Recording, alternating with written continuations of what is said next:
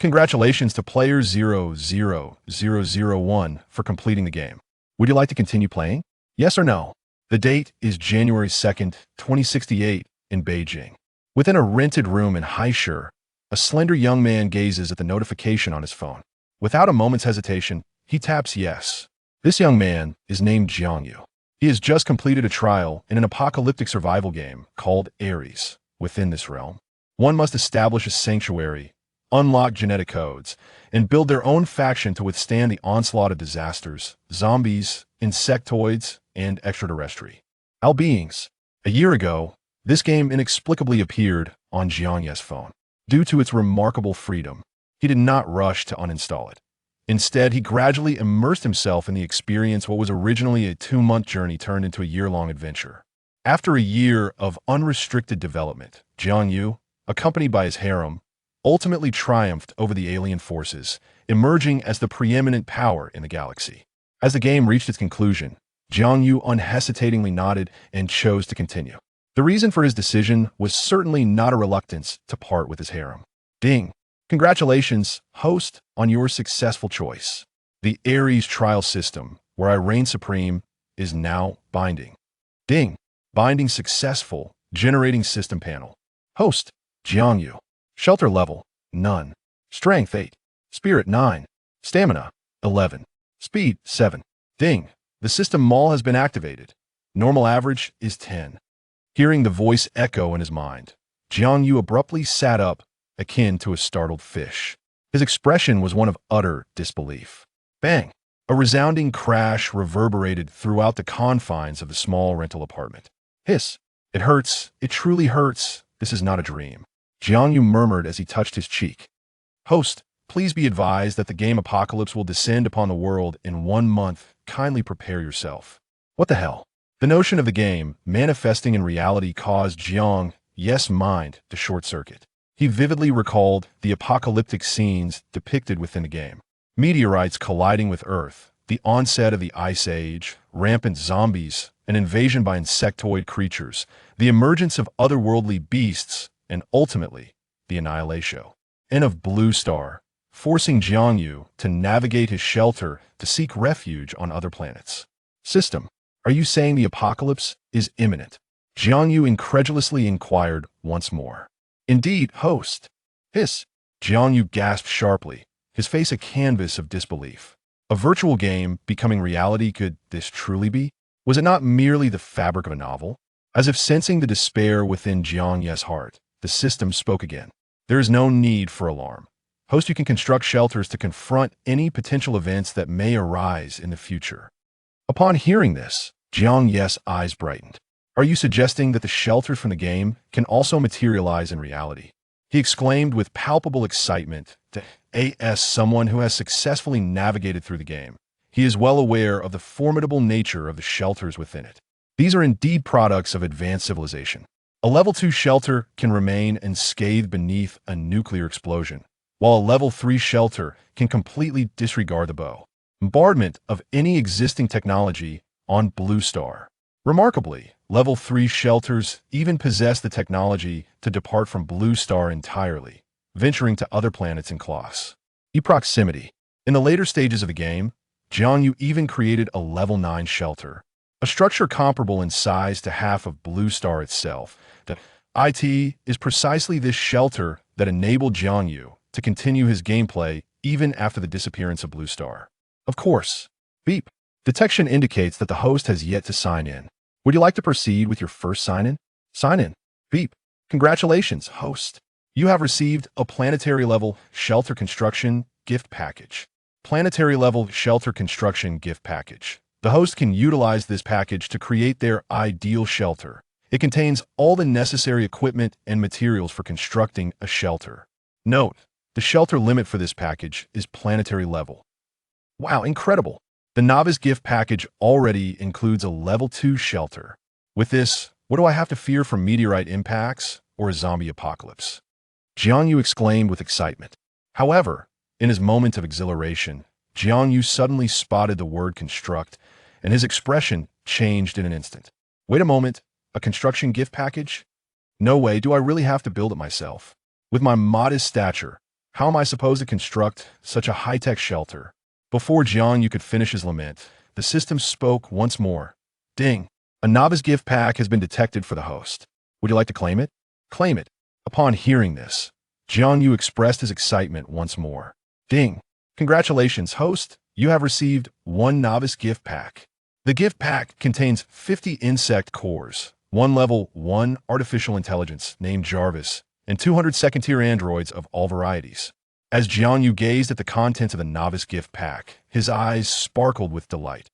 Insect cores and artificial intelligence are indeed indispensable resources for a future shelter. The creation of androids relies on them, and upgrading equipment requires their utilization. Should he wish to enable the shelter to fly or function, it would necessitate the consumption of insect cores. Moreover, the androids are even more formidable. Second-tier androids are akin to humans who have unlocked their second-tier genetic locks, boasting an impressive combat capability.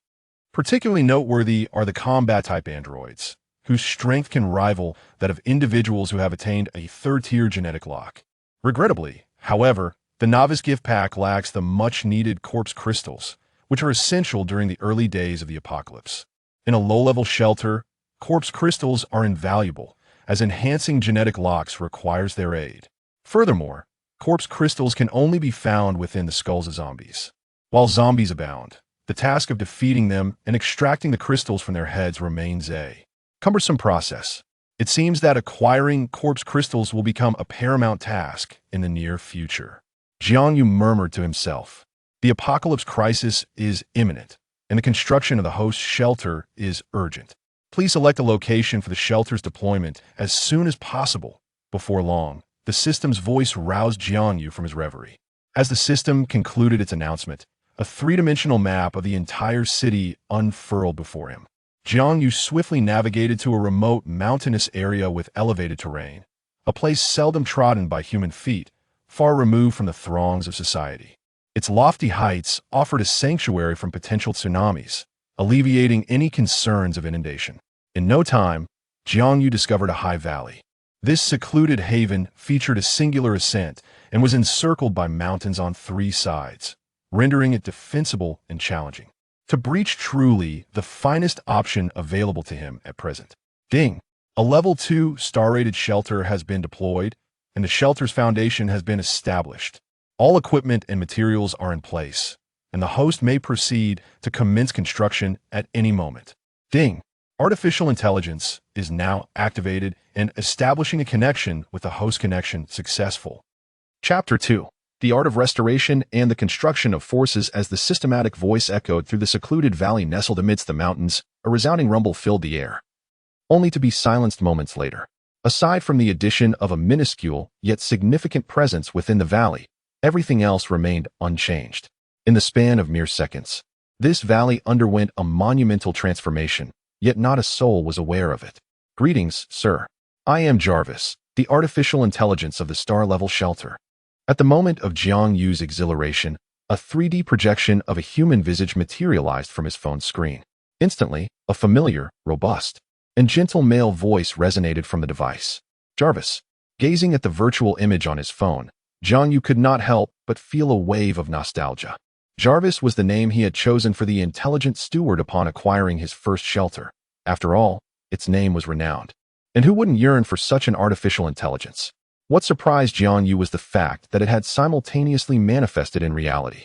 In the game, Jarvis was responsible for all operations within the shelter, encompassing tasks such as identity verification, record management, personnel lists, utilities management, information control, weapon manufacturing, android creation, inventory management, smart home systems, and all other electronic device-dependent functions. He believed that even in reality, Jarvis would excel at these duties. Sir, the foundational tasks of the shelter have been completed. Please proceed to design the construction blueprints. Create the shelter of your vision, and promptly dispatch personnel to commence its construction in preparation for the impending apocalyptic crisis in 1 month. Upon hearing these words, Jiang Yu sat down and pondered for a moment. Time was of the essence, and after considerable contemplation, he ultimately resolved to construct the shelter based on the prototype from his game. The reason was simple: familiarity and confidence. After all, Jiang Yu had successfully completed the game using his own meticulously crafted design. Moreover, This was reality. New methods might not necessarily yield effective results. Thus, opting for a more prudent approach seemed wise. Jarvis, do you recall the configuration of my level 9 shelter during the planetary shelter phase in the game? Jiang Yu inquired. Indeed, sir. That configuration was the culmination of your tireless efforts, having been refined through numerous attempts to achieve the optimal shelter design. Correct. This is no longer a game, so it is prudent to play it safe. A commendable choice, truly a testament to your foresight, Sir Jarvis responded, promptly retrieving the equipment data for the planetary shelter. Before long, an intricate image detailing the interior of the shelter appeared before Jiang Yu. Sir, to ensure you do not overlook any details, allow me to confirm the specifications with you. The shelter comprises a total of 50 levels.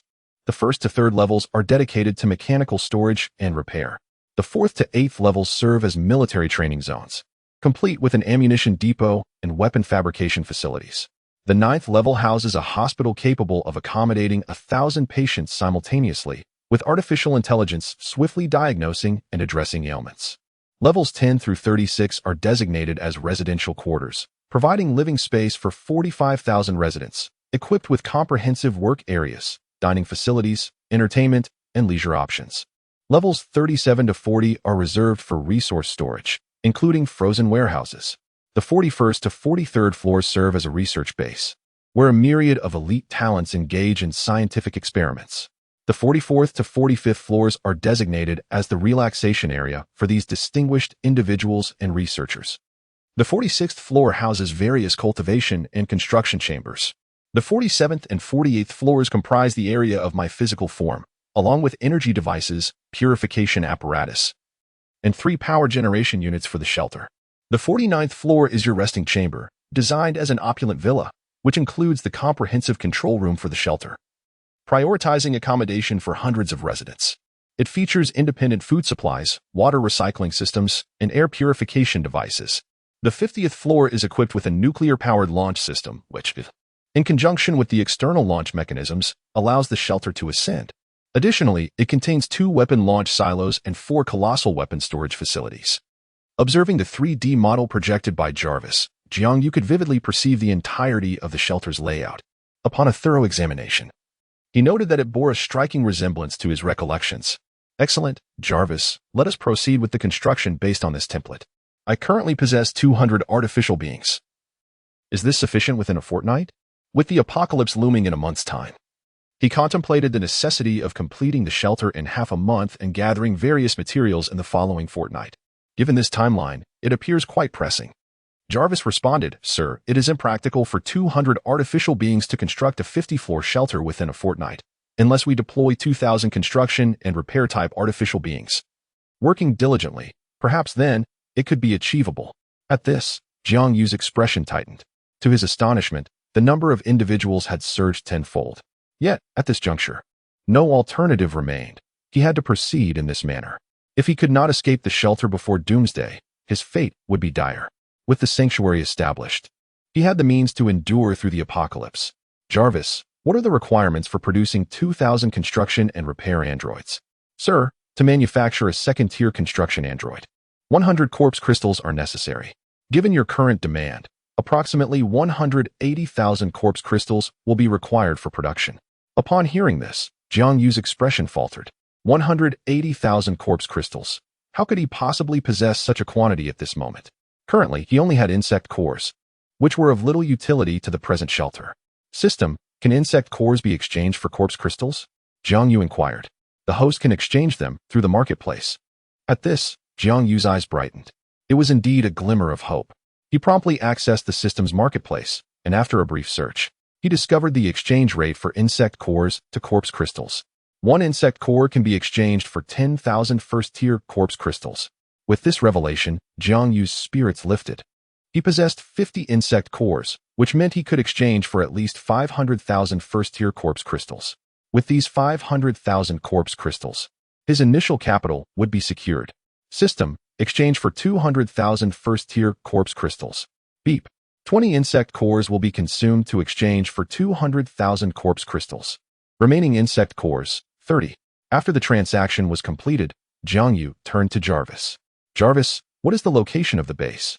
Sir, The shelter is currently situated 20 kilometers northeast of the metropolis, nestled among the mountains. The surrounding peaks create a formidable natural defense, rendering it a wise choice on your part. With merely a month remaining until the apocalypse, Jiang Yu, no longer willing to squander time, promptly hailed a taxi to head towards the refuge. After all, there is an abundance of tasks that demand his attention. After a significant journey, Jiang Yu arrived at the location described by Jarvis. Chapter 3, The Billion-Dollar Shopping Spree, a warning from the campus bell. The landscape mirrored the 3D depiction, encircled by mountains, with a single mountain path wide enough for 3 trucks to traverse side by side.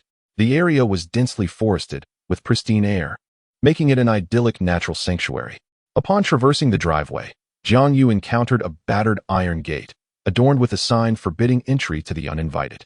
The gate was ensnared with coils of electrified fencing. Jarvis, through remote control, unlatched the gate, allowing Jiang Yu to stride inside, where he beheld the scene within the valley. Within the valley, there were several helipads and parking spaces, and in a spacious plaza, Jiang Yu discovered an array of equipment designated for the construction of the shelter. Directly opposite the grand iron gate stood an immense stone door. Approaching the stone door, Jiang Yu inhaled deeply and instructed Jarvis to open it. "Welcome home, sir," echoed as the stone door rumbled open, gradually revealing the interior. Although in the game, Jiang Yu possessed a level 9 shelter capable of traversing the galaxy, it remained a mere virtual experience.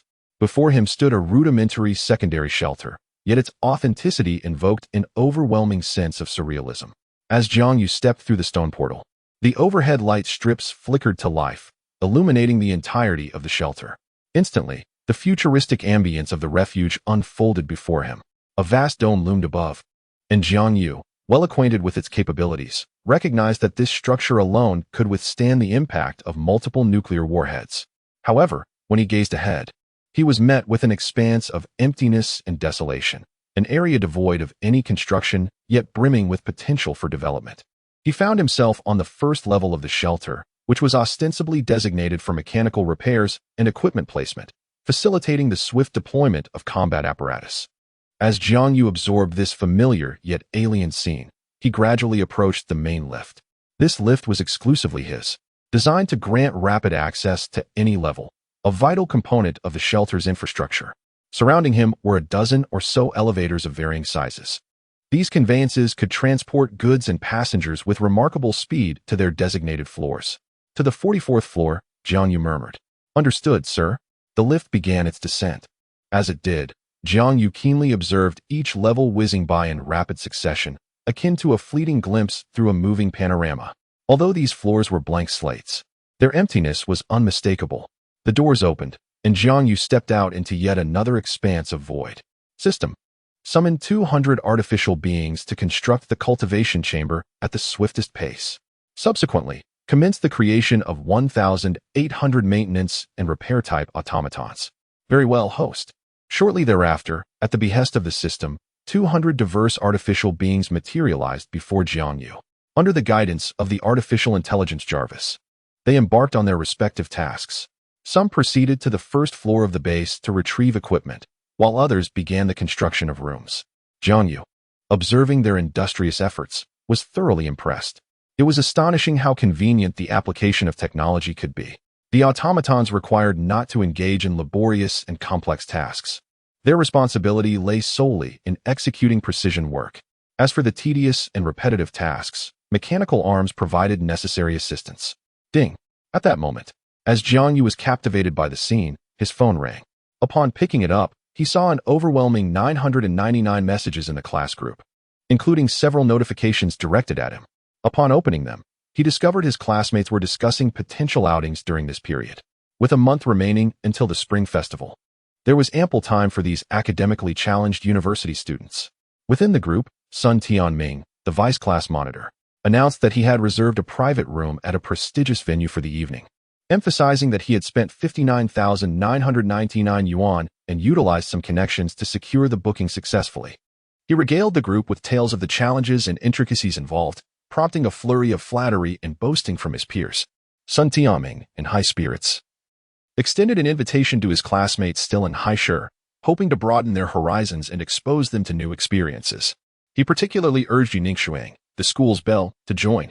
Yet, Yi Ningxuang remained elusive, seemingly submerged in her own world.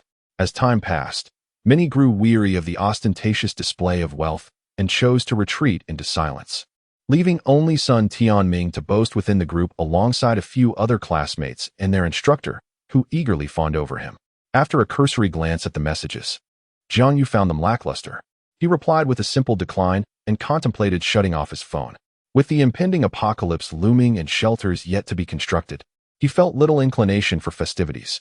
Besides, they were not particularly close friends. A misunderstanding had thwarted Sun Tianming's confession, leading to his pettiness that resulted in the entire class ostracizing Jiang Yu. This had caused him considerable distress for quite some time.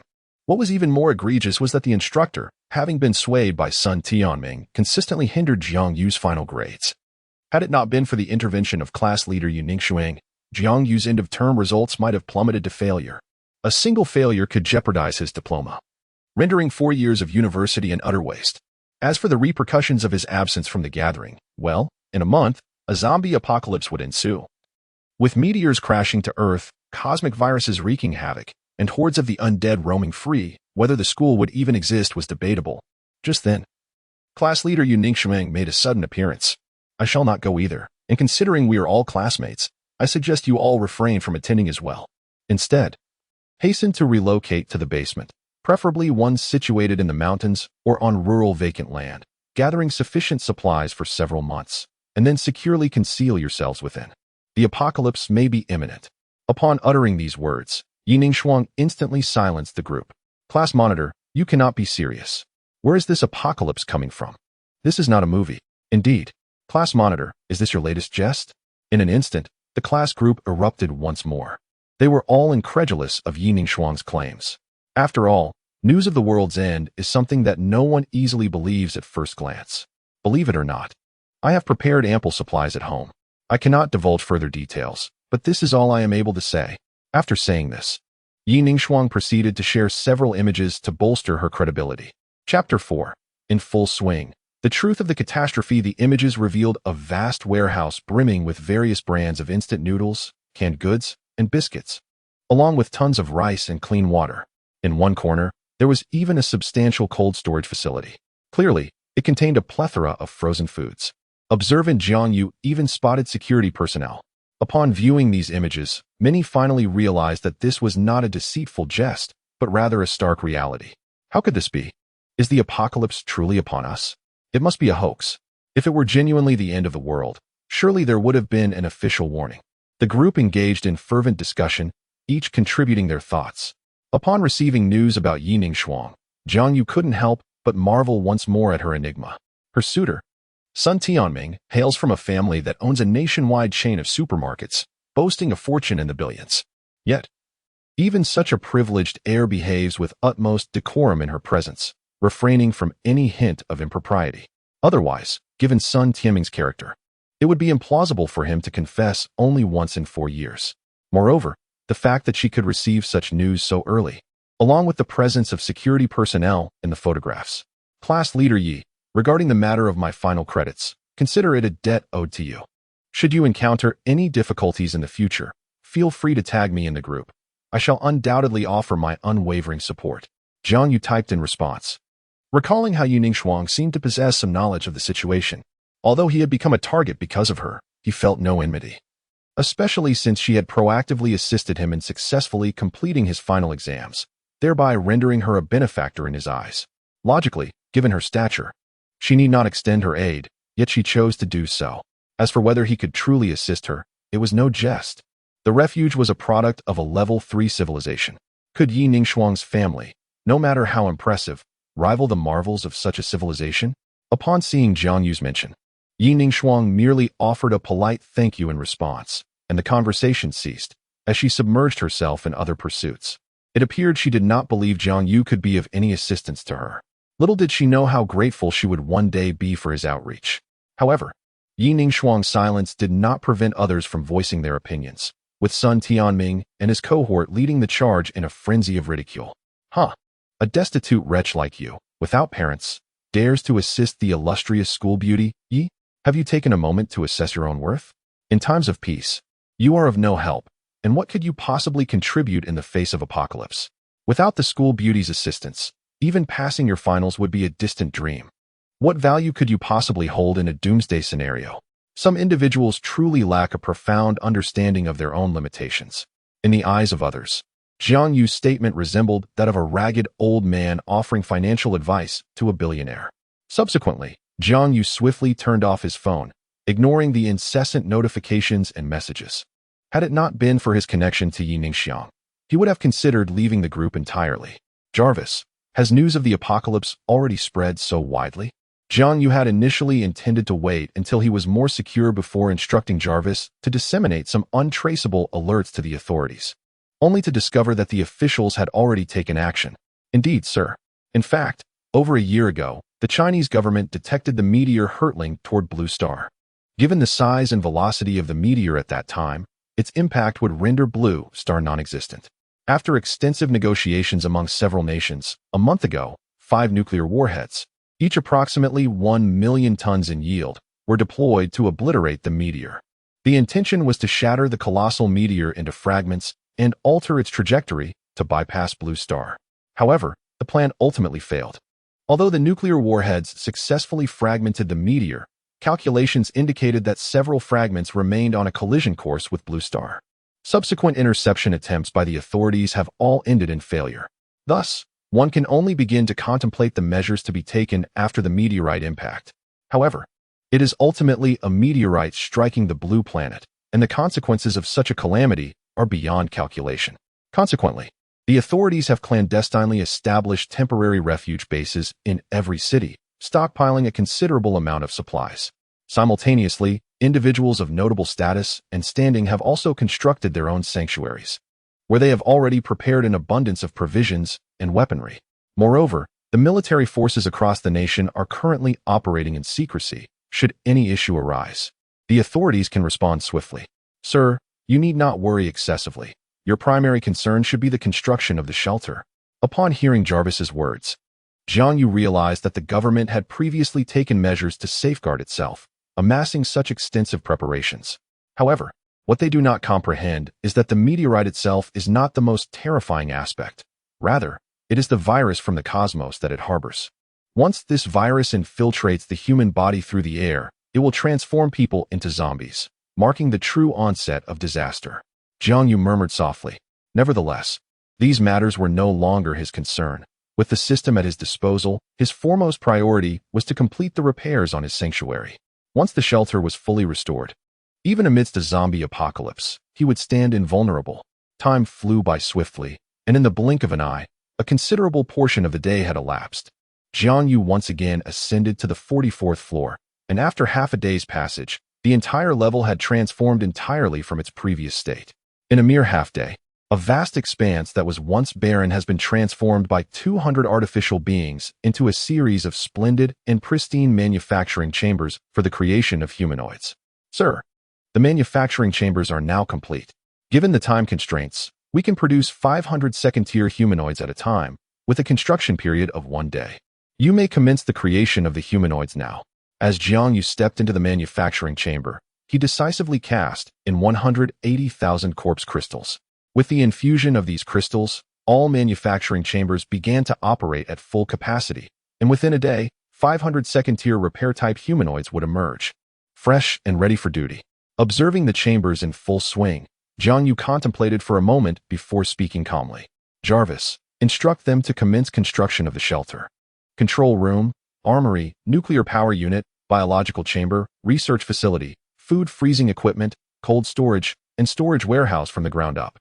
These must be prioritized to ensure that future acquisitions can be swiftly stored. Understood, sir. They have been dispatched to execute your orders. Should the newly constructed repair-type humanoids also join in the construction efforts? Indeed, the shelter's construction must proceed expeditiously. Very well, sir. Chapter 5. The space fills up. Weapons production subsequently. The humanoids continued their diligent work. Meanwhile, Jiang Yu pondered how to amass the necessary funds for future purchases. According to the modeling established by Jarvis, the financial requirements to fully equip the shelter's warehouses would be no trivial sum. After much contemplation, Jiang Yu ultimately resolved to adopt the simplest approach. he decided to leverage Jarvis's formidable technological prowess to directly place orders with various manufacturers. As for the financial aspect, money in the digital realm is merely a number. With the right methods, one can exploit vulnerabilities to modify it at will. The concern of whether the funds could eventually be withdrawn was of no consequence to Jiang Yu. Moreover, with the apocalypse looming just a month away, the inability to retrieve the funds was hardly a concern. Thus, under Jarvis's guidance, numerous steel materials and supplies manufacturers in the vicinity of Haishur received substantial orders from the affluent Mr. Jia. Jarvis instructed them to deliver the materials within 5 days. With prices being a trivial matter, any increase was inconsequential as long as the materials were delivered on time.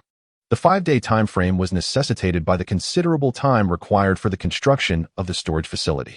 Given the substantial value of these orders, the manufacturers dared not exhibit any slackness. Even with the Spring Festival approaching, they were compelled to work overtime and expedite their tasks to secure this lucrative deal. After all, who could ever have too much money, especially with triple overtime pay following the festival? Once the necessary directives were issued, all that remained was to wait patiently. Additionally, Jarvis was reminded to reach out to local suppliers of meat, various seeds, and floral plants, as these cultivable items were essential for the shelter. Furthermore, it was imperative to procure some forklifts and trucks to facilitate the transportation of goods. Drawing upon his past experiences within the realm of gaming, Jiang Yu contemplated briefly before issuing commands. Very well, sir. Jarvis promptly re-established communication with various merchants. Before long, time slipped away, and 3 days had swiftly passed. During this period, a total of 1,500 construction and repair androids had successfully erected the majority of essential facilities spanning the 50 to 40 levels, with remaining needs to be addressed subsequently. Moreover, numerous items previously purchased by Jiang Yu began to arrive in succession over these 3 days. Fortuitously, the ample space of the plaza accommodated such a vast array of goods. Otherwise, it would have been impossible to house them all. At this moment, the plaza was filled with forklifts, pickups, and delivery trucks. These vehicles, readily available from nearby provinces, arrived swiftly. When the delivery personnel beheld the expansive helipad and parking area nestled within the valley, they could not help but ponder the nature of this place. However, adhering to the principle of profit, they paid little heed to their surroundings. After completing the handover with Jiang Yu, they departed hastily. Subsequently, a multitude of materials continued to be delivered, including fabrics, steel, minerals, and other goods. Within a mere 3 days, the plaza had become a veritable mountain of supplies.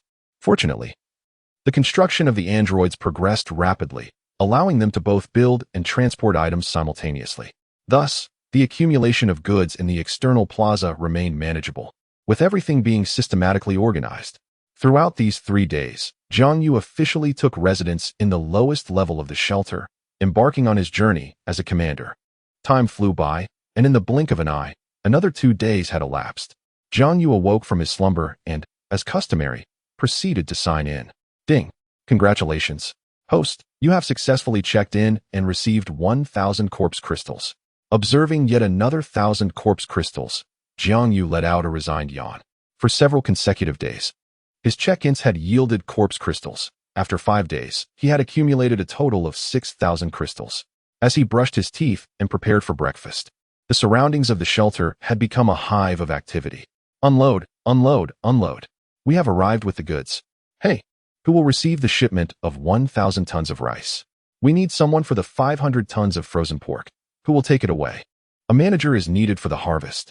Within the valley, the air buzzed with voices. Truck after truck, laden with supplies, entered the valley, unloading their cargo before departing. The next truck would soon follow. After the restoration of the 3-level storage facility was completed, supplies began to arrive in a steady stream. Today, it was 1,000 tons of rice. Tomorrow, hundreds of tons of pork, chicken, beef, and duck, all delivered in 10-ton increments. Once delivered, under the supervision of Jarvis and the assistance of combat androids, these supplies were neatly and systematically arranged within the storage levels. After satisfying his hunger, Jiang Yu made his way to the control room to inquire about the incoming shipments. Jarvis, how much has been delivered over the past few days? Sir, the supplies received in the last 3 days have already reached 1/3 of our initial purchase. This includes 20,000 tons of rice, 10,000 tons of pork, and 8,000 tons each of beef, chicken, duck, and fish, along with 3,000 tons of frozen vegetables, 3,000 tons of various dried fruits, 500 tons of assorted fruits, plants, and vegetable seeds, 10,000 sets of clothing, an array of emergency medicines, health supplements, and medical supplies. Once all these provisions are delivered as required, it is anticipated that the stored supplies will sustain 200,000 individuals for 3 years. Jiang Yu gazed at the increasingly ample storage space in the command center, feeling a deep sense of satisfaction swell within him. In a world where humanity devours itself, notions of combat prowess and security become insubstantial. In such dire circumstances, the ability to procure sustenance and satiate hunger stands paramount. It is this profound fulfillment that instills in Jiang Yu the confidence to endure in this apocalyptic reality. Moreover, these supplies are intended solely for emergencies. Within the sanctuary, the everyday necessities are chiefly sourced from the farming and breeding zones on the levels occupied by ordinary citizens, which are entirely self-sufficient. The conditions for agriculture and husbandry there are products of a tertiary civilization, allowing vegetables to mature in just 2 or 3 days under special nutrient solutions, with some fast-growing varieties even ready for harvest within a single day. In the breeding area, chickens and ducks can reach maturity in half a month, while pigs, cattle, and sheep require only a month or 2 of care to reach edible size. After all, no matter how abundant the stored supplies, there will inevitably come a day of depletion. The ability to cultivate vegetables and raise livestock within the sanctuary fosters a self-sustaining cycle, which is the essence of a truly beneficial equilibrium. Jarvis, once all the residents are settled in, those family members lacking any particular skills can simply be assigned to cultivation tasks. My synthetic beings have far more pressing matters to attend to. Chapter 6. The Breeding Area, Future Development. Our refuge cannot merely accommodate those who are proficient in nothing but the basic acts of living. Even if it involves mopping floors or wiping surfaces, as long as there is work to be done, it suffices. Very well, sir. Jarvis, please provide me with a map of the entire breeding area. As soon as Jiang Yu concluded his request, Jarvis projected various videos showcasing the entire breeding area. Through these visuals, Jiang Yu could easily observe the intricate details of each section within the breeding zone. The area was divided into several sections, some of which were unoccupied while others housed young animals such as chickens, ducks, cattle, sheep, and pigs, those most commonly found in the marketplace. Additionally, in 2 corners of the facility, there were breeding zones teeming with rats and cockroaches. The sight of those 2 sections prompted Jiang Yu to recall the agonizing experience from a game where he had to consume energy blocks made from a grotesque mixture of rat and cockroach meat, reminiscent of the dystopian fare in Snowpiercer. Although it was merely a game, the thought alone stirred a sense of revulsion within him. Yet, Jiang Yu understood that if the time ever came, he would have to swallow not just energy blocks made from minced meat, but the very rats and cockroaches themselves. For survival was paramount. In a post-apocalyptic world, the highly prolific cockroach would be a rare source of sustenance, representing the only means to acquire essential nutrients for the human body. However, these matters are not of utmost importance. What truly matters is that cockroaches and mice consume anything and everything, possessing a terrifying capacity for reproduction regardless of their diet. The maximum capacity of the secondary shelter hovers around 100,000 individuals. 100,000, even with the most meticulous attention. A significant amount of kitchen waste and household refuse will inevitably accumulate. It is the cockroaches and mice that can digest this refuse, thereby achieving a balance within the ecosystem of the shelter. After ensuring that the supply and breeding areas were in satisfactory condition, Jiang Yu turned his attention to the weapons section. Since the shelter had undergone substantial repairs, combat androids had been dispatched to manufacture firearms. In a post-apocalyptic world, survival is undeniably crucial, yet the means to protect supplies and the shelter itself are of even greater significance. Thus, as the collection of resources proceeded in an orderly fashion, the development of weaponry also demanded urgent attention. By the way, Jarvis, how is the armory outfitting progressing? Ding. Jarvis concluded the 3D projection of the breeding area, shifting to the surveillance of the weapons manufacturing zone. Sir, due to the current low level of the shelter, we presently have only 5 production lines for automatic pistols, heavy machine guns, submachine guns, grenades, and melee weapons. Furthermore, due to a shortage of materials and elements required for ammunition, our production is limited. However, aside from the ammunition, firearms are in the process of being manufactured, with a considerable quantity already produced. including 5,000 automatic pistols, 1,000 heavy machine guns, 3,000 submachine guns, and 5,000 Nepalese kukris. Due to a scarcity of materials, the production of projectile weapons has become unfeasible. Furthermore, the insufficiency of corpse crystals has hindered the creation of specialized weaponry and ammunition, leaving only conventional arms to be manufactured.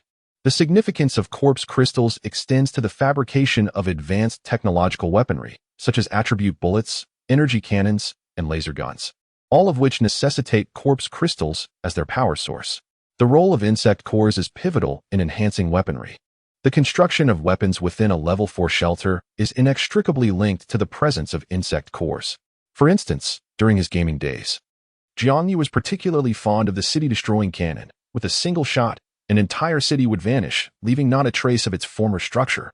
Thus, Jiang Yu pondered, is it merely firearms that we possess, devoid of ammunition? He urged the material suppliers to expedite their delivery. As the urgency of weaponry cannot be overstated, what is needed must be ready at hand. Additionally, Jarvis procured 10 insect cores in exchange for corpse crystals. One can never have too many weapons. With an empty hand, anxiety looms. Without arms, a chill envelopes the body. In this apocalyptic world, both sustenance and weaponry are indispensable. Only with this formidable hand can Jiang Yu navigate the chaos of the end times with ease. As for weaponry beyond the conventional, there is no need for haste. It is not yet the time for the apocalypse. When the time comes, exchanging ordinary arms for corpse crystals will be quite acceptable. After all, the zombies in the early days of the apocalypse are relatively easy to defeat. Conventional weapons suffice, rendering the advanced technologies of a level 3 civilization unnecessary. Very well, sir. After observing everything meticulously, Jiang Yu turned off the projector and gazed at the calendar on the wall. In just over 20 days, the apocalypse would arrive. Fortunately, judging by the timeline, it appeared that the construction of the shelter would be completed within the last few days before the end, and all necessary supplies would be gathered without issue. As for the insect cores, Jiang Yu was reluctant to utilize them excessively for now, as the future remained uncertain. Conserving resources was prudent. At this juncture, after arranging all that was needed, Jiang Yu could only await quietly. From the following day onwards, an increasing number of trucks delivered supplies. All materials were meticulously categorized and organized. The storage space within the shelter continued to diminish, and the number of repairs required was steadily decreasing. Additionally, the armaments factory operated around the clock, tirelessly manufacturing weapons. Jiang Yu believed it essential to conquer his fear of insufficient firepower. As long as the factory remained operational, weapons must be produced relentlessly to fill the arsenal. As time raced forward, half a month slipped away unnoticed. The oblivious populace remained immersed in the festive atmosphere leading up to the new year, utterly unaware of the impending doom. Meanwhile, Jiang Yu's shelter grew increasingly robust. At this moment, the majority of the facility's infrastructure had been completed, with only minor details left to address. The 3 levels designated for the collected supplies were overflowing, and the armory's doors could barely close, brimming with firearms and ammunition. Among them were several high-powered weapons acquired through sign-in rewards and crafted from corpse crystals, reserved for emergencies. Each synthetic being has been armed to the teeth by Jiang Yu. Essentially, every visible and concealed area is outfitted with equipment. It can be said that each synthetic individual serves as a miniature arsenal, capable of effortlessly demolishing a 3-story building single-handedly. As time progresses, the impending meteor strike draws ever closer. Officials across various regions now find themselves in a state of turmoil, contemplating whether to disclose this alarming news and how to manage the public's ensuing panic. Meanwhile, Jiang Yu, after nearly a month of relentless effort, finally completed the collection and organization of all necessary supplies on the 26th day of the 12th lunar month, just 5 days before the Spring Festival. Chapter 7. Chaos continues. Final warning: fortunately, this was several days ahead of schedule, granting Jiang Yu additional time to address other matters. During this period, the defenses of the shelter were fully activated, and all facilities commenced operations at full capacity. The synthetic beings stood poised and ready, at Jiang Yu's command. They would charge to the front lines to execute his directives. Sir, now that the new shelter has been entirely constructed, please bestow upon it a name. Upon hearing Jarvis's voice, Jiang Yu recalled that the shelter remained unnamed. In the context of the game, this shelter embodies the mission and responsibility of safeguarding the last remnants of humanity, and in this moment, It mirrors the reality of the world outside. If it is indeed true, as the conclusion of the game suggests, that Blue Planet will eventually meet its demise, then this sanctuary shall serve as the sole bastion for preserving the flickering embers of human life. Henceforth, let it be named the Sanctuary of the Eternal Flame. As we inherit the flame and forge ahead with unwavering resolve, I may not be the architect of the new world, but I shall undoubtedly be the guardian of its future flame. On the 26th day of the 12th lunar month, amidst the chilling winds and with the spring festival approaching, a singular piece of news swept across every television, mobile phone, and computer capable of receiving updates worldwide. This news, which instantaneously extinguished the festive spirit that had been building, was the official announcement regarding the impending collision of a meteor with Blue Planet. Dear viewers, after deliberations by the highest command, we now issue a nationwide alert of Level 9 for hazardous threats. A year prior, a massive meteor, designated BYZ-12138, was hurtling towards Blue Planet at the speed of light. Throughout this year, the 5 major world governments exhausted every conceivable method, although they succeeded in shattering the meteor. The 2 largest fragments are now on a collision course with Blue Planet.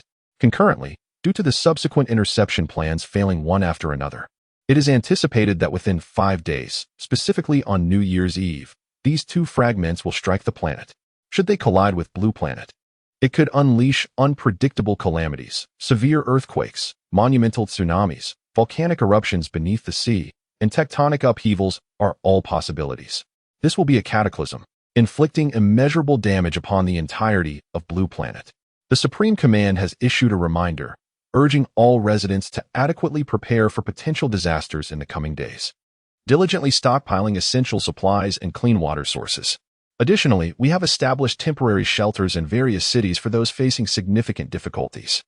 Dedicated personnel will be available to assist you there. The Supreme Command also reassures everyone that, regardless of the circumstances, the nation will safeguard the legal rights of every citizen. The law will always serve as your shield. Any acts of crime will be met with unwavering severity and immediate punishment. As this announcement reverberated across numerous electronic devices, a wave of astonishment swept the nation. Who could have anticipated such calamity so close to the new year? Would it be impossible to celebrate the holiday in peace? After all the effort to return home, is the world really coming to an end? It's dire enough that finances are tight this year, and now a meteor strike threatens our very existence. Is this not a deliberate cruelty? Alas, the past few years have been challenging enough. Must we now forfeit our ability to celebrate the new year? Cursing under his breath, one man resolved to purchase flour and water while he still had a few hundred yuan left. Given the official anxiety, who could predict how long this crisis would endure? Let the meteor strike. Perhaps it would be a fitting end amidst financial woes. Just when he was fretting about having no money for the festivities. Perhaps, in the end, he could enjoy free sustenance at the designated shelters set up by the authorities. In a matter of moments, the internet buzzed with a cacophony of opinions, each more varied than the last. Meanwhile, those unconnected to the web were bustling through supermarkets, stockpiling supplies in droves. Some, frustrated by the long queues, even resorted to quarrels. The streets were filled with vehicles eager to escape the city or return home, creating a tangled web of traffic. Horns blared incessantly. Yet a segment of the populace remained indifferent, dismissing the chaos as mere government propaganda. Even if the warnings were credible, what harm could befall them? They could always retreat to a shelter. Surely they wouldn't be turned away. Thus, despite the palpable tension, the anxious were few in number. After all, many held the belief that the state would catch them if they fell. Even in the worst of times, there would be sustenance to sustain them. At this moment, Jiang Yu transmitted the information he had long prepared regarding the cosmic virus and the undead, immediately following the conclusion of the news, via Jarvis. With only 5 days remaining until the apocalypse, while the outcome was immutable, he hoped to provide a precautionary measure to minimize potential casualties. Instantly, this news ignited a frenzy across the internet, exacerbating the existing panic among the populace. However, when they learned that this information was not from an official source and witnessed the government's attempts to debunk it, a semblance of calm returned.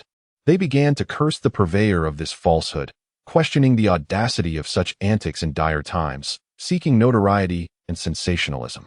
Meanwhile, the officials were in pursuit of the individual responsible for disseminating this misinformation. Strangely, they found themselves at a loss, unable to identify the source. In an instant, even the authorities began to harbor doubts. Moreover, several astute individuals sensed the anomaly and commenced their covert preparations. On the other side, having just released the information, Jiang Yu picked up his phone to find messages in his class group, with someone tagging him. The classmates within the group are primarily engaged in discussions regarding the recent news. Upon seeing Jiang Yu's message, someone erupted in expletives. Goodness, what time is it? How can there be such attention-seeking behavior? Indeed, such individuals seem to revel in chaos. Simultaneously, they expressed astonishment that what the illustrious Yi had said turned out to be true. Truly, Yi is exceptional. How could she have known the news so far in advance? Indeed, she was aware a full 2 weeks before us. Everyone, fellow classmates, actually, after Ye's announcement, my family also began preparations.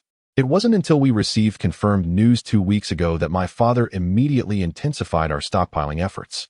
Our home now brims with rice, flour, cooking oil, instant noodles, biscuits, and bottled water, Sun Tianming proclaimed, brimming with pride. He subsequently shared numerous images depicting mountains of supplies, a small hill of instant noodles, walls constructed from boxes of biscuits, and an entire warehouse filled with bottled water. Wow, esteemed one, please take me under your wing. I ventured out earlier and could only manage to snag a single bag of rice. No wonder, coming from a family that owns a chain of supermarkets. The preparations are indeed thorough. In truth, those with even a slight connection had already been aware of this matter a month prior. Learning of it 2 weeks ago, my family was already considerably late to the game. I believe that those who are wealthier and more influential have undoubtedly established their own refuge locations by now, complete with dedicated personnel for oversight and protection. Sun Tianming continued. Chapter 8. Reactions from all sides. The catastrophe begins indeed. My family was informed a month ago. Thus we have been preparing for the past month. Students, it is imperative that you take this matter seriously. While time remains, hasten to gather essential supplies. Those who can return to their family homes should do so, while those unable to return ought to seek refuge in a basement, preferably one fortified against aerial assaults.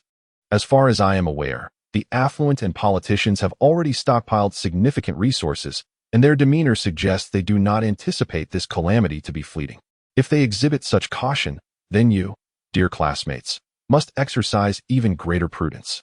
The usually reticent Yi Ningxiang has also addressed everyone, only to swiftly retreat into silence once more. At this juncture, those who had previously remained indifferent began to feel a surge of anxiety. Vice Monitor, Class Monitor. Your preparations seem quite thorough. Might we take shelter with you? We are willing to pay, inquired several astute classmates. Upon hearing this, many others readily concurred.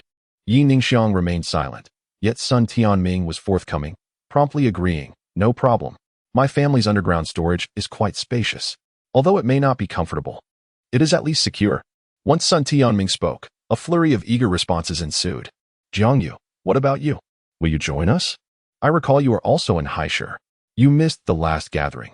Now that the world is facing its end, will you still refrain from joining us? Sun Tianming remarked with a smirk as he glanced at his phone.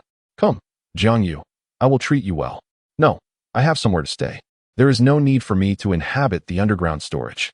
Jiang Yu, who had been lurking in the background, promptly replied, simultaneously capturing and sharing an image of his current living quarters.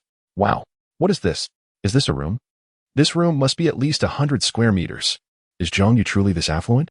When Jiang Yu posted a glimpse of his room, the members of the group were left utterly astonished. What transpired? Wasn't Jiang Yu merely a destitute student, bereft of parents? How could he possibly afford to reside in such a place? Jiang Yu, what a farce. At a time like this, you still seek to maintain appearances. That photo is clearly edited. Do you take me for a fool? Sun Tianming scoffed. Upon hearing Sun Tianming's remarks, the group members suddenly realized the truth. So that's it. I was puzzled.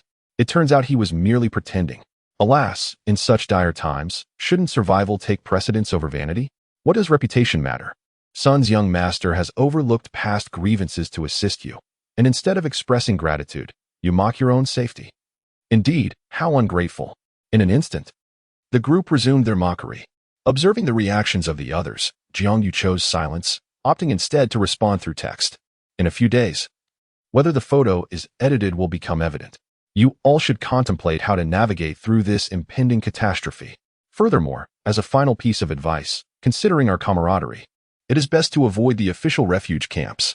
In this apocalyptic scenario, if you can fend for yourself, do so. Safeguard your resources diligently. Do not trust anyone who approaches you for assistance after the calamity has begun, not even your next-door neighbor. No one can predict who may mutate due to exposure to the virus. With that, Jiang Yu promptly closed the messaging app, disregarding the ongoing discussions. As a classmate, he had already extended his benevolence to the utmost. From this point onward, their lives and deaths were no longer of his concern. Although Jiang Yu had gone offline, the persistent ridicule and mockery within the group chat continued unabated. Foolish Jiang Yu, believing in rumors that had already been debunked by the authorities. It was utterly laughable. I always said Jiang Yu was heartless. In times like these, mutual assistance is most essential, yet Jiang Yu displayed such selfishness. Indeed, from now on, whenever any of us encounters difficulties, let us lend a helping hand to one another. Those with wealth should contribute financially, and those with strength should offer their support. Yes, when Jiang Yu inevitably comes to plead for mercy, we shall return this sentiment to him in full. Having closed the chat, Jiang Yu was about to continue checking on the shelter when his phone rang. Upon answering, he was greeted by the sound of an elderly man's laughter. Young Jiang, it's the end of the world. Would you like to come and seek refuge here? Hearing that familiar, aged laughter, Jiang Yu smiled slightly. No, Grandpa Chun. I have a place to stay. But if you encounter any trouble, do not hesitate to call me. I will rush over without a second thought. Jiang Yu replied. You stubborn boy. Very well, since you refuse, I shan't press the matter. Just remember to call if you need anything. With that, the call ended. That old fellow. Jiang Yu chuckled softly. The caller was an ordinary professor who had consistently supported Jiang Yu's college education. Orphaned and alone, Jiang Yu had fought tirelessly to secure his place among thousands in the prestigious University of Haishur, but due to the exorbitant tuition fees, he had chosen to forego his dream. Had it not been for Professor Chun, who helped buy items for Jiang Yu after he forgot his wallet, and subsequently took a personal interest in funding Jiang Yu's college education upon learning the full circumstances, Jiang Yu might have prematurely abandoned his studies to work. This professor stands as one of the few individuals who have shown kindness to Jiang Yu over the years. Although he only knows the professor's surname, Chun, and has merely his phone number and WeChat contact, Jiang Yu feels no need to learn more. After all, they are not related. The professor has already aided him in attending university, and there seems little reason to delve deeper into personal details. Jiang Yu believes it is sufficient to cherish this kindness in his heart, with the intention of repaying such generosity once he has achieved success. Meanwhile, within an extraordinarily opulent estate on the outskirts of Haishur, one traverses dense vegetation. Flanked by numerous bodyguards clad in black and infrared surveillance cameras diligently monitoring the estate's every corner. Passing through massive, robust iron gates, one arrives in a room adorned with an antique charm. A beautiful young girl, clad in a pale yellow gown, gently massages the shoulders of an elderly man. Grandfather, is Jiang Yu still unwilling to come? The girl inquires softly. Indeed, that boy remains as stubborn as ever, the elder sighs with resignation.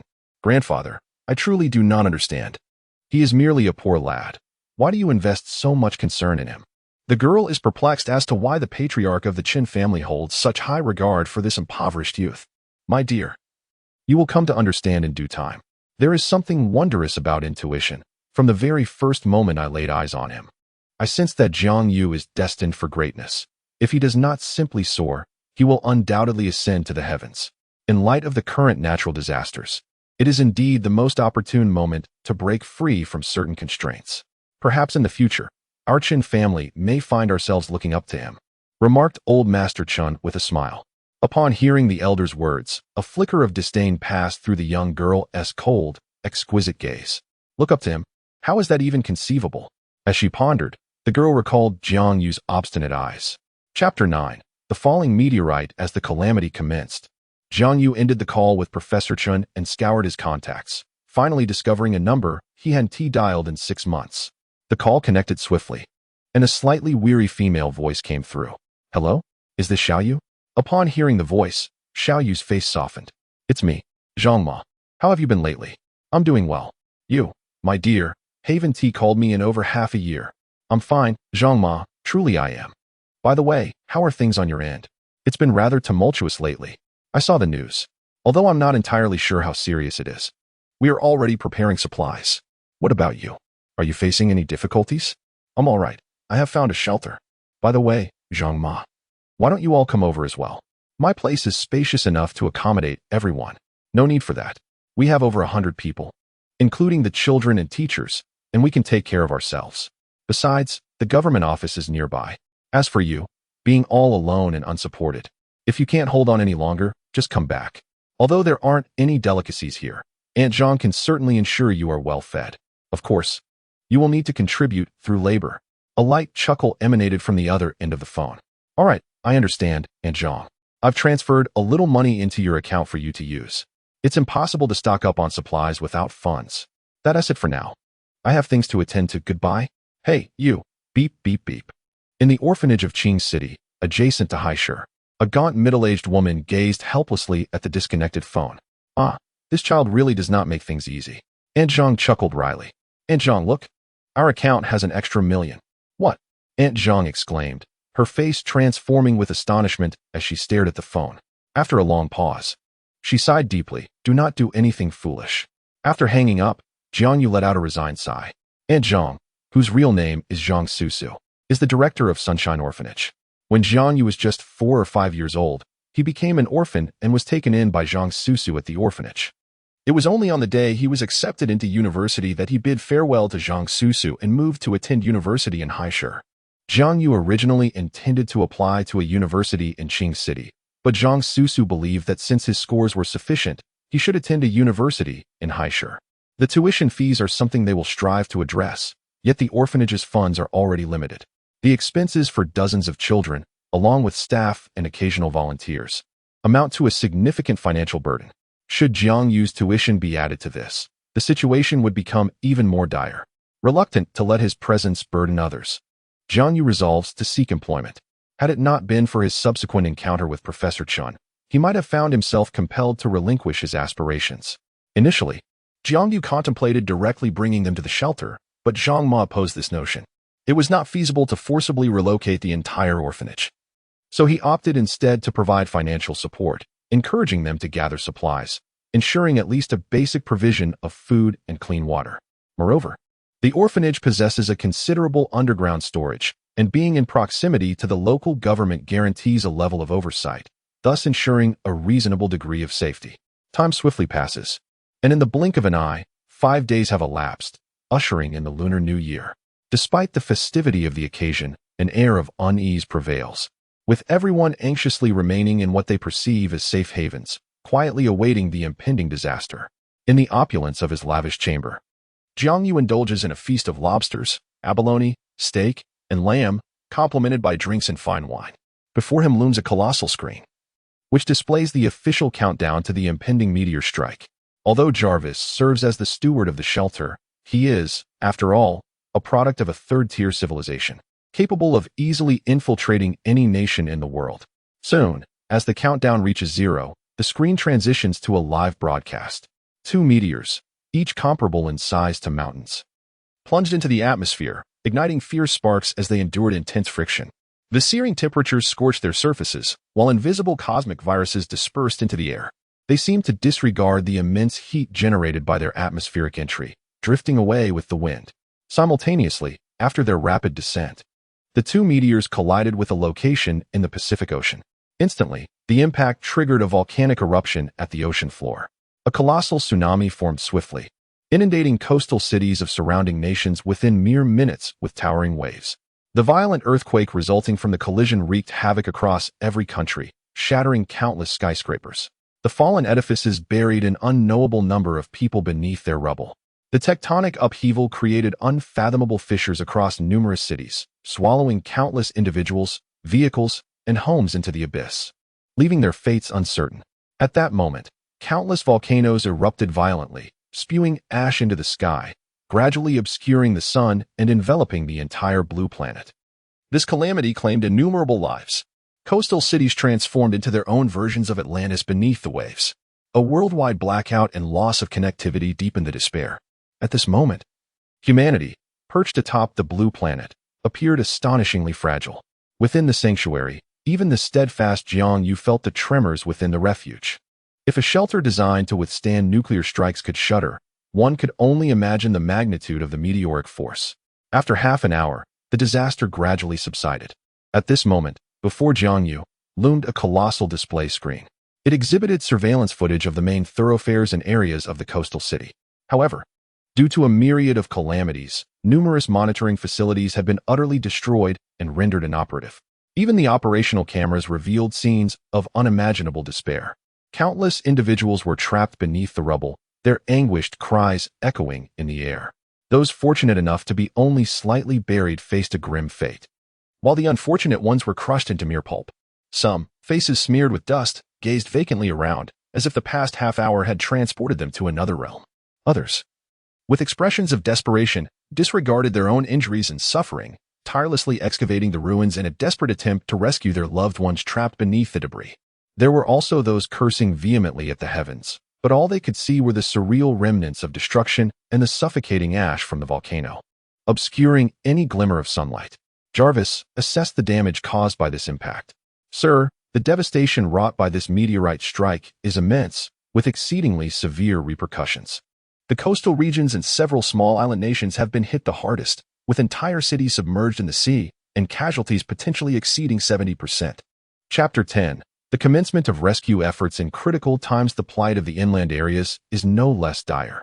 The violent earthquakes and tectonic shifts have resulted in a destruction level reaching 90%.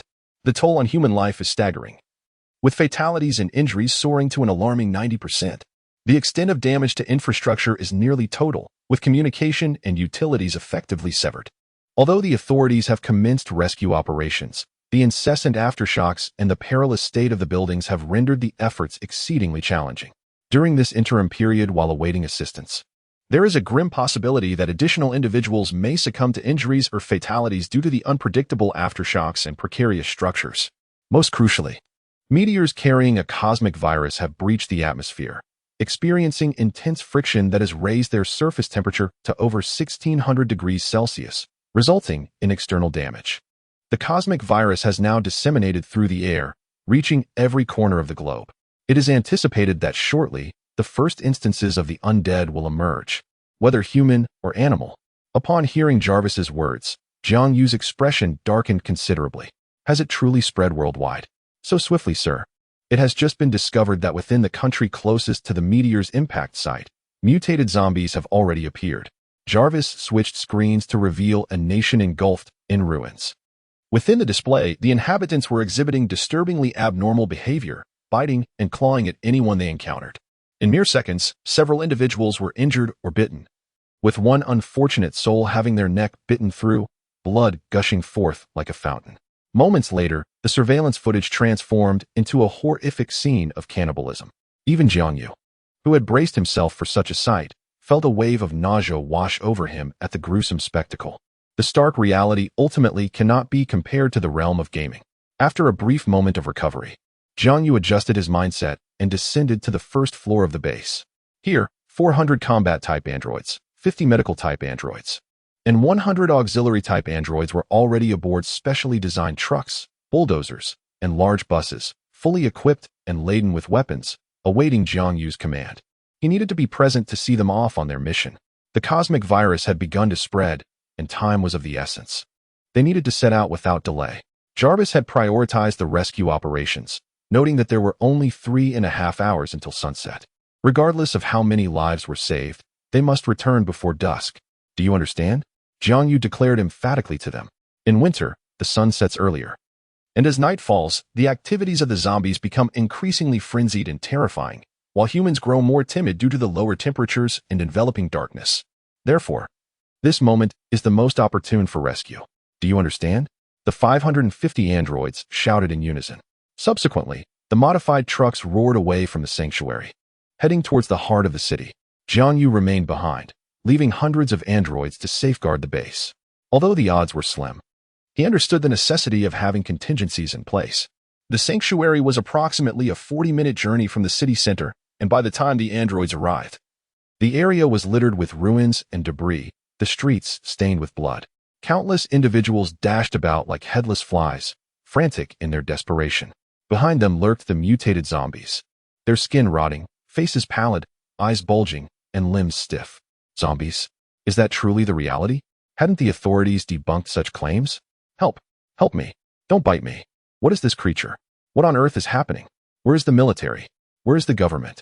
No, Please, father, don't. Stay away from me.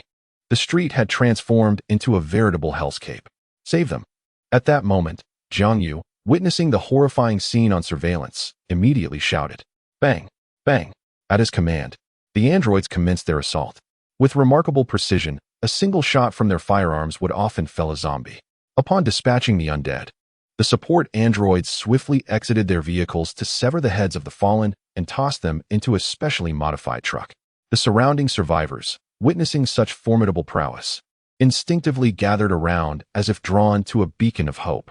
In a surreal turn of events, amidst the astonished gazes of the crowd, a select few were ushered into the vehicle, which then sped away, leaving the others in a state of bewilderment. What just happened? They actually did that. Before they could fully comprehend the situation, another horde of zombies charged towards them. In a state of panic, they became like headless flies.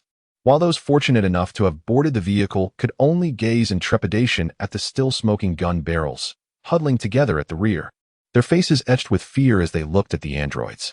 As the truck traversed the road, numerous individuals were rescued, their faces reflecting the relief of having survived a harrowing ordeal.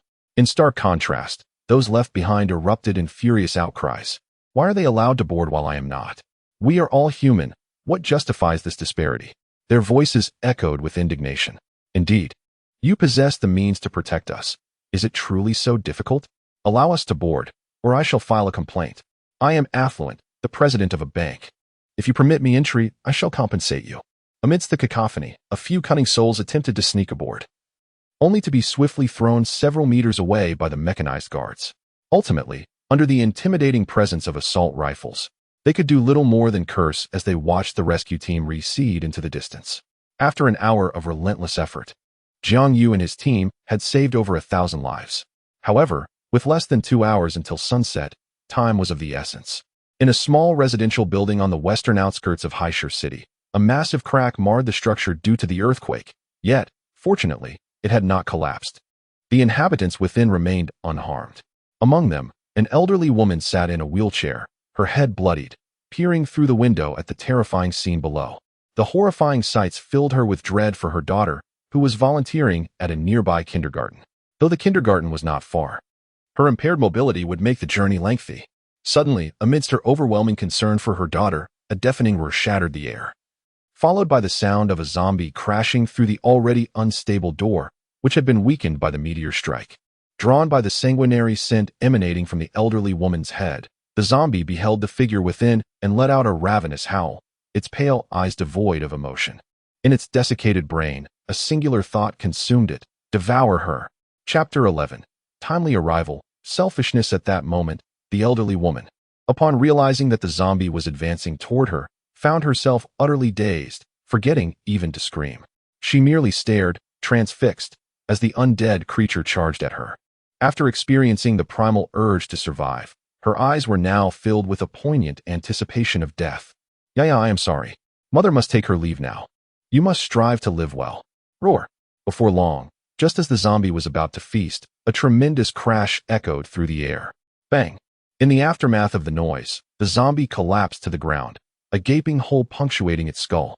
The blood from the decapitated creature splattered across the elderly woman's vacant face. "Madam, you must be Lu Yaya's mother, am I correct? Is Lu Yaya here?" As the elderly woman sat in her wheelchair, her face smeared with blood, a voice jolted her back to reality. Turning her head, she was met by the sight of a burly man clad in combat attire, coldly regarding her. "Who are you, and what do you want with my daughter?" "I am with the Ember Sanctuary, sent by our commander to escort you and your daughter to safety." The combat android addressed the elderly woman. "The Sanctuary of Flames." "Very well, I shall accompany you, but Yaya is not here. She is volunteering at the kindergarten across the street." The elderly woman, initially filled with questions, had intended to inquire about their origins. However, upon observing their imposing and fully armed presence, she realized she lacked the standing to pry further. Thus, she promptly acquiesced to their demands. In such a perilous moment, perhaps only they could rescue and safeguard Yaya. After all, she had witnessed Yaya's uniqueness on numerous occasions. "Oh, at the kindergarten? Very well, please lead the way. Our people will escort you."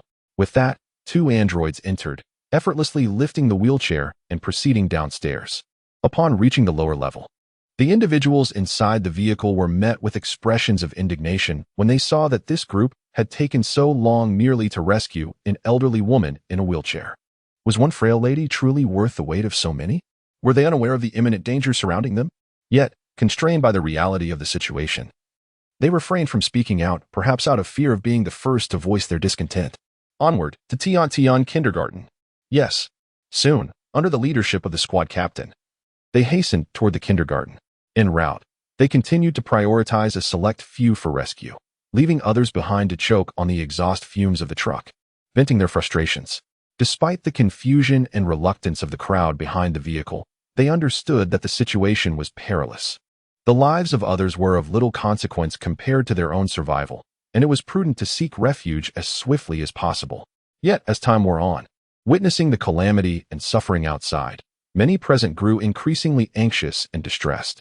They yearned to live, and certainly did not wish to remain there to await their demise. Shouldn't you prioritize taking us to safety before attending to other matters? Spending so much time rescuing an elderly woman is one thing, but now you intend to return to a kindergarten? Have you considered how irresponsible this is towards us? Indeed, why return to such danger? Those who ought to be saved were neglected, while those who should not be saved were desperately assisted. The crowd behind the vehicle began to stir restlessly, their voices escalating. Initially believing that the fully armed Jiang Yu and his team were part of an official organization, the crowd's demeanor grew increasingly casual. Among them, a man clad in an expensive suit rose, his tone sharp as he spoke. With so many of us still in the vehicle, I suggest you prioritize our safety. However, the android in charge of the vehicle merely cast a cursory glance without responding. Feeling disregarded, the suited man's anger surged. Is this how you handle matters with our taxpayer money? Which unit do you belong to? Do you believe I won't report your negligence regarding human lives? He continued. Yet, the only response he received was silence, which made the man in the suit feel like a mere jester. You insolent soldier, whom are you trying to impress here? Is our safety not of paramount importance? After finally escaping, must we now risk our lives for a bunch of fatherless, ungrateful brats? You may perish without consequence. But I am an elite member of society, and I have no obligation to share in your peril. Now, at once, escort us to safety. The man in the suit declared, his expression grave. His words garnered praise from those rescued at the rear of the bus. Indeed, take us to a secure location. We have no desire to return to danger. Precisely, you may be injured or incapacitated, but the state will care for you. We, however, must provide for our families. The individuals at the back of the vehicle seemed to have found their leader, echoing their agreement. As the volume of their voices crescendoed, the squad leader slowly stood, his gaze piercing upon them. Startled by the intensity of his stare and his imposing physique, many individuals reluctantly settled back down, too intimidated to speak. Nevertheless, the man in the suit, seemingly undaunted, continued to shout, "What's the matter? Are you afraid to strike me? Come on, if you have the guts, do it. Go ahead, let us see you try." He even positioned his head beneath the muzzle of the weapon, his countenance unflinching. "TCH, cowardly fool. Hurry up and get us to safety, or I shall lodge a complaint against you. You will face legal consequences." The man in the suit, perspiring profusely, continued to shout loudly as he observed that the weapon remained unfired. The android, after a brief cold laugh, turned to the individuals at the rear of the vehicle and inquired, "Given the circumstances, you may decide for yourselves whether to rescue the others. The minority shall yield to the majority. Those unwilling to assist, step forward." The crowd was momentarily taken aback by this challenge. "Hurry up and come forward. Are you lacking both courage and intellect?" Upon hearing the burly man relent, the suited gentleman smirked internally, thinking it was all rather predictable. He quickly urged the others to rise. Under the influence of the suited man's provocations and the primal instinct for survival, at least 2/3 of the group stepped forward. Those who advanced cast ashamed glances back at their companions, yet when it came to their own safety, how much was their pride truly worth? The remaining individuals glared at them with expressions of indignation. Chapter 12. Honor the Promise. The emergence of corpses, however, apart from their anger, they harbored no other thoughts. After all, they were merely ordinary people. Even if they had the will, they lacked the strength. "Is this all we have?"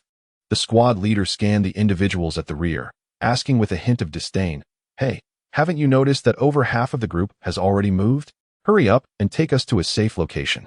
The suited man retorted scornfully. Through the events that had unfolded, he had concluded that Jiang Yu would not provoke him lightly. The notion of the minority yielding to the majority was merely a pretext for him to save face. After all, should one be reported to the military, regardless of the truth at that moment, a self-reflection is imperative. If one lacks connections within the ranks, punishment may even ensue. Listening to the words of the man in the suit, the squad leader cast him a fleeting glance. Stop the bus. With a sharp sound, the coach came to a halt, and the doors swung open. Witnessing this scene, everyone was taken aback. What do you mean, soldier? Wasn't it you who said that the minority must yield to the majority? Or do you believe this perilous place is safe? Just as the man in the suit attempted to seize the squad leader by the collar to teach him a lesson, he miscalculated. Suddenly, a large hand grasped his wrist. Feeling the sharp pain, the man's expression shifted. He was about to retort when he heard the squad leader's command. Jarvis, record their appearances and add them to the blacklist of the refuge. You all, throw them out. Upon hearing this, the assassins who had previously chosen not to intervene turned pale. As they attempted to explain, they were violently yanked out. Others tried to escape to the rear of the bus, only to be swiftly restrained and thrown out by the androids. Some even attempted to resist, but their efforts were utterly futile. The androids were akin to elite warriors, especially the combat models. These combat androids had unlocked their genetic locks, rendering them beyond the reach of ordinary individuals. In a mere half-minute, dozens were expelled. No, you are not trustworthy. Such behavior is unacceptable. I concur, I truly do. I shall lodge a complaint against you. I shall expose your actions. Please, I was wrong. I was utterly mistaken. Do not cast me aside. Those who had been thrown from the vehicle, upon witnessing the encroaching zombies, were stricken with horror and implored for mercy. A few even fell to their knees in desperation. Yet, their pleas fell on deaf ears. One individual attempted to force his way back onto the bus, only to be met with the steely gaze of the squad leader, who shot him squarely in the thigh and then kicked him aside. I have previously stated that the minority must yield to the majority, but in this case, does not the minority cast out from the vehicle become the majority? Ultimately, I have not acted in bad faith. Initially, I contemplated executing you all, but I soon realized you were not worth the expenditure of ammunition. Thus, I have opted to let you fend for yourselves, should fortune smile upon you. Perhaps you might survive this ordeal. Be grateful. You have just traversed the threshold of death. With that, under the intimidating presence of the submachine gun, the bus doors swiftly shut, and the vehicle roared to life, heading towards the orphanage. As they watched the bus recede into the distance, the expressions of the remaining individuals turned to a state of utter bewilderment, confusion, and helplessness. What had they done? Why had they aligned themselves with that man? Why? When it would have sufficed to remain quietly at the back of the vehicle? Furthermore, how dare they truly expel them from the bus? Particularly the man in the suit, whose face bore a look of sheer astonishment. Scoundrels! Scoundrels! I shall ensure the media exposes your deeds. Run for your lives. The zombies are upon us. Oh, do not bite me.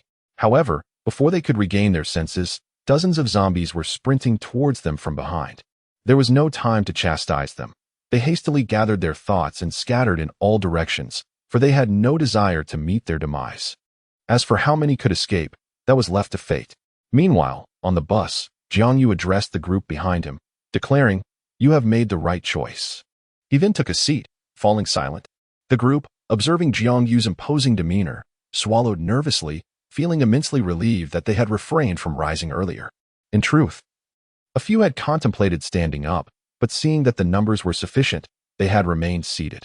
In retrospect, their decision had proven to be exceedingly wise. Before long, propelled by the bus's relentless pursuit, they swiftly covered the 2-kilometer distance. Upon arrival, they beheld the sight of over 100 zombies clinging to the entrance of the orphanage, the door teetering on the brink of collapse. Inside the orphanage, several armed soldiers were engaged in combat, while behind them, teachers wielding brooms and mops as makeshift weapons huddled closely with the children.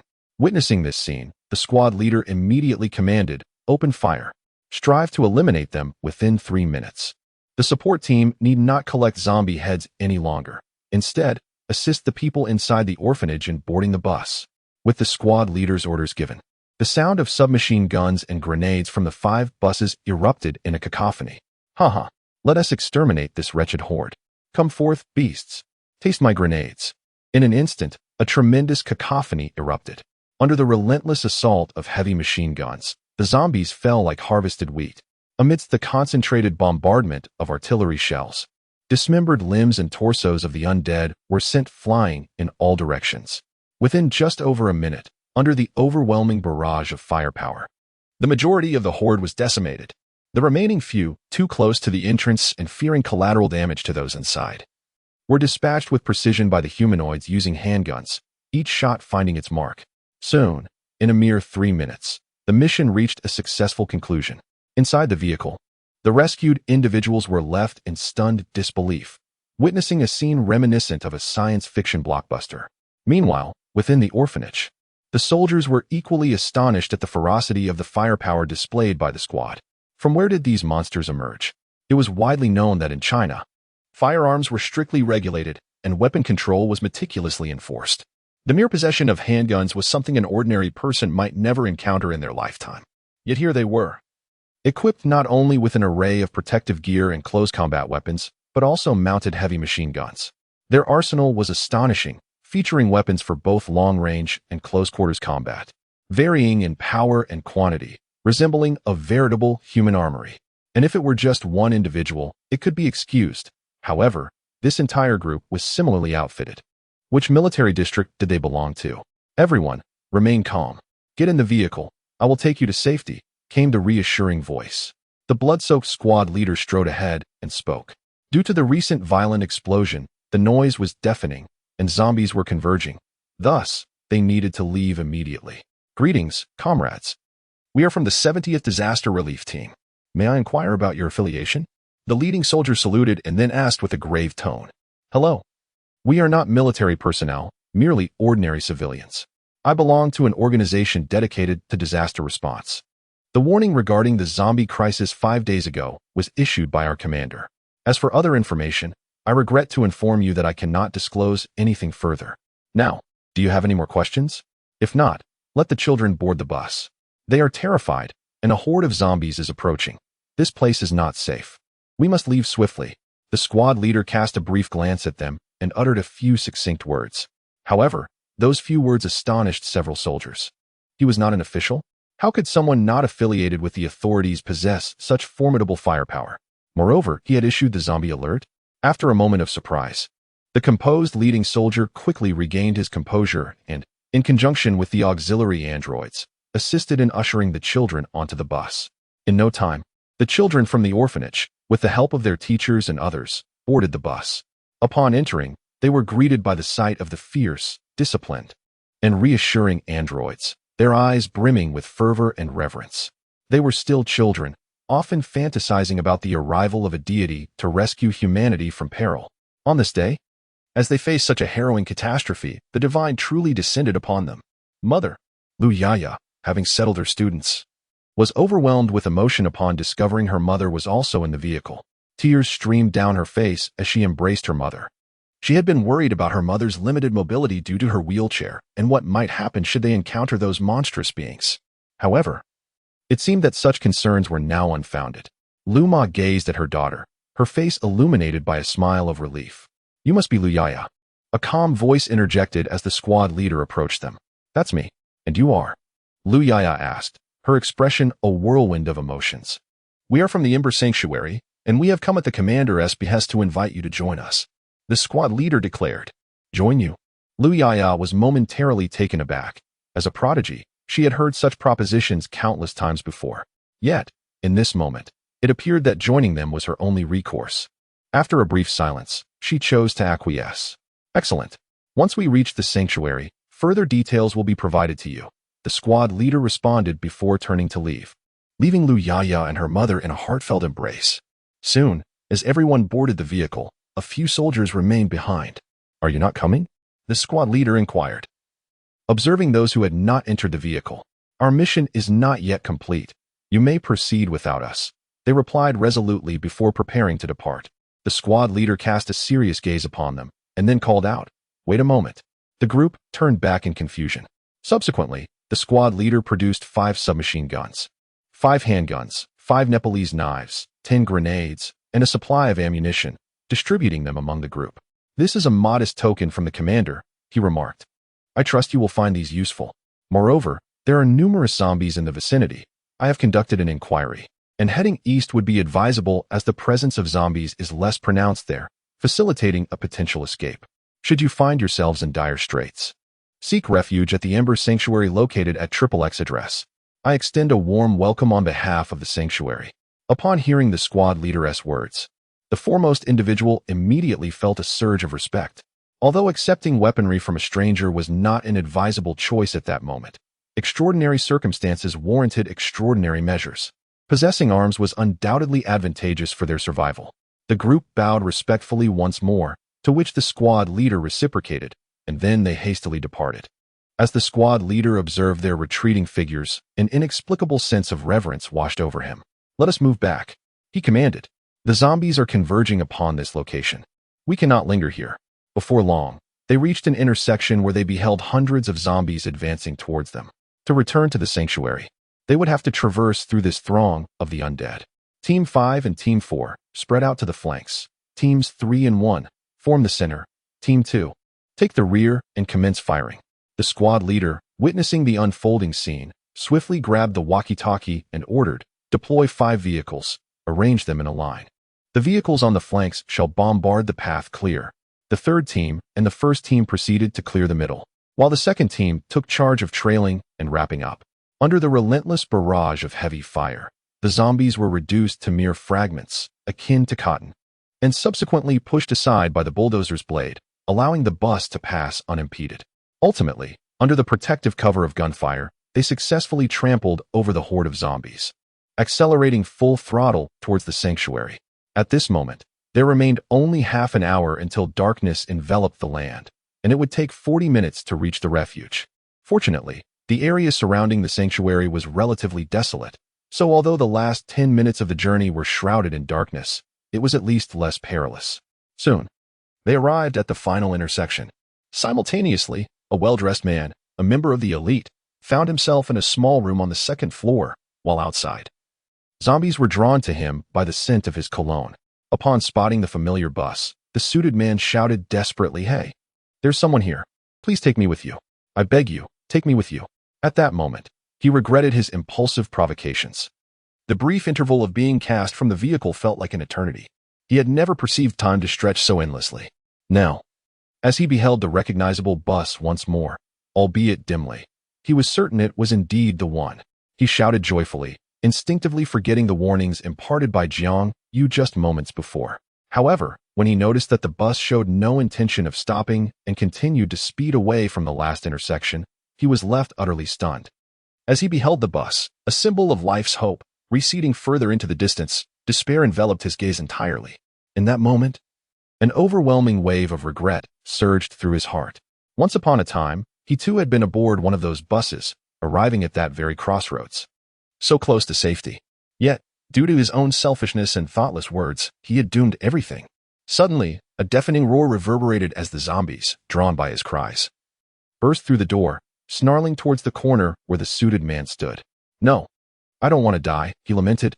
A rural orphan who had struggled tirelessly to win the favor of the board and ascend to the position of manager, earning a monthly salary exceeding 10,000. He had yet to attain the pinnacle of success. As he faced the imminent threat of the zombies, tears streamed down his face, soaking his attire. His eyes filled with hopelessness. "No, don't come closer, please." Chapter 14. Two choices, divergent paths. With a roar, a violent crash ensued, and a figure staggered to its feet, disheveled, before unsteadily making its way toward the door. The suited man clutched the severed head of a zombie, his body marked with the imprints of its bites, drenched in blood. "I cannot die. I refuse to perish. I have yet to savor the joys of life," he cried, but alas, he crumpled to the ground, face down, and thereafter fell silent, the room returning to an eerie calm. On the other side, the squad leader in the vehicle gazed at the increasingly abundant vegetation surrounding them, feeling a sense of relief wash over him. He then stood up and addressed the people inside the carriage. Amplified by Jarvis, the squad leader's voice resonated in the other vehicles as well. "All right, we should be safe here. Allow me to introduce ourselves. We hail from the Ember Sanctuary. Your next destination is the Ember Sanctuary, where we do not tolerate the unworthy. You are the first group to be integrated into the sanctuary. The name Ember Sanctuary signifies the legacy of the flame. We shall carry the torch forward, and you are the meticulously selected sparks of our commanders. Among you are teachers, breeders, chefs, architects, and various other professions. and we hope that you will contribute to the continuation of human civilization in the future. Specific details will be provided upon our return to the sanctuary. If anyone is reluctant to join the Ember Sanctuary, please feel free to express that now. I can drop you off at a safe location, and you may leave on your own accord. However, this is your only opportunity to choose. After speaking, the squad leader surveyed the group before taking his seat. Upon hearing the squad leader's address, the occupants of the vehicle began to whisper among themselves. Ember Sanctuary? What is that? Has anyone heard of it? Not at all. But it seems promising. After all, their combat capabilities appear formidable. They possess such an arsenal even in a nation with strict regulations. Does anyone wish to stay? I do not wish to remain. We are not affiliated with any official authority. And what if something were to transpire? Indeed, the issue of private armed factions is not to be underestimated. However, they did rescue us. Is it not rather unseemly to depart without acknowledgement? What is improper about it? Did we solicit their assistance? Moreover, possessing such formidable capabilities, is it not their obligation to save others? We are but defenseless civilians. Have you not heard the adage? With great power comes great responsibility? If I possessed such abilities, I too would save lives. Furthermore, to assert that they do not harbor useless individuals. I wonder if this place is merely a refuge for the trade of human organs. In these times, it is undoubtedly wiser to seek safety in official shelters. Indeed, I concur. Ultimately, amidst hushed whispers, only a mere handful, approximately a dozen individuals, resolved to venture forth to the official shelter. In any case, the official refuge is assuredly more secure than any private sanctuary, instilling greater confidence. Among the remaining crowd of hundreds, although some were tempted to leave, they ultimately chose to bide their time and observe the unfolding events. Many others, perceptive of the situation, regarded the departing dozen with derision. Upon hearing that some had indeed chosen to depart, the squad leader did not attempt to dissuade them. Instead, he halted the bus and permitted them to alight and make their way on foot. Proceed westward for 5 kilometers, and you will find the official refuge. You may go directly, the squad leader stated coolly. Those who disembarked cast anxious glances back at the passengers, their hearts filled with trepidation. However, upon realizing that the squad leader was not stationed at an official refuge, he gritted his teeth and resolved to depart. Before leaving, the squad leader generously left behind some food, water, and a flashlight. They then parted ways, watching the bus gradually disappear into the distance. The remaining individuals found themselves momentarily at a loss. Enough of this, we mustn't linger. After all, it is private property. It's akin to visiting someone's home. Though they may outwardly welcome you, they might inwardly question your presence. Moreover, with such a formidable private militia present, it is plausible that they were engaged in illicit activities even before the apocalypse. If we were to venture there, who knows? We might end up as scapegoats when the dust settles. Upon hearing this, many nodded in understanding. Thus, seizing the remaining daylight, they swiftly made their way toward the official refuge. 5 kilometers may not seem extensive, yet in the wilderness, it would undoubtedly require a fair amount of time to traverse. Meanwhile, the battered 5 modified vehicles finally concluded their mission for the day. After a 40-minute journey, they safely returned to the refuge. As the occupants disembarked from the modified vehicles and beheld the expansive helipad and parking lot surrounding the refuge, astonishment was etched on their faces. Welcome, everyone, to the Ember Refuge. Please form a line to receive your wristbands. Nightfall is approaching, so make haste. Under the squad leader's encouragement and the orderly management of the androids, the crowd quickly organized themselves into a queue. Before receiving the wristbands, the therapeutic androids present utilized instruments to assess their physical well-being. Once confirmed, they were permitted to commence the acquisition of the flame wristbands. Standing beside the squad leader was Lu Yayo, who became the first member to join the Flame Sanctuary. Followed closely by her mother, Lu Yayo received her wristband from the android responsible for distribution. After inputting her fingerprint as instructed, her identity was instantly recognized by the sanctuary. This wristband contained their exclusive identity codes and was equipped with advanced technology essential for residents' meals and entertainment. Their identity information had been recorded in the sanctuary's system the moment they were rescued. Thus, at this juncture, they were merely activating their wristbands in this manner. Upon completion of the process, they were escorted to the colossal stone door, which opened before their astonished gazes. Inside lay a sanctuary resembling a steel jungle. Guided by the androids, they entered through the stone door, akin to Lu Lao Lao stepping into the Grandview Garden.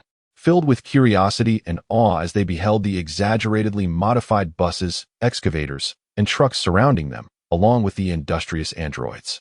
Looking up, they were met with an immense steel dome, and surveying the surroundings revealed that everything in sight was crafted from steel. However, amidst their astonishment, many were puzzled as to how such a confined space could accommodate hundreds of individuals. They beheld the doors of numerous elevators simultaneously swing open. The crowd gasped in astonishment. They had unexpectedly arrived at an underground base. Chapter 15. The rules of the base and the ingenious use of the wristband subsequently. The group boarded the elevators and began their descent. As they traversed the rapidly passing floors, their senses were overwhelmed. Furthermore, the myriad of messages regarding the shelter streaming through their wristbands sent shivers down their spines. Lu Yao, despite her usual pride and confidence, could not help but be awestruck by the sight of the awe-inspiring steel structures that seemed to belong only in a science fiction film. Before long, they arrived at the residential area located on the 10th floor. Here, a vast open space served as a gathering point for the residents. Presently, the first cohort of the Firelight Shelter gazed around with a mixture of trepidation and exhilaration. Greetings, residents. I am Jarvis, the artificial intelligence steward of the base. As the crowd stood in uncertainty, a voice resonated from all directions, and then, at the forefront of the gathering, a 3D projection materialized. The clarity of this projection was astonishing, leaving everyone in awe. Artificial intelligence. Am I in a science fiction movie? Is artificial intelligence truly a reality? Many marveled. And amidst their discussions, Jarvis continued, Please maintain silence. I shall now introduce the living guidelines for the Firelight Shelter. Upon hearing this, the crowd gradually quieted down. The Sanctuary of the Flames was established by the founder, Mr. Jiang Yu, to ensure the survival of human civilization amidst the catastrophic collapse of the world. Those permitted entry into this refuge are individuals skilled in various trades.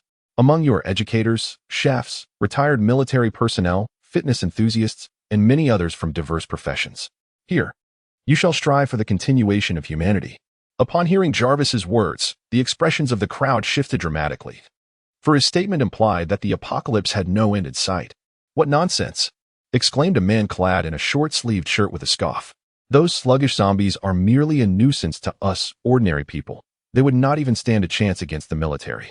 If you can dispatch so many zombies, do you truly believe that the armed forces, equipped with superior weapons and gear, would be incapable of handling the situation?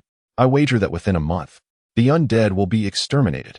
This virus originated from a cosmic pathogen carried by a meteorite, infecting over 80% of the global population. Furthermore, all official organizations worldwide have become incapacitated, overwhelmed by mutated zombies that run rampant, unable to spare any resources for rescue efforts elsewhere. Upon hearing this, the crowd was struck with disbelief, their faces reflecting utter shock. How could this be possible? Many were incredulous at the revelation. If anyone harbors doubts, you are free to depart the base at any time. Our establishment does not impose any restrictions on your personal liberty. A mere ascent in the elevator will lead you away from here. However, I urge you to contemplate this decision carefully, for the opportunity is singular. Once you leave, there will be no return, Jarvis declared. After all, having made the effort to arrive here, it would be a pity to depart so easily. Now, the time for inquiries has concluded. I shall now outline some essential guidelines for life within this base. The Sanctuary of Flame adheres to a militarized management system, embracing the principles of reward commensurate with effort. The more you labor, the more you earn. The less you toil, the less you receive. And those who do not contribute will be expelled. The following requirements have been established. 1.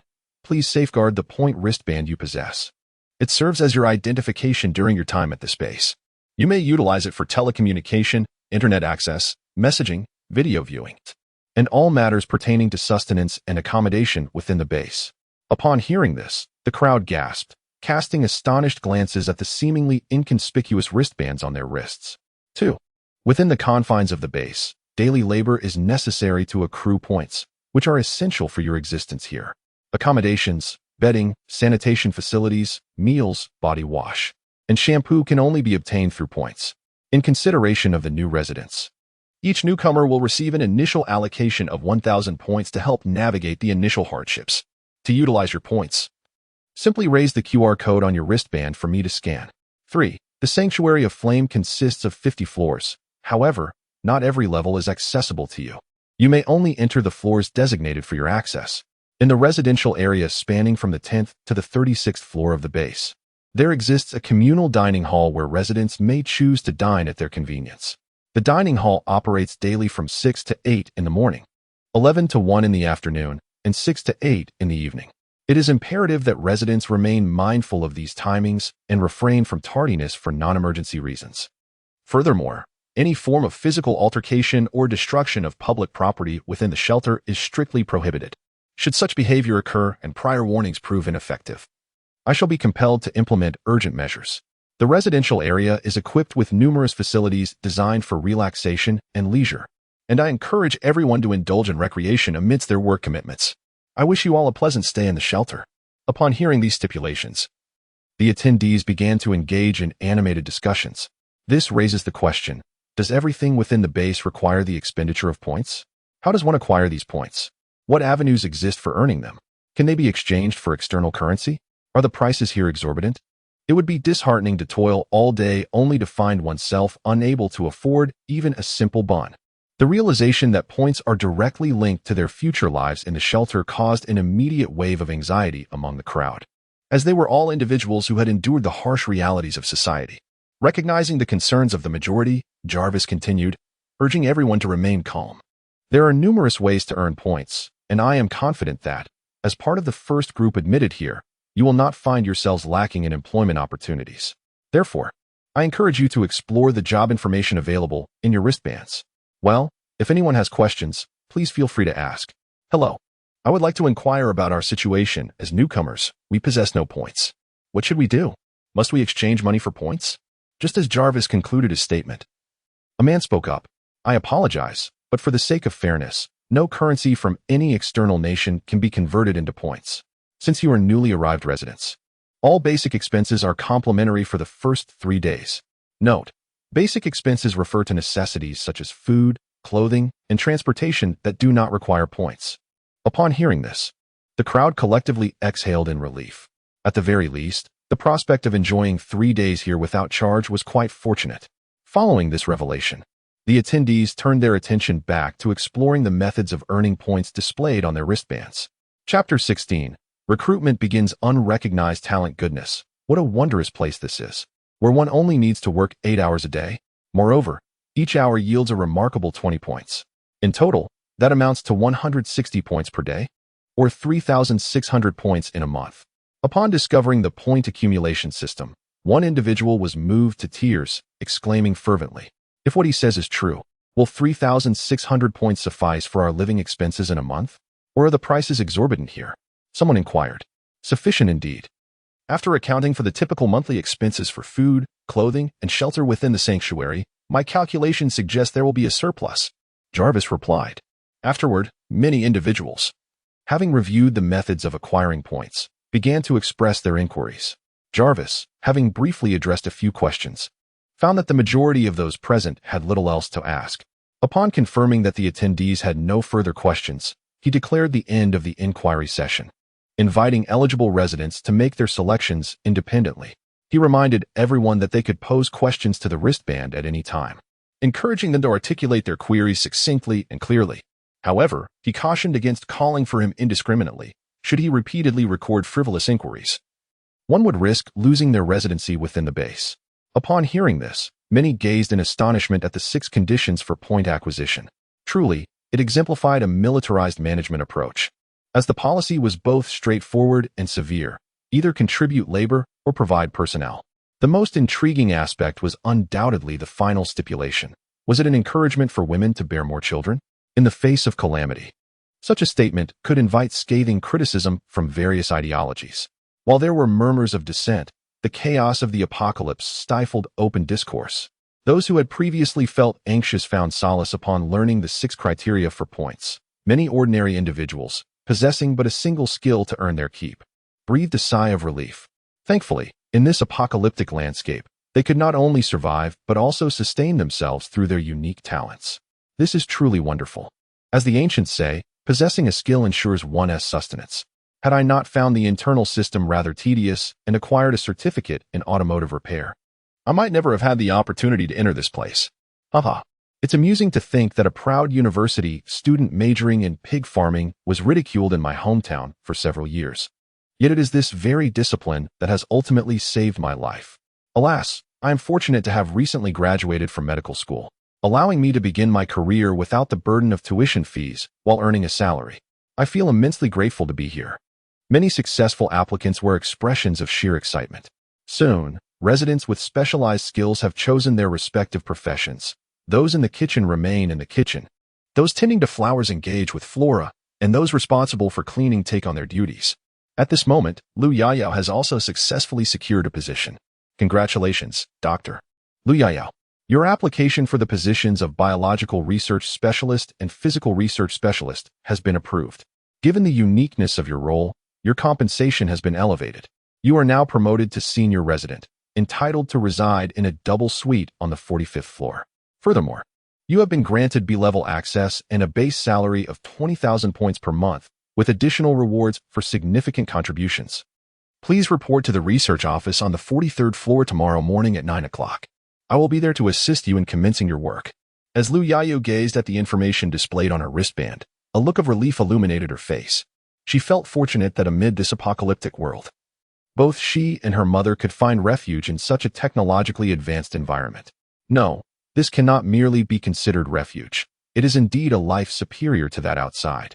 Subsequently, Lu Yayao, amidst a multitude of envious and awestruck gazes, guided her beaming mother towards the elevator. At that moment, many were lost in the euphoria of securing employment, eagerly anticipating a visit to their respective offices followed by a gratifying meal at the cafeteria. However, while some reveled in joy, others were engulfed in despair. A graduate of a prestigious foreign university, Jiang Yu, was vociferously expressing his indignation. This is unjust. Why is it that that young girl can successfully apply for the position of a researcher, while I cannot? And why am I ineligible to apply? I demand an explanation. Is this not a case of behind-the-scenes manipulation? Jiang Yu, who held a doctorate from a renowned university in the Eaglehead Nation, had initially intended to return home for a brief respite, only to find himself ensnared in this predicament. He had anticipated that, given his credentials, securing a position as a researcher would pose no challenge. Perhaps even the head of the research base would elevate him. He had resigned himself to the notion of merely biding his time as a researcher, engaging in the gradual progression of research, and ultimately seizing the opportunity to return to the embrace of his homeland. He was skeptical of the so-called artificial intelligence, Jarvis, claiming that various nations had succumbed to paralysis. While he might readily accept such assertions regarding other countries, he firmly rejected the notion that the Eaglehead Nation could experience such dysfunction. After all, it was the mightiest nation on Blue Planet and the embodiment of his beliefs. Upon hearing his outcry, the crowd halted, drawn to the unfolding spectacle, as Lu Yayao's successful application had captured the attention and envy of many. However, there lingered a tinge of jealousy, for after all, 20,000 points a month is no trifling matter. It was just mentioned that within the confines of the base, points equate to currency. Moreover, the plethora of benefits is quite enticing. If there truly is some clandestine maneuvering at play, then there is much to be said. Damn it. Is there not a single living soul around? I demand an explanation. Mr. Jiang Yu, it has been detected that you may be unable to fulfill the research tasks. Thus, I have declined your request for the position. I suggest you consider a role more suited to your capabilities, such as a factory laborer. Upon hearing Jarvis's words, Jiang Yu erupted in fury. How dare you? I am a distinguished PhD from a renowned university in the Eaglehead Nation, and you suggest I become a mere laborer? How audacious of you. Just because you claim I cannot complete the tasks, does that make it so? Have you witnessed my experiments? Are you aware of the number of papers I have published? Do you comprehend the extent of my abilities? You do not. For all you know is how to grant favors to a mere girl. You are only adept at stifling talent. Bring forth your management personnel. Do not hide behind this foolish artificial intelligence. Jiang Yu's voice grew louder in indignation. As Jarvis's words echoed, those around began to murmur amongst themselves. Could it be? Is this truly a case of covert manipulation? It seems highly likely. Look at the girl pushing that cart. She must be a person with disabilities. Have you seen any disabled individuals entering here? If this is not clandestine maneuvering, then what is? TSK. It appears we should find an opportunity to make a swift exit. I had mentioned earlier that it would be better to seek refuge in an official sanctuary. Chapter 17, A Tale of Two Extremes. Indeed, with the currency outside rendered useless, how beneficial could this sanctuary truly be? Upon hearing Jiang Yu's furious outburst, the others present began to murmur amongst themselves, some even contemplating departure. At that moment, Jiang Yu returned from another location. His expression calm as he regarded the enraged Jiang Yu. Are you looking for me? You are the master of the sanctuary? Humph. How absurd. Such a splendid sanctuary is being mismanaged under your watch. What a waste of such a magnificent refuge. Upon seeing Jiang Yu's youthful visage, an overwhelming sense of jealousy and envy surged within Jiang Yu, prompting him to launch into mockery without hesitation. You lack the qualifications to criticize how I run my sanctuary. I hear you wish to apply as a research personnel? Jiang Yu inquired casually. Indeed, with my qualifications and capabilities. Securing a position among your research staff should pose no challenge. Yet your so-called artificial intelligence has persistently denied my application, so you must resolve this matter for me today. Jiang Yu declared with an air of arrogance, as if he were addressing a mere servant rather than the owner of the sanctuary. Oh, is that all? Do you have any other requests? Please, feel free to share them all. Jiang Yu replied with a slight smile, his tone benevolent as he continued. As Lu Yaya observed Jiang Yu's amiable demeanor, a flicker of doubt crossed her eyes. However, recalling his ability to effortlessly dominate situations, her uncertainty dissipated, replaced by a keen anticipation for the unfolding drama. Upon hearing Jiang Yu's remarks, Jiang Yu's brows momentarily lifted in delight, only to be swiftly tempered. His gaze towards Jiang Yu grew increasingly disdainful.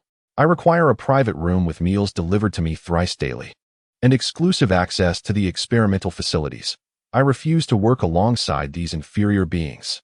Furthermore, you must grant me control over your artificial intelligence, allowing me to command the entire base. Jiang Yu's declarations incited an uproar among the onlookers, many of whom regarded him with palpable hostility. The fleeting goodwill they had harbored for him evaporated in an instant. Oblivious to the disapproving stares, Jiang Yu maintained a haughty expression as he regarded Jiang Yu. He had not anticipated the owner of this sanctuary to be so youthful and accommodating. The establishment appeared quite appealing, and the prospect of acquiring it was tantalizing. With thoughts of seizing control of the sanctuary, his gaze began to smolder with fervor. Oh, is that all? In that case, let me review your credentials to determine your eligibility for Jarvis's authority. Jarvis, please provide a summary of Jiang Yu's biography. Jiang Yu spoke with a calm demeanor. Humph. My biography is rather straightforward and unremarkable. I simply have a history of earning various invention awards. Jiang Yu replied with a proud grin. Jiang Yu, a male born in 2035 in a small village of Qing City, grew up in a family of considerable means. His academic prowess was remarkable, consistently ranking at the top of his class. In a stunning feat, he achieved the highest score in the National College entrance examination, creating quite a sensation. Upon hearing Jarvis mention this, everyone marveled at Jiang Yu's exceptional abilities, although Jiang Yu had referred to them as inferior beings, inciting their ire. It was evident that his social standing surpassed that of many present. With a slight smile, Jiang Yu nonchalantly remarked that there was no need for such loud declarations. However, the subsequent revelation from Jarvis left him in a state of panic. Upon verification, it was disclosed that his examination results were not his own, but belonged to a student named Chun Yuanming, a poor scholar from the mountainous regions of Qing City, hailing from the same village. Despite his humble background, Chun Yuanming's diligence and perseverance had propelled him to achieve the highest score in the national examination. Regrettably, his accomplishments were usurped and attributed to Jiang Yu, facilitated by none other than Jiang Yu's father, the town's mayor. Consumed by jealousy, Jiang Yu resented Chun Yuanming, who, despite lacking resources, outshone him in both academic achievements and social connections. Thus, he conspired with his father to seize a life that rightfully belonged to another. Ultimately, he pursued his studies abroad, aided by funds embezzled from home, successfully acquiring a doctoral degree. During his doctoral tenure, he essentially engaged in no significant experiments or tests, merely achieving modest successes through purchased accomplishments. As for the so-called certificates, they were merely procured through monetary transactions. Dr. Jiang Yu, do you still require a more precise disclosure of your circumstances? Upon hearing Jarvis's words, Jiang Yu's complexion instantly drained of color. His handsome visage was etched with astonishment and disbelief. Those who had previously felt sympathy for Jiang Yu now regarded him with expressions of fury. After all, he was the national top achiever. That title could alter the fate of an entire family. In an instant, the sympathy once felt for Jiang Yu transformed into profound anger, further exacerbated by the recent incident involving lower-class individuals, causing the crowd's gazes toward Jiang Yu to darken. No, it cannot be true. How could you possibly know? My father was meticulous in keeping this confidential. Reflexively, Jiang Yu uttered these words, only to immediately clamp his mouth shut. Mr. Jiang. Is there anything further to clarify? Jiang Yu remarked with a smile directed at Jiang Yu. No, it's nothing. I'm fine. Let me be a mere worker. I have no objections. In an instant, Jiang Yu's expression shifted dramatically. The arrogance and defiance he once displayed evaporated, replaced by forced smiles and humility. Jiang Yu observed his transformation, akin to a magician's trick, and coldly chuckled. I still prefer your rebellious demeanor. Why not continue to maintain it? If you had persisted, I could have expelled you, which would indeed be a shame. Upon hearing Jiang Yu's words, Jiang Yu's expression shifted dramatically. In this apocalyptic scenario, casting him out would equate to condemning him to death. Fortunately, the tactics employed against the people of the eagle-headed nation proved effective. It seemed this individual, no matter how formidable, was merely a young man fond of flattery, suggesting that I still held some leverage over him. Jiang Yu mused inwardly.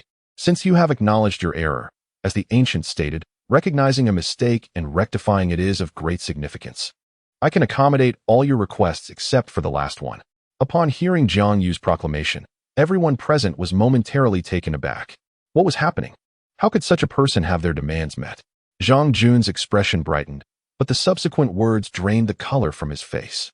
On the 47th floor of the base, there are 3 nuclear reactors that require oversight. Due to nuclear radiation, ordinary individuals cannot remain there for long. Typically, I instruct Jarvis to handle issues with mechanical arms. Since you have made a request, you shall be assigned there. Rest assured, you will be alone, and I will ensure that meals are delivered to you. Whenever you encounter difficulties, Jarvis will be there to instruct you. How does that sound? Chapter 18. A cautionary example of a beautiful life. A benevolent smile graced Jiang Yu's face, while the onlookers were drenched in cold sweat at the sight. Nuclear radiation. It would certainly render him unable to seek life or death. This supervisor was far from the affable demeanor he projected. He was, in truth, a smiling tiger. The gathered crowd unanimously labeled Jiang Yu as someone not to be trifled with. Initially, many had contemplated harboring ill intentions towards the youthful visage of Jiang Yu, but it now appeared wiser to exercise caution. At that moment, Jiang Yu was rendered cold and trembling. No. You are treating lives with such disregard. I will report this to the authorities. I will report this. Jiang Yu shouted, his composure shattered. His eyes filled with terror and regret. Jiang Yu merely cast a nonchalant glance at the nearby automaton, which promptly seized the still sobbing Jiang Yu and escorted him away. During the descent to the elevator, an ominous, pungent liquid began to seep from the spots where Jiang Yu had tread. In a mere 3 minutes, the once arrogant Jiang Yu had been unceremoniously cast into the nuclear reactor area. There, he would be utterly alone, with the automaton providing his daily sustenance, while Jarvis would tutor him in the areas he struggled with. One could say that within the confines of the shelter, this was a haven for those who preferred solitude, provided one could overlook the terrifying nuclear radiation. As the onlookers beheld Jiang Yu being taken away, his desperate cries echoing in their ears. Except for a few who displayed a sense of compassion, many others exhibited expressions of satisfaction. Some who were unfamiliar with the concept of nuclear radiation inquired further, and upon understanding its nature, their faces paled as they turned to Jiang Yu with newfound apprehension. Jiang Yu, with an air of indifference, surveyed the once tumultuous scene. Taking note of the gazes directed at him, he felt a profound sense of satisfaction with this outcome. An object lesson had been delivered, indeed. Wherever there are people, there exists a realm of complexities. To aspire to be a savior within this intricate world necessitates not only a steely resolve but also a measure of sweetness. With a light-hearted jest, Jiang Yu addressed the residents, encouraging them to disperse to their quarters for a moment of respite. He continued, revealing that a delightful array of culinary offerings awaited them in the dining hall, and given the day's unique significance, the evening supper would be entirely complimentary. Feast to your heart's content, he declared. For the majority of ordinary individuals, life revolves around the fundamental needs of sustenance and comfort. Once these basic desires are met, many opt for a life of relative tranquility, akin to a frog leisurely simmering in warm water. Who among them would willingly embrace hardship when they can savor a stable existence? It is only the natural-born leaders and warriors who might defy this norm. Yet such individuals are exceedingly rare. Most who choose to struggle are merely transient figures who, having acquired a modicum of power and opportunity amidst chaos, are loath to relinquish their tenuous authority and descend back into the ranks of the common folk, subjected to the whims of others. As the residents observed Jiang Yu's warm smile, they could not help but juxtapose it with the menacing visage he had worn moments prior, stirring a deep-seated sense of trepidation within them. Gradually, they began to depart, first taking a moment to inspect their sleeping quarters. For a place of rest is deserving of careful consideration. At this moment, for the majority of ordinary workers, residing in the most economical dormitories accommodating 10 individuals is the only option. Despite the communal nature of the space, it is equipped with essential amenities, sleeping arrangements, bedding sets, bed canopies, power outlets, electric kettles, air conditioning, restrooms, and toilets. Many who behold this environment breathe a sigh of relief, although the space is somewhat crowded. The bed canopies provide a semblance of privacy. After surveying the sleeping quarters, they followed Jarvis's guidance to the dining hall.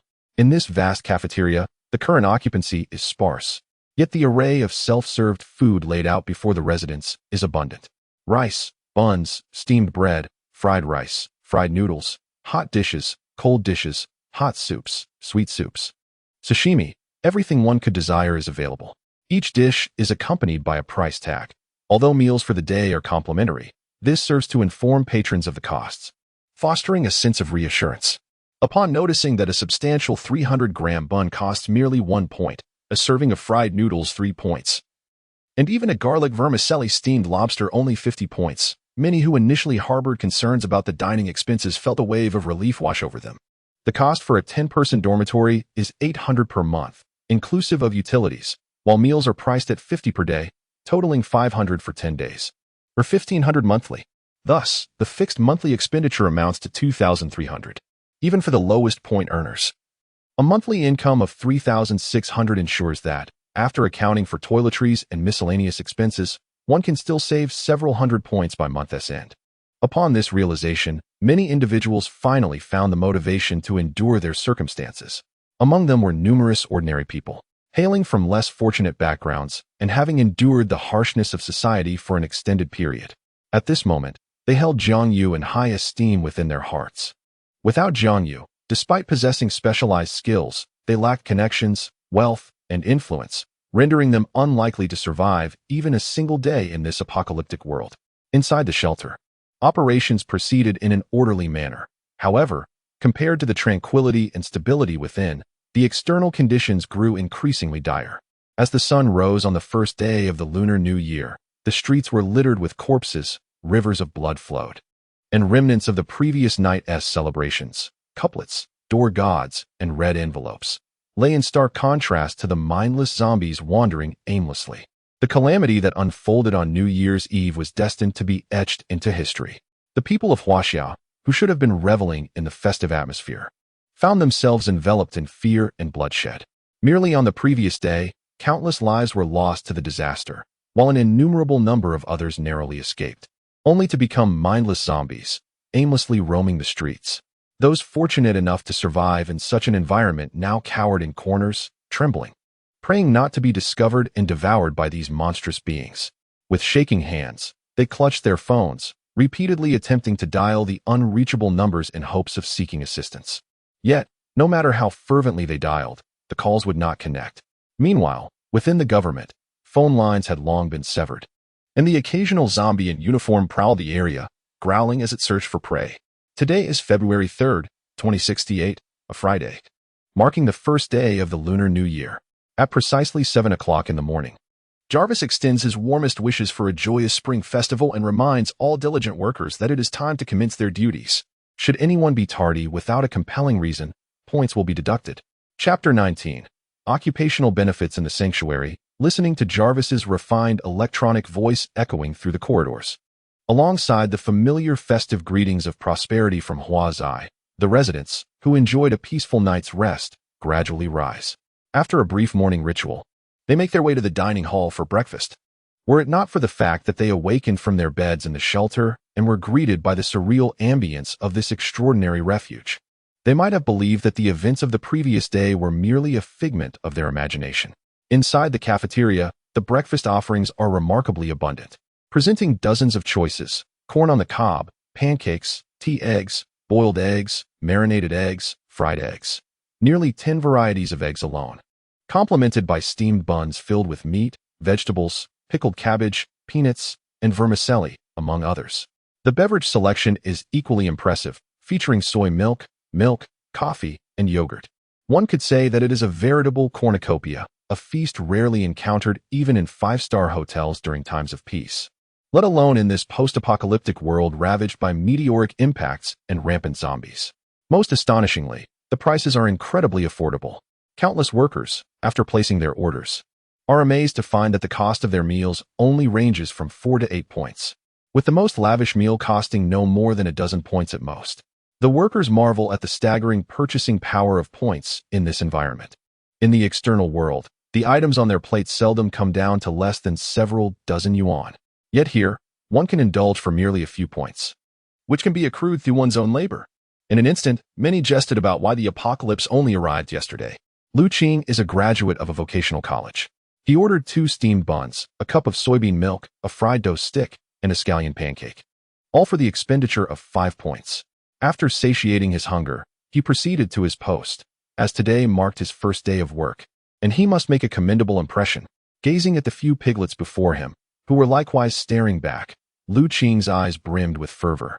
Although he possessed a vocational diploma, his studies focused on animal husbandry and veterinary science, a field that has become largely obsolete in contemporary society. The livestock industry has established a comprehensive set of procedures. Unless one can disrupt the existing framework and forge a new path, one is destined to tread the well-worn paths of predecessors. Moreover, veterinary science in this context does not pertain to the more lucrative care of pets, but rather to livestock such as pigs, horses, cattle, sheep, chickens, and ducks. Due to the modest salaries, the extensive mechanization, coupled with unsanitary and chaotic working conditions, and the considerable time investment required, it is exceedingly difficult for most to persevere, leading to a swift career change. Consequently, Lu Qing struggled to secure employment post-graduation, prompting neighbors in the village to gossip about a vocational graduate being unable to find work. He was often playfully teased about his family's pigs falling ill and being summoned to offer his expertise. For Lu Qing, a profound sense of despondency lingered until he learned of employment opportunities in Haishur. Consequently, he resolved to forego spending the new year at home and hastily made his way there. However, he did not anticipate the calamity that would ensnare him in this place. Even more astonishingly, he discovered that his expertise was indeed valuable in this technologically advanced sanctuary, which also engaged in the husbandry of chickens, ducks, cattle, sheep, and pigs, necessitating individuals with formal education in animal husbandry. The significance of the position was substantial, although he was merely a junior resident at that moment. His monthly earnings could soar to 5,000 points, an amount exceeding 2/3 of that earned by ordinary laborers, a revelation that took him by surprise. Residents within the sanctuary are categorized into 4 tiers: junior, intermediate, senior, and special residents. Junior residents possess a particular skill or familial connections, while intermediate residents are members of the guard or possess indispensable capabilities. Senior residents comprise researchers and high-ranking members of the guard, whereas special residents are those most trusted by Jiang Yu, granted access to the majority of the sanctuary's facilities. Sharing a similar plight was Jiang Yu, who currently tended to a burgeoning population of cockroaches. Jiang, a Ph.D. in zoology, found himself in a precarious situation, as his research focus on the despised cockroach rendered him virtually unemployable despite his esteemed qualifications. To make a living, he was relegated to the role of a nearly invisible instructor at a university, with only a scant number of students opting for his courses each year. After excluding a few misguided choices, he could essentially claim to have no classes throughout the year. However, upon arriving at the Sanctuary of Ember, he initially sought merely a menial job to survive. To his astonishment, he discovered a position dedicated to the care of cockroaches, and the remuneration was surprisingly generous. This revelation filled him with unbridled joy, as he had thought his skills would go unrecognized. The Sanctuary of Ember proved to be the long-awaited mentor he had sought. Elated, he promptly submitted his application, and with his distinguished education and experience, he was swiftly hired. earning a remarkable monthly salary of 7,000 credits. This newfound opportunity transformed his perspective. His initial desire for mere survival evolved into a profound sense of belonging to the sanctuary, igniting within him the aspiration to contribute his talents to the community. Nevertheless, there were also numerous individuals who, despite being highly regarded outside, found little room for their skills within the base. For instance, several finance graduates faced a stark reality. Without the need for cash, there was no economy for them to manage. Additionally, some philosophers found their status even lower than that of kindergarten teachers.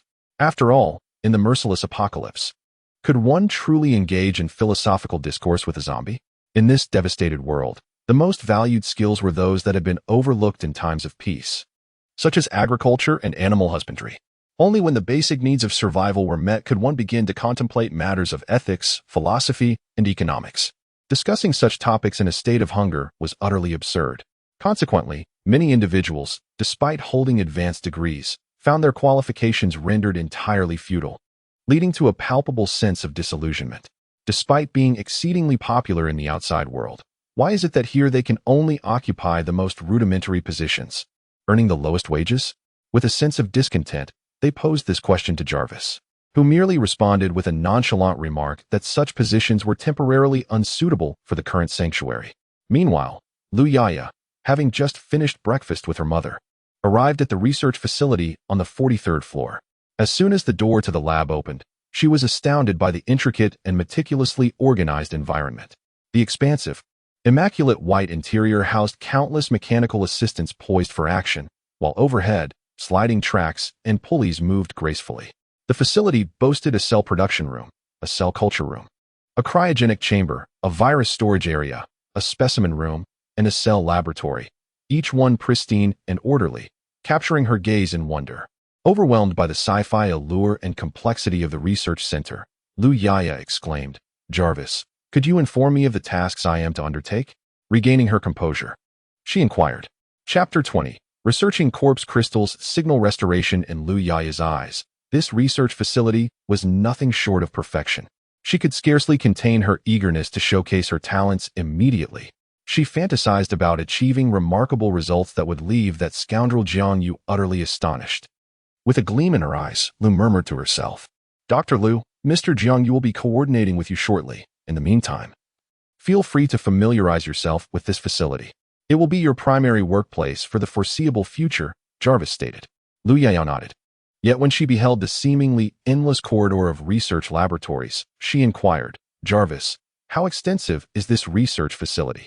The research area on the 43rd floor spans approximately 10,000 square meters, encompassing numerous operational rooms and equipment essential for research, as well as spaces for staff to rest.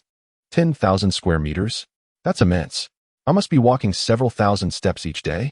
No, just one round trip would exceed 10,000 steps.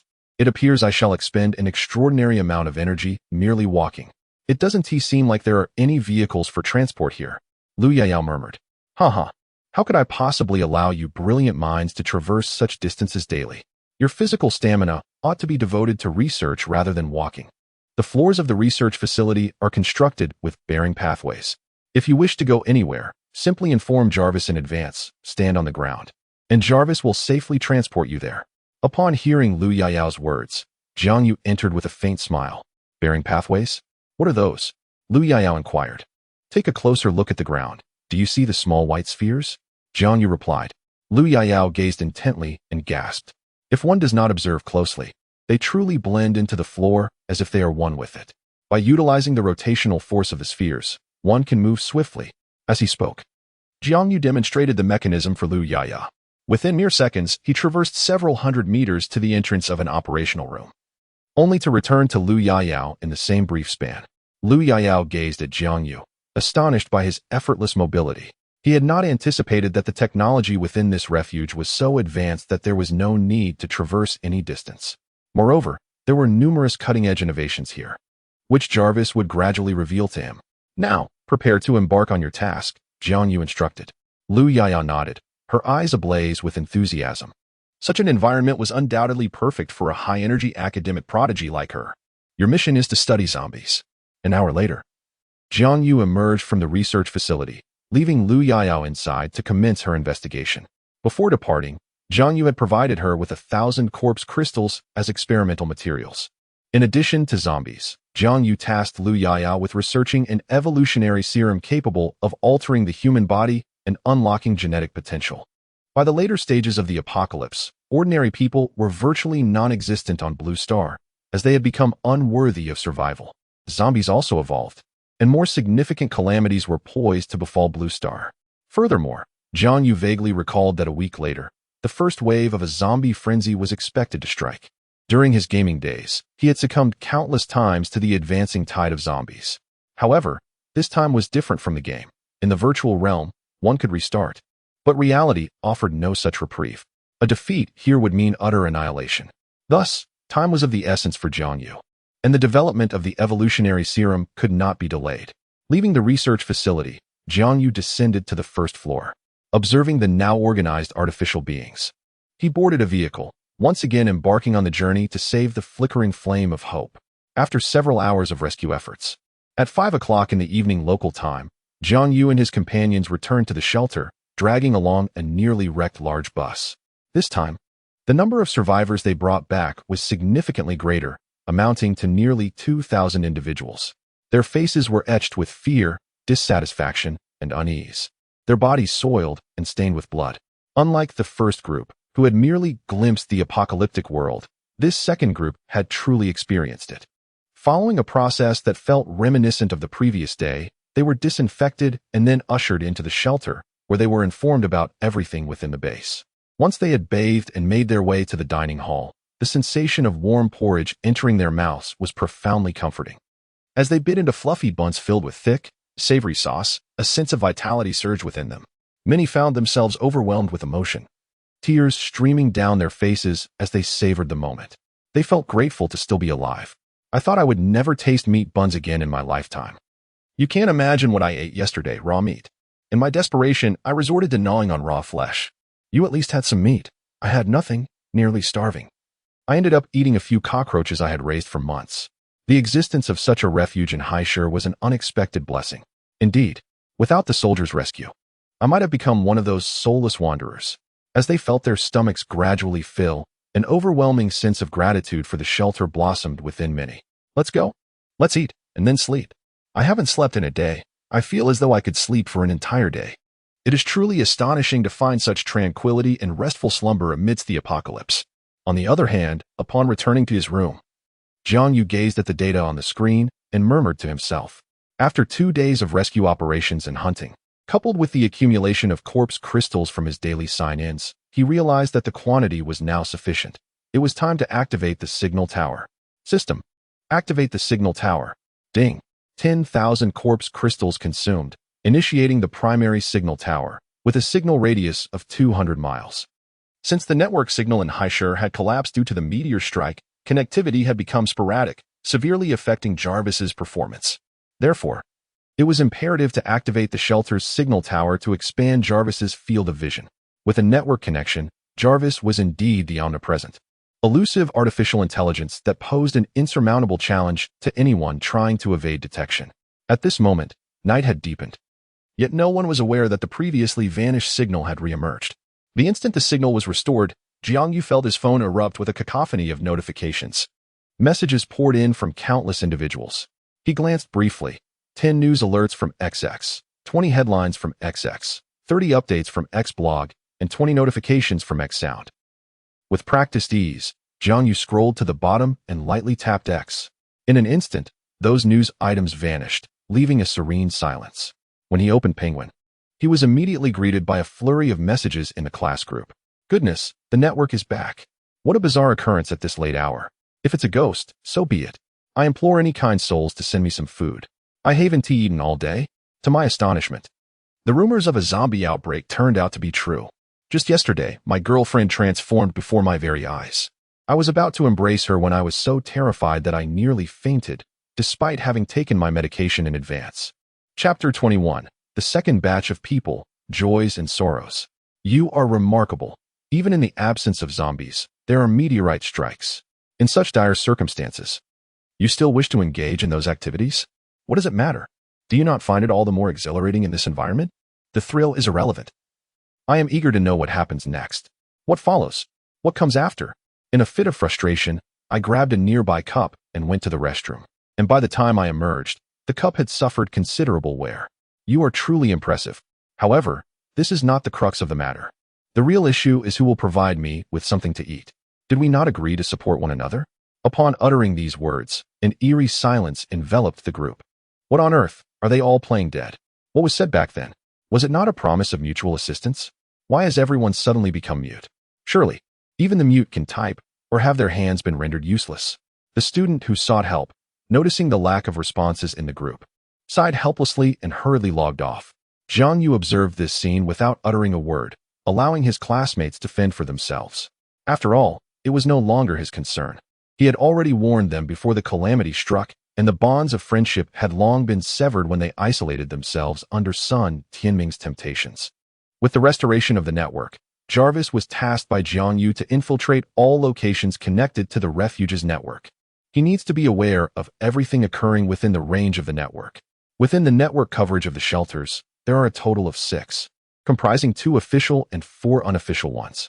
The inhabitants there have also connected to the network, allowing Jarvis to easily infiltrate their base. According to the data transmitted by Jarvis, the condition of these shelters can only be described as utterly desolate.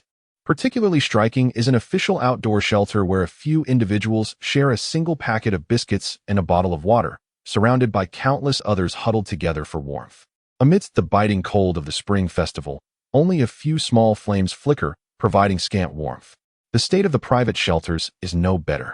Following the meteor strike and the zombie crisis, their inhabitants are currently engaged in disposing of zombie corpses while distributing meager food and clean water.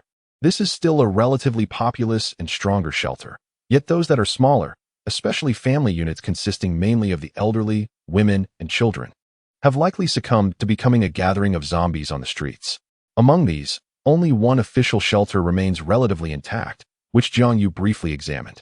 It is a residential building-style shelter established by the head of that street during the onset of the disaster. She called upon everyone to concentrate supplies in one location before collectively seeking refuge in the underground parking garage, which, with its 2 levels, offers ample space.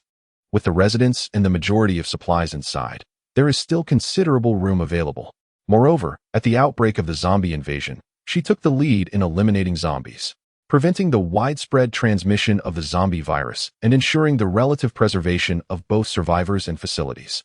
Upon witnessing such remarkable achievements, Jiang Yu nodded slightly. Decisive and ruthless, she undoubtedly emerged as a heroine among women in this apocalyptic era. The presence of such a community leader undertaking initiatives was immensely fortunate for the residents of the building.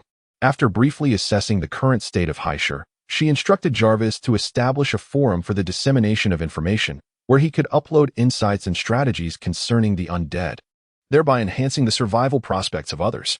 While many did not meet the criteria for joining the shelter, they too possessed the right to live. Jiang Yu had no intention of abandoning her compatriots. Furthermore, in such a societal climate, there would inevitably be those who defied fate. In time, they would unwittingly repay a fragment of her goodwill. As for those who merely wished to join the shelter without taking action, Jiang Yu could scarcely be bothered. In the face of life and death, their indolence was their own undoing. Regarding the shelters that remained ignorant of the situation due to insufficient network coverage, Jiang Yu felt powerless to assist. To upgrade the signal tower again would require 20,000 zombie crystals. With limited manpower, one could only gather 1,000 or 2,000 crystals daily, and Jiang Yu could not neglect all else for the sake of a signal tower. Moments later, Jarvis created a website for communication, promptly sending out the link under the name of Xinhua. In an instant, anyone capable of receiving messages was informed. After a few more seconds, Jarvis swiftly disseminated information on how to combat and evade zombies, highlighting their deficient vision but advanced auditory and olfactory senses. On February 4th, 2068, a Saturday, and the second day of the first lunar month, at precisely 7 in the morning, many individuals awoke within the confines of the shelter. Their surroundings a stark reminder of the surreal events that had transpired just the day before. Each person felt a profound sense of unreality in the moment. They made their way to the dining hall, their expressions a tapestry of complex emotions as they ordered breakfast, then settled into their chairs, preparing to eat before embarking on the day's tasks. Zhang Li, sipping millet porridge, subconsciously reached for her phone and opened a social media application. As she gazed at the interface, a bitter smile crept across her face, recalling that the internet signal had long been absent. Just as she was about to set her phone aside, she was suddenly struck by the realization that a network connection had been restored. To her astonishment, the application loaded successfully, and a short video began to play. "Hello everyone, I'm the unfortunate Bai. I heard from my fans that here. Wait, is it really possible to access the internet here?" Jiang Yu exclaimed incredulously, her voice rising above the din of the dining hall.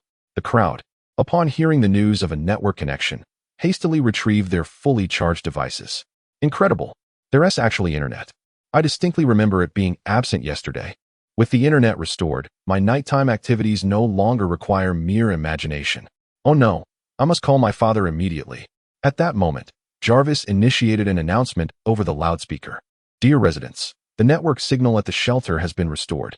We kindly encourage you to take advantage of this connectivity during your leisure time to explore the outside world and unwind. However, due to the limited coverage, certain areas may still remain inaccessible. Please be advised accordingly. Jarvis would like to gently remind you that internet security is of utmost importance. Do not trust online nudity chats, and refrain from visiting inappropriate websites, as doing so will result in account suspension." Initially, the news of the network restoration was known only to a select few, but now, thanks to Jarvis, virtually everyone in the shelter is aware. They promptly set aside their buns and steamed bread, reaching for their phones to make calls one after another. The expressions on their faces were laden with deep concern and anxiety. In Chapter 22, Self-Sufficiency and Luxury Breakfast, those who received reassuring news about their loved ones were enveloped in relief and joy. Conversely, some found their calls unanswered, ultimately abandoning their phones and slumping into chairs, their faces devoid of emotion. Each person who failed to connect comforted themselves with the belief that their loved ones must have ventured to places beyond the signal's reach. While some joyfully went about their work, others were burdened by worry. The contrasting emotions of joy and sorrow flowed through the shelter. Yet it is undeniable that most felt grateful to be in this safe haven. At the very least, they were alive here. Outside, many who had braved the cold to rise from their slumber instinctively reached for their phones to check the time, only to be taken aback in astonishment. To everyone's astonishment, a network signal was not only present but also at full strength. This revelation was not made by a single individual. Rather, most had already taken notice. Engaging in web browsing and seeking reassurance from their loved ones, many had also noticed links in unread messages and instinctively clicked on them. As a progress bar loaded, numerous individuals stumbled upon a website known as the Xinhua Forum. Within the forum, there existed only one post, uploaded by a user named Xinhua. The title read, "Zombies, Kill Techniques, Weaknesses, Detailed Abilities, and the Extraction of Corpse Crystals." Curiosity and astonishment compelled many to delve into the post. If this article were indeed authentic, it would imply they no longer needed to fear the zombies lurking outside. After most had absorbed the contents of the post, expressions of shock adorned their faces. Many scrutinized the text thoroughly and began to respond beneath the post. Hee first. Is it really this early? Did someone snatch the first post so quickly? Is this article real or fake? Why does it seem so fantastical? Corpse crystals? Do zombies actually possess these in their heads? What purpose do corpse crystals serve? Surely they're not edible. I am Li Chang's mother. Has anyone seen my child? Image. I am starving. Who will come to my rescue? Does anyone know who this user Xinhua is? It does not appear to be fictitious. In my idle moments, I have observed the zombies downstairs, and they bear a striking resemblance to those described here. Father, mother, sister, where are you? Why is no one home? Regardless of the truth, venturing out will reveal the answer. Which brave soul will take the plunge? According to the claims above, a zombie's skull is inherently fragile. A single forceful blow should suffice. On the forum, an array of comments erupted, casting doubt upon the authenticity of this post. Numerous colleagues sought assistance and information regarding missing persons within the thread. Yet, the majority remained skeptical of the post's validity, with few willing to undertake the challenge. However, some individuals from the shelters, witnessing this discourse, promptly dispatched their subordinates to test the assertions. To their astonishment, it was indeed as claimed. The zombie skulls had become exceptionally brittle, shattering upon a robust strike. Moreover, it was confirmed that one could indeed excavate corpse crystals from within the skulls. Shortly thereafter, a video emerged on the forum featuring a burly man shattering a zombie skull with a shovel and extracting the crystals within, which ignited a fervor among viewers. Incredible. It is true. How delightful. I have long harbored resentment towards the landlord zombie lurking in my living room. Despite my sacrifices, he refuses to lower my rent. Watch as I obliterate his ghastly head. A user by the name of I am not a thin dog passionately exclaimed. TSK, Tisk, judging by that username above. He must be a man, and his plight is indeed unfortunate. Haha, in this apocalypse, it is amusing to witness someone more unfortunate than myself. Image. What do you see me consuming? Cockroaches. I have been feasting on them for 2 whole days. Humph, what you have pales in comparison. Just take a look at mine. Mosaic. Ugh, you are impressive, engaging in self-sustenance. At least you could have swallowed an enoki mushroom or encountered a bug. As if I could choose. All I have here are enoki mushrooms, devoid of any other variety. Merely surviving is a blessing. Why concern ourselves with trivialities? A splendid day begins with a cup of sweetened, freshly made soy milk. Image. Goodness. Soy milk, accompanied by deep-fried dough sticks and a large meat bun. Are you preparing for the apocalypse? We have all endured the end times. Why must you flaunt it so? Humph, it's fine to deceive us, but do not lie to yourself. Observing the mockery and envy from netizens, the individual continued to share images. Look at this plethora of eggs. I am preparing them. Fried, scrambled, boiled, stewed, sauced, baked. Which to choose? Oh dear, what a difficult decision. Damn, who can tell me where the address is? I shall go and awaken him with the urine that has been boiling within me for a month. Amidst the lively discussions, many others showcased their breakfasts, milk with bread, bread with eggs and plain water, and even one indulging in instant noodles. The viewers of the thread found themselves parched and ravenous. Curse the malevolent capitalists. Borrowing the self-sustaining images from above, let us each post one. I shall see who among you can still eat. You are quite ruthless. Indeed, upon the emergence of this strategy, the ostentatious breakfast behaviors ceased immediately. However, although their actions were curtailed, the pangs of hunger remained undeniably real. Without sustenance, most individuals would struggle to endure the day. After all, it is winter now. While the coastal city maintains a summery climate year-round, the days surrounding the new year can still be quite chilly. Though it may not be cold enough to claim lives, it can render one exceedingly uncomfortable, creating that torturous state of wishing for death, yet being unable to attain it. Just as many were contemplating logging off to seek nourishment, they suddenly noticed a new post on the Ember Forum. The Ember Sanctuary is offering to purchase corpse crystals. Friends possessing corpse crystals are welcome to visit the Ember Sanctuary to exchange them for supplies. The exchange rates are generally as follows. 1 corpse crystal can be traded for a nutritional meal, a basic medicine pack, or enough protein bars to last a day. 2 corpse crystals can be exchanged for 3 days' worth of protein bars or 1 nutritional meal. 3 corpse crystals will procure a standard handgun along with 16 bullets, a fully loaded handgun plus 10 additional rounds. 4 corpse crystals can be traded for a handgun, 16 bullets, or either a protein bar or a nutritional meal. 5 corpse crystals may be exchanged for a grenade. For more than 5 corpse crystals, please negotiate in person. The address of the Ember Sanctuary is.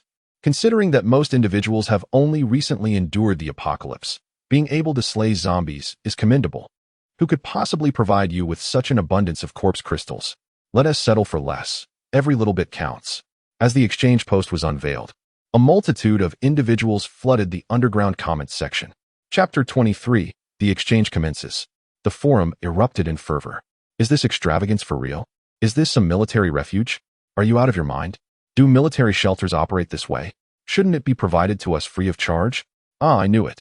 Yet another capitalist. It seems the announcement regarding the zombies was merely a ploy to have us assist him in hunting them down for their corpses. Well, at least we can trade for food. The real challenge lies in how to slay the zombies. But what exactly are corpse crystals used for?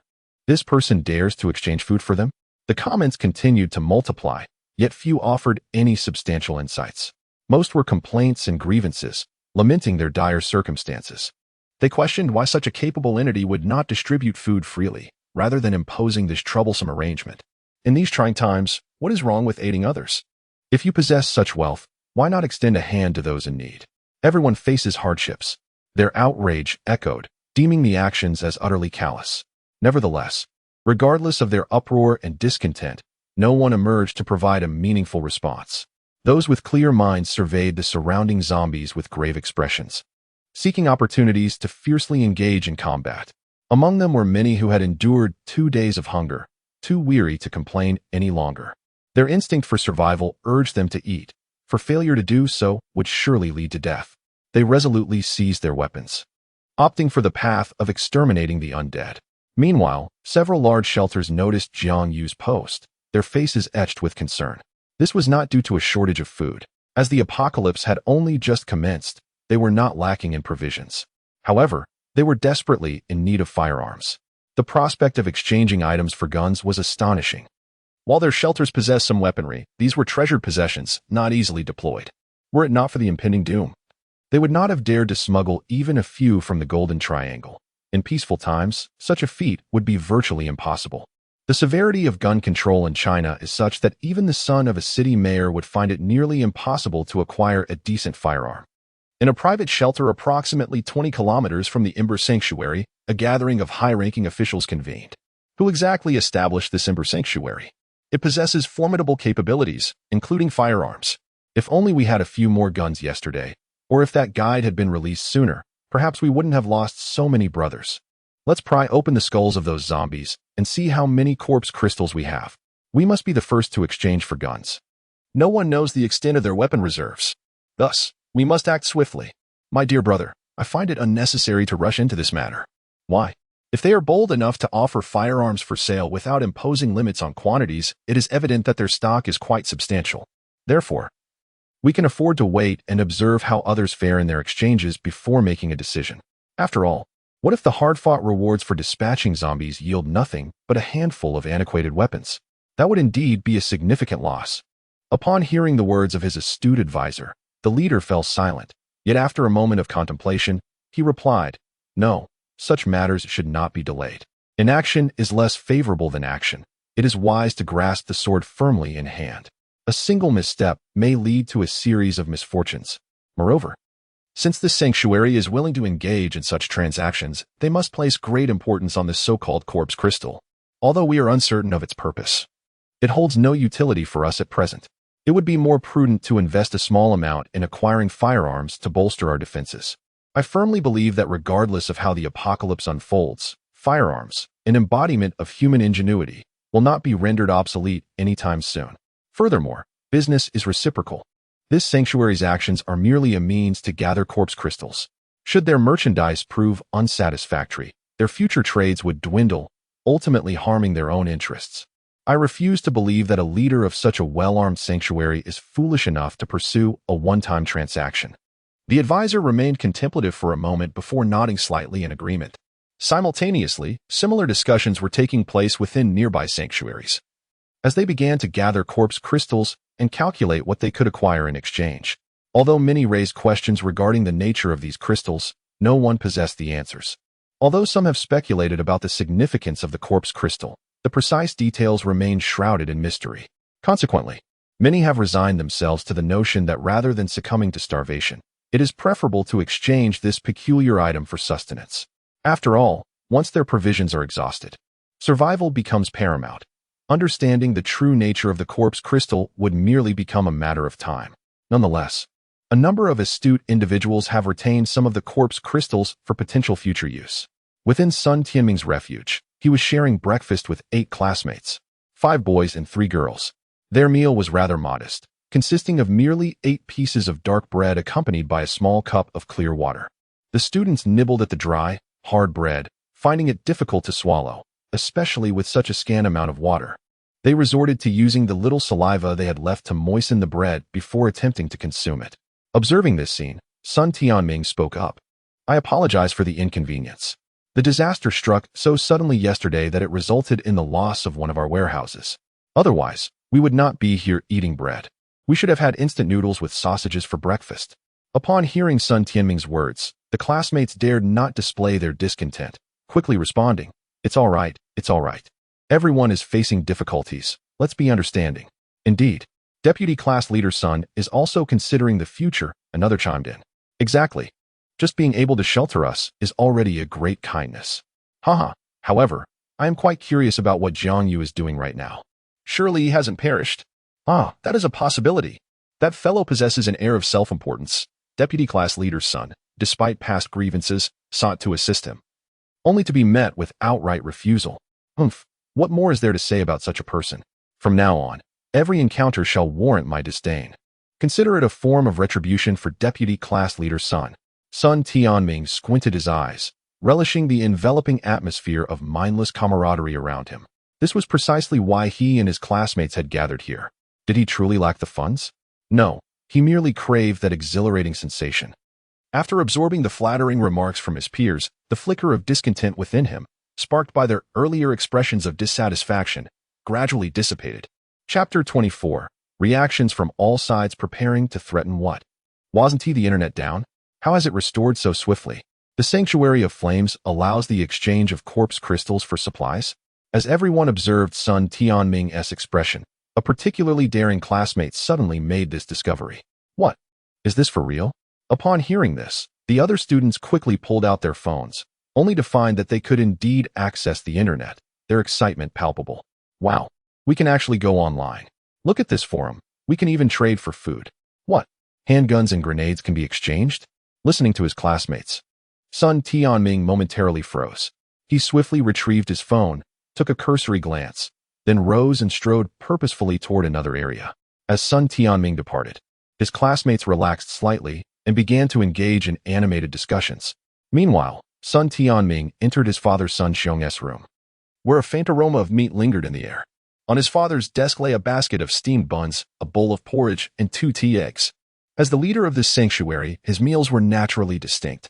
Sun Xiong, filled with excitement, was engrossed in his phone. Dad. Sun Tianming's call finally pulled him back from the digital realm. What is up? Did the class reunion conclude? Any matters at hand? Sun Xiong inquired with a smile. Dad, you must have seen that post as well. Sun Tianming exclaimed. Yes, I did.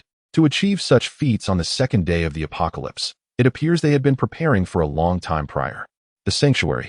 I am truly curious to discover the identity of their leader, Sun Xiong remarked. And what do you plan to do next? I have already instructed Shaoli and the others to inventory the corpses and find a time to barter. Dad, since this sanctuary possesses such abundant supplies, what if we allied with others? Sun Tianming hesitated, his words trailing off. Absolutely not. If they dare to sell, they are not afraid of theft or even robbery. Do not entertain such fantastical notions in the future. Sun Xiong's anger flared upon hearing his son's reckless ambition towards the sanctuary. Think about it. The fact that they are willing to sell you firearms indicates they are not concerned about the possibility of you turning against them after the transaction. If you cannot comprehend such fundamental realities, I am quite disappointed in you, my son.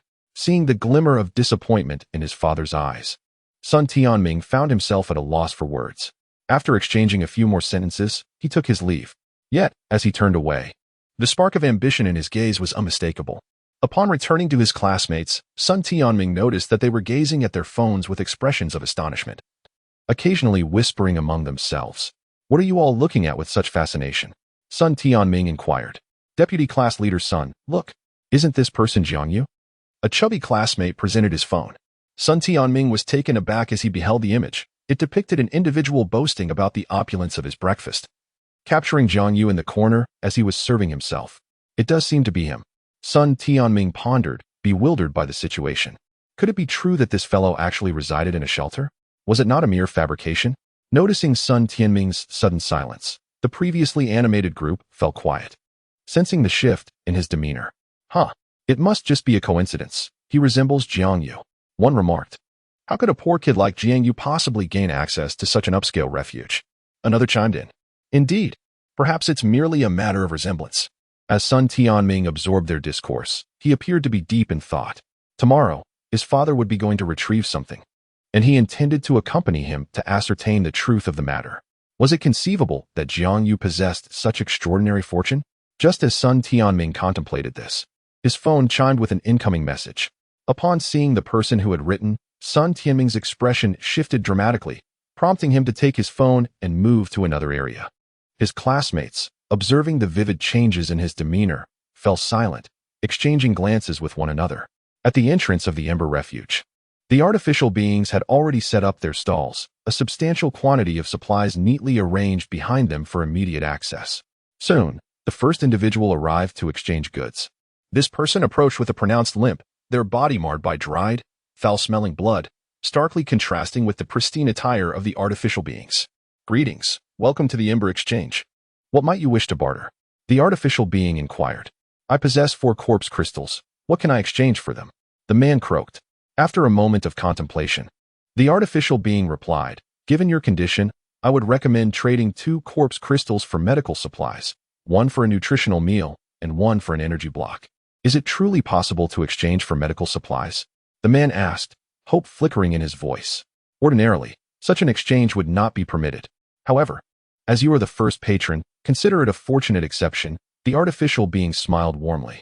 Very well, let us proceed as you suggest. The artificial being nodded slightly and began the transaction. 2 minutes later, the individual received a package containing a box of antibiotics, a box of pain relievers, a bottle of anti-inflammatory medication, a bottle of disinfectant alcohol, a roll of bandages, 2 plastic containers, and a bottle of water. Upon receiving the items, the man swallowed hard. For at that moment, he caught the tantalizing aroma of meat. May I eat over here? He cautiously inquired. Certainly, please do not disturb us. Thank you. Having said that, the individual swiftly made his way to a grand tree, promptly opening his lunchbox.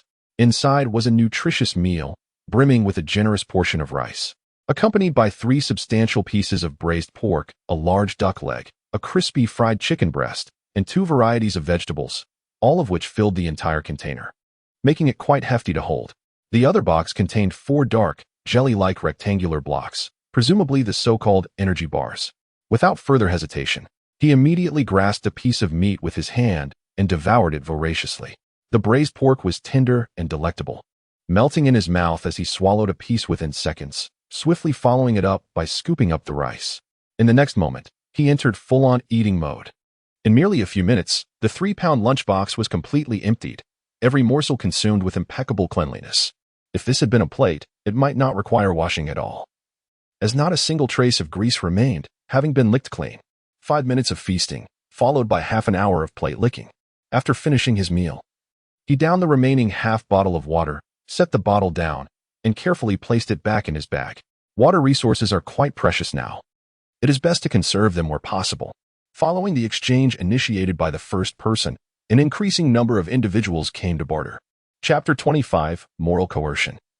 The elite soldier. As time passed, evening approached, yet the stream of individuals seeking to exchange continued unabated. They formed an exceedingly long queue at the exchange point. Their impatience palpable. How slow this is. Why are there so many people? Why is there only one exchange point? Could they not open a few more? Are they afraid we won't manage to get our exchanges done? Murmured one. Indeed, it's a quintessential display of bureaucratic inefficiency. If it weren't for the sheer lack of alternatives, I would never have trekked several kilometers just to make an exchange. What right do they have to deny exchanges? ISNT this money. Why can't money be exchanged? Are they not aware that refusing currency is against the law? A woman's voice rang out from the front of the line. Hearing her, the crowd perked up, eagerly turning their gaze forward to witness the unfolding drama. Regardless of the time or place, the human penchant for spectacle remains a profound trait. They delight in observing any commotion, whether it be animal courtship, hoof trimming, carpet cleaning, or the operation of excavators, so long as the spectacle bears no consequence for them. It is deemed most enjoyable. Madam, our exchange policy is clearly stated. Only crystal corpses are accepted for exchange. Do you truly believe that money still holds value? Kindly take away your currency and do not impede others from exchanging. The android in charge of the exchange responded, his brow furrowed. Had it not been for Jiang Yu's directive to refrain from using force, he would have been tempted to send her flying with a single punch. I care not for your rules. I intend to purchase your goods with my money. If you refuse to sell, then you are breaking the law. I can very well. Then call the authorities. Let us see if they will come. The android retorted with a laugh.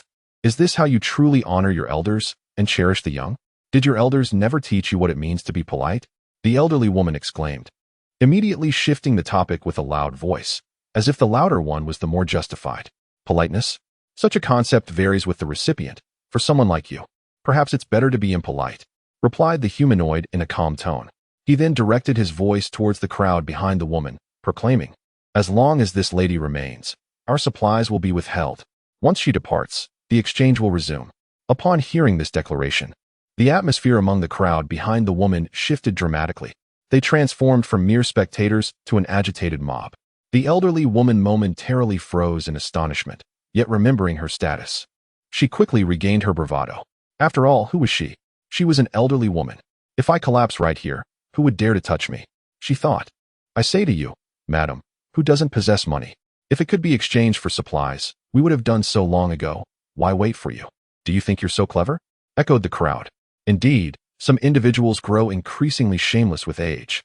Is there no compassion left among you? Is it truly appropriate for you, a group of able-bodied men, to speak so about an elder? Yet, upon reflection, considering her age, wouldn't it be a trivial matter to offer her a small portion from your ample supplies? It wouldn't cause you any significant loss. Exactly. The traditional virtue of respecting the elderly and cherishing the young has been forsaken. The crowd erupted with myriad voices, some condemning, others in agreement, and many expressing dissatisfaction with the shelter's actions in support of the elderly woman, encouraged by the voices rallying behind her. The elderly woman felt a surge of joy and promptly reclined. Oh dear, what sins have I committed? I can no longer purchase anything with money. Oh heavens! Are you truly intent on driving me to despair? I have several grandchildren at home waiting for their meals. As the elderly woman reclined, she immediately began wailing for her parents. While recounting her misfortunes, her sobs grew increasingly louder, and she occasionally feigned wiping away tears. Witnessing her pitiable state, the majority of the younger crowd shifted their demeanor, gazing at her with concern, while a few young girls discreetly dabbed at their eyes. Poor, unfortunate woman. Who would have thought she must support so many? Alas, let us offer her some assistance. How heart-wrenching. Can you not show a shred of compassion? Do you not have parents? If your mother were in such a plight, how would you feel? Alas, the human heart has grown cold. This era is destined to become ever more selfish. Reflecting on our past, we once truly embodied mutual aid and support. Yet, despite the escalating volume and fervor of those in line, the few individuals tasked with distributing supplies seemed utterly unfazed, engaging in discussions about upcoming work arrangements. Observing such callousness from those in charge, the crowd's anger ignited. If you do not extend a hand to assist this unfortunate woman today, we shall refuse to exchange anything. Do you not desire the crystal of the deceased? Well, I shall withhold it. Let us see how you manage. Indeed, unity is our strength. As long as we stand together, we shall surely secure justice for the elderly lady. Yes, indeed. In the midst of the crowd, there are indeed genuine altruists. Yet a portion consists of those seeking to take advantage of the situation, curious to observe how the sanctuary will respond. If they can truly acquire something for free, their subsequent actions would be greatly facilitated. Amidst the bickering of the masses, a burly man forcefully shoved aside an elderly woman standing in front of him and placed 5 corpse crystals upon the table. If she won't trade, I shall, he thundered. Are you seeking death? How dare you push me? Do you believe that I? The elderly woman, taken aback by someone daring to shove her, was about to unleash a torrent of insults. However, in the next moment, she beheld a towering figure exceeding 2 meters in height, robust and menacing, gazing coldly at her. Since you refuse to trade, do not obstruct the path of others. As the saying goes, a good dog does not block the way. At your age, do you not understand the principle of not causing trouble for others? The man spoke with a grave tone. You. The elderly woman intended to retort further, but upon observing the dried blood and muscular physique of the man, coupled with his fierce, tiger-like gaze, she recognized that he was not to be trifled with. She promptly retreated, muttering to herself, simple-minded and brawny. Is it just you? The artificial human glanced at the burly man, then at the blood-stained corpse crystals, and finally met his anxious gaze. With a sigh, he accepted the corpse crystals and inquired, "What about my 2 children?" The burly man replied earnestly, "I suggest you exchange for 2 portions of nutritious meals, one for yourself and one for your 2 children. Rest assured, our portions are quite substantial. A single child would find it difficult to finish. Then, procure a medicinal item containing a corpse crystal, as the children possess fragile constitutions and require precautionary measures. The remaining 2 can be exchanged for 2 energy blocks, totaling 5 corpse crystals. Do you agree?" The android pondered briefly before responding, "Very well, I appreciate your assistance." The burly man did not hesitate to agree, as he found himself devoid of alternatives. His children had gone without food for 2 days, while others had food reserves. None could offer exchanges like this one. Chapter 26. The elite soldier of the troops. All right. Please hold on. Soon. The android began packing the requested items for the burly man. Have you served in the military? 10 years in the army. I recently returned from active duty. The burly man replied with a smile. By your demeanor, you must be quite the soldier. The android inquired. Not too shabby. I secured first place in the Rabbit Eagle military competition. Impressive indeed. After exchanging a few pleasantries, the packing was completed, and the android handed him the bag. Should you be interested, come to our refuge. I believe our commander would appreciate your skills. Perhaps. The burly man responded ambiguously, uncertain of the refuge's true nature. Also, exercise caution. It's no longer the time for festivities. I am aware. A glint of ferocity flashed in the burly man's eyes as he clutched the bag tightly and made his way back. What a remarkable talent.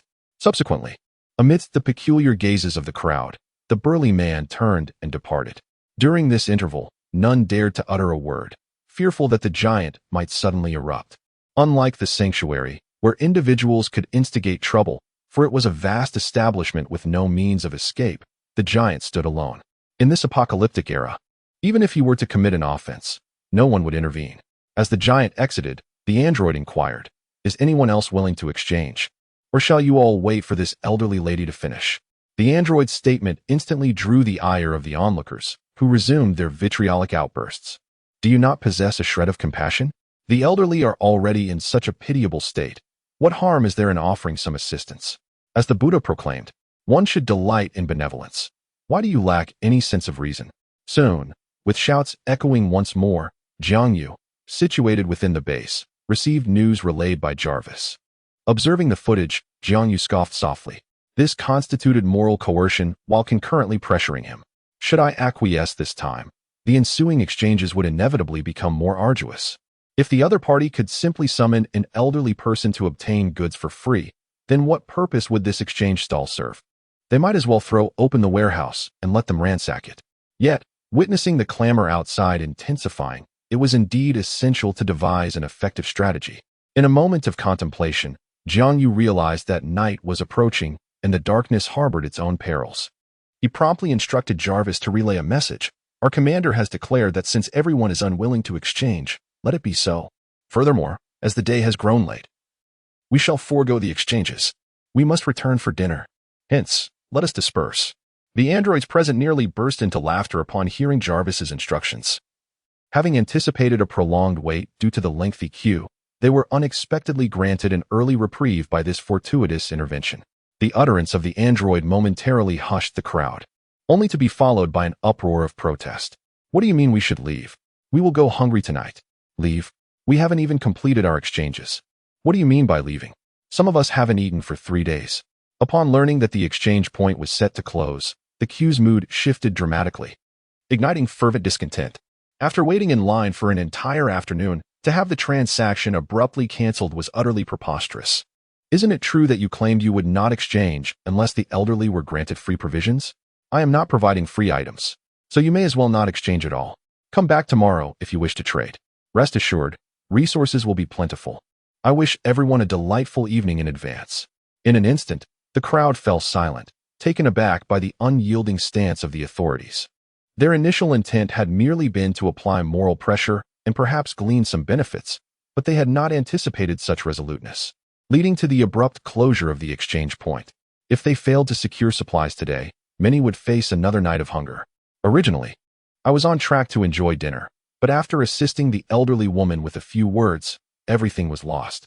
Once the conversation concluded, the androids began to gather their belongings. One moved a table, another carried a chair, one opened the door, while another stood guard with a weapon. Within a minute, they had entered the confines of the shelter. Soon, those outside the iron bars beheld piles of food and instant noodles within, their eyes instantly brimming with tears. You cannot leave. If you do, you must give us the food. Indeed, we demand sustenance. In an instant, the crowd clamoring for provisions erupted into chaos. Driven by an overwhelming hunger, they disregarded all caution, jostling at the entrance of the iron gate, desperately pushing forward as if to breach the shelter. What are you doing? Back away, or we will fire, shouted 2 armed androids, their faces contorted with fury. Initially, the crowd recoiled in fear upon seeing the submachine guns, their hunger momentarily overshadowed by trepidation. However, someone in the back shouted, What are we afraid of? Would they dare to shoot? If they do, it would be murder. Would they truly? At this proclamation, the crowd fell into a daze. Indeed, what could they do? No matter how powerful they appeared or how many weapons they possessed, they wouldn't dare to fire. This is a society governed by law, and injuring someone would entail consequences. Subsequently, they resumed their pushing and shouting. Witnessing this scene, the two armed androids were instantly filled with unbridled rage. Raising the pistol, it is aimed at the thighs of the figures outside, accompanied by a series of rapid gunfire. They are not human, but rather androids, programmed to obey every command issued by Jiang Yu. In an instant, submachine guns unleash their terrifying fire upon the thighs of those in the front line. They actually fired. Run. How dare they shoot? Summon the authorities. Hurry and find help. The pain. It is unbearable. How dare you? Moments later, aside from those struck in the thighs and left incapacitated, the rest of the crowd has scrambled to hide behind the large trees dozens of meters away. Fortunately, the androids ceased firing after only a few seconds. Otherwise, if they had unleashed a relentless barrage, none would have escaped unscathed. Those who were hit, a dozen or so individuals, clutched their legs in agony, wailing for mercy. Help! I don't want to die. Save me. Save me. You desire corpse crystals, don't you? Take them all. I will give you everything. Forgive me. Forgive me. I possess great wealth. I have plenty of money. May you meet a wretched fate for daring to fire upon innocents. You are nothing but a band of ruthless marauders. In an instant, a cacophony of cries filled the ears of the androids. But what of it? They are merely artificial beings, devoid of the genuine emotions that define humanity. Chapter 27. Envy-induced nighttime siege. Continue your foolish cries. At night, zombies exhibit a heightened sensitivity to sound. The louder you call out, the greater the number of zombies that will converge upon you, rendering any escape impossible when the time comes. The artificial human let out a cold laugh before turning away, resuming his vigil over the refuge. He had little faith that, after the gunfire warning, anyone would dare to intrude. Outside, the listeners were immediately struck with alarm. Indeed, nighttime zombies are far more ferocious, as mentioned in that guideline post. If they were to attract the undead, those who could scarcely move would be utterly doomed. Instantly, they fell silent, suppressing their pain. The ground soaked with their blood as they dragged their weary bodies beneath the trees. Meanwhile, the group hiding behind them was also taken aback, exchanging wary glances filled with trepidation. If the zombies truly approached, they would merely become the evening meal for the undead. Moreover, it is better to err on the side of caution. If the threat were real, they would indeed face dire consequences. In that moment, many among them were enveloped in profound regret. Had they adhered to the rules, all would have been well. Why meddle in the affairs of that elderly woman when they were still hungry? Ultimately, it stemmed from their own greed. Had they not been so avaricious, perhaps they would now be enjoying a delectable and nourishing meal. With this thought, many shot angry glances at the shameless elderly woman.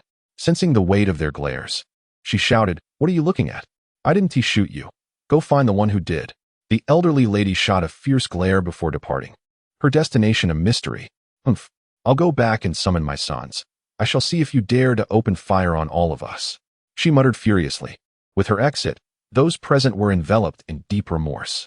Many wished to slap themselves in frustration. What was the point of their incessant chatter? Not only did they fail to earn the elderly woman's gratitude, but they also faced the grim prospect of going hungry that night. Those who had been struck in the thigh by gunfire were even in jeopardy of losing their lives. Yet, the deed was done, and there was no recourse. Raising their voices could attract the undead, sealing their fate. The shelter was merely a place to wait in line, while the zombies were a genuine threat to their lives. At that moment, they could only pray for the exchange stalls at the shelter to open early the next day, allowing them to eat sooner. As night fell, most climbed into the treetops, planning to spend the night there. Returning on foot in the dark was too perilous. A single misstep could turn them into a zombie's meal. And many had already traveled several kilometers. Returning only to come back the next day would be exhausting. Thus, they decided it was wiser to remain where they were, hoping that the shelter's leader might be in a good mood and offer a late-night meal. Meanwhile, the elderly lady made her way back to a tent at the foot of the mountain, where 5 robust men were seated closely together. Among them were 3 of her sons, her husband, and her brother. "Mother, sister, have the supplies been procured?" Upon witnessing the return of their elder, the brothers, as both sons and siblings, could no longer contain their eagerness, immediately inquiring. Their hunger had lingered for far too long, and they yearned for sustenance. "No, that cursed refuge refuses to accept money in exchange," the elder retorted, her frustration boiling over as she caught sight of the hopeful gazes from the men. For heaven's sake. They won't even accept cash. Are we truly expected to slay those wretched zombies? I would rather perish than lay a hand on such repulsive creatures. Her brother's expression turned icy as he interjected, "How dare you speak so? At your age, relying on me for sustenance is nothing short of disgraceful. You are nothing but a burden." The elder unleashed a tirade upon her brother. "Humph. Let us not forget. You once vowed before our parents that as long as you draw breath, you would provide for me, and you are also meant to assist me in finding a spouse." Her brother chuckled. "You? I must have been cursed through 8 lifetimes to have encountered such a squanderer." "Humph. Do you think I desire to encounter you? Were it not for your family's burdens, I might have been a member of a foreign royal family by now, living in comfort and surrounded by beauty." Her brother's response left the elder momentarily speechless, and she could only sigh in resignation before taking a seat with a thud. "All right, enough of this. If we can't trade, then let us slay a few zombies tomorrow and barter for a meal." Her husband, evidently accustomed to such disputes, attempted to mediate. "That is out of the question. We have gone several days without sustenance and are on the brink of starvation.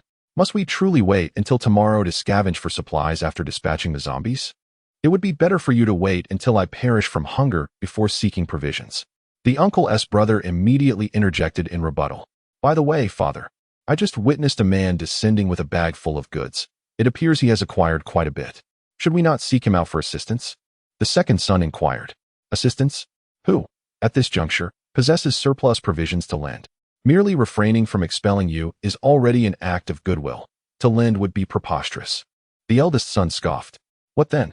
We cannot simply starve to death, can we?" The second son pressed. "Hey, third brother, are you not a university student? Think of a solution," the eldest urged, nudging the contemplative third brother. As the sole educated member of the family, having attended university, the expectations for the third brother were exceedingly high. They had once hoped that his academic presence would shield them from want, yet before that day could arrive, the apocalypse descended upon them. "During my university days, I recall a lawyer, nicknamed the Outlaw, proclaiming that when one's life is threatened and the law offers no refuge, there remains one final recourse: to commit a crime.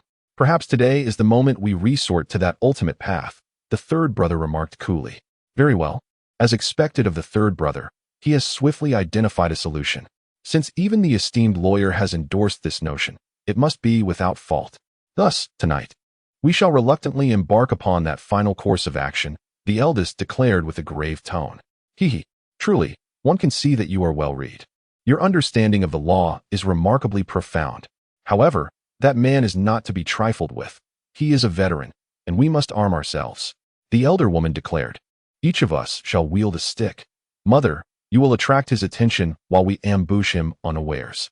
If we strike together, it matters not that he is a soldier. He will bow before us. Even the most seasoned of fighters can fall to a flurry of blows." Chapter 28. The erosion of humanity amidst the zombie onslaught. The third brother continued. "You all go ahead. Do not count me in. I shall not participate. I am a refined individual." The elder woman's younger brother lay in the corner, propped against a pile of clothes, languidly sneering.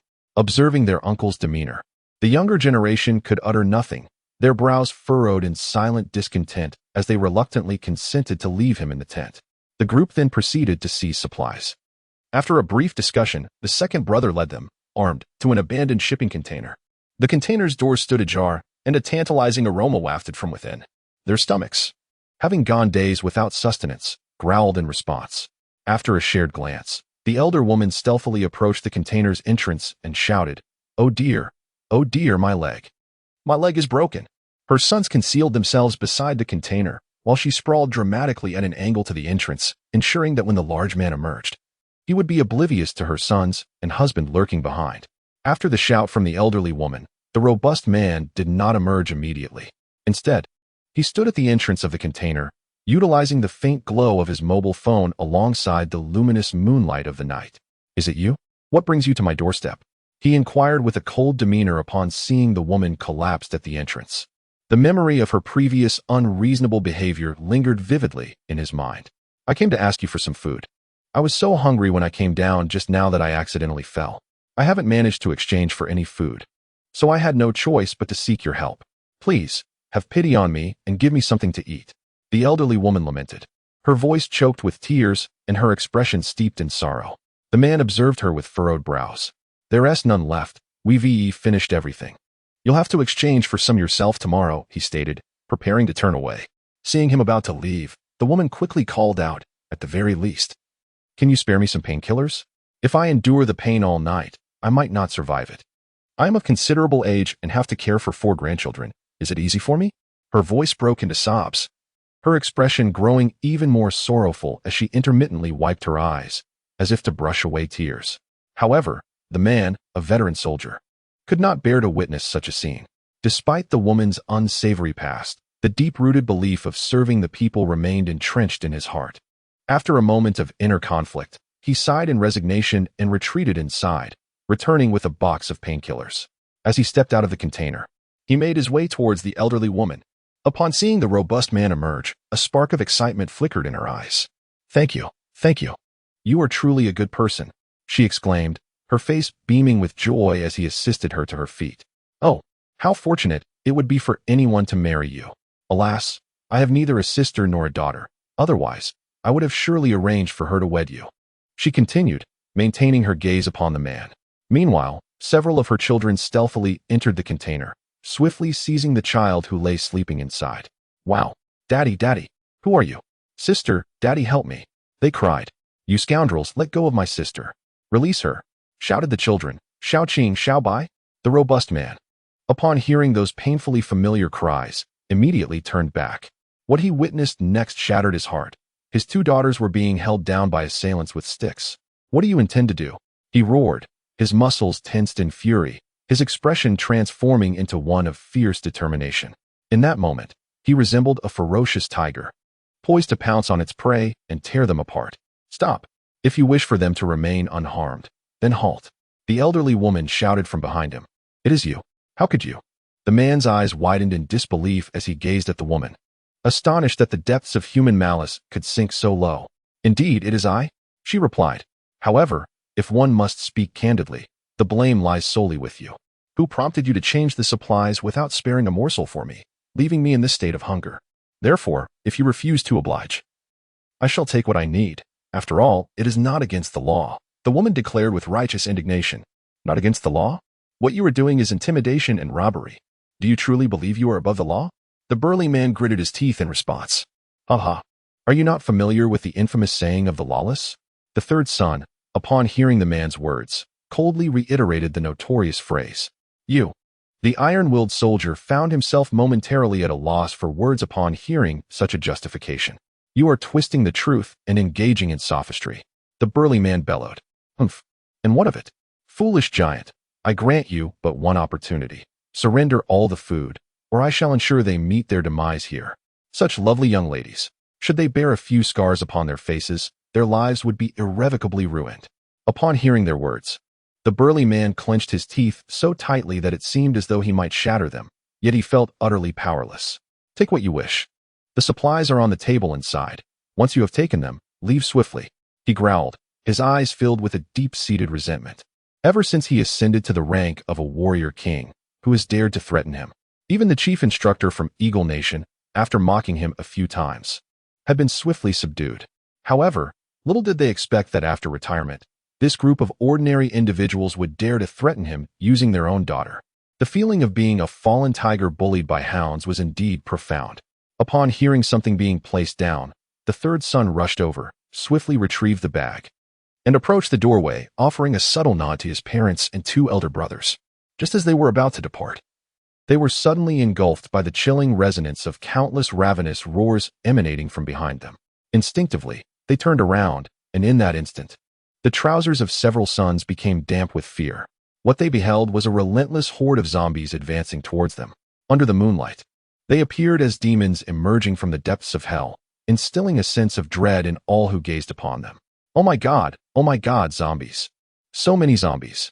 The sheer number of the undead sent the sons into a paralyzing panic, causing them to instinctively release the girl they were holding. Daddy. The frightened little girl immediately dashed into her father's embrace. The burly man, filled with concern, lifted them up and then cast a grave glance at the surrounding zombies, his mind racing to determine the most suitable escape route. Meanwhile, on the other side, Jiang Yu, who had just finished a midnight snack and was preparing to sleep, suddenly received a warning from Jarvis. Chapter 29. The Tug of War, All-Out Assault. Sir, hundreds of zombies are detected moving 1 kilometer from the shelter. If we do not intervene promptly, they may charge in. Upon hearing Jarvis's words, Jiang Yu was instantly wide awake, and after a moment of contemplation, he began to delegate tasks. They must not rush in. We must extend the battlefield. Jarvis, assemble 100 combat androids, 50 support units, and 50 medical personnel. Prepare for deployment. As Jiang Yu assigned tasks, the androids swiftly donned their gear, armed themselves, and boarded the trucks. Bystanders, witnessing this scene, were filled with astonishment and confusion. The night had fallen, yet a mission was underway? Was it not said that zombies were more perilous after dark? All troops, mobilize. Jiang Yu shouted from within the bus. Go, go, go. In the next moment, the gates of the base swung open, and the androids simultaneously unlatched the iron gates. Outside, the astonished crowd beheld 6 fully armed modified vehicles departing from the sanctuary. The survivors outside were equally perplexed. Why embark on a mission at such a late hour? Heavily equipped?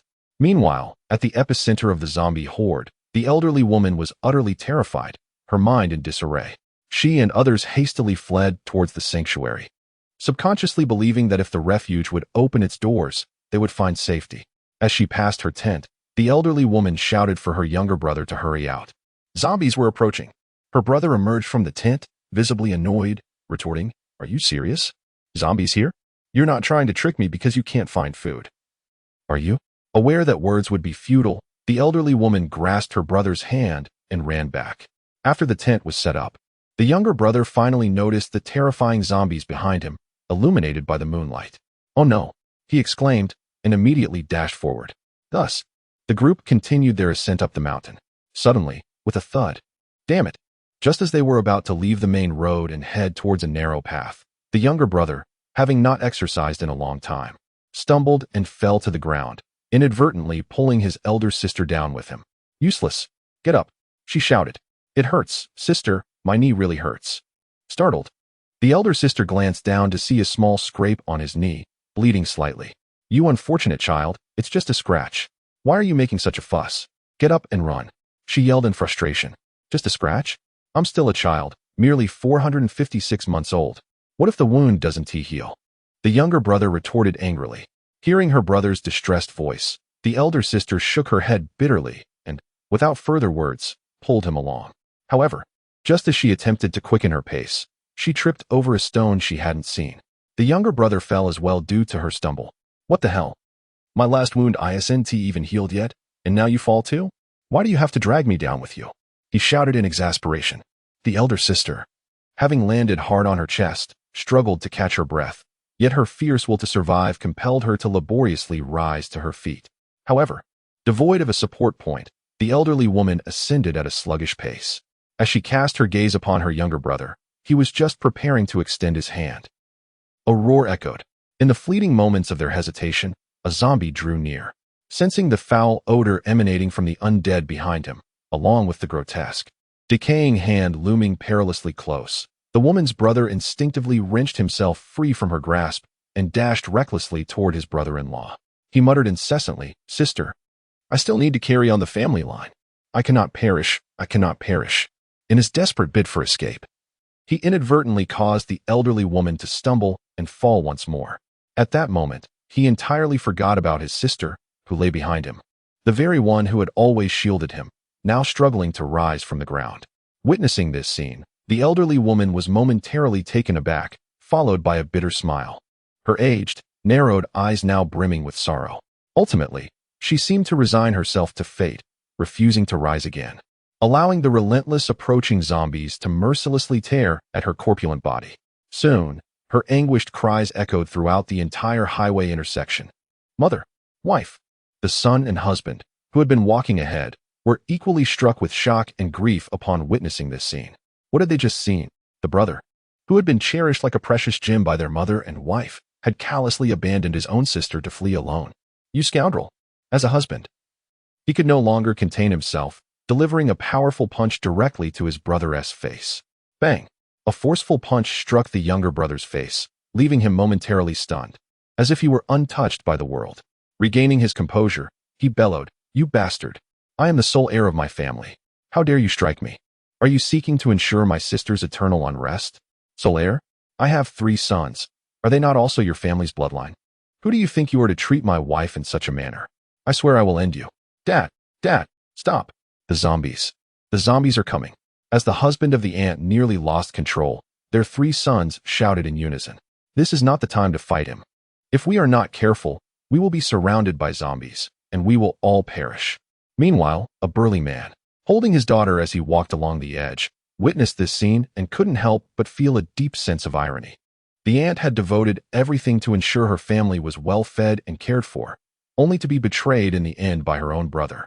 How tragically absurd. Lost in thought, he quickened his pace towards the refuge. Halfway there, he heard the ground tremble and the roar of engines. They were coming. The man's eyes brightened as he spotted the modified vehicle racing through the forest. Reinforcements have arrived. Upon hearing the thunderous noise, the eldest son immediately realized that help had been dispatched from the shelter. With a joyful expression, he rushed towards the source of the sound. Humph! The ant's husband scoffed. Quickly following suit, enlightened by his sons, he realized that this was not the moment for reprimands. Preserving life was of utmost importance. Meanwhile, the younger brother scoffed with disdain. Quickly following suit, was this truly the refuge that denied him provisions? If it did not meet his expectations, he would not hesitate to lodge a complaint. He was eager to discern whether the rules of this place were more formidable than public opinion. Chapter 30. Decisive actions and terrifying combat power. This was not a crime. It was a desperate act born from dire circumstances, distinct from those who commit crimes willingly. The younger brother murmured as he ran, contemplating what he might extort. As the modified vehicles of the refuge roared past, the burly man observed the fully armed combatants aboard, their expressions grave. Such a well-equipped force had never crossed his ears during his military service. They did not even appear to be foreigners. Where had the master of this refuge found these innate warriors? To gain a clearer understanding, the burly man did not flee far, instead concealing himself behind a large tree. His gaze fixed intently on the convoy of modified vehicles. He sought to ascertain the combat capabilities of these armed personnel. Remarkably, on just the second day, where had so many zombies come from? Jiang Yu surveyed the tide of zombies before him, murmuring in confusion. Swift and decisive. Let us resolve this battle within 10 minutes. Fire at will. Jiang Yu commanded loudly. Affirmative. The artificial beings responded in unison. Subsequently, 6 modified vehicles surged forward, and dozens of individuals began to hurl high-explosive grenades. With a thunderous roar, the grenade was hurled several dozen meters away, landing directly amidst the horde of zombies. This was followed by an earth-shattering explosion. The once formidable throng of hundreds of zombies was instantly reduced by 2/3, as the majority were obliterated into fragments. The resounding blast echoed beyond the confines of the shelter, drawing the puzzled gazes of the onlookers towards the source of the commotion. Due to the constraints of the highway's width and the densely packed positioning of the zombies, the grenade's area of effect was maximized. Had the zombies been more loosely arranged, the devastation wrought by the explosive would have been significantly diminished. Observing the unexpectedly superior impact of the grenade, and noting that the zombies' formation was beginning to disperse, Jiang Yu promptly commanded his troops to open fire. As the modified vehicle approached, the artificial beings brandished submachine guns and unleashed a barrage of gunfire. The rapid succession of shots rang out, da-da-da-da, pew-pew-pew. The brawny onlookers, witnessing this spectacle, were left utterly astounded. The precision was astonishing. Each shot found its mark, delivering a fatal blow to a zombie with remarkable accuracy. Despite wielding submachine guns, their aim was impeccable, with nearly every bullet resulting in a kill, without a single round wasted. Most impressively, this was all occurring under the cloak of night, illuminated only by the moonlight, yet they managed to maintain such extraordinary accuracy. The astonishment of the imposing figure had not yet subsided when he beheld the scene before him. The horde of zombies fell like wheat beneath the relentless fire of the android's weapons. In mere minutes, dozens of these artificial beings systematically dispatched the undead, each bullet finding its mark in the cranium of the foe, resulting in instant demise without the need for a second shot. As the army's elite soldier observed this spectacle, he could not help but wonder if these individuals were a clandestine military unit cultivated by the state. Their execution and combat prowess far surpassed that of ordinary special forces. Even he, a seasoned warrior, felt a twinge of inadequacy in their presence. Then, he witnessed nearly 100 individuals disembarking from the modified vehicles, each brandishing long blades and bags. Meanwhile, others activated powerful headlights, illuminating the battleground that had just witnessed the fierce confrontation. Under the piercing light, the scene became clear. Aside from several enormous charred craters in the center, the remaining zombies lay sprawled in disarray. The aftermath of the slaughter was pristine and orderly, as if it had been meticulously arranged for a grotesque display. The individuals descending from the vehicles commenced their grim task, swiftly severing the heads of the zombies and extracting the internal corpse crystals, carelessly discarding them aside.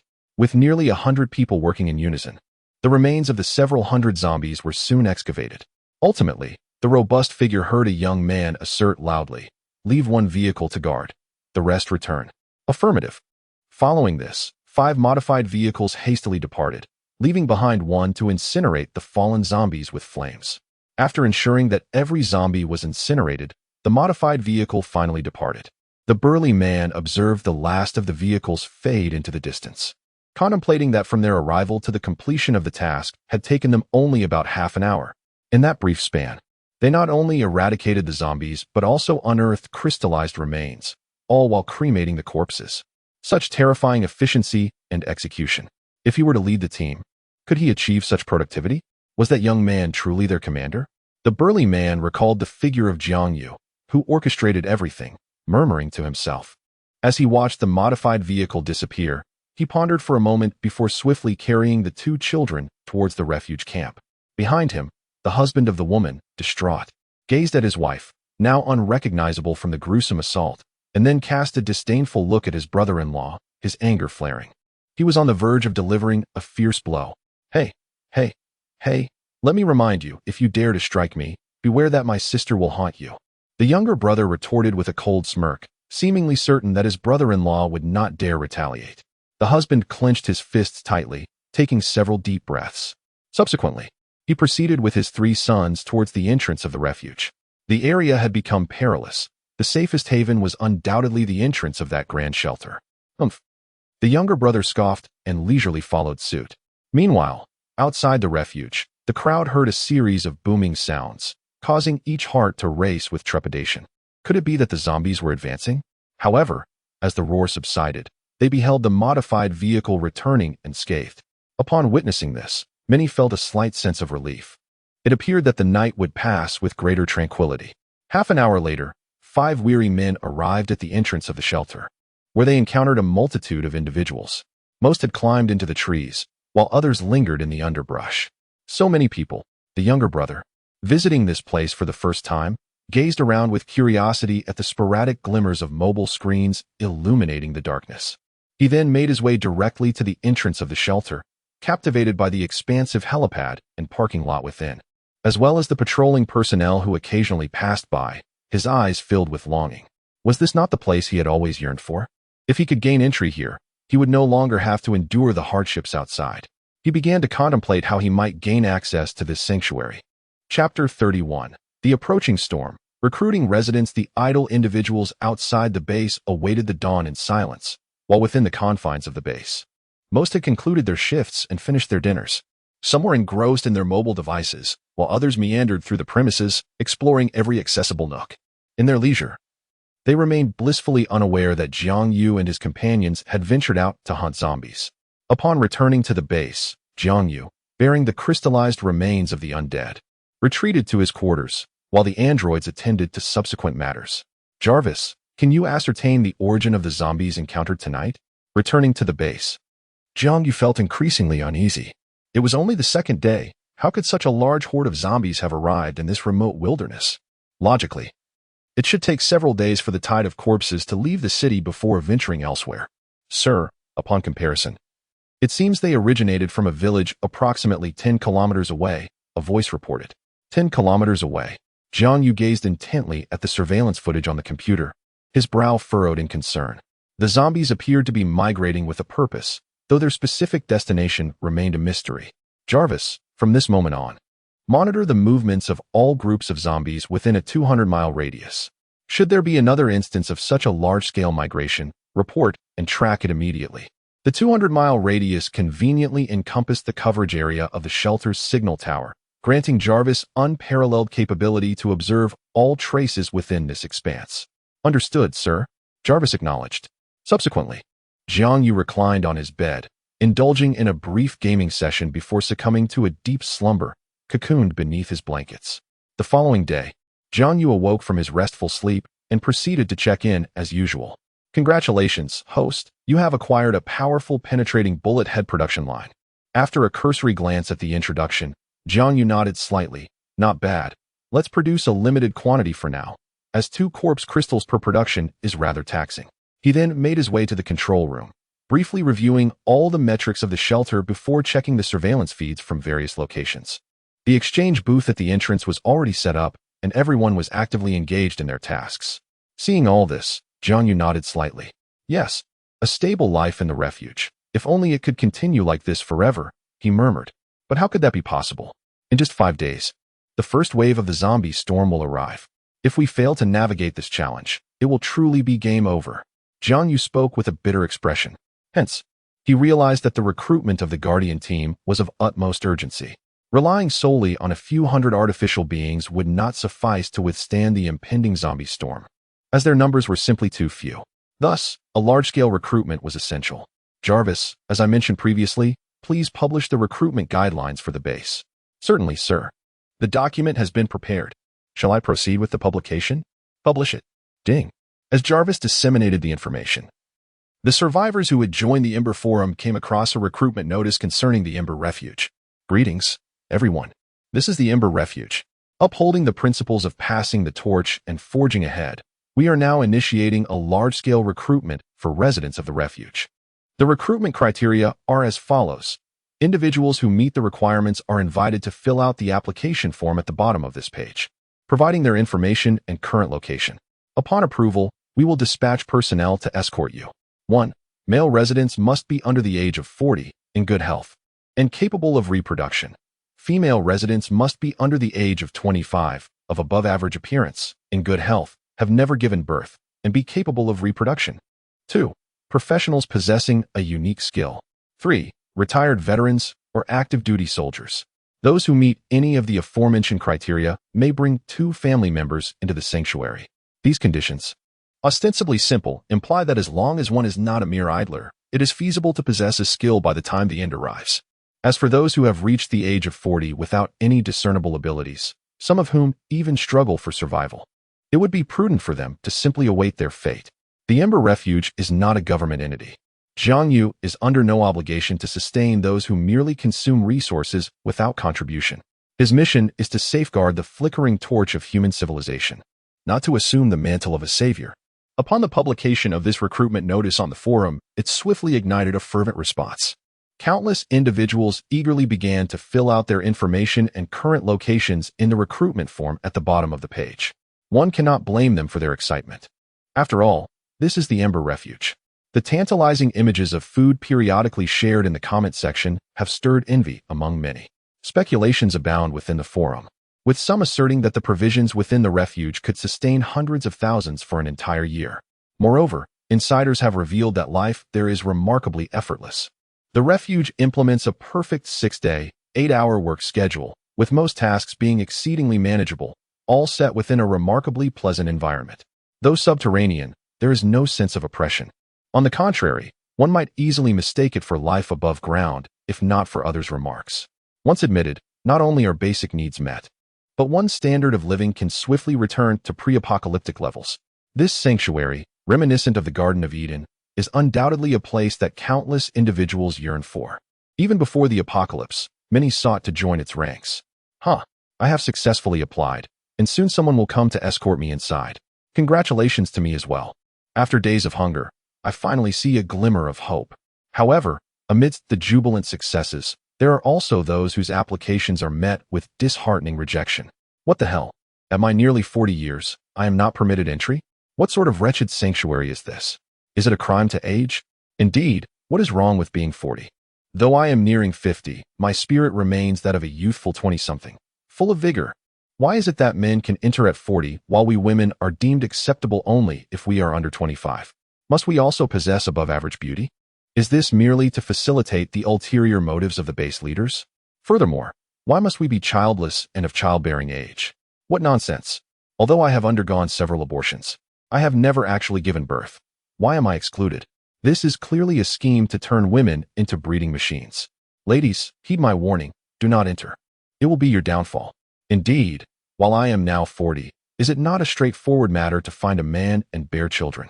In an instant, the base forum erupted with countless curses and expressions of outrage.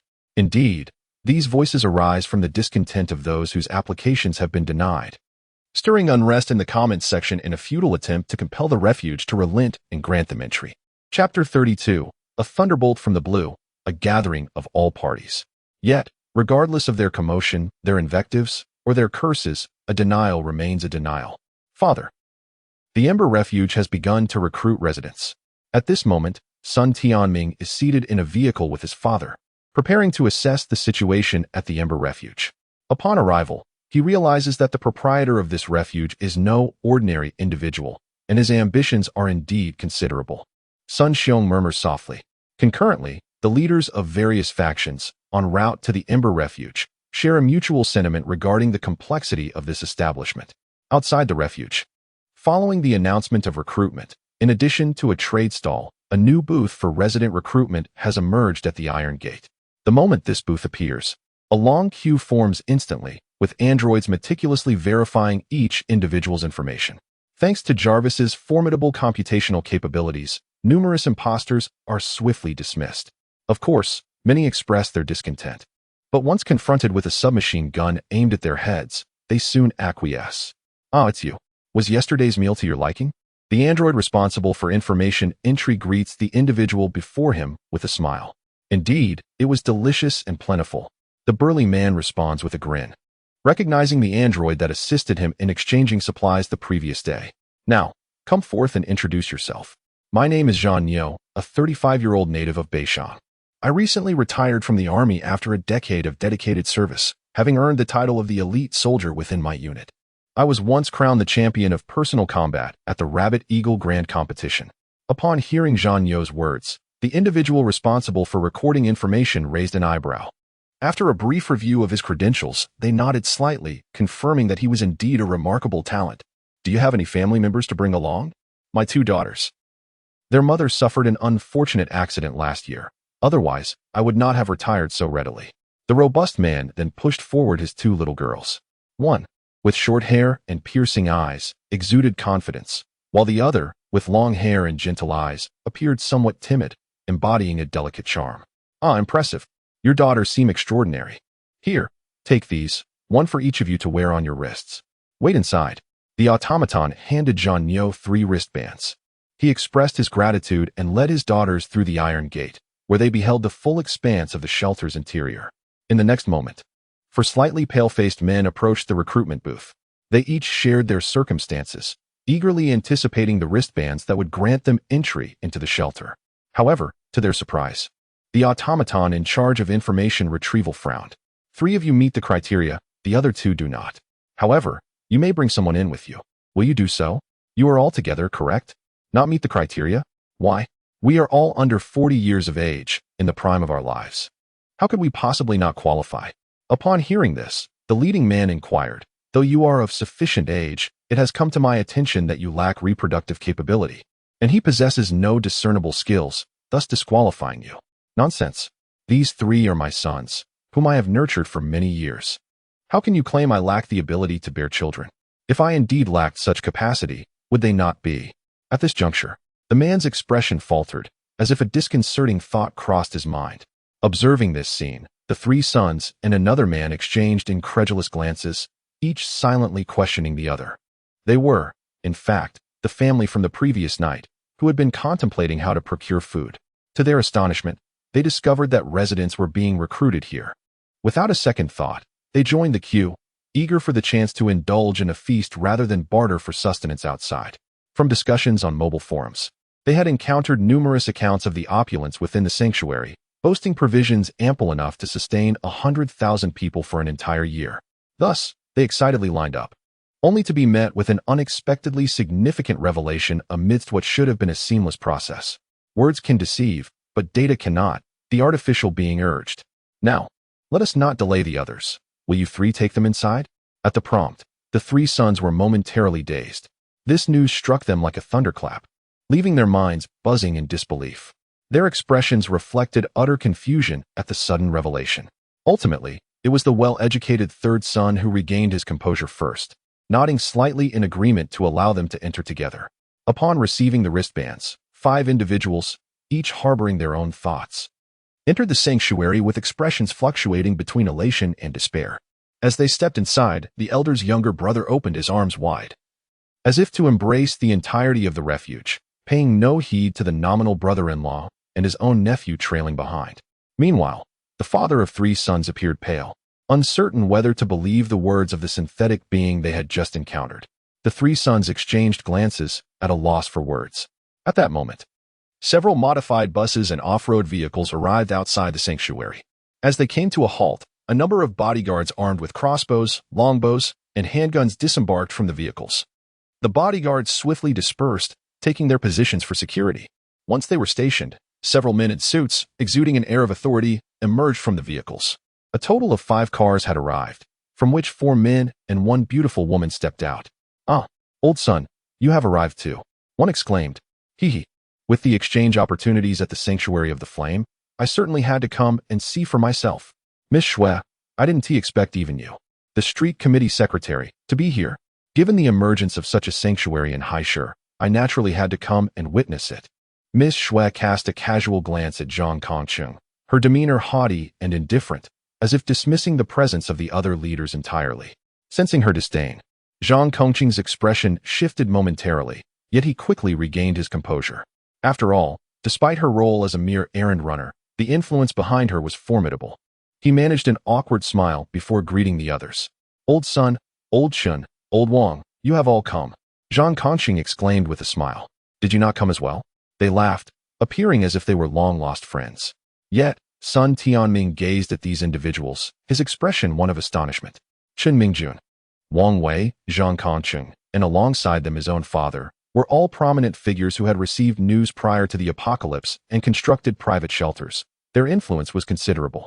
To his surprise, even Xuanning, the chief secretary, had arrived. She was the street secretary of the official shelter. It seemed that her presence indicated a significant regard for this ember shelter by its director. Chapter 33. Meeting the guests, the outspoken bird. "Hey, Sun Tianming, you mentioned you have classmates among them. Is that true?" Just as Sun Tianming pondered this, a somber voice interrupted. Upon hearing it, Sun Tianming's body jolted, and he turned to see a young man clad in a suit. The youth appeared to be in his 20s, around the same age as Sun Tianming, with a friendly smile. Yet, his eyes were filled with darkness and ferocity, suggesting he was not as benevolent as he seemed. "Yes, he is a university classmate of mine. I recognized him from a photo on the forum," Sun Tianming replied, his tone tinged with respect. This individual was named Lin Kongrong, the only son of the president of the Lin Chamber of Commerce in Qing City. During the outbreak of the zombie apocalypse, Lin Kongrong had not remained in Qing City, but had been managing affairs at the branch in Hai City.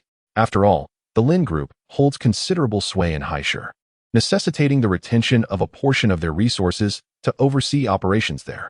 Although Lin Kongrong is of a similar age to Sun Tianming, his ruthless methods and astute character have enabled him to thrive in the business landscape of Haisher. While the influence of the Lin family plays a significant role, one cannot overlook the fact that his capabilities have earned him a position as one of those entrusted to remain behind.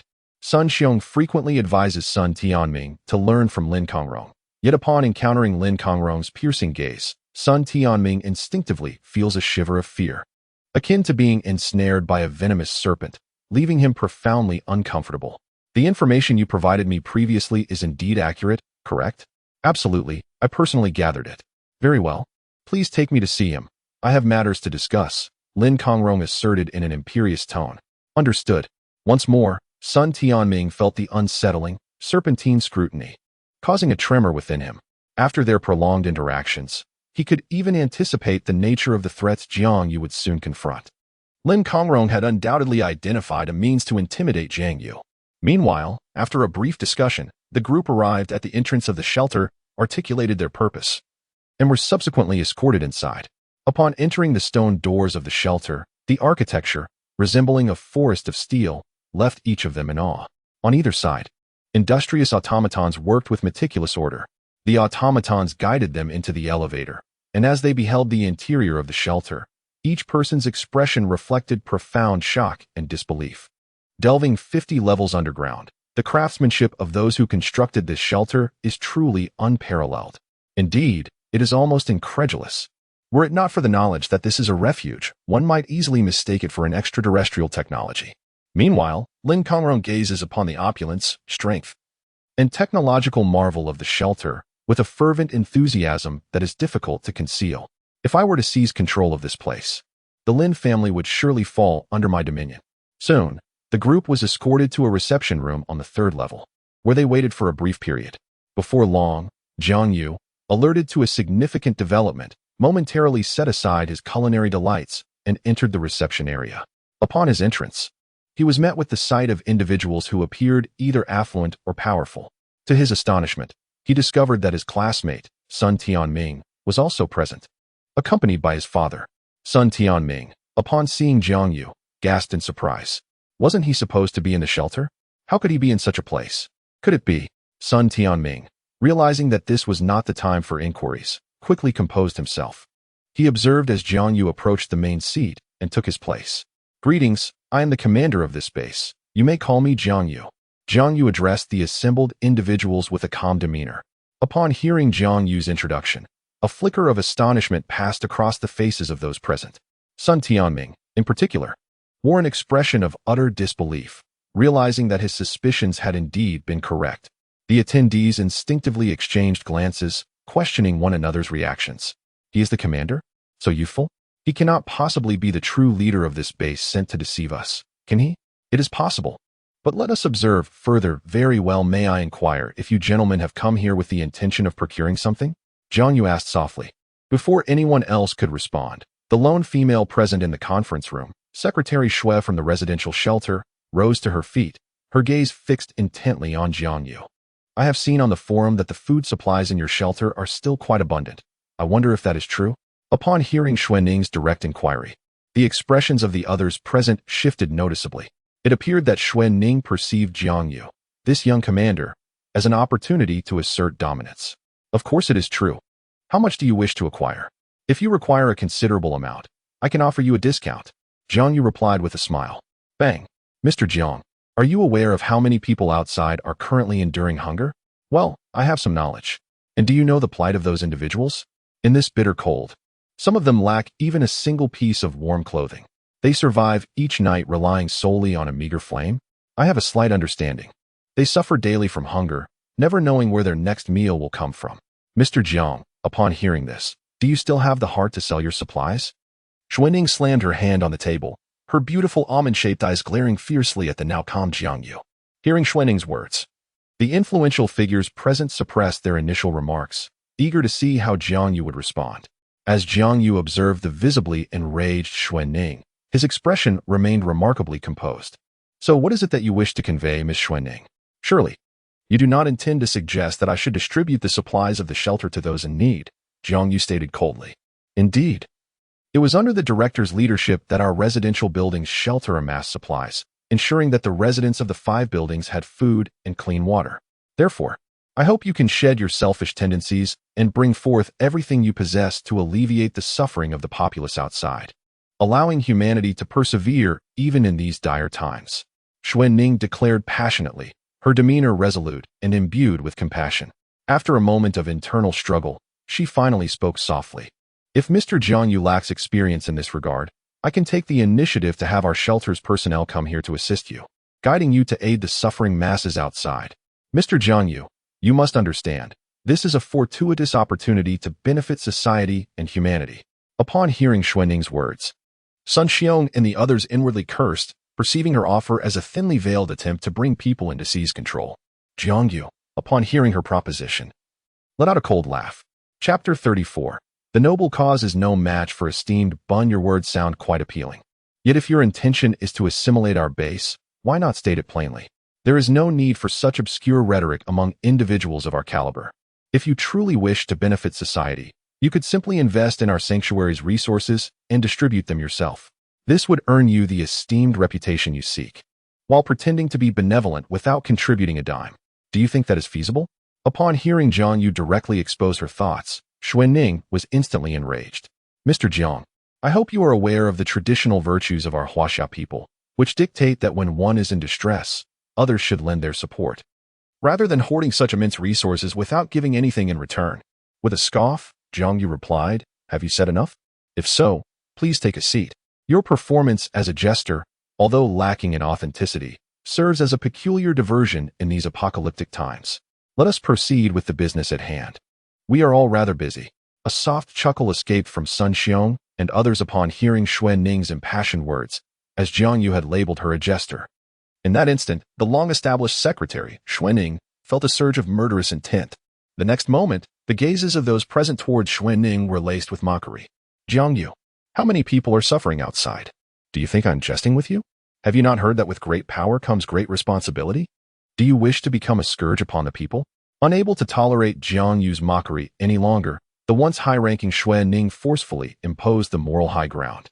"You need not lecture me on lofty ideals. Do you still believe we are in peaceful times?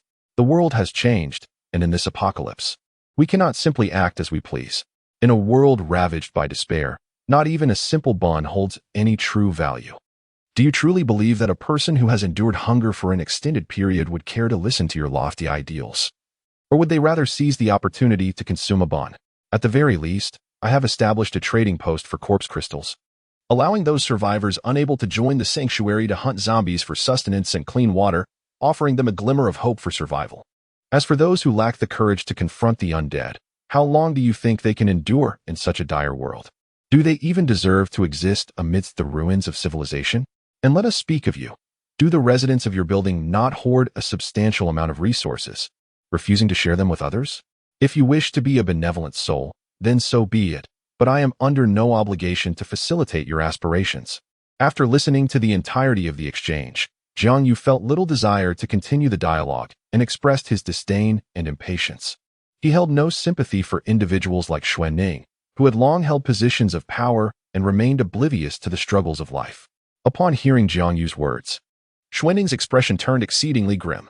She had initially believed that by invoking the values of national duty and patriotism, this seemingly youthful individual would ardently align with her sentiments. Yet she was taken aback by the stark reality of the situation. How could this be? Was it not said that young individuals of Jiang Yu's age are typically pure yet naive, easily swayed by grand rhetoric? As she pondered, Xuan Ning gradually took a seat, falling silent, her eyes betraying an internal struggle that hinted at her unwillingness to concede. Observing her newfound silence, Jiang Yu, filled with irritation, rapped his fingers against the table. "Ladies and gentlemen, I implore you to come here solely for the purpose of conducting business, rather than indulging in fanciful notions. Let me assure you, should it come to a contest of firepower, I possess ample artillery to obliterate your shelters. In terms of population, our refuge currently accommodates over 4,000 souls, and I firmly believe that in due time, the number will swell to exceed 10,000. Were it not for the shared humanity among us. Do you truly think I would require your meager supply of corpse crystals? Although my sanctuary may not be expansive, it is certainly not a prize for just anyone to covet." Upon hearing Jiang Yu's words, the prominent figures present darkened in countenance. If Jiang Yu's words were to be taken at face value, they would indeed have to express gratitude to him for his pity. Despite their inner displeasure, they found themselves unable to counter his claims. The mere thought of Jiang Yu's promised firepower sent shivers through their spines. Although the term seemed ethereal, they sensed that Jiang Yu might genuinely possess such capabilities. After all, who can ascertain the true extent of the arsenal held by one who dares to trade in weaponry? "Mr. Jiang Yu, why let a thoughtless woman provoke your ire? Let us focus on the business at hand," Sun Xiong remarked with a chuckle, attempting to diffuse the palpable tension in the air while disregarding Xuan Ning's murderous glare. "What is it that you wish to procure?" Jiang Yu inquired. "We desire your weapons. Yet alas, our supply of corpse crystals is insufficient. Thus, we kindly request Mr. Jiang Yu to offer us some suggestions," Sun Xiong replied with a smile. This statement indirectly indicated that he was willing to overlook the price, inviting Jiang Yu to set his own terms, which piqued Jiang Yu's interest further. "Here, I possess military-style submachine guns, handguns, grenades, knives from Nepal, and bayonets, all available depending on your needs. Whatever quantity you require, we have it in stock." Upon hearing Jiang Yu's proclamation, those present were taken aback. The assertion of limitless supply was staggering. They represented 5 distinct factions. Even if individual factions were to purchase modestly, Collectively, they would amass a considerable amount. Had Jiang Yu somehow plundered an official armory? Here is the price list. Take a look. Jiang Yu handed over 5 sheets of paper. As the group scrutinized the list, astonishment washed over them. Goodness, 100 pounds of rice for merely 20 corpse crystals? 100 pounds of meat for 50 corpse crystals? 200 pounds of vegetables for just 50 corpse crystals? A submachine gun for 10 corpse crystals? And 5 corpse crystals can procure 30 rounds of ammunition? 20 corpse crystals for a heavy machine gun? 10 corpse crystals for 100 rounds of heavy machine gun ammunition?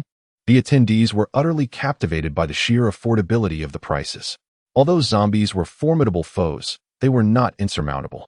A brave individual wielding a long weapon could easily slay one. A skilled person could typically dispatch a zombie in about 10 minutes, suggesting that in an hour, one could potentially eliminate 6 zombies, thereby exchanging them for 2 handguns along with 2 fully loaded magazines. In an instant, their gazes ignited with fervor as they began calculating the most advantageous items to exchange for. Observing their enthusiastic demeanor, Jiang Yu couldn't help but smile. Yes, come and make your purchases. By the time you have amassed enough corpse crystals necessary for the evolution of weapon manufacturing, I might very well be wielding high-level civilization weapons. At that moment, Jiang Yu noticed a man seated beside Sun Tianming rise and slowly approach him. Halt. What is your purpose? Demanded the artificial guardian assigned to ensure Jiang Yu's safety, raising his firearm in indignation.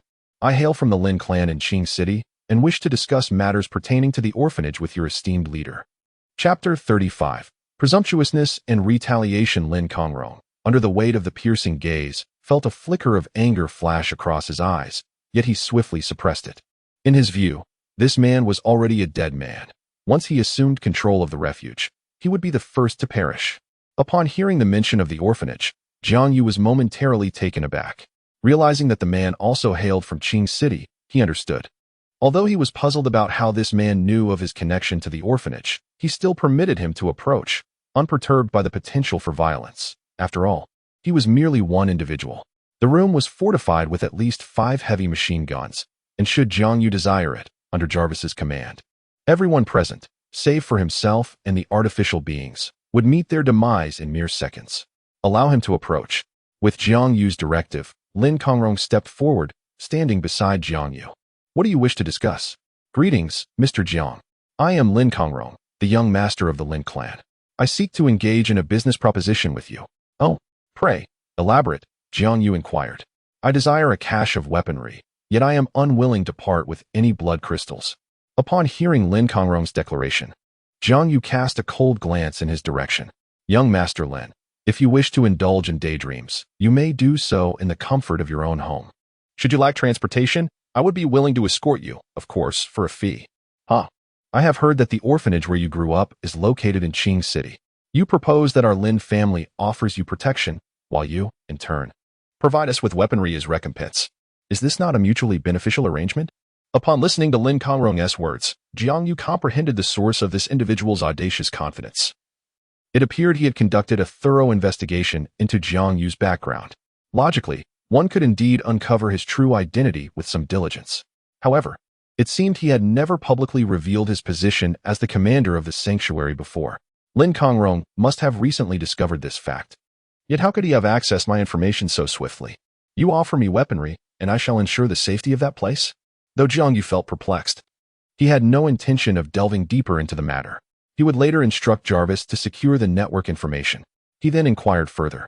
The orphanage held countless memories for Jiang Yu, and if he could safeguard it, a mere expenditure on equipment as a form of recompense seemed trivial.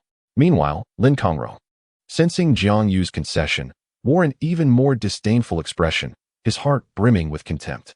Youthful Navet, to care so deeply for the lives of a group of forsaken children. Yet, such an attitude proved advantageous. Who would have anticipated that the esteemed commander of the sanctuary would be so easily manipulated? Not only do I require weaponry, but also a considerable amount of supplies. How about this, Mr. Jiang Yu? If you could generously offer 1/10 of your stockpile of weapons and resources, I assure you that the Lin family will safeguard your orphanage. Upon hearing Lin Kongrong's words, the previously murmuring heads of families fell into an immediate silence. Their expressions a mixture of shock and disbelief as they stared at Lin Kongrong. 1/10 of Mr. Jiang's reserves? What an astonishing sum. How could he possibly have the audacity to make such a request? Is he truly so bold? Does he presume this place to be his own domain? Would Jiang Yu ever acquiesce? How absurd. Yet, to their astonishment, instead of anger, Jiang Yu erupted into laughter. What's this, Mr. Jiang? Are you unwilling to comply? If you refuse, then should that orphanage someday be overrun by zombies, you mustn't blame me. Lin Kongrong remarked with an unruffled smile. Confidence radiating from him, his tone laced with feigned concern for Jiang Yu, yet his gaze was as venomous as a serpent's. He had conducted thorough research on Jiang Yu. Aware of his deep sense of loyalty and righteousness, evident even from the meager state of his own life, yet still sending money back home. It was discovered that prior to the apocalypse, Jiang Yu had transferred $1 million back, thus, for the safety of that orphanage. Lin Kongrong was convinced that Jiang Yu would not refuse. The onlookers, witnessing Lin Kongrong's ruthless demeanor, were momentarily taken aback. I hear you are the young master of the Lin family. Is that correct? Very well. If I were to keep you here and coerce your family to ensure the well-being of that orphanage, it should pose no problem, would it? Jiang Yu gazed at Lin Kongrong, whose smile had gradually solidified with immense anger. His voice was icy as he spoke, and the veins protruding from his forehead betrayed the fury surging within him. He detested being threatened, especially when it involved those he held dear. If Lin Kongrong were genuinely intent on protecting the orphanage, a mere exchange of weapons would suffice, as a gesture of camaraderie. Considering Qing City was the stronghold of the Lin family. However, it was evident that this was no longer a matter of weapons. It was an insidious plan to exploit the orphanage's unique position and gradually encroach upon his sanctuary. Jiang Yu firmly believed that should he acquiesce this once, they would soon demand a second, a third, until the sanctuary bore the Lin name, rather than his own. Upon hearing Jiang Yu's restrained yet menacing words, the expressions of those gathered shifted to one of grave concern. Mr. Jiang, are you certain you wish to proceed this way? Your actions will only provoke the wrath of the Lin family. You must understand, annihilating that orphanage is but a mere flick of our fingers, Lin Kongrong inquired, his brow furrowed in a cold demeanor. Jiang Yu retorted with a chilling smile, I could extinguish your life just as easily, but your survival serves a greater purpose. I am curious to see whether the Lin family values you or the threat you pose to me more. Sensing the gravity in Jiang Yu's unwavering and furious tone, Lin Kongrong felt a wave of unease wash over him. He forced a disingenuous smile and replied, Mr. Jiang, I was merely jesting moments ago. It is just an orphanage. I will personally ensure that my family monitors it. There is no need for weapons or other resources. Let us consider this a gesture of friendship, shall we? Upon hearing Lin Kongrong's utterance, Jiang Yu's smile turned increasingly menacing, his silence punctuated only by a dismissive wave of his hand. Several androids swiftly entered the room. Damn it. Jiang Yu, I was wrong. I apologize. Consider it a jest. I am willing to compensate for your mental distress. Yet, despite his fervent pleas, the androids advanced, seizing Lin Kongrong with unyielding force, causing his expression to shift dramatically. How dare you? Do you even know who I am? You dare to imprison me? Let me tell you, my Lin family wields absolute power in Qing City. Annihilating that orphanage would be a trivial matter. If you refuse to release me, beware of the wrath of the Lin family upon that orphanage. Lin Kongrong bellowed, but regardless of his shouts and pleas for mercy, he was mercilessly dragged away. Threatening others on their own turf, the young master of the Lin family truly embodies a naive foolishness. Jiang Yu's demeanor was cold, laced with murderous intent, as he watched the androids escort Lin Kongrong from the premises. Chapter 36. Long-awaited anticipation and insufficient funds. As for offending the Lin family, it mattered not. Should Lin Kongrong leave here unscathed, the moment he stepped outside, he would undoubtedly unleash a torrent of retaliation against both himself and that orphanage. Often, those who plead most desperately are the ones who retaliate with the utmost ferocity. Leaving him alive might provide leverage for future negotiations with the Lin family. Although Jiang Yu was unafraid of war, he feared that the orphanage in Qing City would be the first target for the Lin family's wrath. The other attendees were utterly astonished to witness Jiang Yu's decisive action in apprehending the eldest son of the Lin family right before their eyes. The expression of shock was unmistakable, particularly on Xuan Ning's face, who felt an overwhelming sense of relief for having narrowly escaped with her life. She had a vague premonition that had she pressed him even slightly harder, he would undoubtedly have resorted to using his firearm against her. Consequently, she mentally branded Jiang Yu as a figure not to be trifled with, her demeanor shifting from initial arrogance to a more respectful stance. As Lin Kongrong was taken away, the heads of several families present began to entertain their own thoughts. Foreseeing the chaos that would undoubtedly ensue in the Lin family's branch of the Commercial Association in Haisher without Lin Kongrong's leadership during such tumultuous times. With the communication networks severed and the official signal towers yet to be restored, the only means of contact between the two cities was face-to-face interaction. However, the roads between the cities were overrun with zombies and severely damaged by the natural disaster caused by meteorite impacts, making any journey akin to a pilgrimage to the west. It is worth noting that the only reason Haisher had any form of network was due to Jiang Yu's upgrade of the sanctuary's signal tower. The timeline for the restoration of signal towers between Qing City and Haisher remains uncertain, leaving the Lin family's commercial association in Haisher vulnerable and unattended during this period. By the time the Lin family resolves their affairs in Qing City and returns with reinforcements, it is anyone's guess what state the association in Haisher might be in. It may well have undergone a complete transformation, possibly even changing its name. After all, in this apocalyptic world where anyone can strive for ascendance, everyone aspires to live a life far more extraordinary than before. Though the Lin family business in Haisher is merely a branch, it is evident that those who hold high positions within the association cannot be mere innocents, in the absence of a leading wolf to guide them. Among this pack of wolves, the lack of management and oversight fosters an environment where new leaders may emerge amidst the fierce competition.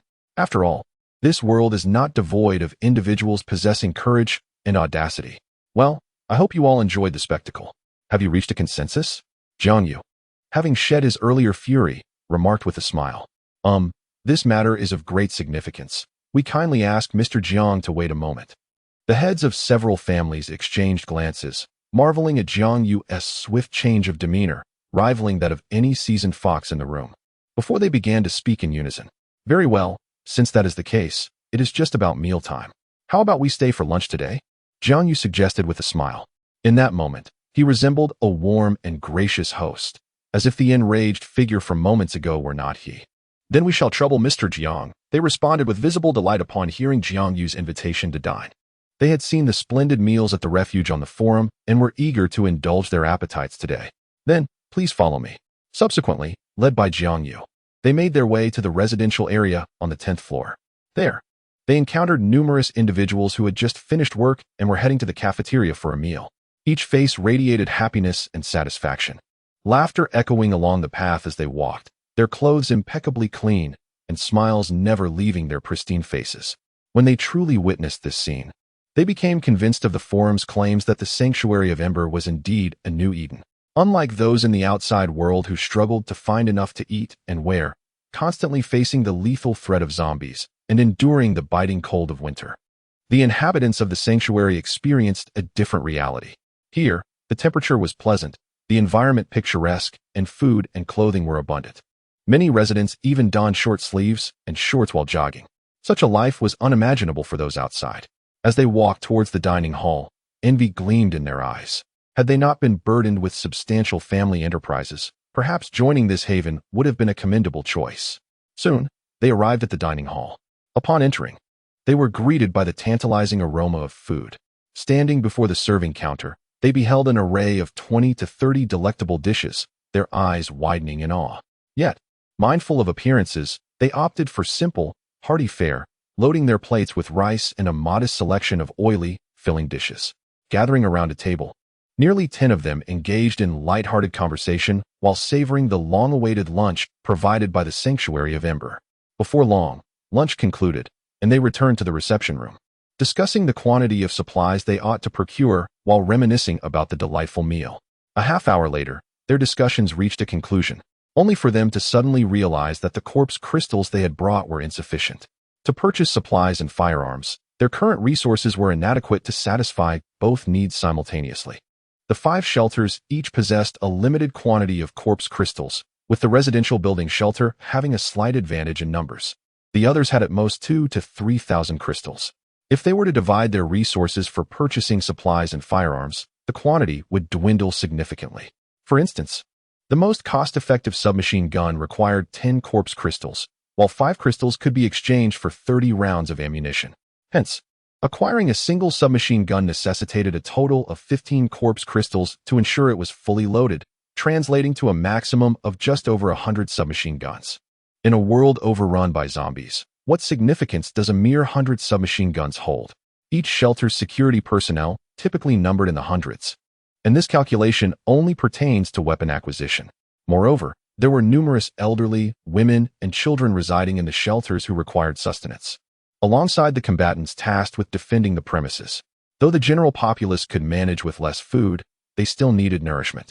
An individual necessitates at least 1,000 calories daily to sustain their activities, while those responsible for protecting the base required even more. Is there a problem? Jiang Yu inquired, observing the expressions of conflict etched on their faces. Mr. Jiang Yu, to be candid with you, the quantity of corpse crystals we've brought is somewhat insufficient. Sun Xiong replied, bitterness lacing his tone. After all, the items we need to purchase are quite numerous. Even though your supplies and weapons are reasonably priced, the quantities we require are substantial, leaving us with a scarcity of corpse crystals. I see.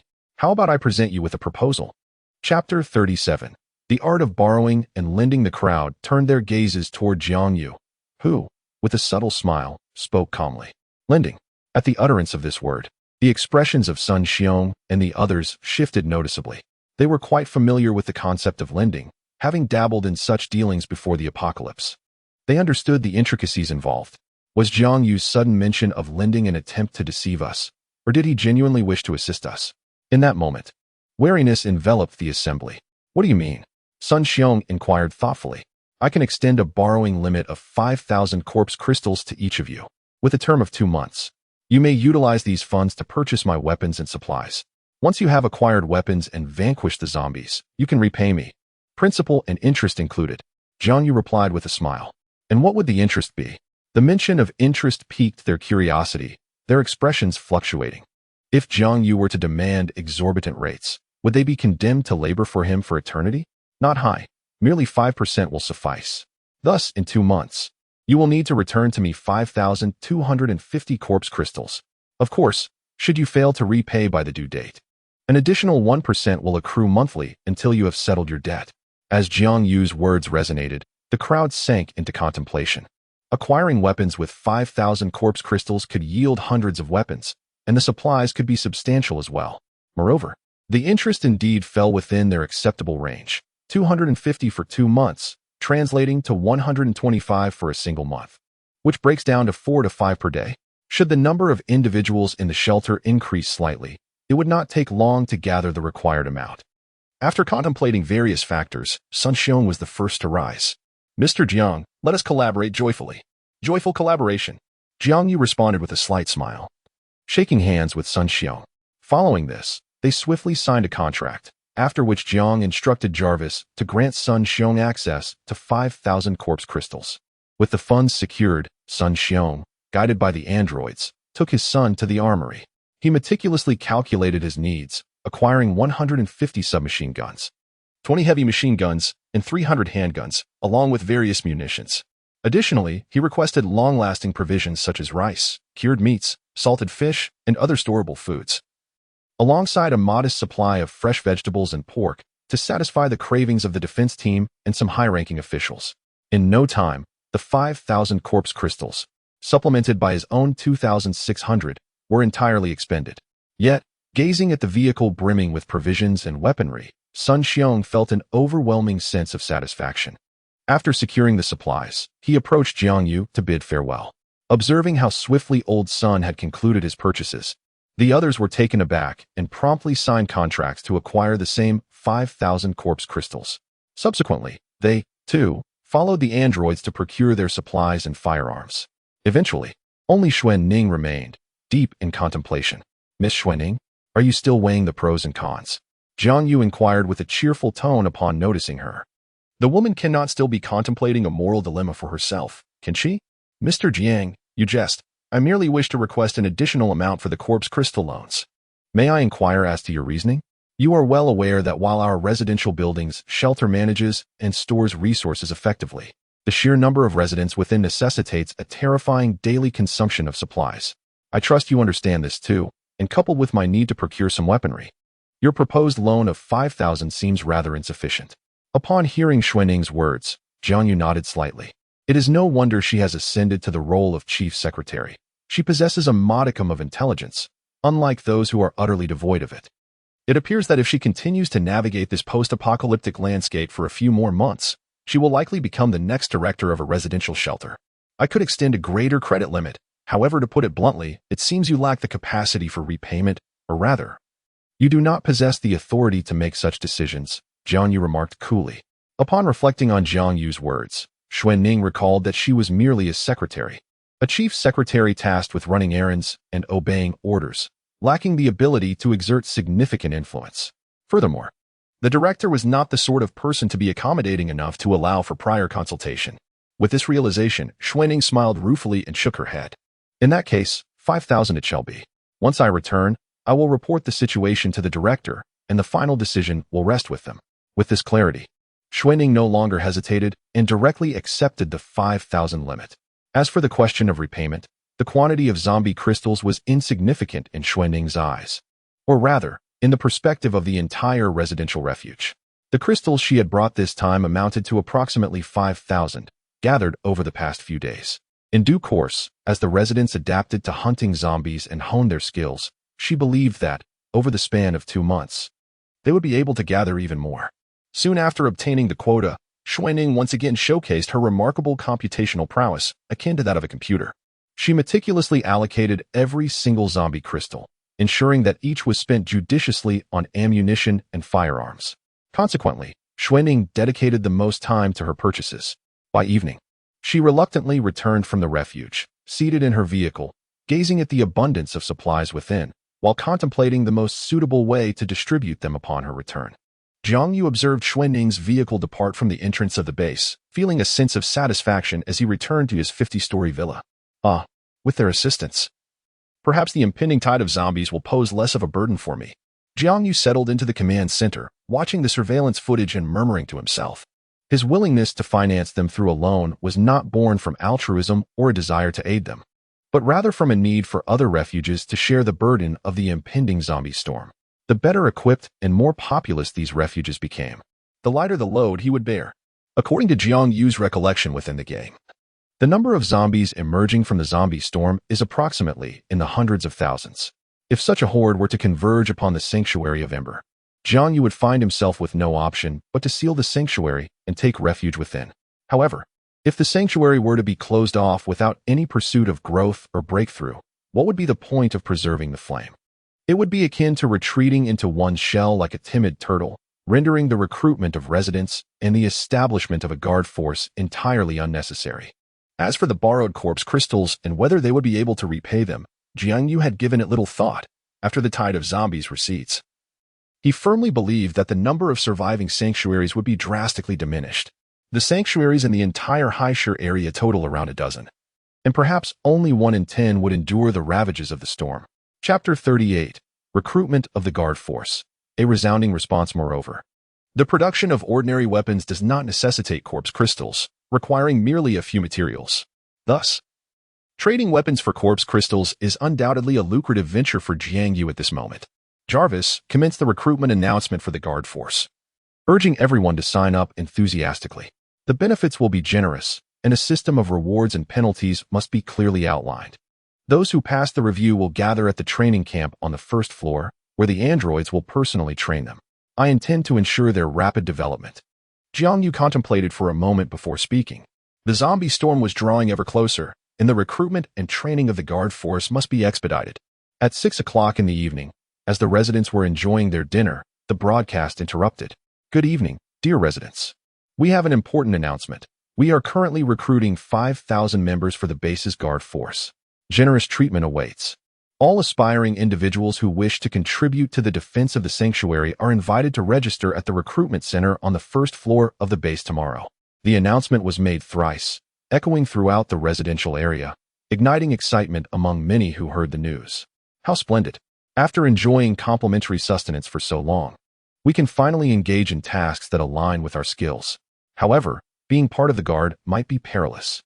Isn't the base already home to numerous warriors? Why is there a need for an additional 5,000 guards? Father, will you be signing up tomorrow? Naturally, this is my duty. If I do not go, who will? Then we shall join too. No, you are still too young. When you grow older, I will take you with me, Humph. What kind of guard service is that? Isn't it merely a path to doom? Let anyone else go. I certainly will not. Uncle, if we refuse to join, will we be expelled? After all, we possess little skills, and joining the guard is our sole option left. Indeed, since they are willing to let us in, we cannot merely take advantage of their hospitality. Let us all go and register tomorrow. You may go if you wish. I shall not. Moreover, you are not truly family. Your presence here relies entirely on my nephew's assistance. So, do not act as if you have any authority. You lack that privilege. You ungrateful wretch. After all the years I have cared for you alongside your sister, this is how you repay me, with the notion that I am not part of your family? Humph. Such matters are of no concern to me. I am supported by my sister, not the other way around. Did I ever implore you for sustenance?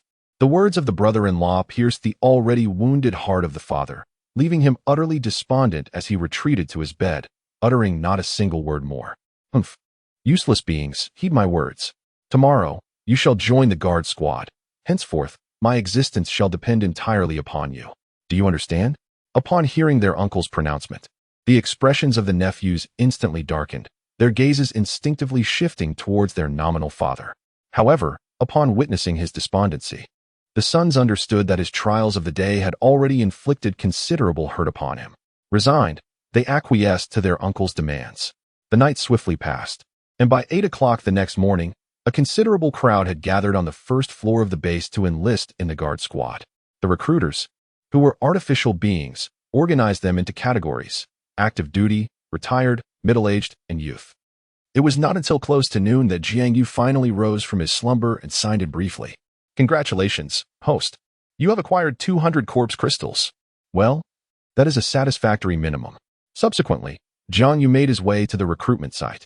Greetings, Commander. The artificial beings immediately stood at attention and saluted upon seeing Jiang Yu.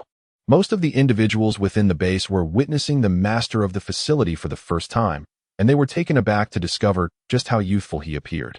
How goes the recruitment? How many have come to enlist? Jiang Yu inquired, surveying the throng of people surrounding him. The residents responded with great enthusiasm. And 5,540 individuals have already been recruited, comprising 300 active military personnel, 3,000 veterans, and 2,240 ordinary citizens. Among them, 1,200 are over 30 years old, and 1,014 are aged between 18 and 30. The android responsible for the recruitment spoke respectfully. Excellent. The cap is set at 6,000. If there are too many remaining applicants, we shall screen those who join, utilizing Jarvis for background checks, Jiang Yu thoughtfully remarked. After a period of rescue and recruitment, the number of residents in the shelter has surged to a staggering 10,000, and this figure is after careful selection. Otherwise, it would have been even higher. With 6,000 recruits, it is now possible to form 6 battalions, though any further increase in numbers may complicate command and training. After all, the base still requires a substantial number of androids to maintain operations. Understood. The android performed a respectful salute before resuming the recruitment process. 2 hours later, the recruitment target for the guard team was finally achieved. The androids then organized the recruits into 6 battalions based on 4 criteria: active duty, veterans, middle-aged, and youth, ensuring a mix of individuals in each battalion. Subsequently, leaders such as captains, lieutenants, company commanders, and battalion commanders were selected from this pool, along with 6 individuals meticulously chosen by Jarvis to serve as battalion leaders, alongside several combat-type androids appointed as commanders. From this moment forth, you are all honored members of the Xinhui Shelter's guard team. Please remember your positions and identities. The team and camp should not be changed at will. All actions of this guard unit are executed under a militarized management system. Members of the guard are entitled to enjoy most of the basic facilities free of charge. A monthly salary of 5,000 points is distributed, and those who demonstrate outstanding contributions during combat will receive additional rewards beyond points. In the unfortunate event of a death in battle, the families of the deceased will be fully supported by our sanctuary. Furthermore, the guard enjoys priority within the base. However, do not presume that this privilege allows for unchecked behavior within the base. Residents also retain the right to supervise you. Any violation of the sanctuary's living guidelines will result in punishment, with serious offenders facing expulsion from the sanctuary. I understand that everyone has family members in this refuge. So for the sake of your wives, children, and parents, and to better protect your own households, it is imperative to safeguard the sanctuary as a whole. Do you have confidence in achieving this? Yes. Upon hearing the declaration from the android commander, the majority present erupted in fervent and enthusiastic shouts. To protect their own homes by safeguarding this community, is this not what they have longed for? Is it not the vision that motivated them to join the Guard? Now, there are demanding training tasks scheduled for the afternoon and evening. Therefore, you have half an hour to enjoy the ample and delicious meals prepared for you in the cafeteria. Now, disband and enjoy your meal. Everyone, be gone. Chapter 39, The Challenge of the War Bull. One punch to stun. Yes, having spoken, 6,000 individuals surged towards the cafeteria with great fervor. Time was of the essence. Merely half an hour remained, and thus, the leisurely pace that had characterized them earlier was swiftly replaced by a whirlwind of consumption, after which they hurried back to the first training floor. Half an hour later, the well-fed crowd reconvened on the training floor. The android emerged from the side. Ah, splendid. No one is late. Now, does anyone harbor doubts regarding my authority as commander? The android's voice boomed, and its gaze was unwaveringly stern. What is this? Are you all so timid that not a single soul dares to voice a challenge? Report. A voice rang out. The android turned to see a robust man stepping forward. What is your name? Reporting, sir. I am known as Battle Bull. I wish to test my skills against you. Oh, it appears you possess considerable confidence in your abilities. And rightly so, considering you were once the champion of the army. Upon hearing the android's words, many present were taken aback. They had not expected to find a former champion of the army within the confines of the shelter. As they learned of Battle Bull's esteemed past, anticipation filled the faces of the onlookers as they eagerly awaited the confrontation between the former army champion and the android commander. However, Battle Bull, I must inform you that as commander, I do not permit just anyone to issue a challenge. Those who seek to challenge me must present a wager. Should I lose, the position of commander shall be yours. But if you lose, what will you stake? Upon hearing the question from the android, Jiang Yu was momentarily taken aback. With nothing left to lose, what could he possibly forfeit? The only thing at stake was his residency within the shelter. And that was non-negotiable. Losing that would mean continuing to lead his daughters through a life of uncertainty, where each meal was a struggle to secure. Suddenly, Jiang Yu felt a pang of regret for stepping forward in the first place. If you prevail, I shall appoint you as the supreme leader of these 6 factions. You would stand on equal footing with the authorities. However, should you fail, all your privileges as a guardian shall be revoked, retaining only the title of military merit. How does that sound? In the midst of Jiang Yu's contemplation, a voice emerged from behind the crowd. Everyone turned to see none other than Commander Jiang Yu, whom they had encountered earlier that morning. Commander. Upon sighting Jiang Yu, the android immediately saluted. Jiang Yu nodded nonchalantly and approached Jiang Yu, inquiring about his background. Jarvis had shared Jiang Yu's profile, revealing him to be exceptionally formidable. Had he not fortuitously retired during this period? He would likely be commanding troops in the military at this very moment. Such an individual, undoubtedly possessing a strong will, required a measure of subjugation to recognize that he was no longer the king of soldiers, but rather a member of the shelter's guardian team. After a period of reflection, Jiang Yu nodded slightly. He was confident that his skills in combat would not be outmatched by anyone, even the elite guards of the shelter. Observing Jiang Yu's agreement, Jiang Yu smiled with satisfaction and approached the android's side. A simple lesson will suffice. Do not push him into despondency, Jiang Yu remarked with a chuckle. Understood, Commander. Upon hearing these words, the countenance of the Battle Bull instantly flushed crimson, his eyes brimming with defiance. Come on. The artificial being mockingly beckoned with a curled finger. The Battle Bull stepped forward, his face a mask of fierce determination as he glared at the artificial entity. Come on, I'll let you have a few moves. The artificial being stood resolutely, his expression indifferent, responding with nonchalance. The surrounding guards, observing the scene, wore expressions of anticipation as they watched the unfolding spectacle. With a thunderous roar, the Battle Bull charged, causing the guards nearest to him to feel a tremor of apprehension. In the next moment, a colossal figure lunged towards the artificial being.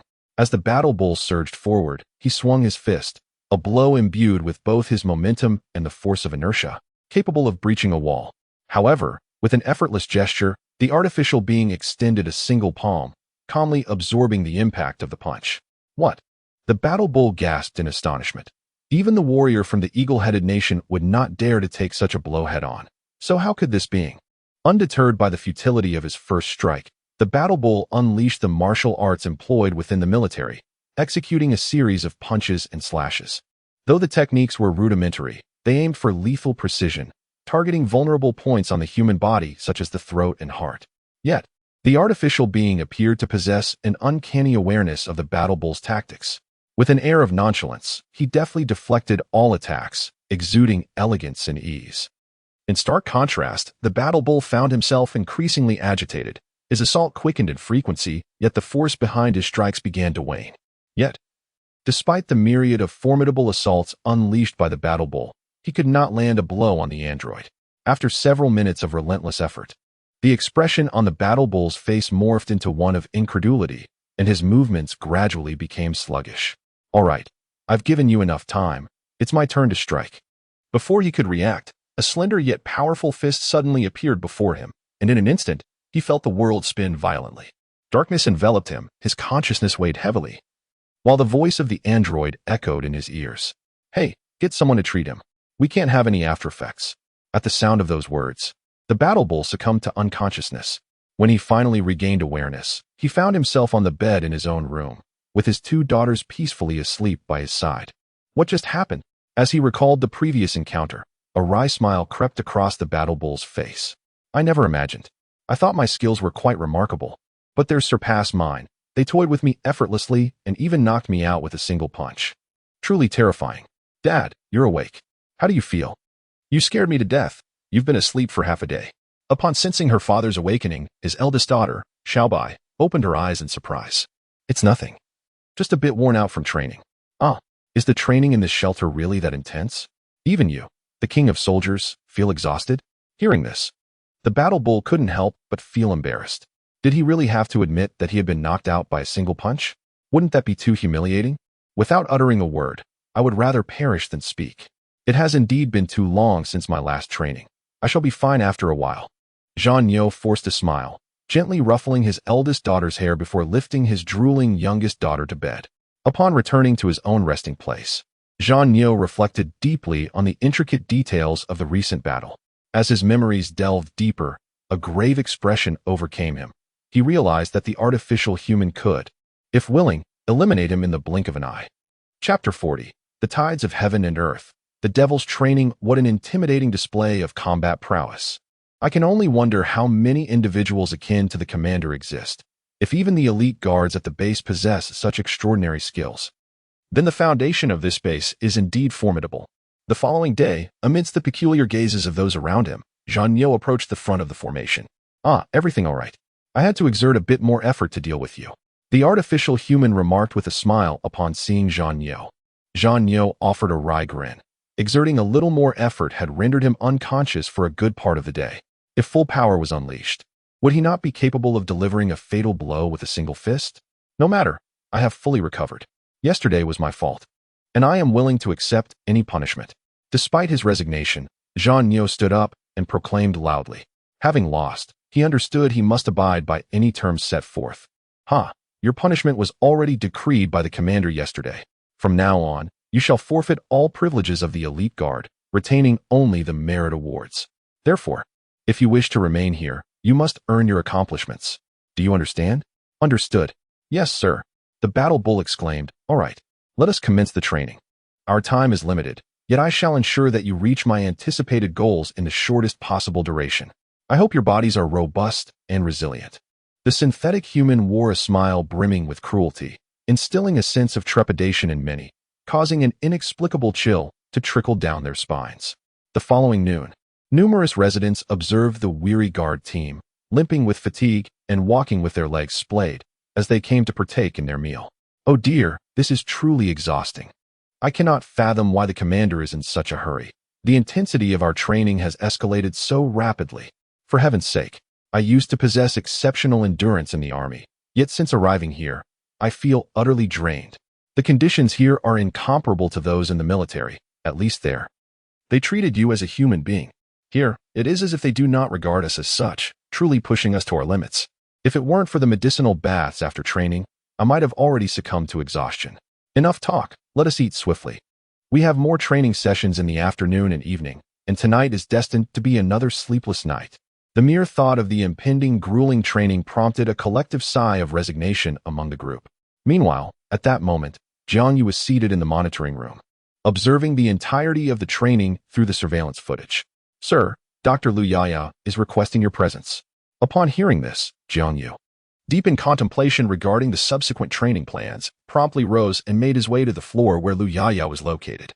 Shortly thereafter, Jiang Yu arrived at Lu Yaya's office. Before them stood a colossal computer screen, upon which a countdown was prominently displayed.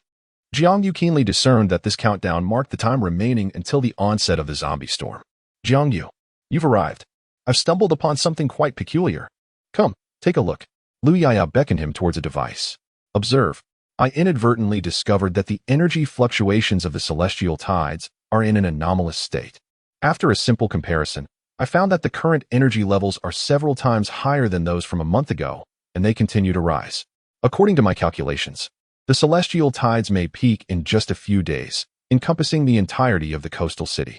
While I am uncertain about the implications of the celestial energy reaching its zenith, I am certain that in this apocalyptic era, it cannot bode well." After briefly reviewing the data and documentation provided by Lu Yaya, Jiang Yu cast her a peculiar glance. He had originally intended to announce the storm's arrival the day before it commenced, yet this young woman had discerned it herself. "Do you know how long it will last?" "Based on my calculations, approximately one night." "One night, you say?" Jiang Yu's expression grew grave, signifying that they might have to contend with hordes of zombies for an entire night. "Jarvis, commence the production of weapons and ammunition with utmost urgency.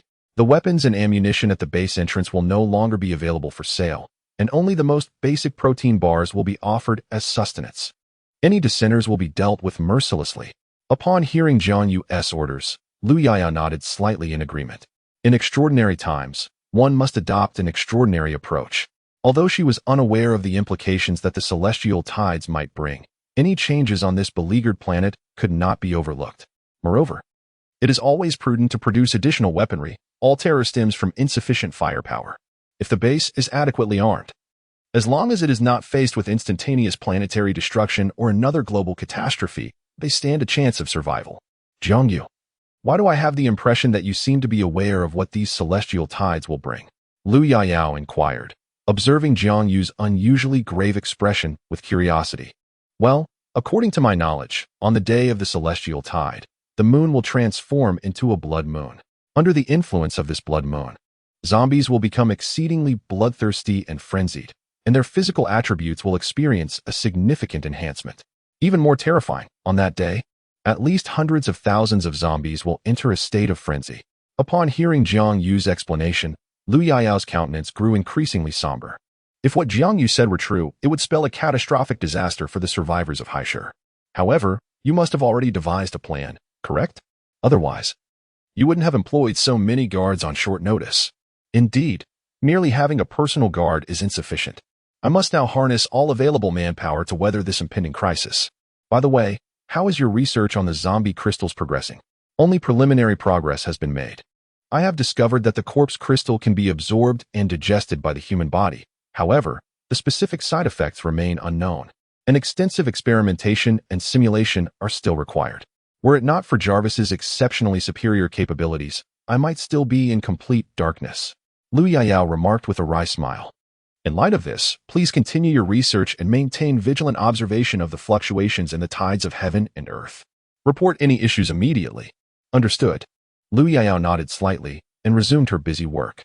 Meanwhile, Jiang Yu left the laboratory and returned to the control room on the 50th floor. "Jarvis, how is their training progressing?" "Sir, after the rigorous training regimen imposed on the artificial beings, each group can barely achieve a semblance of coordination. Yet that is the extent of their progress. In terms of firearms, combat, and confrontational skills, most still exhibit considerable deficiencies." Upon hearing Jarvis's words, Jiang Yu nodded slightly. After all, achieving a coordinated effort within just a day and a half is quite commendable. "Jarvis, starting tomorrow, have the artificial beings take them out to rescue the civilians who meet the criteria for relocation. Time is of the essence. Ordinary training methods are no longer sufficient. We must integrate practical combat experience to expedite their development, thus enabling their rapid advancement." "Understood, sir." Chapter 41. The eerie resurgence of the Lord Zombie in the blink of an eye. 2 more days have passed. During this period, approximately 8,000 new residents have been admitted to the base, all of whom were rescued by the guard team led by the artificial beings. Most of the guard teams, while engaged in rescue efforts, were simultaneously honing their skills. Throughout the 2 days of rescue operations, the capabilities of the majority of these teams experienced rapid enhancement. Numerous members had become adept at dispatching zombies and collecting their crystals. Notably, the battle-hardened warriors, who needed to achieve military merit to survive within the refuge, could now accurately eliminate 10 zombies within a mere 10 seconds. At this moment, he fully showcased the qualities and combat prowess of a true warrior.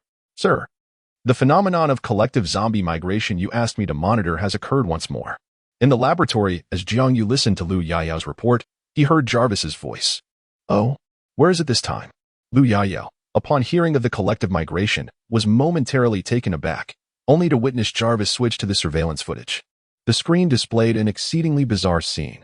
Hundreds of zombies marched in unison like a military unit, advancing towards a specific direction. Though their gait was unsteady, not a single zombie lagged behind or deviated from the formation. Their ranks were impeccably organized. Strangely, despite their voracious appetite for fresh flesh, they seemed disinterested in the blood and meat before them, surrounding a group of already battered humans. They neither devoured nor attacked them, but rather encircled them, steadily herding them in a particular direction.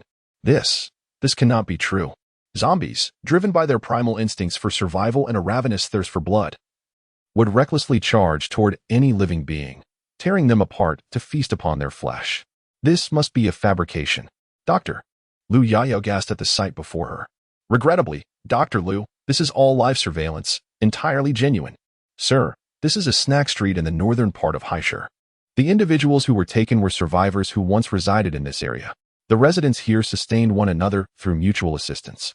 And with the abundance of resources from the snack street itself, they managed to endure even in the apocalypse, having never ventured outside. Yet, for reasons unknown, this horde of zombies inexplicably arrived here an hour ago, swiftly and astonishingly overtaking the area before departing with the remaining survivors. Upon hearing Jarvis's account and viewing the footage of the zombies' incursion into the snack street, an expression of disbelief spread across Jiang Yu's face, while Lu Yayao appeared utterly astonished. She felt as though her research over the past few days had been in vain.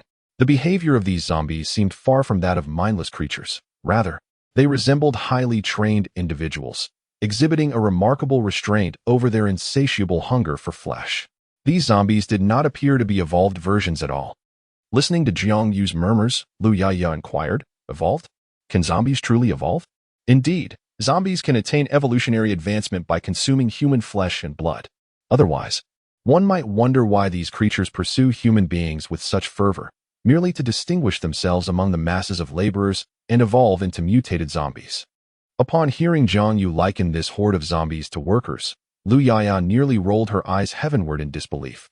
Could such a comparison truly be made? Jiang Yu briefly reflected on the game's content and remarked that only 5th-tier zombies are capable of restraining their craving for flesh. Zombies above the 5th tier typically regain human cognition, allowing them to exhibit self-restraint and patience. However, the zombies depicted in the surveillance footage stumbled aimlessly, lacking coherence, which hardly suggested they belonged to the 5th tier. Furthermore, it was improbable for so many 5th-tier zombies to appear simultaneously. For zombies to evolve, they must consume a sufficient quantity of fresh flesh. Yet, we are merely at the onset of the apocalypse. Although fresh flesh is abundant, the time necessary for their evolution is sorely lacking. Thus, there exists only one possibility. They are being controlled by a certain type of mutated zombie. Jarvis, do you know their ultimate destination? Jiang Yu inquired. Currently unknown. Perhaps they entered from beyond my surveillance range, Jarvis replied. Continue to monitor them. Should this type of zombie appear, report immediately. Understood, sir. Jiang Yu's expression grew grave. He had not anticipated the emergence of a controlling mutated zombie so swiftly. Upon hearing Jiang Yu's murmured thoughts, Lu Yayao, puzzled, asked, How do you know so much? It makes me feel utterly useless, after dedicating so much time to research. A single surveillance video has ruined everything. There is no need for such self-deprecation. This is not your fault. I too did not anticipate the swift emergence of the Lord Zombie. Lord Zombie? What is that? Lu Yayao inquired, her brow furrowed in confusion. I refer to those mutated zombies capable of controlling others as Lord Zombies. They wield the ability to command the undead for their own purposes, akin to a lord. Such entities are rare, but when they do manifest, calamity ensues. Under any circumstances, they are regarded as a boss-level presence. Not only can they manipulate zombies, but they can also direct them to hunt for blood to nourish themselves. The greater the power of a Lord Zombie, the more it can even bestow energy upon the zombies it commands, facilitating their evolution. If a second-tier Lord Zombie were to arise, with ample blood sustenance, it could spawn countless first-tier zombies. Isn't such a zombie, therefore, an indomitable existence? Upon hearing Jiang Yu's explanation, Lu Yayao was struck by the notion that perhaps humanity must face extinction. The normally rational part of her pondered whether it might be wiser to simply surrender and accept fate. However, Jiang shook his head. Not at all. Lord Zombies are not invincible. Although they are mutated, their defenses are not significantly superior to those of ordinary zombies. If one can land a shot directly to the head, survival becomes nearly impossible. Moreover, should the Lord Zombie perish, all the zombies under its control would also meet their demise. It can be said that even if the Lord Zombie commands 100,000 undead minions, as long as the Lord Zombie is slain, those minions would instantly lose all motivation, transforming into mere corpses.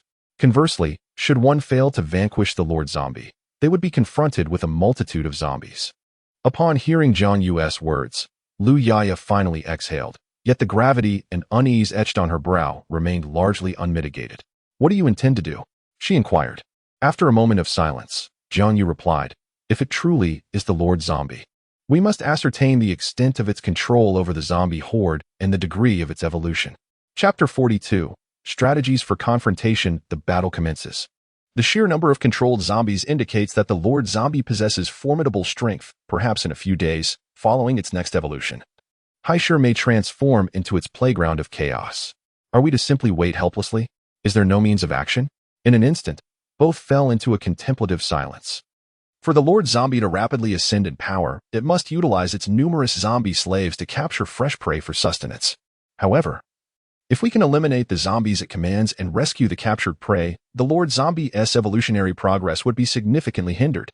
After a period of contemplation, Jiang Yu spoke. Are you suggesting? Indeed, Jarvis, the guard has trained for long enough. It is time to engage in true combat. Understood, sir. Jiang Yu gazed at the hundreds of zombies captured on the surveillance video, his expression grave. The Lord of the Zombies, is it? Let us see whether your control over these creatures surpasses my prowess in hunting them.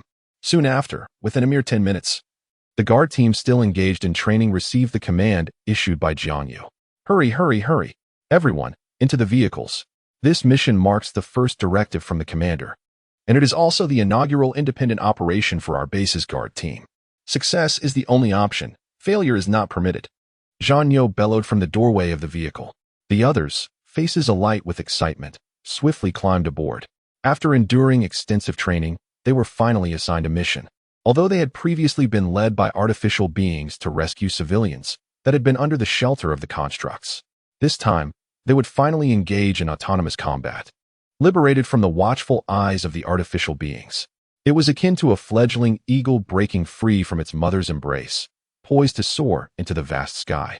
Before long, the 1st and 2nd Guard regiments, led by Jiang Yu and Lu Meng, set forth in their vehicles, their target the slowly advancing horde of zombies. Now that they have departed, we too must make our move, the commander remarked, observing the distant buses. He turned to the artificial beings behind him and stated, the commander's order for us to accompany them does not imply that we are to protect them throughout the entire journey. Rather, it is our duty to intervene and eliminate foes they presently cannot confront when the situation necessitates. Thus, unless absolutely essential, we shall refrain from engaging, understood? The commander addressed the 200 combat-type artificial beings he was to lead into the fray. Yes, commander. A deafening voice reverberated within the vehicle. Is 1,000 guards insufficient? Or do you believe they have yet to meet your expectations? In the laboratory, Lu Yayao inquired while observing the convoy of artificial beings departing. If it were merely those ordinary zombies, it would suffice. However, I fear the zombie lord may possess other strategies. It is always prudent to remain cautious, especially when the enemy lurks in shadows while we stand in light. By the way, how have you come to know so much? I have studied for so long and still grasp only fragments.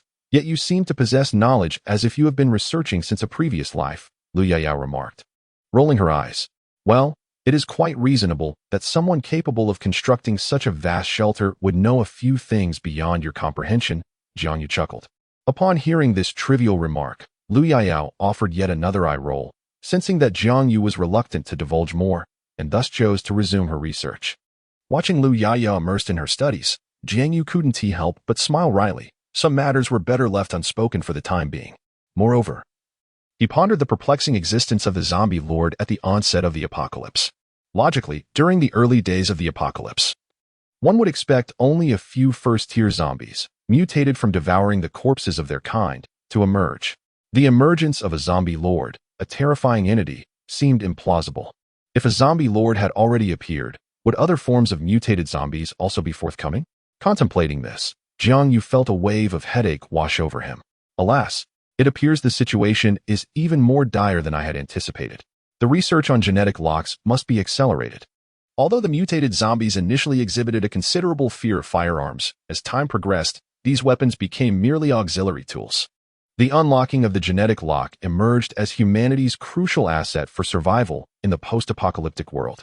While Jiang Yu possessed knowledge of the genetic lock, it was merely through the research conducted by scientists within the game. Neither he nor Jarvis had the capability to create it. Yaya, I wish to find some individuals to assist you in the study of corpse crystals.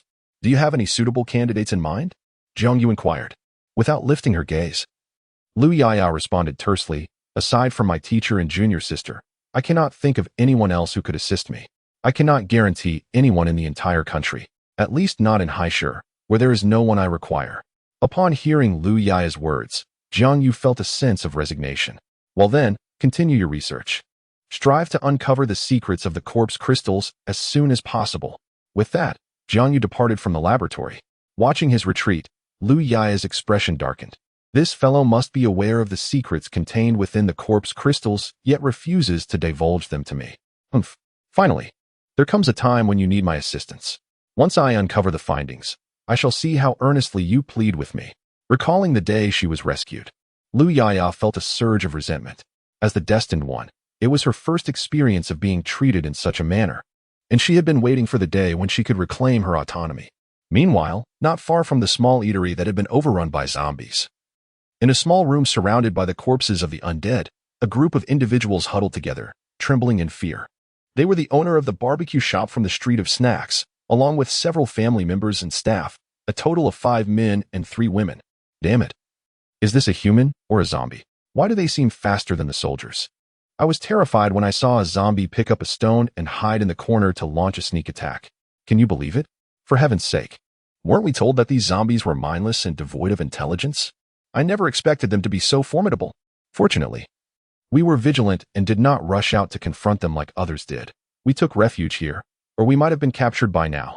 Indeed, although this place is disgusting, I never anticipated that hiding here would keep us safe from discovery. Teacher, I believe you shouldn't have let them in. In the corner of the room, a young girl whispered to an elderly man beside her. The speaker was a disheveled blonde girl, her face smeared with dirt.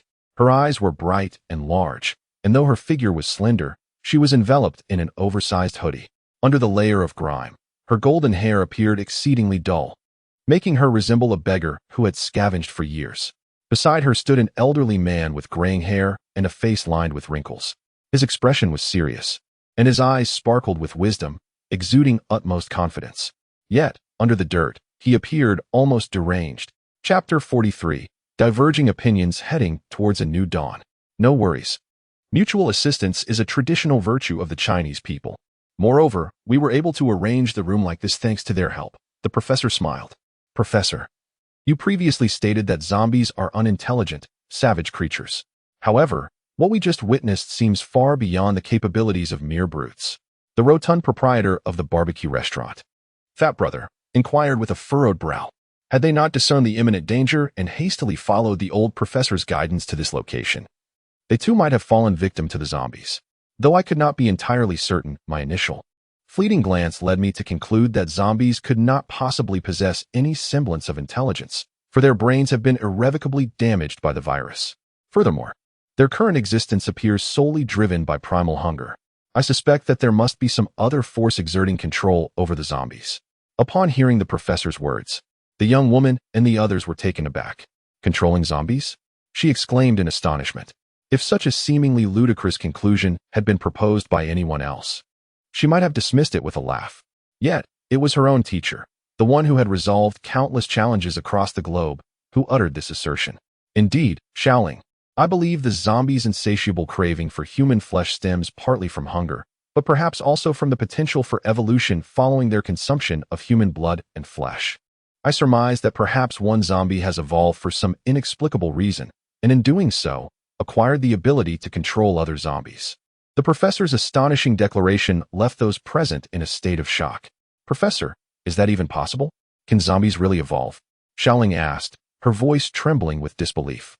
In the realm of detectives, there exists a saying, once all impossible factors have been eliminated, whatever remains, no matter how improbable or incredulous, must be the truth. If no one is controlling the zombies, how could they possibly ignore the food readily available to them? It is akin to presenting 10 individuals with a sudden fortune of 10 million. Do you believe they would choose to share it equally rather than surrender it? The elder spoke with a calm demeanor, articulating his rationale. Humph, old man, do you think you're a washing machine? The truth is that you are mistaken. These creatures are not merely mindless beings driven by instinct to bite, but rather a new species that is organized, premeditated, and strategic. One individual, overhearing the exchange between the master and his apprentice, interjected with derision. Sir, one must discern between hearsay and reality. While we have yet to witness the existence of any controlling mutated beings, we have observed the zombies meticulously and systematically breach the food street. I can't shake the feeling that he lacks credibility. He claims to be a biology professor, yet he seems no different from the rest of us who indulge in detective novels. Indeed, is it not amusing that such a so-called genius occupies himself with such nonsensical literature? Listening to the scornful remarks, the elder furrowed his brow slightly, but refrained from offering any rebuttal. Engaging in argument with a group of ignorant yet self-assured individuals is a battle already lost. Thus, the wisest course of action was to remain silent and observe their antics, reminiscent of clowns in a circus. Ultimately, whether he was truly a professor mattered little. After all, the zombie enclosure he had devised had indeed saved their lives. Now, the pressing concern was to contemplate their next course of action. A slender individual resembling a bamboo pole inquired beside Fat Brother. I initially believed that we could negotiate with Lao Zhang and his group to consolidate our supplies and collectively establish a refuge, enabling us to survive in this apocalyptic world. However, I never anticipated that they would be captured by zombies. Without their support, our chances of survival are exceedingly bleak. What if those zombies return tomorrow? How shall we respond? Perhaps we should join the Ember Refuge. I have observed that those who enlist receive commendable treatment, employment, sustenance, and even a security detail. With so many capable men among us, gaining entry should be relatively straightforward. A female shop assistant, who had perused the Ember Refuge's information on her phone before the power outage, had long wished to join but was unable to due to her age, thus remaining here. Upon hearing her words, Fat Brother fell into a contemplative silence before letting out a resigned sigh. Given the circumstances, there seemed to be no alternative. All right, let us gather our belongings and prepare to depart. Though he was reluctant to submit to others, time was of the essence. The outside world was fraught with peril, and it was not a moment to concern oneself with pride. Wait, no? In broad daylight? The others expressed their astonishment. Certainly. The Ember Refuge was a full hour's drive away, and walking would take even longer. Moreover, with the current dangers outside, zombies would become increasingly aggressive and vicious as nightfall approached. Do you not think we should hasten our departure? The group nodded in agreement. But, brother, couldn't we request them to come and fetch us? It is too perilous. We must wait for their arrival. What if that horde of zombies returns? Who will fend them off? My brother, what about them? One individual pointed discreetly at the two disciples, who bore no relation to their family. Upon surveying his own meager assembly of 5 men and 3 women, Fat Brother contemplated the added burden of these 2 individuals. Realizing that their journey ahead would become exceedingly arduous, his expression darkened momentarily, but he soon donned a genial smile. Ah, esteemed professor, we shall first procure supplies. Please remain here for a while. We will inform you when we are ready to depart together. Upon hearing Fat Brother's words, the expressions of those nearby shifted. To bring along these 2 encumbrances? They exchanged glances laden with suspicion toward Fat Brother. Very well, you may proceed. We shall await your return. The old professor replied with a smile. Excellent. We shall attend to our tasks now. Do take care, Fat Brother said as he prepared to leave. Wait a moment. Fat Brother, could you lend me a mobile phone that has battery life? Ours are all drained. I wish to see the photographs of my wife and children. At the professor's request, Fat Brother frowned but ultimately retrieved his new phone, a Xiaomi 15, and handed it to the professor. This is my phone. You may use it for now, and return it to me when we meet again, if that is agreeable, he said with a smile. Thank you, Fat Brother. The elderly man replied, a faint smile gracing his lips. Following this exchange, Fat Brother and the others promptly departed, hurrying back to the barbecue shop to gather supplies. My brother, are you truly intent on taking them along? The lean figure beside the corpulent man inquired, are you truly considering bringing along those two burdens? The corpulent man replied, you think too much. By providing them with a mobile phone, I am essentially granting them another avenue for seeking assistance. As for their survival, it will depend on their own skills. Did I not mention that I would give it to them upon our meeting? Do you believe we will still have the opportunity to meet? Chapter 44. The means of self-rescue: an elderly man and a woman, without the support of others. How long do you think they could survive in this apocalyptic world? Upon hearing the almost callous words of the corpulent man, the crowd fell into a solemn silence. He spoke the truth. Those two were akin to encumbrances. If those of us with past connections were reluctant to take them along, the others certainly would not. Moreover, given that we are in an apocalyptic era, rather than the time before, it stands to reason that they are left with but one path: death. Several female employees, though reluctant to accept this grim reality, were acutely aware that the elderly gentleman had indeed saved their lives. Yet, despite the tumult of emotions lodged in their throats, they dared not voice their thoughts, fearing they too might be abandoned. After half an hour, they had gathered the necessary supplies and, taking advantage of the bright afternoon, hurriedly made their way toward the Ember Refuge, guided by the map. Meanwhile, the naive little Ling, still waiting, gazed at the cityscape drenched in crimson and murmured in confusion. It's strange, it has been so long. Why haven't they arrived yet? They will not come. They are likely already en route to the Ember Refuge. The old professor replied calmly. What? Why is that? Were we not supposed to go together? Little Ling questioned, bewildered.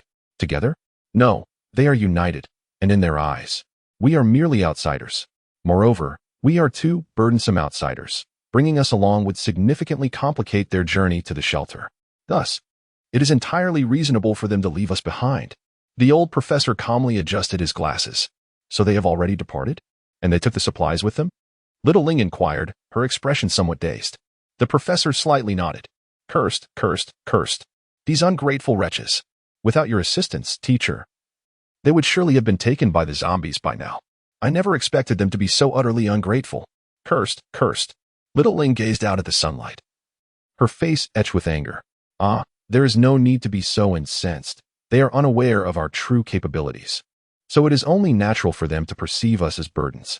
Moreover, I have discovered a promising refuge. Teacher? Little Ling asked in confusion. It is the sanctuary they referred to as the Ember Shelter. We have reviewed the information, and that shelter is ideally suited for us to reside in.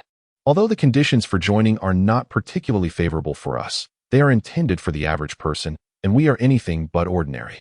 But teacher, how shall we get there? I have already submitted the application for residence. I have also applied on your behalf, and it has been approved. Now we merely need to await their arrival to escort us, the professor stated calmly. However, teacher, what if the zombies return?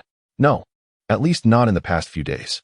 Since those zombies are being controlled to capture humans, it stands to reason that they are meant to be returned for some creature's consumption. Given their speed of movement and the recent pillaging here, I believe they will not come around for the next 2 or 3 days, so we are safe for now. The professor pondered thoughtfully. Is that so? Then, did you request their phones because you had already devised an escape plan? Little Ling asked, her eyes sparkling with admiration. Haha, Little Ling, you should learn from this. Do not spend all your time in the laboratory. Otherwise, if I am no longer around, you might find yourself sold while counting someone else's money, the old professor admonished, clearly pleased by his disciple's adoration. Ah, I thought. What? Did you really think I wanted to see my non-existent wife and children? The professor rolled his eyes in exasperation. Haha, you've been discovered, teacher. Indeed, you are an eternal bachelor. Where would your wife and children come from? Little Ling laughed. Smack. Ouch. Little Ling clutched her head, tears welling in her eyes as she looked at her teacher. Humph. What do you mean, eternal bachelor? I dedicate my life to science. The old professor retorted, his face slightly flushed. Ah, yes.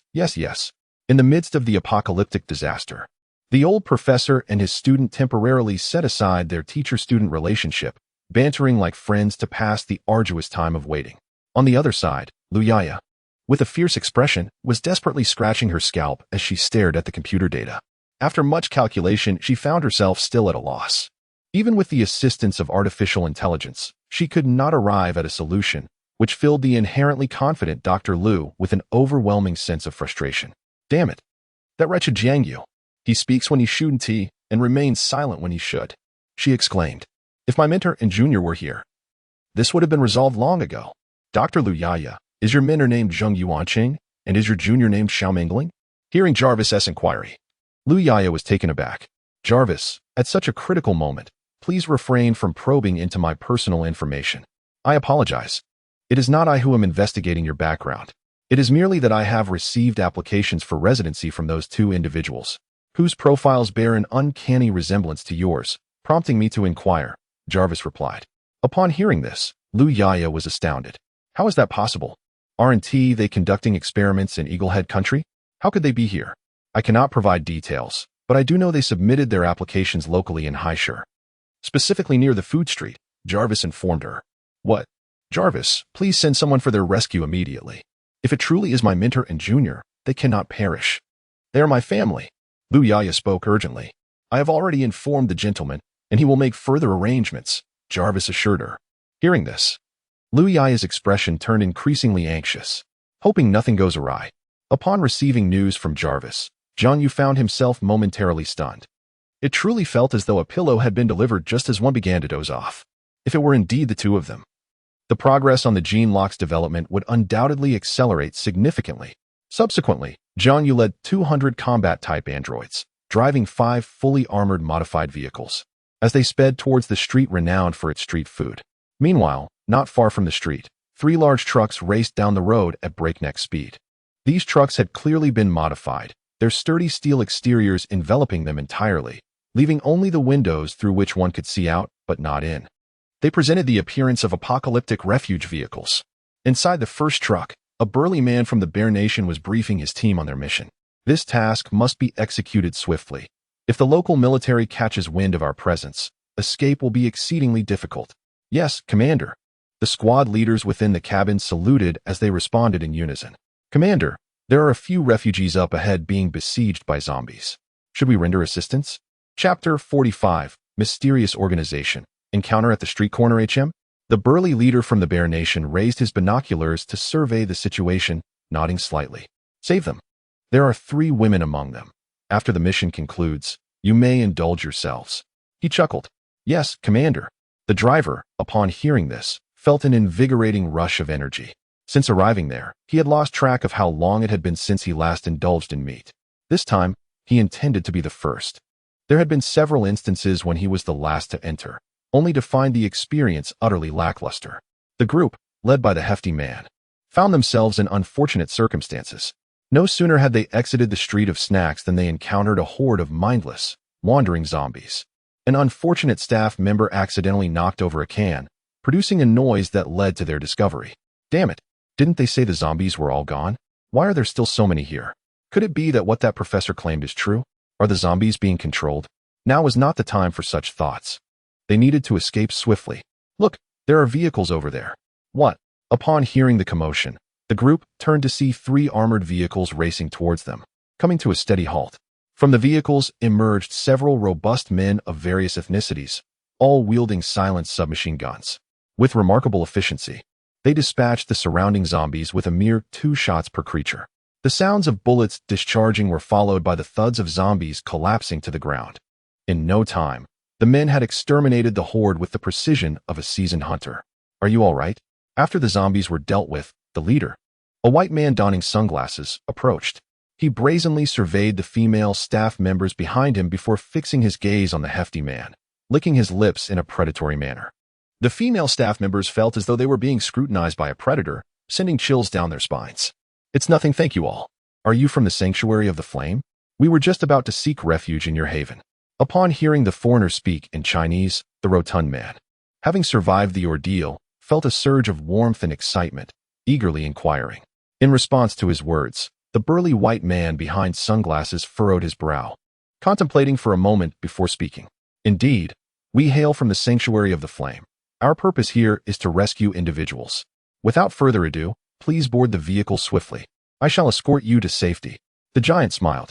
Subsequently, amidst the expressions of gratitude from the rotund man and his companions, the vehicle roared to life once more, its destination being the bustling street of snacks from which they had recently emerged. Inside the vehicle, the rotund man surveyed his surroundings, taking in the sight of armed soldiers of various hues, clad in combat attire, and he felt a profound sense of security. The imposing men began to scrutinize the group of Chinese individuals, exchanging glances as they deliberated their objectives. Meanwhile, several female attendants and a handsome male staff member felt as though they had entered the lair of predators. It seemed as if they were the prey, rather than the ones being rescued, causing them to instinctively huddle together, as if this would grant them greater safety. As the bus drew nearer to the street of snacks, the rotund man inquired with a hint of curiosity, "Brother, are we still going to rescue someone?" "Yes, we are on a mission to save a professor." The burly man replied with a smile. Is there also a young girl accompanying that professor?" Although the gaze of the burly white man appeared unsettling, sending shivers down the spine of the chubby fellow, he forcefully suppressed his discomfort, attributing the foreigner's stare to cultural differences, for he had not encountered many individuals from abroad. Little did he know, the white man was taken aback, pondering whether this fellow was associated with a professor. If that were the case. No, he was not a professor at all. It was merely a ruse, the chubby man declared in anger. "Oh really?" The white man mused coldly to himself, recognizing the foolishness of someone oblivious to the professor's true prowess. "Indeed, you have no idea." Subsequently, the chubby man seemed to find a kindred spirit and began recounting what he believed were humorous anecdotes about the so-called professor. However, with each word he uttered, the white man's smile gradually faded, replaced by a growing seriousness. The zombie chamber. The revelation of the mutated entities controlling the undead. These were classified secrets meticulously safeguarded within their company. To his astonishment, the professor had merely glanced around and deduced such information. It appeared that the professor was indeed the talent described in the documents. Perfect. Once these individuals were dealt with, they could present the professor with a fitting gift.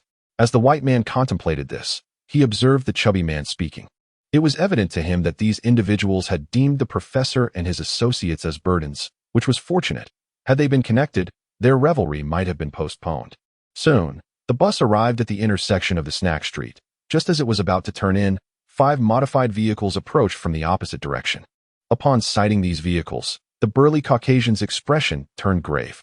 His extensive experience in battle had honed his instincts to an extraordinary sharpness, and they now warned him that the approaching vehicles bore ill intent. The occupants of the vehicles facing them also seemed to have noticed the modified cars.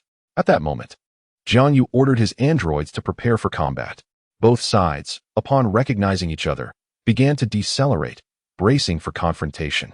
The white man rose, his face etched with concern as he fixated on the 5 modified vehicles ahead. Click, click. Meanwhile, the special forces aboard armed themselves, loading their firearms. Witnessing this scene, the rotund man and his companions were instantly struck with trepidation, trembling at the prospect of an imminent gunfight. "Let us make a sharp turn. If they remain passive, we can simply pass by," suggested the brawny man. "Agreed. Let us proceed with the turn. If they don't act, we'll just go on our way." On the other hand, Jiang Yu, glancing at the 3 armed vehicles ahead, spoke with caution. This area was the bustling city center, and the number of zombies lurking around was uncertain. Coupled with the unknown quantity and armament of the opposing forces, any significant explosion could attract the nearby zombies, jeopardizing their escape. Subsequently, both parties revved their engines, moving at a moderate pace, neither fast nor slow, as they simultaneously approached the intersection of this street lined with snacks. Only a few meters apart, they prepared to turn in. "Fire!" shouted Jiang Yu and the captain of the white team in unison. Bang! In an instant, several androids opened the hatches of their vehicles and leaped out. Armed with submachine guns, they began to fire rapidly. Rat-tat-tat-tat. Chapter 46, A Triumphant First Battle, a Frenzied Onslaught. Crack! Crack! In the rear, for modified vehicles swung open their doors, and over 100 androids swiftly disembarked. They dispersed rapidly, taking cover behind abandoned cars parked along the road, and soon began to return fire towards the opposition. In that fleeting moment, their overwhelming firepower rendered the enemy incapable of opening their doors to retaliate. The combat androids moved with astonishing speed, executing a flawless sequence of exiting their vehicles, firing, and suppressing within mere seconds. The captain of the white team, witnessing this scene, was so astounded that he removed his sunglasses, unable to believe his eyes. How could there be individuals faster than their company's elite special forces? The members of their team had been meticulously selected from across the globe, each a veritable warrior in their own right. Yet now, they found themselves subdued by an unknown force. Surely, this could not be a dream. What are you all doing? Don't you see that the enemy has already formed up? Hurry and get the reinforcements out of the vehicles. Amidst the cacophony of bullets striking cars, the burly man quickly regained his composure and shouted into his radio. Yes, go, go, go, go. Upon receiving the command, the special forces swiftly disembarked from their vehicles, plunging into the fray. Amidst the cacophony of steel being struck, the occupants of 2 buses at the rear hastily found cover and began to seek out targets. Soon, as the exchange of fire commenced, the battle erupted in earnest. The sounds of gunfire echoed, rat-a-tat-tat, bang, bang, as both sides unleashed their submachine guns without yielding, engulfing the streets in a shroud of smoke and chaos, with bullets ricocheting ominously. Despite both parties being equipped with suppressors, the clamor of bullets striking vehicles remained deafening, gradually drawing the attention of nearby zombies to the scene. Deploy the grenades and finish this swiftly. We must evacuate before the zombies converge. Jiang Yu commanded decisively, knowing time was of the essence. A zombie horde would complicate matters significantly. Yes, sir. Cover me. Several androids shouted in unison. A group of over 10, under the astonished gaze of the burly white captain, sprinted towards the food street with astonishing speed, disappearing in the blink of an eye. Before he could fully comprehend the situation, he witnessed several others racing toward him at an incredible pace. In the captain's shocked gaze, the androids reached the bus, tossing grenades into the undercarriage of the first modified vehicle. After discarding several grenades, they swiftly dove for the nearest cover. Behind him, his comrades unleashed a relentless barrage upon the enemy. Bullets cascaded like raindrops in a tempest. Suddenly, a thunderous explosion resounded as the bus occupied by the white captain was hurled into the air. The once indestructible chassis succumbed to the close-range onslaught of artillery shells, collapsing under the pressure. A billowing cloud of smoke erupted, and the entire vehicle somersaulted a staggering 560 degrees before landing on its side in the street. Inside, the occupants, akin to passengers on a roller coaster without seatbelts, were engulfed in a dizzying whirl, followed by a jarring impact that left them disoriented. Surround them. Upon witnessing this chaos, Jiang Yu issued another command. Yes, over 100 synthetic soldiers surged forward, covering the 10-meter distance in a mere 5 to 6 seconds. In the blink of an eye, they plunged into the thick smoke. Meanwhile, the remaining synthetic soldiers maintained their suppressive fire from the rear. With their impeccable accuracy, the soldiers in the front advanced through the hail of bullets as if traversing an unguarded realm. In the aftermath of the explosions, they broke through into the enemy's firing zone. Fuck. What? The special forces, stunned by the rapid advance of their foes, gazed in disbelief. Before their minds could fully comprehend the situation, one of them suddenly found a fist hurtling towards his face. The overwhelming force left the struck soldier momentarily incapacitated, marking the onset of slaughter. Bang. Crack. Fuck. Over 100 artificial beings surged into the shooting range, brandishing Nepalese kukris and Desert Eagle handguns as they engaged in close-quarters combat. Beyond 7 paces, the gun reigns supreme. Within 7 paces, the blade prevails. Yet, in the hands of these synthetic warriors, both weapons became swift instruments of death. The kukris seemed to possess a soul, each swing claiming the life of a special forces operative. The Desert Eagle operated with an almost supernatural precision, effortlessly eliminating foes with each shot. In an instant, the air was thick with the sounds of gunfire and clashing blades, even without seeing the scene beyond the smoke. One could envision a one-sided massacre through the anguished cries of those whose throats were slashed by the kukris and the mournful wails of those struck by bullets. Bang! Bang! Some special forces operatives still fought valiantly, but their efforts were utterly futile. A few were even astounded to realize that these beings could predict the trajectory of bullets and evade them. It's impossible. In that moment, witnessing this unfathomable spectacle led the special forces to question their very existence, all exclaiming in disbelief. Minutes later, under the dazed gazes of these operatives, the once formidable team of 70 or 80 was reduced to merely a few squad leaders, now subdued, while the rest lay slain, their blood staining the ground. Retreat! Retreat! Fall back! At that moment, the white captain, who had finally managed to disembark from the overturned bus, rushed out and shouted in alarm. However, upon witnessing the scene before him, he was utterly astounded. His gaze fell upon his comrades, all clad in combat gear, while several individuals wielding submachine guns slowly advanced towards him. This is inconceivable. How long has it been? Just a few minutes. And his side had been completely annihilated? Were they human? Or were they monsters disguised in human skin? The smoke from the anti-aircraft shell's explosion had yet to dissipate. Similarly, the group, led by the stout man, who had also struggled to exit the overturned bus, stood in shock at the sight. Was this the conclusion of the battle? Were these soldiers not formidable? How could they have perished so swiftly? A few, witnessing this scene for the first time, felt an overwhelming wave of nausea and wretched. The leader of the artificial human squad, upon seeing the white captain, calmly declared, "Spare a few, but slaughter the rest." No. Chapter 47. Nearly annihilated, setting off upon hearing these words, the white captain was immediately taken aback. Yet, before he could utter a response, the sound of bullets piercing the air echoed around him. In that instant, all of his comrades were struck down, their heads riddled with bullets. No. Ultimately, the shattered spirit of the white captain, along with 9 other special forces operatives, found themselves captured, while the stout man and his companions, being ordinary individuals, were spared from gunfire and placed alongside the white captain. Before them stood a group that originally comprised 5 men and 3 women. However, following the recent calamity, only 3 men and 1 woman remained. The others lay trapped beneath the wreckage, their fates unknown.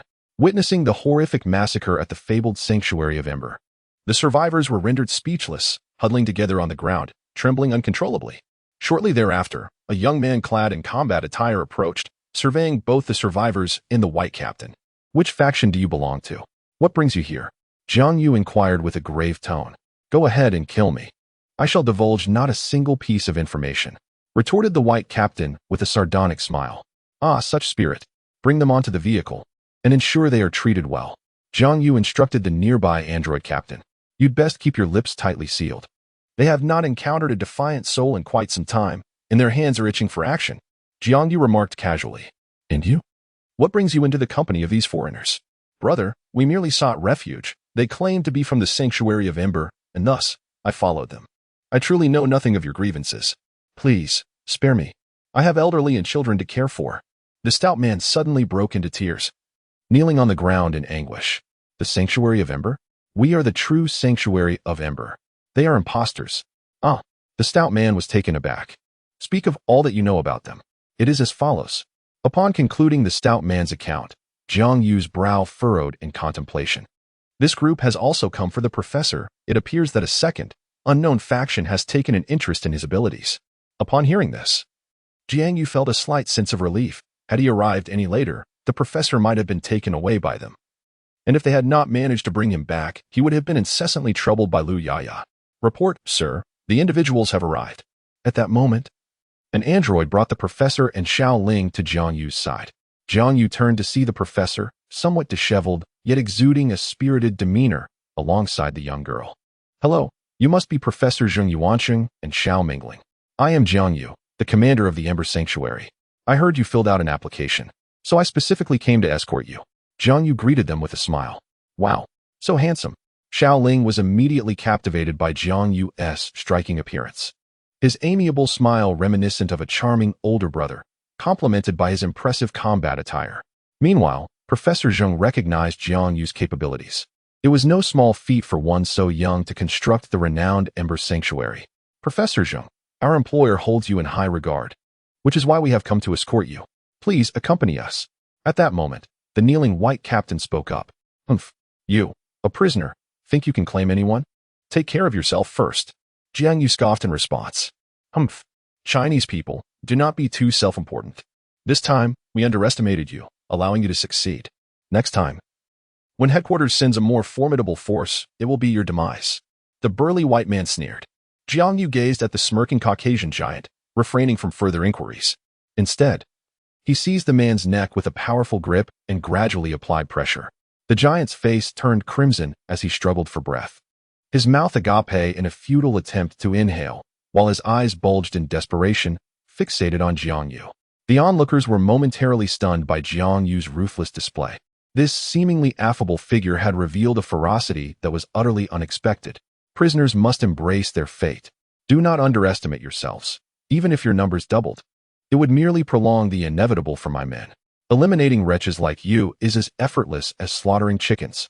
With that proclamation, Jiang Yu released his grip. The Caucasian giant inhaled deeply, greedily gulping in the fresh air. Yet, the gaze he directed at Jiang Yu now bore a hint of wariness and fear. Despite his youth, this man exhibited a brutality that was unyielding and merciless. He was no ordinary adversary. In that moment, silence enveloped the scene as the spectators stood in a daze, particularly the rotund fellow at the back, who was now kneeling in shock. They had not anticipated that these two fiercely aggressive squads had converged for the sake of this professor. The eruption of violence sparked by his presence was astonishing. Was this professor truly as formidable as he seemed? Regret washed over the rotund man and his companions as they lamented their earlier decision not to include him. Had they brought him along, perhaps a few flattering words from him could have effortlessly secured their entry into the sanctuary. However, if the old professor harbors resentment for not bringing them along and speaks ill of himself, then it would spell disaster for me. It would be one thing to be denied entry to the sanctuary, but if he were to vent his anger by eliminating us, I would have no means to resist. Professor Jiang, let us board the vehicle post-haste. This place has become increasingly perilous. Very well. Professor Jiang is not one to dither, and promptly joined me in the vehicle. Subsequently, the androids swiftly ushered the captives onto the bus, quickly tidying up the battlefield before the zombies could fully converge, and drove away. Ah, the Sanctuary of the Flame. I have long revered your esteemed name. I sincerely appreciate your assistance this time. Were it not for the dire circumstances, we would not trouble you with such an expedition. On the bus, Professor Jiang turned to Jiang Yu and said, there is no choice but to flee. If we don't, I fear that Lu Yaya will drive me to madness. Jiang Yu chuckled in response. What? Yaya is with you? Professor Jiang inquired in astonishment. He had intended to seek out Lu Yaya once stability was achieved at the Sanctuary of the Flame, especially since he had previously failed to locate her at her residence. To his surprise, she had already joined the sanctuary. Indeed, she is now one of my researchers, and she has recently encountered some difficulties in her scientific endeavors, necessitating your assistance. Jiang Yu then glanced at Professor Jiang and Xiao Ling, laughing. Would that proud girl truly be in any predicament? Professor Jiang shook his head, smiling. By the way, Professor Jiang, I heard you were in Eaglehead country. What brings you suddenly to Huaxia? Jiang Yu inquired. Regarding this matter, it still pertains to Yaya. Chapter 48, Mutual Testing and the Rescue Operation. While abroad, we were approached by a gene research company that offered to assist in examining Yaya's mother's leg, presenting us with previous successful cases of treatment. After much contemplation, considering the long absence and the impending new year, we decided to bring our bodyguards along to surprise Yaya and enjoy a brief family reunion. Our plan was to gather together and return after the new year. However, the surprise nearly turned into a fright. We narrowly escaped a meteorite collision, yet fell victim to a zombie outbreak. During the outbreak, several bodyguards succumbed to zombification, while the rest perished in their valiant effort to protect us. After a series of twists and turns, we found ourselves on a food street, where we lingered for several days. Eventually, unable to endure the situation any longer, we contemplated reaching out to you for refuge. Professor Jiang sighed in resignation. Given this, Professor Jiang, may I inquire if you intend to return, or do you plan to settle here? Jiang Yu asked. Why, Mr. Jiang? Do you wish for me to pledge my loyalty? Professor Jiang, wise with age, immediately discerned the implications behind Jiang Yu's words. Indeed, the work carried out by Lu Yaya is of utmost secrecy to our shelter. If one does not genuinely wish to remain, even if that individual were Lu Yaya's mentor, I would not take the risk of allowing them to join us. Jiang Yu smiled with a benevolent demeanor and replied, What if I were to say I would return? Professor Jiang narrowed his eyes slightly and spoke in a calm tone. Upon hearing Professor Jiang's words, the previously serene atmosphere within the bus shifted dramatically. The once vigilant androids, who had been observing the scenery outside, abruptly raised their weapons, casting sidelong glances at Jiang Yu and Professor Jiang. "Hey, teacher, why does the atmosphere feel so off?" Xiao Ling whispered as she clutched Professor Zhang's arm, sensing the increasingly dense air around them, her voice trembling with uncertainty. Wasn't the atmosphere harmonious just moments ago? Why had it transformed so swiftly? "Professor Zhang, everyone is quite busy. Please consider your response carefully," Jiang Yu replied with a smile.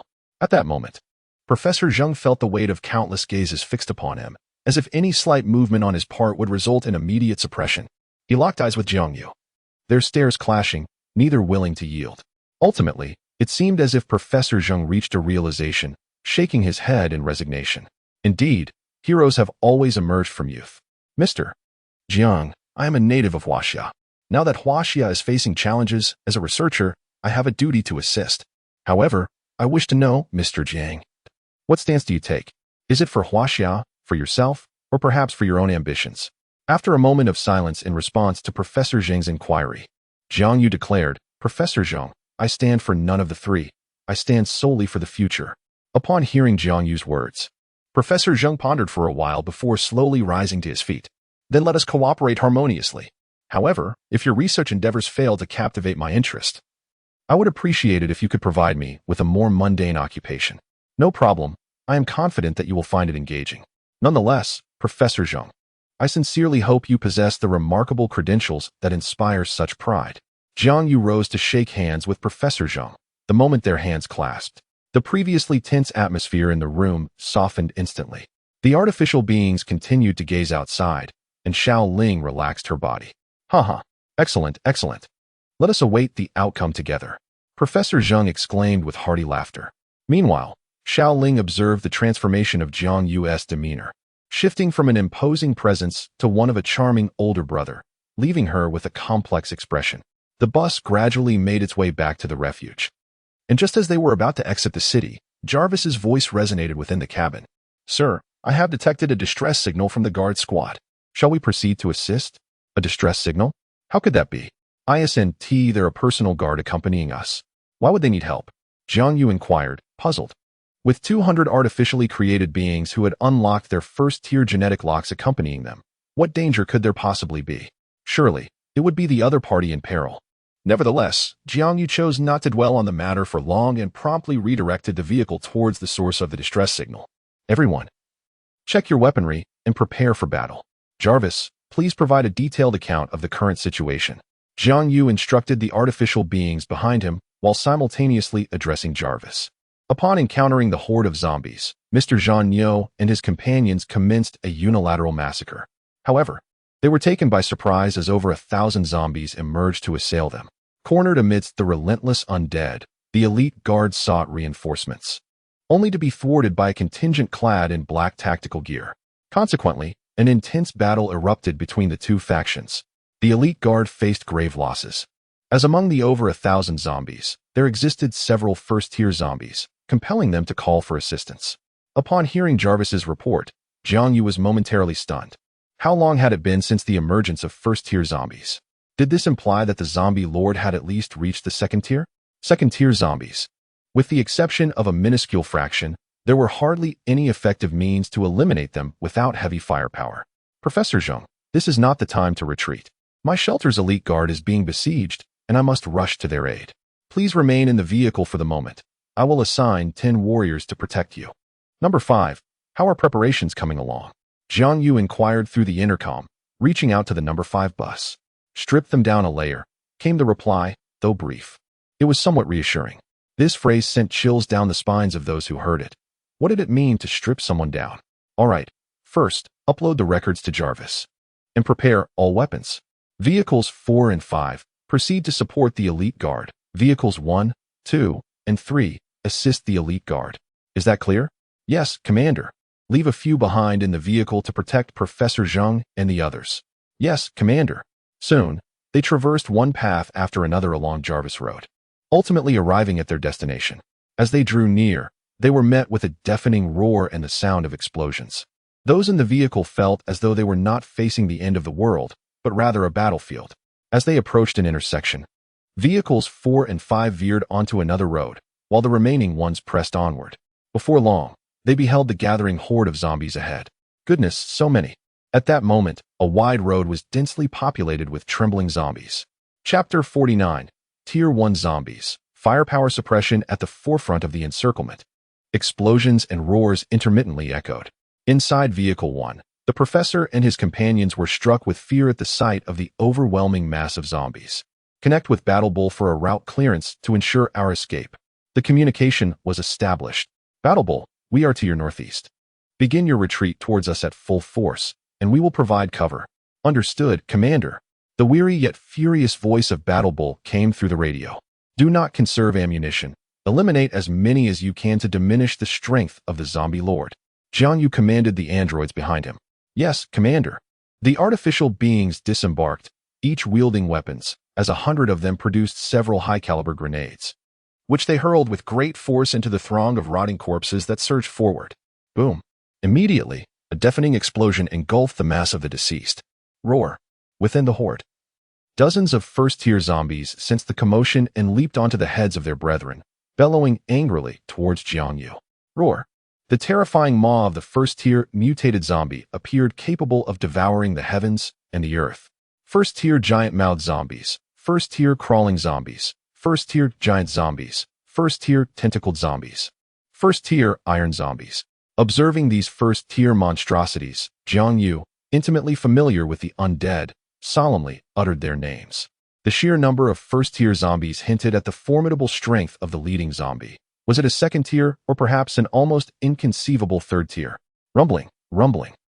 The first-tier zombies momentarily abandoned their siege on Yu and his companions, redirecting their lethal intent towards Jiang Yu. Suppress their fire. Upon his command, a total of 9 heavy machine guns mounted on 3 buses erupted into a frenzied barrage. Rat-a-tat-tat. Boom, boom, boom. The rapid, lethally efficient bullets penetrated the bodies of the zombies, shredding their fragile forms as if they were mere parchment. Splatter, splatter. Even the most basic of zombies find themselves utterly powerless against the terrifying suppression of heavy machine guns, their only instinct being to seek refuge, lest they be reduced to mere fragments within mere seconds.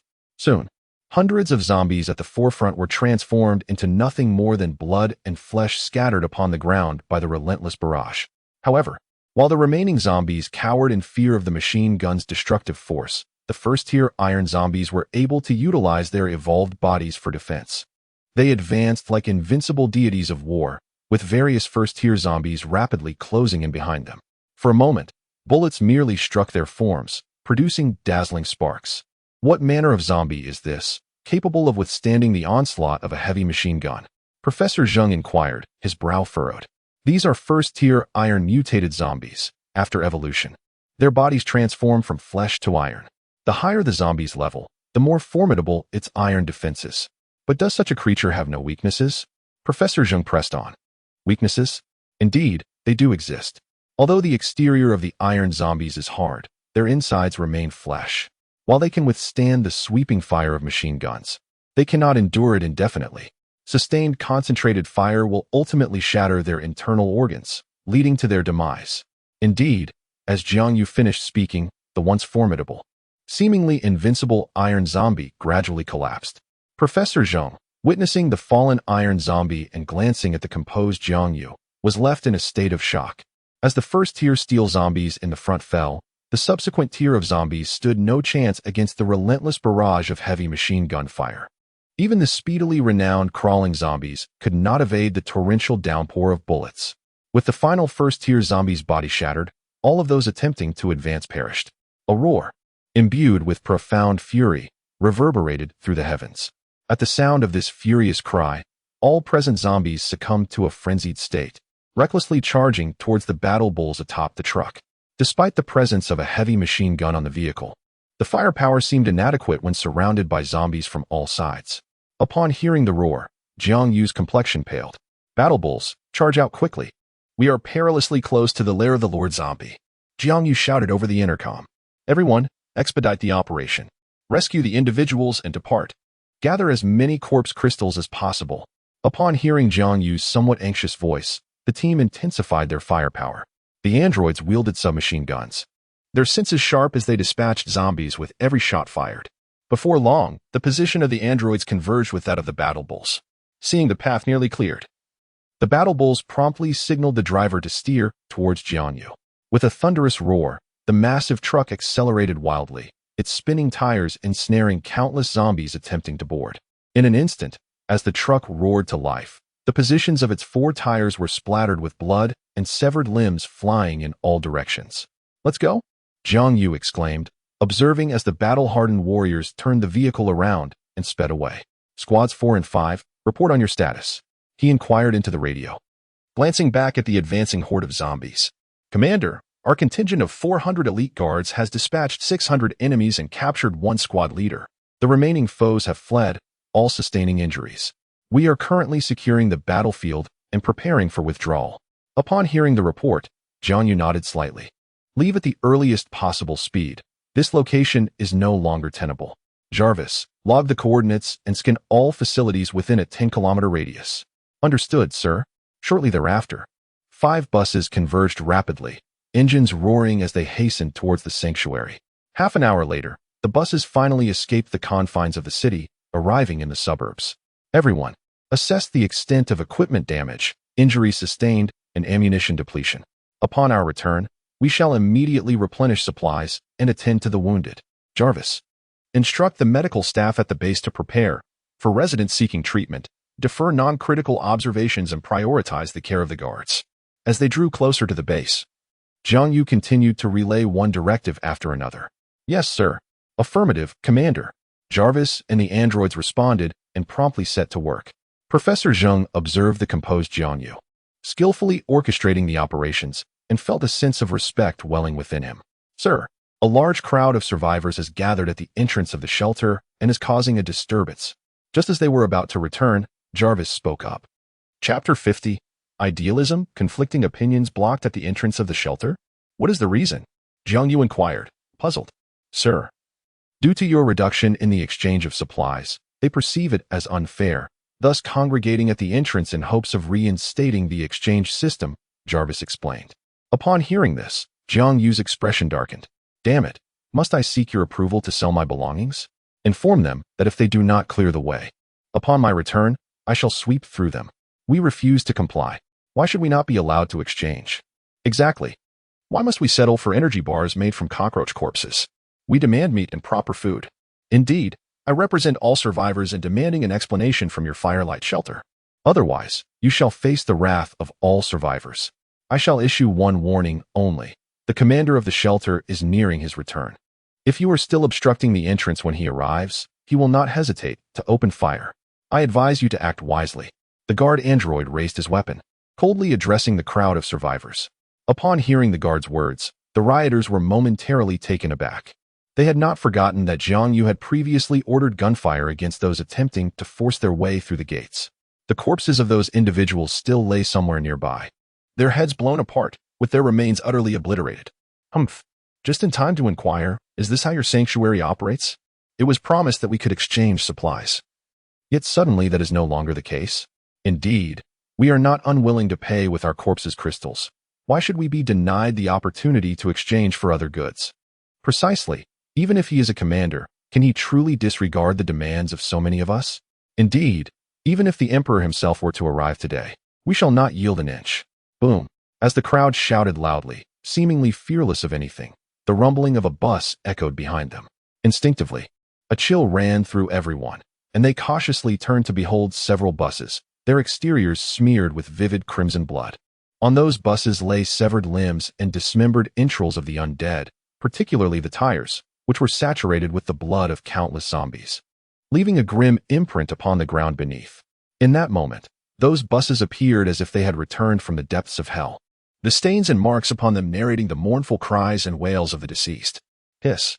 Witnessing this sight, many inhaled sharply, overwhelmed by revulsion, and immediately doubled over to retch violently. Ugh. With little left in their stomachs. The sight of such grotesque horror further quelled the anger that had consumed the crowd at the entrance. Who is Jiang Yu? He is indeed the ruthless one who ordered the shooting of survivors. Now that he returns to the base, do they truly intend to obstruct him? As the bus drew ever closer, several windows were flung open, and dozens of submachine guns emerged, targeting the hapless survivors. "Oh my goodness! Run for your lives.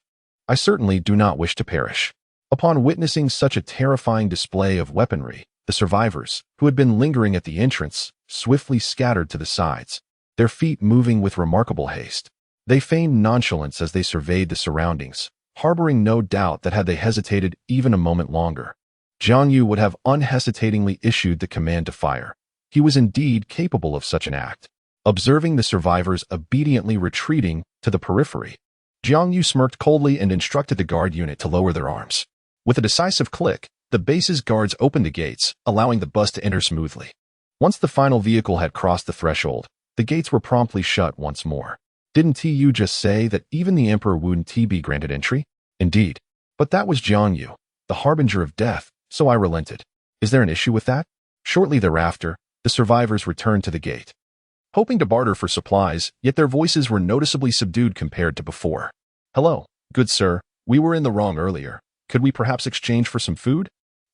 We still wish to trade for some supplies. Could you possibly make an exception? Yes. Look, everyone is struggling. How about we exchange just a little? My daughter has had meat in ages. Please, let me make a small trade. The base guard, witnessing this abrupt shift in demeanor, found himself momentarily at a loss. Even with the advanced intellect of an artificial being, he paused, offering a wry apology. Regrettably, this is beyond my purview. Please, act at your discretion.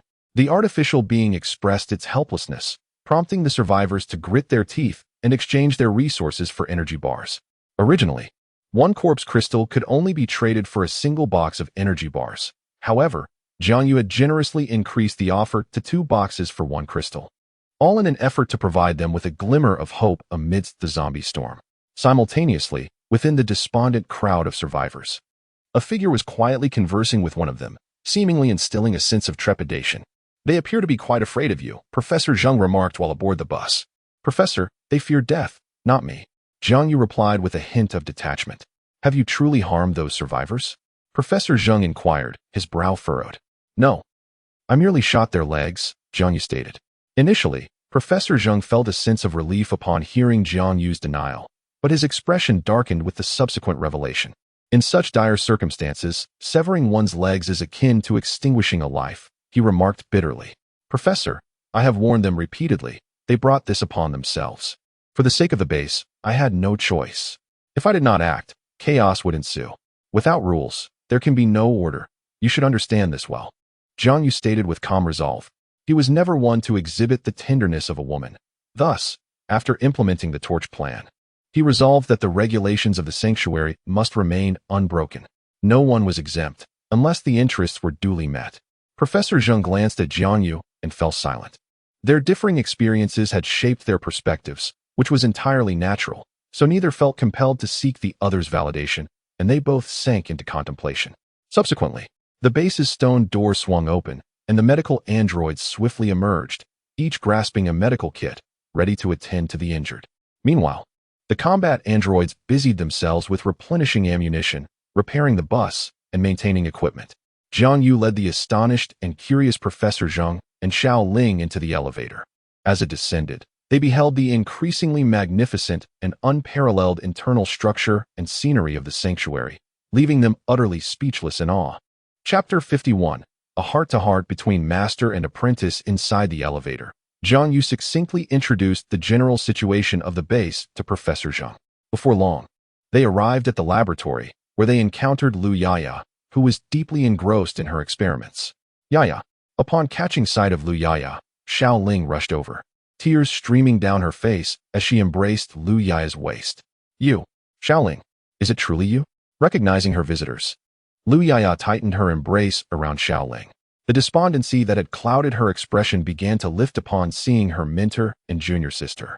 Well, I've brought her to you. You two should catch up. Let's aim to commence research by tomorrow. Yaya, remember, time is of the essence. Jiang Yu spoke softly. Yes, Commander. Thank you, Jiang Yu. Lu Yaya exclaimed with immense excitement. She then took Xiaoling and Professor Zheng back to their quarters. Inside the room, Lu Ma was engrossed in a palace drama, tears streaming down her face.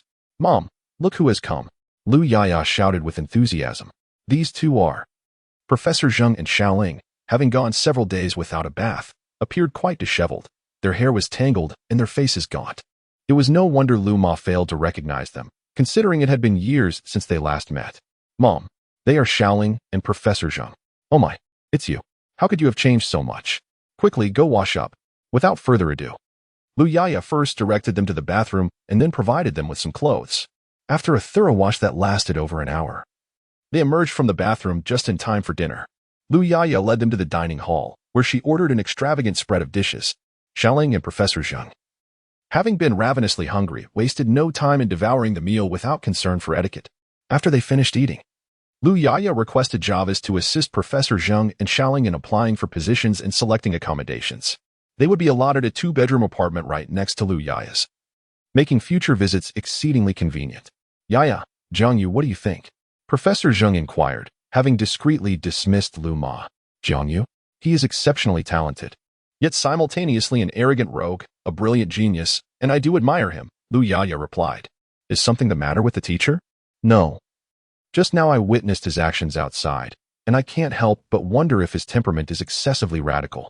In these apocalyptic times, it is imperative for the entirety of Huaxia to unite as one. Upon hearing Professor Zhang's words, Lu Yaya fell silent for a moment. Although her expression was conflicted, she eventually spoke. Professor, I understand your concerns, but I must assert that the world has irrevocably changed. We are in the midst of an apocalypse, where human greed knows no bounds. Were it not for Jiang Yu's stringent measures to control the resources of the shelter, everything within it would have likely been depleted long ago. Moreover, without Jiang Yu, what would the tens of thousands of refugees within the shelter eat, drink, or utilize? He has exerted tremendous effort to safeguard this haven. As you observed earlier, do you truly believe such a vast sanctuary could be constructed overnight? Furthermore, most of the individuals who entered here have not had to offer anything in return. Jiang Yu only requires us to perform minimal tasks in exchange for points to sustain our existence here. Do you think it is wrong to be somewhat selfish in order to support so many? You may wish to inspect the shelters outside. Where else would you find such a favorable environment? Merely having a meal is a luxury. As for those survivors outside, if Jiang Yu had not been willing to trade resources, many of them would have perished from starvation long ago. Had it not been for Jiang Yu's compilation of the Zombie Guide, which informed others of the zombies' weaknesses and utilities, countless individuals would still be engulfed in fear and trepidation. Thus, without further ado, it is evident that Jiang Yu has made commendable efforts to ensure the survival of many, genuinely transcending the distinctions of wealth and vulnerability. Lu Yaya remarked, look at the other shelters. Who among them acts as selflessly as Jiang Yu? She sensed a misunderstanding between Professor Jiang and Jiang Yu. She understood Professor Jiang's character. He was a gentle, unworldly elder, while Jiang Yu was not of the same demeanor. With friends, he was relatively casual, but when faced with adversaries or troublemakers, his ruthlessness knew no bounds. In moments of discord, he would wield his submachine gun with alarming precision, leaving no room for regret. Moreover, one was her teacher, and the other her employer. She wished for neither to fall out over trifling matters. Yet, Professor Jiang remained silent. Even acknowledging the validity of Lu Yaya's words and recognizing the righteousness of Jiang Yu's actions, still, he found himself trapped by his own inner turmoil. Jarvis, how many corpse crystals do we currently possess? Jiang Yu inquired, seeking to control the city. Sir, including the recently collected ones, you now have a total of 183. 813 crystals. Adding the 300 for Drive Lu Yaya's experiments brings the total to 184. 113, Jarvis promptly reported. Jiang Yu reflected on the number of corpse crystals he had accrued during his recent sign-ins, which amounted to 10,000, bringing the grand total to nearly 200,000. After a moment of contemplation, he asked, Jarvis, how many production lines can the shelter currently activate? Sir, the planetary-level refuge can activate a total of 10 production lines. Currently, 4 lines are operational, including those for machine guns, pistols, melee weapons, thrown weapons, and ammunition. You may simultaneously activate 5 additional lines, Jarvis stated. Can we truly activate 5 at once? Jiang Yu pondered briefly before responding. Jarvis, activate the Level 1 drone production line, the Level 1 fighter jet production line, and the Level 1 heavy weapon production line. Jiang Yu refrained from activating too many lines. Primarily, the activation of these 3 would consume a significant portion of his corpse crystals, which he needed for further weapon manufacturing. Additionally, time and resources were constrained. Understood, sir. Activating the aforementioned 3 lines requires 30,000 corpse crystals each. Shall I proceed? Invest and commence production immediately. We have 2 days. The weapon manufacturing must be expedited, with at least 2 million rounds of various ammunition needed. Each individual should be equipped with 2 submachine guns and 1 pistol. We require 10 armored vehicles for fighter jets, and as many drones and rocket launchers as possible, focusing on those with extensive area of effect lethality. Understood, sir.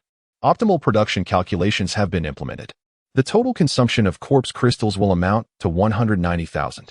Upon hearing that he still had over 4,000 crystals remaining, Jiang Yu decided against further expenditure, opting to reserve them for unforeseen circumstances. After finalizing all matters, Jiang Yu let out a deep sigh and spoke slowly.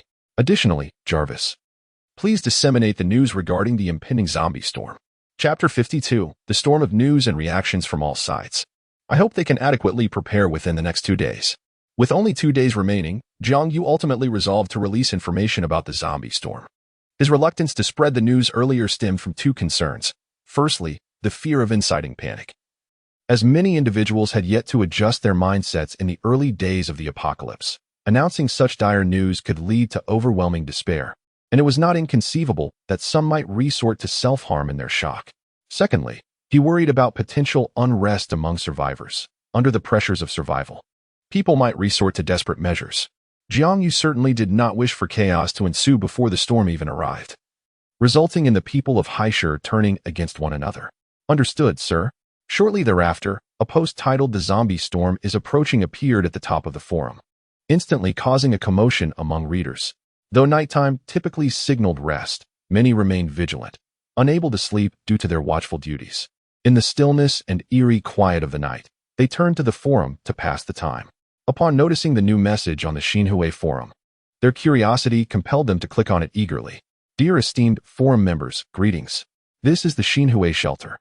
Following our thorough assessments, we have detected that, due to the celestial tides, the energy levels generated by these forces will peak in 2 days.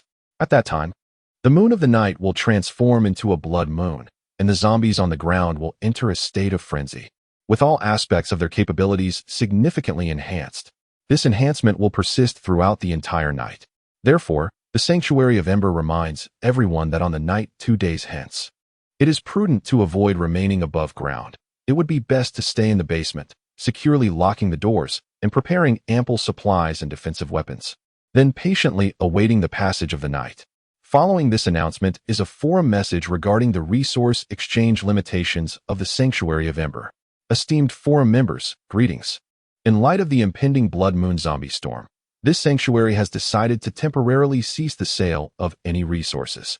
For now, we shall only offer high-quality and affordable energy bars, which can sustain the human body for 12 hours with the consumption of just 1. With the release of these 2 messages, the online community erupted in a frenzy. What does this mean? Isn't it already the apocalypse? How can there still be an apocalypse? The situation seemed overwhelmingly favorable, yet the doomsday overlord still unleashes a trump card? Is this true, or merely a deceptive rumor? Uncertain. Yet it feels as though the Sanctuary of Ember has no need to deceive. No, I believe it is quite necessary. If even one person believes this news, they will begin hoarding supplies, and at that point, the Sanctuary can proceed to purchase the remaining zombie crystals from us at a premium. Is this not how those wealthy individuals have traditionally profited? As the public sentiment escalated, morning arrived. An increasing number of individuals are awakening from their slumber, only to be greeted by unsettling news that engenders a pervasive sense of malevolence. Can it be? After I have finally acclimated to the apocalyptic environment, now a zombie storm emerges? Is this not a deliberate affront to life itself? It appears that the refuge of the Sanctuary of Sparks has indeed ceased the exchange of supplies. I have heard whispers that such transactions were halted just the day prior, leaving many unable to procure what they sought. Does anyone possess a place of concealment? I am willing to offer compensation for the opportunity to take refuge. While there are plenty of grievances voiced within the forum, there are equally many who have promptly commenced preparations. They are fervently intensifying their efforts to gather resources, with some individuals resorting to fierce altercations over a mere packet of biscuits. Those fortunate enough to locate supplies hasten to store them in the basements they have discovered. Typically, individual survivors such as they would seek a secure haven for a single night, whereas those residing in shelters cannot afford such luxury. for their households are vast and numerous. "Father, have you seen those two forum posts?" Sun Tianming inquired, his expression clouded with concern as he gazed at his father, his phone in hand. "I just saw them." Who would have imagined? Surviving the apocalypse is already a formidable challenge, and now we are confronted with this celestial tide and blood moon. Alas, it seems the heavens themselves conspire against us. Sun Xiong lamented, sharing the somber demeanor of his son. They had intended to rise early, savor a delightful breakfast, and then venture forth to hunt zombies in order to repay their debts. But upon encountering this news, their spirits were undeniably dampened. "What shall we do now?" Sun Tianming asked. "What can we do? What other options do we have? Gather the supplies and weapons, abandon the surface dwellings, and escort everyone to the basement. Let us hope this will allow us to weather the storm of the undead," Sun Xiong lamented. "Are we not going to seek out Jiang Yu for more supplies? Obtain? How can we possibly obtain anything? We still owe him." Sun Xiong shot a glare at Sun Tianming. "If you had established a rapport with him earlier, I might have been able to shamelessly plead for assistance, but have you considered how you treated him before? That he has not sought revenge against us is a testament to his magnanimity." Upon hearing Sun Xiong's words, Sun Tianming's expression was one of profound bitterness. Under the shadow of the apocalypse, his mindset was gradually shifting. He was no longer arrogant and overbearing. When he first realized that Jiang Yu was indeed the head of the sanctuary, he had been filled with trepidation, fearing that Jiang Yu would turn against them. Yet, until now, Jiang Yu had not acted against him or his father, which had offered him some semblance of relief. Just a few days prior, when he confided in his father about his relationship with Jiang Yu, his father had been filled with disappointment and rage, chastising him while delivering a beating with his 8 wolves, all the while cursing at him. After that encounter, Sun Tianming felt a deep sense of regret. Had he not pushed so hard in the past, might their relationship be in a better state now? The reason he has not retaliated is that he perceives no necessity to do so. Their statuses have shifted, and to him, you are merely an insignificant ant, easily crushed. He might even consider it a waste of effort to eliminate you, but that does not imply he lacks the power to do so. Do you understand? Sun Xiong gritted his teeth and stated, were it not for the inopportune timing, he would have yearned to unleash his 8 ferocious wolves once more, mercilessly striking this insufferable brat. This wretched boy is utterly inept at everything he attempts, leaving nothing in his wake. When tasked with attending school, rather than cultivating connections, he manages to offend others, and most egregiously, after incurring their ire, his own father is compelled to grovel and feign smiles. Upon witnessing his father's predatory gaze, Sun Tianming felt the residual sting of the whip marks upon his skin, a reminder of past transgressions. He uttered a hasty remark before retreating, fearful that his father might succumb to temptation and subject him to another lavish feast of reprimand. Upon returning to where his classmates congregated, he noted that, while their appearances remained relatively unblemished, their eyes were devoid of luster, numbly fixated on their phones, absorbed by news regarding the sanctuary of the flame. Chapter 53. Regret and Friendship. As Sun Tianming entered, the dazed assembly of classmates rose, forcing faint smiles as they greeted him. Young Master Sun, you have arrived. The familiar flattery elicited a strained smile from Sun Tianming, though his heart was no longer buoyed by the joy it once held just days prior. Younger Master Sun, we are quite famished. Do you know when we shall dine? Inquired a female classmate, clutching her stomach. Did we not just have breakfast? Were you not satisfied? Sun Tianming responded, puzzled. Satisfied.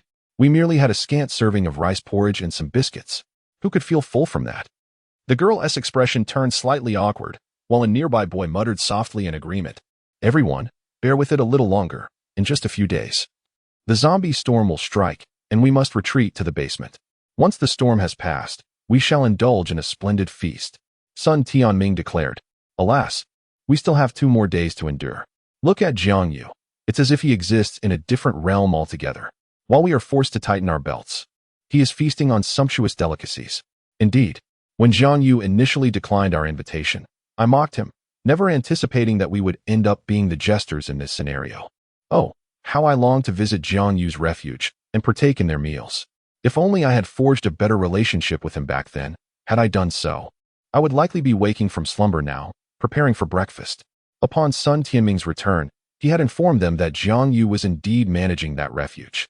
Upon hearing this revelation, it was as if a thunderclap had erupted in their minds. In that instant, many were filled with profound regret for not having cultivated a bond with Jiang Yu. Had they known this outcome, they would have gladly offended Sun Tianming in favor of Jiang Yu. Hearing the murmurs of the crowd, Sun Tianming, despite his displeasure, reminisced about the delightful meal he had savored just days prior. It could be said that it was the most exquisite meal he had enjoyed since the onset of the apocalypse. Come now, young Master Sun is still present. Why do you speak so much? A loyal sycophant exclaimed, noticing young Master Sun's displeasure. However, the crowd merely cast him a cold glance before lapsing into silence. At a time when securing sustenance had become a challenge, flattery seemed utterly ludicrous. You heartless wretches, had it not been for Master Sun's benevolence in taking you in, could you truly continue to exist in such comfort? The crowd gazed indifferently at the sycophant, uttering not a single word. Sun Tianming, witnessing this scene, wore an expression of profound displeasure and turned away with a somber visage. As the once revered Master Sun departed, the students present, with the exception of the sycophant, harbored no desire to retain him. Instead, they resumed their fixation on the forum of the Refuge of Flames. They feverishly filled out recruitment forms, their vacant gazes betraying a glimmer of hope, a longing to escape this place and journey to that promised Eden. My lord, such are the circumstances. In Sun Xiong's quarters, a bodyguard recounted the events in their entirety. Sun Xiong tapped his fingers lightly upon the table, his expression revealing neither joy nor sorrow. Initially, out of consideration for his son, he had wished to spare this group of youngsters undue hardship. However, their obsequiousness had exceeded his expectations. Since they have disregarded the bonds of camaraderie, he would not feel remiss in withdrawing his hospitality. Starting this afternoon, they shall be made to labor alongside others, no longer treated as guests, but as refugees. Humph, do they truly believe they can bully the son of Sun Xiong? Sun Xiong spoke, his eyes ablaze with fury. At this moment, the students remained oblivious to the impending disruption of their tranquil existence, still fervently completing their recruitment forms, clinging to the hope of one day entering the Refuge of Flames. Within the refuge, Jiang Yu had just awakened from the expanse of a 20-meter bed and, as was customary, signed in. Congratulations, host. You have acquired 200 corpse crystals. Once again, the inevitability of a minimum guarantee had become a familiar sight for Jiang Yu. After enjoying breakfast, he made his way to the temporary prison located on the 8th floor, where the special forces, captured for obstructing the guards from rescuing, were being held. As he stepped into the prison, a pungent smell of blood assaulted his senses, causing him to furrow his brow in distaste. Upon encountering the few leaders intentionally left behind, a wave of nausea surged within him. Had he known, he would have foregone breakfast. Jiang Yu surveyed the prison, where walls were splattered with blood and remnants of entrails, and his gaze fell upon a bloodied android standing beside a bed in the center of the cell. With a hint of regret, he muttered to himself. At that moment, the tormented black man caught sight of Jiang Yu and began to whimper. Commander, the android, wielding a scalpel and methodically slicing through flesh, turned at the sound of his voice. He immediately set down the instrument and offered a respectful salute. How is the interrogation proceeding? Jiang Yu inquired. Though he did not await a response, he donned a mask to shield himself from the horrific stench. Report, Commander. The interrogation commenced around 1 o'clock and has been documented in written form for Jarvis. Is it complete? Then why are you still cutting? Jiang Yu asked, curiosity piqued. Commander, it has been a while since I last handled such tasks, and I thought to test my skills and hone them. Upon hearing this, Jiang Yu paused briefly, a flicker of helplessness crossing his features. Very well, continue your work. Commander, please take care. Alas, the imposing figure of the man of African descent, upon witnessing Jiang Yu's intent to depart, summoned the last vestiges of his strength to utter cries of desperation, yet they proved utterly futile. In that moment, he could only helplessly observe as the scalpel of the android made contact once more with the flesh beneath his skin. As he gazed upon the remnants of his arm and the majority of his corporeal form that had vanished, despair filled his eyes. Returning to the command room, Jiang Yu instructed Jarvis to commence the report. Sir, based on yesterday's testimonies, it is evident that these two teams belong to the same faction, the name of which remains unknown. They may be classified merely as peripheral mercenaries rather than organizational members. As for detailed information regarding this organization, they possess no knowledge, save for a Chinese man who acted as their intermediary. Through image comparison and search, we identified this individual as Lu Dehai, a 35-year-old male and the proprietor of a modest pharmacy in Haisher. He has been engaged in the pharmaceutical trade for 2 decades, remains unmarried, and has no offspring. having lost his parents at an early age. Upon conducting an official background check, it was revealed that he has an unremarkable background and average social interactions, leading a life that can be described as exceedingly straightforward. Yet, this very individual possesses multiple properties in Haishur and holds several identities and aliases. Although his names and identities differ, fingerprint analysis confirms that he is indeed the same person. Chapter 54. Clues emerge. Preparations begin. As for how he orchestrated and commanded these two teams, I scrutinized the surveillance footage and found no record of their communications, nor any signs of telephone or internet signal transmissions. Upon hearing Jarvis's words, Jiang Yu gazed at the image of the amiable, rotund man on the screen, a flicker of inexplicable emotion crossing his face. In this apocalyptic world, while the zombies are indeed terrifying, they do not represent the greatest threat. The most formidable danger lies in the vast, shadowy forces that lurk amidst the multitude of the undead, scheming their dark plots. It seems this individual possesses abilities surpassing my expectations. Therefore, Jarvis, monitor his every move closely, calculating the time expenditure of all his actions, including the duration of major and minor bodily functions, as well as the time spent resting. Understood, sir. With the zombie storm approaching, we shall set this individual aside for now and address him after the tempest has passed. Sir, there are a few individuals in the makeshift prison who claim to be Professor Zhang's associates and wish for you to release them. Oh, is that the one they call Fat Brother? It just so happens that I need to check if Professor Zhang has commenced his work. After a moment's contemplation, Jiang Yu rose and made his way to the laboratory where Lu Yaya was situated. Perhaps due to the presence of both his mentor and junior, Lu Yaya was brimming with enthusiasm at this moment. Early in the morning, she had summoned Professor Zhang and Xiao Ling to the lab, eager to unearth the secrets of the corpse crystal and subsequently place Jiang Yu beneath her heel. Ah, you're here so early? Upon entering the laboratory, Jiang Yu discovered Lu Yaya and the others had already donned their attire, engaged in experiments and testing. Mr. Jiang, you're quite early yourself. Professor Zhang greeted him with a smile. How curious. Aren't you usually one to rise only around noon? What brings you here so early today? Lu Yaya inquired, puzzled. Cough. Let us not dwell on this, Professor Zhang. The individuals apprehended yesterday claim to be your acquaintances. Would you care to take a look? No. I am aware of their identities. Although we are acquainted, our fates have diverged. Indeed, the teacher saved them, yet they absconded with the supplies, leaving us to face our demise. Were it not for the teacher's quick thinking and borrowing a phone, we might still be stranded in the snack street. Xiaoling also voiced her indignation. Upon hearing the account, Jiang Yu shook his head in resignation, yet another selfish individual. However, in a world bereft of hope, a touch of selfishness is not unwarranted. When one's own survival hangs by a thread, how can one afford to be magnanimous? Does anyone truly believe in the altruism of all? Given this, I shall confine them for a few days to teach them a lesson. Their future inclusion in the shelter will depend on their actions. Professor Zhang, what do you think of this approach? Haha, naturally, I have no objections. By the way, does this place suit your preferences? Excellent, I find it quite delightful. Here, I have rediscovered that sense of exploration one only experiences in youth, Professor Zhang remarked, his eyes glimmering with satisfaction. In light of this, Professor Zhang, you shall serve as the head of the research team, with Yaya as your deputy. You may mobilize the entire research department, and resources can be obtained from Jarvis, though my approval is required. As long as the research on corpse crystals remains the top priority, you may pursue other scientific inquiries in a manner ranging from the most frequent to the least so. You may arrange personnel as you see fit, and should any issues arise, feel free to consult me or Jarvis.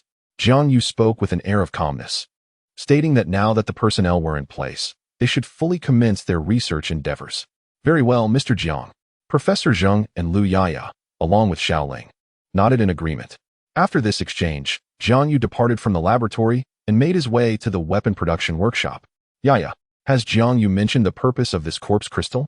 Professor Zhang inquired as he turned to her after Jiang Yu's exit. No, but it seems quite significant. Jiang Yu has referred to it multiple times, and he has also tasked the three of us with its research. Upon hearing this, Professor Zhang's eyes narrowed slightly. Sir, all 8 production lines are now operating at full capacity to manufacture weapons. We anticipate that all weaponry will be completed by tomorrow afternoon. Very well. Let's allocate some basic armor for the residents of the shelter.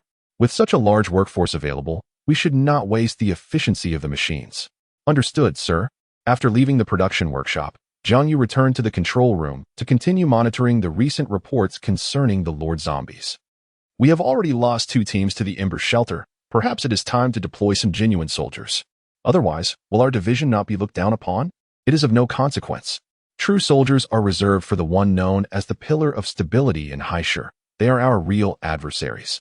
Not a mere insignificant Ember shelter. The ones we lost were merely 2 small factions, and their failure is a result of their own ineptitude, which cannot be blamed on anyone else. What shall we do next? I recall that there are numerous shelters in Haishur, are there not? Let us converse with them. Furthermore, is not the blood moon a time when that monstrous entity enters a state of frenzy? Why not unleash it upon the Ember shelter? A man clad in an elegant suit gazed out the window, speaking in a nonchalant manner. Indeed, the other individual, momentarily silent, then acquiesced to the proposal. Upon concluding their discussion, one turned to depart while the other remained, a gentle smile adorning his face as he continued to observe the scenery outside. The legacy of the Ember, progressing steadily, one might ponder what measures you possess to utter such declarations as time swiftly passed. 2 days elapsed in the blink of an eye. Throughout this period, the armament manufacturing within the shelter reached its completion.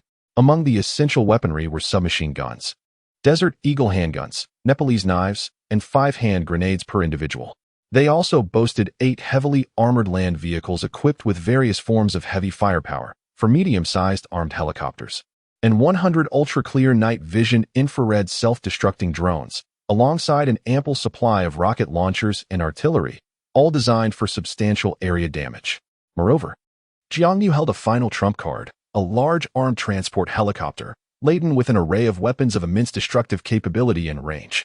In the direst of circumstances, Jiang Yu could command Jarvis to initiate a self-destruction sequence, resulting in a catastrophic explosion that would annihilate all living beings. The defensive line of the Ember Sanctuary extended a full kilometer onto the highway, where Jiang Yu had long since deployed an array of weapons and traps, awaiting the first wave of the undead. After arranging everything, Jiang Yu sat in the command center, lamenting that it would have been preferable if the zombie storm had arrived a little later, allowing him to gather more corpse crystals and affording him additional time to fabricate weaponry. Chapter 55, The Blood Moon Descends, The Tide of Corpses Gathers. Although the notion was commendable, the reality here was one of an authentic apocalypse, not a game that could be conquered through monetary investment. Jiang Yu had contemplated deploying androids for this mission, but ultimately dismissed the idea. Even now, the number of androids was merely in the thousands, rendering them feeble and insignificant against the tide of the undead. Thus, the androids could only serve as elite teams and support, while true combat prowess relied on the seasoned warriors who had undergone practical training. At this moment, 3 hours remained until the arrival of the blood moon. And due to the celestial tides, the surveillance feeds unmistakably revealed that the zombies in various locations had become exceedingly ferocious and volatile. At this moment, the entire guard team of the shelter was partaking in their evening meal, which may very well be the last supper for many among them. This was something Jiang Yu had conveyed to them during his pre-war mobilization, and they had mentally prepared themselves for the gravities of their situation. After all, in the throes of war, death is an inevitable companion. No matter how advanced the equipment, mortality looms large. Within the dining hall, the guards savored their meals while engaging in conversations about the mundane aspects of life within the shelter. Although they had only been together for a few short days, those days had been filled with camaraderie, training, rescuing the professor, battling zombies, and undertaking missions side by side. They had come to regard the guard team as their second family, with each member embodying the essence of kinship. Feeling a surge of nostalgia, Jiang Yu, buoyed by the moment, leaped onto the table. "Brothers, I toast to you. After tonight, we must all survive." His fervor ignited something deep within the hearts of the veterans, who rose in unison, shouting with fervent enthusiasm, "To the commander! To the commander!" In the next instant, everyone stood, their teacups transforming into vessels of celebration. "When you return victorious, I shall procure the finest wine to honor you." Jiang Yu's voice resonated through the intercom. In the central control room, he witnessed the fiery determination radiating from them. "To the commander! Zhang Yu, Lu Zhengwu, Zhang Zhengxing, Zheng Jia, Wu Yu, Chen Shu, I entrust you with a mission. Bring back as many as you take out. Do you have the confidence to accomplish this?" "Reporting, sir." The resounding roars of the 6 paths seemed to pierce the very heavens, echoing throughout the dining hall. That night, Jiang Yu ordered everyone in the shelter to return to their rooms, prohibiting them from leaving for the entire night. He instructed them to turn on the television to witness the live broadcast from outside the sanctuary. Jiang Yu aimed to convey the dire reality of the outside world to those who had long lived in Eden, to reveal the terrifying nature of the apocalypse that now loomed. Within the laboratory, Professor Zheng and 2 others were the only ones permitted to remain, granted leave by Jiang Yu to continue their research.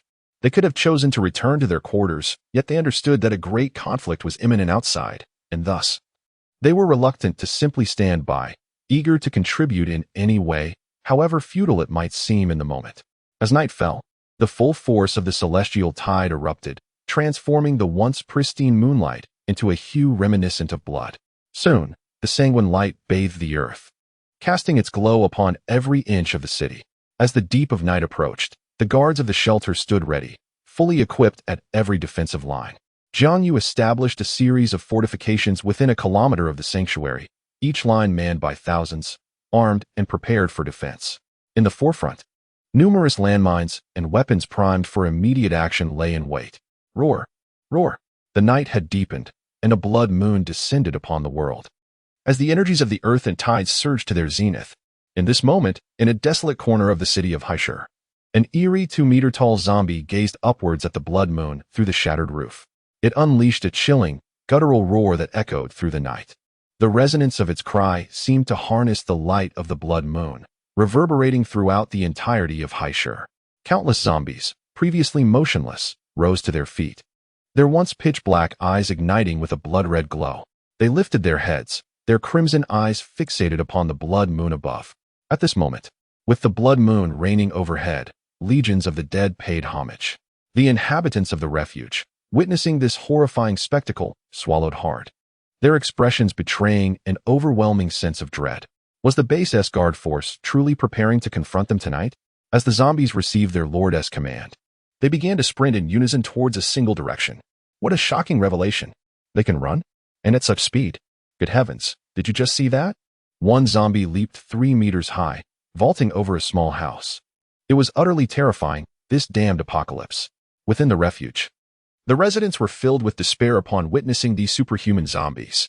Meanwhile, in the laboratory, Professor Zheng, although taken aback by the extraordinary mutations of the zombies, finally grasped the reason behind Jiang Yu's obsession with the crystal of the dead, to transform into a being neither human nor ghost, and still possess such capabilities with the aid of the corpse crystal, raises the question of what might be possible for a human.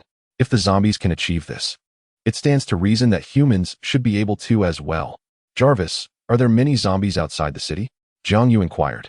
At this moment, considerable time had passed since the outbreak of the zombie uprising, and within the city of Hai, numerous survivors and refuge camps remained, destined to become the primary targets for the undead, followed by the more distant sanctuary of Ember. Sir, it is rather peculiar. The streets of Hai are devoid of zombies, and there are no signs of combat within the city. What? Jiang Yu exclaimed in astonishment upon hearing Jarvis's report, swiftly retrieving his walkie-talkie to shout, Battle Bull, stay vigilant. It appears that the horde of zombies has all converged upon our location. Yes, Commander. Battle Bull replied succinctly, not questioning the situation further. All units, raise your weapons and prepare for battle. No sooner had Battle Bull finished speaking than a series of explosions erupted. Boom, boom. These were the explosives laid on the highway, now detonating in unison. The unexpected blast jolted the weary guard squad back to alertness, their grips on their weapons tightening, their expressions grave. Goodness, this is Ghost. Chapter 56, Aesthetic Violence, the Eerie Emergence. The once grave expressions of the guards at the first line of defense turned into unease upon witnessing the flickering crimson lights emerging from the darkness, sending a chill down their spines. Fire! What are you waiting for? The team leader, taken aback by the situation, quickly regained composure and shouted at the top of his lungs.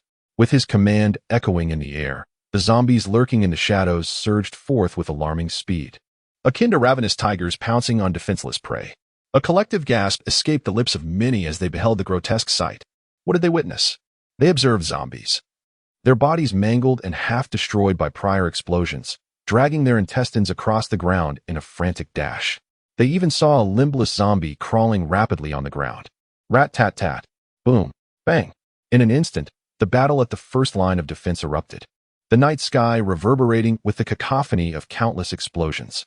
Zombies were reduced to mere flesh under the relentless barrage of gunfire, their remains splattering onto the advancing horde. It seemed that the scent of their kin's blood, freely spilling into the night, incited a frenzied excitement among the undead.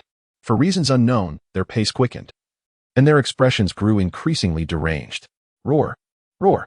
The relentless frenzy of the zombies has become increasingly overwhelming, and the first line of defense is gradually finding it difficult to hold their ground. Despite the presence of over 1,000 defenders, they are as insignificant as a mere trickle against the tidal wave of zombies that surges forth.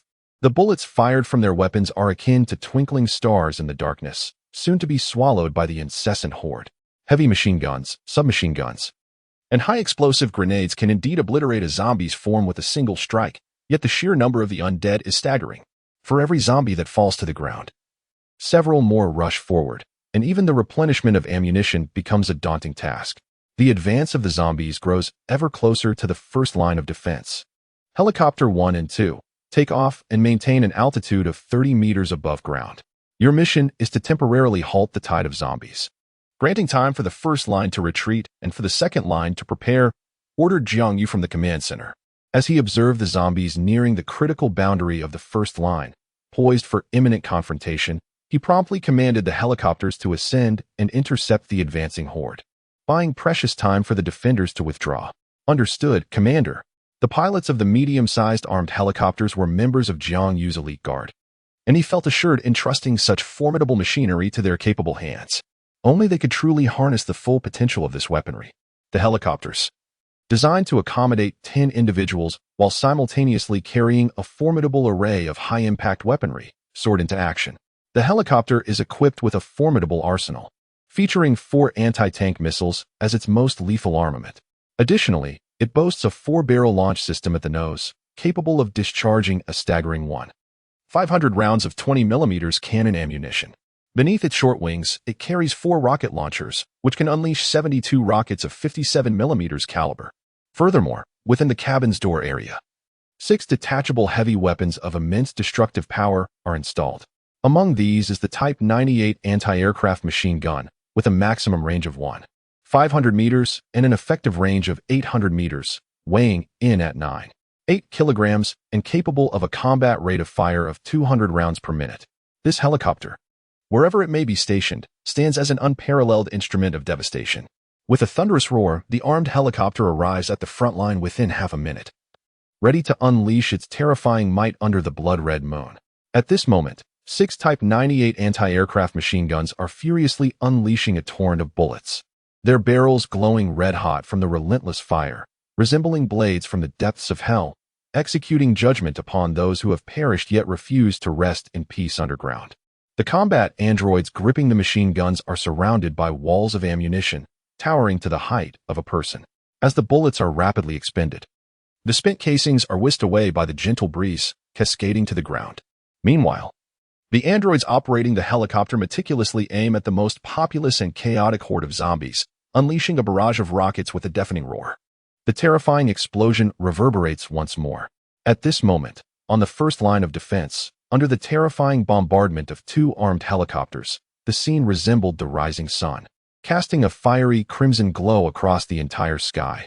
With the powerful support of these helicopters, the defenders on the first line were finally able to engage in combat while retreating, swiftly falling back to the second line. There, they replenished their ammunition and strength, while the defenders of the second line took their places. In that instant, countless bullets and explosives were unleashed upon the land. Old Lu, you're faltering already? So soon? Teased Zhang Zhongxing, the captain of the second line, with a grin plastered across his face. Get lost. You'd probably wet your pants at the first sign of danger. Lu Jingwu retorted with a laugh. Oh, I'm so scared, Zhang Zhongxing replied, his expression one of indifference, as if unaffected by the heat of boiling water. After a brief exchange of pleasantries, both men turned serious, their gazes fixed on the countless blood-red eyes in the distance. The battle reignited, the jesting had its limits, and it was time to resume the fight. Within the shelter, people watched in awe at the scene that resembled a science fiction blockbuster, swallowing hard as their eyes reflected both the terrifying combat prowess of the shelter and the sheer number of frenzied zombies. They felt a mix of shock and gratitude for having found refuge within these walls. Many believed that had they been outside, they would scarcely survive a minute. In the command room, Jiang Yu observed the unfolding scene, feeling a slight sense of relief if the battle continued in this manner. Surviving until daylight posed no challenge at all. At present, the personnel from the second line are collaborating with those from the first line to confront the enemy. Once the second line retreats, he can detonate the explosives placed by the first line. At that moment, in conjunction with the armed helicopters, they will be well equipped to withstand the onslaught of the undead. Moreover, there remains an ample supply of weaponry, which, despite continuous consumption, is calculated to be sufficient. Jarvis, what is the current situation within Haishur? Jiang Yu inquired. Chapter 57. Mysterious forces, neither human nor not the zombies have not troubled the shelters within Haishur. Instead, they have all converged here, which perplexes Jiang Yu greatly. Logically, the Xinhui shelter should not have been the primary target of the Lord of the Undead. Sir, the streets of Haishur are as desolate as ever. Aside from the lifeless corpses of zombies, no living undead have appeared in the streets. I estimate that perhaps all the zombies in the city have gathered here. All of them, Jiang Yu exclaimed, immediately filled with curiosity as to why this was the case. Meanwhile, as fierce battles raged at the Xinhui shelter, a substantial number of modified vehicles were advancing towards it. Strangely, they moved in unison with the zombies, resembling a tide, and the undead seemed oblivious to the armed personnel aboard the vehicles. Old 2, how is your setup progressing? Old 5, is the live broadcast underway? Within the foremost modified vehicle, a tall and slender man was speaking into his earpiece. Nearly there. 10 fighter jets are poised and ready. As soon as their ammunition is sufficiently depleted, they shall strike without hesitation. Above the clouds, 10 aircraft hover in the air, their weapons armed and aimed at the defensive lines occupied by the guard below.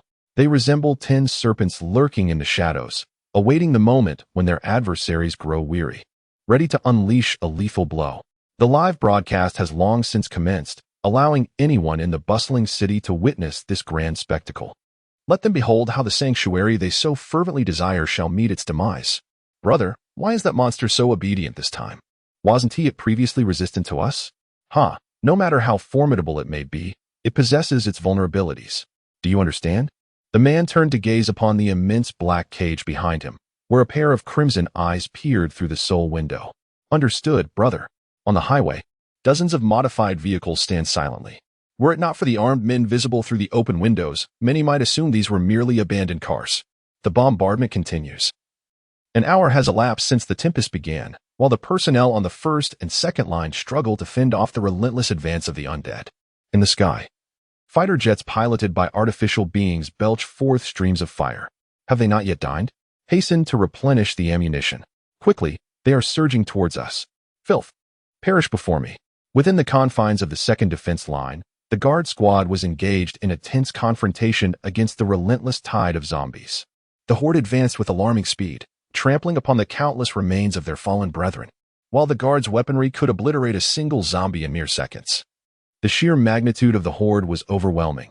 You could destroy one zombie in a heartbeat, yet they could advance several paces in the same span of time. As the horde drew ever closer to the foundation of the second defense line, Jiang Yu issued the retreat order. Once the withdrawal was complete, he would detonate the explosives at the first line. The first and second units commenced their bombing mission, striving to buy precious moments for the guard squad's retreat. Yes, Commander. We cannot hold them. Hasten to the third defense line. Quickly, quickly. Commander, several colossal figures are rapidly approaching the second defense line. On board the first helicopter. The android observed the scene below and immediately reported. Jarvis. Sir, within the horde, there are several first-tier mutated zombies, all adept in defense. Jarvis swiftly provided his analysis. Unit 1, expand the bombing radius. I refuse to believe they can evade our firepower, no matter how formidable their defenses. First-tier zombies cannot withstand the might of a rocket. Understood. The android aboard the fighter jet continued to rain down a barrage of rockets.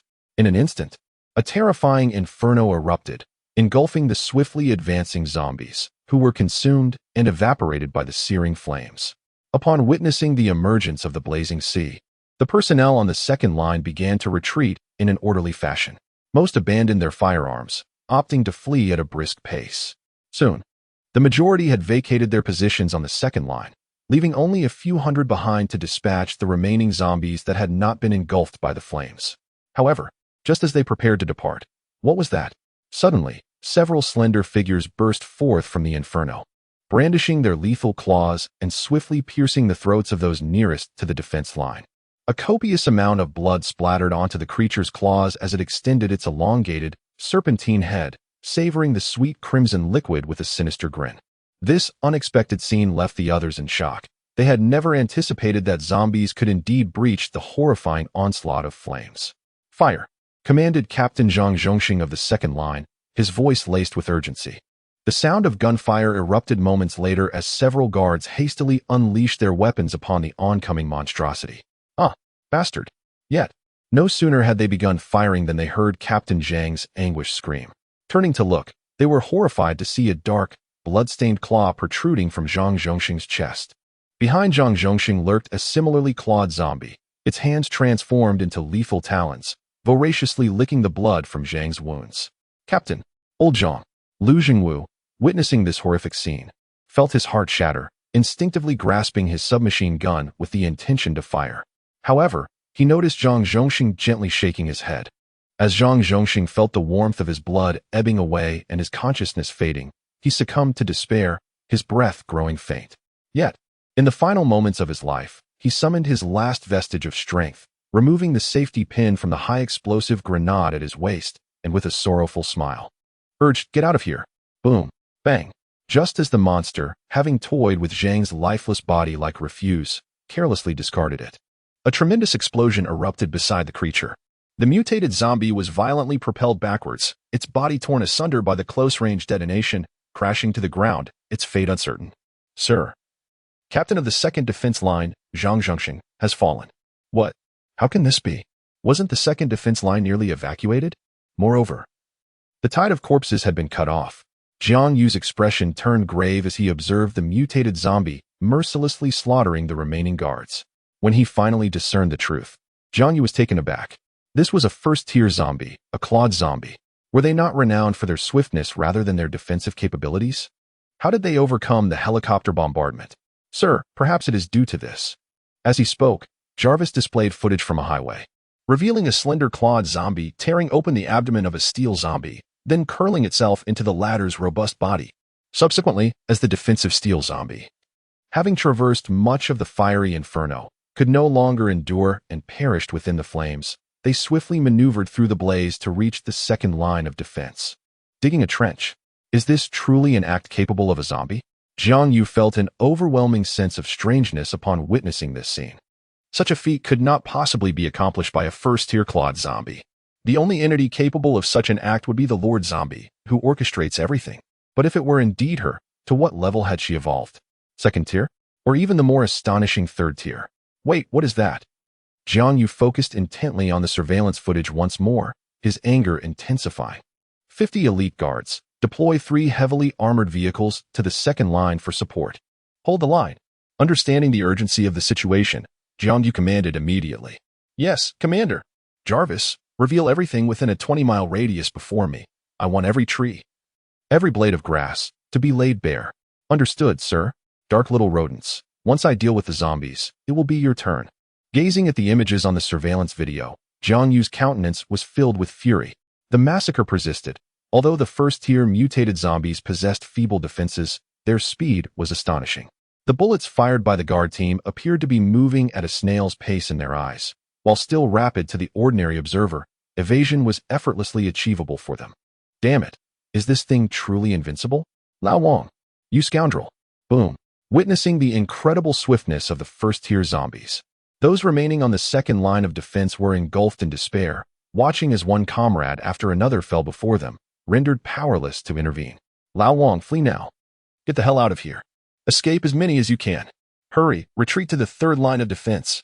On the second line, countless individuals shielded themselves with their bodies to impede the advance of these monsters, granting others the chance to withdraw to the third line of defense.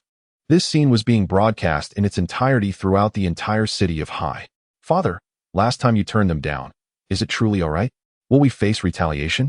Sun Tianming, witnessing the nearly one-sided slaughter, looked at his father, Sun Xiong, with concern etched on his face. This is the Ember Shelter, a place of considerable strength, yet it stands defenseless before those foreigners. I do not know, but in collaboration with those foreigners, I would rather choose Jiang Yu, Sun Xiong murmured, his face drawn and weary. Observing the haggard visage of his father, Sun Tianming wore an expression of deep conflict.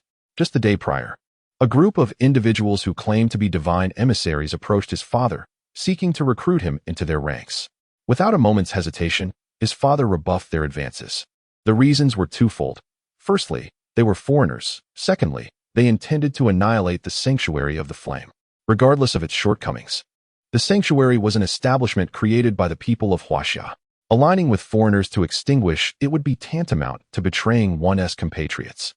In stark contrast to the Sun family's turmoil, numerous individual survivors found themselves reveling in the spectacle. Is this the famed sanctuary of the flame? Hardly impressive. Let the zombies breach its defenses already. A foolish refuge, imposing so many conditions for recruitment. And now look at you. Once your numbers dwindle, I wonder what you will wield to safeguard your base. May it fall swiftly, you hardly merit the name flame.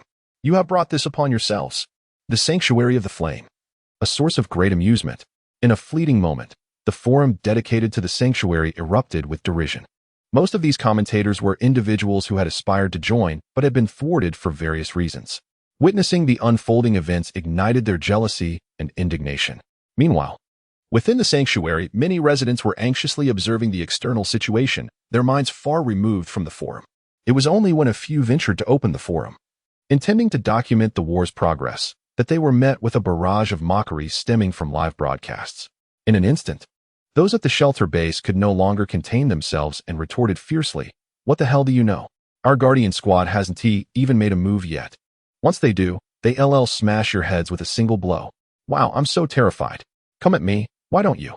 You talk about smashing our heads. Let's see if you can survive the night first."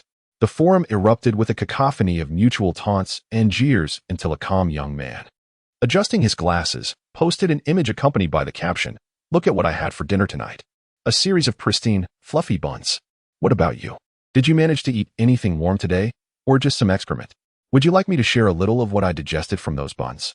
The moment this image appeared, a profound silence descended upon the forum. Many survivors, upon seeing the buns, which were larger than a palm, felt a spark of hope ignite in their previously dull eyes. Their salivary glands began to work overtime, moistening their parched throats, while their bellies, once resigned to silence, now growled with fervor. They fixated on the bun image in their phones, as if they could reach through the screen to consume them. You haven't eaten dinner yet, have you? We have. I had lobster tonight. What about you? I had something rather mundane, just a lamb chop. I fared better. I had steak. Well, I did quite well too, indulging in foie gras. In an instant, the entire forum was abuzz with discussions about what everyone had dined on that evening, accompanied by a plethora of images. What? You question who took pictures of their meals? Are you not capable of searching? Why be pretentious? Just flaunt it. At this moment, the survivors outside gazed upon the exquisite images of culinary delights, their mouths watering uncontrollably, to the point where the production of saliva could hardly keep pace with their swallowing. Their throats felt as if they might combust from the sheer effort of gulping down air. Chapter 59, A Lack of Chivalry with a Single Punch. The shelter's inhabitants had spoken the truth. They had gone several days without a proper meal. To evade the zombies while also satisfying their hunger was no easy feat. Merely surviving to this point was a testament to divine favor. Now, witnessing the abundance of delectable food within the refuge, they paused their frantic gestures, faces etched with anguish. You lack chivalry. If you have the ability, let us feast before we continue. Indeed, allow us to satiate our hunger before exchanging barbs with you. Oh dear, what shall we have tomorrow? Rice balls, noodles, or perhaps mini burgers? Or shall it be soy milk, fried dough sticks, and steamed buns? Such a dilemma. Those upstairs, spare us the indecision. Order everything. Do we truly lack points? Does the base truly lack food? I am feeling benevolent. Tomorrow I might indulge in some enoki mushrooms. For those who desire, meet me at the entrance of the shelter. In that moment, the residents within the sanctuary used the images as shields against the avaricious visages of the survivors outside. Within the command room, Jiang Yu observed the discussions on the forum, shaking his head in helpless resignation. "Jarvis, can you trace the source of that live broadcast signal?" Jiang Yu inquired, noticing that individuals on the forum seemed to have arrived only after witnessing the stream. Certainly, sir. The source of the broadcast signal is located 3 kilometers from the shelter. However, beyond that distance on land lies a sheer cliff, which leads me to deduce that the source is airborne, likely a helicopter capturing the live feed. Up in the sky, I didn't expect such meticulous preparations. If I were by the seaside, would they deploy a warship? Jiang Yu murmured thoughtfully. Moments later, Jarvis displayed a separate screen showcasing the ongoing broadcast, the clarity of which was astonishing, allowing for a detailed view of each individual's face. What remarkable technology! To achieve such vivid clarity at several kilometers in altitude, Jiang Yu pondered aloud. In the next instant, he glanced at the forum, where a notification was persistently flashing, and a cold smile crept across his face. Jarvis, locate those individuals seeking assistance. After tonight, instruct someone to deal with them. Understood, sir. Almost immediately, a message appeared on the forum, causing a stir among the users. An ID named Commander of the Flame proclaimed, I have pinpointed your locations. Once we have dealt with the zombies, we will surely fulfill your requests. Ha! Our shelter's commander is taking action. You are doomed. Truly, the commander is impressive. Ha ha ha. The commander is remarkable. As the commander personally took to the battlefield, the residents of the forum erupted into hearty laughter. In stark contrast, the survivors who witnessed the commander of the Ember Sanctuary descending into the fray turned pale in an instant. They instinctively sought to swallow, only to find themselves devoid of saliva. At that moment, 2 words echoed in their minds. It's over.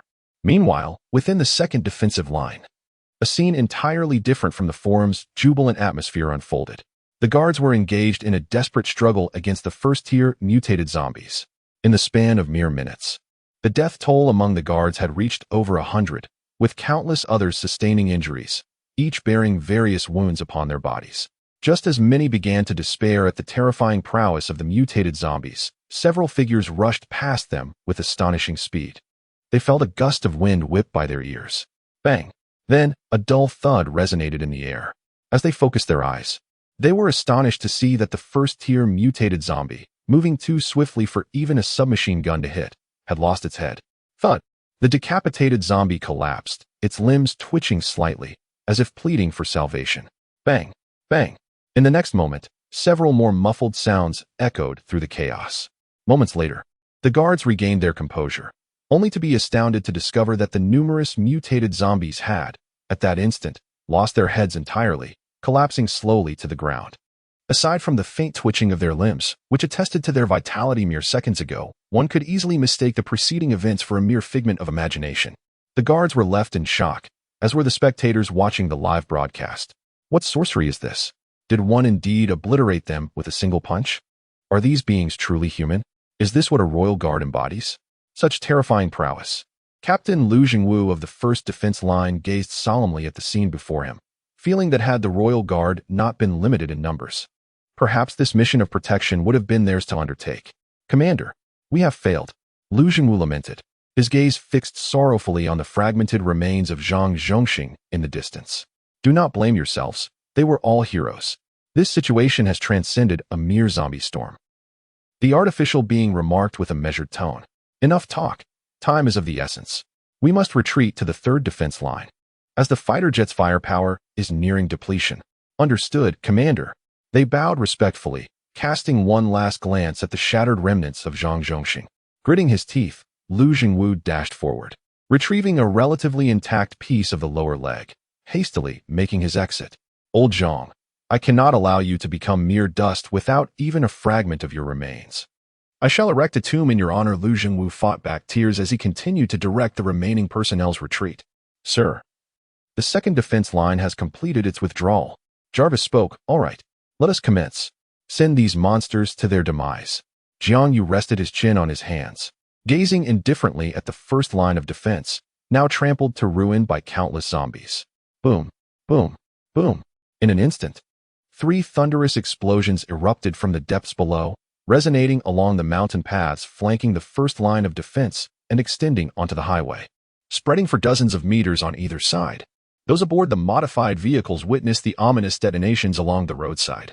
Rumble, rumble. At that moment, the ground trembled between the first line of defense and the highway, and those seated in the modified vehicles felt an overwhelming sense of dread. What was happening? Why had the earth suddenly quaked? No, it was not an earthquake. Something beneath had been detonated, rendering the highway beneath us exceedingly fragile. If the soil below the roadway were to be even slightly loose, the highway might collapse. Collapse? Does that mean? Before anyone could fully comprehend the situation, they were engulfed by a sudden and fierce sensation of weightlessness. Chapter 60. The Identity of the Arrivals, Ruthless Fury. In an instant, the flat ground extending several dozen meters from the first line of defense to either side of the highway caved in, the collapsed section resembling a massive letter T. At this moment, everything on the road plummeted into the abyss, be it the zombies or the modified vehicles. Above, several fighter jets hovered, their pilots filled with shock and anxiety as they beheld the suddenly collapsing ground, for many of their team members were situated in those very spots. "Boss, 3rd, 5th, 6th, 7th, are you all right?" shouted the 2nd and 4th from the helicopter. The night was dark, illuminated only by the blood moon, rendering visibility poor. They could not discern the depth of the chasms, their faces etched with worry as they awaited news. "Cough, cough, we are unscathed. The ground has only collapsed about 4 to 5 meters. However, the modified vehicles that fell are utterly beyond repair.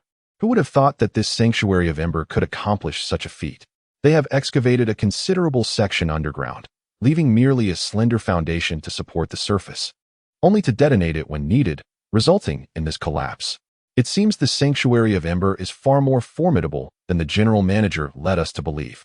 They possess such manpower and resources," the squad leader remarked, swatting away a zombie that had fallen before him.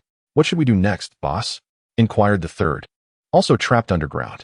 "First, we must escape this cursed place, then adhere to our original plan.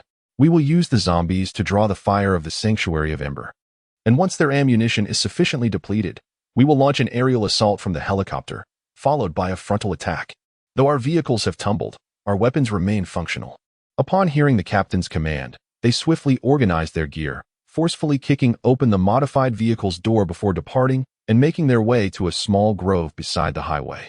Simultaneously, those within the modified vehicle in the pit began to exit, utilizing tools to ascend. However, unbeknownst to them as they climbed out of the pit, Jiang Yu was monitoring their every action with clarity. Upon observing the individuals emerging, coupled with Jarvis's background check, Jiang Yu was both infuriated and amused. Aside from a few robust foreign men identified by Jarvis as members of a mercenary group called the Dark Wolf Squad, the remainder of those climbing out were familiar faces. Coincidentally, they were the very factions that had previously approached Jiang Yu to procure weapons and supplies. Chen Mingjun, Wang Wei, Zhang Kongqing, along with 3 others from the last group seeking to exchange resources, excluding Sun Xiong and the residents from the shelter. How delightful! I had anticipated that selling weapons to you would aid in fending off the zombies. Yet here you are, intending to turn those very weapons against me? Number 1 and Number 2, disregard the individuals on either side of the road and proceed to bombard the collapsed highway. Little mice, once I have eradicated the zombies, we shall have our fun. Yes, Commander. Many who had just emerged from the pit, still catching their breath and muttering curses, spotted 2 helicopters hovering above the craters. They hastily scrambled to the sides of the grove to take cover. Although some have yet to arrive, they can only watch helplessly as the helicopter unleashes a barrage of rockets. At this moment, within the vast pit, aside from the modified vehicles, there are those unfortunate souls who have not managed to escape, while the remainder consists of the zombies struggling to extricate themselves from the depths of the chasm. However, the pit is too deep, and without any tools, escape is utterly impossible. As the rockets are fired, the pit ignites like a barrel of oil, with violent explosions and fierce flames swiftly engulfing the entire area. Within that pit, countless souls, long departed yet not at rest, are now subjected to a physical purification, as the fierce flames consume their bodies and cleanse their consciousness. Observing the raging inferno within the pit, those concealed in the woods cast furious glares at the helicopter overhead, wishing fervently to bring it down. Many of their comrades remain trapped inside the pit, having missed their chance to escape, now facing demise amidst the bombardment of the sanctuary of embers. A single misstep has led to a cascade of calamities. The leader of the Fenrir squad had not anticipated the sanctuary's capacity for destruction to this extent, yet regret is futile at this juncture. All that remains is to exact vengeance during the impending slaughter, aiming to claim as many lives as possible. "Have we gathered everything?" the squad leader inquired, casting a glance at his team. "Yes, we have everything," came the reply. "The vehicle is devoid of any supplies. If we have lost it, so be it. As long as we can obliterate the sanctuary today, our rewards will far exceed our losses, asserted the squad leader. By the way, did that fellow make it out? As the crowd turned their gaze, they were met with the startling sight of a cage, half the height of a man. Where is that little rascal? Exclaimed one voice in frustration. What on earth? He's vanished. You all said you were watching closely. How could he suddenly disappear? We are unclear. This cage is specialized. Logically, that little creature should not have been able to escape. Search for him. If we cannot find him, we are all doomed, bellowed the squad leader, his face contorted with rage. If that little one was lost, how could they threaten the Lord of the Undead? And if they could not intimidate the Lord, how would they confront the mountain of corpses before them? Even if the mission were to fail, that little creature could not be lost. Thus, everyone began to search frantically. Meanwhile, amidst their anxious search for the diminutive figure, a slender silhouette sprinted swiftly towards the third defense line through the forest. Everyone, stay alert. The enemy is still numerous. Do not slacken your efforts. Quickly replenish ammunition. Those at the first and second lines may rest in place. At this moment, under the command of the two captains, the third defense line, though tense, remained orderly. Damn it, when will this nightmare end? Lu Jiangwu lamented. Indeed, perhaps it would be better to end it all. The captain of the third line, Zheng Jia, chuckled. Huh, do not speak such words. You have a wife and children awaiting you. Indeed, were it not for the ties that bind us in this world, who among us would exert such effort at this moment? Thus, for the sake of our family and to provide a safe and secure haven, we cannot afford to take a step back. Upon hearing the words of the Zheng family, Lu Jiangwu could only manage a resigned smile. Has no one ever told you that you possess a distinct lack of comforting words? Is that so? You are the first. Chapter 61. Plans accelerated. Total warfare. What is that? Just as the Zheng family was about to speak, they caught sight of a slender figure dashing toward them with remarkable speed, leaving them only able to follow the fleeting silhouette. Why is there a first-stage zombie approaching? At that moment, the synthetic being reporting the situation noticed the rapidly moving shadow and rushed forward, seizing it in one swift motion. This is...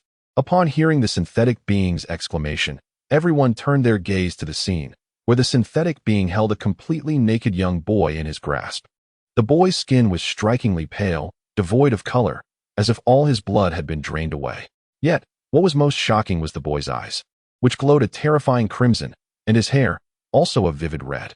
His large eyes were filled with a bloodthirsty glare, and his mouth, wide open to reveal sharp teeth, was directed toward the synthetic being. The crowd, recognizing that this was no ordinary child, exchanged puzzled glances, each looking at the other in confusion. At this moment, even the synthetic being could not discern what this was. Reluctantly, they could only reach out to Jiang Yu for assistance. Upon hearing this, Jiang Yu immediately accessed the surveillance footage. When he finally beheld the visage of the child, he was taken aback. Jarvis, please analyze this. Sir, there is no doubt that this child is a zombie, and its current state is one of extreme hunger. A zombie? This little creature is a zombie? Is this how zombies look?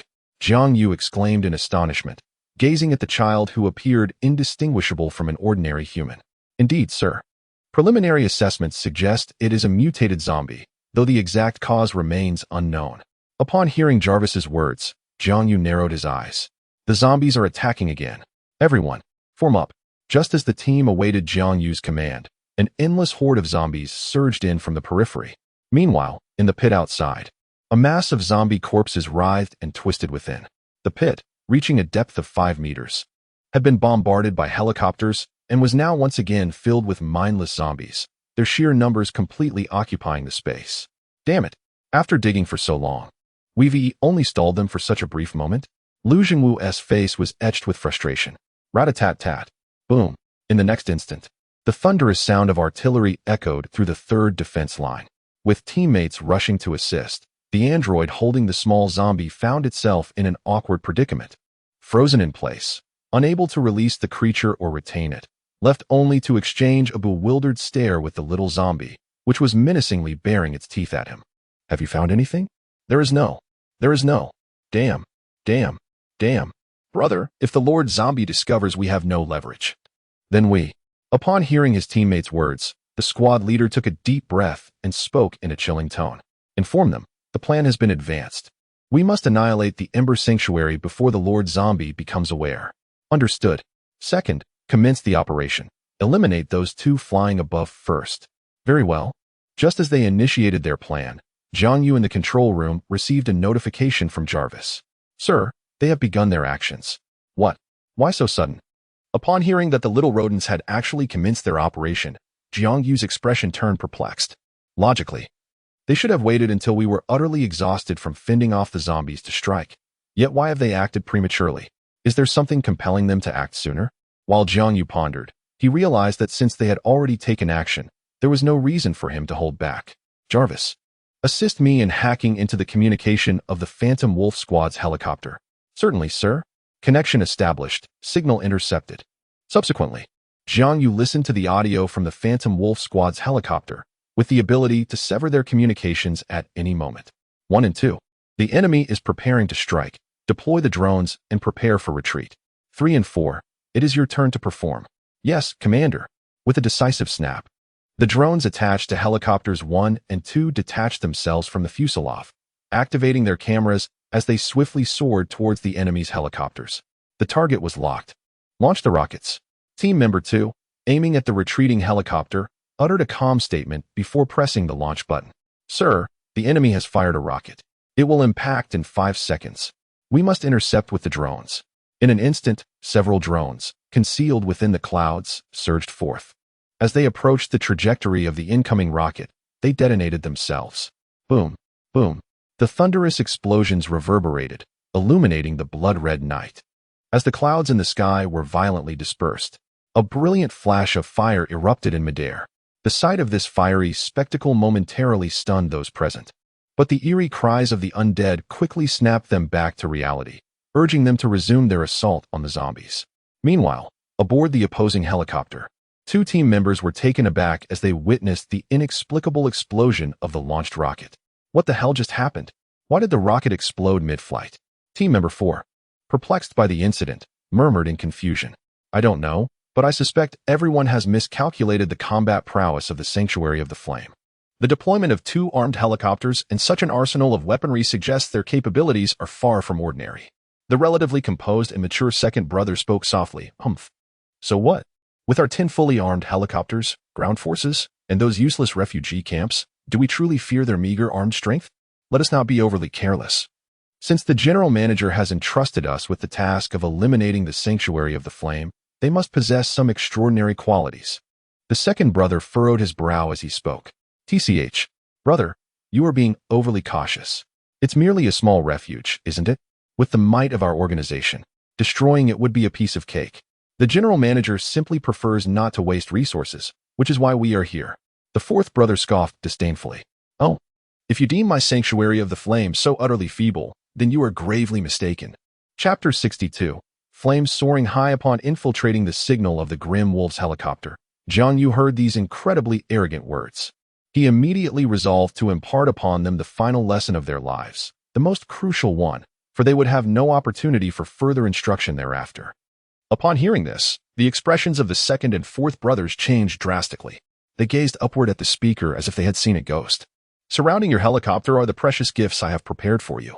The second brother's expression shifted in shock as he looked closely, and his demeanor transformed dramatically. He noticed several drones hovering beside his helicopter, and with his seasoned experience, he instantly recalled the rockets that had just exploded. Self-destructing drones. Sir, perhaps there is some misunderstanding. I believe we can sit down. As he observed numerous self-destructing helicopters hovering around the perimeter, the second-in-command broke into a cold sweat. He understood that once these drones detonated, the ensuing chain reaction could obliterate their entire fleet, leaving no trace behind. Moreover, how could the Sanctuary of the Flame infiltrate the internal network of the helicopters so stealthily? Just as he contemplated articulating further explanations to buy time, he heard Jiang Yu's voice resonate. There is no misunderstanding. You are merely the beginning. Once you are eliminated, it will be the turn of the other rats below. Team. Boom. Before the second-in-command could complete his sentence, an overwhelming blaze engulfed his vision. He then felt his body begin to disintegrate and dissolve. Although devoid of pain, he was acutely aware of every sensation until his consciousness faded entirely. Boom. Boom. A cacophony of thunderous roars echoed across the sky, and at that moment, a terrifyingly immense mushroom cloud ascended above the highway. The catastrophic shockwaves from their explosion flattened the zombies below and impacted the helicopters of the Sanctuary of the Flame that were preparing to retreat. The terrifying gale force winds rendered both helicopters 1 and 2 barely able to stabilize their bodies, while even helicopters 3 and 4, poised for takeoff, were forced to momentarily halt their ascent. More alarmingly, this ferocious wind could be felt even at the last line of defense. The valiant warriors stationed there, known as the battle cattle, gazed in stupefied awe at the mushroom cloud illuminating the valley in the distance, accompanied by the howling tempest. What on earth had transpired? In utter shock and confusion, they stared at the billowing mushroom cloud, pondering the cause of such a cataclysmic explosion in the sky. Second brother, fourth brother, below. The squad leader, witnessing the mushroom cloud rising ominously above, shouted hoarsely towards the heavens, his face a mask of disbelief. Clutching a walkie-talkie that had long since lost its signal. Under the weight of such a horrifying explosion, even those who had undergone evolution would find survival improbable, let alone his brothers who had yet to experience the transformation. In that moment, he grappled with incomprehension. How could the Sanctuary of the Flame have obliterated 10 helicopters in such a brief span? Hadn't the general manager claimed they were merely a slightly more formidable refuge? If what he said were true, could a refuge of such modest prowess withstand the initial tide of zombies? How could it excavate such a vast chasm and deploy such a significant military force and advanced weaponry in so short a time? Was it possible that those in leadership positions spoke with such disregard for reality? The disparity between the current predicament and their assertions was staggering. Had they not claimed dominance? Is it truly a crushing defeat for us? Meanwhile, the audience watching the live broadcast was startled by a thunderous noise, abruptly interrupting the broadcast. This disruption incited a flurry of anxious comments from viewers. What happened? Why did the signal vanish? Could it be that the helicopter was destroyed? Just moments ago. The pilot appeared quite shocked. Surely, it must be a mere fluctuation in the network. Worry not. If they dare to broadcast the annihilation of the Sanctuary of Ember, they must possess their own formidable means. Indeed, while the Sanctuary of Ember is formidable, I do not perceive them as insurmountable. They have 10 helicopters, whereas the Sanctuary has only 2. What are they in comparison? Once the Sanctuary of Ember is obliterated, I shall go to their ruins and mockingly relieve myself there. A testament to my disdain. Enough of that. Look, the signal has returned. Yes, it has returned, but the content seems rather peculiar. As the live footage resumed, viewers were taken aback to find that the broadcast no longer featured the previous helicopter, but rather another one piloted by an individual of Chinese descent. The former was piloted by an African American. Greetings, dear friends. I am your host for today's live broadcast, Yang. Welcome to the inaugural showcase of the Sanctuary of Ember's combat capabilities. I humbly ask for your support. If you're able, please give a thumbs up, type A1, and shower us with 5-star reviews. A gentle nudge for updates. Thank you all. In front of the camera, a man wearing black-framed glasses appeared. His demeanor warm as he spoke. His words caused an immediate collapse among the viewers in the live stream. What on earth is happening? Isn't this the live stream of those foreign folks? How has it transformed into the refuge of the flames? This is impossible. 10 helicopters, just like that, gone? Countless comments flooded the screen, and after a brief glance, Yang chuckled. As you all have noted, the 10 combat helicopters of the Grim Wolf Squad have been eliminated due to their insufficient combat prowess, and we have now taken over the live stream. Now, let's get to the crux of the matter. What you are witnessing is our third line of defense valiantly resisting the overwhelming tide of zombies. Insufficient combat prowess? Many viewers rolled their eyes at this statement.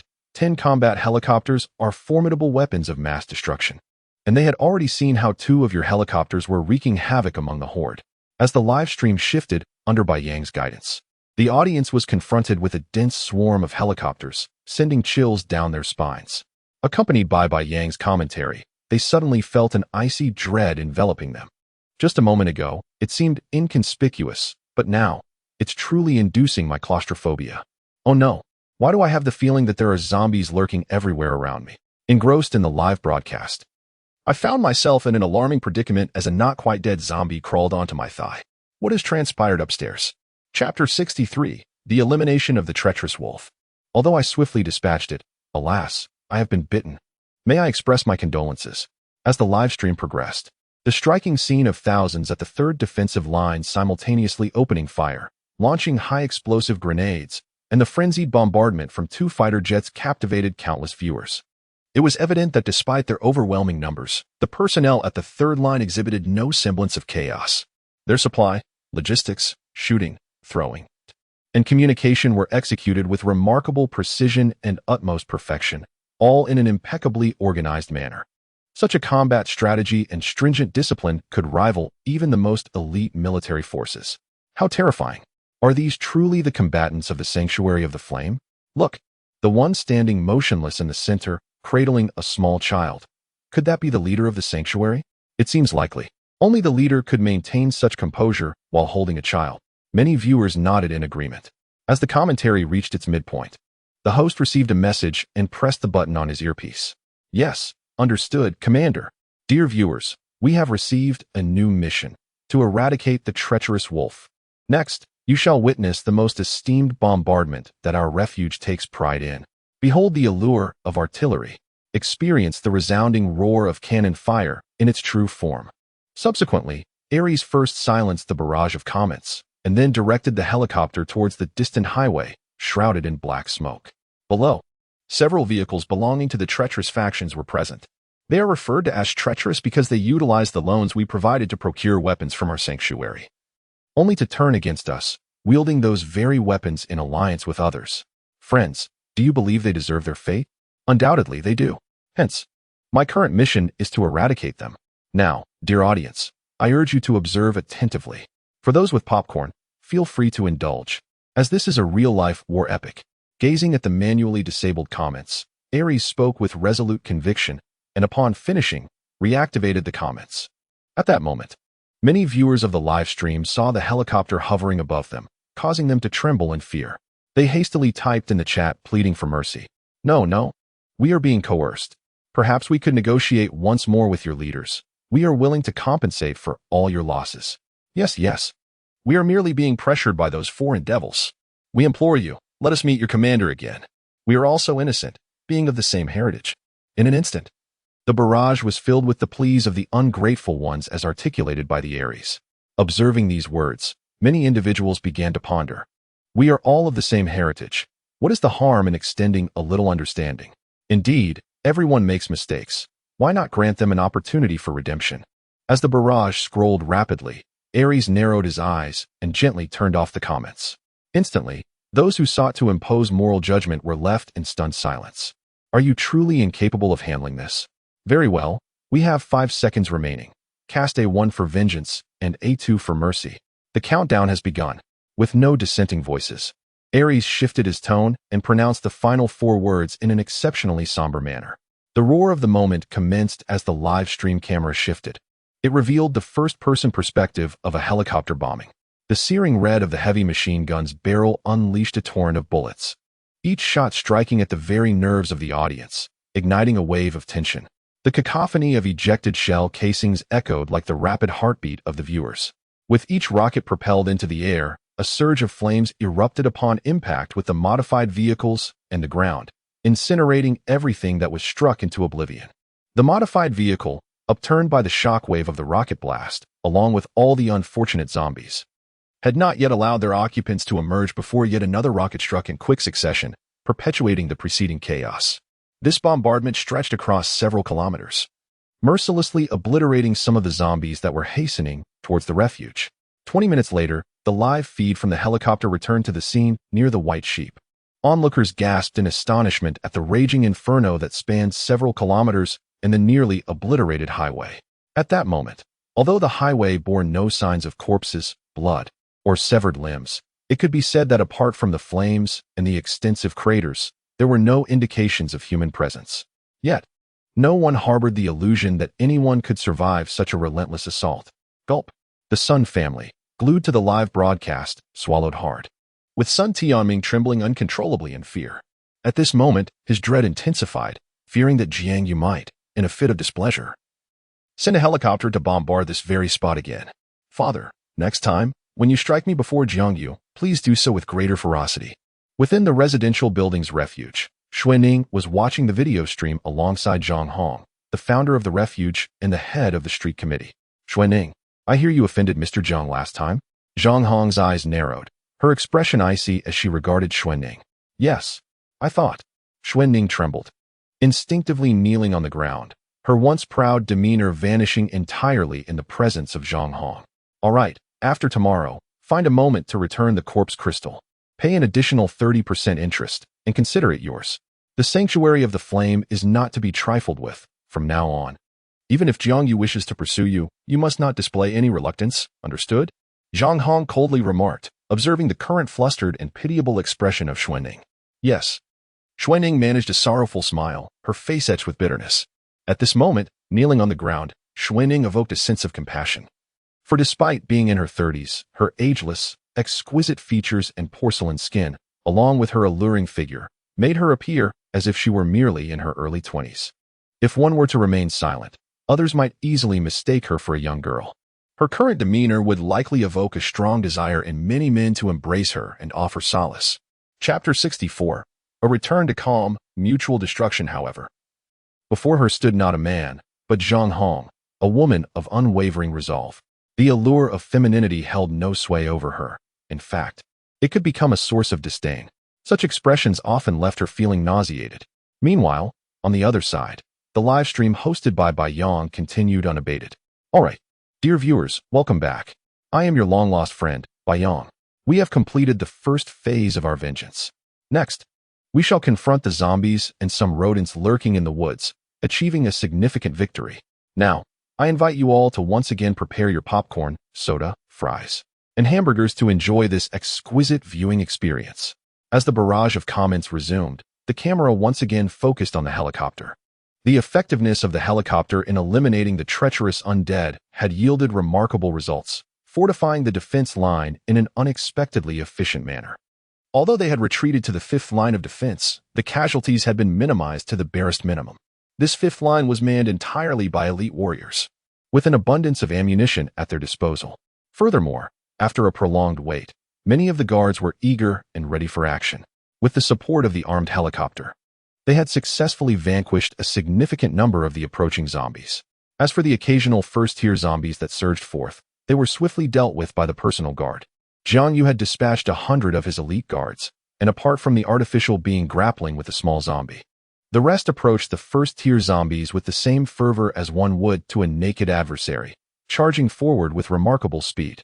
Like tigers pouncing on their prey, they swiftly resolved the skirmish, and after dismembering a first-tier zombie, those artificial beings unable to join the fray due to the overwhelming numbers displayed expressions of frustration. Yet there was naught they could do but await the next appearance of a first-tier zombie, lamenting their slower response. Not long ago, an exceptionally defensive steel zombie had managed to breach their ranks, relying on its formidable defenses and a stroke of luck. Just as it intended to join forces with a clawed zombie from within its belly to slaughter the guards with reckless abandon, their plans were thwarted as they found themselves surrounded by several combat-ready artificial beings. As the claw zombie attempted to extricate itself from the belly of the iron zombie, it was suddenly engulfed by a cacophony of sounds, akin to a tempestuous storm, accompanied by the iron zombie's heart-rending wails.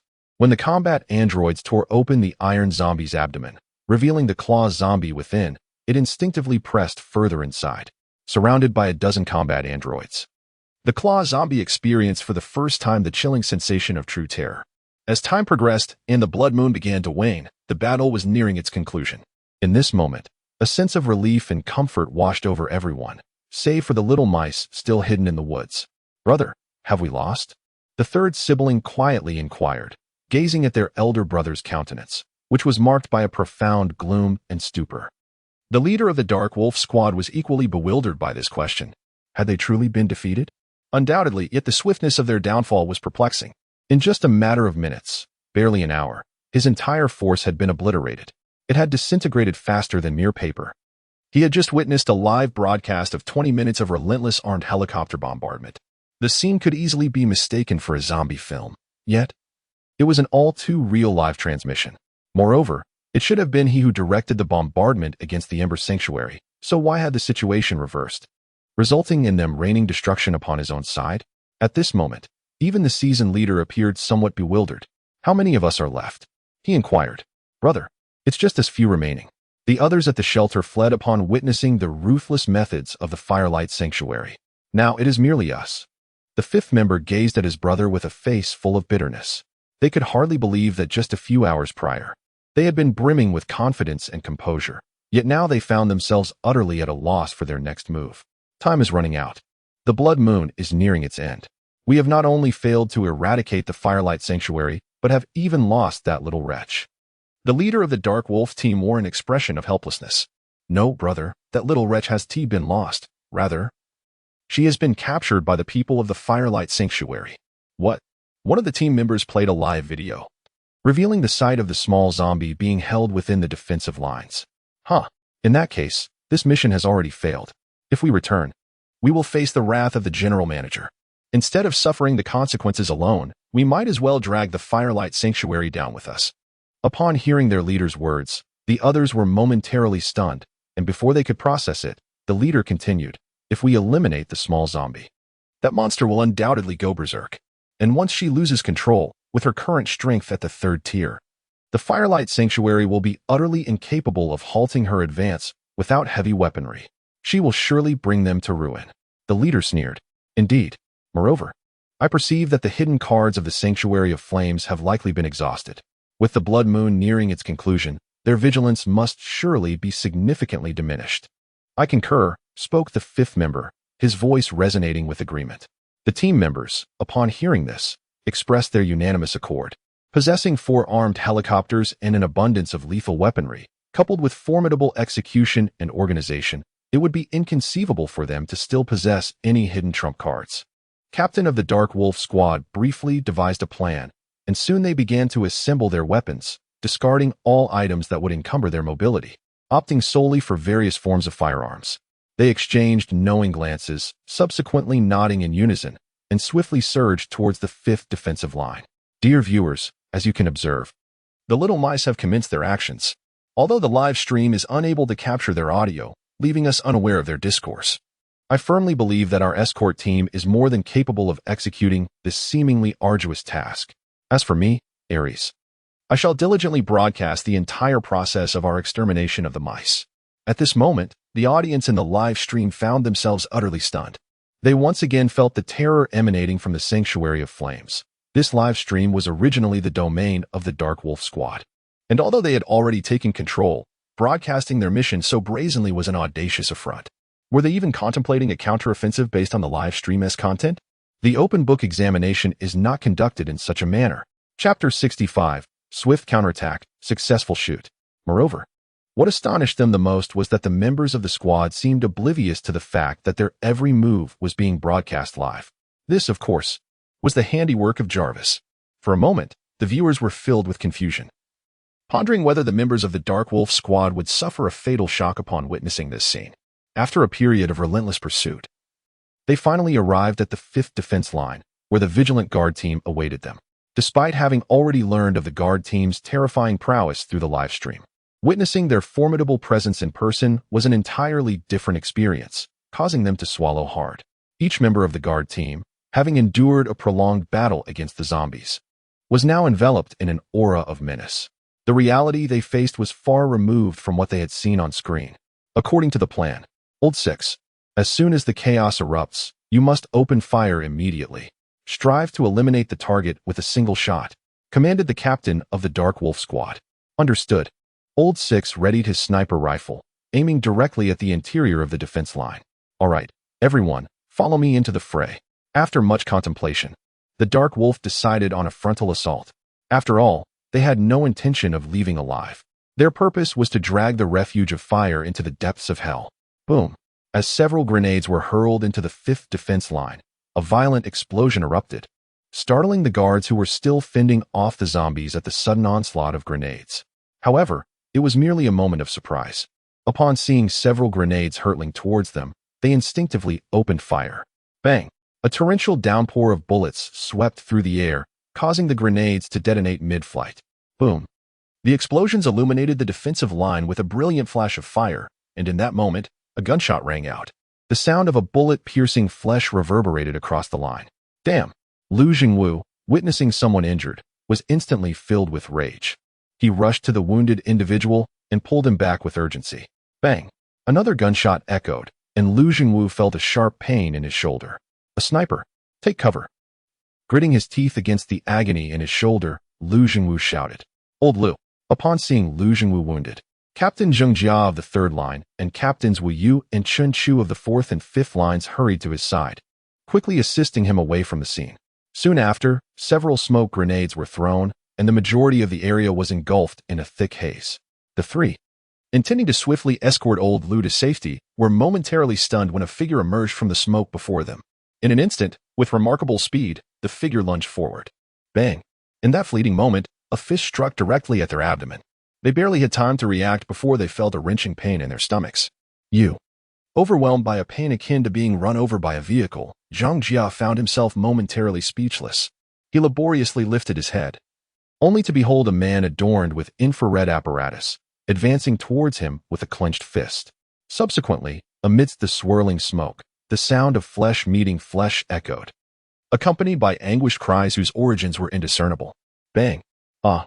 Bang! Damn it! Beyond the smoke, the guard squad, momentarily distracted by the billowing haze, was swiftly breached by several assailants wielding submachine guns. In a flash, the intruders formed a circle and commenced indiscriminate rapid fire, while those ensnared within the circle frantically hurled grenades. In a fleeting moment, the unforeseen incursion, coupled with the relentless onslaught of zombies, plunged the 5th defense line into disarray.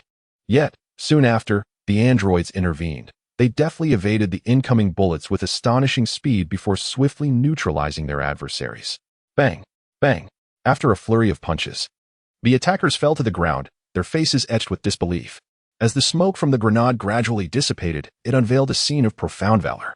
The leaders of the 3 major defense lines, battered and bruised, clung tightly to the captain of the Wolf Brigade. Though the captain remained unscathed, his fists stained with the blood of the Zheng family members, extricating himself from their desperate grasp would still require a modicum of time. Damn it! The captain of the Wolf Brigade raised his hand in a slicing motion, aiming directly at the chest of the nearest Zheng family member. Slap! However, just as the blade descended, it was intercepted by the android.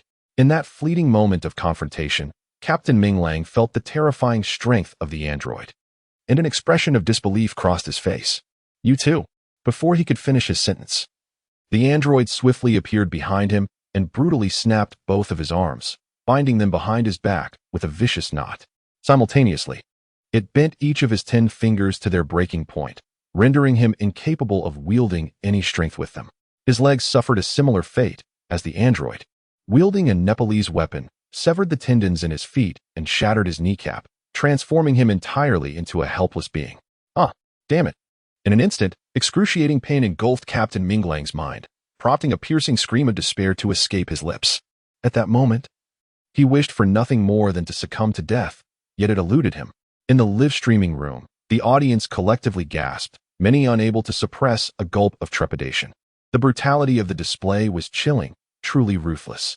Several viewers instinctively touched their own ankles and knees, as if to reassure themselves. Do not let him die.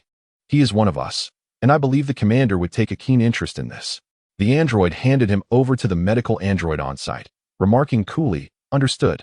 Soon, the squad conducting the suicide attack on the 5th line of defense was entirely annihilated, the entire ordeal lasting merely a few minutes. The price for their elimination was the varied injuries, ranging from minor to severe, sustained by dozens of guards. Bang! Bang! Bang! Just as they believed this was merely the desperate counterattack of a few rats, intending to resolve the matter with a flourish before continuing to fend off the zombies. 3 thunderous shots from sniper rifles reverberated through the air. Thud! Thud! Following closely were the sounds of bullets embedding themselves into flesh. Who was injured? Clutching his shoulder, Lu Jingwu inquired with a face filled with confusion and disbelief. He had not anticipated that the sniper was still present. It was the little zombie. He is dead. Chapter 66. The horrific revival of second-tier zombies. What? Lu Jingwu gazed at the others approaching with the lifeless body of the little zombie, his expression morphing into one of peculiar strangeness. 3 shots fired. Yet they did not strike a human, but rather this little zombie? Why? Was he wearing the green hat that your wife bestowed upon you? Huh. Huh. Huh. The little creature is dead. Brace yourselves for the vengeance of the 3rd-tier zombies. Within the forest, a man wielding a sniper rifle emerged, laughing maniacally. After a wild shout, he raised the gun to his own chin and pulled the trigger. Bang! After the sound of a gunshot, the man unexpectedly took his own life, collapsing to the ground like a tree severed from its roots, his face contorted in a mad, triumphant laugh. As various colored fluids streamed from his head, pooling on the ground, the onlookers were enveloped in confusion and bewilderment.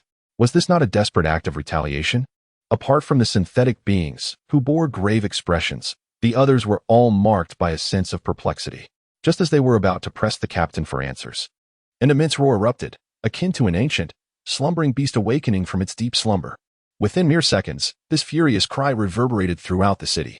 The roar was infused with boundless rage, sorrow, and anguish. Upon hearing this sound, the expression of the leader of the Dark Wolves transformed from pain to raucous laughter. Ha ha, ha ha. You are doomed, you are doomed. She is coming, she is coming.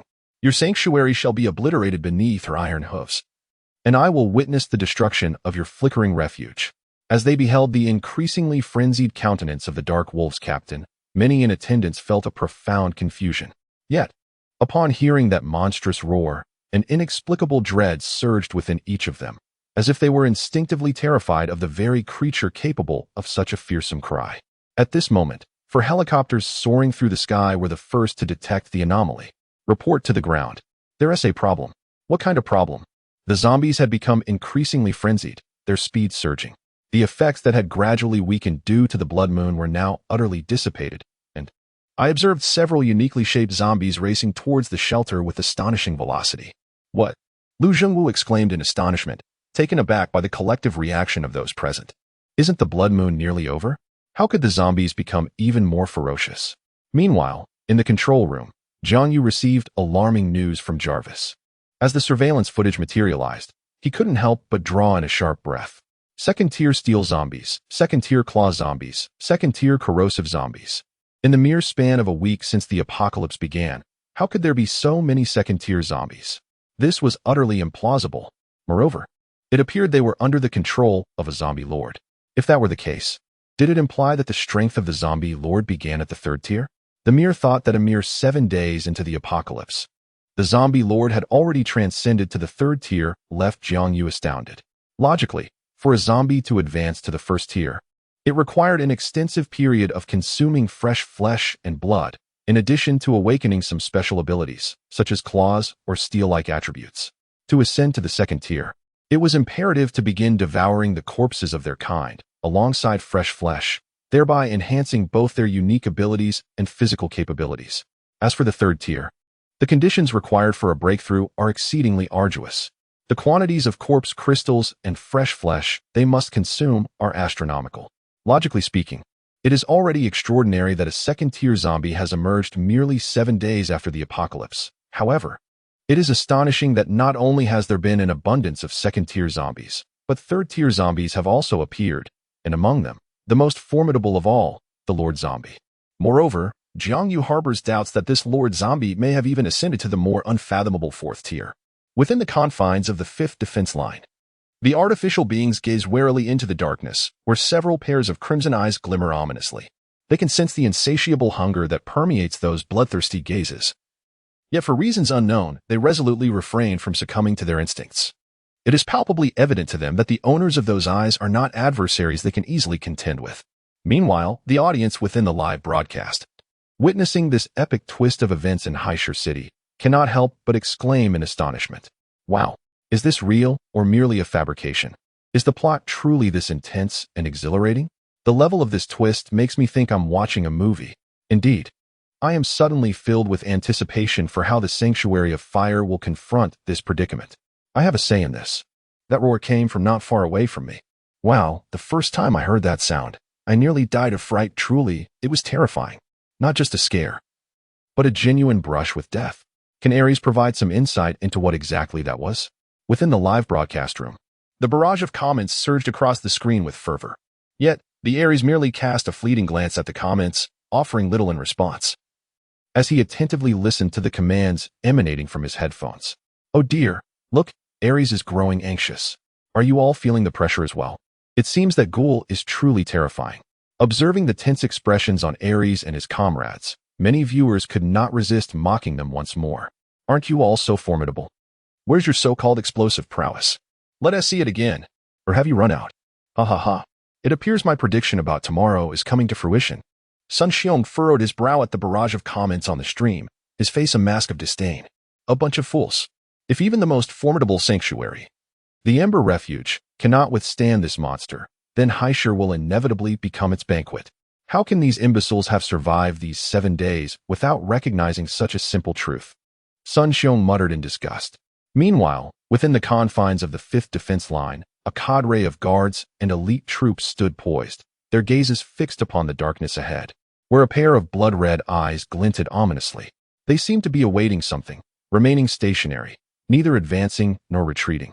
Witnessing this spectacle, the captain of the Underworld Wolves squad spat out blood and laughed once more, exclaiming, "Ha! Stop struggling. A Tier 3 zombie. This is a Tier 3 zombie. Cultivated by our organization. Do you truly believe your weapons can vanquish her? How utterly absurd." Chapter 67. Confrontation at Dawn within the control room. Jiang Yu furrowed his brow upon hearing those words. The 3rd-tier zombies cultivated by their organization? Thus, this was not merely a product of natural consumption, but rather something artificially bred? What exactly was this organization? How could they cultivate zombies, and in such a brief span of time, manage to produce 3rd-tier specimens? For a moment, Jiang Yu was engulfed in confusion. However, this was not the time for uncertainty. The priority was to eliminate the threat, regardless of the organization. The immediate goal was to eradicate it first before addressing anything else. 4 armed helicopters returned for resupply, armored vehicles mobilized en masse, and armed transport helicopters commenced landing and inspections, poised for takeoff at any moment. Understood, Commander. Subsequently, as the live broadcast shifted, it transitioned to a surveillance facility located at the 5th Defensive Line. Within the streaming room, they beheld the sight of 4 helicopters soaring back to replenish their equipment.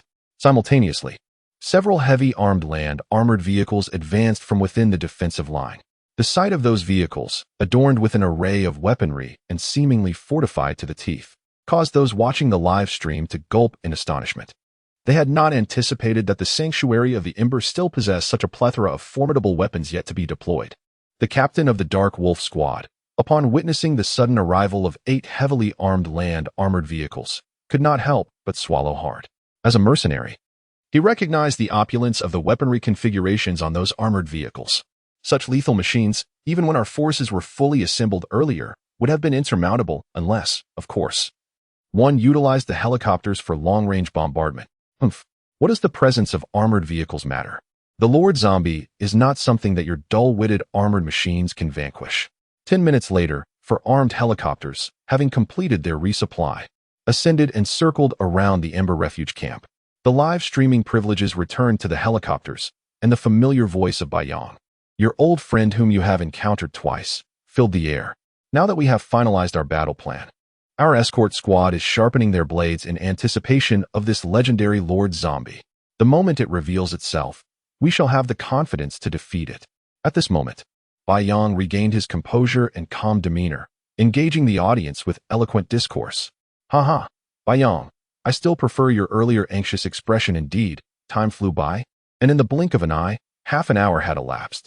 However, during this interval, the Lord Zombie had yet to make an appearance. Nor had Jiang Yu given the order to commence the attack. The situation continued to stagnate, although neither side had taken further action. It was evident that beneath the blood-red moonlight, the horde of zombies gathered in ever-increasing numbers, with many reaching the 2nd tier of strength. The helicopters hovering above bore witness to the densely packed throng of zombies below, a sight that sent shivers down one's spine. Damn it, Commander. I believe we can wait no longer. We must strike. Otherwise, when they truly gather all the zombies in the city, how can we possibly stop them? The Battle Bull exclaimed to the android commander. The commander has yet to speak. Let us wait a moment longer. The android glanced at the Battle Bull with an inscrutable expression before voicing his thoughts. Observing the ever-growing horde of zombies, including numerous mutated ones, the Battle Bull's agitation intensified. He found it perplexing that while the zombies remained passive due to their lack of intellect, the base commander was certainly not devoid of reason. If they were to gather all the zombies from the city, how could they possibly defend themselves? At this moment, not only was the Battle Bull engulfed in confusion, but many viewers in the live stream also felt a sense of bewilderment. As the audience observed the standoff between the two factions, many were left wondering why the Sanctuary of Fire had yet to take action. What were they waiting for? However, despite their incessant barrage of comments, Ares offered no explanations. An hour swiftly passed, and at this point, the area from the 4th defensive line to the highway was teeming with zombies, including dozens of second-tier and over 100 first-tier zombies. Yet the most enigmatic of them all, the Lord Zombie, remained elusive. It was strange. As another hour ticked by and dawn approached, why was there still no movement? Could it be that the Sanctuary of Fire was willing to gamble? What if they did not engage before daylight? Surely, that could not be the case. Gathering such a multitude of zombies without confrontation? What a farce. Was the Lord Zombie truly so foolish? And what about those upstairs? Did they believe the zombies possessed any semblance of intellect? In an instant, not only was the live stream abuzz with speculation, but even the guard team exchanged puzzled glances, each looking at the other in confusion. During this period, they had all finished their late-night snacks, and each person now held a bottle of beverage, some even engaged in light-hearted conversation.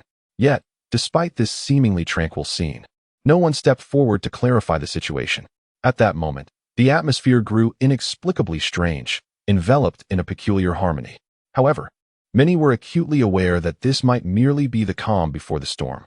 "Jarvis, have you detected any signs?" Jiang Yu inquired, directing his gaze toward the surveillance monitors in the control room. "None," Jarvis replied. Upon hearing this, Jiang Yu's brow furrowed in concern. "Relay the order. When dawn breaks and the artillery roars, we shall strike." "Understood, Commander."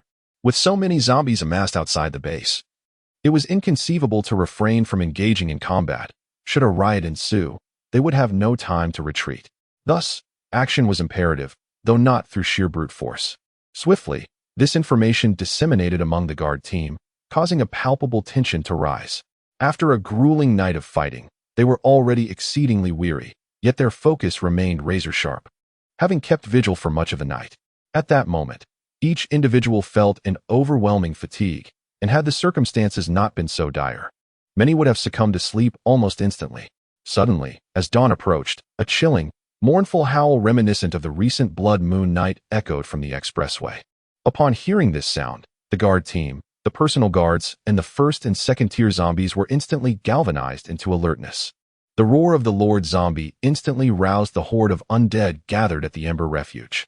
The chilling growls echoed as they revealed a bloodthirsty grin, surging forth with remarkable speed towards the 5th defense line. The ground trembled beneath the weight of the countless zombies marching, sending ripples through the forest floor.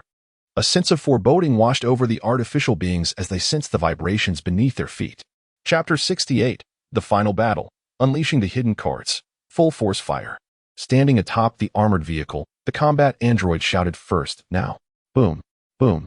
No sooner had the command been issued than numerous heavily armed land assault vehicles unleashed their full firepower. The cacophony of artillery resonated as a barrage of heavy munitions was launched. Shell after shell detonated within the advancing horde of zombies, and the terrifying explosions reverberated throughout the forest, leaving an indeterminate number of the undead perished beneath the thundering artillery. One second-tier zombie barely had time to escape before being caught in the blast, its body obliterated in an instant. Simultaneously, four armed helicopters hovered above, mercilessly raining down destruction upon the throng of zombies below. The sounds of their assaults echoed ominously, bang, bang. However formidable the heavy artillery may be, there are still certain vulnerabilities among the second-tier zombies. Beneath the near-invulnerable defense of the second-tier iron zombies, the majority of armored vehicle assaults are effortlessly thwarted. The terrifying flames engulf his entire being, yet they inflict no harm whatsoever. Behind him lies a multitude of second-tier zombies, poised for action.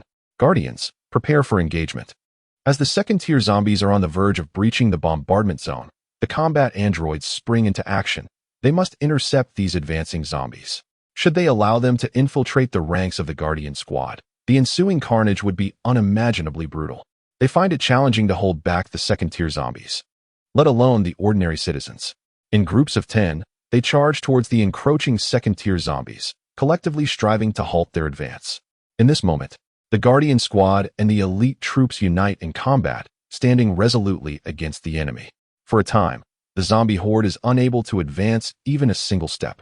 Simultaneously, the four armed helicopters hovering above the battlefield cannot engage the overlord zombie. The The loss of even one aerial support unit could dramatically alter the dynamics of the conflict. Jarvis.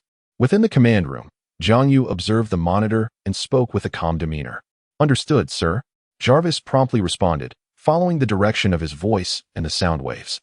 The formidable Lord Zombie has been successfully located. At this moment, upon the already pockmarked highway, stands a towering figure of a zombie, with waist-length hair and tattered clothing, exuding an imposing height of 2 meters. Her blood-red eyes, streaming with crimson tears, emit anguished roars directed towards the sanctuary of Ember.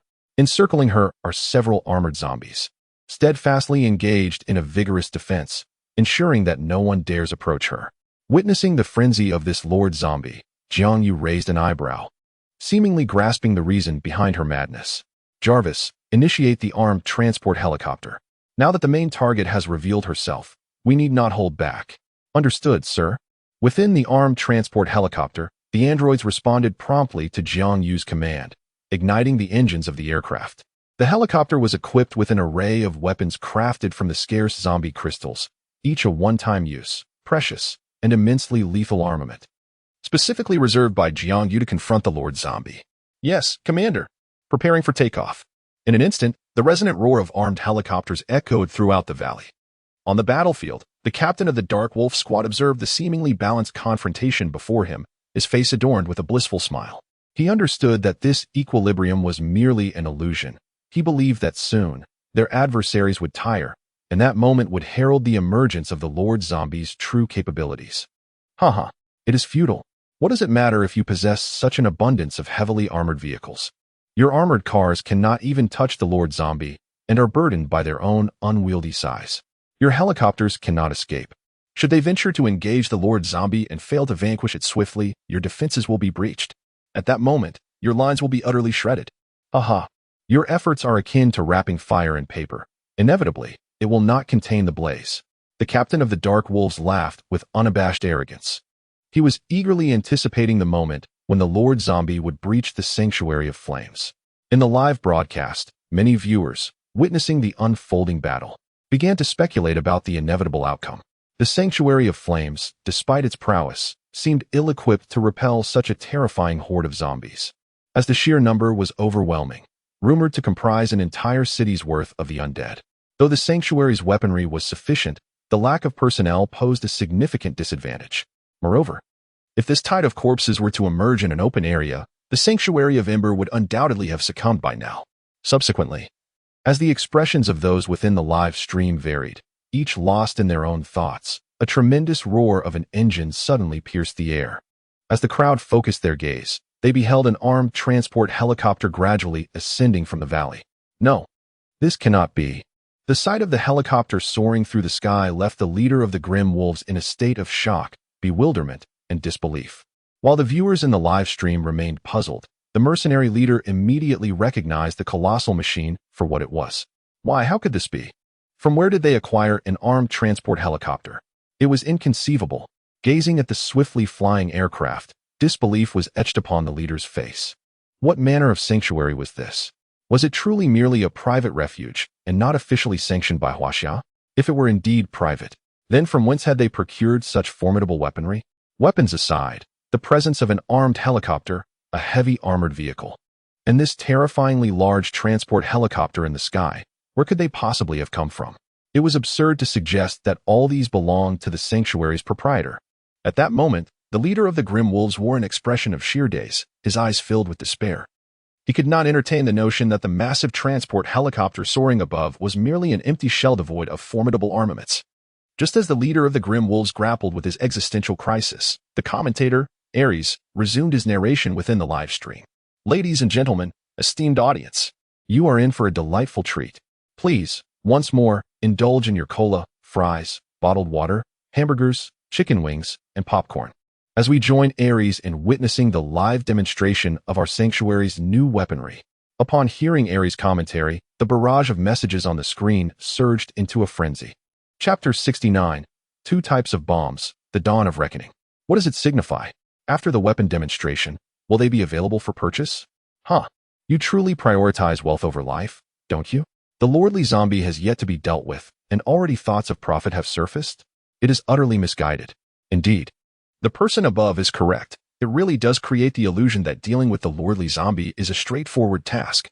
As the messages flew past like a tempest, Ares refrained from elaborate explanations. Sometimes, expending great effort to elucidate pales in comparison to the visceral impact of a missile's explosion. Roar! Roar! Upon witnessing the arrival of the colossal transport helicopter, the lordly zombie's blood-red eyes fixated fiercely upon the aircraft hovering high above. Enraged, she let out two furious roars. As a third-tier zombie, she possessed an acute awareness of the peril lurking above her, a threat to her very existence. The perceptive capabilities of a third-tier zombie are exceptionally formidable. Now hovering above the lordly zombie, preparations for the bombardment are underway. Within the helicopter, the androids aimed at the lordly zombie below. Permission to deploy. As the transport aircraft opened its cargo doors, two elongated projectiles, approximately 1.3 meters in length and 30 centimeters in width, with a pristine white exterior, were released from the helicopter. After a brief descent of several seconds, these munitions were intercepted by the defensive zombies surrounding the Lord Zombie. In that split second of interception, the Lord Zombie swiftly crouched, allowing the defensive zombies to effectively shield themselves from the impending explosion, thus avoiding any injury. However, an explosive detonation ensued, erupting in a towering inferno. With the flames ascending skyward, a horrific scream soon reverberated through the atmosphere. Strangely, despite the defensive zombies' prior positioning, they failed to provide adequate protection for the Lord Zombie, resulting in injury. Deploy the cluster bombs. In the control room, Jiang Yu recognized the dreadful cry. Realizing that the defensive zombies could not fully withstand the assault of the earlier incendiary bombs. At this juncture, deploying cluster bombs might deliver a catastrophic blow to the Lord Zombie. Acknowledged, commencing deployment of cluster bombs. Beneath the transport aircraft, two more cargo doors swung open. And two massive bombs, approximately 2 meters in length and 0.5 meters in width, boasting a rich brown hue, began their descent. As the cluster bombs made contact with the raging flames below, the air was filled with thunderous explosions. Boom, boom. Once again, a series of explosive sounds erupted, accompanied by the piercing screams of the zombie lord, which grew increasingly agonized. With each detonation, the Lord Zombie would emit another howl of torment, racked by excruciating pain. As time marched on, it seemed that the zombie lord could no longer endure. Another heart-wrenching scream pierced the air. At that moment, the lower-tier zombies, previously engaged in combat with the guard and elite teams, sensed their lord's call. They turned away, abandoning the front lines, and hastened towards their master. How dare they attempt to flee? To confront these second-tier zombies, every synthetic being was now injured, and the sight of the zombies trying to escape was intolerable. They quickly obstructed their path. Even if it meant exchanging wounds for wounds, they were resolute in preventing their departure. If they allowed them to escape, they would surely face ridicule from the other synthetic beings in the base. On the highway, flames continued to blaze, and the sounds of explosions persisted. The devastating power of the cluster bombs was fully unleashed under the blood-red moonlit night. Countless ordinary zombies yearned to rescue and protect their king. But as soon as they approached the incendiary traps crafted from corpse crystals by Jiang Yu, they were engulfed in flames, succumbing to their fate within mere minutes, collapsing lifelessly to the ground. Even if a first-tier zombie were to break through the inferno and reach the inner circle, it would be utterly shattered by the relentless explosions of the cluster bombs, only to be ignited by the surrounding flames, ultimately transforming into a wisp of black ash. In the live broadcast room, the onlookers could not help but rub their eyes, each face etched with disbelief. Initially, they presumed that confronting a top-tier boss like a third-tier zombie would be an immensely arduous and grueling endeavor. They believed that even the Sanctuary of Fire would find victory exceedingly elusive, and should they prevail, it would likely be a Pyrrhic triumph. However, to their astonishment, they merely dispatched an armed transport helicopter, releasing 4 specialized bombs, and the Lord Zombie was left to wail amidst the sea of flames, rendered incapable of further action. In that moment, even its most formidable command over the other zombies was entirely ineffective, leaving it to languish in the inferno. As the 5th defense line witnessed the zombies fleeing in haste to rescue their king, the pressure on the defense squad significantly diminished. Many began to replenish their ammunition and restore their stamina in preparation for any unforeseen circumstances. Soon after, as the morning sun began to grace the earth with its light, the blood moon in the sky gradually receded, retreating to another time zone. Captain of the Grim Wolves, engrossed in the live stream, observed the overwhelming scene on the highway with a gaze that was both dazed and incredulous. He had initially believed that the Lord Zombie would lead the horde to breach the gates of the Sanctuary of Ember, thus annihilating it entirely. However, to his astonishment, the formidable third-tier Lord Zombie was now ensnared in a precarious situation under the relentless firepower of the Sanctuary. At the same moment, Jiang Yu, observing everything from the command room, let out a subtle sigh of relief. With the dawn breaking, illuminating the earth and banishing the chill of the moon, it became evident that the zombie storm had come to an end. Reflecting on the events of the previous night, Jiang Yu mused that had he not exhausted all the corpse crystals to create those 2 bombs, today could have proven to be exceedingly arduous. The napalm and cluster bombs were the trump cards he had meticulously crafted from the corpse crystals after much contemplation. The reason for not producing them in larger quantities was twofold. Firstly, these bombs required a substantial amount of corpse crystals, and Jiang Yu's current supply was insufficient for mass production. Even after depleting his finances, he could muster only 10 of each. Secondly, the extensive lethality radius of these weapons posed a significant risk. While a large area of effect could be advantageous, it was also perilous should it inadvertently strike Allied forces. Thus, unless absolutely necessary, Jiang Yu would refrain from deploying such devices. Chapter 70. A Bountiful Harvest. Bring the wine. However, the emergence of the third-tier Lord Zombie was precisely the occasion to unleash these formidable weapons. Regardless of the devastating inferno unleashed by the detonation of Molotov cocktails, or the terrifying penetration capabilities and explosive range of cluster bombs, no ordinary zombie could withstand such onslaughts. Only an extraordinary undead being could endure. Fortunately, the adversary encountered was a Tier 3 Lord Zombie, which, despite its reputation as the mightiest among its kind, exhibited defensive capabilities comparable to that of a typical zombie. Had it been a different Tier 3 zombie, particularly one adept in defense such as the formidable Iron Zombie witnessed earlier, the effectiveness of these bombs might have been significantly diminished. For the defensive prowess of Tier 3 zombies surpasses that of their Tier 2 counterparts. Observing the blazing inferno consuming the highway, Jiang Yu murmured to himself. However, upon further reflection, he realized that if faced with a defensive Tier 3 zombie, the battle would not have been so arduous, no matter how formidable its defenses. It could not withstand such relentless bombardment. According to the bombing guidelines of the Sanctuary of Flames, the conflict could potentially conclude within half an hour. As dawn broke and sunlight bathed the earth, a wave of relief washed over everyone outside, prompting them to begin tidying their surroundings. In the live broadcast room, spectators gazed at the battlefield below, which was gradually calming and being organized, yet many remained lost in the memories of the previous night's events, their expressions still reflecting astonishment.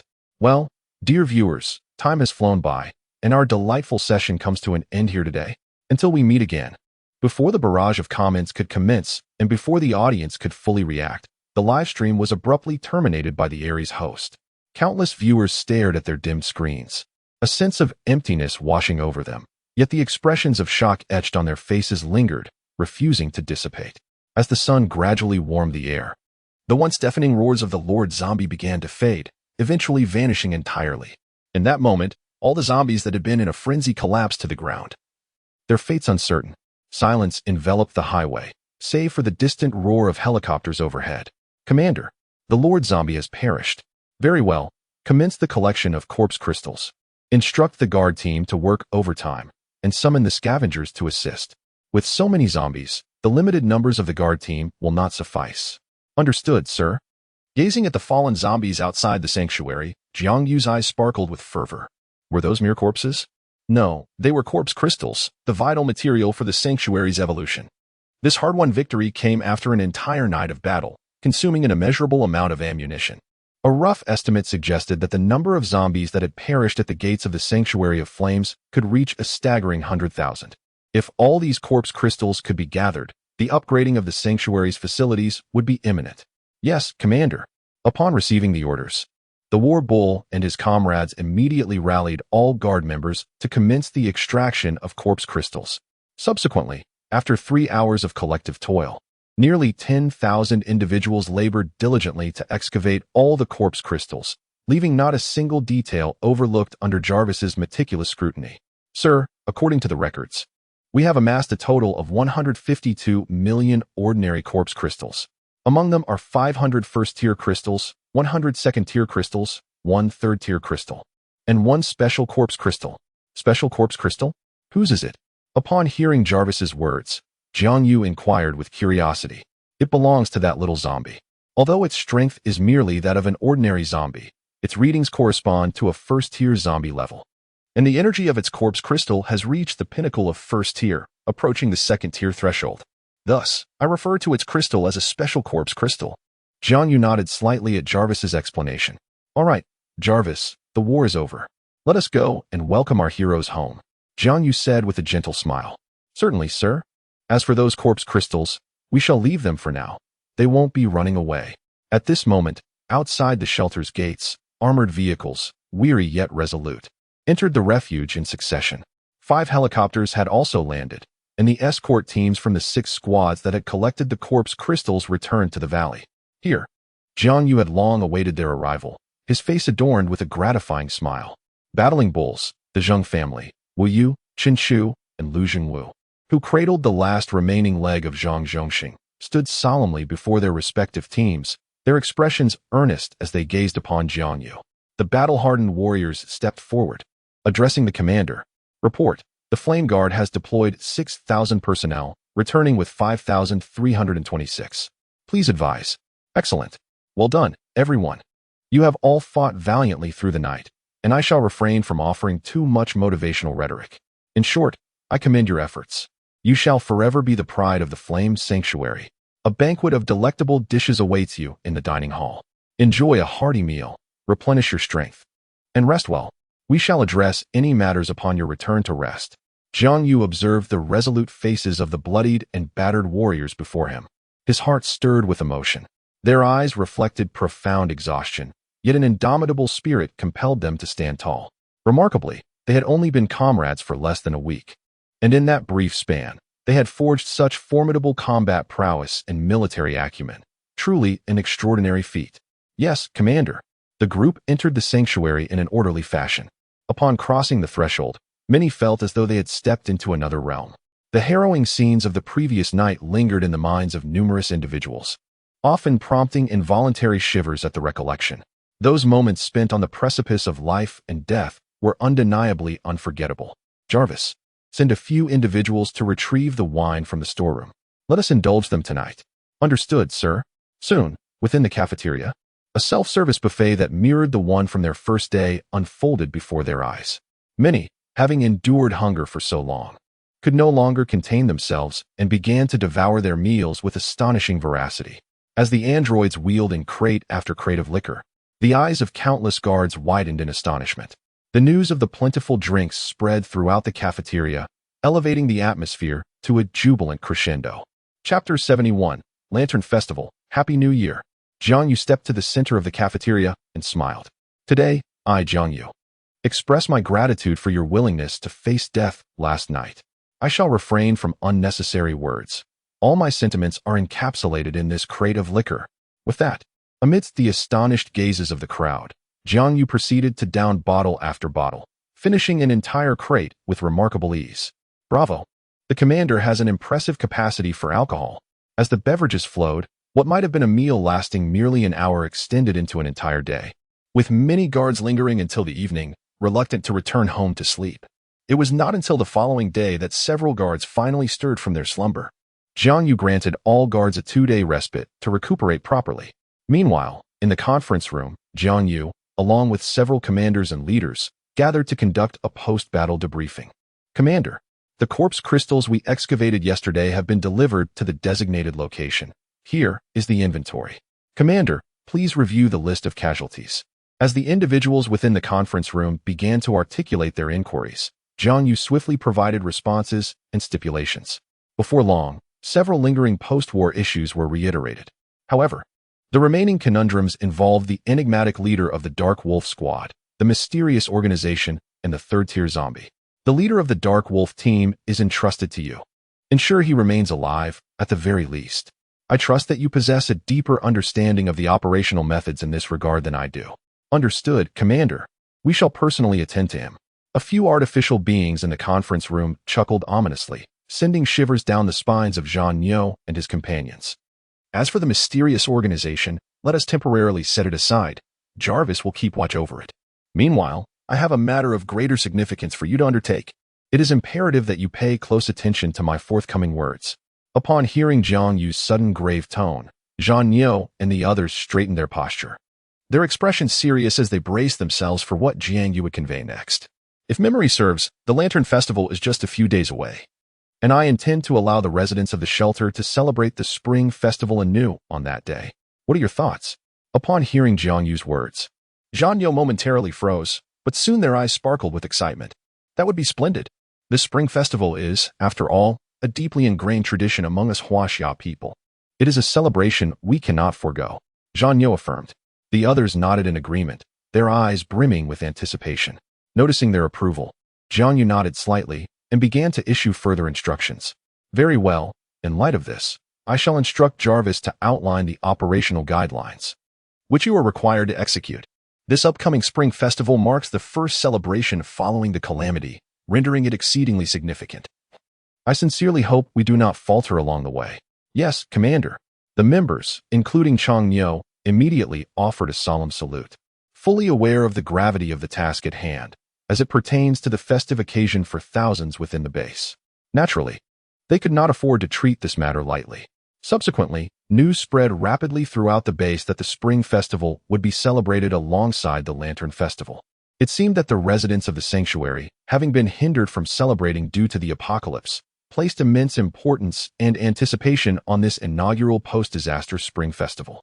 In a moment of fervor, many individuals spontaneously began to purchase couplets using their points, adorning the doors of their rooms. Within a mere day, the sanctuary transformed into a vibrant tapestry of red. Simultaneously, the residents heeded the call to design games for the Spring Festival. Jiang Yu established a venue for these activities on the 10th to 15th floors of the residence plaza, where well-crafted games could be submitted to Jarvis for approval. Upon passing the review, these games would be set up for competition on the designated day. Residents were free to select their preferred contests, with winners earning points. To further stimulate enthusiasm and enjoyment, Jiang Yu generously sponsored 10,000 points as prizes for the top 3 winners and for participation awards. Within the base's cafeteria, the finest chefs, bakers, and pastry chefs in the city unveiled their best culinary skills, beginning the creation of delectable dishes. 2 chefs even engaged in a dispute over whether to serve dumplings, tangyuan, or rice cakes on the Lantern Festival. Ultimately, an elder chef waved his hand and declared, "We shall have them all." This proclamation put an end to the disagreement. As time flowed by, the Lantern Festival arrived amidst the eager and anxious anticipation of the crowd, infusing the atmosphere of the shelter with an even more vibrant festive spirit. "Fortune has come. May good luck be with you." Fortune brings. "I congratulate you on your wealth. I congratulate you on your brilliance. Unforgettable this evening, unforgettable this night." At this moment, every floor of the shelter is resonating with the must-hear songs of the new year. Every household has adorned its entrance with couplets and bright red lanterns, while some elders have begun distributing red envelopes to the younger generation using their points. The shelter now radiates harmony and contentment. In the residence square, numerous game stations have been established, and many restless residents have already begun to partake in various challenges. During dinner time, the chefs from all over the city proudly present their signature dishes, ensuring that everyone can savor delightful meals and enjoy themselves on this most memorable day. Finally, as evening descends, countless residents flood into the dining hall, filled with anticipation as they begin to purchase their dinners. The dining hall is brimming with special New Year delicacies: chives, cabbage, corn, cilantro, pork, beef, lamb, and fish, along with an array of dumplings of every kind, including the enticingly crispy pan-fried dumplings in various flavors: brown sugar, red sugar, white sugar, and osmanthus sugar, alongside a variety of glutinous rice balls prepared through deep frying, pan frying, and boiling, are all present in abundance. In addition to these 2 significant highlights of the new year, there is the essential family hot pot that graces every household during the festive season. Many who entered the cafeteria spent over 10 minutes merely perusing the offerings within. They eagerly selected their preferred dishes while watching the immense television in the cafeteria. On the screen, scenes from outside the base were unfolding, as Jiang Yu utilized 100 points to create a dazzling display of fireworks. It's the new year after all. How could one celebrate without fireworks? The reason for watching on television is the inherent danger of venturing outside the base. Thus, the inhabitants could only enjoy the spectacle from the safety of the shelter. Nevertheless, witnessing the festivities brought immense satisfaction to many. Greetings to all our esteemed viewers. I am your old friend, Jiang. Today, the Xinhua shelter is celebrating its first spring festival amidst the apocalypse. So, allow me to extend a heartfelt message to all our viewers. Inside the cafeteria, Jiang Yu's voice resonated through the loudspeakers. Dear residents, I am Commander Jiang Yu of the shelter, and here, I wish you all Happy New Year. Chapter 72, Envy and Jealousy. Aiming true within the cafeteria, as Jiang Yu's voice echoed throughout the base, the residents, gathered in joyous celebration, raised their glasses high and shouted in unison, Happy New Year. At this moment, accompanied by the resounding fireworks echoing in the skies above the base, everything appears so serene and joyfully harmonious, as if the dreaded apocalypse does not exist at all. Meanwhile, in the live stream hosted by Ares, others in Haishur, enduring the biting cold and hunger, are witnessing this scene unfold and are utterly overwhelmed. Goodness, I was still contemplating what type of insects to have for dinner. And here they are celebrating the Lantern Festival in the Sanctuary of Flames? My name is Li Tian, and I am genuinely envious of them, consumed by jealousy. Why am I not among those sheltered within the sanctuary? Alas, such is fate. Within Ares' live stream, as they observe the tranquil atmosphere and the mouth-watering delicacies within the Sanctuary of Flames, the viewers are left salivating, their already growling stomachs now lamenting even more intensely. Finally, some could no longer contain themselves. Can you believe it? I just saw a lavish bowl of delicacies on the stream. Wow, the person upstairs is truly formidable. A genuine tough one. How can one not be tough? We're on the brink of starvation, and there's no enoki mushroom to exploit a glitch. What do you expect me to do? Only self-consumption remains.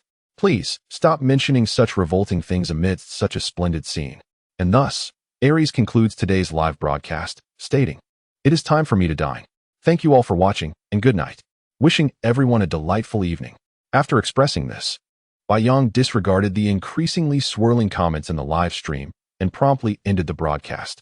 My goodness, Jiang is truly insufferable. Does he think we will perish if we watch a little longer? This selfish creature, must he really deny us a glimpse of his activities? Is it now impossible to even take a look? I was hoping to see if I could catch a whiff of the atmosphere. Come, pop the balloons. The more you hit, the more substantial the rewards. The well-fed residents are now strolling through the amusement area, which they organized themselves. They observe others embarking on challenges, thoroughly enjoying themselves. I will give it a go. At the shooting range, a girl with short black hair eagerly picked up a gun from the table, ready to commence. Excellent. The proprietor, noticing the newcomer, smiled slightly and called for the start. Bang, bang. In less than half a minute, she fired 10 shots, but only hit a single balloon. Haha, young lady. You did quite well, yet perhaps it would be wise to practice a bit more. The girl with short black hair helplessly set down the gun, then, pondering for a moment, handed it to the girl with long black hair beside her. Xiaoqing, why don't you give it a try? This. I think I'll pass. Xiaoqing mechanically shook her head, suddenly aware of the gazes directed at her, her cheeks flushing with embarrassment. Haha. Come on, it's just a try. There is nothing to lose. Give it a shot. As Xiaobai observed the bashful Xiaoqing, who seemed eager to find a hiding place. He chuckled, Indeed. Young lady, why not give it a try? It won't cost you anything, and if you hit a fair number, you could even earn some points. The stall owner also smiled faintly. Points, you say? Upon hearing this, Xiaoqing's spirits instantly soared. Of course. All right, I shall participate. Her gaze gradually transformed into one of unwavering determination, sharp and earnest, as she raised the gun and fixed her serious eyes ahead. At the stall owner's command, Xiaoqing fired. Bang, pop, bang, pop. In a mere 10 seconds, she shattered 10 balloons without any aim whatsoever. Wow! The onlookers gasped in astonishment at her remarkable display. What an impressive young lady. Bang, pop, bang, pop. Following that, another 20 bullets flew forth, obliterating 20 more balloons in a show of respect. Wow! Witnessing this scene, the crowd's expressions shifted from delight to sheer astonishment and shock. Could this young girl truly possess such extraordinary shooting talent? Finally, as the last balloon burst, the girl slowly lowered the pistol, the fierce determination and seriousness in her eyes dissipating, replaced by the earlier softness that characterized her demeanor. Subsequently, the crowd erupted in applause for the young girl. Feeling the gaze of those around her, Xiaoqing once again retreated behind her sister. In contrast, The social butterfly, Xiaobai, did not share this sentiment. Observing the admiration directed towards her sister, she puffed out her modestly developing chest and beamed with pride, as if she herself were the one receiving accolades. Well, young lady, you are truly impressive. Here, this is your reward for popping all the balloons, 500 points. The booth owner declared, promptly crediting the points to Xiaoqing's wristband. Upon noticing the additional 500 points reflected in her wristband, a flicker of inexplicable emotion crossed Xiaoqing's face. Thank you, uncle, she said. Her cheeks flushed with embarrassment. The booth owner smiled gently. Come on, Xiaoqing, let us explore some more. Blushing, Xiaoqing nodded slightly and grasped her sister's hand as they ventured towards other attractions. Soon, they arrived at the vicinity of a competition arena, where 2 platforms stood, each occupied by a male and a female contender. 10-kill challenge. Will battles permitted? The first to endure through 10 rounds shall receive a reward. Those wishing to challenge may do so according to gender. Victory earns 100 points in the title of champion. Defeat results in an encouragement prize of 1 point. Winning 10 matches grants an additional reward of 500 points. The criteria for losing include stepping out of bounds, surrendering, or losing consciousness. A sign beneath the platform read, "Goodness, such a competition exists? Count me in." Upon observing the signpost, particularly the impressive 9-0 record of the girl on the platform, Xiaobai's spirits soared, and she confidently ascended to the stage occupied by the young lady. Little girl, your courage is commendable. How about I reward you with some points once I win? The girl in the white sports attire quipped upon noticing Xiaobai's presence. Hiki, big sister, you mustn't boast. Throughout my life, I have never yielded in a brawl. On the contrary, be careful not to become my next victim. Xiaobai replied, her voice imbued with youthful confidence as she slightly raised her head. As she listened to Xiaobai's bold declarations, the audience member Xiaoqing rolled her eyes, recalling the memory of being pinned down and chastised by her father. Ah, what a daring young lady. Very well, you may strike first. Then I shall not hold back, Xiaobai exclaimed, charging forward with remarkable speed. Just before reaching the defender, she unleashed a powerful punch, the force of which generated a fierce gust of wind. The defender's expression shifted for the first time as she sensed the intimidating punch. Barely evading the blow, the defender's demeanor turned serious, and she began to counterattack, seeking out Xiaobai's vulnerabilities. Bang! Splatter! In an instant, the resounding echoes of fists colliding reverberated around the arena, drawing a considerable crowd eager to witness the spectacle. Was that not Lu Xian, who boldly claimed to be the inheritor of ancient martial arts? I recall her having crushed a zombie skull with her bare hands in their last encounter. Yet now, there exists an opponent capable of matching her blow for blow. Indeed, she is a formidable warrior, having secured 9 consecutive victories. Who would have imagined that she would be engaged in such a protracted battle with a young girl, who, astonishingly, demonstrated such prowess? I previously observed her registering for the men's arena. Had it not been for the prohibition against mixed-gender competition, she might have already taken her place among the men. Rather than remaining here, who is this remarkable girl to possess such skill and challenge Lu Xian so fiercely? Many who were familiar with Lu Xian's background gasped in astonishment. Outside the arena, a throng of spectators had gathered, their excitement palpable as they cheered for the fighters. Go, little one. I support you. Yes. Keep it up, girl. Lu Xian, you can do it. You're just 1 round away. Lu Xian, I want to see you succeed. The air was filled with the jubilant shouts of the onlookers as the exhilarating spectacle of fists striking flesh ignited their fervor. Meanwhile, both combatants on the stage were engulfed in a profound sense of shock and disbelief. Particularly Lu Xian, the esteemed heir of ancient martial arts, found herself embroiled in a fierce exchange with a mere girl. What an extraordinary turn of events. At this moment, Xiaobai found herself in a rather dire predicament.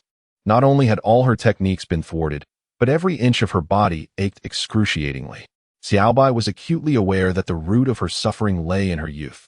Her still-developing physique rendered her utterly incapable of matching Lu Xian's formidable strength. With each exchange of blows, Lu Xian's overwhelming force inflicted pain upon her, while Xiaobai's weaker strikes failed to breach Lu Xian's defenses. As the contest progressed, their confrontations evolved from a stationary duel of brute force to a dynamic display of grappling on the ground. The spectators were captivated by the thrilling back and forth. As the atmosphere became increasingly tense, "Is that your daughter, Jiang Yu?" "Impressive," exclaimed Jiang Yu, observing the action from a high platform. Indeed, Those are my daughters. The one on stage is Bai, the elder sister, and the girl below with long hair is Xiaoqing, Jiang Yu replied, his expression softening with warmth and confidence as he gazed at his two daughters, resembling angels before him. Are they really named Xiaoqing and Bai? Such casual names? Jiang Yu inquired, astonished. Not at all. The elder is named Lin Baiwei, and the younger is Lin Qingwei. Does your wife have the surname Lin? Indeed. I have spent many years away from home, and bearing the surname Zhan, naming myself has proven to be quite unappealing. Therefore, I decided to let my wife use her own surname. Your wife has blessed you with two lovely daughters, Jiang Yu remarked with a gentle smile as he surveyed the surroundings. Isn't it so? Jiang Yu replied with a slight grin, then cast a perplexed glance at Jiang Yu. Commander, after all your inquiries, you don't intend to become my son-in-law, do you? Jiang Yu jested. You are thinking too much. I am merely intrigued by the capabilities of your daughters. While they possess remarkable strengths, their weaknesses are equally apparent. However, these are not insurmountable obstacles. If human effort falls short, technology can provide the solution. How about we arrange for their training? Jiang Yu retorted, casting a disapproving glance at Jiang Yu. Upon hearing Jiang Yu's refusal, Jiang Yu felt an unnoticeable pang of disappointment, yet he deemed it prudent to ponder the matter further, for at present. He simply wished to grant his daughters a tranquil childhood, and he had the means to do so. The conversation between Jiang Yu and Jiang Yu remained unknown to others. As the battle in the arena reached its zenith, it was then that Lu Xian, momentarily distracted, fell prey to a swift maneuver by Bai, who deftly evaded Lu Xian's incoming punch. Bai swiftly maneuvered behind her, encircling her waist and forcefully throwing her to the ground. Seizing the opportunity while Lu Xian was still disoriented, Bai executed a precise hold that rendered Lu Xian immobile. Glancing at the restrained Lu Xian, a faint smile crept upon Bai's increasingly fatigued visage as she breathed heavily. Sister, concede defeat. Otherwise, you might get hurt. In that moment, the sudden match point astonished everyone. Just when the crowd believed that Bai would perform a miracle, Lu Xian smiled faintly. Little sister, seeing your pale face makes me feel a pang of sympathy. Allow me to conclude this battle. With that, Lu Xian slowly summoned her strength, and before Bai's astonished gaze, effortlessly lifted her, who was currently executing the cross-lock. As Bai found herself suspended in midair, her expression changed drastically. Why? Wasn't it said that once the cross-lock is applied, it cannot be undone? Sensing Bai's confusion, Lu Xian explained, Little sister, have you never heard the saying? One force can overcome 10 skills. Your technique is commendable, but you are still too young. Perhaps when you mature a bit more, we can discuss this further. With that, Lu Xian firmly grasped Bai's body with one hand and let her plummet. Bang! Wow! Before Bai could react, she felt a sharp pain in her back. Subsequently, everything around her began to spin, and by the time she regained her senses, she found herself on the ground, out of bounds. What is this? Feeling the pain in her back, Bai rose to her feet, bewildered as she surveyed her surroundings. You, little sister, come back to challenge me when you've grown a bit more. I shall be waiting for you. Chapter 74, Joy and Sorrow, Evolution and Transformation. Lu Xian, while accepting the points handed over by the stall owner, smiled nonchalantly. One day, I shall bring you to your knees. Bai, suppressing the pain coursing through his body, muttered fiercely. Let us go, Xiaoqing. We shall explore other places. But your injury? It's nothing. I want to perish. If necessary, I can visit the hospital tomorrow. With that, he seized her hand and dashed in another direction. Father, how have you been lately? In a dim corner, 4 figures were engaged in conversation. I'm managing. I suppose. I've taken up scavenging. Though perilous, it at least fills my belly and pays the rent. Father, you really needn't venture out. We can support you. There's no need for such talk. Your uncle is right. Since we lack blood ties, I dare not impose further upon you. I am already immensely grateful for your kindness in bringing me here. A faint smile flickered across the man's face, now more weathered than before he entered the shelter, as he addressed the 3 of them. Upon hearing these words, the brothers fell into a deep silence, their brows furrowed with concern. Memories of the uncle who had cast their father out not long ago surged in their minds. Father, no matter what, you have raised us for over 20 years, we shall forever hold this in our hearts. Regardless of who our biological father is, you will always be our dad. Upon hearing this, the man let out a self-deprecating chuckle, smiled faintly, and turned away without another word. When he was cast out into the world, left destitute by his brother-in-law, who had been a fixture in his life for decades, due to a disdain for his lack of blood ties, those three remained silent, offering not a single word of protest. Was there still a need to acknowledge such a son? He had devoted himself tirelessly to this family, only to meet such a dire fate, dismissed and disregarded for a mere lack of kinship. His brother-in-law chose to overlook the kindness he had extended over the years. In the depths of despair, he contemplated leaving the refuge to seek an end to his suffering. However, just as he prepared to depart, he overheard the commanding voice of a leader berating the guard squad. "Is this what you call training? Have you no sense of manhood? If you are indeed men, then rise. As long as your heart beats and your lungs draw breath, even if you fall countless times, you must rise again. Even if you lose limbs, even if everything is stripped away, remember this. A man, even when torn and broken, with blood drained and limbs severed, must stand tall before his last breath. Make them remember, you are men. You are the proud sons of Huaxia." These words flooded into the man's ears, and in an instant, he was overwhelmed by memories of his tumultuous past, the vampiric brother-in-law, the wife who had betrayed him, and the three ungrateful sons he had raised for over 2 decades. One by one, these grievances cascaded through his mind, and he could no longer contain his sorrow, collapsing to the ground in tears, much like a child. His anguished cries even drew the attention of the commander, who was training the guard unit nearby. Approaching the man, the commander gently patted him on the shoulder and smiled, saying, "Brother, let your tears flow. Once you've cried enough, rise and stand tall as a man." With that, the commander resumed the training of his guards. After weeping for a full half-hour, the man finally opened his bloodshot eyes and gazed at the commander, his expression filled with reverence. He etched the commander's image deeply into his memory before turning to leave, resolved to live on. Subsequently, in a desperate bid for survival and to pay his rent, he found himself compelled to join the more perilous but less stringent ranks of scavengers, trading his life for a chance at tomorrow. Watching their father retreat into the distance, his 3 sons were momentarily at a loss for words, merely shaking their heads in resignation. "Come on, if we don't return soon, Uncle will be furious again," the eldest remarked as he patted the shoulders of his younger brothers. "Humph, what is this? He has hands and feet. Why doesn't he work for himself? Don't you know his temperament by now? He is convinced that no one can change this. Damn it, such a person is truly. He even caused the death of our mother. Indeed, but what can we do now? He is our only blood relative left. As for our father, Lao San, we have already tried to reach out, but he is unwilling, and we have no means to change that. Let's take care of him in the future. After all, we are part of the guard, and looking after a scavenger shouldn't be too difficult, right?" However, Lao San wanted to say more, but was silenced by Lao Da's piercing gaze. Subsequently, the 3 of them walked together towards home. During this period, they felt unrecognized by their adoptive father, drained by their vampire uncle, and burdened by the onslaught of the corpse tide, all these pressures weighing heavily upon them. And they could only bear them together as brothers, without anyone to confide in. After venting a few frustrations, they returned to the place they shared with their uncle.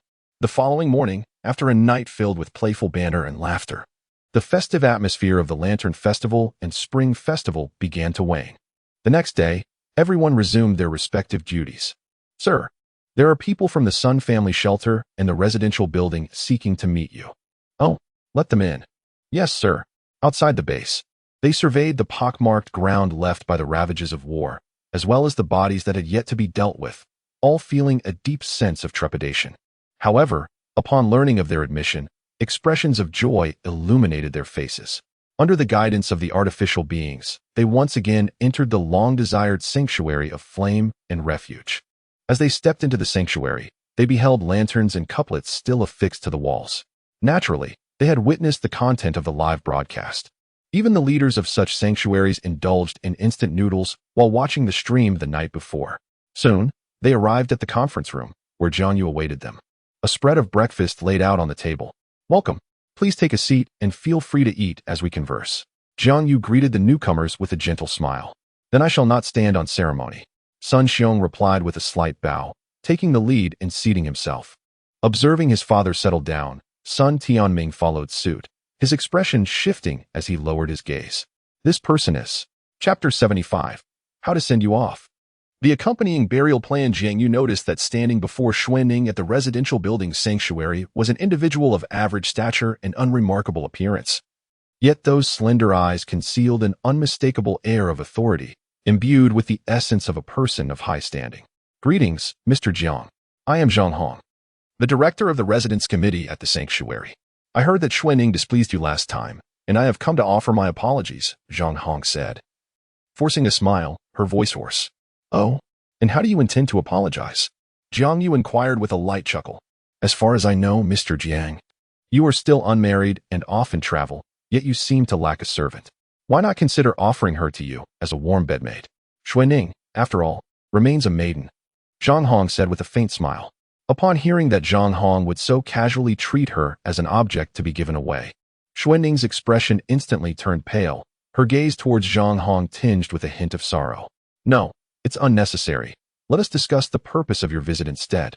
Jiang Yu, taken aback by Zhang Hong's boldness, could not help but marvel at the decisiveness of this community director who could so effortlessly part with even a trusted confidant. Zhang Hong, upon hearing Jiang Yu's refusal, chose not to press further, for being astute.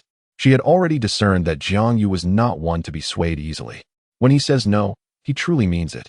Meanwhile, Xuanning, witnessing Jiang Yu's unequivocal rejection, began to doubt her own allure. "Am I not the type of mature woman that young men find most appealing?" Xuanning murmured. "We are here to return the corpse crystal. Moreover, 30% of it is meant as a personal gift from Xuanning to you," Zhang Hong stated calmly. Upon hearing her words, Jiang Yu nodded slightly. "And what next?" "We also wish to purchase some supplies from you, as our shelter is quite substantial." Listening to Zhang Hong, Jiang Yu turned his attention to Sun Xiong. "And what about you? Is that your intention as well?" "Mr. Jiang, the exchange of supplies is merely one aspect. Concurrently, I have brought my wayward son here to offer you an apology." Subsequently, Sun Xiong forcefully pulled his son Tianming beside him and commanded him to kneel on the ground, his voice laced with fury. "Wretched spawn, do not hesitate to apologize." Sun Xiong thundered. "I am truly sorry. Jiang Yu, my actions at school were inexcusable. I implore your forgiveness." Sun Tianming, prostrate on the ground, spoke with a quivering voice. His fear stemmed from both his father's wrath and the apprehension that Jiang Yu might not grant him forgiveness. Should Jiang Yu refuse to absolve him, his father's fury would undoubtedly intensify exponentially, transforming his own torment into an overwhelming tempest of retribution. "Ah, we are merely classmates. There is no need for trivialities. Let us address the matter at hand," Jiang Yu remarked coolly, casting a fleeting glance at Sun Tianming before shifting his gaze to Sun Xiong. The prostrate Sun Tianming felt the weight of Jiang Yu's gaze upon him, akin to that of a mere insect. Later, within the conference room, after Sun Xiong and Zhang Hong had continued utilizing the method of borrowing to procure supplies and firearms, they took their leave. "Father, do you think Jiang Yu has forgiven me?" Sun Tianming inquired, looking at his father's countenance, which fluctuated between shadow and light. "Are you daydreaming? Do you truly believe that was an indication of forgiveness? He merely chooses not to hold a grudge at this moment, but that is only for now. If you wish for him to forever overlook this, you must present something of value to him." Sun Xiong responded to his son with a calm demeanor. If today Jiang Yu were to unleash his fury with a few harsh words, perhaps he wouldn't be so worried. After all, the ability to express anger signifies that there is still room for negotiation. However, Jiang Yu's demeanor just moments ago was completely devoid of emotion. Even a smile was conspicuously absent, which is what truly unsettled Sun Xiong. The absence of anger does not equate to the absence of rage. At times, when certain individuals become incensed, it is akin to the eruption of a volcano. Should that occur, the Sun family would be ill-equipped to withstand such a cataclysm. Although Sun Tianming may be somewhat unruly, he is not entirely oblivious to his father's sentiments, prompting him to ponder what he might do to assist Jiang Yu, or rather, what contributions he could make to ensure he does not face repercussions. "Ah, Xuanning, if only you had a sweeter tongue. Perhaps you would be enjoying a life of luxury in the refuge of the flame right now." On the modified vehicle, Zhang Hong turned to Xuanning and remarked, "Sister Zhang, I." Xuanning responded, her spirit dampened. "Enough. I maintain my stance. If Jiang Yu desires you, you cannot refuse him, and at the appropriate moment, you must take the initiative." Zhang Hong stated matter-of-factly. "Understood." At this moment, the once formidable and defiant Xuanning's face was now flushed with embarrassment and indignation. Were this to be witnessed by outsiders, it would surely leave them in disbelief. Within the confines of the refuge base, after bidding farewell to Sun Xiong and the others, Jiang Yu summoned the leaders of various factions.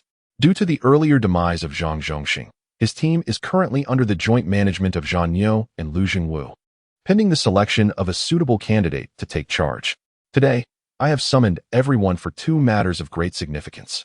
First, as those within our base have celebrated the Spring Festival, it is only fitting that we honor the memory of those who valiantly perished in our service.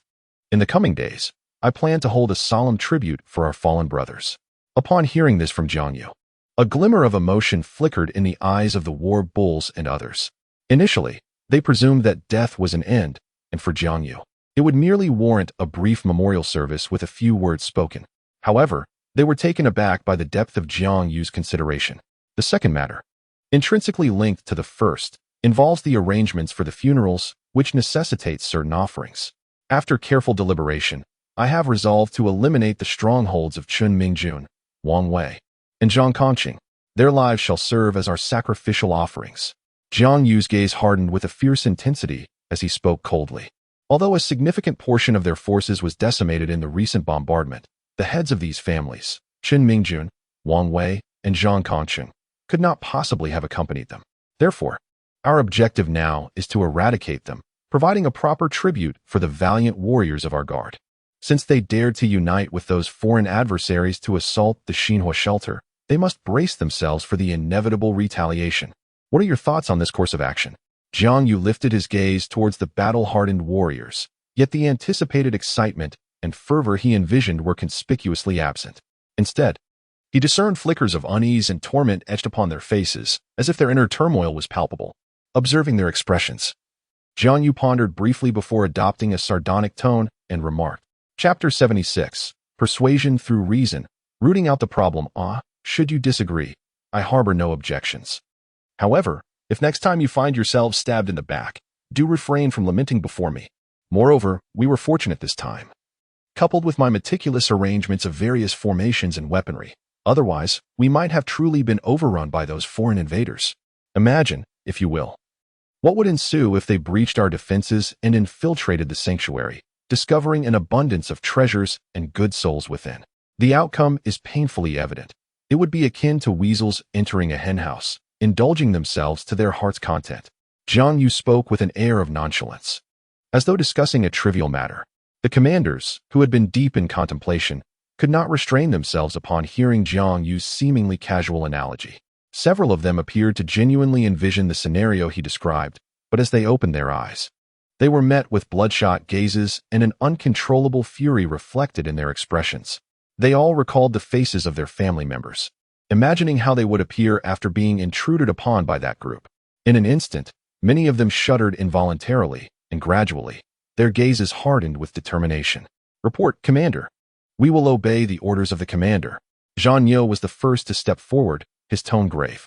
He could not fathom the scene his daughter would face against those foreigners, who required utmost vigilance even to confront. He dared not think of it, forcing himself to suppress that thought. Thus, he wholeheartedly resonated with Jiang Yu's perspective. If there was to be a villain, let that villain be him, the father. If there was a descent into hell, then let it be he, the father, who descends. His daughter was destined to seek her mother in paradise. Report, Commander. We will resolutely obey the orders. Upon hearing Zhan Niu speak, the others began to voice their opinions as well. At that moment, each of their eyes sparkled with a fierce resolve. They could not bear to see the hard-won peace they had achieved shattered. Very well. In that case, gather the troops. Equip the weapons, and we shall depart at dawn. The funeral and the burial must proceed simultaneously. Yes, Commander. As the meeting concluded, several commanders hastily departed, leaving only Jiang Yu behind. The following morning, Jiang Yu awoke from his slumber and, as was customary, attempted to check in. Ding. Check-in temporarily unavailable. Currently calculating the completion of phase tasks. Please return tomorrow. In the early hours of the morning, having just awakened, Jiang Yu gazed upon the message without the slightest hint of surprise. Ever since the fateful blood moon, he had been unable to check in, though the reasons eluded him.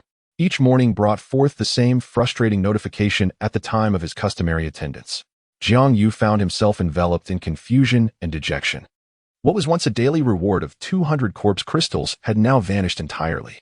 While this may not have seemed significant to someone who had just survived a wave of undead, even the smallest morsel was still nourishment. What perplexed him even further was the notion of the so-called completion calculations for periodic tasks. What could that possibly signify? It was merely a check-in system. After so long, aside from the initial entry, all that followed were corpse crystals, truly a trivial matter. It was time to focus on leveling up. I can scarcely be bothered to pay you any mind. Resigned to his fate, Jiang Yu murmured in exasperation. He then proceeded to wash up before making his way into the valley, where the 6 teams of guards had already gathered. Ascending the platform, Jiang Yu surveyed the assembled guards below, his expression transforming into one of utmost solemnity. Ladies and gentlemen, I trust you are all aware of our mission today. We are not merely venturing forth to hunt zombies. Today, we seek vengeance, a complete and utter reckoning. Are you ready? On the night of the blood moon, the inhabitants of the 3 major shelters, armed with the weapons we provided, intended to assault our refuge. Should they succeed in breaching our sanctuary, what fate awaits the elderly? Children, your wives, offspring, and parents within the base? They would be utterly defenseless. They would forfeit their current stability and be thrust back into the merciless struggle for survival that characterizes the apocalypse, a realm of deceit and treachery. Moreover, the very refuge that offers them protection would fall into the clutches of the enemy. I ask you, is this a reality you are willing to accept? Are you prepared to see your loved ones, your family, children, and parents reduced to such a plight? Absolutely not. I understand many of you may struggle to grasp the gravity of today's events. However, I must convey this imperative to eradicate the roots of the problem. In this world of desolation, it is either you perish or I do. In confronting our adversaries, we must wield our blades with ferocity, establishing a fearsome reputation. Among our allies, we should extend courtesy and demonstrate our strength. Only by exhibiting our iron can we instill fear and respect in our enemies. Therefore, in today's endeavor, do we possess the confidence to demonstrate to the inhabitants of Haishur the indomitable resolve of our Fire Guardian Brigade? Indeed. Furthermore, within the base today, we shall conduct a memorial for the fallen guardians.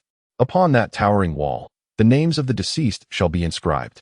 Henceforth, that place will serve as our sanctuary's hall of heroes, a monument for future generations to revere. Of course, a sacrifice is required for the ceremony, and the offering shall be the individuals from the 3 major shelters. Now, we embark on our journey, offering the blood of our enemies as a tribute to my Flame Guardian squad. A resounding cheer erupted as the Guardians, invigorated as if by a potent elixir, swiftly boarded their vehicles, racing toward the designated location. On the armored vehicles, the faces of the Guardians were ablaze with vengeful fury. Initially, many were reluctant to engage in such actions, for they perceived their adversaries as living beings. However, upon reflecting on the commander's words, that should they breach the defenses and infiltrate the sanctuary, it would result in an unspeakable massacre for those within, most began to comprehend the grim reality. This world is no longer the peaceful realm they once cherished. It has transformed into a savage domain. Since this flame sanctuary offers refuge and warmth to their loved ones, they felt compelled to safeguard it with utmost diligence. Soon, through a process of random selection, 3 out of 6 battalions were designated for combat, while the remaining personnel stayed behind to prepare for the required rituals. Then, a series of thunderous roars echoed through the sky, and those preparing for the sacrificial rites were astounded to witness the deployment of not 1, but 3 fully armed helicopters for this mission. Upon witnessing the 3 armed helicopters soaring through the sky, one can only imagine the thoroughness with which this operation to eradicate the threat will be executed. Chapter 77, The Dawn of Vengeance, a Triad of Strikes. At this moment, those still within the confines of Haishur remain oblivious to the impending tempest following the merciless onslaught of the zombie apocalypse, as the city braces itself for yet another fierce conflagration. Meanwhile, within the Chun family sanctuary, the oblivious patriarch, Chen Mingjun, wore a beaming smile as he engaged in lively conversation with the young man seated across from him. Let us agree on this. Once the transportation routes between Haishur and Qingshur are established, our Chen family, along with the Zhang and Wang families, shall wholeheartedly join your Lin Corporation, he declared with unabashed flattery. Indeed, with your unwavering support, I am confident that we can lead our families to new heights even amidst this wretched apocalypse. The young man across from him chuckled heartily. seemingly in agreement with Chun Mingjuan's sentiments. Yet, the flicker of disdain that crossed his brow betrayed his true thoughts. Patriarch, Patriarch, this is dire. This is catastrophic. Just then, an elderly man burst into the room, stumbling in with an expression of urgency and fear. Fool, do you not see that I am in a meeting? Whatever it is, speak of it later. Now, get out of my sight. Chun Mingjuan's expression shifted dramatically upon seeing the elderly man burst in, and he immediately shouted in anger. The young man, noticing his conversation interrupted, slightly furrowed his brow at the old man.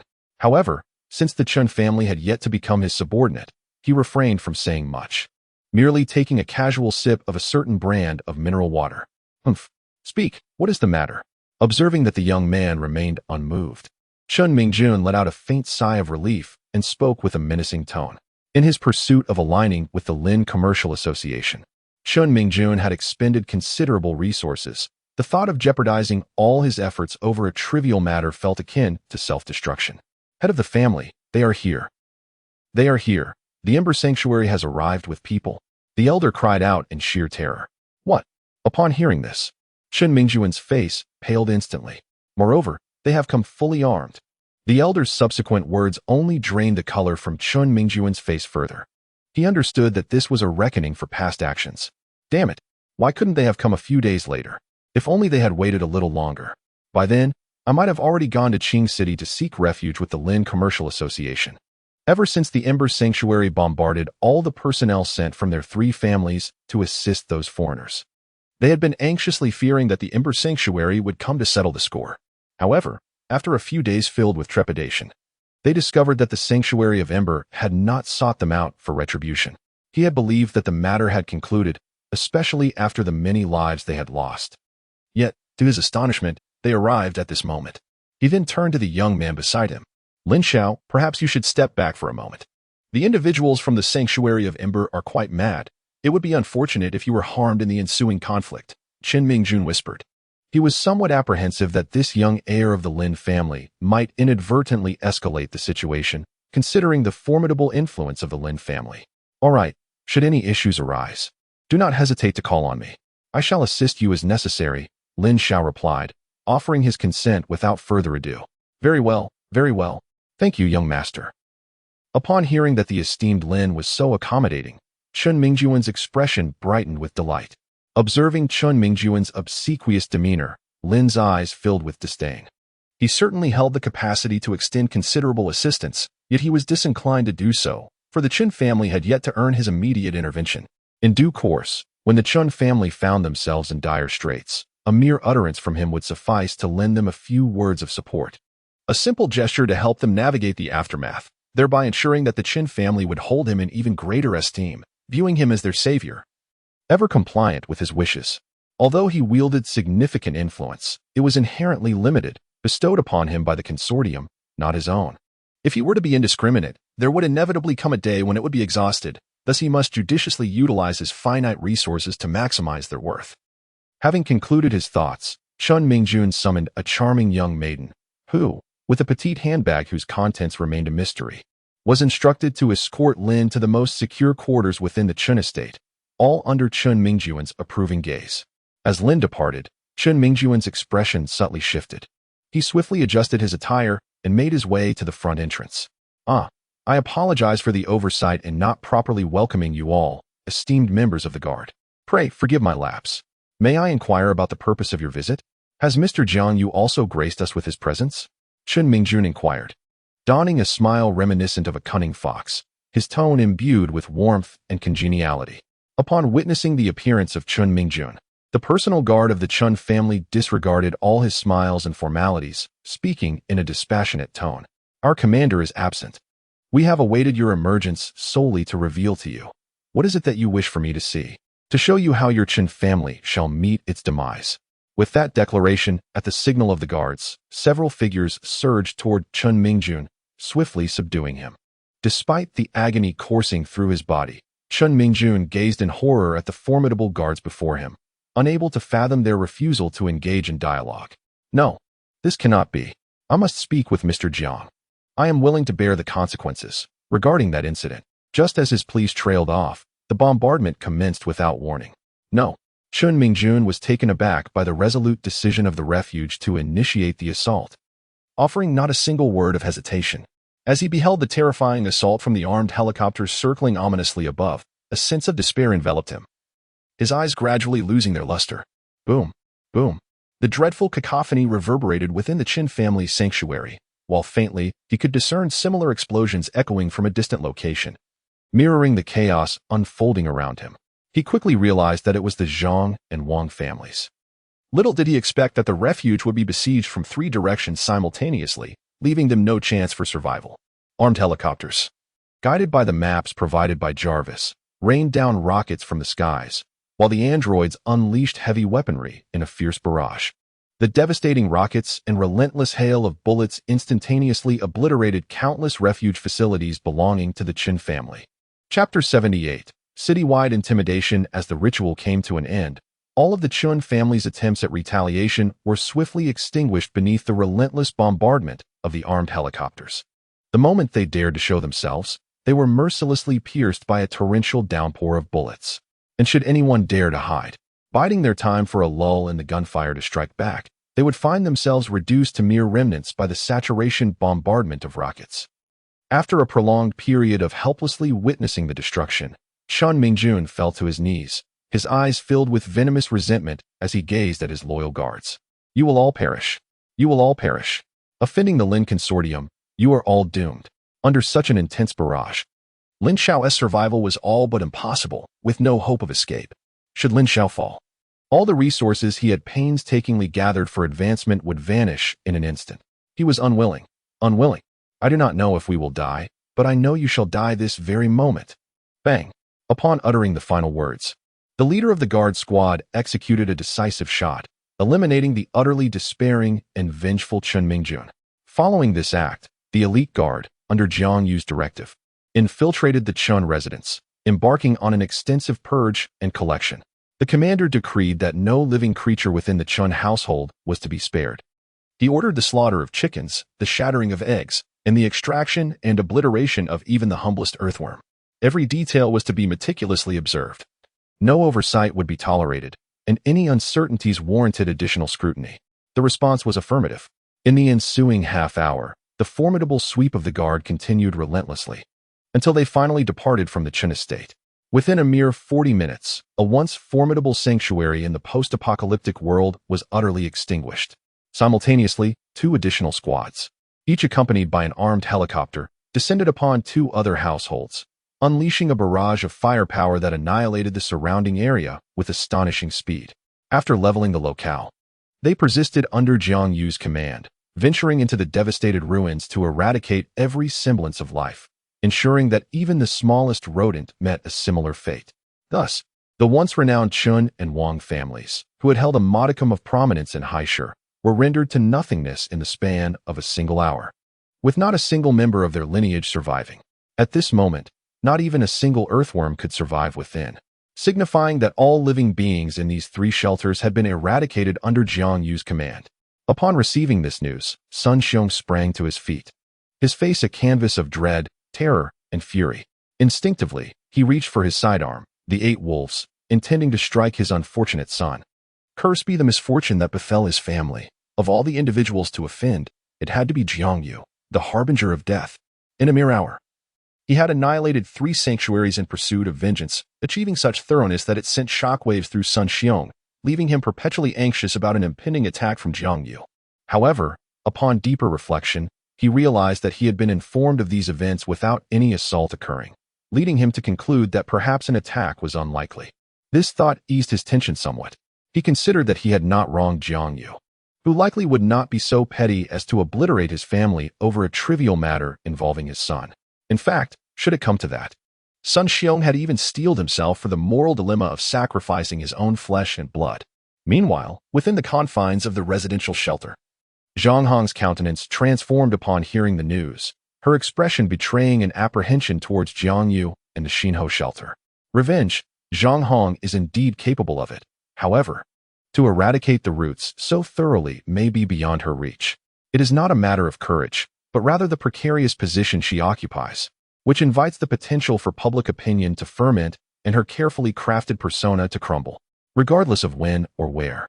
The act of complete annihilation contradicts the principles of virtue. Should anyone dare to undertake such a course, they would inevitably bear the immense weight of external pressures, sourced from entities of equal standing, as well as from the survivors within their own refuge. The higher one's status, the greater the need to cultivate a persona that inspires subservience, thereby earning genuine respect and allegiance from those within their sanctuary. Once one's actions diverge from the image they have meticulously constructed, they risk inciting skepticism among certain individuals. When such doubts arise, one must expend considerable effort to quell them. However, the path to reconciliation is far from straightforward. While rumors can be spread with ease, dispelling them requires tireless effort. Coercive suppression may yield temporary quietude, yet it ultimately leads to a more vehement backlash when the tide turns. At this moment, Jiang Yu from the Ember Refuge audaciously dares to act in such a manner, seemingly indifferent to the perceptions of those around him. Zhang Hong reflects that Jiang Yu indeed possesses the capability to do so. His Ember Refuge has become the most coveted sanctuary in the entire city, with 3 factions harboring animosity towards him. Although his methods may have been somewhat severe, they can be justified in the context of retribution. After contemplating this, she gazes at Xuan Ning with a mix of frustration and disappointment, muttering, "Damn busy." Had Xuan Ning been a tad more affable and softer in disposition from the outset, and had her relationship with Jiang Yu been more amicable, perhaps the sanctuary of the Ember would now serve as a bastion for their residential refuge. In that moment, Zhang Hong's ire swelled with each passing thought. If not for the lingering utility of Xuan Ning's visage, she would have dearly liked to unleash her late husband's 8 wolves upon her. Meanwhile, Xuan Ning, upon receiving the news, was engulfed in a tempest of shock, fear, and regret. After all, she had audaciously engaged in moral coercion against Jiang Yu, and not only had she survived, but she was thriving. Yet, upon further reflection, the very fact that she had managed to survive after such a transgression could only imply that Jiang Yu's feelings for her were indeed unique. For a fleeting moment, she felt a spark of exhilaration. Above the sanctuary, on the sheer face of the central cliff, hundreds of names were etched, commemorating the valiant guardians who had perished in the recent onslaught of the undead. Within the valley, all the guardians and the residents watching the live broadcast gathered. Many relatives of the fallen, upon seeing the names, were compelled to kneel and weep, while others stood in solemn silence, lost in reverent remembrance of those inscribed upon the stone wall. Within a chamber, a middle-aged man, marked by the passage of time, gazed upon a name etched into the mountainside, and could not help but burst into tears, his sorrowful cries eliciting sighs from his fellow occupants. As the 3 great sanctuaries fell into ruin, the rituals in the valley came to a close. Having gathered their emotions, the group prepared to embark on a new day. Though their names were merely inscribed upon the stone wall, their visages would eternally linger in the hearts of certain individuals. Chapter 79. Do not disturb the flame of hope. After the fall of the 3 prominent families, the guard teams returned to the sanctuary to recuperate and resume their training. Meanwhile, on a picturesque island adorned with verdant woods, stood an opulent manor. Within its confines, an elderly gentleman observed the distant battlefield, where chaos reigned. Grandfather.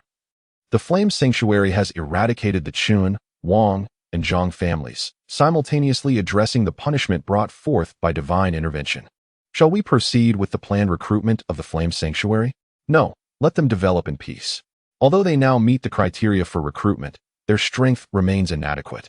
In the face of the regular armies summoned by divine forces, they would surely falter, the elder replied calmly. They are merely fodder. What need have they for strength? It is those who survive that embody true power. The young girl before the elder scoffed, remarking, they cannot merely be regarded as cannon fodder. The sanctuary of the eternal flame was unknown to me until its emergence, were it not for their extensive resource gathering. I would remain oblivious to the sudden appearance of such a colossal entity within the sea city.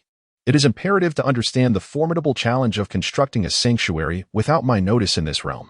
Even now, all we know is that their leader is a young man, his name still a mystery. The girl's expression remained icy in response to the elder's words. Very well, you may leave now. The battle outside has only just commenced, and your leadership is required, the elder said, his tone slightly grave. Understood, grandfather. With that, the girl exited the room. Watching her depart, the elder smiled softly, murmuring to himself, the sanctuary of the eternal flame, a legacy to be carried forth. Striving onward, is it? A splendid name, Jiang Yu. Let me witness how far your sanctuary can flourish. There remains but one task for me to fulfill. With that, the elder approached the desk, retrieved the telegraph machine, and succinctly inscribed, "Do not disturb, sanctuary of the eternal flame." The following day, as the sun reached its zenith, Jiang Yu awoke from her slumber. After a brief wash, she seated herself at the table, indulging in the breakfast that had been prepared in advance. Instinctively, she whispered to herself, "Check in. Ding. Congratulations, host. You have successfully checked in and received 1,000 corpse crystals. Congratulations to the player Jiang Yu for successfully completing the beginner trial of the Ares trial game. Achieving a rating of S. Rewards have been calculated and are being distributed. Please pay attention to collect them. Ding. Congratulations, host. You have received 3 random item lottery cards. Ding. Congratulations, host. You have unlocked the first level gene lock. You can enhance the gene lock through evolution points in the future. Ding. Congratulations, host. You have activated a brand new panel. Ding. Generating new panel. Host, Jiang Yu, shelter level, planetary. Strength, 108. Mentality, 109. Stamina, 111. Speed, 107. Gene lock, level 1. Evolution points, 5,000,000. Each enhancement of a single attribute in the 4 dimensions requires 1,000 evolution points. Just after waking up, Jiang Yu, while enjoying some fried dough sticks, was startled by the series of notification sounds, instinctively believing he was still dreaming. As he contemplated brewing a cup of coffee to shake off his drowsiness, he suddenly realized that this was no dream. Crack! In a moment of excitement, Jiang Yu inadvertently crushed the coffee cup he had intended to use. Looking at the shattered pieces in his hand, disbelief washed over his face. Wait a moment, the sign-in system is operational, and it seems to have leveled up? Overwhelmed with astonishment, Jiang Yu finally acknowledged the transformation he had undergone. Suddenly, an unimaginable strength surged within me, accompanied by an astonishingly clear mind. It appeared that I had unlocked the first level of my genetic lock. Despite merely unlocking the initial tier, my physical attributes were equivalent to those of 10 ordinary individuals. It was truly terrifying. As Jiang Yu savored this newfound power, he couldn't help but marvel at the formidable nature of the first-level genetic lock. It was no wonder that combat-type androids differed so significantly from others. Moreover, to his knowledge, the physical attributes of combat-type androids were not substantially higher than his current state. Each increment in the 4-dimensional attributes required 1,000 evolution points, did it not? This meant I still possessed a staggering 5 million evolution points to utilize. With this thought, Jiang Yu's expression brightened, and he immediately initiated a one-click upgrade. Ding. Congratulations, host, Strength 1. Ding. Congratulations, host, Stamina 1. Ding. Generating new panel. Host, Jiang Yu, Sanctuary level, planetary. Strength, 208. Mentality, 209. Stamina, 211. Speed, 207. Genetic lock, level 1. Evolution points, 4,600,000. Having expended 400,000 evolution points to elevate his mentality to 200, Jiang Yu felt an invigorating surge of power coursing through him. At this moment, he believed he could easily fell a bull with a single punch, given that so many evolution points remained. Ding. Congratulations to the host for attaining extraordinary power. Ding. The host has reached the pinnacle of the first tier and requires 500,000 evolution points to unlock the second tier gene lock. Would you like to proceed? Yes, unlock it. Ding. Congratulations to the host on unlocking the second tier gene lock. For now, let's hold on to the evolution points. I am uncertain if they will be needed later. Display the panel. Ding. Generating new panel. Host, Jiang Yu, shelter level, planetary. Strength, 1,008. Mentality, 1,009. Stamina, 1,011. Speed, 1,007. Gene lock, level 2. Evolution points, 900,000. Feeling an extraordinary surge of power coursing through him, Jiang Yu sensed that he could effortlessly vanquish 10 bulls with a single punch. After a brief adaptation period, he turned back to recall the hints regarding the completion of the trial game. The system indicated that I had successfully completed the beginner's trial, suggesting that this may not truly be the end of the world, but rather a virtual reality game. Did I not clear the game from the outset? But instead have I been ensconced within it all along? Could it be that this place is not even the real world? In that moment, Jiang Yu, who initially believed he was immersed in a game set in a post-apocalyptic scenario, began to question the very fabric of his existence. Yet, if this is indeed a game, how can I escape? Will I ever return to the real world? If it is merely a game, then what significance does my construction of this sanctuary hold? What meaning does the passing of the torch convey? When the game concludes, all of this will dissipate into nothingness. In this moment, Jiang Yu's expression fell into a profound confusion for the first time. Chapter 80. The Mystery of the Corpse Crystal. Scenic Views. Am I to believe that everything I am doing now is but an elaborate dream? When the game reaches its end, will it transform into mere fleeting illusions? Is this place truly a game, or is it reality? Jiang Yu gazed at the breakfast before him, his countenance a complex tapestry of thoughts. Sir, Doctor, Lu Yaya is looking for you. She claims to have uncovered the mysteries of the corpse crystal. As Jiang Yu stood lost in thought, Jarvis's voice resonated in his ears. He nodded slightly, and, after hastily consuming a modest breakfast or lunch, made his way to the laboratory. Upon arriving at the lab, he found Lu Yaya, brimming with excitement, cradling the petite little spirit, while beside them stood Professor Zheng, wearing a smile of contentment. Jiang Yu, we have unveiled the secret of the corpse crystal. What do you say? Would you like to hear about it? Lu Yaya said, her demeanor exuding a playful arrogance as she looked at Jiang Yu, filled with self-satisfaction. All right, do share. Jiang Yu replied, his voice tinged with a slight melancholy. Lu Yaya instantly sensed that Jiang Yu's demeanor seemed somewhat amiss. Though puzzled, she hesitated briefly before continuing. Through extensive research conducted alongside my teacher and junior sister, we have discovered that the zombies' insatiable hunger for fresh flesh, as well as the formidable power they exhibited on that fateful blood moon night, is intrinsically linked to the existence of corpse crystals. Our investigations revealed that zombies possess a subconscious desire to facilitate the evolution of these crystals by consuming fresh blood and flesh. This evolution demands a substantial amount of energy, and the fresh flesh of adult humans serves as a vital energy source. Consequently, zombies relentlessly pursue and devour humans.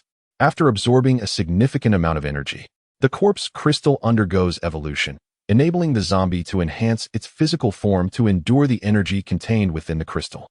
We speculate that the numerous mutated zombies witnessed on the blood moon originated from this very process. Upon grasping the underlying principle, we embarked on a study to determine whether the evolutionary effects of the corpse crystal could be applied to ordinary individuals, granting them the opportunity for evolution as well. Unfortunately, our initial attempts were met with failure, regardless of our methods, be it injection, ingestion, or sublingual absorption. None proved successful in allowing the energy of the corpse crystal to penetrate the human body. It was only when we conceived the idea of vaporizing the corpse crystal at high temperatures and subsequently releasing it into a confined space for comprehensive absorption by those within that we found a potential avenue for success. Under the modeling simulation of Jarvis, we discovered that it is entirely feasible. A common zombie's corpse crystal, upon undergoing high-temperature vaporization through data simulation, will gradually enhance various physical attributes of a human body upon entry. We speculate that when a certain quantity of corpse crystals is applied to a person, the sheer volume will induce a qualitative change, causing alterations in the genetic sequence within the body. This genetic modification leads to a remarkable leap in physical capabilities, a phenomenon referred to by our instructor as the unlocking of the genetic lock. According to our compiled data, individuals with unlocked genetic locks exhibit significantly superior physical attributes, reflexes, combat abilities, and speed compared to ordinary individuals. Now, we are merely one step away from human trials to ascertain the validity of our research. Jiang Yu, what you referred to should be this. After Lu Yaya concluded her lengthy explanation, her face radiated with a more pronounced air of pride as she excitedly inquired. Indeed, well done. Since we have made progress, let us commence the human trials. With that, Jiang Yu expressionlessly exited the laboratory, devoid of any joy.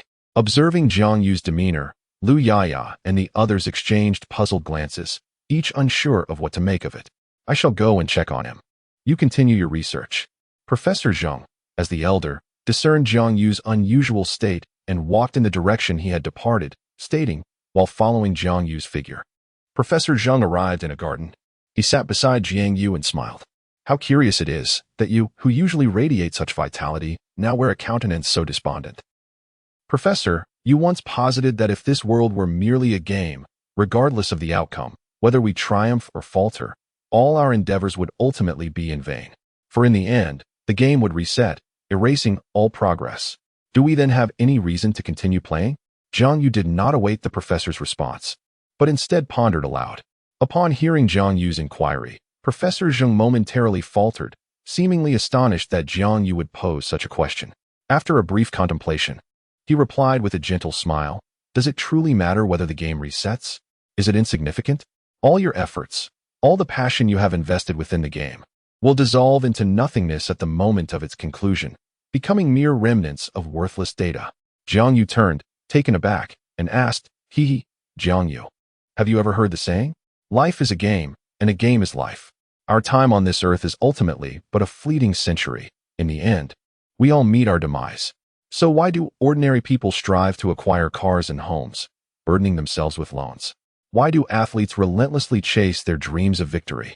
Why do politicians seek ultimate power, and why do businessmen pursue boundless wealth? Why do sheep cling to the prospect of earning thousands in a single day? Do you understand the reasoning behind these pursuits? Jiang Yu pondered for a moment before shaking his head. It is the journey that matters. When you pursue something, it is the process of yearning for what you desire most within your heart. When you buy a car, it is to embark on journeys with your family, cherishing the joyful and contented smiles of your children and spouse. Acquiring a home is to establish a sanctuary, a guiding light that leads you back in this vast world. Politicians seek power to experience the pinnacle of its sensations, while merchants chase wealth to witness fortunes pouring into their coffers. Yet, if a politician were suddenly bestowed with immense power, rather than feeling exhilarated, he might be engulfed by fear and anxiety. For he would struggle to bear the monumental responsibilities that accompany such authority, becoming the subject of ridicule instead of enjoyment. Similarly, if a merchant were abruptly gifted billions, he might find himself paralyzed by trepidation rather than elation. Thus, the outcome is of little consequence. What truly matters is the journey. You, Jiang Yu, have forged this sanctuary of hope, shouldering the mantle of responsibility. You are the chosen one, and even if this is but a game, you remain undeniably yourself. You remain an irreplaceable character within this game. Chapter 81, Enlightenment and Three Draws. Even if the game ultimately concludes, even if we truly return to reality, everything within this game will become an invaluable memory once you depart. Moreover, I firmly believe that regardless of whether this place is reality or a mere game, the three of us, myself, Yaya, and Xiaoling, will never regret having met you, Jiang Yu. Furthermore, I do not perceive this as merely a game. I can feel the rhythm of my heartbeat, the fluctuations in my breath, the protrusion of my lumbar spine, the pain of my shoulder arthritis. These sensations are undeniably real. After speaking, Professor Zheng observed Jiang Yu, who had fallen into deep contemplation, gently nodded, patted his shoulder, and rose with a smile. After taking a few steps, a look of profound sympathy filled Professor Zheng's face. Such a tremendous burden rests upon a child, though the reason remains unclear. It is indeed cruel. Alas, this tragic apocalypse, pitiful beings, poor Jiang Yu. Professor Zheng slowly made his way toward the laboratory. After a considerable time, Jiang Yu's silent countenance finally displayed a flicker of emotion. Humph. Haha. Indeed, I was too caught up in my thoughts. The professor is right. What does it matter if it is a game? What does reality signify? Even within this game, I, Jiang Yu, can command a planetary-level refuge, direct thousands of people, and unlock secondary genetic locks. Can such feats be accomplished in reality? Here, I wield dominion over all, orchestrating every aspect of existence. Even if the records are ultimately erased, what of it? The joy derived from the experience is what truly matters, is it not? After all, a game is fundamentally about the journey. A gentle smile graced Jiang Yu's lips as clarity dawned upon him, transforming his previously bewildered state into one of exquisite lucidity. While his mind began to operate with remarkable swiftness, the effects of the secondary gene lock now manifested splendidly following his epiphany. After a moment of contemplation, Jiang Yu spoke softly, "Jarvis, expedite the research on the human trials and the proliferation of the corpse crystal." "Understood, sir."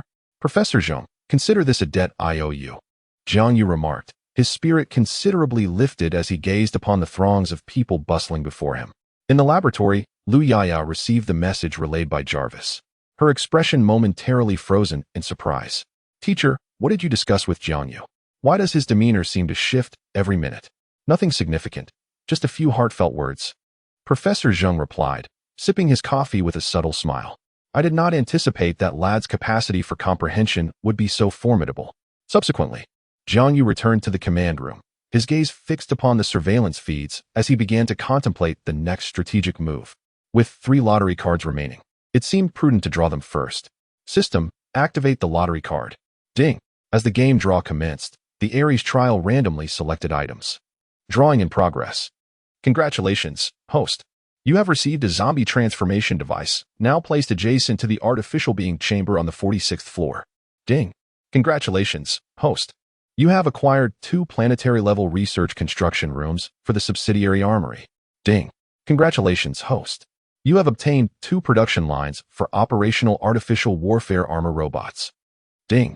The subsidiary research armory has been established on both sides of the Ember Shelter. Please assign personnel to occupy it at your earliest convenience. Upon the completion of the lottery, Jiang Yu gazed at these familiar yet foreign terms, and memories of his initial astonishment while playing the game resurfaced in his mind, prompting him to take a deep breath. To his surprise, he had actually drawn these remarkable items. The zombie transformation device, which utilizes the crystallized essence of zombies to resurrect them, liberating them from their undead forms and transforming them into artificial beings. Although they become artificial beings, their previous abilities, wisdom, and memories from their past lives are retained and seamlessly transferred to their new bodies, ensuring unwavering loyalty to the host. The subsidiary armory is even more formidable, as it does not merely produce commonplace weaponry. It manufactures colossal war robots towering several meters high. The purpose of these war robots is to engage in combat against the monstrous entities of the Zerg. The operational artificial warfare armored robot production line is designed to construct these colossal combat machines. Within a fortnight, a single production line can yield 1 operational robot, and theoretically, unlimited production is possible as long as the supply of corpse crystals is sufficient. In the past, during gameplay, Jiang Yu had invested several thousand yuan to acquire the production line for combat robots to combat the fusion monsters of the insectoid race. It was only through this considerable expenditure that he successfully obtained the production line. It seems that he may need to manufacture additional synthetic humans. The armory, being such a crucial facility, must be entirely comprised of synthetic individuals for him to feel secure, unless he is accompanied by a genuinely trustworthy technological genius. As he pondered, Jiang Yu made his way to the 46th level of the base and arrived at the door required for the creation of synthetic humans. With ample corpse crystals at his disposal, he could produce numerous synthetic beings. Thus, he decided to directly create second-tier synthetic humans, and once they were completed, he would upgrade all existing first-tier synthetic humans within the base. Turning around, he spotted the zombie conversion device, identical to that in the game. To the right was a production chamber capable of accommodating a single individual lying down, and to the left was a complex electronic operating system. Jarvis, are you capable of operating this? Absolutely, sir. I was implanted with the operational methods upon its emergence. Simply input the required corpse crystals for conversion, along with the energy corpse crystals necessary for the process, and we can commence the transformation. The energy requirements for converting energy corpse crystals differ. It takes 100,000 for first-tier conversion, 200,000 for second-tier, 300,000 for third-tier, and so forth. Excellent. Jiang Yu retrieved the crystal of the third-tier Lord Zombie, toyed with it for a moment, and then cast it into the device. Subsequently, he 300,000 additional crystals to serve as the necessary energy for the transformation. As the crystals entered, the long-dormant zombie conversion apparatus began to awaken. Its intricate components synchronized with one another, preparing to forge a new zombie lord. The conversion process officially commenced, with an estimated completion time of 48 hours. The voice of Jarvis echoed in the chamber, to which Jiang Yu nodded slightly before proceeding to the android chamber. He briefly assessed his crystal balance, which totaled nearly 170,000. While this seemed substantial, the reality of consumption would reveal its inadequacy. After a moment of contemplation, Jiang Yu commanded, Jarvis, manufacture 3,000 units of each type of second-tier android. Certainly, sir. The manufacturing process has commenced in stages. With the introduction of the Jiang Yu corpse crystals, Jarvis has initiated the operation of the android chamber. The expenditure for these androids alone has amounted to 1.2 million corpse crystals. Chapter 82. The Armory Factory. Terrifying consumption in addition to the 300,000 spent on the previous zombie transformation device. Jiang Yu now finds himself with merely a little over 200,000 corpse crystals remaining. Observing the rapid decline in the quantity of corpse crystals, which plummets in a straight line, Jiang Yu cannot help but draw a sharp breath. In the past, money was easily spent. Now, in this apocalyptic era, currency has lost its value, alleviating that particular concern. Yet, it is surprising that even amidst the end of the world, the need for corpse crystals has arisen once more. After the initial pang of regret subsides, Jiang Yu intends to inspect the planetary-level auxiliary armory's research and construction room. As for the number of personnel required for this armory, Jiang Yu is uncertain. Therefore, it is prudent to manufacture in greater quantities for the time being. Despite being merely an auxiliary armory, its size is at least a quarter that of the entire Ember Sanctuary, as it is designated for the construction of combat-type robots. A smaller facility would not suffice. The more than 10,000 androids constructed today may only sustain operations at best, but the mere ability to function is sufficient for now, as Jiang Yu does not possess enough corpse crystals to meet the demands of the robot production line. Arriving at a password door that seemingly appeared out of nowhere, Jiang Yu pressed his palm against the scanner. The door slowly opened, revealing a pristine corridor dominated by silver hues on the other side. Jiang Yu slowly entered, making his way to the armory situated to the right of the Ember Refuge. The pristine corridor was flanked by various research rooms and laboratories. Upon reaching the end of the corridor, an exceptionally thick blast door opened automatically. The scene outside unfolded before Jiang Yu's eyes. A colossal pit lay just 3 meters ahead. Observing the schematic of the armory transmitted by Jarvis, he noted that the pit's depth was at least 40 to 50 meters. Opposite Jiang Yu's platform, there were intricate operating systems and control panels, accompanied by countless mobile robotic arms. Gazing to the right of the pit, he could discern a 5-meter-wide corridor connecting the balcony to the control stations across. Surrounding the pit were layers upon layers of research facilities, each with prominent platforms that provided a clear view of the situation within the pit. The entire armory resembled the letter B, with the 2 semicircular sections housing an orderly array of mechanical arms and suspended workstations, while the straight portion consisted of research offices and staff lounges. The overall height of the armory exceeded 70 meters. The immense chasm before him was truly staggering. According to available information, these 2 vast pits could accommodate 8 mechs simultaneously for manufacturing and repairs. Gazing at the scene, Jiang Yu couldn't help but exclaim, while such sites existed within the game. Witnessing them in reality evoked an entirely different sentiment. Jarvis, does the other factory share this design? Indeed, sir. Can these 2 factories be operational immediately? After preliminary inspections, no issues were detected. Once the necessary personnel are in place, the factories can commence operations. How many individuals are required for sustained functionality?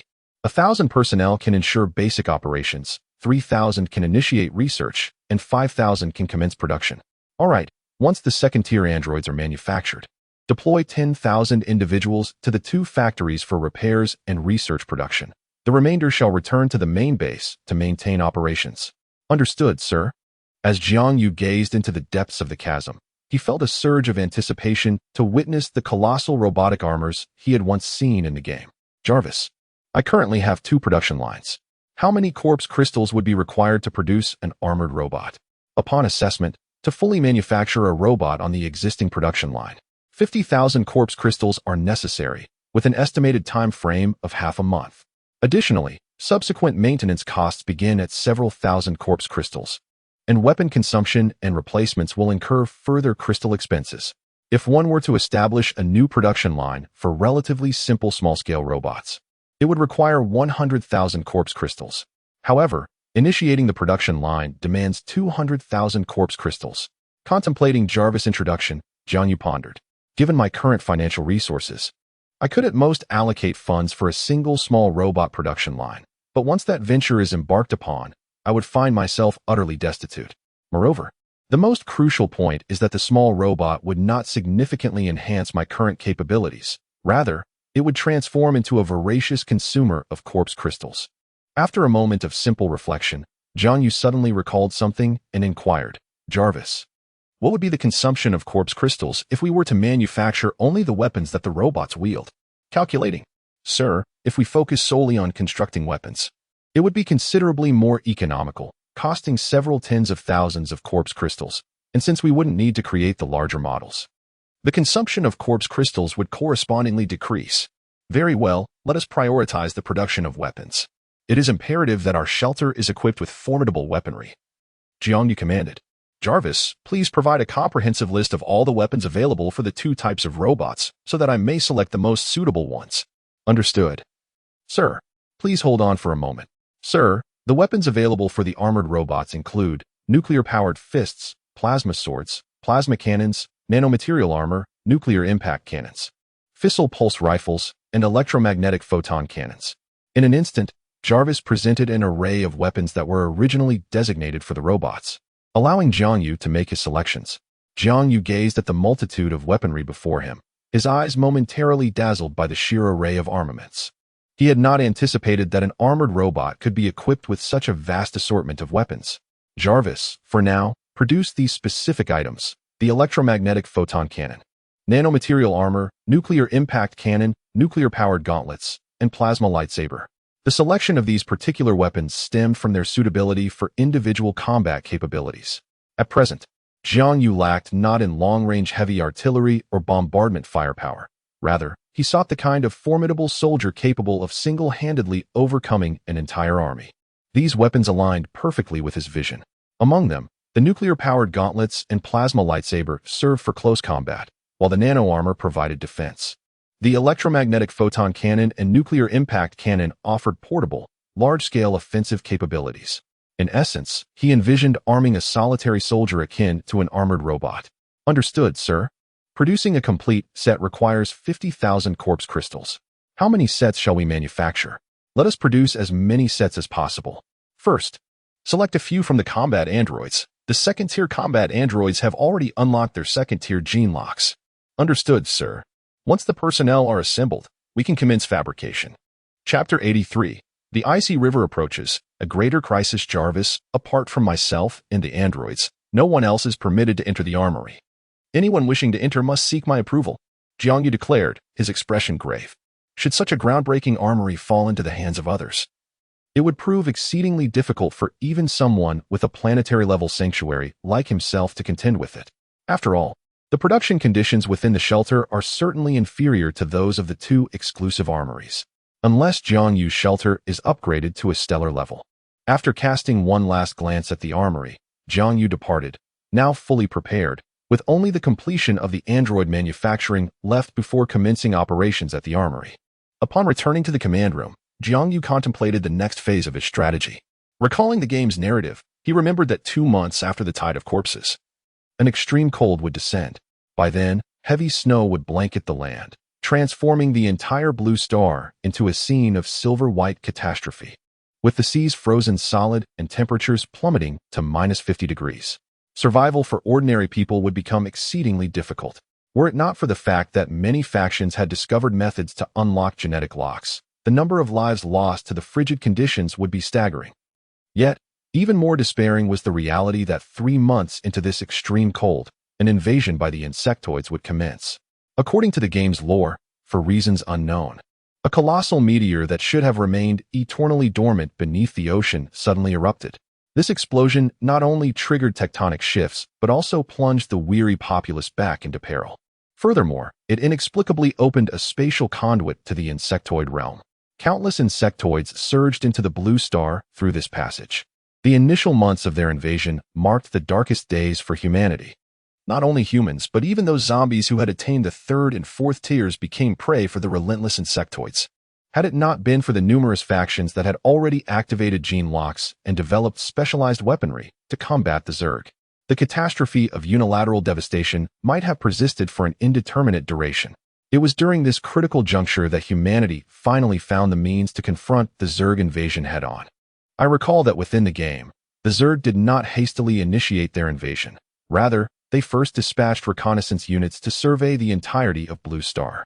It was only upon discovering that internal strife had engulfed Blue Star that they began to deploy substantial forces for invasion.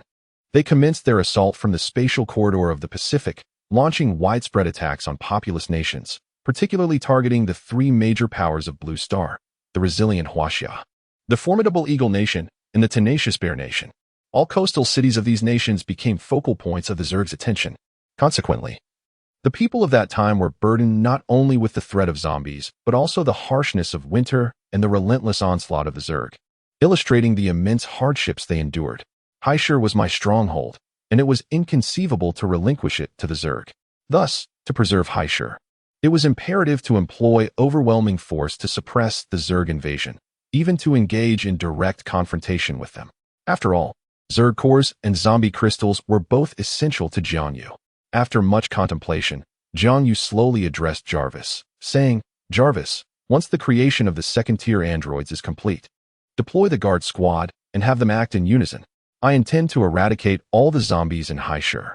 Seize the corpse crystal, forge the mechs, and prepare to confront the Zerg in 5 months. Furthermore, inform Zhang Hong and Sun Xiong from the residential building. Instruct them to come to the Ember Sanctuary this afternoon. I have matters to discuss with them. To establish a stronghold in Haishur, Jiang Yu must maintain absolute control over the city, allowing no interference, with decisions that are final and unequivocal. As for individuals like Zhang Hong and Sun Xiong, their personal sanctuaries will not be spared. They will be presented with 2 choices, submission or departure." "Very well, sir." As the conversation unfolded, Jarvis promptly relayed the message to Zhang Hong and Sun Xiong. Upon learning that Jiang Yu himself sought their presence, the astute pair immediately entertained some ominous thoughts. Yet they had no choice but to comply. Failing to attend might provoke Jiang Yu to send his men after them. In the afternoon, Sun Xiong and Zhang Hong arrived at the Ember Sanctuary, their expressions grave and hesitant. This visit was markedly different from previous ones. They sensed that the purpose behind this summons was of significant consequence. In the conference room, Jiang Yu awaited them with a smile, while Zhang Hong and Sun Xiong sat down, visibly anxious. They had come alone, without companions, for if Jiang Yu truly intended to confront them, bringing more people would be futile. "Mr. Jiang, may I inquire about the purpose of your summons?" Zhang Hong ventured to break the increasingly tense atmosphere. "I desire Haishur to become a domain of my sole authority. Thus, I present you both with a choice. Either submit to me or vacate Haishur in search of other avenues." Upon hearing these words, the expressions of Sun Xiong and Zhang Hong began to shift wildly, reminiscent of a vibrant rainbow. How brazenly direct! Such forthrightness evoked a profound sense of resentment and fury within these 2 individuals accustomed to high positions. For within that statement, they discerned disdain and disregard. Though the reality may indeed be as such, there exists a vast chasm between mere belief and the weight of direct confrontation. I shall grant you 5 minutes to deliberate. Should you fail to respond within this time frame, I will resort to my own measures. The nature of these measures, I trust, is not lost on you. As Jiang Yu leisurely partook of his afternoon tea, he reveled in the captivating expressions of Zhang Hong and Sun Xiong. They exchanged glances, each recognizing the hesitation reflected in the other's eyes. Accustomed to leadership, the thought of relinquishing their power so easily was more unbearable than death itself. "Mr. Jiang, might you enlighten us as to the reason?" "The rationale is of little concern to you. What you must grasp is that a calamity far graver than the undead is imminent, a new wave of global catastrophe. At that juncture, shelters like yours will stand no chance of survival." Upon hearing Jiang Yu's words, the countenance of Zhang Hong and Sun Xiong transformed dramatically. They understood that there was no need for Jiang Yu to deceive them. Had he merely sought to annex their sanctuary, he could have employed more forceful methods without the need for this dialogue. As time slipped away, the 5 minutes dwindled rapidly. Jiang Yu set down his milk tea, gazing calmly at Zhang Hong and Sun Xiong, and inquired, "What are your responses?" Sighing, he continued, "Fate cannot be defied. Thus, my residential building's refuge shall merge with Xinhua." In Chapter 84, Subduing 2 Families, the Citywide Heavenly Eye, a fleeting expression of helplessness crossed Zhang Hong's cold and serious visage as she slowly articulated, "If what Jiang Yu asserts is true, and a crisis even more terrifying than the zombie outbreak is indeed on the horizon, one that poses a challenge so formidable that even Jiang Yu, the master of the Xinhua refuge, finds it daunting, then our shelters may truly stand no chance of survival. After all, our refuge lacks even a semblance of adequate firepower." "Alas, I feel the same." Sun Xiong, who initially hoped to take advantage of the situation, expressed his resignation upon hearing Zhang Hong's swift agreement. "There is no choice. The circumstances compel us to comply." While he envied the superior living conditions of the Xinhua refuge, he realized that a gilded cage is still a cage. Within his own humble abode, he was the master, commanding his domain. But here, he could only submit, with perhaps only his unfortunate son left to command. There is no need for such reluctance, Jiang Yu reassured them. Though you join my Xinhua refuge, it does not necessitate your presence within it. Jiang Yu's words left Sun Xiong and Zhang Hong momentarily astonished. Joining the Xinhua refuge without the obligation to reside there, what could that possibly mean? In essence, you remain the leaders of your refuge. While I shall assume the role of leader for both of you, I will issue directives that you are to follow with absolute fidelity. As for other matters, you may exercise your own discretion. Furthermore, I shall provide you with weapons. However, I will not supply food, though I can dispatch a guard unit to assist you in gathering it. Initially perplexed, the two individuals displayed a flicker of delight upon hearing Jiang Yu's explanation. According to him, nothing had changed except that they were now required to heed his commands. Observing the joy on Zhang Hong and Sun Xiong's faces, Jiang Yu couldn't help but smile enigmatically. Thus, remember well, you are to execute my commands without question, ensuring complete compliance, while the rest shall not concern you. Do you understand? Jiang Yu remarked with a gentle smile. Yes, Mr. Jiang. They had not anticipated joining the sanctuary in such a manner. They had assumed they would be fully integrated and subsequently assimilated into the refuge. Very well, in 2 days, I will conduct a thorough cleansing of the city, eradicating all the zombies. In the meantime, prepare adequately, gather sufficient manpower, and await my instructions. Understood, Mr. Jiang. Zhang Hong and Sun Xiong nodded slightly before departing the conference room under the guidance of the android.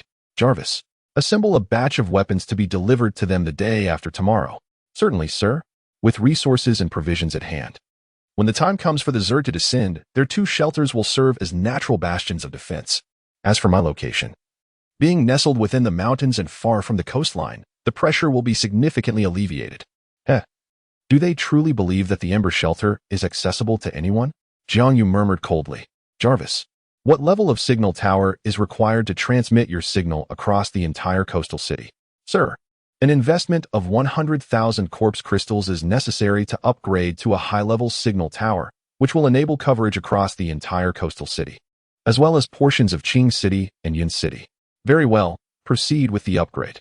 To gain dominion over the coastal city, an all-seeing eye is imperative. Beep. 100,000 corpse crystals expended, high-level signal tower activated, with a signal radius encompassing the entire coastal city and surrounding areas up to 50 kilometers. Upon hearing the notification, Jiang Yu spoke up. Jarvis, extend your gaze throughout the coastal city. I need to ascertain the current number of inhabitants, zombies, resources, and shelters. Merely within a 200-mile radius of the shelter, there are 6 shelters. I cannot fathom how many more lie beyond the signal range of the Ember Shelter.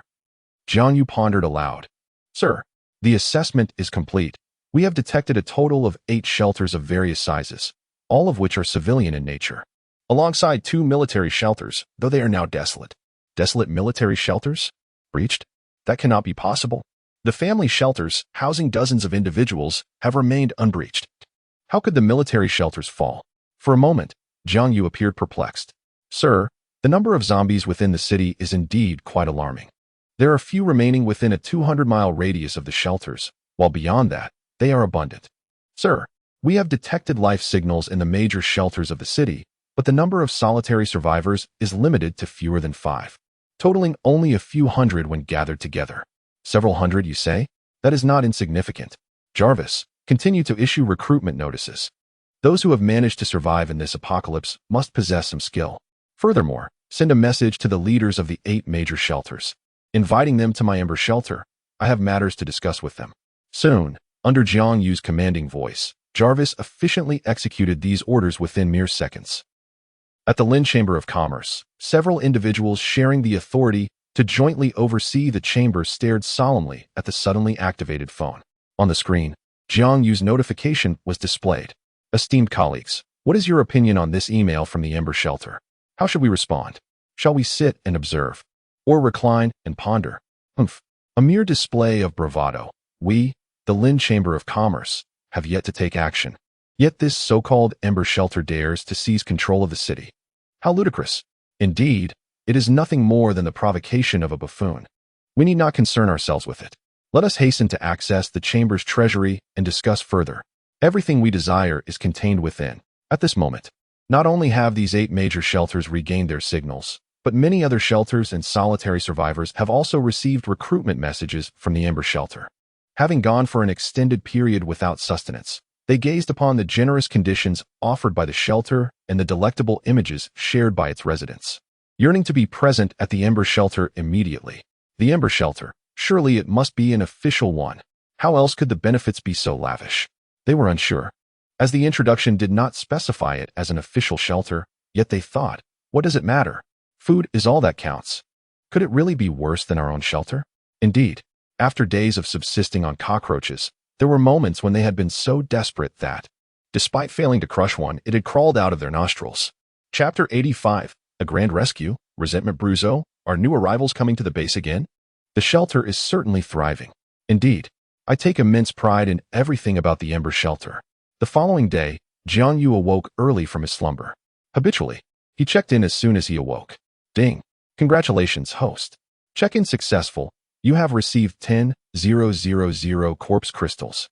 Initially still somewhat drowsy, Jiang Yu's weariness dissipated upon seeing the 10,000 corpse crystals from the check-in.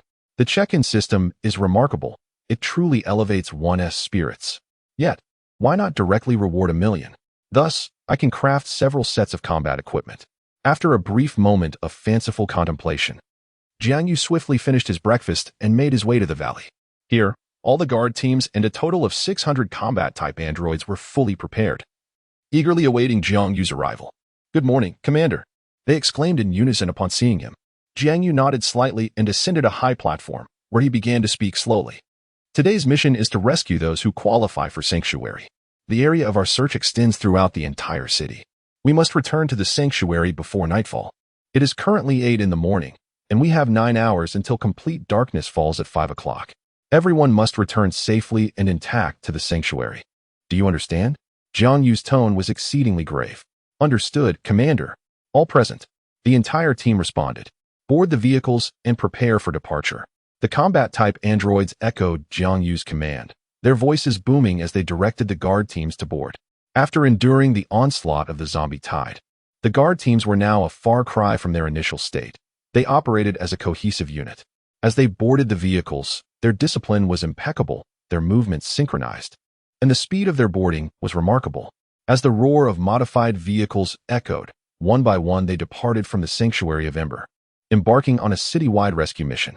Meanwhile, Jiang Yu watched their departure before returning to the command room, requesting some snacks to sustain him while he monitored the entire situation through Jarvis's surveillance. The rescue operations proceeded with remarkable smoothness, as the cataclysm had persisted for some time, leaving many individuals dulled by the trials of the apocalypse. Upon seeing the arrival of rescuers, they eagerly boarded the vehicles, indifferent to the nature of those around them. However, there were some who, despite their desperate pleas, found themselves unable to board. Even as the guards felt a twinge of compassion, the unfeeling members of the elite guard denied access to these individuals. "Commander, why do we not permit them to board? Although they may not meet the criteria, they are still our compatriots," one guard inquired. "What good would it do to save them? They possess no skills and would only become parasites within the sanctuary," came the curt reply from the elite guard. "But they could work in factories or as cleaners. Aren't those roles filled by individuals without specialized skills?" The guard persisted. "Do you have anyone in the sanctuary of Ember?" "Yes, my parents and sister are there." "So, you intend to send your parents out of the sanctuary to make room for those parasites to take on jobs that anyone could do?" The commander spoke, and the others immediately understood. It became apparent that those positions were reserved for their unremarkable relatives, rather than for themselves. Had it not been for their own efforts, their kin would similarly remain outside, enduring hunger and the biting cold. I implore you to remember, the Sanctuary of Flames is not a charitable institution. Only those who contribute to the future development of the sanctuary may enter. Furthermore, suppress your sentiments of compassion. In this apocalyptic era, the most detrimental quality is your pity. Should you doubt my words today, you will inevitably pay a grievous price. Upon hearing the words of the guard, many faces turned pale, and discontent was evident among several individuals. After all, they had joined the sanctuary shortly after the onset of the apocalypse, making it challenging to relinquish the compassion characteristic of a peaceful age. Swiftly, under the rapid actions of the guards, survivor after survivor was rescued into the modified vehicles, while simultaneously, numerous individuals attempting to take advantage of the chaos were driven away by the guards. In that moment, The guards' swift movements instilled an overwhelming sense of threat among the inhabitants of the various sanctuaries. If this situation continues, the number of individuals seeking refuge within their sanctuary may dwindle, ultimately leaving behind only a handful of gluttonous parasites. Although the number of zombies in Haishur has significantly decreased, they are still present in abundance, particularly within densely populated buildings that often harbor ample supplies. However, the zombies are equally numerous. The Xinhua sanctuary has become exceedingly arrogant. Within a single morning, dozens of people have stealthily departed from our midst. In the conference room of the Lin Merchant Association, several leaders are engaged in an intense discussion, their faces etched with anger. Indeed, we can no longer allow the Xinhua sanctuary to behave so brazenly, no matter who they are. Their manner of poaching individuals is utterly intolerable. Old Third, devise a strategy. The crowd turned their attention to a long-haired youth in the corner of the room. This young man exuded a remarkably low profile. Had they not mentioned him, many would scarcely have noticed his presence. I have perused the information regarding the Xinhua sanctuary. Even if only half of it is accurate, they are not a force that our Lin Merchant Association can contend with at present. Have you all considered this?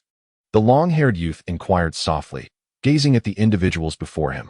Upon hearing his question, the crowd fell momentarily silent. Even Old Third, who had seized control of the Lin Merchant Association from the Lin family, felt the gravity of the situation. Is it unfeasible? He asked. It is possible. But should the information be leaked, the consequences would be dire. The current Lin family is not equipped to withstand their wrath. Upon hearing the warning from the third brother, the crowd exchanged glances and nodded in agreement. We must take action against them, regardless of the so-called sanctuary of the flame. Can they truly eliminate all of us? Indeed, they are formidable, yet we are not to be underestimated. If this continues, the Lin clan's commerce will be left with nothing but the frail and the weak, leading to a slow demise.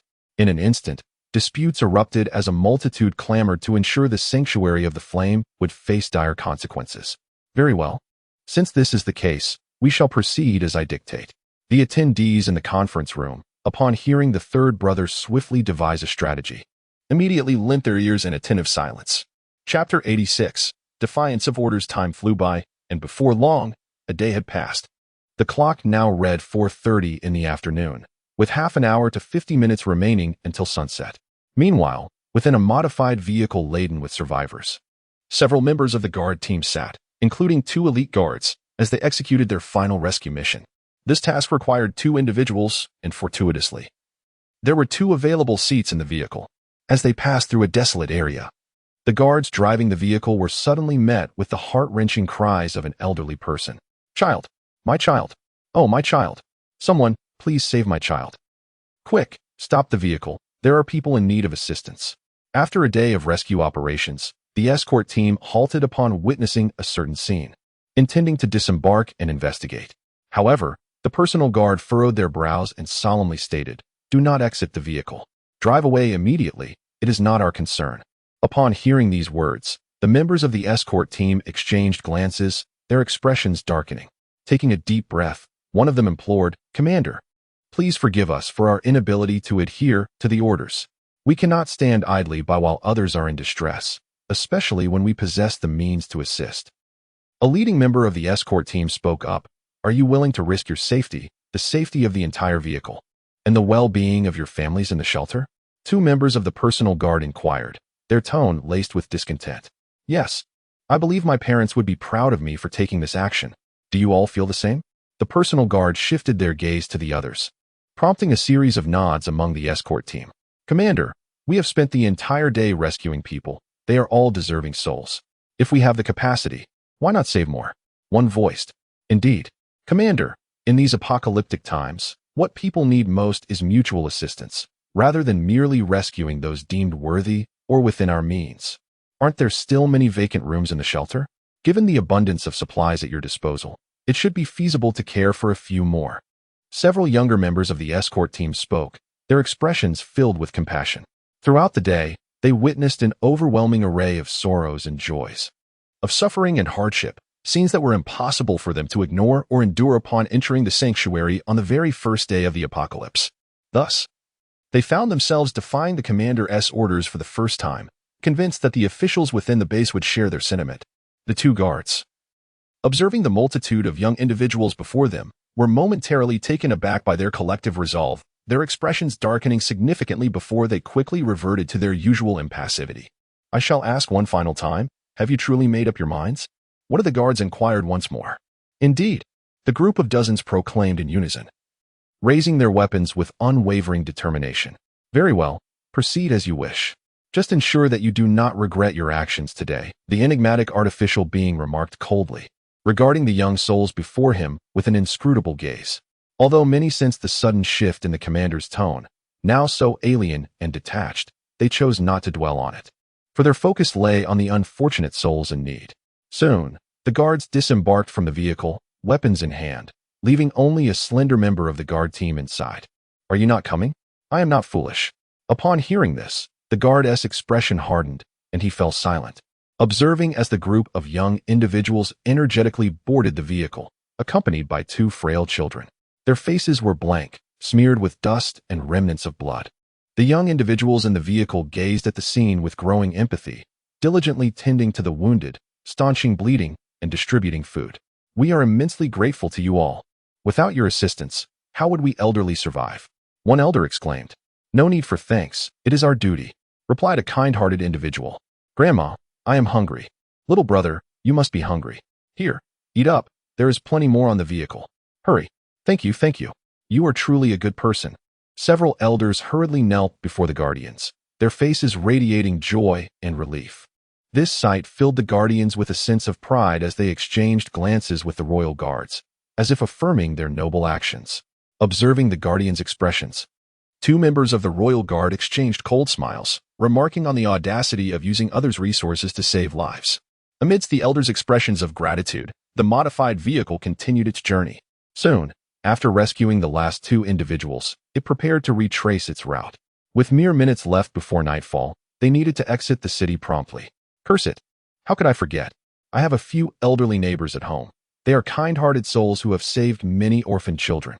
A remorseful elder exclaimed, slapping his forehead. "Might you be able to make a brief detour? Rest assured, it will only take a few minutes. I hope this is not too much trouble for you. Alas, if it proves burdensome, then let it be. Yet, they are frail and ailing. What if they do not survive the night?" Upon hearing the elder's words, the members of the guard team were instantly filled with a profound sense of responsibility. They promptly declared, "Rest assured, Elder, we shall ensure their safe rescue." Without hesitation, they turned around. Excellent. The guards, brimming with enthusiasm, set off in the direction indicated by the elder. Meanwhile, the two leaders of this mission, who were part of the elite guard, observed this scene with sardonic smiles etched upon their faces. One of the androids cast his gaze towards the individual who had remained in the vehicle and was taken aback to see the cold smirk in his eyes, as well as his proximity, just within 3 paces. In that position, he could swiftly approach them at the slightest hint of disturbance. What a clever fellow! The android murmured to himself.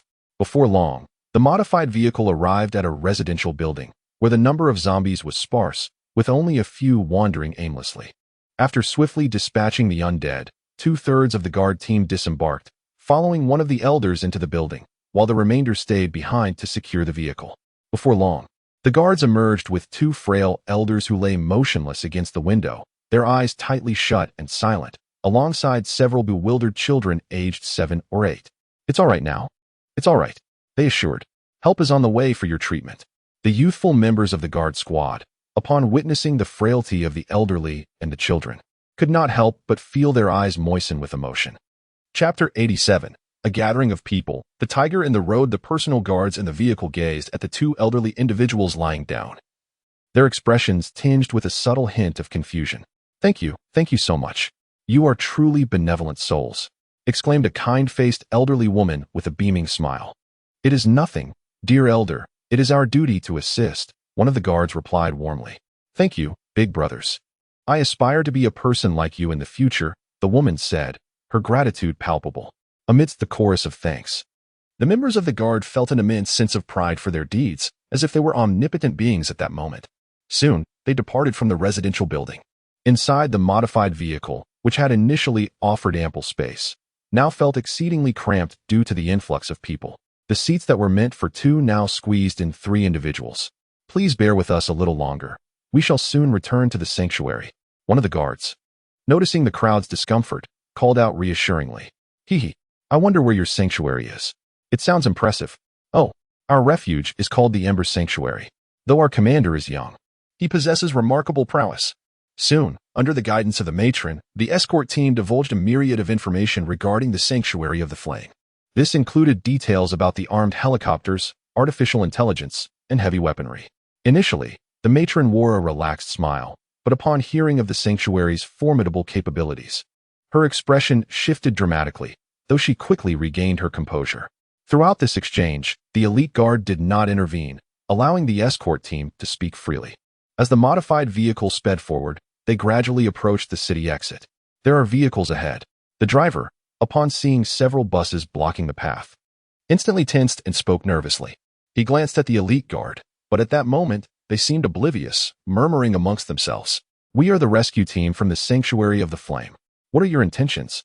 A member of the escort team instinctively leaned out of the window, raising his voice in inquiry. Suddenly, a gunshot rang out, followed by the sound of something being penetrated and splattering. To his shock, the escort team member who had leaned out was met with a fatal shot to the head, with blood and brain matter oozing from the wound as his lifeless body crumpled to the ground. Enemy attack. Upon witnessing this scene, the guards raised their weapons, their expressions filled with indignation as they gazed ahead. A few among them, however, cast anxious glances towards the royal guards, who seemed to disregard everything around them. The frail guard, despite also brandishing his weapon, found himself positioned alarmingly close to the two royal guards, mere steps away from hiding behind them. Do not move. Lower your guns, or I assure you that everyone in the vehicle will perish. Just as the tension escalated among the guards, preparing for the impending confrontation, a few ominous, hoarse chuckles echoed from behind them. Several turned to see the very elderly individuals who had just expressed their gratitude, now wielding weapons and holding a hostage. Speaking in a cold tone, "Dear elders, I did not anticipate the plan to unfold so seamlessly, nor did I expect the guards of the Ember Sanctuary to be so intellectually deficient and naive. Had I known, we would have launched an assault on your refuge directly. But it matters not. We have already obtained intelligence regarding the Ember Sanctuary. Once we gather sufficient manpower, we shall pay a visit to your sanctuary to ascertain whether it truly is as splendid as you claim." Upon hearing his words, the faces of the guards turned an ashen white, their minds racing with a single thought. What should we do? What should we do? Many individuals instinctively turned their gaze towards the synthetic beings. Yet, what they beheld remained the same, the indifferent eyes of the guardians. I will count to 5. Drop your weapons. Then exit the vehicle. Several armed elders, while holding the hostages in the vehicle, began their countdown. Soon, the countdown concluded. Before they could react, the sound of a gunshot pierced the air. Bang! Ah! Silence! No! In an instant, a gunshot rang out within the vehicle. The guardians beheld the individual who had been retrieved after passing the refuge assessment, now effortlessly slain. He was so close, so perilously close to safety. This individual, having endured countless hardships to reach this moment, had already passed the assessment and was on the verge of escape. At this instant, he should have been within the sanctuary, savoring food and shelter. As the wounded man slowly collapsed, his gaze fixated on the guardians, as if to question, why? Why? No. In that moment, the guardians crumbled. Witnessing the fallen man's eyes filled with confusion and despair shattered their resolve. An overwhelming wave of guilt and remorse engulfed them, rendering their spirits exceedingly fragile. Drop your weapons. Otherwise, you will be next in 5 seconds. No, no, no. We will. Their minds, now exceedingly feeble, lost the capacity for rational thought, leading them to obediently relinquish their weapons and gradually form a line to exit the vehicle. I hope this will persuade the executioner across from us to cease fire. Wait a moment. Conceal yourself behind him. 2 guards disembarked alongside, one of whom addressed the frail sentinel. The man nodded slightly and then discreetly maneuvered to position himself behind another guard. Who would have thought it would be this simple?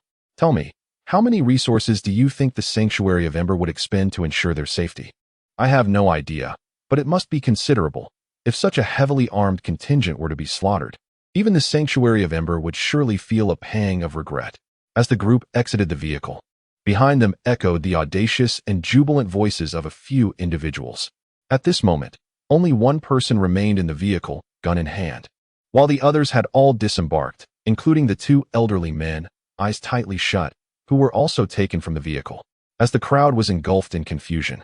Wondering if the figure lying there was indeed one of their own, one individual drew forth a knife and abruptly lifted the old man's blanket, revealing a belly that appeared as though it had been stitched together with thread.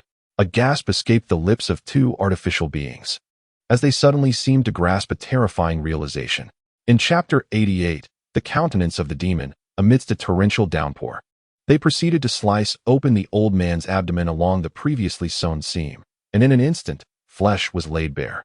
Strangely, however, there was a shocking absence of blood. The anticipated river of crimson did not materialize. Under the astonished and bewildered gazes of the guards, the individual tore open the gaping wound, unveiling the interior of the belly, which shockingly contained no organs, but rather numerous bags filled with a dark substance. Subsequently, he extracted those bags from within the old man's body, discarding the lifeless form as though it were refuse.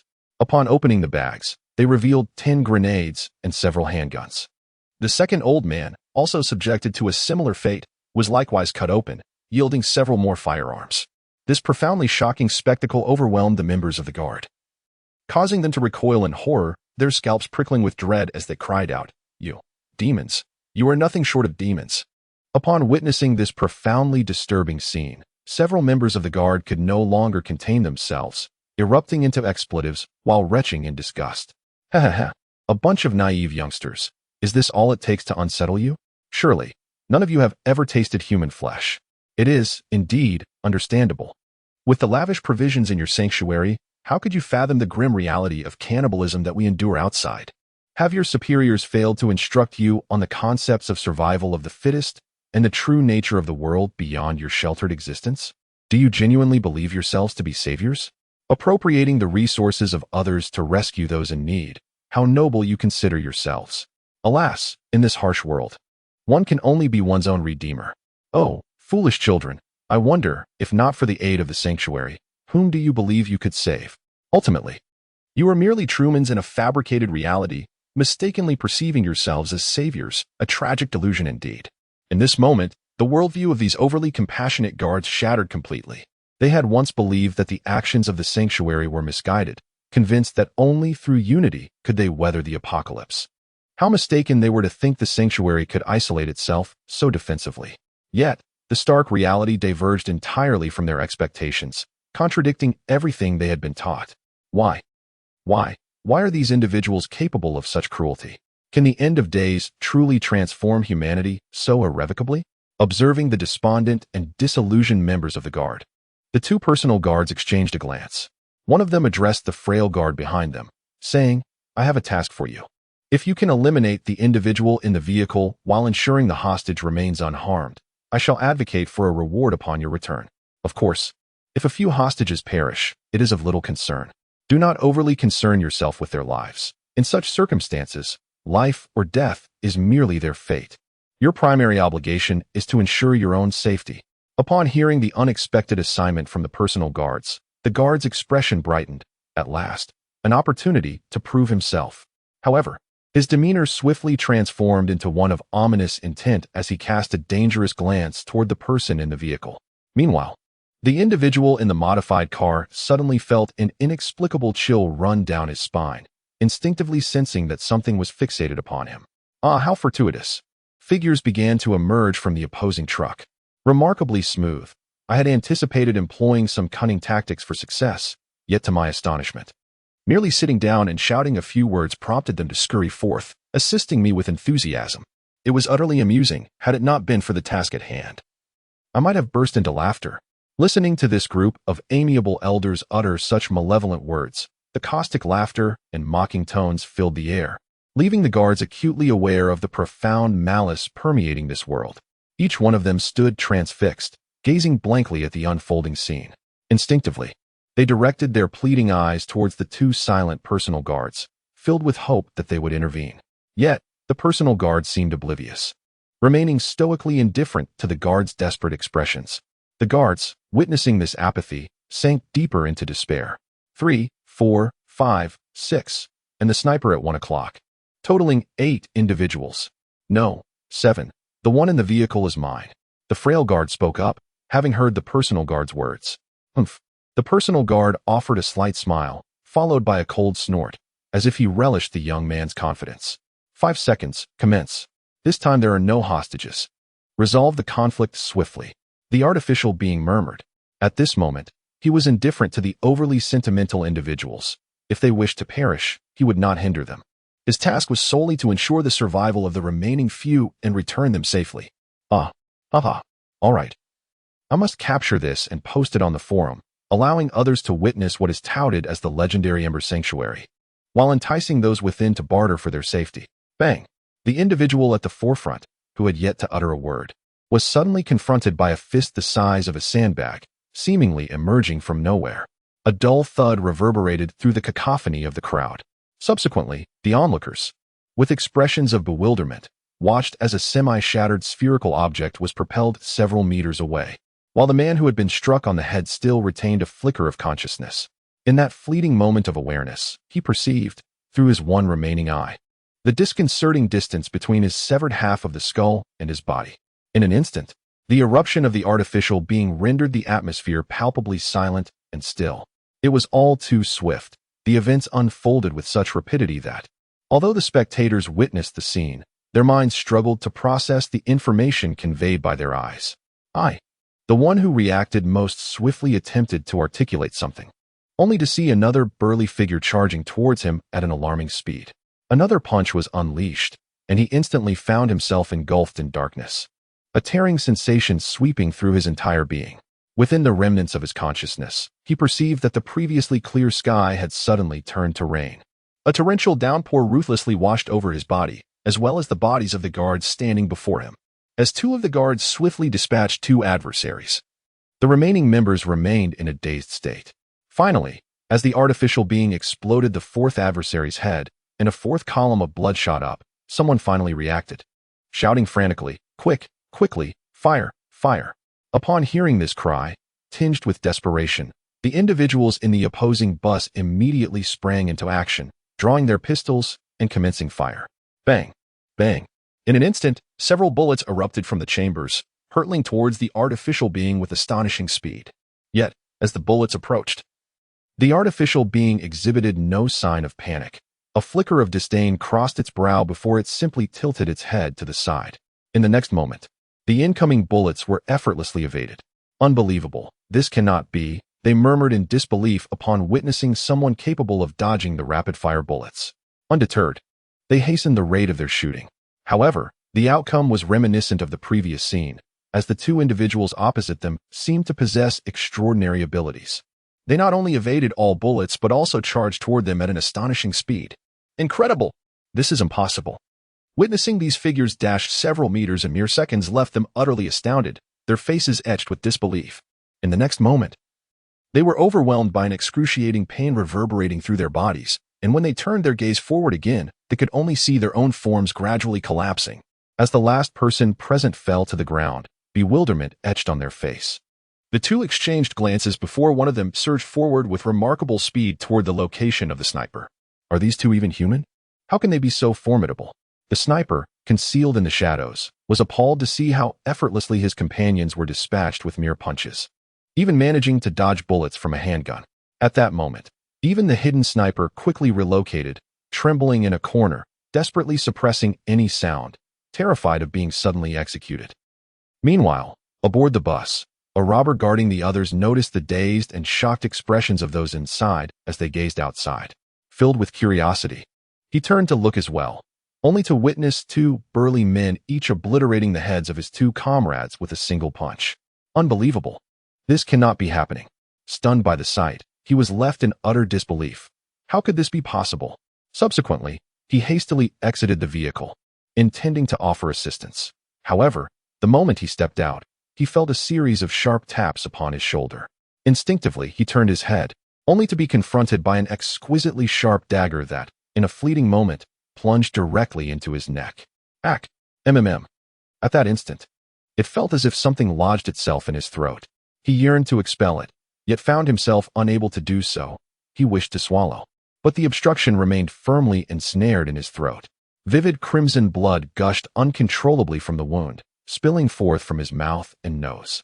With a visage etched in disbelief, He regarded the guard standing beside him, slowly extending his finger, intent on uttering something. Thud. In that moment, the guards, unwavering in the face of his impending demise, severed the outstretched finger with another swift strike. Thud. The next instant, he could no longer endure. He collapsed to the ground, utterly powerless even to bear the pain of his severed finger. The remnants of his consciousness compelled his body to convulse frantically as his lifeblood threatened to ebb away, his gaze fixated on the indifferent youth before him. Yu. The guards, who had been rendered speechless by the shocking betrayal, stared in astonishment at this frail figure among them. Boom. Before anyone could utter a word, a thunderous explosion echoed, prompting them to turn once more, only to behold a stone wall shattered to pieces. A blood-soaked member of the guard emerged, dragging a man behind him. Apart from the sniper, the others were declared dead. Report to the commander. The enemy has been neutralized, shouted the feeble guard. Well done. You'll receive a reward upon your return. The commander smiled at him. The sight of the commander, drenched in blood, elicited a shudder from the frail guard. Yet, upon reflection, he realized this was precisely the image he had longed for. Commander Yu. The remaining members of the guard were left utterly bewildered by this scene. All right, it's time to head back. Ignoring the inquiries from the others, one of the guards casually picked up a fallen handgun and approached the trembling children sheltered behind a wheel, who had been brought forth by the elderly. Amidst the astonished gazes of the children and others, the guard fired several shots. Bang, bang, bang. In an instant, the children lay lifeless, their faces etched with disbelief, fallen at the hands of the guards. Commander, what are you doing? They are just children. One guard shouted in horror at the unfolding scene. Bang. Just as he prepared to speak further, he felt as though his head had been struck by a vehicle, an intense pain enveloping him in an instant. The punch left the member of the guard utterly dazed, simultaneously extinguishing any desire for others to speak. You no longer possess the right to demand an explanation. The commander is fully aware of everything that transpires here. Upon your return, the commander will impose penalties on you and your families for today's events, the android remarked nonchalantly. Upon hearing this, every individual present trembled, their faces instantly drained of color. Now, take this mutt back to the shelter. We have already delayed far too long, one of the guards announced. Gradually, the elite guard boarded the vehicle, which then resumed its swift journey toward the shelter. Soon, under the personal direction of the elite guards, they arrived back at the shelter, where a multitude of individuals awaited their identity verification before entering. The commander issued a decree.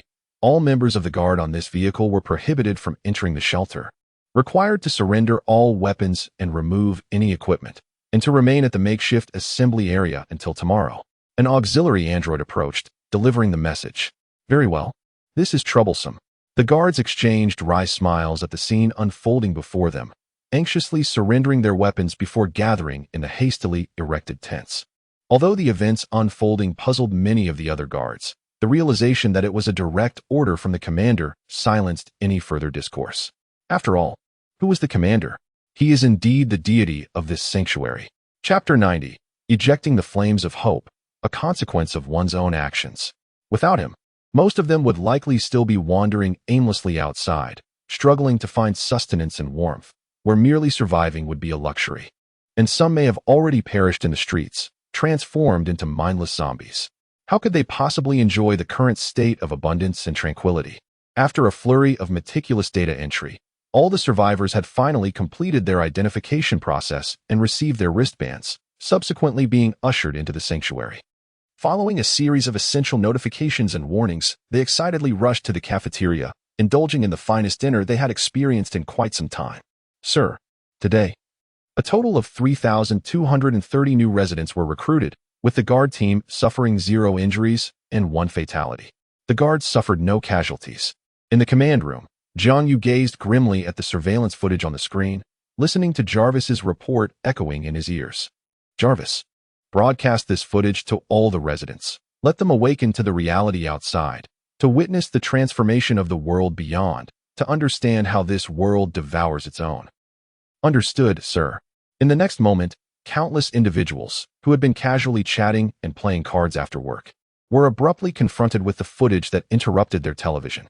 Initially, they anticipated a heroic video of the guard rescuing others, but as they continued to watch, their expressions darkened with disbelief and horror. Is this the world outside? How terrifying. Has it truly descended to cannibalism? How could it have changed so drastically in such a short time? The Truman Show is not a reflection of us. Yet, upon reflection, it is indeed fortunate that we were brought to this sanctuary at the dawn of the apocalypse. Yes, we need not witness the horrors of this terrifying end. Damn, are these guards the same ones who previously fought zombies? Why do they insist on broadcasting everything? Is their tongue stuck, desperate to be freed? Indeed, these guards are so inconsiderate. If it weren't for the presence of the personal guard, who knows how many would have perished? Humph, did you not see? There is already a survivor who perished due to the folly of the guard team. Had it not been for the actions of the personal guard, we might have had to venture out to rescue them. The losses would have been far greater. For heaven's sake, the personal guard explicitly advised against going. Yet they insisted on proceeding. Is this not a sheer display of madness? In an instant, the entire shelter erupted in condemnation and vitriol directed at this small group of guard members. Their families, witnessing the unfolding scenes on the surveillance footage, were equally livid. Their faces etched with fury. How could their loved ones feel any pride? Your family's sustenance and clothing are provided by others. What audacity do you possess to speak in such a manner? In a moment, the surveillance footage incited a wave of outrage and astonishment within the shelter. Stubbornly disregarding advice, overestimating their capabilities, and exhibiting blind confidence, a torrent of invective was hurled at them. While many expressed relief at the presence of the formidable personal guard, they vehemently denounced those guard members who failed to prioritize the safety of the shelter. The following morning, Jiang Yu rose early, had breakfast, signed in, and subsequently summoned a multitude of guards to assemble in the valley. Commander Jiang Yu and several other leaders stood at the forefront. With the guards positioned at the rear, they were acutely aware of the reason behind this sudden gathering, having viewed the surveillance from the previous day, and each harbored an unusual blend of anger and shock within their hearts. The instigators stood in another corner, heads bowed, their expressions filled with dejection and pallor. I trust that everyone has viewed yesterday's footage, so I shall refrain from elaborating further. Here, I wish to pose a few inquiries to you. Who bestowed upon you the authority to arbitrarily rescue individuals? Who granted you the power to disregard commands? Who allowed you the liberty to indiscriminately disclose the precise location of our sanctuary? Who empowered you to recklessly allocate the resources of my refuge? And who gave you the audacity to presume that the plan I entrusted you with was erroneous? Jiang Yu's 5 questions rendered all present speechless. The expressions of the members of the guard turned even more ashen, their heads bowed further still. Because of your actions, a skilled professional has been lost to my sanctuary. Because of you, sensitive information regarding my haven has been compromised. Because of your folly, my sanctuary was nearly plunged into chaos. And due to you, an entire vehicle of survivors was almost doomed to perish because of your foolishness and blind confidence. Jiang Yu's tone grew increasingly grave, his fury mounting, his words tumbling forth with ever-increasing speed. He was bewildered. He couldn't comprehend how, after so long in combat and multiple rescue missions, these seasoned guards could still harbor such simplistic and misguided notions. After a moment of silence, he gazed at the downcast guards, at a loss for words, and spoke softly. Yesterday, you expressed your willingness to bear all the consequences of this action. Very well. Since you possess such resolve, I shall grant your wish. From today forth, take your families and depart from the sanctuary of embers. Carry with you your ambitions and noble virtues. Leave this place, and venture forth to establish your own utopia. Upon uttering these words, a wave of astonishment swept through the crowd. Jiang Yu's proclamation stunned everyone present. Not only the members of the guard, but also the residents watching the live broadcast, all wearing expressions of shock. They were indeed being expelled, an actual expulsion. Although many had speculated yesterday about the possibility of a direct eviction, it was still uncertain as to how far the guards would go. The reality of their expulsion was now undeniable, and the fact that they were to take their families with them only exacerbated the challenges of survival in this apocalyptic world. Commander, we were mistaken. Please grant us another chance. We shall amend our ways. We promise to comply with all your orders henceforth. They had initially feared a severe punishment, but upon learning that their entire families were to be expelled, panic set in. Their faces turned pale with dread, and they desperately pleaded for mercy, hoping that the commander might show them clemency. Chapter 91. Regret and Reflection, a New Perspective. I am sorry. I am truly sorry. We, too, harbor no desire for this. The echoes of apologies and cries reverberate throughout this valley, as they cannot fathom how they would survive in this cannibalistic apocalypse if cast out. Commander, They are merely children. Might your actions lead to? Jiang Yu stepped forward, intending to plead for mercy. However, Jiang Yu regarded him with a gaze imbued with murderous intent. Jiang Yu, do you also wish to defy my orders? If today does not serve to demonstrate the consequences of disobedience, how will others learn from this?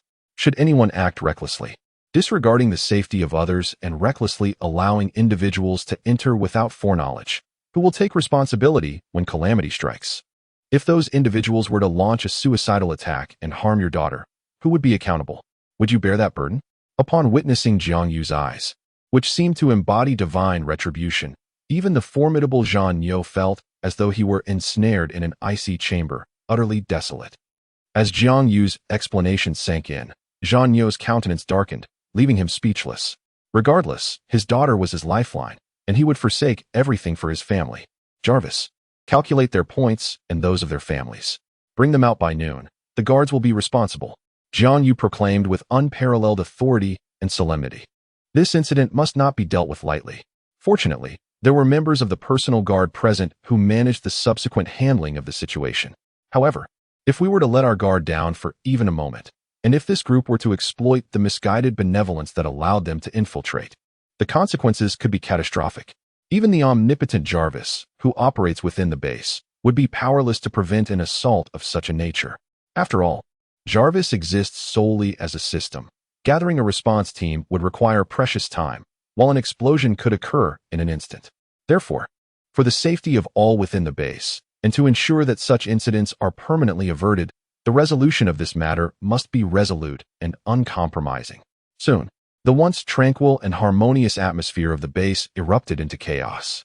The families of the guards, upon hearing the news of their impending expulsion from the sanctuary, were unwilling to leave, brazenly insisting on their right to remain. Even when confronted with armed guards, most of them wept openly, voicing their grievances and despair. We will not leave. Why should we? We are not the ones at fault. Let those who err depart instead. They cried. You brought us in. You must take responsibility for our futures. Please, do not force us out. If we leave this place, we will not survive. Everyone, come and see. They are expelling people from the sanctuary. We must unite. Otherwise, the next to be cast out could very well be you. In the plaza on the 10th floor, families of the guards gathered in a tumultuous uproar. Relying on their numbers, they refused to depart easily, brandishing loudspeakers and shouting fervently. Yet, no matter how vociferously they cried out, the gazes of the other residents were filled with profound disdain and repulsion. Their families' blunders, marked by a lack of discretion, had caused the leakage of vital information from the shelter, nearly leading to an assault. Had such an attack occurred, the toll on lives would have been unimaginable. Under these circumstances, it was a wonder that no one had taken it upon themselves to confront them physically, let alone engage in conversation. Ultimately, the personal guards arrived at the scene, seized the firearms from the guards' hands, and coldly proclaimed, "Depart now, and you may still exchange your points for goods. Should you remain unwilling to leave in 3 seconds, we will have no choice but to dispose of your corpses." Humph. To leave is to die. To stay is also to die.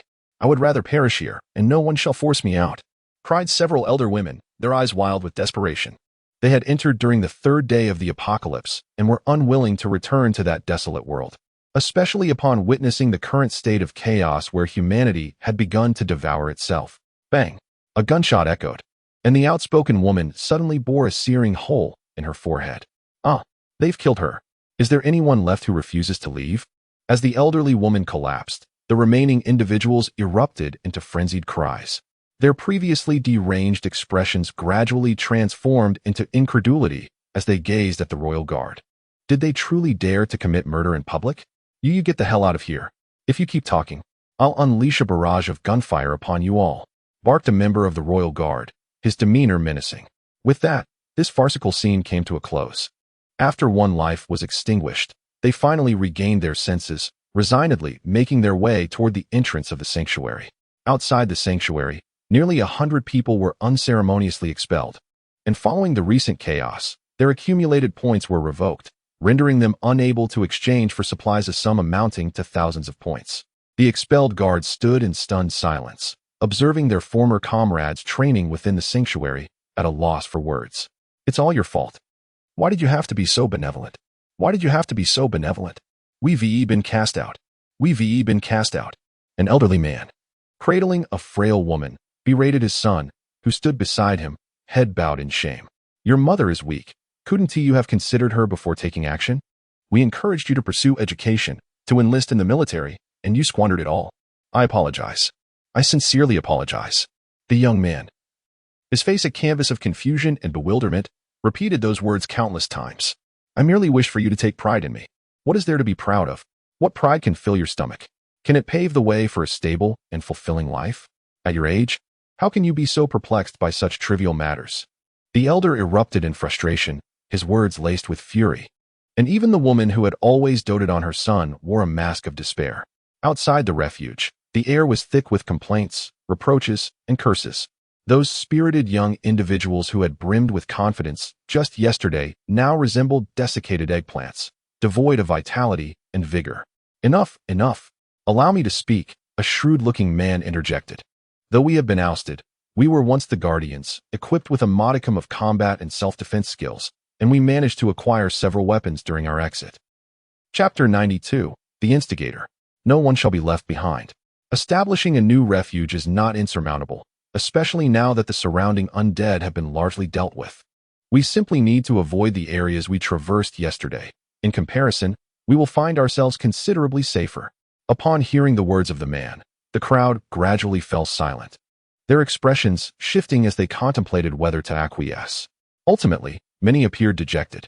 They were not the commanders of the sanctuary and lacked the means to survive in this apocalyptic world on their own. Thus, the idea of forming a new refuge with the remaining individuals, once comrades, seemed fitting. Subsequently, they began to depart from the sanctuary's confines, making their way towards the urban area of Haishur. It was now around 10 in the morning, and they hoped to reach the city before dusk, seeking a suitable place for their large group to reside. Although Haishur lay in ruins, finding appropriate accommodations was not overly difficult. Within the sanctuary, several individuals tasked with cleaning were busy tending to the bedding of those departing. One might wonder if the commander was being excessively harsh. Among the residents was a kind-hearted woman in her 50s, whose frail health had aged her prematurely. Yet, one might question the necessity of such stringent measures. Is this not a lesson meant to deter further recklessness? If the punishment were lenient, would others not follow suit with their misguided actions, jeopardizing the operation of the base? Should a crisis arise, would the commander be expected to remedy the situation? Furthermore, it is essential to understand that this is not an official refuge but a private one, supported by its own armed forces. If it were not for the sake of ordinary individuals like us, and to provide the base's personnel with tasks, why would there be a need for a protective escort? Upon hearing the words of the woman, although the others furrowed their brows, they still felt it was somewhat excessive. Do not cast such glances. Since this has not befallen you, you perceive it as excessive. Should several individuals from the shelter perish, or should some of your own kin meet their demise, would you still deem it excessive? They provide you with sustenance, equip you with arms, and instruct you in the art of warfare, yet you defy military orders. The fact that your lives have been spared is already an act of great mercy. In times past, such matters would have been brought before a military tribunal. Upon hearing the elder's words, the individuals present gradually found solace. Indeed, unless one experiences the situation firsthand, it is impossible to grasp the emotions of those involved. This incident simultaneously began to stir within the ranks of the guard.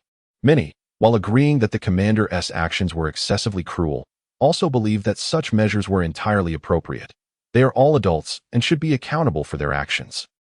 Old Jiang, do you think the commander might be too autocratic? Indeed, although this shelter belongs to him, the people within were invited by him. He cannot govern with such despotism. Precisely, I believe it is essential to restore a harmonious society through collaborative governance. While this shelter boasts advanced technology, the commander is merely a youth, an autocrat, which is untenable and unsuitable for long-term stability. Thus, shared governance is required to curtail the commander's tyranny. But will anyone heed our words? No matter, we earn our living with our words. Do you think we cannot persuade a crowd of ordinary folk? Once they are convinced, will we still fear the commander's dissent? Can he truly expel us all? The uproar surrounding this matter gradually subsided, and life within the base began to return to normalcy. In the command room, Jiang Yu gazed at the monitors and inquired, Jarvis, have we located the group responsible for the attack? Yes, sir. Upon my thorough analysis, it is confirmed that the assailants are indeed members of the Lin Consortium. Although they have operated covertly, Their actions are as transparent as daylight under my omnipresent surveillance. Jarvis responded. Very well, Jarvis. Assemble the guard and eliminate the Lin Consortium, Jiang Yu said with an air of indifference.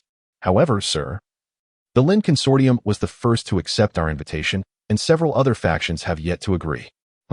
What does that matter? Their agreement holds no weight. It is impossible for them to play both sides. Since they dared to set their sights on our interests, we shall not allow them to escape unscathed. Jarvis, document every move made by the Lin Consortium. I want no one to evade justice. Once they have been eliminated, if by tomorrow the other shelters have yet to respond, then we shall proceed to eradicate them directly. Haishi, only my voice shall prevail. Jiang Yu snorted coldly. Understood, sir. Within the valley, the individuals who had just finished their midday repast were once again summoned to assemble. The target this time is the Lin Corporation, which had launched an assault on our Xinhua shelter using modified buses yesterday. The commander has decreed that not a single creature shall be spared. Remember, not a single creature shall be spared. The war bull stood aloft, its voice booming like thunder. The guards below wore solemn expressions, as yesterday's events had been classified as a cautionary tale. For the sake of their families and the sanctuary, they could not afford to act foolishly. Although the commander's words might not have been entirely accurate, they chose to comply, for it ensured their safety and spared them from punishment. After all, in such dire circumstances, even the most formidable warriors would acknowledge their inability to execute a successful breakout. Boom, boom. As the crowd boarded the vehicles, they simultaneously witnessed two armed helicopters laden with weaponry taking flight. The sight ignited a fervor within them. Even the helicopters were deployed. Subsequently, a large contingent set forth towards the Lin family's trading consortium on the other side of the city. On the highway, those expelled from the guard unit observed the modified vehicles speeding past and the helicopters soaring overhead, their faces etched with bitter disappointment. They should have been among the passengers in those vehicles. Yet, at this moment, it was too late for regrets. From this point onward, they became like two fleeting lines that briefly intersected, only to diverge swiftly, growing ever more distant, one ascending, the other descending. An hour later, the fire brigade arrived at the designated location. The commander began orchestrating the operation. 6 teams were assigned to envelop the area from 6 different directions, ensuring that none could escape the bombardment zone of the helicopters. Understood. The operation was rather straightforward. The 6 guard teams were solely responsible for overseeing the individuals who had escaped, while only the 2 armed helicopters above were tasked with taking action. Chapter 93, Total Annihilation, a shockwave of unease. Once everything was in place, the armed helicopters, hovering amidst the clouds, swiftly descended, making their glaring presence known before the members of the Lin Corporation. At this moment, those gathered in the secret chamber for a meeting remained blissfully unaware of the impending calamity. Old 3, your plan has failed, one long-haired man remarked gravely. I am aware. I have spoken of the consequences and challenges of this endeavor, yet it was you who insisted on taking action. What shall we do next? Are we truly to grovel before them? No, they remain oblivious to our involvement in this matter, which means we still operate from the shadows. What do you suggest?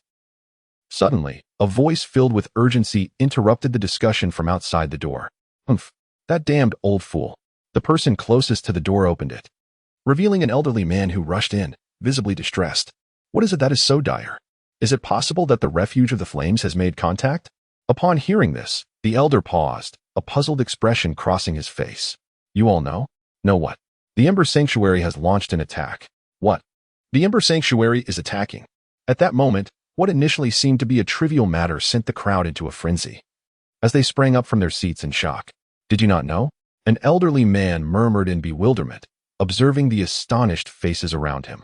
Upon entering, he had overheard the mention of the Ember Sanctuary's assault and assumed everyone was already aware. They are truly attacking? Have they really come for us? A long-haired man queried, disbelief etched across his features. Indeed, they are attacking, and they have completely surrounded the trading guild. There are even 2 helicopters buzzing overhead, the elder lamented, his face a picture of despair, although he was puzzled as to why those in charge seemed so shocked despite their prior knowledge. He understood the urgency of delivering a full report. It's over. This cannot be happening. It is impossible. My plan was flawless. No one could have anticipated it would be us. Moreover, there are other shelters of comparable strength nearby. Why have they chosen to target us? The long-haired man muttered in a growing haze of confusion and disbelief. Could it be a random selection? Yet, That seems far too coincidental. Enough. What shall we do now? They have come knocking at our door. The individual who spoke earlier demanded. Indeed, Old 3, what shall we do now? The items in the vault have yet to be retrieved, and we certainly cannot confront the sanctuary of the flame head-on. Old 3, this is all your fault. Had it not been for your negligence, how could we have been discovered? In an instant. The formidable reputation of the sanctuary of the flame caused this group of individuals, who had been amicably chatting and boasting just moments ago, to turn on one another. Several stern-faced men pointed accusatory fingers at Old 3, unleashing a torrent of invective. Enough. I previously inquired of you all, and it was your unanimous agreement. Now, with the truth laid bare, you each seek to shirk responsibility? The long-haired man, his face ablaze with fury, challenged those before him. Humph. In any case, it is your incompetence that is to blame. You might as well end your life in atonement. Indeed, perhaps your demise will quell the wrath of the sanctuary of the flame.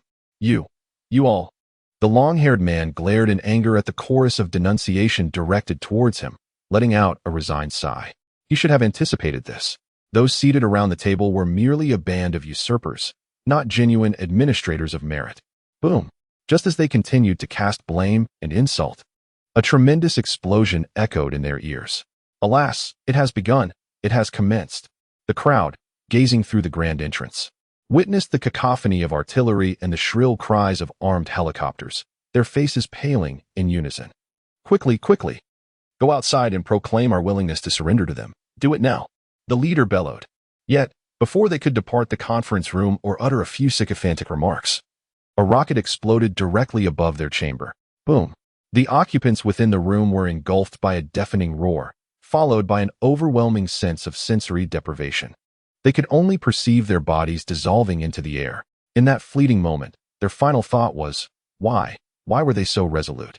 As the armed helicopters unleashed relentless bombardment for a full 40 minutes, the Lin family business assembly suffered the devastating fate of hundreds perishing beneath the onslaught of rockets. This long-absent bombardment alerted other shelters to the formidable and terrifying might of the Ember Sanctuary. Such indiscriminate violence was beyond their imagination, even in the peaceful days. The Americans were not so decisive. Hurry, accept the invitation from the Ember Sanctuary, quickly. Alas, it appears we have no choice but to acquiesce. Compose an email expressing our willingness to submit, with a more amiable demeanor. No, rather, adopt a more humble tone. Furthermore, the individuals from the 7 remaining sanctuaries could not help but wear expressions of helplessness and wry amusement upon witnessing this scene. They were somewhat aware of yesterday's attack and were quick to disavow responsibility, but as they conducted their covert investigation, the Ember Sanctuary had already dispatched personnel to bombard the area. It is evident that the mastermind behind this incident is most likely the Lin Consortium. Moreover, the Ember Sanctuary's ability to uncover the identity of the perpetrator in a single night is truly astonishing. How terrifying! This exemplifies a genuine reach that extends far and wide. This singular thought resonated within the minds of the leaders from the remaining 7 sanctuaries. The Lin Consortium truly resembles a lantern in a privy, inviting doom upon themselves. Do they truly believe that a modicum of cleverness can intimidate the Ember Sanctuary? Little did they realize their own folly. They have sealed their fate, and I find myself bereft of a formidable adversary. Yet, the Ember Sanctuary faces a dilemma. How shall I appease them? In an instant, the representatives from the other 7 sanctuaries furrowed their brows in contemplation of their next course of action. Chapter 94. A distinct style in battle. Attention, guards. The extensive sweep has been completed. It is now your turn to conduct a thorough eradication. Remember the Commander's directive. Crush the eggs, muddle the mudfish, eliminate all creatures with a single shot. No life shall be spared. Understood. The armed helicopter gazed down upon the devastated ruins below and spoke. Meanwhile, the guards raised their weapons, swiftly pouring into the remnants of the Lin family business from all directions. Drawing from their prior experience of plundering 3 shelters, they exterminated all life within the ruins, even crushing a solitary surviving worm into a pulpy mass without hesitation. Report to the commander, we have discovered a vast vault. As the guards conducted their thorough search, they soon stumbled upon an underground safe deposit. Although its purpose remained a mystery, the formidable steel exterior suggested it was no ordinary object. After enduring relentless bombardment, its steadfast presence was remarkable. Oh, The elite guards in the sky suddenly became intrigued. They decided to leave 2 behind to monitor the helicopter while the rest leaped down from their airborne perch. With a resounding crash, they landed firmly on the ground. The guards below, witnessing the elite descending from dozens of meters above without a scratch, were left in awe. Is this the power of the elite guards? Is this the vault? One of them wondered aloud. Jarvis, can you scan to reveal what lies within? The elite guards inquired, raising their wrist devices in anticipation. Scanning in progress, please hold. The voice of Jarvis resonated in the headphones.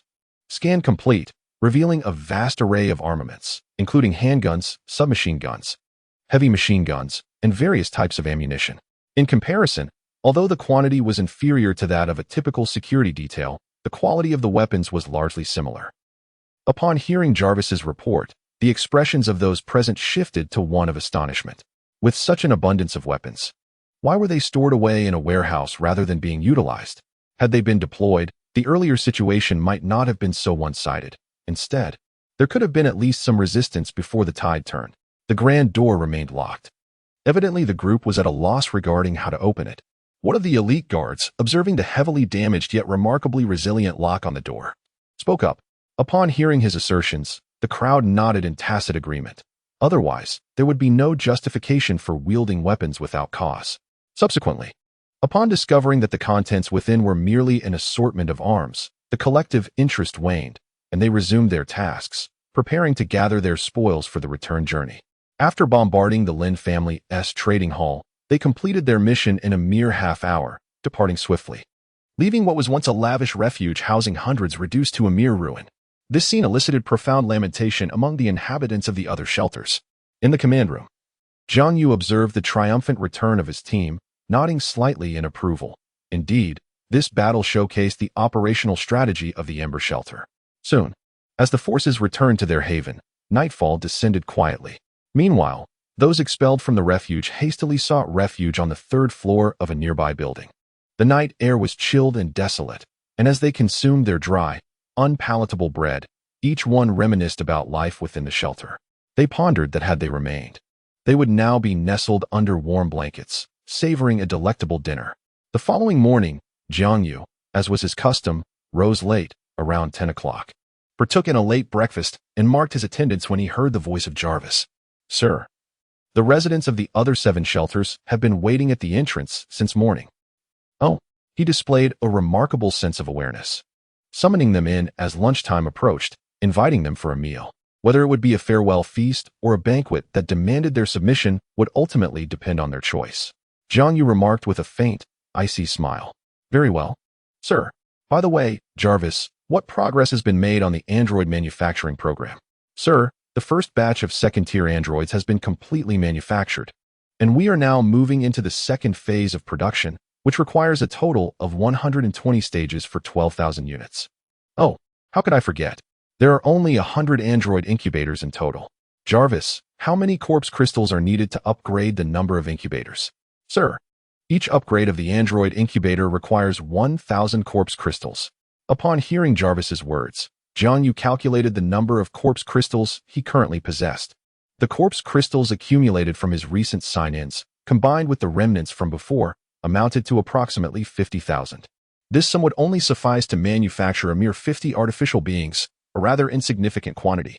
Jarvis, given the circumstances, we shall produce 10,000 artificial beings. The remaining quantity of corpse crystals, along with all that I currently have, should be allocated to the construction of artificial being pods. The manufacturing cost for a second-tier artificial being is 100. Thus, the expense for 2,000 second-tier artificial beings would total 200,000 corpse crystals. The pods can facilitate the creation of 200 beings, and along with the initially planned 50, the total would reach 250. Jarvis, let's proceed with the production of 249 units. I need the expense for one remaining unit urgently. Understood, sir. There are a total of 249 artificial human pods, and the entire manufacturing process requires merely 30 stages, equivalent to 2 months. Alas, although 2 months may seem lengthy, it has indeed accelerated considerably. I had thought that 1,000,000 corpse crystals would suffice, yet it appears they are insufficient after just a few attempts. Sir, the transformation of the 3rd-tier Lord Zombie has been completed. I have placed her into a slumber, and she can be awakened at any time. Very well. Let us inspect the appearance of this legendary Lord Zombie post-transformation after lunch. Upon entering the conference room, Jiang Yu immediately observed the other 7 leaders of the shelters, who sat upright in their seats, having waited the entire morning without uttering a single complaint. In front of each of them lay a grand platter brimming with exquisite delicacies. Yet they all refrained from touching the food, even avoiding eye contact with the sumptuous dishes before them, as though they were invisible. Each individual was exerting immense effort to suppress their downward glances, stifling the involuntary twitches of their noses, and swallowing hard, which betrayed their true inner desires. Chapter 95, The Might of Dismounting. Everything is going smoothly. Greetings, I am the commander of the Ember Shelter. My name is Jiang Yu. Jiang Yu took his place at the head of the table and smiled kindly. The others, upon seeing Jiang Yu, were momentarily taken aback. This legendary commander appeared remarkably youthful. Why is everyone not partaking in the meal? This is a lunch I specially prepared for everyone. What, do you all find me, Jiang, unworthy? Do you believe that my humble meal does not meet your standards? Jiang Yu gazed at the steaming dishes before them, untouched and forlorn. And a benevolent smile emerged upon his face, albeit tinged with a hint of discontent. What a cunning smile! Noticing the subtle shift in Jiang Yu's tone, the others momentarily froze, taken aback by the disparity between his demeanor and his words. A kindly middle-aged man spoke up. No, Mr. Jiang. It is simply that you had not yet arrived. How could we partake in the feast before the host's presence? We merely wish to await your arrival to express our gratitude for your culinary offerings before we indulged. With that, he expressed his gratitude for Jiang's exquisite dishes, declaring he would not hold back. Delicious. Watching the first person dive in, the others quickly followed suit, showering praise before ravenously devouring the meal. Having not savored such delectable fare in quite some time, they devoured it with increasing haste. You all truly do eat, Jiang Yu remarked, his voice laced with a hint of menace. Upon hearing this, the group hastily set down their chopsticks and plates, their expressions betraying their trepidation as they looked at Jiang Yu in alarm. Jiang Yu observed their astonished and bewildered expressions, and the once slightly menacing smile on his face instantly transformed into a benevolent grin. Oh, there's no need to worry. Please eat. Guests are to be welcomed, after all. How could I possibly deny you? Jiang Yu said amiably. Come on, brother, are you toying with us? Are we eating or not? The others exchanged glances, each silently inquiring whether they should proceed with the meal. After a brief pause, they resumed eating, and this time, Jiang Yu did not intervene. Sipping his milk tea, he patiently awaited the conclusion of their dining experience. Soon, after 10 minutes filled with trepidation and cautious enjoyment of the delectable fare, they finally finished the culinary delights before them. Although they were indeed eating a feast, it was merely a standard offering of 5 dishes and soup, typical of a pre-apocalypse meal. Yet, even with just 5 dishes and soup, the 7 of them devoured the food voraciously, still longing for more. In such times, only Mr. Jiang's sanctuary can provide such exquisite delicacies, remarked the middle-aged man who had first spoken. Indeed. The others chimed in eagerly at the first voice of approval. As long as you enjoy it, that's what matters. However, whether this meal serves as your last supper or as a celebratory luncheon depends entirely on your choices. Jiang Yu said with a faint smile. Brother, are you being this blunt? No subtlety at all. Upon hearing Jiang Yu's blunt remarks, the expressions of those present turned pale. They were left wondering what Mr. Jiang required of them. It is quite simple. From this moment onward, I demand that only my voice be heard in the high shur. You must submit to me, Jiang Yu stated with a calm smile. The straightforwardness of Jiang Yu's words rendered the attendees momentarily speechless. In their subconscious, they found it challenging to articulate a response amidst the gravity of the situation. You have 1 minute to agree or disagree. Jiang Yu soon instructed Jarvis to initiate a 1-minute countdown. 5, 4, 3, 2, 1, 0. The time was up. I wonder how the few of you have contemplated this matter. The minute passed swiftly, leaving the attendees with little time to finalize their thoughts. Allow me to go first. Our Wang family has always been a mere familial refuge with limited resources and manpower. Since the Xinhua refuge does not disdain us, we certainly have no grounds for complaint. It would be our honor to join your refuge. A middle-aged man with a small mustache spoke up from a corner. Jiang Yu observed that he had largely remained silent and ate slowly, yet he was quick to submit. And you? Jiang Yu turned his gaze to the others. Gradually, more individuals began to acquiesce to his demands, agreeing to recognize Jiang Yu's Xinhua refuge as their authority. Ultimately, only one faction remained, the Liu family, which previously stood on equal footing with the Lin Commercial Association. Although the Liu Chamber of Commerce may not possess the vastness and extensive reach of the Lin Chamber of Commerce, touching upon numerous cities, its roots firmly lie in Haishu, much like the Lin Chamber's foundations in Qingshi. As the saying goes, a powerful dragon cannot suppress a local snake, and the Liu Chamber embodies this local serpent. The individual dispatched by the Liu Chamber this time is their current president, Liu Yunming. Initially, there were intentions within the chamber to send someone else. But following the swift annihilation of the Lin Chamber within the span of an hour, Liu Yunming resolved to come himself. Mr. Jiang, if I choose not to join, how would you proceed? Liu Yunming's inquiry abruptly plunged the previously harmonious atmosphere into an impasse, the air around thickening once more. Two choices lay before him: either depart from Haishu or meet his demise within it. Jiang Yu regarded Liu Yunming with an indifferent expression, his tone devoid of emotion, emanating an icy demeanor.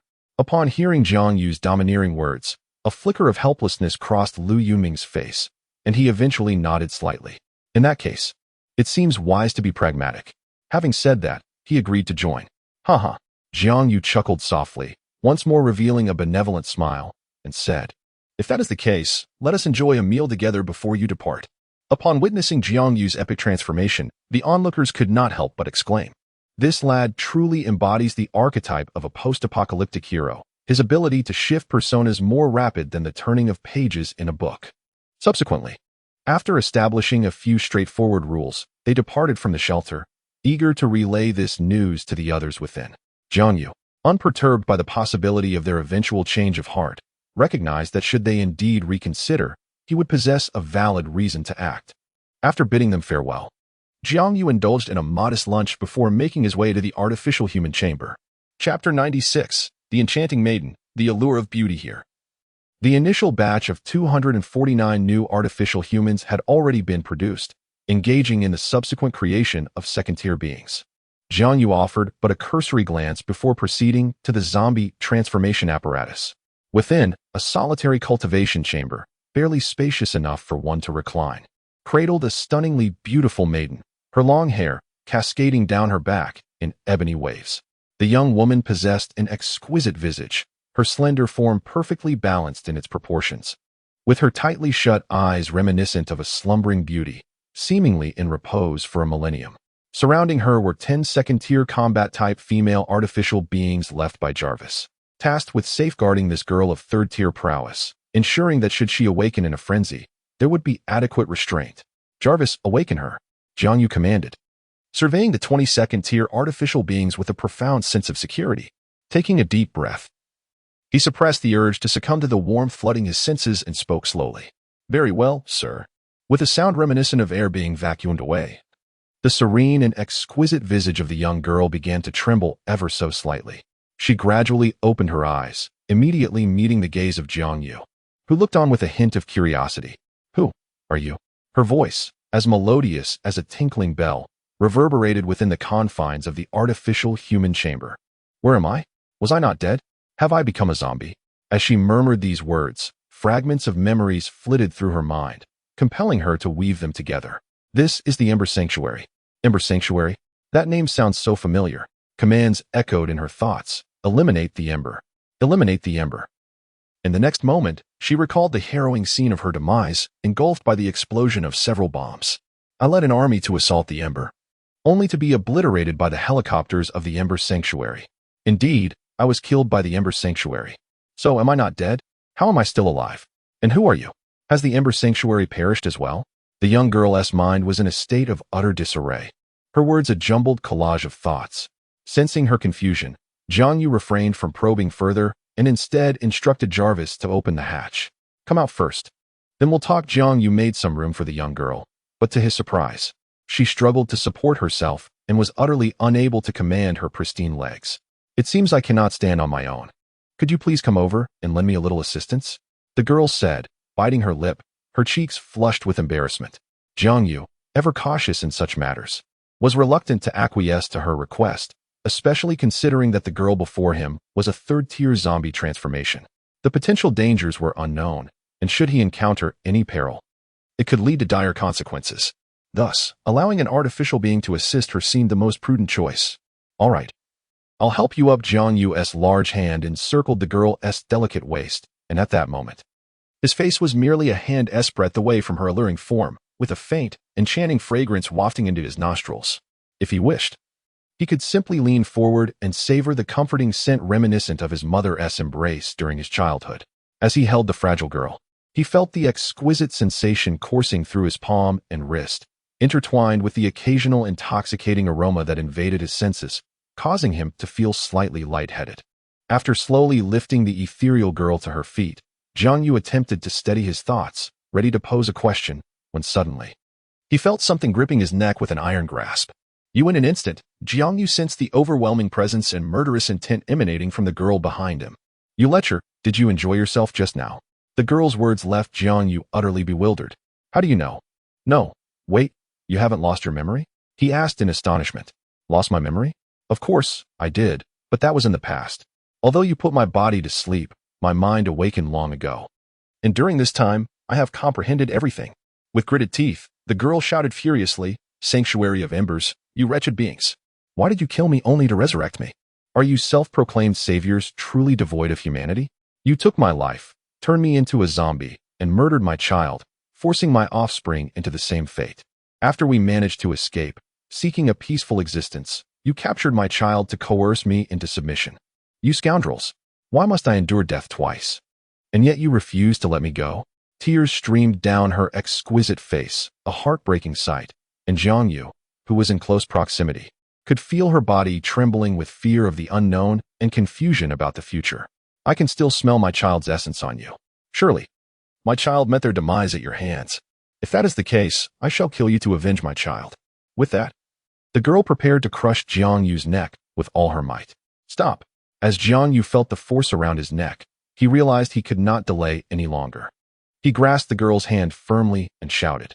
Just as the girl intended to exert her strength, she found her body suddenly rendered immobile, standing there in a daze, unable to move. In that moment, she was bewildered. Why? Why can't I move? The girl desperately yearned to shift, yet she remained completely paralyzed, helplessly watching as Jiang Yu slipped from her control. Cough, cough, cough, cough. Goodness, I nearly lost my life at your hands. I truly thought you had lost your memory, but to my surprise, you had already regained your awareness. Jiang Yu said with a look of relief. Had it not been for his activation of the second-tier gene lock, escaping from that predicament would have been quite challenging, considering the girl was a third-tier Lord Zombie. Not an ordinary one. What have you done to me? Why can't I move? The girl questioned sternly. What have I done? You should actually be thankful. I have transformed your body, reverting you from a zombie back to a human, essentially reviving you. Moreover, I have restored all your past memories, and most importantly, while converting you, I set a command that you cannot disobey. In simpler terms, you cannot defy any of my commands, even if your consciousness resists. Your body will still comply with my directives. Chapter 97. The deal is sealed. The Lord returns upon hearing Jiang Yu's words. The girl's expression shifted to one of profound shock. It is impossible for a zombie to revert to human form. Such technology has not even been bestowed by the gods. How could you possibly possess it? Impossible? Jiang Yu retorted with a cold smile. What you deem impossible now stands before you, does it not? Speak. What is it that you truly desire? You have expended such effort to resurrect me. Surely it cannot merely be for the sake of my body, the girl said, her voice tinged with resignation and sorrow as she gazed at Jiang Yu, a bitter smile adorning her lips. After a moment of silence, Jiang Yu replied, Serve me. Humph. Truly, you are all the same. Even your intentions are equally repugnant. Nonetheless, I refuse. You may kill me. The girl closed her eyes tightly, a cold sneer escaping her lips. You believe I would so easily take your life after spending 300,000 corpse crystals to bring you back? Humph. Then keep me alive until you tire of me, for this body should suffice for your amusement for several years. When you are done, you may end my life, but I shall not aid you. I refuse to believe that my body can autonomously execute your commands. She scoffed. Jiang Yu remained unfazed by her words. What do you see here? He inquired, producing a corpse crystal with a faint smile. This is. Upon seeing the crystal Jiang Yu held, the girl sensed a familiar essence. Child, my child, what do you intend to do? The young girl anxiously inquired, yearning to leap forward and seize the opportunity. Yet it was futile. Without Jiang Yu's command, she was utterly unable to move an inch from her position. While she herself had grown indifferent to her own plight, having faced death twice already, her child was an entirely different matter. No matter how many times she had perished, that was still her offspring. The very thought of her child being resurrected only to endure unspeakable horrors filled her with an overwhelming sense of despair. I can revive you. And naturally, I can revive your child as well. All you need to do is pledge your complete obedience to me, and I shall restore your child. What do you say? After a prolonged silence, the girl spoke in a somber tone. I can acquiesce to your demands. But I have one condition. You may play with me as you wish, but my child is off limits. She is still so young. With her final words, her tone shifted to one of pleading. Jiang Yu nodded slightly, expressing disinterest in a mere child. Wait, your child is a daughter? Your child is a daughter? Jiang Yu inquired almost instinctively. Soon after, he beheld the girl's eyes, which had begun to take on a crimson hue, as if they could bring about mutual destruction at any moment. Clearing his throat, he relented. Fine, I shall agree to your terms. But first, you should put on some clothes. Once I have gathered enough corpse crystals, I will revive your child. Can it be done immediately? She asked. Unfortunately, we have run out of corpse crystals recently. How many do you require? 100,000. How about it? Do you have any? Jiang Yu inquired, observing the girl before him, who lacked even a single pocket. Do you think the once mighty lord of the undead would be without a few million corpse crystals for protection? The girl retorted with a cold smirk. Good heavens, you're quite the affluent one, aren't you? You possess millions of corpse crystals? Jiang Yu was taken aback by the girl's audacity. So, where are your corpse crystals? I'm currently in dire need of them. Jiang Yu raised an eyebrow and asked, I'll give you the corpse crystals, but you must agree to my demands. The girl stated firmly, You'd best understand your position at this moment. I am the one giving orders. Whether I concede to your demands depends entirely on your ability to satisfy me. Should you fail to do so, I will ensure that your body undergoes training until it meets my standards. Jiang Yu replied with a chilling smile. You scoundrel. The girl froze momentarily, her expression faltering as she gritted her silver teeth, glaring fiercely at Jiang Yu. Fine, I will provide you with the corpse crystals, but you had better keep your promise, she declared, snatching the clothing that the nearby android had prepared and began putting it on right in front of Jiang Yu. This was Jiang Yu's first experience witnessing a woman dressed before him. Particularly, he had prepared D-size undergarments, yet they seemed only capable of accommodating half her form. As Jiang Yu felt his gaze growing increasingly heated, the girl's expression turned even more disdainful. Clad in her attire, the form-fitting purple dress accentuated her flawless figure to an exquisite degree. The allure concealed beneath the purple dress was simply irresistible, inciting a desire to tear away the delicate fabric and unveil the scenery within. By the way, what is your name? It would be rather inconvenient to remain unaware of it, wouldn't it? Before departing, Jiang Yu turned to inquire. The young woman paused momentarily before slowly revealing. My name is Moody. Moody? How peculiar. It sounds like graveyard. Jiang Yu murmured. Graveyard indeed. Mu signifies bathing, and D resembles the name Tifa. Oh, so it is this Moody. Once clarified, it is indeed a fine name, but upon first hearing, one might mistakenly think it refers to a graveyard. And what of your daughter? Does she not possess a name? Her name is Alice. Is she not your daughter? Does she not share your surname? She is my adopted daughter, taken in during my transformation. Is there an issue with that? Moody's expression was rife with caution and impatience as she questioned. No.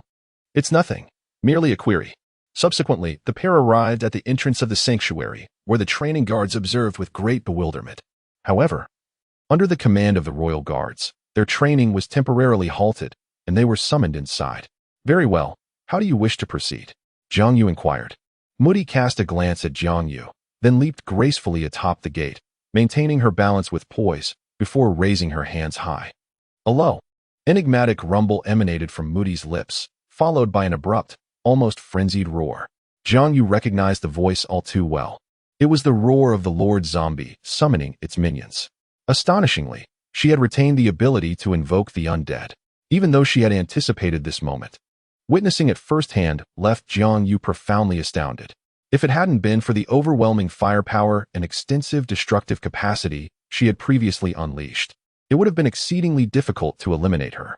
As her roar reverberated, the once tranquil city of Haishur erupted into chaos once more. It was midday, and many were leisurely basking in the sun, engaging in photosynthesis to alleviate their intense hunger. Chapter 98. The Worship of the Undead. The Divine Secrets Unveiled. However, the ensuing tremors shook the very earth beneath them. As they felt the ground quake, they quickly glanced downward to discern the cause, only to behold an unfathomable horde of iron zombies, clawed zombies, and numerous other second-tier undead rapidly advancing towards a specific direction. What in the world? How could there be so many second-tier zombies here? Where did they all emerge from? Hadn't the undead in this area been nearly eradicated? Not only in this locale, but a significant portion of the zombies across Haishur began to stir. They responded eagerly to the long-unseen call of their king, hastening towards the refuge of the flame and fire. The survivors in Haishur were left in a state of utter shock and horror upon witnessing this scene. Was the second zombie storm truly descending upon them so hastily? The sanctuary of the flame offered no prior warning.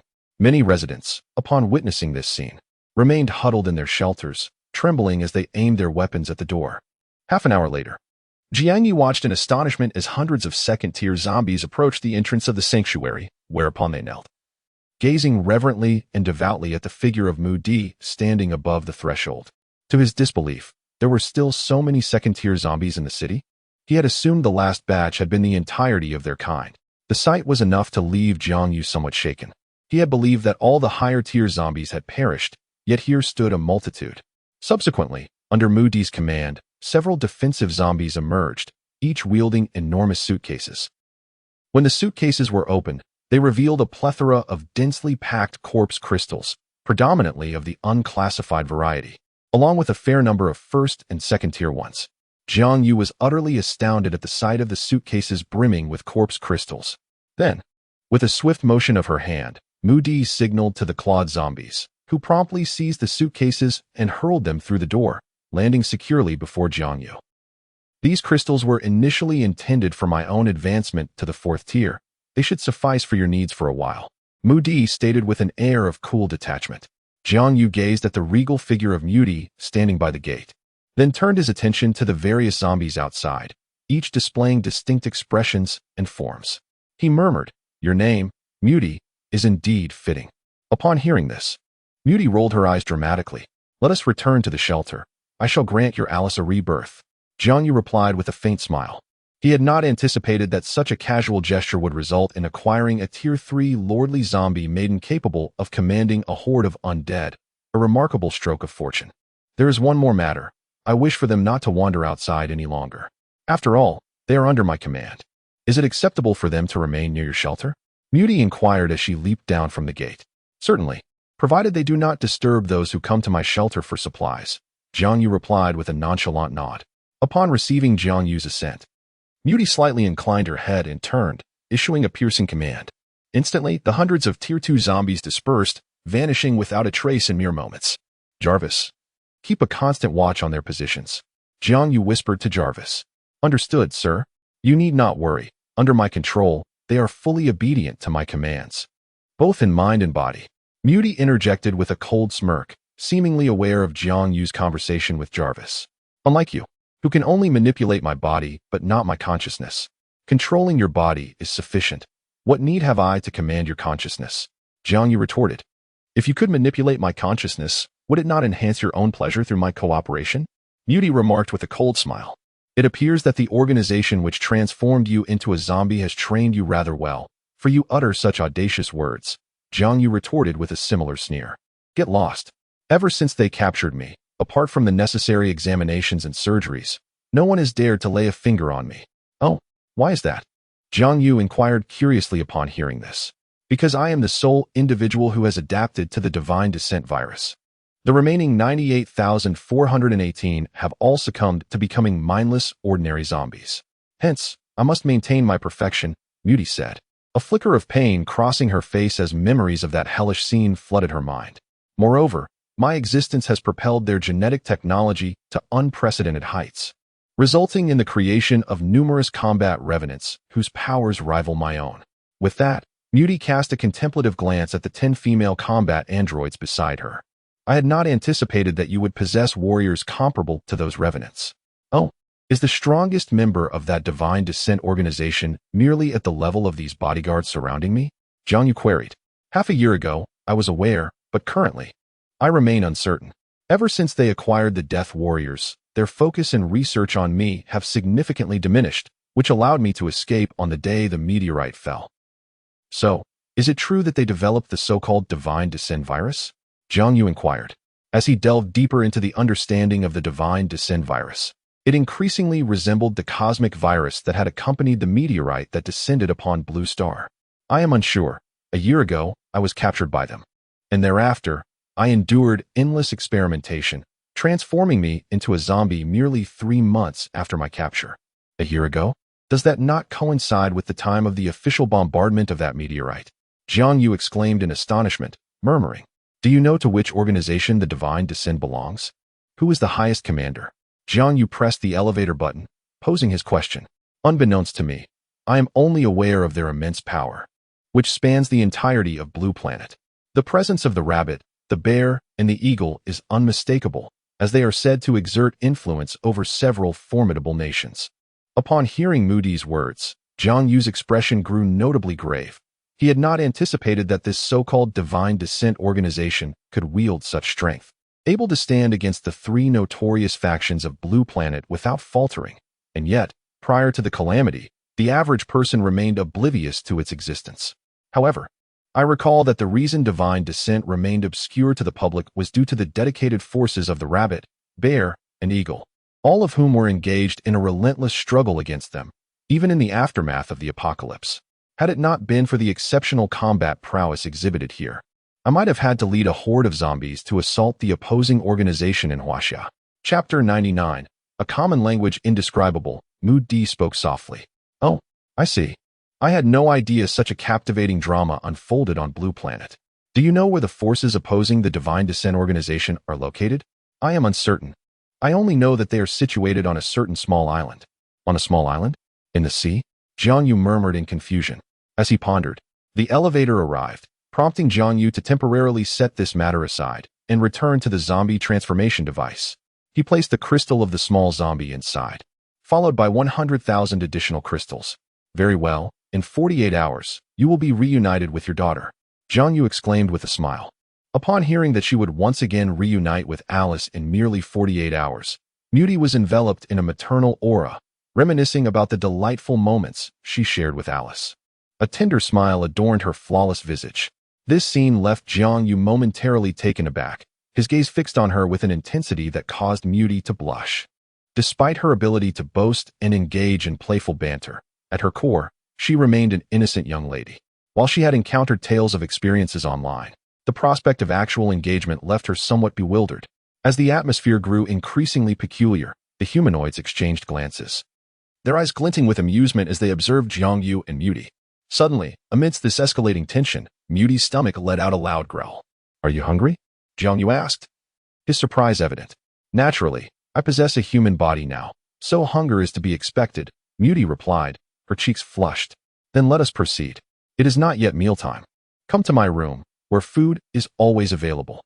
After a moment's contemplation, Moody decided to follow Jiang Yu as they departed. "Keep watch. Notify me immediately if any issues arise," Jiang Yu commanded. "Understood, Commander." The 10 humanoids responded with solemn expressions.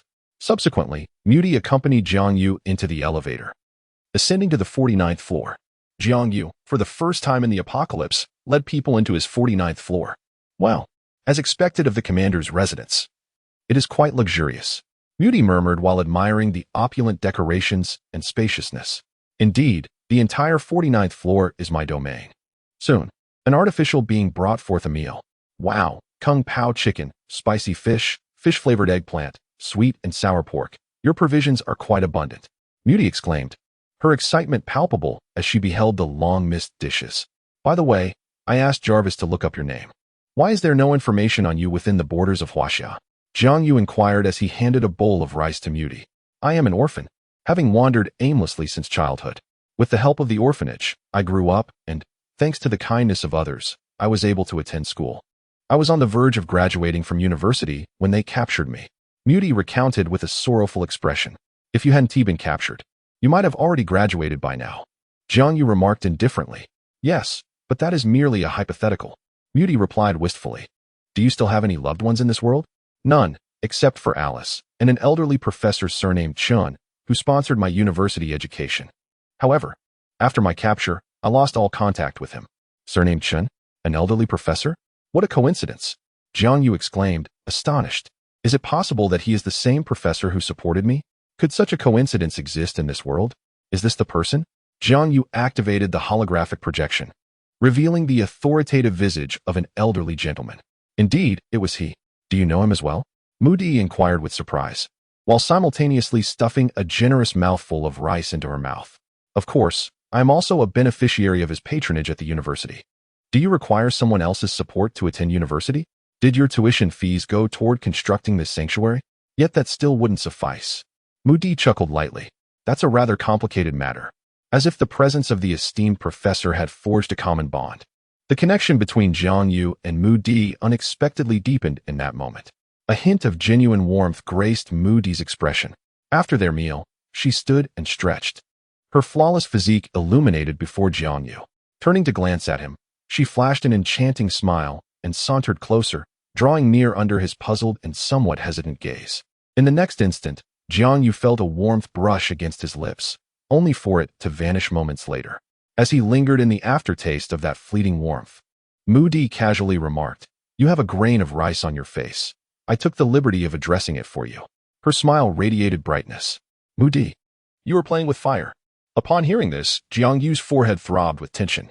Did she truly believe that her connection to Professor Chen had inflated her ego? Am I not just indulging in a bit of playful danger? However, I am curious to ask, what can you possibly do to me? I am a third-tier Lord Zombie, and although I have acquired a human form, my strength surpasses that of an ordinary individual. And you? You are merely an ordinary person. How can you possibly engage with me? Are you certain you can satisfy me?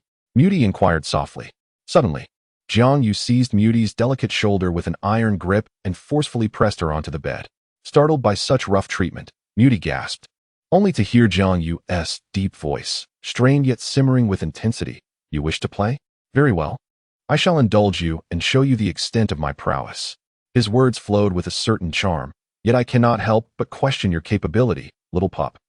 Upon hearing Moody's irresistibly tempting and provocative tone, Jiang Yu felt a surge of emotions. There are limits to what one can endure. Without further hesitation, he flashed a wicked smile. With a sharp sound, the fabric tore apart on the expansive 20-meter bed. Moody's elegant purple gown was shredded to pieces in an instant, revealing her exquisite form once again to the air, and once more, to Jiang Yu's gaze. Indeed, I neglected to mention that I recently unlocked the second-tier gene lock. Subsequently, amidst the slightly astonished gaze of Moodina, Jiang Yu slowly drew closer to her. P.S. Ahem, I apologize for the interruption. Firstly, this book has reached a remarkable milestone of 200,000 words today. I extend my heartfelt gratitude to all the esteemed readers for their unwavering support. Let us raise our hands in applause to celebrate, not the conclusion, but the achievement of this 200,000-word milestone. I assure you, this is not mere filler. Truly, it is not. Furthermore, I humbly request 5-star ratings and encouragement for updates. Thank you, dear readers, for your steadfast support. Chapter 100. After the great battle, the plan begins. Time flies. After an afternoon filled with twists and turns, an inescapable struggle unfolded. Dragons clashing and phoenixes soaring, with the phoenix prevailing over the mighty dragon, the strong dragon rising again. The divine dragon exhaling, and the phoenix flames surging in an epic battle. As night fell, Jiang Yu, having regained a modicum of strength, summoned an artificial being to bring him dinner. Bare-chested and looking somewhat weary, he received the meal and placed it on the table before slowly making his way to the bed. He gently tapped a perfectly round, pale object and softly declared, "It's time to get up for dinner." Upon a grand bed measuring 20 meters, a graceful young woman lay with her hair cascading over her face, peacefully sleeping with her eyes closed. Awakened by Jiang Yu's call, she wrapped herself in a pristine white blanket, her expression one of confusion. Gradually coming to her senses, she instinctively scanned the bed, which was now a chaotic scene echoing the aftermath of a world-shattering conflict. Most striking among the disarray were the scattered red spots that marked the remnants of their tumultuous encounter. Simultaneously, memories of the recent interstellar war flooded her mind, and an irresistible blush adorned Moody's delicate visage. Upon witnessing her flushed expression, Jiang Yu felt the embers of his previously quelled wartime fervor reignite. Yet, a fleeting thought of the principle that one should not harm the water-bearers in times of conflict momentarily subdued his desires. Nevertheless, as Jiang Yu gazed at Mudi's figure, elegantly enveloped in her bathrobe, his mind subtly wandered through the intricate details of the recent battle. He was astonished to discover that despite her transformation into a human, Mudi exhibited remarkable flexibility, flawlessly executing several challenging maneuvers, thus enhancing Jiang Yu's experience. Mudi softly acknowledged with a slight hum, casually draping a blanket over her body to conceal the myriad of bruises that marred her skin due to the war. With trembling legs, she approached the table. The afternoon's intense confrontation had drained their energies to a staggering extent, leaving them both utterly exhausted. During their meal, silence enveloped them. They exchanged no words, merely stealing glances at one another while consuming the food laid before them. Once their meal concluded, Mudi regained a modicum of strength and approached Jiang Yu. To his astonishment, she gracefully settled onto his lap, her delicate form leaning entirely against him. "Certainly. My dear companion, your prowess in combat is quite commendable. I look forward to your guidance in the future. Having you by my side is hardly a disadvantage, especially since we are, in a sense, familiar acquaintances." Mudi chuckled softly. "Yes, I look forward to your mentorship," Jiang Yu said, playfully ruffling her alluring figure before him. Smiling, "Stop that. If it weren't for the fact that I have never borne a child, and this is my first experience, I might actually think you were my son. Capable of such antics all afternoon, and without any nourishment." Mudi rolled her eyes and retorted, "Well, if there's none, then there's none. Besides, was it you who suggested I relive the flavors of childhood?" Jiang Yu replied with a grin. "Just get lost." Mudi coquettishly rolled her eyes again. The two continued to share tender moments, discussing various unrelated topics until the night deepened. They eventually retired to another room, settling onto a grand 20-meter bed. There, they slowly drifted into slumber, merely embracing each other, with the exception of Jiang Yu's somewhat restless hands, leaving everything else undisturbed. The following morning, Jiang Yu was the first to rise. He brought in breakfast, thoughtfully delivered by the android. After freshening up, he called out to Mudi while also checking in. "Ding. Congratulations, host. You have successfully checked in and received 20,000 corpse crystals. Has the system upgrade indeed raised the minimum of corpse crystals from 200 to 20,000? Jiang Yu murmured with resignation. "It's time to get up for breakfast," he announced to Mudi, who was still engrossed in her phone on the bed. As the morning dawned, Mudi rose from her slumber, donning the delicate light blue gown that Jiang Yu had meticulously prepared for her. Her long, lustrous black hair cascaded effortlessly down to her waist, requiring no grooming or styling. With her elegant, fair legs, she gracefully made her way to the dining table, her dainty feet gently treading upon the plush carpet of the room. After a brief moment of freshening up, they exchanged knowing smiles as they savored their breakfast together. "By the way, how many zombies can you control now?" Jiang Yu inquired, as if a thought had crossed his mind. "Well, I can command as many as I desire.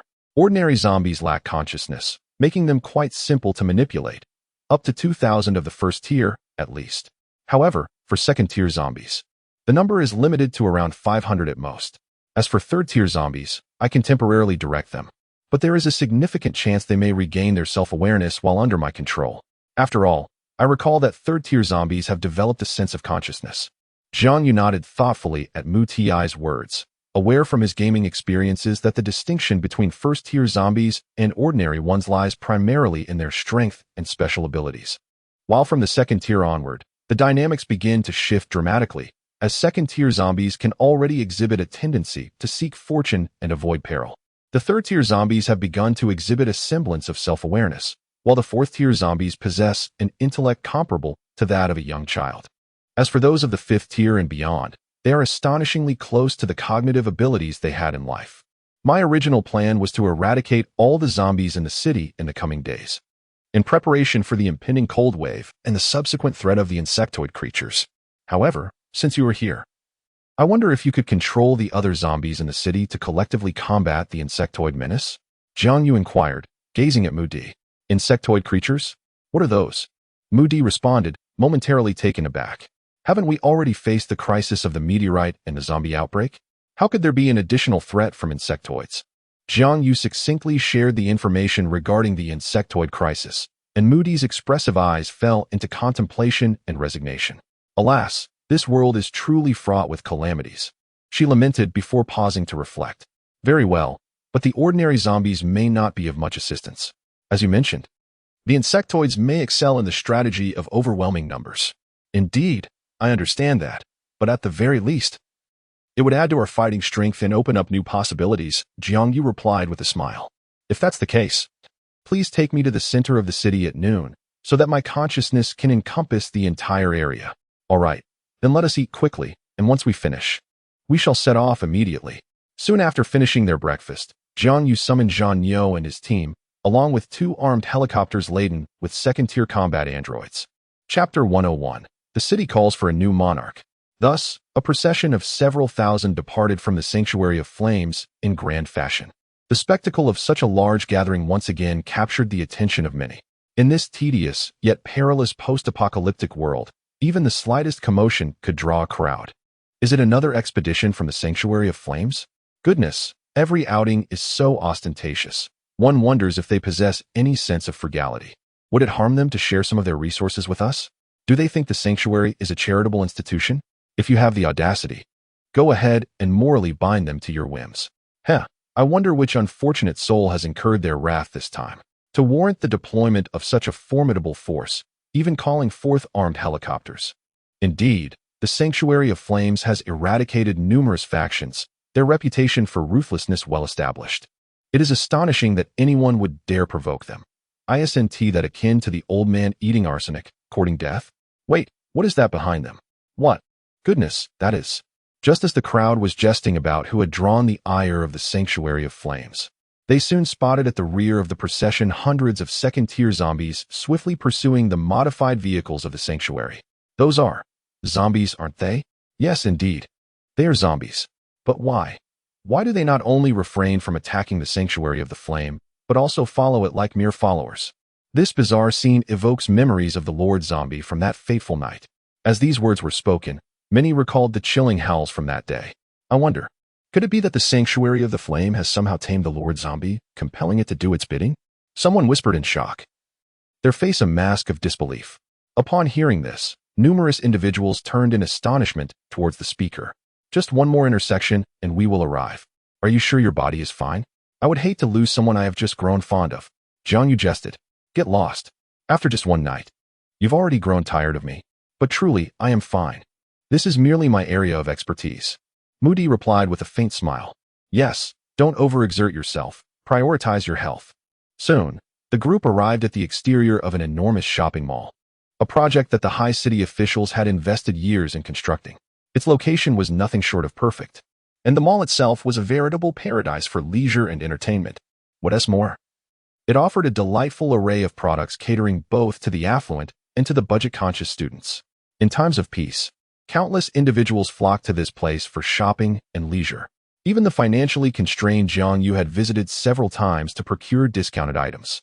During previous efforts to gather supplies, Jiang Yu contemplated confiscating everything here, but upon reflection, he realized that such a conspicuous location would have surely attracted official attention. To avoid any conflict with the authorities, he chose to refrain from pursuing that course of action. Upon reaching the rooftop of the mall, Jiang Yu compared the data provided by Jarvis. This location was determined to be the epicenter of the city. Let us proceed, he declared. Under his command, an armed helicopter ascended to the roof of the mall. Jiang Yu, gripping Mu Di's hand, leapt from the helicopter, landing firmly on the rooftop. Accompanying them were 20 fully equipped combat-grade second-generation androids, who swiftly encircled Jiang Yu and Mu Di to ensure their safety. While their protection may not have been strictly necessary, it was prudent to have such measures in place. All right, this should suffice. Let us begin. I shall await your signal, Jiang Yu said with a smile, stepping back a few meters.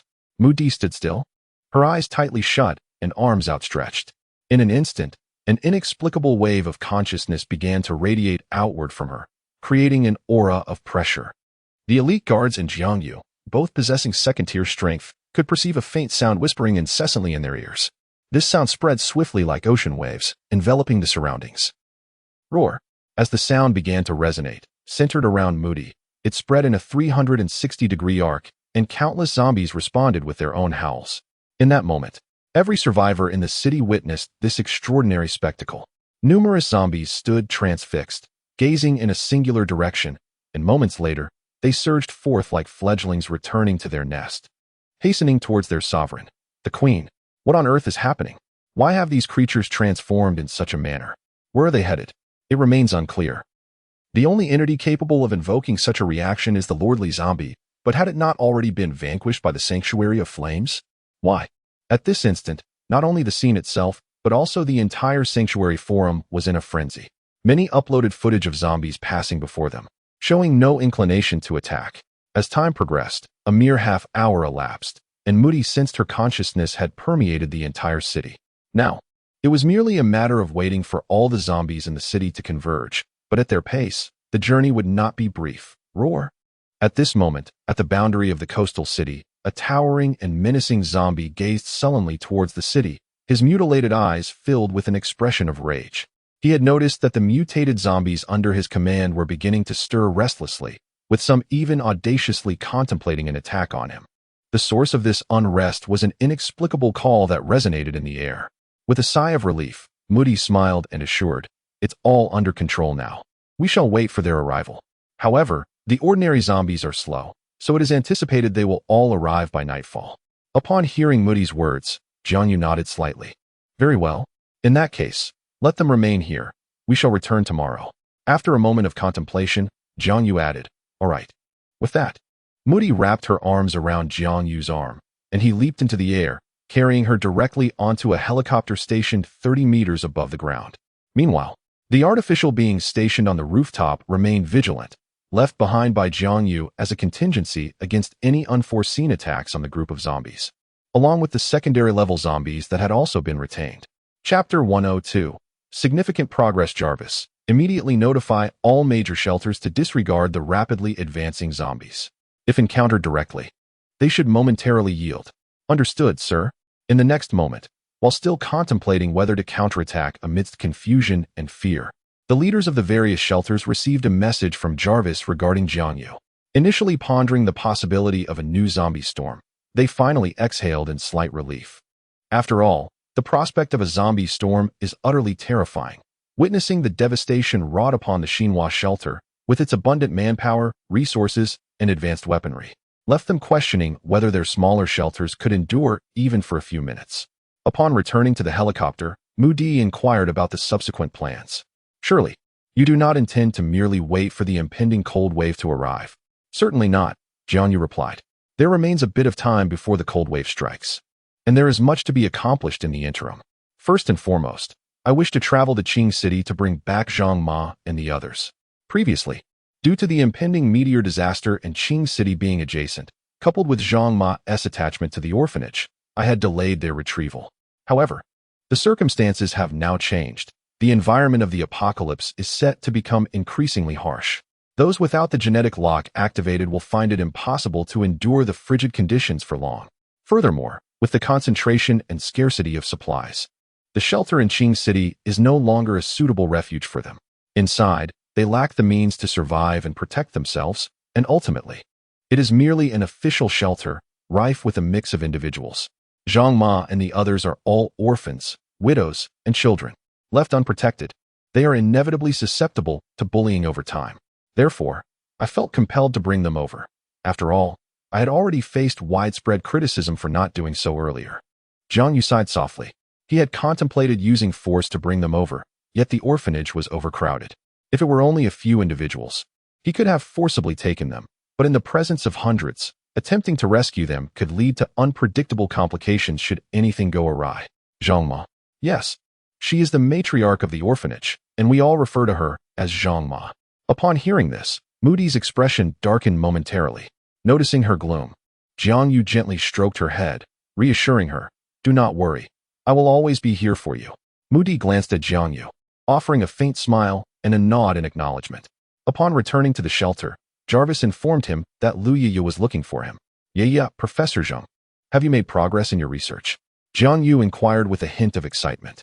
"As the cold wave approaches, only by unlocking the genetic code and enhancing our bodies can we better adapt to various extreme weather conditions.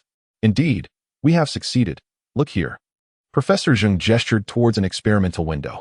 Within the confines of the room, A man with a severed hand was effortlessly lifting a barbell weighing nearly 1,000 pounds with his robust left arm, raising it up and down with remarkable ease, devoid of sweat and displaying an expression of utter relaxation.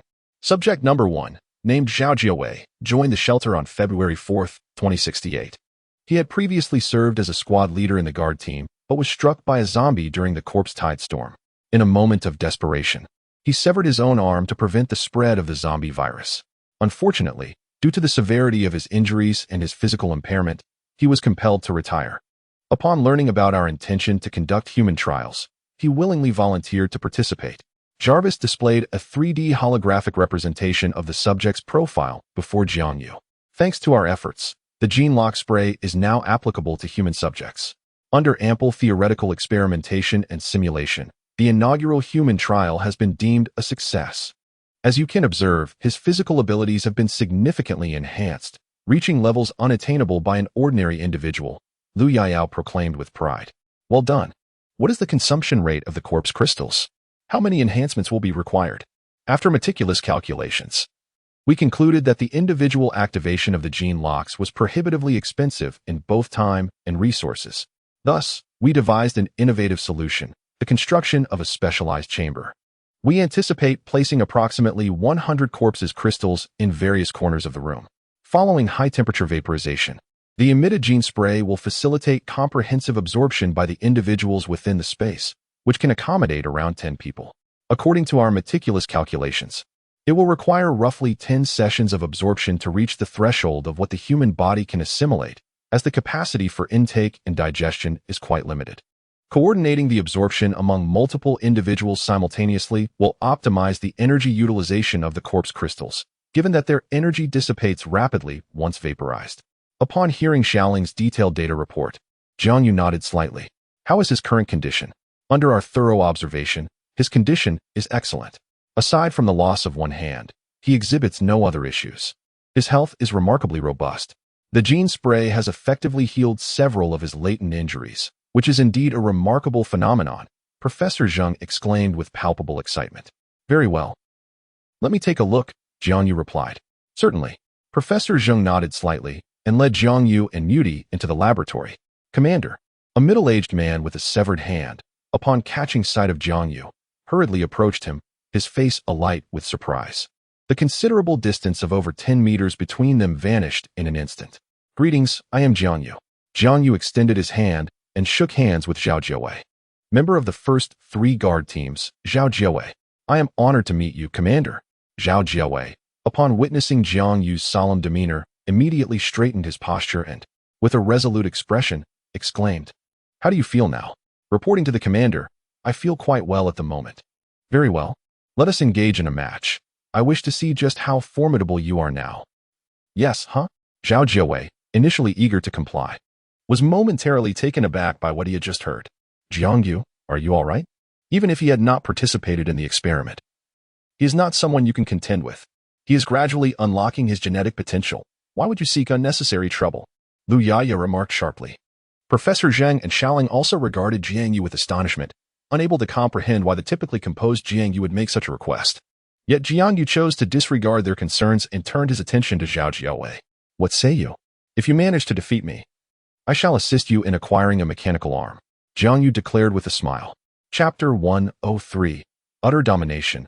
The deity joins upon hearing these words.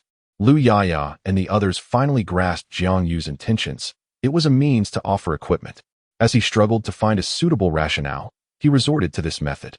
Ahem, Jiawei, since Jiang Yu is eager for a challenge, you should engage him in a match. Remember, moderation is key, Professor Zheng said after clearing his throat several times. Zhao Jiawei glanced at Professor Zheng and Jiang Yu, nodding slightly. Understood. Commander. Subsequently, the others stepped aside, maintaining a distance of approximately 10 meters. Ah, Jiang Yu is truly something else. If he wishes to offer a gift, why not simply state it outright? Why resort to such theatrics? Does he genuinely believe he stands a chance against him? Lu Yayao remarked with her characteristic sharp tongue. Heh, little sister. What if Jiang Yu were to triumph? Mu Di, who had remained silent until now, interjected. Upon hearing Mu Di's voice, Lu Yayao and the others turned their attention to this extraordinarily beautiful older sister. It's a tough challenge. while Jiang Yu might possess some combat prowess. Facing off against Jiao Wei, who has unlocked his genetic potential, will be quite formidable, Professor Zhang added, though they were unfamiliar with him. The fact that he was brought by Jiang Yu led the three to lower their guard. If he manages to win, I shall admit I lack discernment. Just as their words echoed, the battle commenced. Commander, I'm starting now. Please be cautious, Jiao Wei said with evident concern. No worries, proceed as you wish. Jiang Yu waved his hand dismissively, eager to test his own combat abilities. With a swift sound, Jiao Wei's figure vanished in an instant.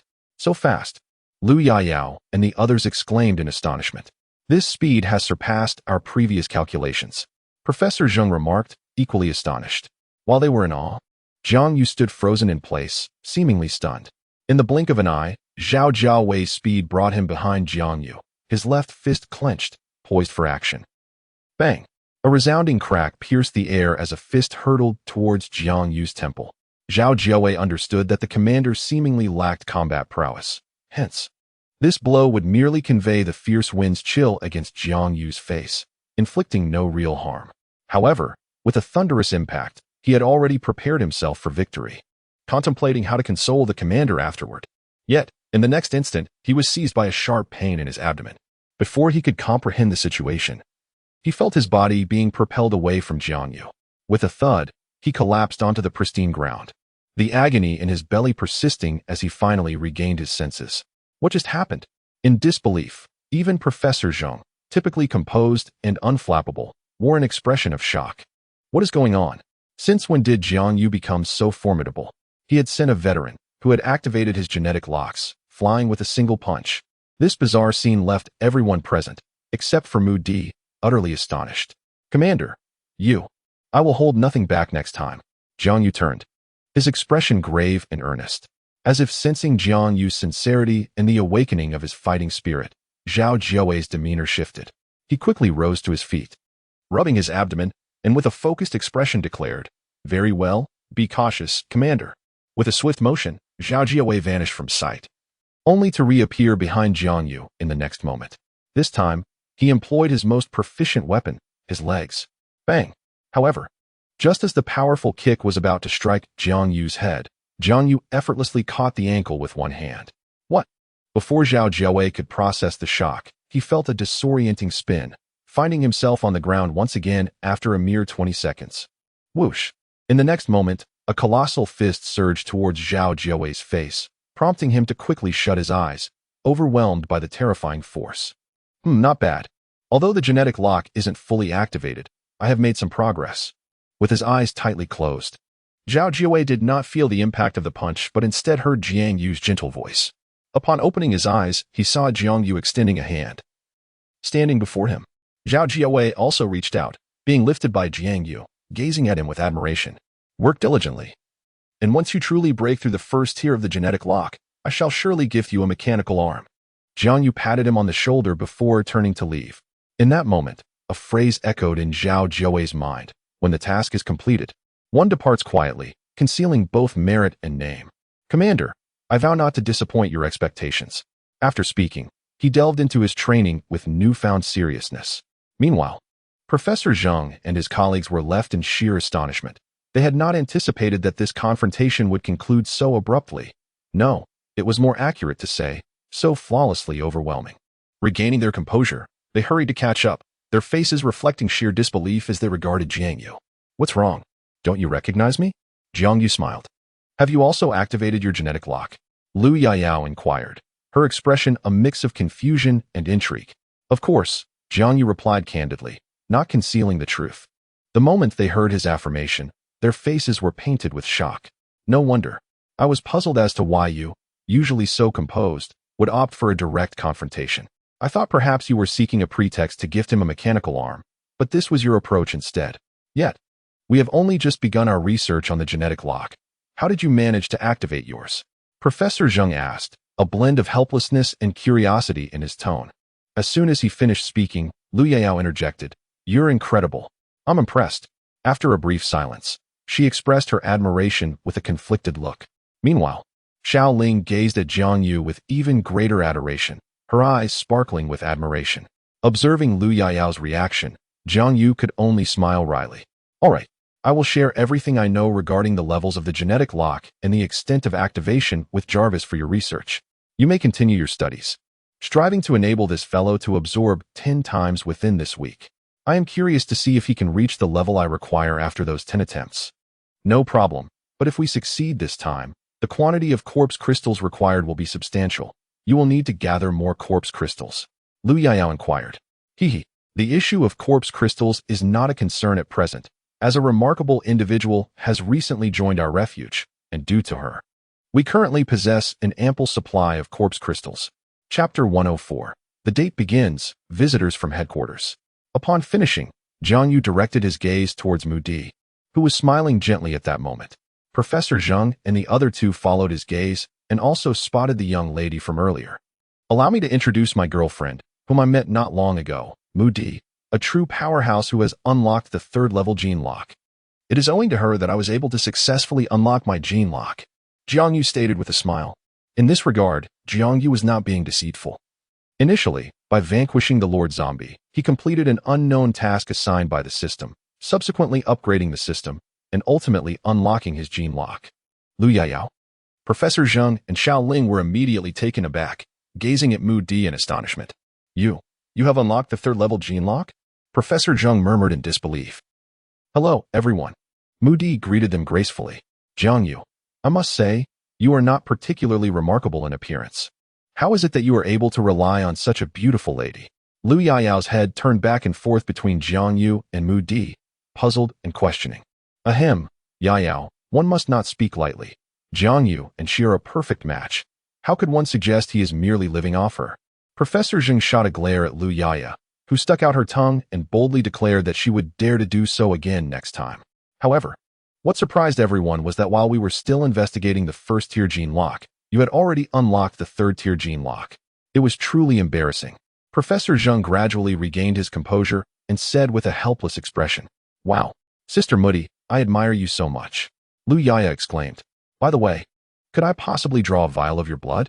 Upon learning that Mudi was the one who had unlocked the third-tier gene lock, Lu Yao transformed into an eager researcher, her face alight with excitement as she gazed at Mudi.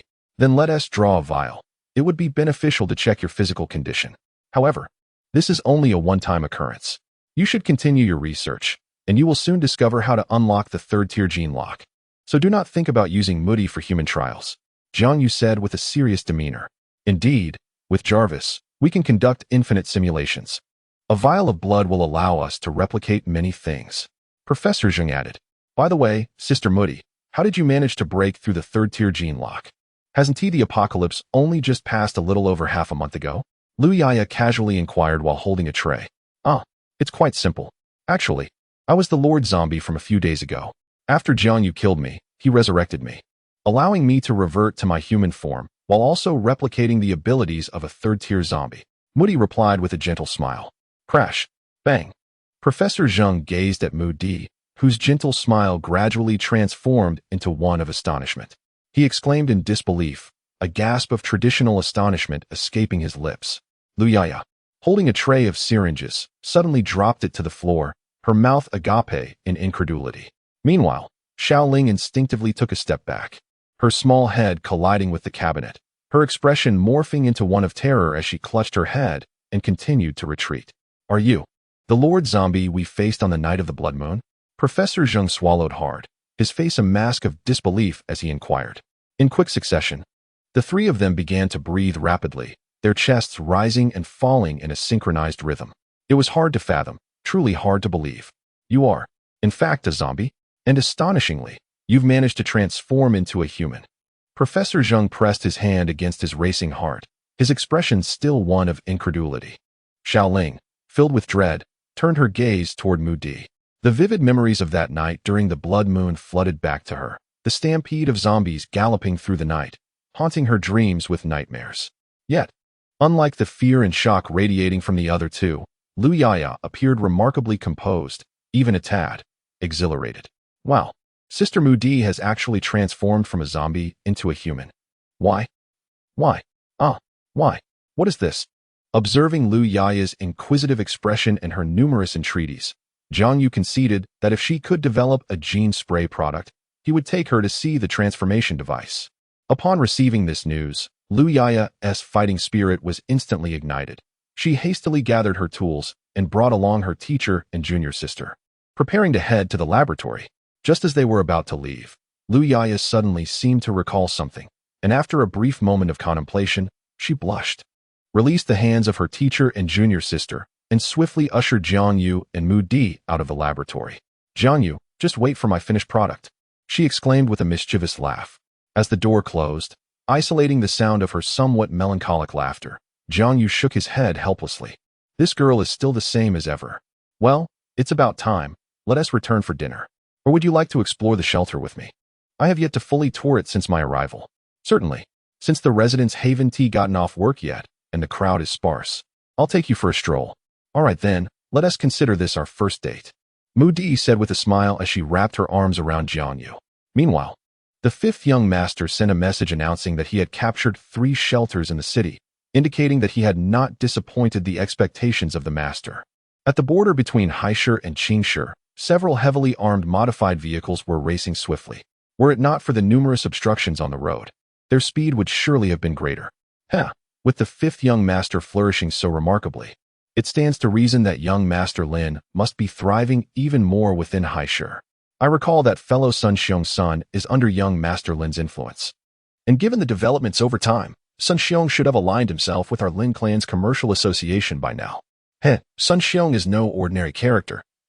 It takes considerable finesse to compel his allegiance. A voice interjected with a cold laugh. Thus, the future of the Lin clan's enterprise hinges on the fifth young master.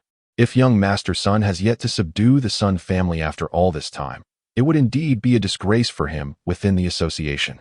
Conversely, the fifth young master has successfully secured the allegiance of 3 shelters. A middle-aged man scoffed. "Humph, and so what? Can the combined presence of the Chun, Wang, and Zhang families rival the significance of the Sun family? After all, the Sun family remains the leading supplier of food. Once the Sun family is subdued, the Chun, Wang, and Zhang families would merely be sitting ducks." Inside the vehicle, a heated debate raged on regarding who was superior, the fifth young master or the eldest young master. Chapter 105. Lin clan members entering the Wang family. Before long, they arrived in Haisher, and as soon as they entered, they fell within Jarvis's surveillance range. Upon entering the city, the vehicle was filled with a cacophony of competitive banter, and amidst this clamor, the modified cars sped towards the Lin clan's sanctuary. Strange, why is it that after such a long time, not a single zombie has been encountered? As the group driving surveyed the surrounding desolation and eerie silence, they couldn't help but murmur in bewilderment. "Where on earth are we? What is this? What has happened here? Are you certain this is the right place?" "Indeed, the map indicates this is the location," the driver replied, his voice tinged with frustration. "What about the Lin family consortium? That massive Lin family sanctuary, where has it vanished? Damn it. It appears this area has suffered a horrifying bombardment. The only forces capable of inflicting such devastation would be armed helicopters from above or direct missile strikes. Yet, both scenarios seem implausible. Haisher lacks any faction with access to such weaponry. Perhaps there is only one possibility left, struck by a meteorite." "Is that even conceivable?" one person queried in astonishment. "It's not beyond the realm of possibility. I recall that the nearest refuge is a family shelter. We could inquire there to uncover the truth. Do you truly believe your guesses hold any merit? Do you fancy yourselves as savvy as a washing machine or as astute as an Osaka black chicken?" the leader remarked coldly. Upon hearing the words of this man, the crowd fell silent and proceeded to board the vehicles. "Let us depart and take refuge at their place. After all, it is nearly evening, and having traveled for several hours, everyone is weary." Half an hour after the vehicles set in motion, they arrived at the Wang family sanctuary. Under the unrelenting hospitality of the Lin family commerce, the Wang residence was breached as if it were a humble straw hut, easily dismantled. As the doors of the Wang family shattered, a group led by the Lin family, comprising a dozen key figures, entered the sanctuary, while the others remained behind to guard the vehicles. Within the conference room of the Wang family, the head of the family, Wang Wood, wore a broad smile as he regarded the guests from the Lin family. "Ah, I was unaware of your esteemed presence, and I humbly ask for your indulgence. I shall prepare a feast. Please, make yourselves at home." Wang Wood's sycophantic demeanor brought immense satisfaction to many in the Lin family delegation. This is how it should be. Even in the apocalypse, our Lin family must have such ingratiating subordinates. Well, your performance thus far is commendable. I shall spare the Wang family for now. Otherwise, given your earlier resistance, death would have been your inevitable fate. The leading middle-aged man spoke with palpable arrogance. Humph. Does this insignificant Wang family dare to offend our Lin family? In our hands, you are but ants, easily crushed. Ah, indeed, indeed. The gentleman spoke, acknowledging with a humble smile that had indeed been educated, and that it was the Wang family who had overstepped their bounds. Why should we fear him? We are now members of the Sanctuary of the Flame. If they dare to lay a hand on us, their demise is certain. Just as Wang Wood was still in his obsequious demeanor, an incongruous voice echoed through the room. Oh, the Sanctuary of the Flame? What is that? The leading middle-aged man inquired. Humph. The Sanctuary of the Flame is the foremost refuge in Haishur, and it has even obliterated Lin. Scoundrel, silence. Do not utter another word. Wang Wood rebuked the younger member of his family, his face suddenly filled with dread as he turned to the middle-aged man. Just as he was about to offer an explanation, another voice rang out from behind. Uncle, what are you afraid of? Have we not all joined the Sanctuary of the Flame? What is there to fear? Once the Sanctuary arrives, with such a small number of them, defeating them will be a trivial matter. Fool, what business do you have interrupting an adult's conversation? Be quiet, or I shall smash your face. Wang Wood shouted in fury. Uncle, you are nothing but a coward. Ah, let go of me. A figure plunged into the crowd, seizing the youth by the hair and dragging him out. Despite the boy's cries reverberating throughout the conference room, no one dared to utter a word. Young man, you spoke of the Sanctuary of the Flame annihilating Lin. What follows? Humph. He has indeed annihilated your Lin family's Chamber of Commerce in Haishur. Now that we have been released, we should hasten our escape. Perhaps we might salvage our lives. The youth declared boldly, his face devoid of fear. Ah, what a splendid refuge of flames. What a magnificent sanctuary of embers. I wondered why we arrived to find no one. Little did I know that they had been completely eradicated. How intriguing, how fascinating. You see, the Haishur branch was obliterated by an assailant, not by a meteorite. Yet here you are, foolishly engaging in conjecture. The middle-aged man at the forefront revealed a faint smile as he addressed those who had just been possessed by a washing machine and a black chicken. However, his expression shifted abruptly. The amiable demeanor morphed into a ghastly visage in the blink of an eye. Wang Wood, divulge everything you know, or else.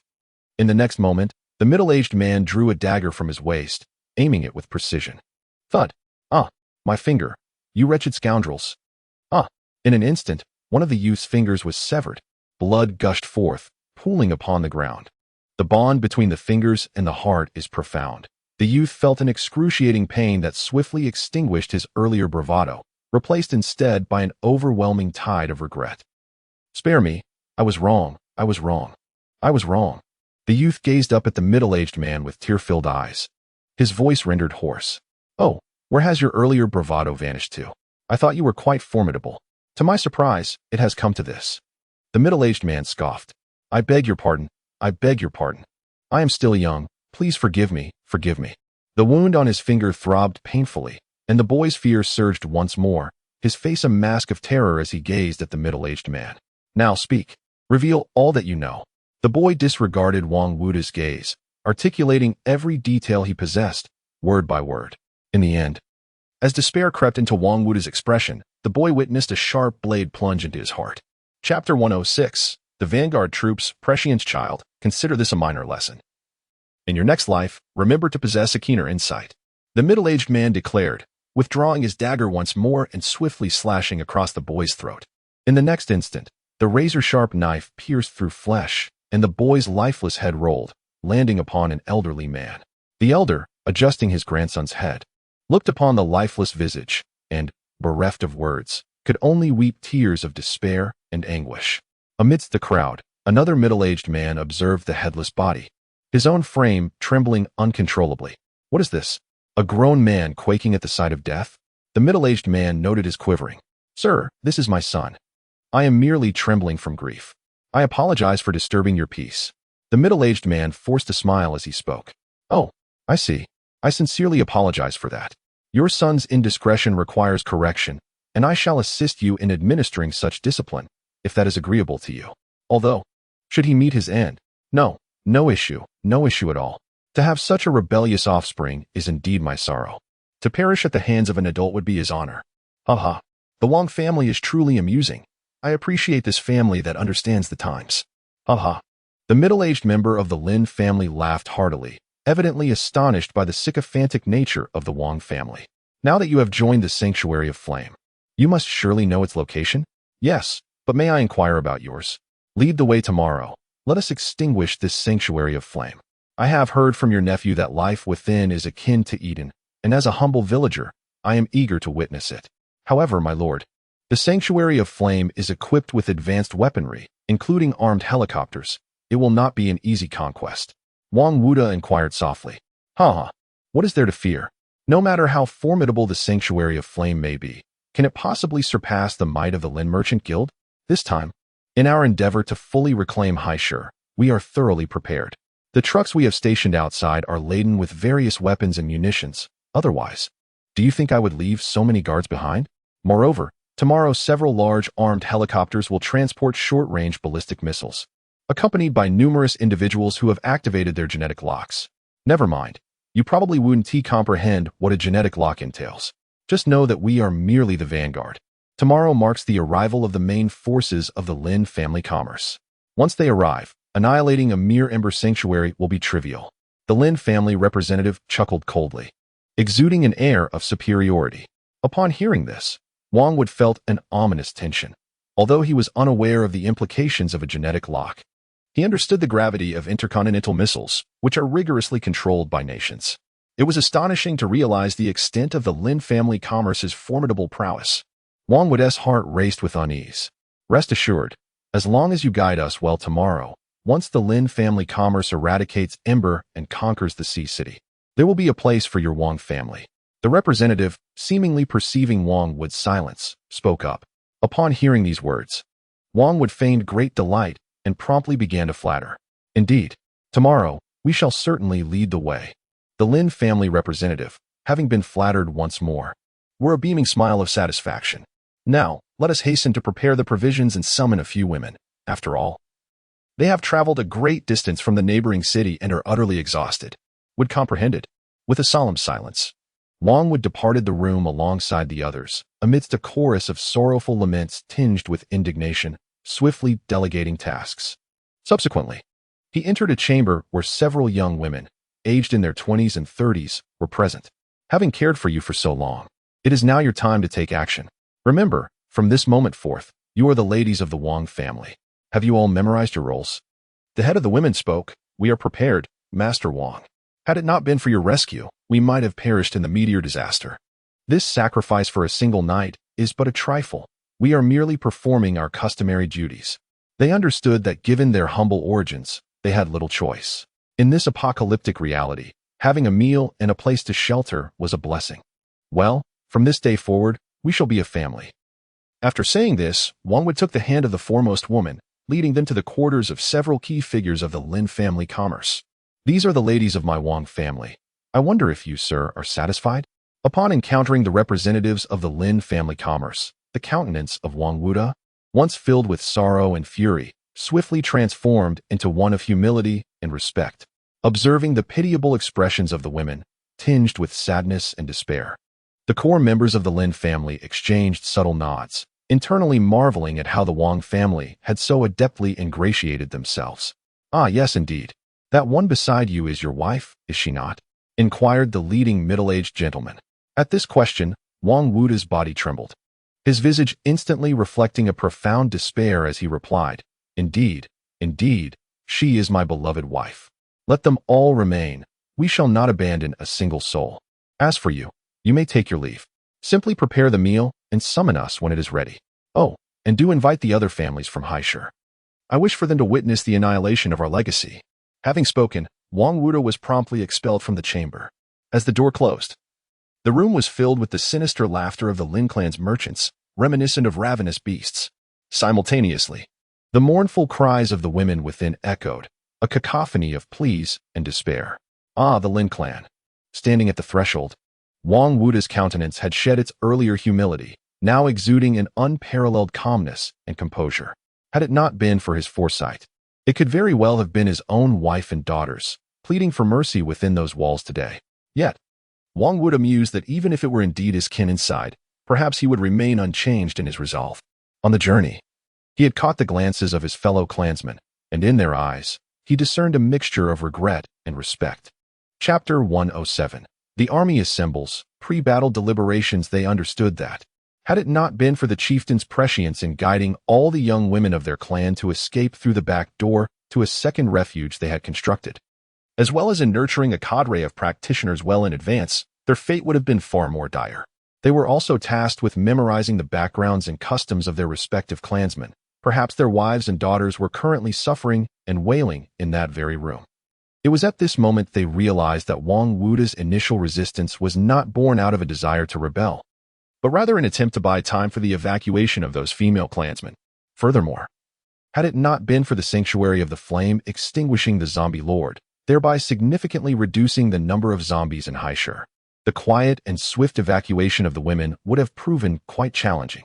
Shortly thereafter, families, including the Sun family, received invitations from the Wang family to join them, along with news of weapons and the so-called gene lock activators brought by the Lin Merchant Association. Upon receiving this news, the leaders of various factions were taken aback. Meanwhile, after a shopping excursion, Jiang Yu also received a message from Jarvis. Was the Lin Merchant Association's headquarters from Qing City arriving this time? Jiang Yu murmured. Sir, according to the head of the Wang family, the Lin Merchant Association is coming in full force, equipped with advanced weaponry. We may need to prepare extensively. Jarvis replied. Jiang Yu paused for a moment before asking, Jarvis, how is the new weapon production progressing? Sir, although Miss Muddy has brought sufficient corpse crystals, due to the constraint of time, we have only managed to forge 6 sets of various equipment for the moment, and we could only produce 1 suit that corresponds to their armor. Enough. Let us expedite production tonight and create 10 sets. Tomorrow, we shall showcase what true technology embodies to those individuals. Sir, should we notify the heads of other shelters? No, just send a message requesting their assistance. I am curious to observe their reactions in this circumstance. In the past, Haishur was dominated solely by the Xinhui shelter, compelling them to submit, but now, with the emergence of the Lin Merchant Association, Jiang Yu wishes to see how they will choose between the two. Meanwhile, the prominent families have convened emergency meetings in light of the Lin Merchant Association's arrival with formidable weaponry. On another front, the Wang family has presented an array of exquisite delicacies to entertain the core figures from the Lin Merchant Association, even extending meals to those watching the vehicles outside. Wang Wood has gone so far as to produce wine, initiating toasts with several core members. At the banquet, he displayed his sycophantic nature, exchanging cups and laughter, faces flushed with mirth. As the feast and revelry came to an end, Wang Wood escorted the last core member to rest, and finally, he found himself alone on a balcony, lighting a cigarette and sending forth a message. The force behind the Lin Merchant Association is known as Divine Descent. In the dead of night, Jarvis received urgent news and promptly awakened Jiang Yu, who was nestled in the embrace of Mudi, groggy and disoriented. Jiang Yu stumbled into the control room. Just half an hour prior, he had emerged victorious from a fierce battle, and now, barely having rested, he was abruptly roused. Feeling damp and disheveled. Was it the descent of the divine once more? What manner of enigmatic organization was this, that seemed even more formidable than my own system? Jiang Yu murmured in resignation. The following day, at the Wang residence, a resounding roar echoed through the heavens, awakening many from their slumber. Curious, they rushed to their windows, only to be met with astonishment. Above them, 5 armed helicopters and 2 large military transport planes circled ominously, having arrived from an unknown origin, searching for a place to land. Simultaneously, they noticed several modified buses outside, filled with hundreds of foreign individuals of diverse complexions. Before long, they witnessed fully armed armored vehicles stationed at the entrance of the Wang residence. To their further incredulity, they observed several key members of the Lin Chamber of Commerce, who had previously exuded confidence, now bowing and scraping before the leaders of these foreigners, much like wood from yesterday. The foreign leader was a robust Caucasian man, his muscular physique formidable, with arms so powerful they seemed capable of striking down 2 bulls with a single blow. The foreign gentleman and the Lin family consortium were engaged in conversation, oblivious to the presence of Wang Wood, who stood humbly to the side, occasionally interjecting with a few words. Old Wang, how did it go with the contacts I asked you to reach yesterday? The leader of the Lin family inquired indifferently, glancing at Wang Wood. My lord, I have notified everyone as instructed, but whether they will come or not, I cannot say. Very well. Grant them another 2 hours. Tell them I shall personally ensure they witness the downfall of the sanctuary of flame. Furthermore, if they do not arrive within 2 hours, once I have vanquished the sanctuary, they shall be next in line. As victors, how could we lack the support of the masses? Please, after you, do come in. Wang Wood's gaze drifted as he watched the two enter, lost in thought. Subsequently, he captured several photographs and sent them to the other sanctuaries. Son, what do you make of the news from the Wang family? Sun Xiong inquired, glancing at his son who was munching on fried dough sticks at the breakfast table. Did you not ask Jiang Yu about it yesterday, father? What was his response? He requested our assistance. And what of your thoughts, father? Sun Tianming pondered before asking, please. Go ahead. I suggest we remain inactive. I sense that Jiang Yu is not so easily dealt with. That young man managed to feign poverty for so long during his university days, which suggests he has some hidden trump card. Does father hold a differing opinion? Upon noticing his father's sigh, Sun Tianming inquired with curiosity. No, I concur with your opinion. It is merely that your sudden display of pragmatism leaves me wondering if my 8 wolves will be rendered ineffective. Zhang Jia. The Lin family's business associates are truly nefarious. Jiang Yu has been compelled to seek our assistance. Let us immediately mobilize our forces to aid him. Xuanning remarked anxiously as she gazed at Zhang Hong. Why are you in such a rush?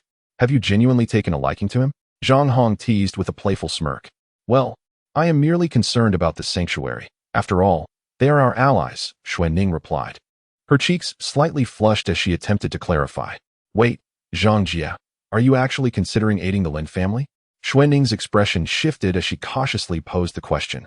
Chapter 108. Assessment of Combat Capability. Laughter ensued. How could that be? Even before the Cataclysm, the Lin family was far from virtuous. Now, unless we find ourselves in an absolutely desperate situation, I would never choose to align with them. Following them, even with utmost dedication, would yield at best a meager reward. Whereas aligning with Jiang Yu presents a different prospect altogether.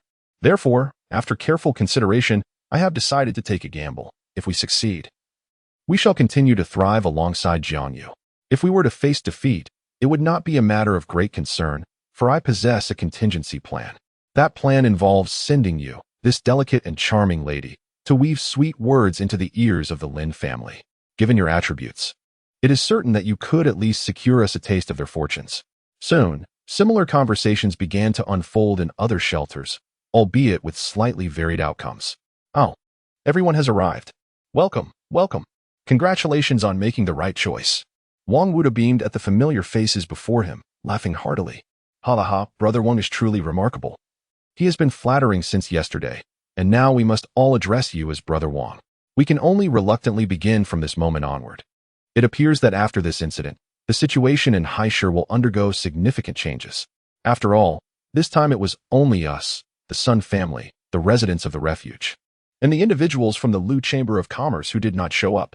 Indeed, when the Lin family eliminates them, we shall surely manage to acquire some valuable treasures for ourselves.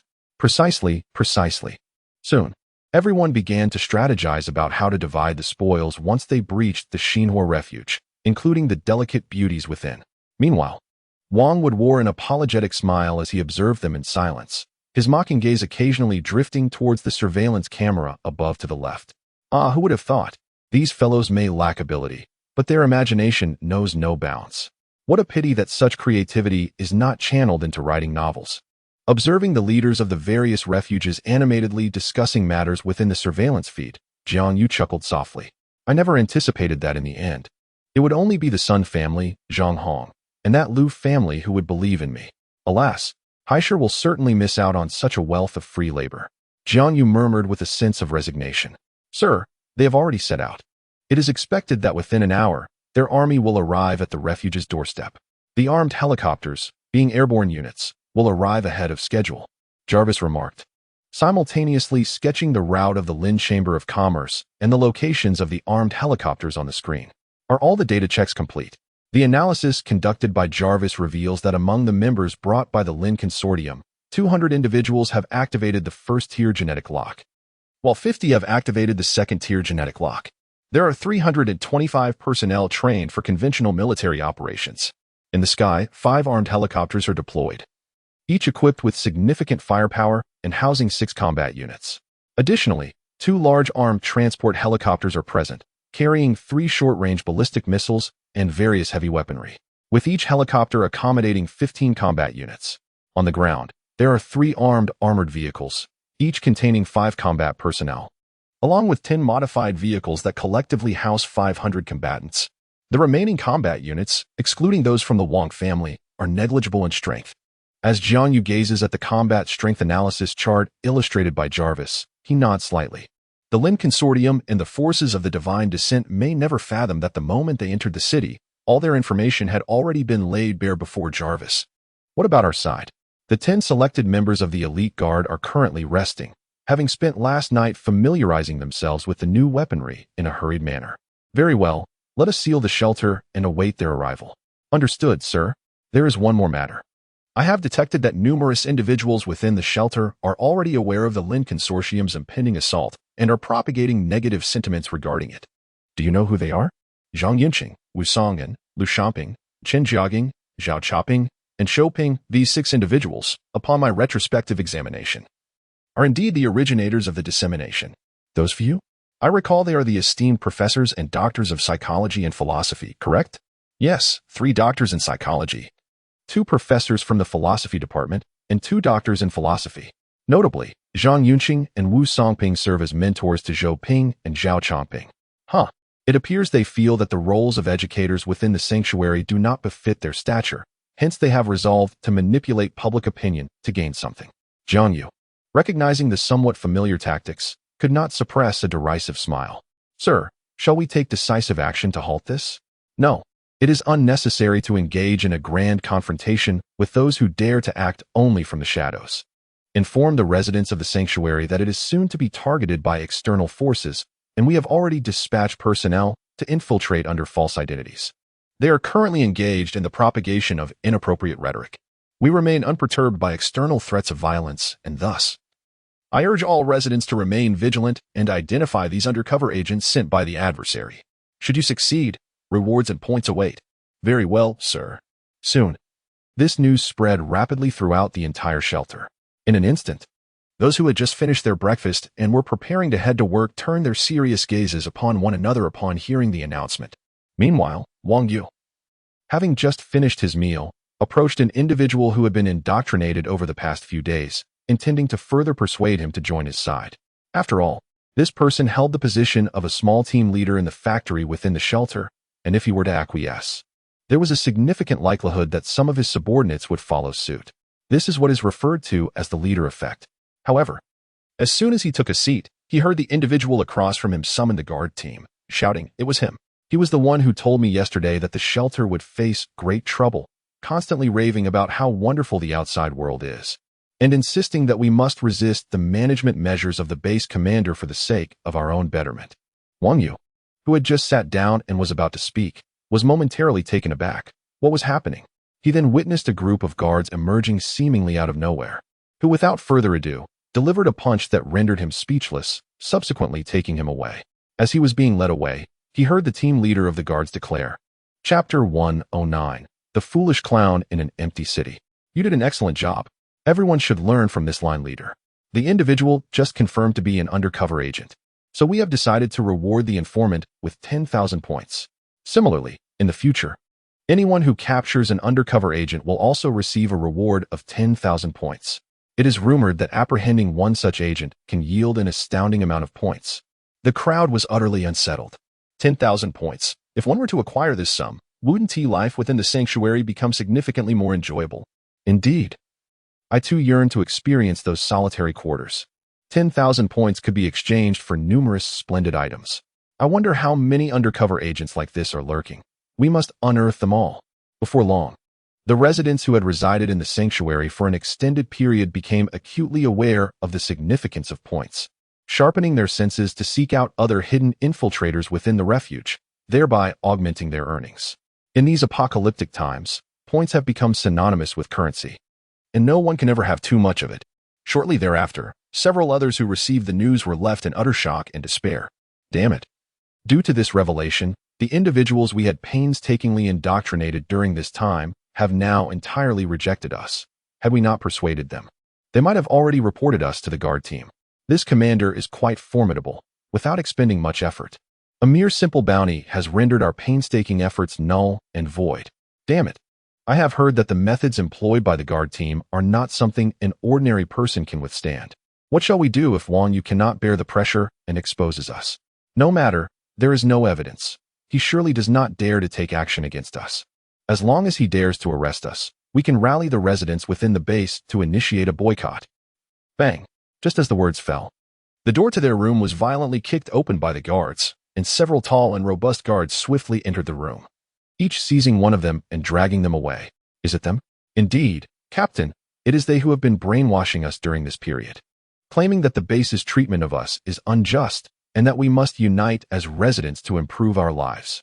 Those being dragged from the room recognized their accusers as the very individuals who had previously indoctrinated them, leaving them bewildered. Old Zhao, didn't you say? I promised you I wouldn't speak out, but I had no choice, Professor Zhang. The rewards they offered were simply too enticing. Before the words could fully escape, the guards swiftly rendered the group of professors and doctors unconscious, subsequently removing them from the crowd. Meanwhile, the dozen or so individuals who had led the way were immediately rewarded with 60,000 points, which Jarvis distributed equally among each of their accounts, leaving the surrounding crowd filled with envy. 5 minutes later, they were unceremoniously cast into the cell like refuse. An hour passed before they groggily regained consciousness. Upon realizing their surroundings, panic gripped them, and they began to scream for help. However, the soundproofing of the cell was remarkably effective. The previous night, a certain African American had cried out for hours without anyone hearing. Hours passed as they shouted hoarsely, their voices growing ragged, yet no one came to their aid. In that moment, despair and regret spread across their faces as they lamented their past decisions. Sir, after 40 minutes of pursuit, the crowd successfully identified these individuals, and they are now all confined within the cell. Just a few foolish jesters, believing that we still inhabit a peaceful society. The grand visions they painted crumble before the might of my point explosion, cloaked in the prestige of their titles as professor and doctor. They fail to recognize that the common folk are not easily deceived. No longer do they cherish the utopian futures these individuals describe as pragmatists. They value what can be grasped in reality, while some may be ensnared by the illusions they conjure. The imminent annihilation represented by Jiang Yu's thousands of points renders those fanciful dreams utterly impotent, ready to be shattered in an instant. Sir, the members of the Lin Chamber of Commerce are nearing the highway. Very well. Instruct the 10 bodyguards to prepare. Understood, sir. Jiang Yu, my army of the undead has finally assembled. Although it took a bit longer than expected, it has at last come together. Mu Di entered the room, seated herself beside Jiang Yu, and spoke. Just in time. Have your zombie army stand by 3 kilometers outside the base. Are you planning a pincer attack? No.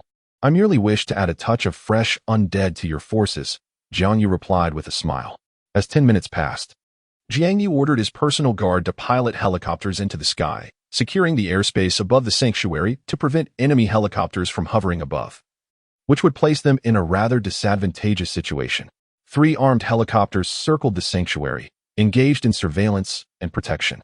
In the next moment, 8 armed helicopters broke through the clouds and descended onto the highway, 5 of which surrounded 3 larger helicopters, as if guarding them. Upon spotting the 3 armed helicopters, they hovered above the woods leading to the sanctuary, both sides keenly observing each other.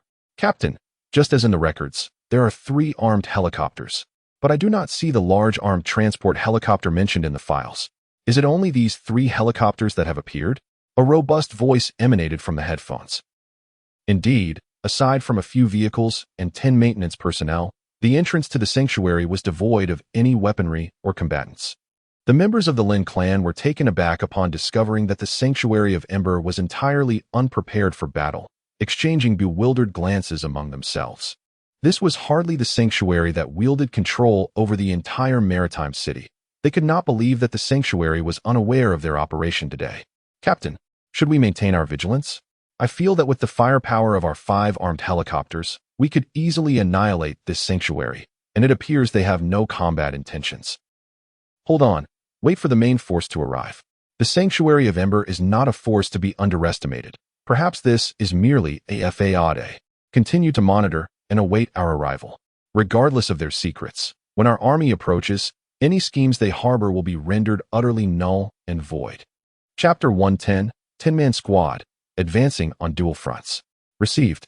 Despite the apparent vulnerabilities of the sanctuary at this moment, the burly Caucasian, an elite operative seasoned by countless skirmishes, remained exceedingly cautious. He could not accept that a faction capable of thoroughly mixing the eggs of adversarial forces, meticulously slicing worms in half, and ultimately reducing them to a pulpy mass would be so disorganized and lax. Soon, another 10 minutes had elapsed, and all members of the Lin Consortium finally arrived. As they departed from the expressway and entered the road, they caught sight of several figures moving towards the entrance of the Ember Sanctuary. Captain, the Ember Sanctuary has commenced a live broadcast. What? A live broadcast? They can still initiate a live stream? The captain of the squad was taken aback by this revelation. He hastily seized the tablet, and at first glance, he beheld the striking visage of a handsome man on the live video. Dear viewers, greetings to you all. I am your old friend, Ares. This live stream is prompted by the imminent assault on the Ember Sanctuary. Perhaps it is due to the sanctuary's remarkable development in recent months, transforming into a veritable Eden in the hearts of many, that has incited envy and resentment in others. Consequently, they have dispatched a formidable army, seeking to conquer our sanctuary by force. Yet we, the Ember Sanctuary, are undaunted. Our commander has articulated a clear directive. If there is to be a battle, let it be fought. Those who falter are akin to cowardly tortoises. Lastly, allow me to convey a message to them. May you go to hell. The captain of the white team, with an expression of disapproval, gazed intently at the content of the broadcast and inquired, what does that last statement mean? The members of the Lin Consortium, standing beside him, comprehended its implication but dared not voice it. Eventually, under the weight of the captain's solemn and earnest gaze, they slowly began to speak. Go to hell, eat shit. With a sharp crack, the tablet was instantly crushed, and the captain's face was filled with fury. After years of battle, he had never experienced such humiliation. The Sanctuary of Fire. Well done, truly commendable. No matter what plans or traps you have laid, you shall soon face my relentless assault. Armored vehicles, charge forth and breach the gates of the Sanctuary of Fire. I am eager to uncover their battle strategies. Yes, Commander. In the next moment, 3 armored vehicles accelerated, breaking away from the main force, swiftly advancing towards the Sanctuary of Fire. Their weapons were primed, awaiting the moment the vehicles entered the bombardment zone to unleash a devastating strike. The opposing side dispatched 3 armored vehicles. Let us send out 3 of our own. Jiang Yu reclined with his thigh resting on Moody's, relishing the softness of the grass and the fruit she fed him, all while orchestrating the battlefield. If there was any discomfort in this position, it was merely that lying on Moody's thigh slightly obstructed his view. Yes, Commander. As the gates of the Sanctuary of Fire swung open, 10 figures emerged, and the live broadcast immediately zoomed in on them. As you can see, the Sanctuary of Fire has dispatched 10 elite guards to demonstrate their respect for their opponents. Indeed, a formidable 10. A full 10 members of the elite guard. We can only witness such an assembly during meal times. How exasperating. The Sanctuary of Ember. Upon hearing the jest from the live broadcast, the white captain, clutching a second tablet, could not contain his fury and crushed it in his grip.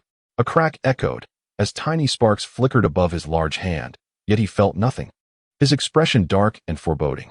10 individuals. He had anticipated that the Sanctuary of Ember would unveil some formidable schemes, for he was well aware that the people of Huaxia excelled in such tactics. However, he was taken aback to find that the opposition was utterly unprepared, presenting merely 10 individuals. Regardless of their designation as the elite guard, what significance did that hold? Could he truly expect to obliterate my 3 armored vehicles with merely 10 people?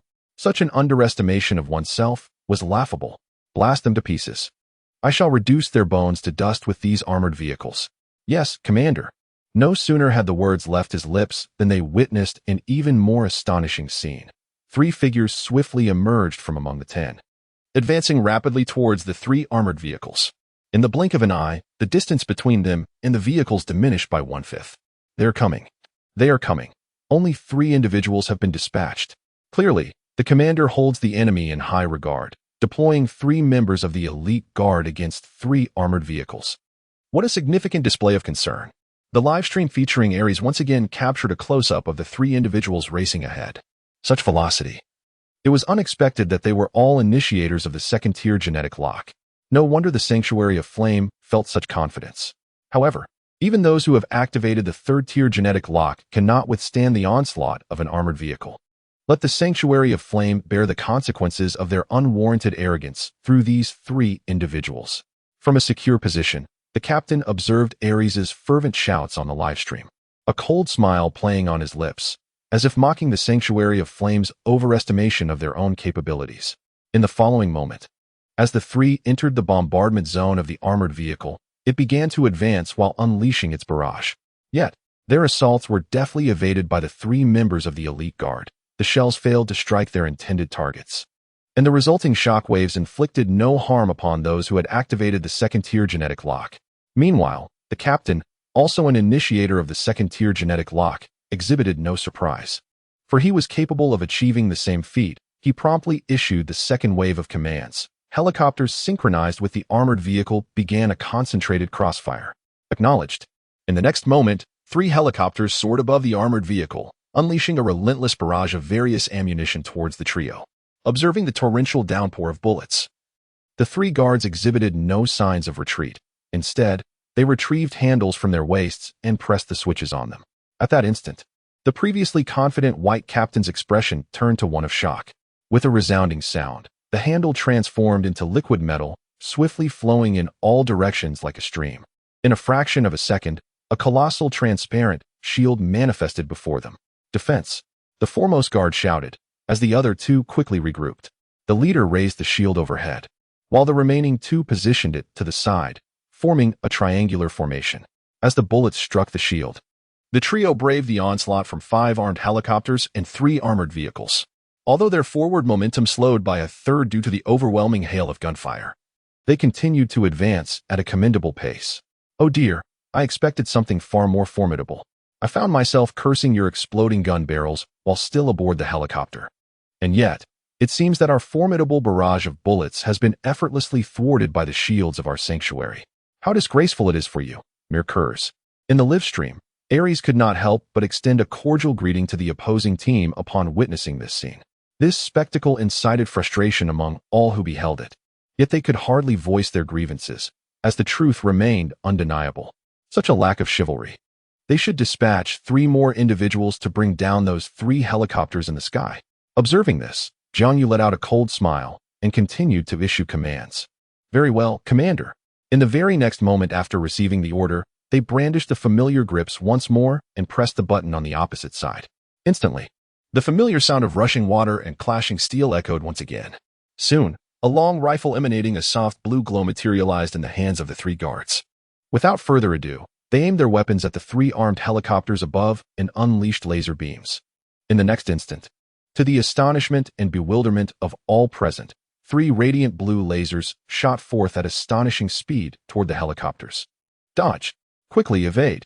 The captain, upon seeing the highlighted blue laser beams in the live broadcast, shouted frantically into his headset, but it was already too late. He had just shouted when he could only watch in horror as 2 of the 3 helicopters were pierced by a terrifying laser beam, while the third narrowly evaded destruction through a timely maneuver. Was this a laser weapon? The captain murmured in disbelief, astonished that such an armament could penetrate the fuselage of an armed helicopter. Before he could fully process the situation, he witnessed the armed helicopter, suspended in midair, losing power due to its perforated body, plummeting directly in front of the armored vehicle. Boom! Accompanied by the rise of 2 small mushroom clouds. The captain's expression darkened to an ominous shade. It had barely begun. The opposing side had deployed only 5 combatants and had already downed 2 of their armed helicopters. Lost in thought, he suddenly heard the voice of the commentator, Ares, once again resonating in the live stream. Oh dear, what a disaster. They really can't withstand the assault. 2 laser strikes, and down they go. Truly pathetic. Do they dare come to our sanctuary for trouble? Ahem. The above opinions solely represent Ares's personal views and have nothing to do with me. Click. As he endured the barrage of insults, belittlement, and mockery, he realized that the comments flooding the live stream were ridiculing his side's predicament. In a moment of frustration, he crushed yet another tablet in his grip. With a subtle glance, he signaled to another individual, who promptly produced the 4th tablet, activated the live stream, and handed it to the white captain. Meanwhile, he pondered how long this device would endure. Just then, as he turned away, the fourth tablet shattered once more, crushed by the captain's powerful grasp. This time, he beheld the captain's face, darkened by fury, and witnessed the emergence of a small mushroom cloud upon the battlefield. Observing the wrecked tablet, he retrieved a smaller device, activated the live stream, and presented it to the captain. The Sanctuary of Flames was truly underestimated. 3 armed helicopters had been swiftly obliterated, incurring significant losses within a mere half-hour. The captain resumed watching the live stream, as the cheerful tune of Good Luck Comes filled the air, accompanied by the laughter of the host. The Lin family consortium is nothing to behold. What of the armed helicopters? They were effortlessly dispatched by our trio of guardians. Upon witnessing this scene, the Caucasian captain drew a deep breath, his tablet already initiating its trajectory towards a C shape. The circuits began to flicker faintly.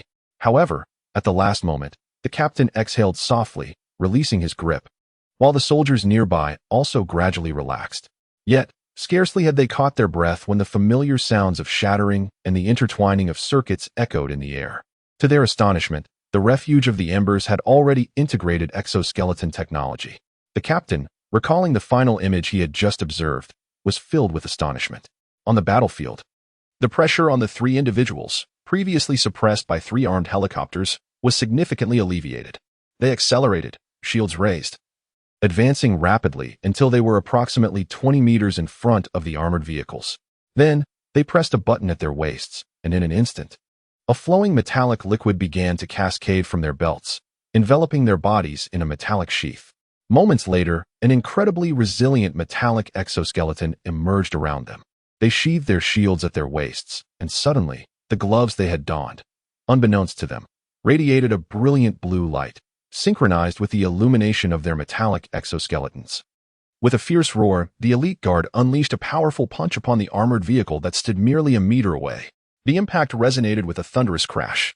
Subsequently, amidst the astonished gazes of the crowd, the 12-ton armored vehicle was effortlessly overturned by a single punch from the elite guards, sent flying several meters away. With the first vehicle dispatched, the other 2 were similarly launched into the air almost simultaneously. Chapter 112. Confidence rekindled amidst a hail of gunfire. Viewers watching the live stream were struck with disbelief and incredulity as they witnessed the armored vehicle being propelled away by a mere punch. This was an armored vehicle. After all, even the lightest among them weighs several tons. Furthermore, those with a discerning eye recognized that the armored vehicle's present weighed at least a dozen tons.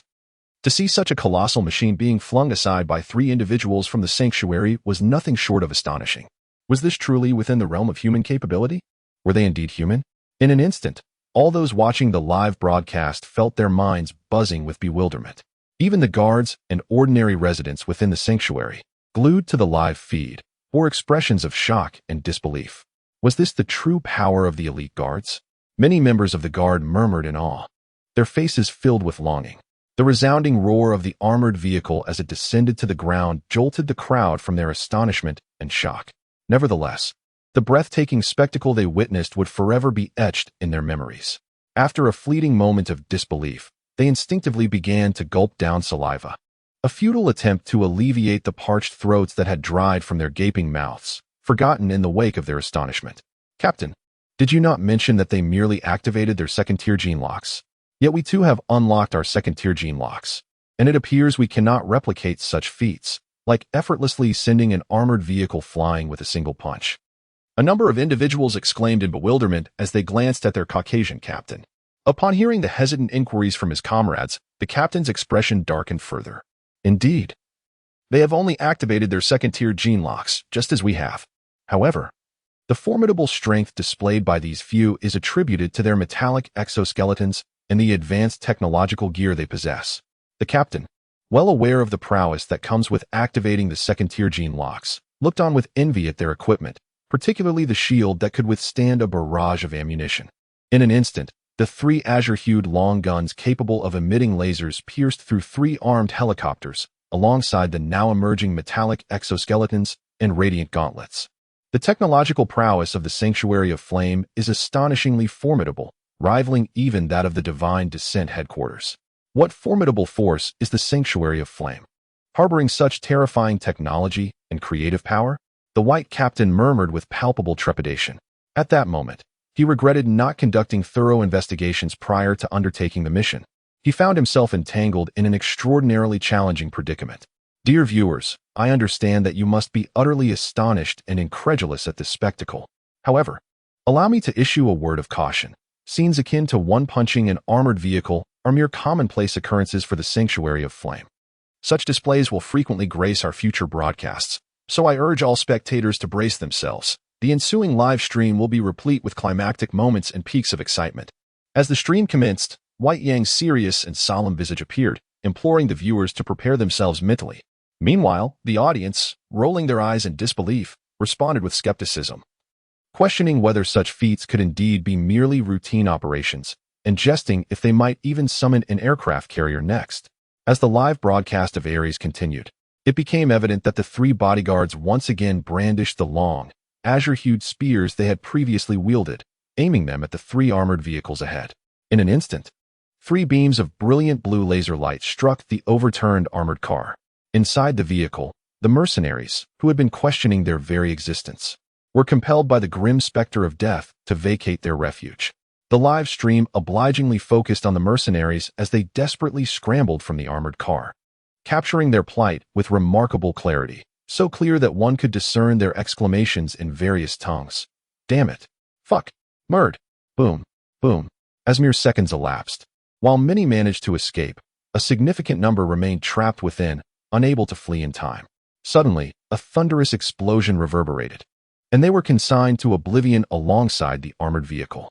Witnessing this scene, the expression on the white captain's face darkened further. With the prelude concluded, it was time for the climax. Let them strike together and send their adversaries to their final resting place. Understood, Commander. Upon receiving Jiang Yu's command, the remaining 7 members swiftly surged forward. Their rapid advance, once silent at the entrance of the shelter, was now captured live, eliciting both shock and fear from the white captain and the members of the Lin Consortium. The 3 individuals had dampened the morale of their comrades, and with 10 of them charging forward together, could their few hundred withstand such an assault? After a moment of contemplation, the captain gritted his teeth and shouted into his headset, "Damn it, I refuse to believe that even if they are formidable, their stamina is limitless. Surely, their advanced technology cannot prevent fatigue. Follow my orders. The remaining 2 armed helicopters are to take off and bombard the refuge, while the rest of you ensure they remain grounded. Today, even if we face defeat, those 10 must perish." Upon hearing the command crackling through their headsets, the previously dazed mercenaries snapped back to reality. Indeed, no matter how advanced their technology, they were ultimately human, beings who would exhaust their strength. Once their stamina was depleted, they would become insignificant, for technology could not replenish their energy. After a brief silence, the mercenaries swiftly demonstrated their formidable combat prowess, rapidly drawing their weapons and aiming at the 10 rushing guards ahead. The sound of gunfire erupted, a cacophony of bullets and explosions surrounding the guards.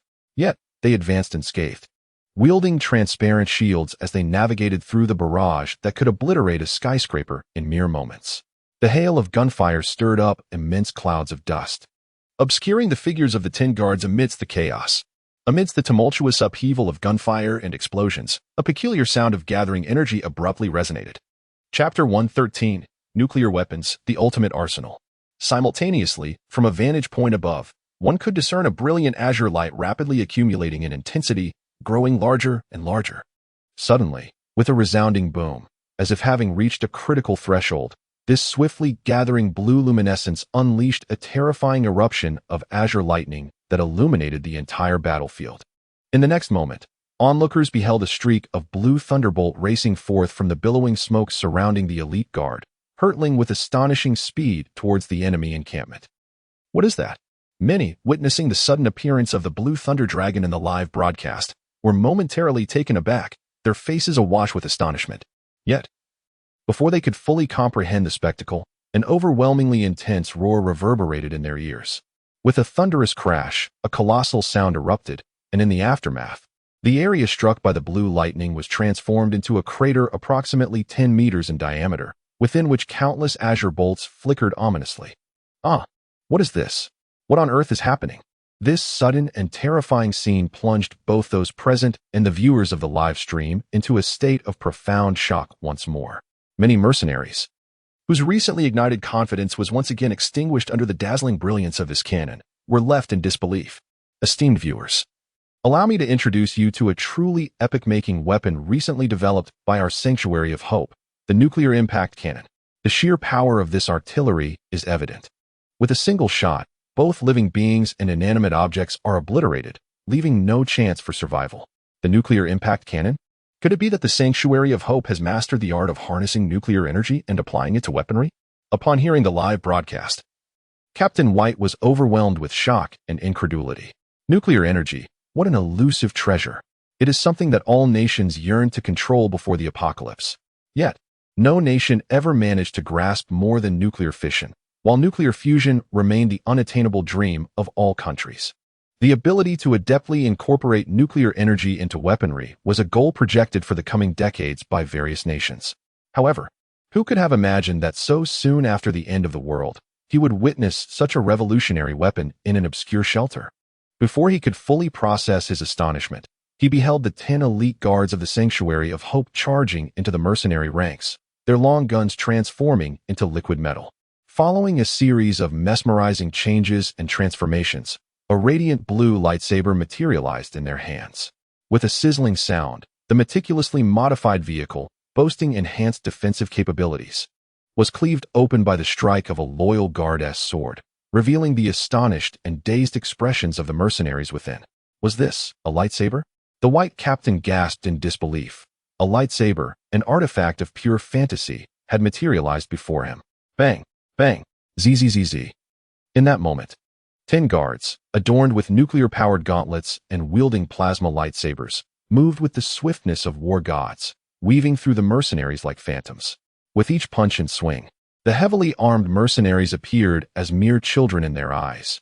A single strike could extinguish their lives. As he witnessed the relentless fall of his comrades, the captain's countenance deteriorated into one of despair and regret. He lamented the fateful decision to accept this mission. Within a mere minute, under the overwhelming might of advanced technology, even those mercenaries who had unlocked the second-tier gene lock suffered grievous losses. Though they managed to endure a few exchanges while armed, they ultimately succumbed to the deadly blade. The fate of the others was even more dire. They were stripped of the very right to resist, falling victim to a single sword stroke or punch upon mere confrontation.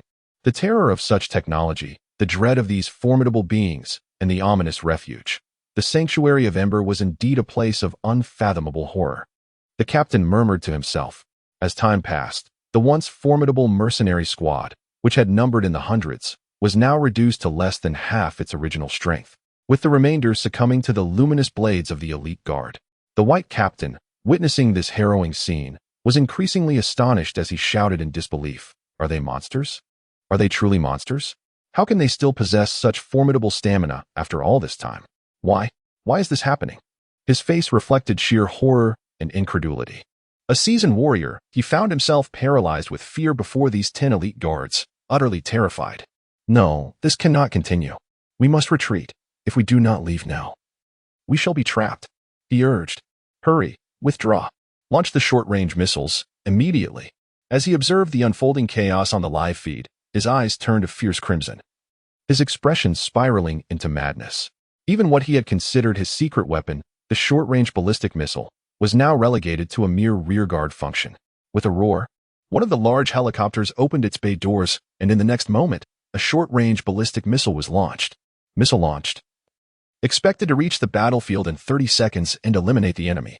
Move, retreat immediately, the white captain bellowed. Understood, Commander. At his command, the already terrified men finally felt the prospect of escape from this cursed place, allowing themselves a collective sigh of relief. Casting a glance at the 10 figures standing motionless, a glimmer of derision unexpectedly surfaced amidst their originally fearful and trepidatious expressions. The technology of the Haven of Ember is indeed formidable. However, no matter how advanced, it seems unlikely to entirely withstand the terrifying might of a short-range ballistic missile. While this missile may not inflict damage upon the core of the Haven, the 10 guards stationed outside will undoubtedly bear the brunt of its destructive force. Thus, it is certain that these 10 individuals are doomed to perish. Within the command room, Jiang Yu observed this scene with a subtle smile. Jarvis, it is your turn to take the stage. Understood, sir. As the words left his lips, The door of the weapons compartment on the left side of the shelter slowly opened, allowing sunlight to gradually penetrate the enormous, shadowy mechanical chamber. Within that chamber, a figure adorned with a shimmering azure glow slightly raised its head, its eyes radiating brilliance, while rich blue flames erupted from its feet and back. Chapter 114, The Missile in Hand. The curtain falls.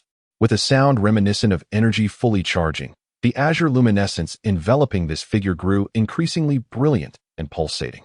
Boom. At last, a resounding roar echoed as a vivid blue figure soared into the sky, swiftly breaking free from the depths of the weapons chamber, which extended several dozen meters below. Defying the brilliance of the sun, it raced toward the missile at a speed surpassing that of sound. The thunderous boom, resulting from this sonic velocity, instantaneously captured the attention of all present. As they lifted their gazes, they immediately beheld the diminishing distance between the blue figure and the missile, drawing nearer and nearer.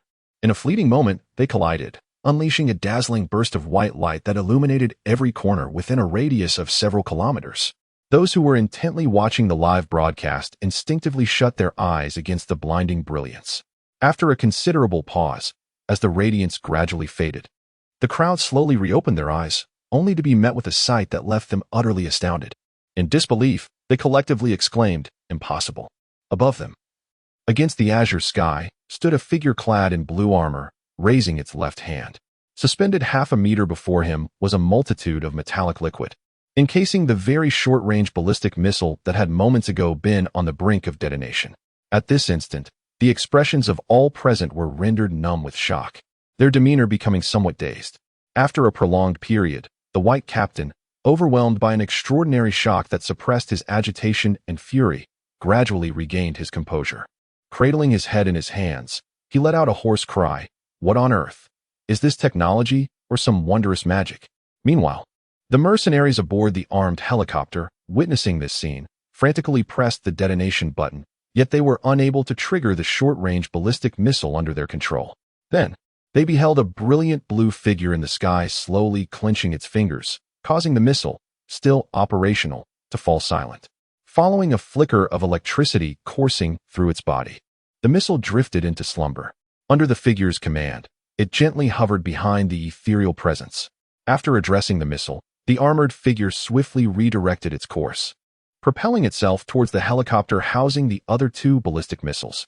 With unyielding force, it pried open the helicopter's door and spoke in a refined and courteous manner. "Greetings. I am Jarvis."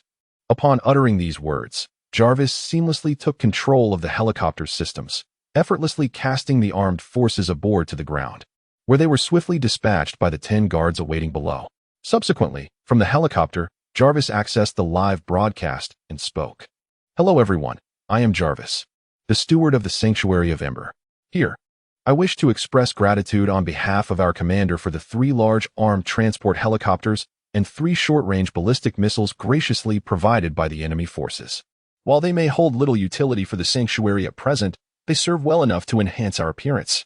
Furthermore, I have wonderful news. The Sanctuary of Ember now upholds a philosophy centered on humanity and harmonious coexistence. Our commander understands that attacking our refuge may not be your true intention, thus we invite you to lay down your arms and depart freely." With that, the broadcast returned to Ares, who was currently enjoying a meal. The audience witnessed Jarvis, clad in armor, swiftly return to the sanctuary. As the camera shifted back, Ares hastily set down his hamburger and remarked, "Thank you, Steward Jarvis, for taking time out of your busy schedule to reprimand these misguided individuals. Now I, Ares, shall continue the live coverage. Dear esteemed viewers, the joyous moments are always fleeting, and this live broadcast is drawing to a close. Although it is nearly over, I would like to remind everyone not to relinquish hope in the face of adversity. Life, after all, is a beautiful and exhilarating experience. Therefore, I implore you not to let your frustrations lead you to assault our sanctuary, for such actions would be exceedingly unwise. In terms of manpower, none can rival us. In technology, we stand unmatched, and in resources, we are equally unparalleled. Thus, we conclude this broadcast. I kindly request all viewers to leave a 5-star rating and a gentle nudge for further updates. Thank you, everyone." As the final words echoed, the broadcast came to an end, and the 10 loyal guards sheathed their weapons, their expressions serene as they strode toward the refuge. It seemed as if they had truly spared the mercenaries who were so close at hand. Had they genuinely chosen to let go? Observing the retreating mercenaries and the helicopters soaring back, a look of bewilderment clouded the faces of the mercenaries. Let us move forward. At this moment, the white captain's expression was one of utter bewilderment and confusion. Despite bringing such a large contingent and possessing such superior weaponry, they had not anticipated being so thoroughly dominated by this obscure refuge known as the Ember Sanctuary. It became evident that in terms of both technology and combat prowess, they had been taught a lesson in humility by the Ember Sanctuary. He could discern that if they so desired, the 10 individuals from earlier, those so-called elite guards, could effortlessly annihilate everyone on their side. Upon hearing the captain's command to retreat, the mercenaries collectively exhaled a sigh of relief. Initially, they had feared that the Ember Sanctuary would seek to eradicate them completely, yet surprisingly, a path to survival had been offered. Each of their faces now radiated with the joy of having survived a near-death experience, mingled with a subtle disdain and mockery towards the Ember Sanctuary. They hastily discarded all their weapons and sprinted towards the highway. Seeing the mercenaries flee, the members of the Lin Corporation and other refuges grew anxious. Just yesterday, they had confidently asserted that they could easily deal with the Ember Sanctuary.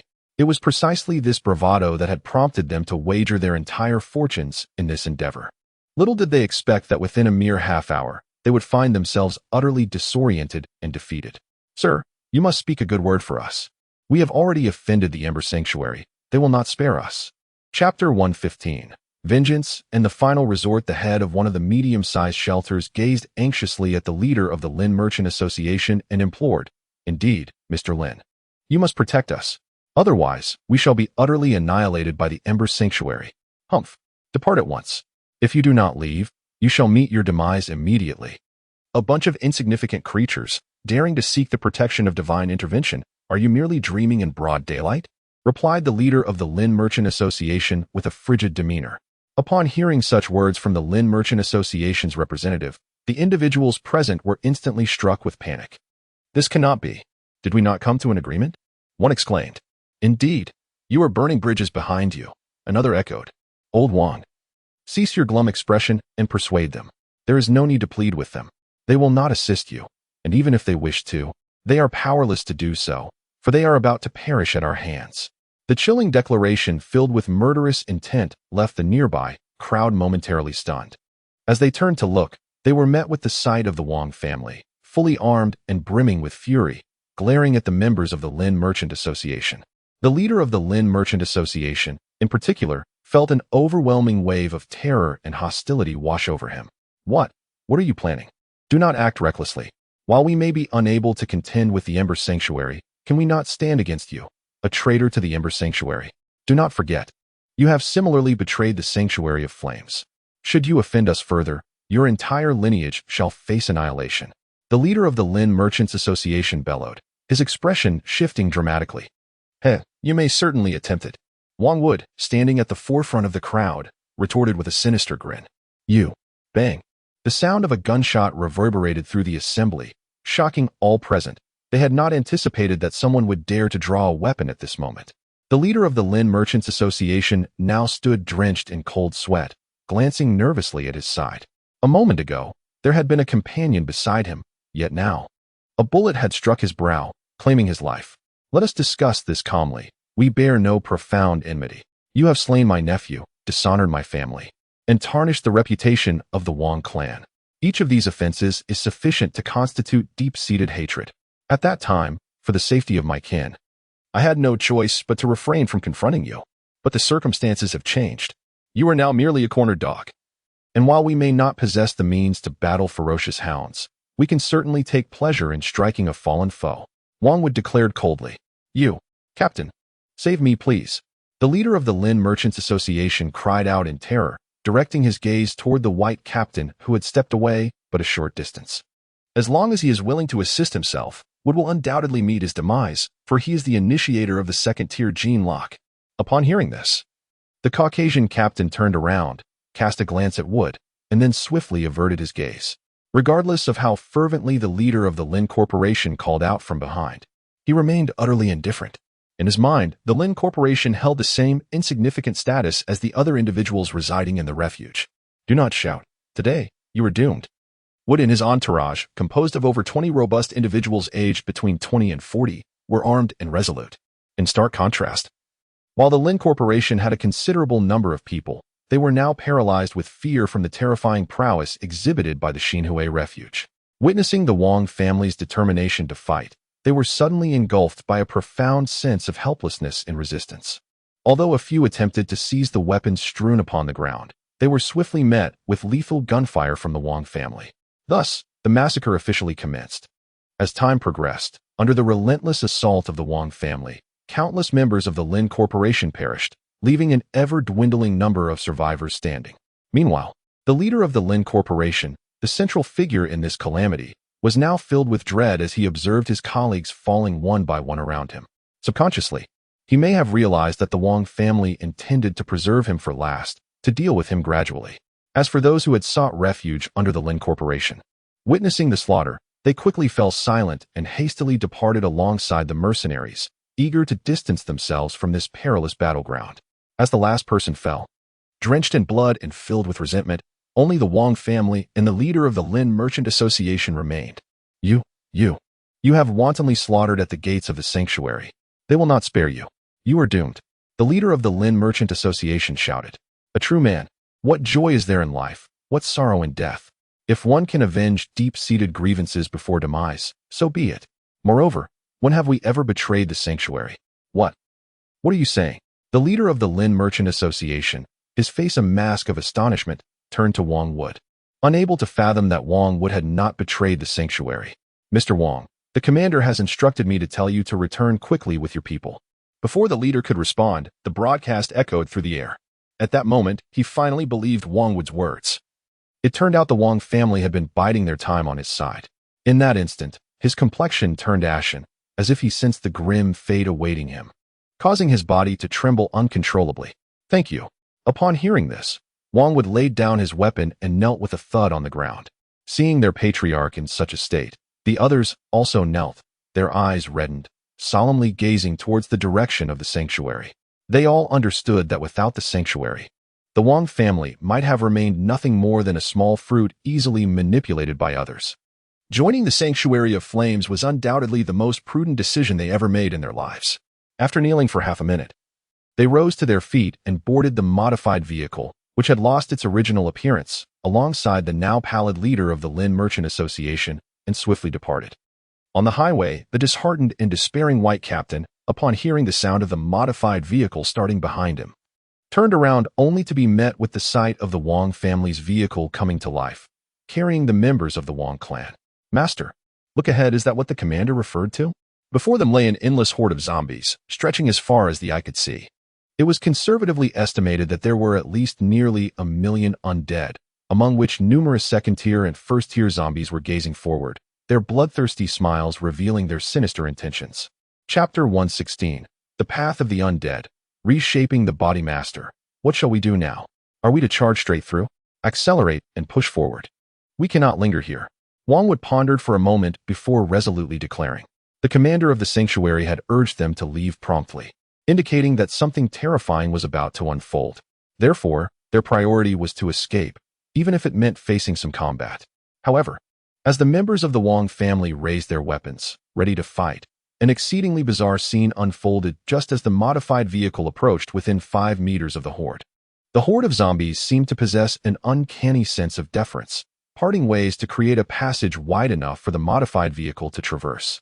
The sight of these undead creatures seemingly welcoming them left Wang Wood and his companions utterly astounded. They exchanged incredulous glances, their eyes reflecting a mixture of horror and disbelief. As the modified vehicle advanced, it drew ever closer to the throng of zombies, and soon, amidst a palpable atmosphere of trepidation, it steadily entered the path carved out by the undead. As they crossed into this eerie corridor, the occupants of the vehicle gazed out at the zombies mere inches away, a chilling wave of dread coursing through their bodies. The sight of towering defensive zombies watching them pass only heightened their fear and anxiety. Gulu. As the crowd found themselves encircled by millions of zombies, an involuntary gulp resonated among them, their hearts racing with an escalating panic.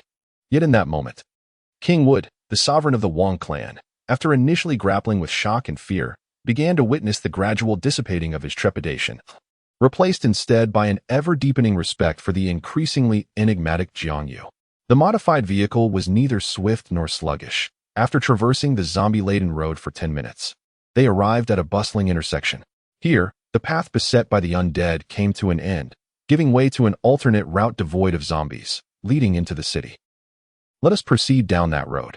Very well. The driver, swallowing hard, bore a countenance imbued with earnest determination. He dared not take a gamble.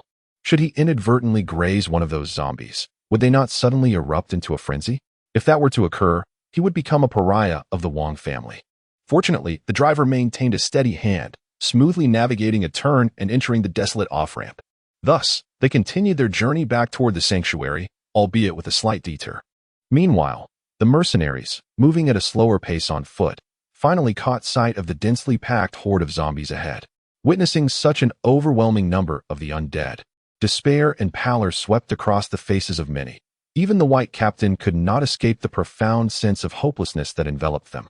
At this moment, they were devoid of weapons, their gear left at the sanctuary's entrance, and apart from him, all those who had activated their second-tier gene locks had been slaughtered, leaving only a handful who had unlocked the first-tier gene lock. The rest were predominantly ordinary individuals, possessing only mediocre hand-to-hand combat abilities. In this moment, each person who beheld the vast horde of zombies ahead was marked by despair and confusion. Many from the Lin family's merchant association, witnessing this scene, looked around with pale faces, searching for any instruments they might use for a merciful end, feeling utterly exhausted. Within the command room, Jiang Yu regarded the impending final act with a calm demeanor and softly proclaimed, "Let it begin." After finishing his words, Jiang Yu rose and walked towards the artificial human chamber. Mu Di slightly nodded, a glimmer of crimson flashing in her eyes, which was soon mirrored in the eyes of all the zombies present. Subsequently, Mu Di followed Jiang Yu's lead, her gaze filled with a hint of excitement and anticipation. Roar! Roar! In an instant, the chilling roar of 1,000,000 zombies echoed through the skies. The terror of that roar was so profound that even the Wong family, who had ventured far away, could hear this earth-shattering cry. They couldn't help but turn back. And above the highway, it seemed as if they beheld a mountain of corpses and a sea of blood. Kill. The white captain, upon hearing the zombies roar, realized that it was too late to say anything. With no equipment and no technology, they had no choice but to rely solely on their fists and fight. He then commanded the remaining members of his team to charge towards the zombies, roaring in unison. In that moment, this one-sided massacre commenced. Half an hour later, the once lively battlefield fell silent. Aside from a bit of chaos, nothing else had changed. The white captain, covered in wounds, gazed at the 5 second-tier zombies surrounding him, his expression becoming eerily calm. It seems that coming here was indeed a grave mistake. The white captain slowly closed his eyes, feeling the chilling glint and the slight pain at his neck, whispering softly to himself. After vanquishing all adversaries, the leading zombie turned around, its eyes glowing ominously red once more. It let out a fierce roar towards a particular direction, prompting the horde of zombies to charge forth with remarkable speed. At that moment, had there been anyone present, they would have undoubtedly noticed that the direction of their frantic advance pointed directly to the shelters that had allied with the Lin family's commercial consortium. The reckoning was at hand. This night would prove tumultuous for certain individuals. Furthermore, after this day, the city would truly transform into a singular stronghold for the refuge of the Embers. Didn't you say it would only take 2 days? Why has it not yet been completed? In the humanoid creation chamber, Mu Di anxiously inquired, gazing at the still operational zombie transformation apparatus. Well, logically, 2 days should suffice. You accomplished it in that time frame, so it stands to reason that someone of inferior first-tier strength would not require such an extensive duration. Jiang Yu murmured, equally perplexed. Jarvis, what is the status of Alice's transformation? Jiang Yu asked. Sir, the transformation has long been completed, but due to Miss Alice's unique nature, the restoration of her physical form is proving rather challenging. Challenging? What could possibly be difficult? It took me merely 2 days in my current state. Does a child truly require a longer duration? It is precisely because Miss Alice is a child that the process necessitates more time, as children's bodies possess greater plasticity. Upon hearing Jarvis's explanation, Jiang Yu nodded thoughtfully, pondering the implications. Chapter 117. Familiarity with battle armor in the Lin family of Qing City. Jarvis was right. If Alice's body could be perfected even slightly, then a little more time would not matter. After all, we are not pressed for time. Upon hearing Jiang Yu's words, Mu-Ti nodded gently, her gaze filled with compassion as she glanced at the zombie transformation device, her delicate hand resting gently upon it. Alice, take care. I await your emergence.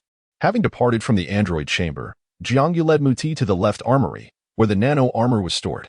Is this what they call nano armor? Remarkable. The image of it single-handedly intercepting a missile feels akin to a sorcerer casting a spell, Mu-Ti exclaimed.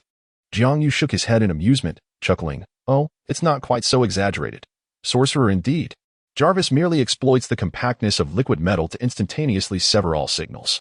At the same time, it disrupts the electromagnetic waves of the missile's warhead, ultimately cutting off the oxygen and disabling the mechanisms within the missile. This technique is not particularly daunting for Jarvis at present." "Ah, I see. Nevertheless, it remains impressive that this armor, which one could only witness in films, actually exists in reality," Mu-Ti marveled. Although she had seen few science fiction movies, her classmates had introduced her to such technologies, and over time, she had come to understand their significance. "Would you like to try it on?" Jiang Yu inquired. "Is that possible?" Mu-Ti responded with delight. Jiang Yu then waved his hand lightly. The set of nano armor, standing firmly in place, instantaneously transformed into a fluid metallic form, swiftly enveloping Mu-Ti. Shortly thereafter, Mu-Ti, adorned in her battle attire, made her grand entrance. Mu-Ti gazed in wonder at her surroundings, accompanied by the attentive assistance of Jarvis. "Jarvis, help Mu-Ti acclimate to the battle armor and take some measurements to create an even better suit tailored for her." "Certainly, sir." With Jarvis's support, Mu-Ti successfully ascended into the air. Though merely hovering at low altitude within the confines of the armory, it was indeed a flight. Once she became more accustomed to it, Jiang Yu would undoubtedly allow her to soar outside. An hour passed, during which Mu-Ti fully familiarized herself with all the mechanisms of the armor. In that moment, she finally understood why young men were so captivated by mechanical suits. A girl, previously only partially aware, had swiftly fallen in love with the sensation of donning the armor. How much more so would those who truly understood and cherished battle suits, yet had never experienced them firsthand, feel? If only they could take a flight. They would be utterly thrilled. However, Jiang Yu, what is the purpose of this armory? Why is there such an expansive space? Surely, nano armor does not require such ample room. Mu-Ti ascended to the top, looking down at the spacious and brightly lit B-shaped armory, and inquired with curiosity. "It's for the future, giants, and soon you shall understand. Now let us go, it is tea time." Jiang Yu replied with a smile. "All right." Mu-Ti swiftly descended, discarding her armor, and then clasping Jiang Yu's hand, they departed together. Meanwhile, Jarvis diligently recorded all the data before embarking on the creation of a new nano armor. "By the way, aren't you going to use that armor? I see you quite fancy it," Mu-Ti inquired. "Me? Of course I possess it, but at this moment, you have a greater necessity for it. Although you possess the ability to command the undead, your inherent strength is not formidable. With the nano armor, both your combat and defensive capabilities will experience a significant enhancement," Jiang Yu replied with a smile. Upon hearing this, Mu-Ti beamed sweetly. "You are quite thoughtful. How about this? As a reward, I shall don your favorite HS attire tonight for your viewing pleasure. If you desire a few S-rated glimpses, I shall grant you that." Mu-Ti whispered softly in his ear. "Oh, might we indulge a bit more? Perhaps a few glimpses of the alluring and enticing? You rogue." Mu-Ti's cheeks flushed as she playfully tapped Jiang Yu's hand. Witnessing her rosy complexion, Jiang Yu, filled with urgency, leaned in and planted a kiss on her cheek. Were it not for the inappropriateness of their surroundings, Jiang Yu might have succumbed to the temptation right then and there. Observing Jiang Yu's fervent gaze, Mu-Ti smiled subtly and took his hand, leading him towards the command center. "Old Wang, have those fellows in Haisher not sent any word back yet?" "No, master. Not only them, but there has been no news from within Haisher either. As if all those inside have perished," came the reply. "Humph. It appears that certain administrators in Haisher have reached their breaking point. Indeed, as the apocalypse approaches and chaos reigns, the headquarters of the Lin family stands far removed, prompting them to sense that the moment for advancement has arrived. Ah, this cannot be true. Did not divine beings accompany them? Divine beings? Humph. They are not known for their unwavering adherence to promises, even if one has just signed a contract, should sufficient incentives be presented by others. They would not hesitate to turn their weapons against you. So, what of the eldest young master and the fifth young master? Are they not in peril? Could it be that they have already Old Wang's expression grew increasingly anxious as he spoke. The end times have come, and chaos has erupted.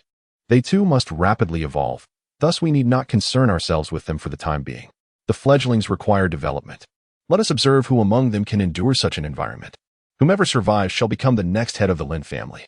The head of the Lin family murmured in a grave tone, then seemed to recall something and inquired, "By the way, are those makeshift shelters established by the lower-tier individuals still holding out against the onslaught?"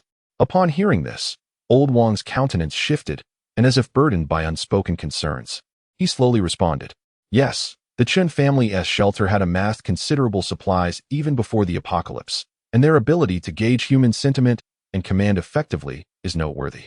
Coupled with the locality's defensive advantages, although it is merely a small town, assaulting it remains a formidable challenge." Humph. Fools, a mere collection of fools.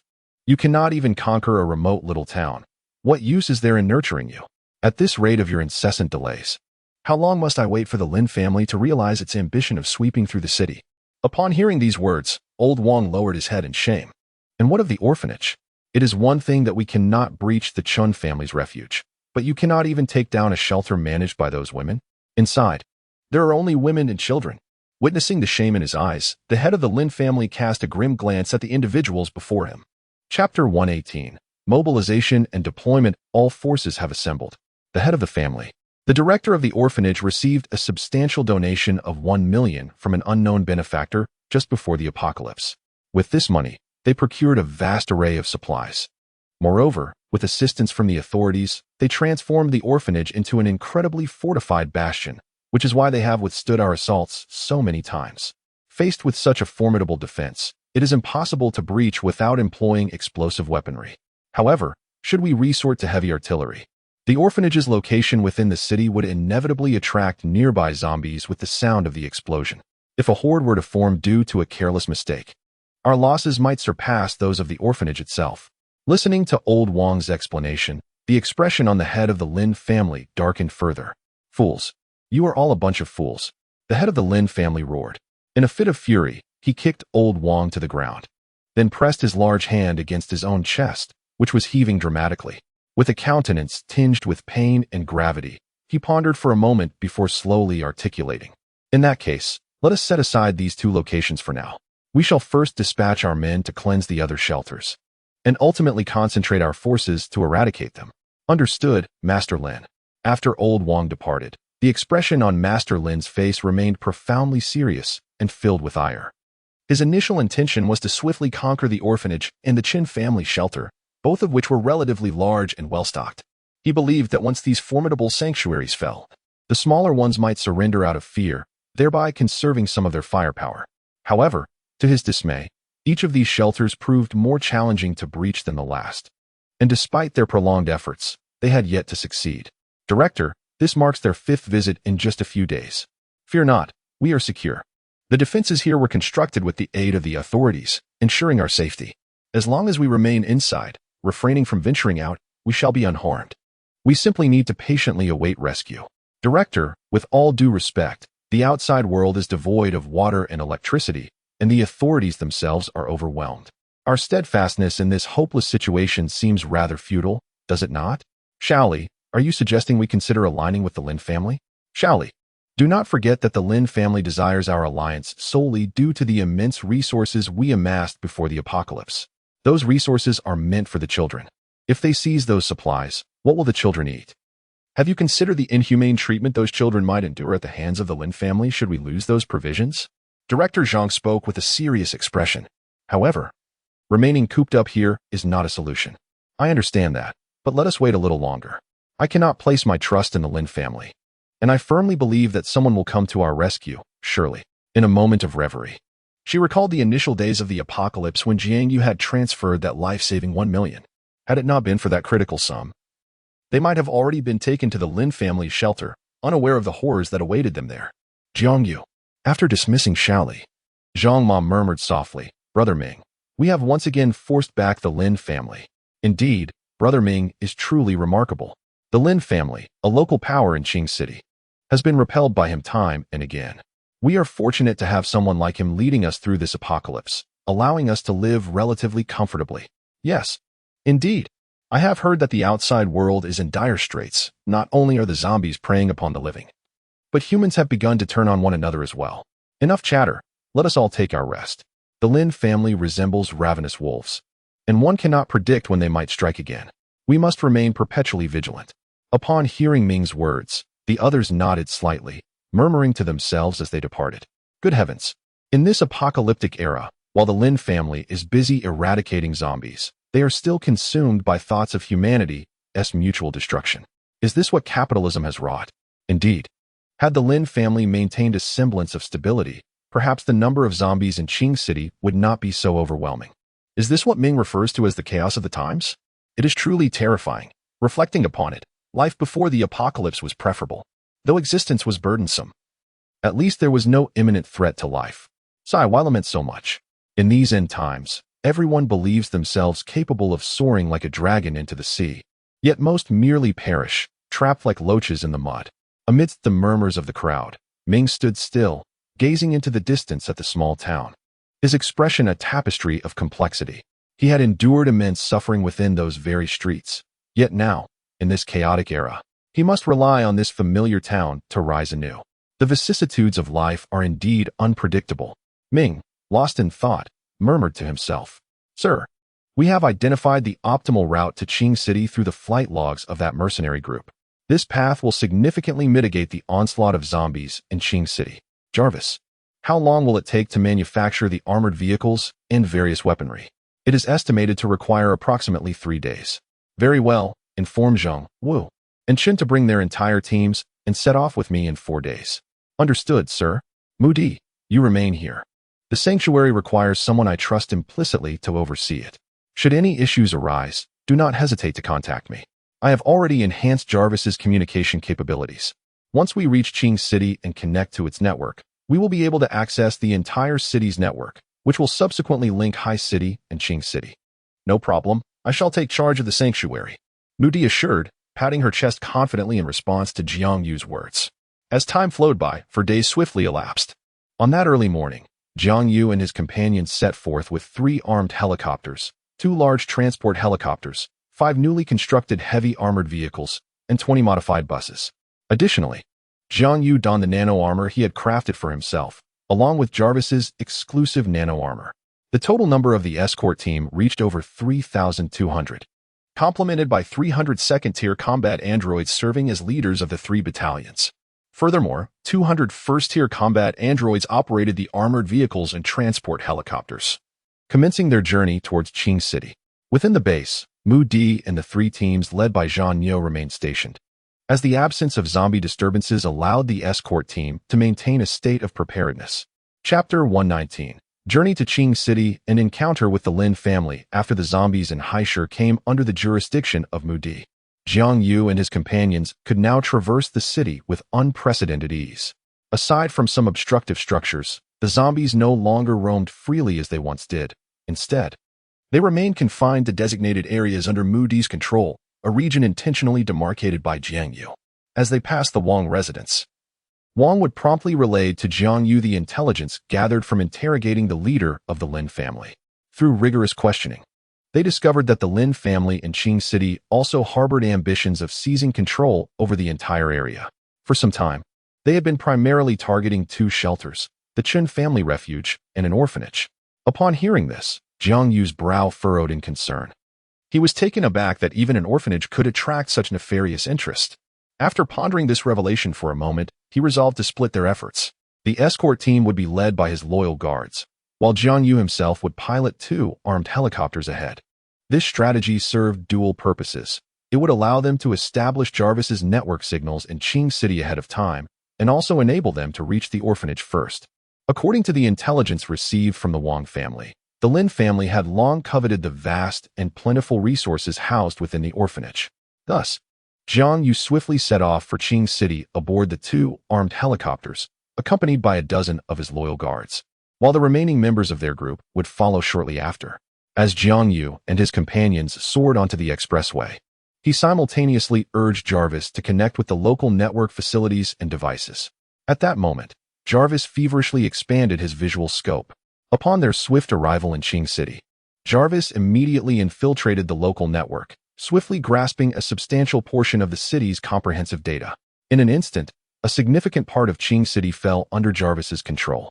It could be said that wherever Jarvis still had access to functioning surveillance systems, mobile phones, and computer cameras, he could observe with remarkable clarity.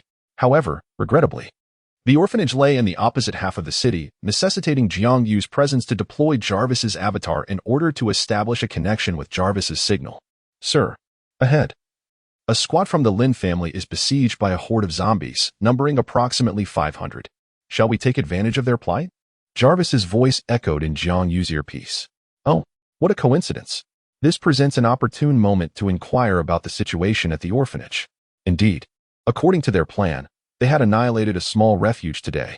However, due to the refuge's fierce resistance, a tremendous explosion had attracted a minor zombie horde, leading to their entrapment within it.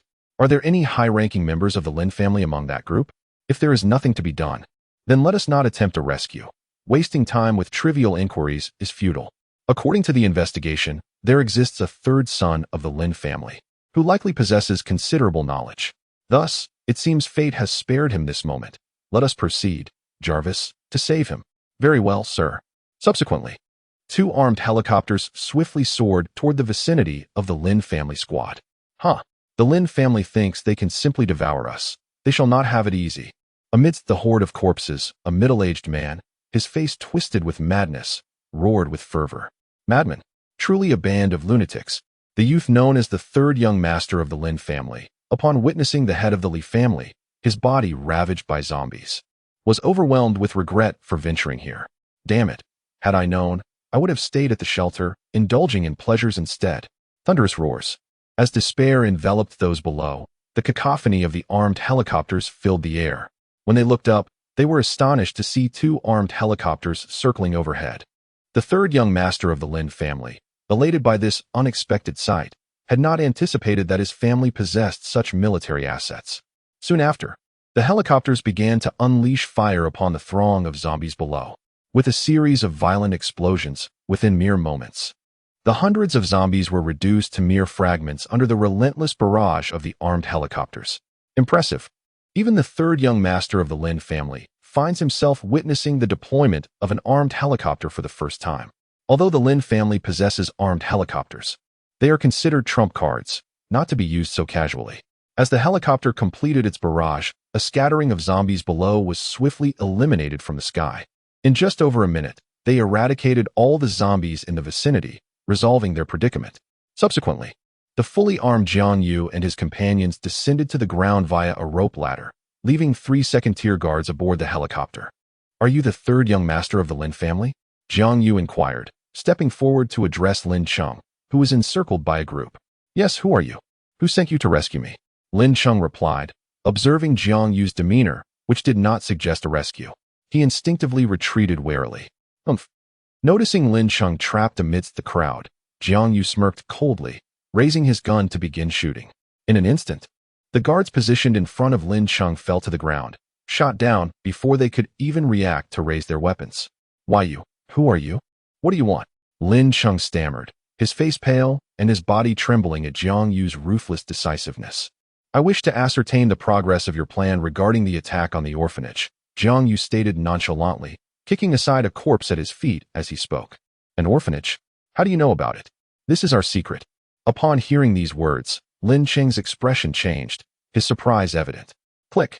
Jiang Yu did not afford him a moment to react. He raised his pistol to Lin Cheng's forehead, demanding sternly, I ask, you answer, spare me your trifles. Yes. A flicker of resentment and malice flashed in Lin Cheng's eyes, only to be quickly suppressed. His father would lead a charge against the orphanage this afternoon, and they had borrowed considerable heavy weaponry for the assault. Surely, the orphanage could not withstand for long. Glancing at the time, it was likely they would set off soon. Are we departing right now? Upon hearing this, Jiang Yu tensed, checking the clock. It was 12:30. Chapter 120, Full Speed Ahead. Heed the malicious words seeing that time was still on their side. Jiang Yu let out a slight sigh of relief. After all, they still had a chance to make it. He felt a pang of gratitude that he had chosen to arrive ahead of the main force after receiving the news, rather than following them. Had he done so, they might have reached Qing City by evening, and it could have been too late by then. Who did you borrow such heavy artillery from? Was it Xinjiang? It seems they can no longer contain themselves and intend to completely breach the orphanage today. I have divulged all that I know. Can I leave now? Lin Sheng, the third young master of the Lin family, inquired cautiously. As a mere pawn in the hands of others, I find myself at their mercy. Bang! The moment the words left my lips, the echo of a gunshot reverberated in my ears. Lin Sheng gazed incredulously at Jiang Yu, who stood with a smoking gun. And just as he was about to utter a word, he slowly collapsed. Ha! The devil, well met in death. The devil, well met in death.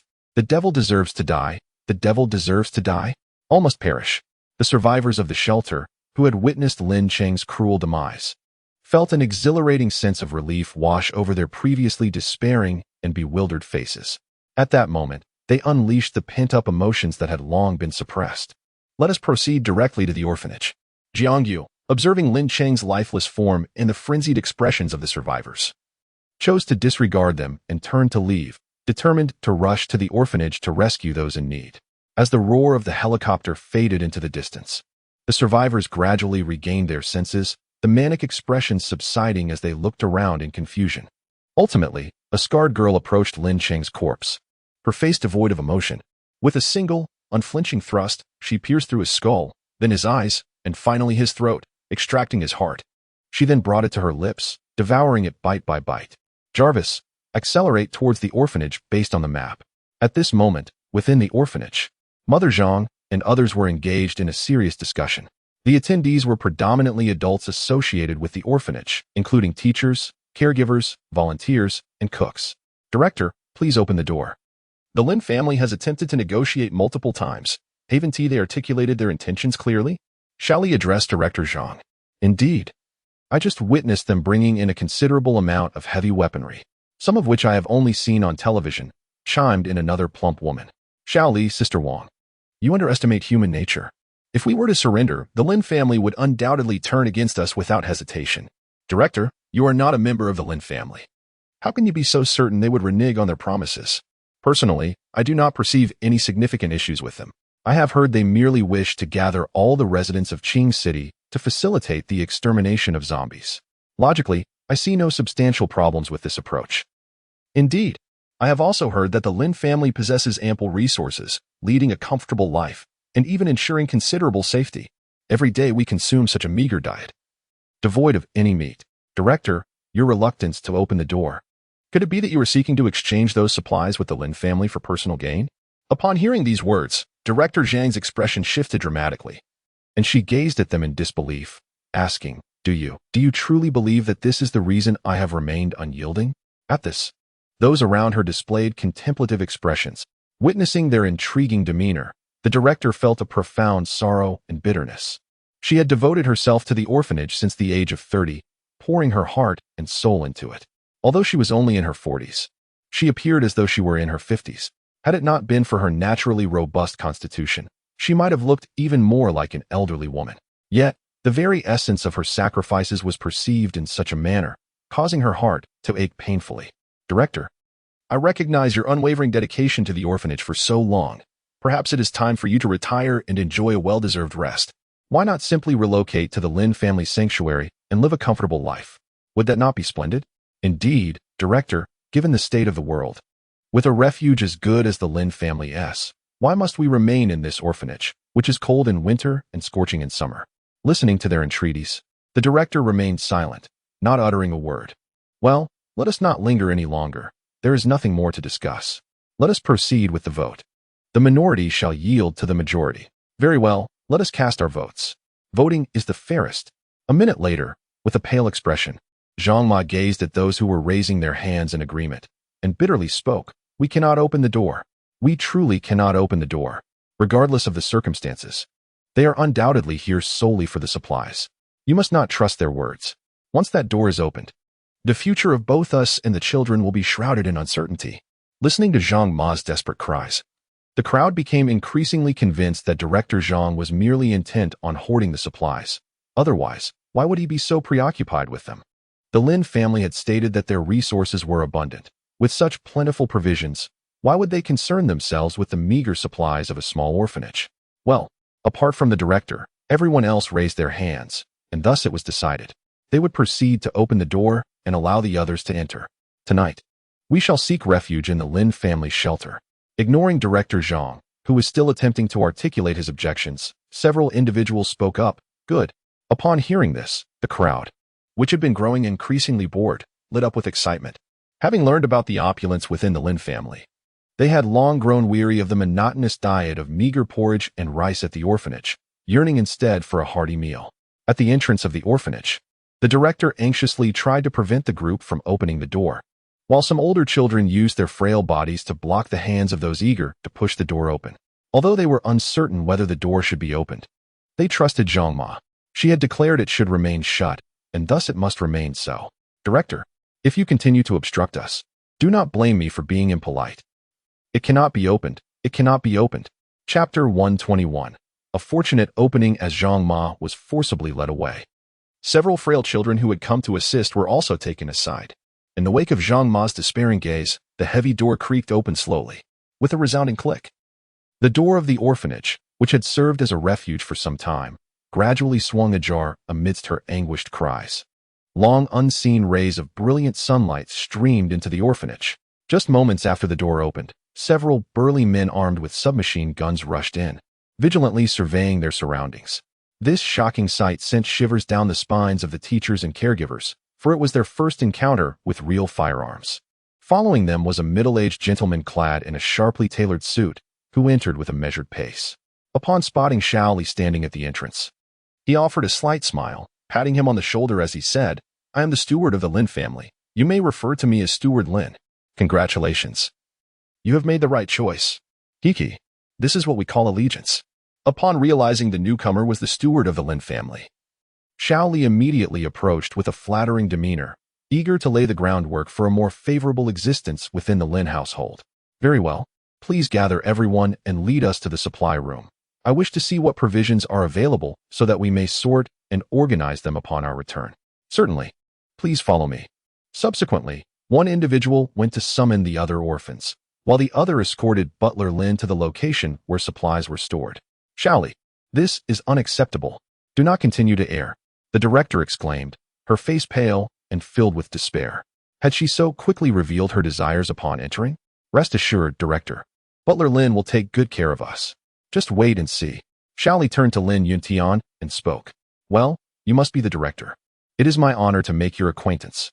Once you arrive at my refuge, you will understand how correct today's choice truly is." Director Zhang remained silent, her expression dark as she gazed at Butler Lin, causing a slight furrow to form on his brow. Yet, contemplating the prospect of acquiring a substantial amount of supplies here, he decided to endure for the time being. Under Xiao Li's guidance, Butler Lin was led to the basement where the supplies were stored. Upon opening the door, the scene within the basement was laid bare before him without concealment. So much, in a space roughly 40 square meters. It was filled with an array of easily stored, non-perishable foods. Instant noodles, biscuits, bottled water. "Are all your supplies contained here?" the steward, maintaining an impassive demeanor, inquired, though his tone gradually grew chilling. "Yes, they are all here. Although our orphanage is bustling with children, the majority are quite young, thus our food supply is limited," replied Xiao Li with a cheerful smile. "Very well. In that case, let us wait for everyone to arrive and enlist their assistance in loading the vehicle." "Absolutely. I shall summon them at once." With that, Xiao Li hurriedly dashed outside, while the steward hastily tore open a packet of biscuits, devouring them voraciously. He then drained an entire bottle of water.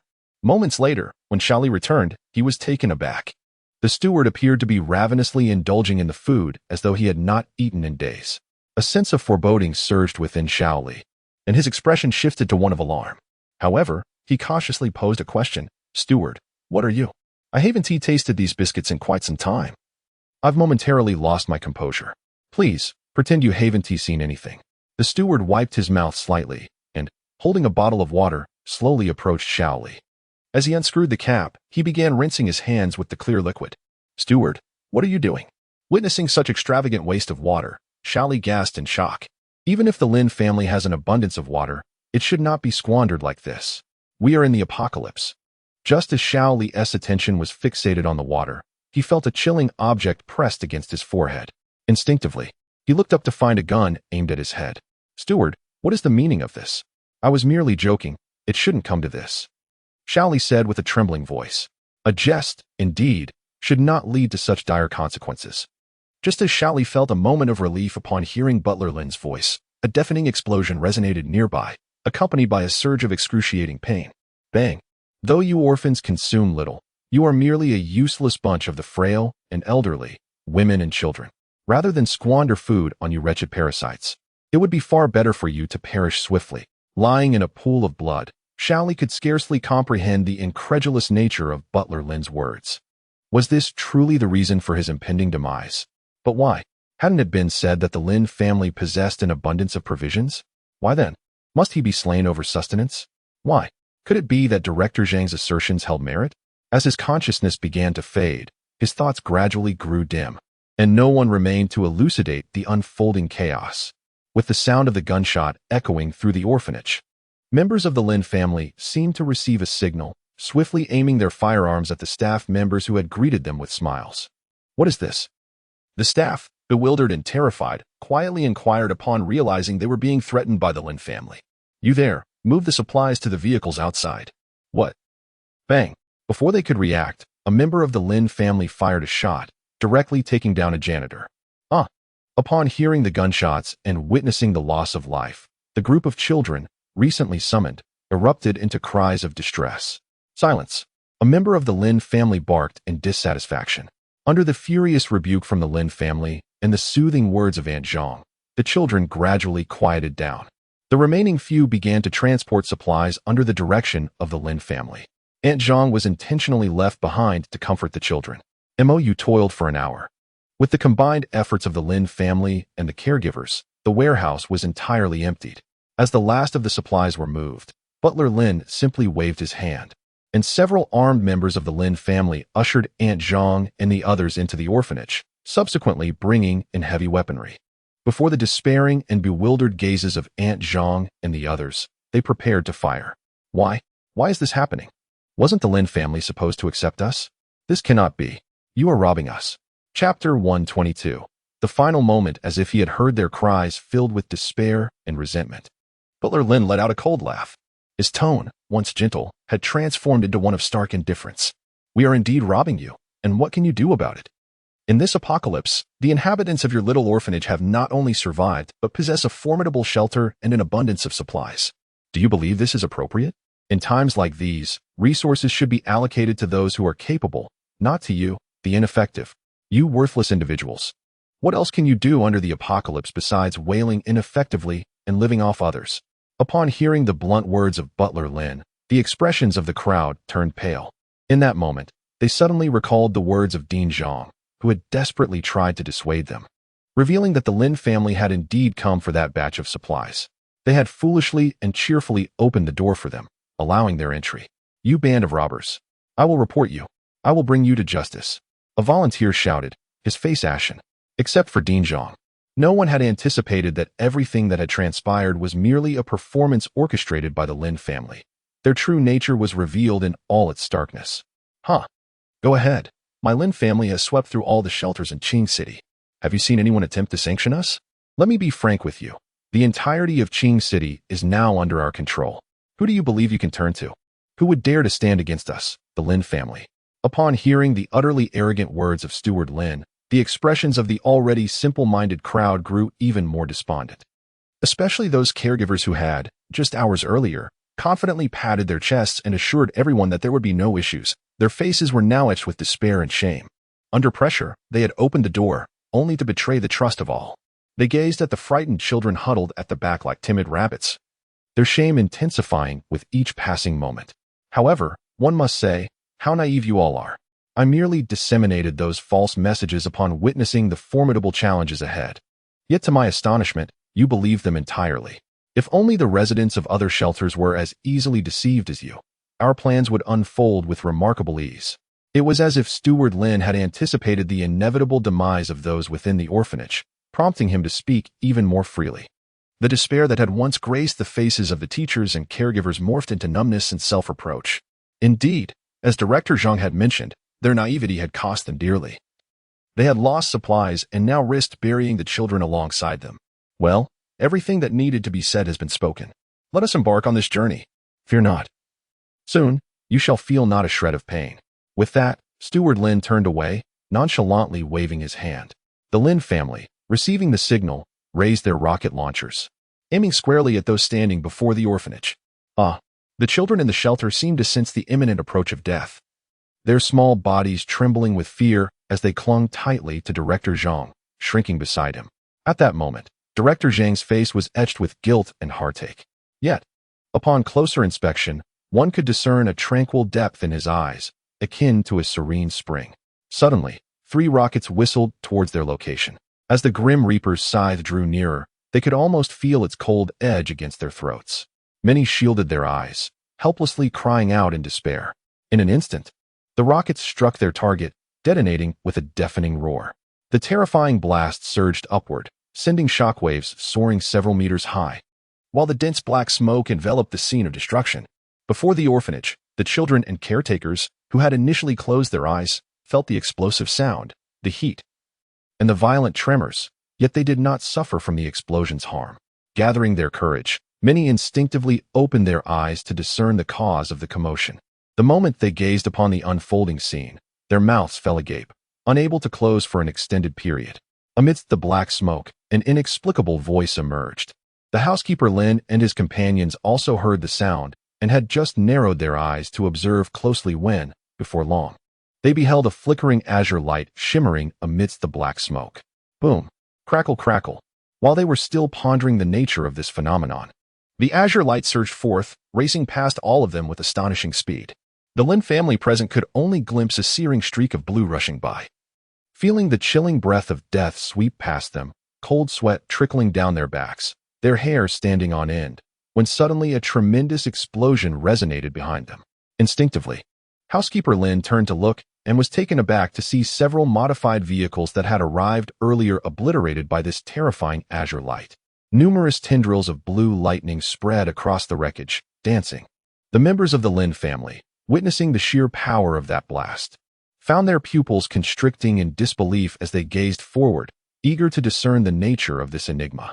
As the black smoke rapidly dissipated, a robot adorned in alternating hues of blue and red emerged slowly, the newcomer being Jiang Yu clad in the newly constructed nano-battle armor. What on earth is this? Upon seeing the robot, housekeeper Lin was instantly struck with incredulity. When did human technology reach such astounding heights? Even a machine that only existed in the realm of science fiction has come to life? Who are you? What do you intend to do? Housekeeper Lin inquired. I seek your life. The robotic voice, cold and devoid of emotion, uttered its words before its left hand transformed into the shape of an energy cannon. After a brief moment of charging, it unleashed a piercing blast. Boom. Another azure energy sphere struck near Butler Lin, and in an instant, the terrifying force of the explosion claimed the lives of those who had not managed to evade it. Gulp. Witnessing the sheer power of this assault was utterly chilling. Even those caught in the residual shockwave met with gruesome fates. The blue lightning, swirling ominously around their bodies and emitting dark smoke, filled Butler Lin with dread. He swallowed hard, beads of cold sweat trickling down his brow, and tremulously spoke, Esteemed sir, is there perhaps some misunderstanding between us? If we have inadvertently offended you in any way, please do let us know. The Lin family is prepared to bear any compensation. Observing Butler Lin's abrupt shift from arrogance to subservience, the expressions of the caretakers outside the orphanage became exceedingly complex. The very man who once held the power to easily take their lives was now groveling before a mere robot. Is this what they call strength suppression? It is nothing more than a simple disdain for your Lin family. Did you not claim that resources are meant for the strong? If I possess greater capability than you, why should I not seize your resources? How can the Lin family, who dares only to bully their own while refraining from confronting the zombies, maintain control over the resources of the entire Qing city? Do you find this just? Such resources are not intended for worthless scoundrels like you. Upon hearing these words, the steward Lin's complexion shifted through shades of white, red, and green. He had not anticipated that his remarks would be returned so swiftly. However, faced with the formidable presence of this enigmatic robot, he refrained from expressing his anger. After a moment of frantic contemplation, he obsequiously proposed, in that case, I shall relinquish this batch of supplies to you. I will consult our master upon my return to discuss how we might compensate you. How does that sound? The steward Lin spoke with a smile, entirely shedding the authoritative demeanor he had displayed earlier. Observing this scene, The orphans present wore expressions of profound complexity. Is this what power entails? There's no need for such complications. You can compensate me right now with what you currently possess. What? The steward Lin instinctively inquired. Your life. Before he could fully process the situation, a flash of blue appeared just a meter before him. With a swift motion, the blue and red robots surged toward the steward Lin at a speed so astonishing that none could comprehend it, delivering a single punch. Crack. Boom. Empowered by the nanotech armor, that solitary strike shattered Lin's head as effortlessly as one would crush a watermelon. His body trembled briefly before collapsing to the ground, lifeless. You have slain Butler Lin. The surviving armed personnel around were equally stunned and at a loss upon witnessing this sudden turn of events. Fear not, for you shall soon follow in their footsteps. Jiang Yu, encased in his battle armor, stated indifferently. Boom boom. No sooner had his words fallen than 3 armed helicopters appeared overhead. As they turned their gazes upward in response to the sound, the occupants of the helicopters opened fire upon the Lin family members. Thud thud. With each bullet striking its target, blood erupted in clouds from the fallen Lin family members, who succumbed to their fate with unseeing eyes. Then, the red and blue robot raised its hand and unleashed another blast of blue energy toward the Lin family's modified vehicle. Boom.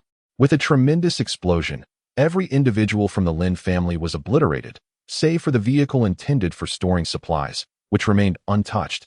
While everything else was annihilated within mere minutes, the onlookers from the orphanage stood dumbfounded, gazing at the robot, which appeared as a deity descended from the heavens, all speculating about its purpose for being there.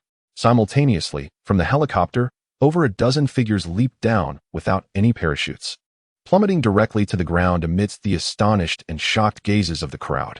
Each individual fell to the ground with such tremendous force that it created small craters upon impact. Yet, despite this, they remained unscathed and with an air of detachment. Swiftly gathered around the robot in formation, the familiar command rang out, complete within 10 minutes, from Jiang Yu's indifferent voice emanating from the armor. Yes, Commander. Jiang Yu turned and hastened towards the orphans to capture their attention, for the forthcoming scene might prove exceedingly gruesome. The squad of elite guards approached the Lin family members, already riddled with bullets, delivering powerful blows that shattered their skulls as effortlessly as one would smash a watermelon. They meticulously searched for any signs of life related to the Lin family, even enlisting Jarvis for multiple scans. Who are you? Director Zhang inquired, stepping forward with a hint of confusion as the seemingly commanding robot approached. Ah, Zhang Ma, did we not speak on the phone just before the new year? How could you forget me so soon? As he spoke, the nano armor transformed once more into liquid metal, swirling around Jiang Yu before ultimately coalescing back onto a blue and red ring he wore. Jiang Yu. The revelation of his identity left the teachers and caretakers in utter astonishment, having served in this place for over a decade. They were well aware of who Jiang Yu was. Although some of the children were unfamiliar with who Jiang Yu was, that did not hinder each of them from gazing at his figure with starry-eyed admiration. You are Jiang Yu? You've returned? Zhang Ma stepped forward, gently caressing Jiang Yu's head, her expression trembling with emotion. It is I, Zhang Ma. I apologize for my late return. Jiang Yu embraced Zhang Ma's somewhat frail body, speaking softly. It is well that you have come back. It is well indeed. We owe you our gratitude. Without your generous donation of 1 million, we might not have endured until today. As Zhang Ma scrutinized the markedly transformed Jiang Yu, she spoke with heartfelt relief. I had intended to bring you all to my sanctuary, but I refrained from imposing upon you. Moreover, I could not forcibly evacuate you before the apocalypse. Thus, I could only offer you some financial assistance. I knew that with your capabilities, along with the official scrutiny of your establishment, you would undoubtedly safeguard yourself and the orphanage until my arrival. However, Zhang Ma, the situation has changed. This time, even if you are reluctant to leave, I shall insist upon it. You must understand, the present circumstances are vastly different from those before the apocalypse. No one can obstruct me now. Jiang Yu remarked with a hint of resignation. You have truly grown up. You have indeed grown up. Zhang Ma said, affectionately stroking Jiang Yu's head with a loving smile. As the guards completed their search and confirmed that everything was in order, they were about to report to Jiang Yu when they stumbled upon a heartwarming scene. Instantly, they halted their intended report, exchanging glances with one another and surveying the surrounding ruins. After a thorough re-examination. Indeed, Chapter 124, Zhang Ma's astonishment, all personnel mobilized eventually. After the artificial beings had conducted their inspection for the 5th time, Jiang Yu concluded his nostalgic conversation and turned towards them. Report, Commander, mission accomplished. Well done, however. You have exceeded the allotted time by 25 minutes. Upon hearing this, the expressions of the dozen or so artificial beings froze, leaving them in a state of confusion as they exchanged looks, unsure of how to respond. My apologies, Commander, it is our lack of capability. Finally, the leader of the guard spoke, bowing his head. Regardless of the situation, Jiang Yu's words held the weight of truth, even if they had performed correctly. If Jiang Yu was mistaken, then they too were in error. Never mind, it was merely a jest. Establish a landing zone for helicopters here, with half of you guarding the entrance and the other half securing the orphanage. Yes, Commander. With that, the artificial beings swiftly commenced their actions. They each withdrew that familiar handle from their waists, and then the handles began to disperse and transform into a metallic liquid, ultimately coalescing into a formidable nuclear impact cannon. Let us proceed, Zhang Ma, and converse inside, he suggested. You, my dear child, why do you persist in tormenting your own? Zhang Ma observed everything and cast a reproachful glance at Jiang Yu as she spoke. Merely a jest. As Zhang Ma and the others entered the orphanage, the sounds of bombardment commenced from outside. Under the onslaught of the nuclear impact cannon, no structure could withstand its tremendous force, reducing them to mere dust in an instant. After clearing a vast expanse, an armed helicopter descended steadily onto the ground, initiating the establishment of a perimeter and the deployment of Jarvis's avatar signal. Report to the commander. All preparations are complete. The voice of the android resonated through the headset. Understood. Jiang Yu pressed the earpiece and softly replied, before continuing to reminisce with Zhang Ma about the past few days. Zhang Ma, this time, would you prefer that I forcibly escort you away? Or will you accompany me willingly? After all, you are elderly, it would be more dignified to leave graciously. Jiang Yu remarked. You impudent child. Where do you think you are going? Have you forgotten how to speak? She retorted. Perhaps you were right. Had I agreed to you sooner, we might not have found ourselves in this perilous situation today, the dean murmured, casting a forlorn glance at Jiang Yu. Had I acquiesced to Jiang Yu's request back then, perhaps our circumstances would be considerably more favorable now. Let the children depart first. Once they are safe, I shall follow. Zhang Ma spoke. What? Jiang Yu's expression faltered upon hearing this, and he inquired with confusion, are we not heading to your refuge in Haishur? Surely. Your 3 armed helicopters can accommodate only a limited number, so let the children go first. Upon grasping the true meaning behind Zhang Ma's words, Jiang Yu couldn't help but smile wryly. Zhang Ma, might I propose a possibility? We could merely be an advance party that learned of the crisis here, while the main contingent I summoned has yet to arrive. What do you mean? Zhang Ma asked, puzzled. Do you have any inkling of how many individuals I brought with me to ensure your return? Take a wild guess, and do not hesitate. 1,000. Zhang Ma ventured cautiously, observing Jiang Yu's unwavering confidence. No. I brought nearly 4,000 people, along with a substantial array of modified vehicles, armored cars, armed helicopters, and various advanced weaponry, including nano-battle armor. It could be said that even the authorities would be powerless to prevent my taking you back. Child, let us not engage in conflict with the authorities. We are merely civilians. Do you understand? If the books are sealed, it is all over. Zhang Ma reproached Jiang Yu with a playful glance, chuckling softly.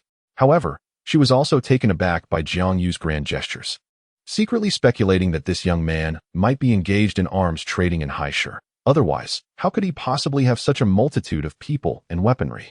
Of course, I am well aware of this. I have been keeping a close watch. As for the main forces, they are likely to arrive in the afternoon, and we can return together in the evening. Rest assured, I have brought plenty of vehicles that can accommodate everyone. Upon hearing Jiang Yu's words, Zhang Ma nodded slightly. All right, you truly are a hard-working child. It's nothing, Zhang Ma. It's no trouble at all. Meanwhile, Lin, the head of the family, who was at home enjoying kin lunch, received the alarming news of 3 mysterious armed helicopters entering Qingshi. He immediately dispatched someone to investigate, only to witness the shocking scene of Butler Lin being shot in the head. How dare they disturb the peace here? It seems they are utterly unaware of who holds power in Qingshi. Upon hearing of the butler's demise, the head of the Lin family was seething with rage. Even if the official forces are mysteriously absent from Qingshi, we shall not be intimidated.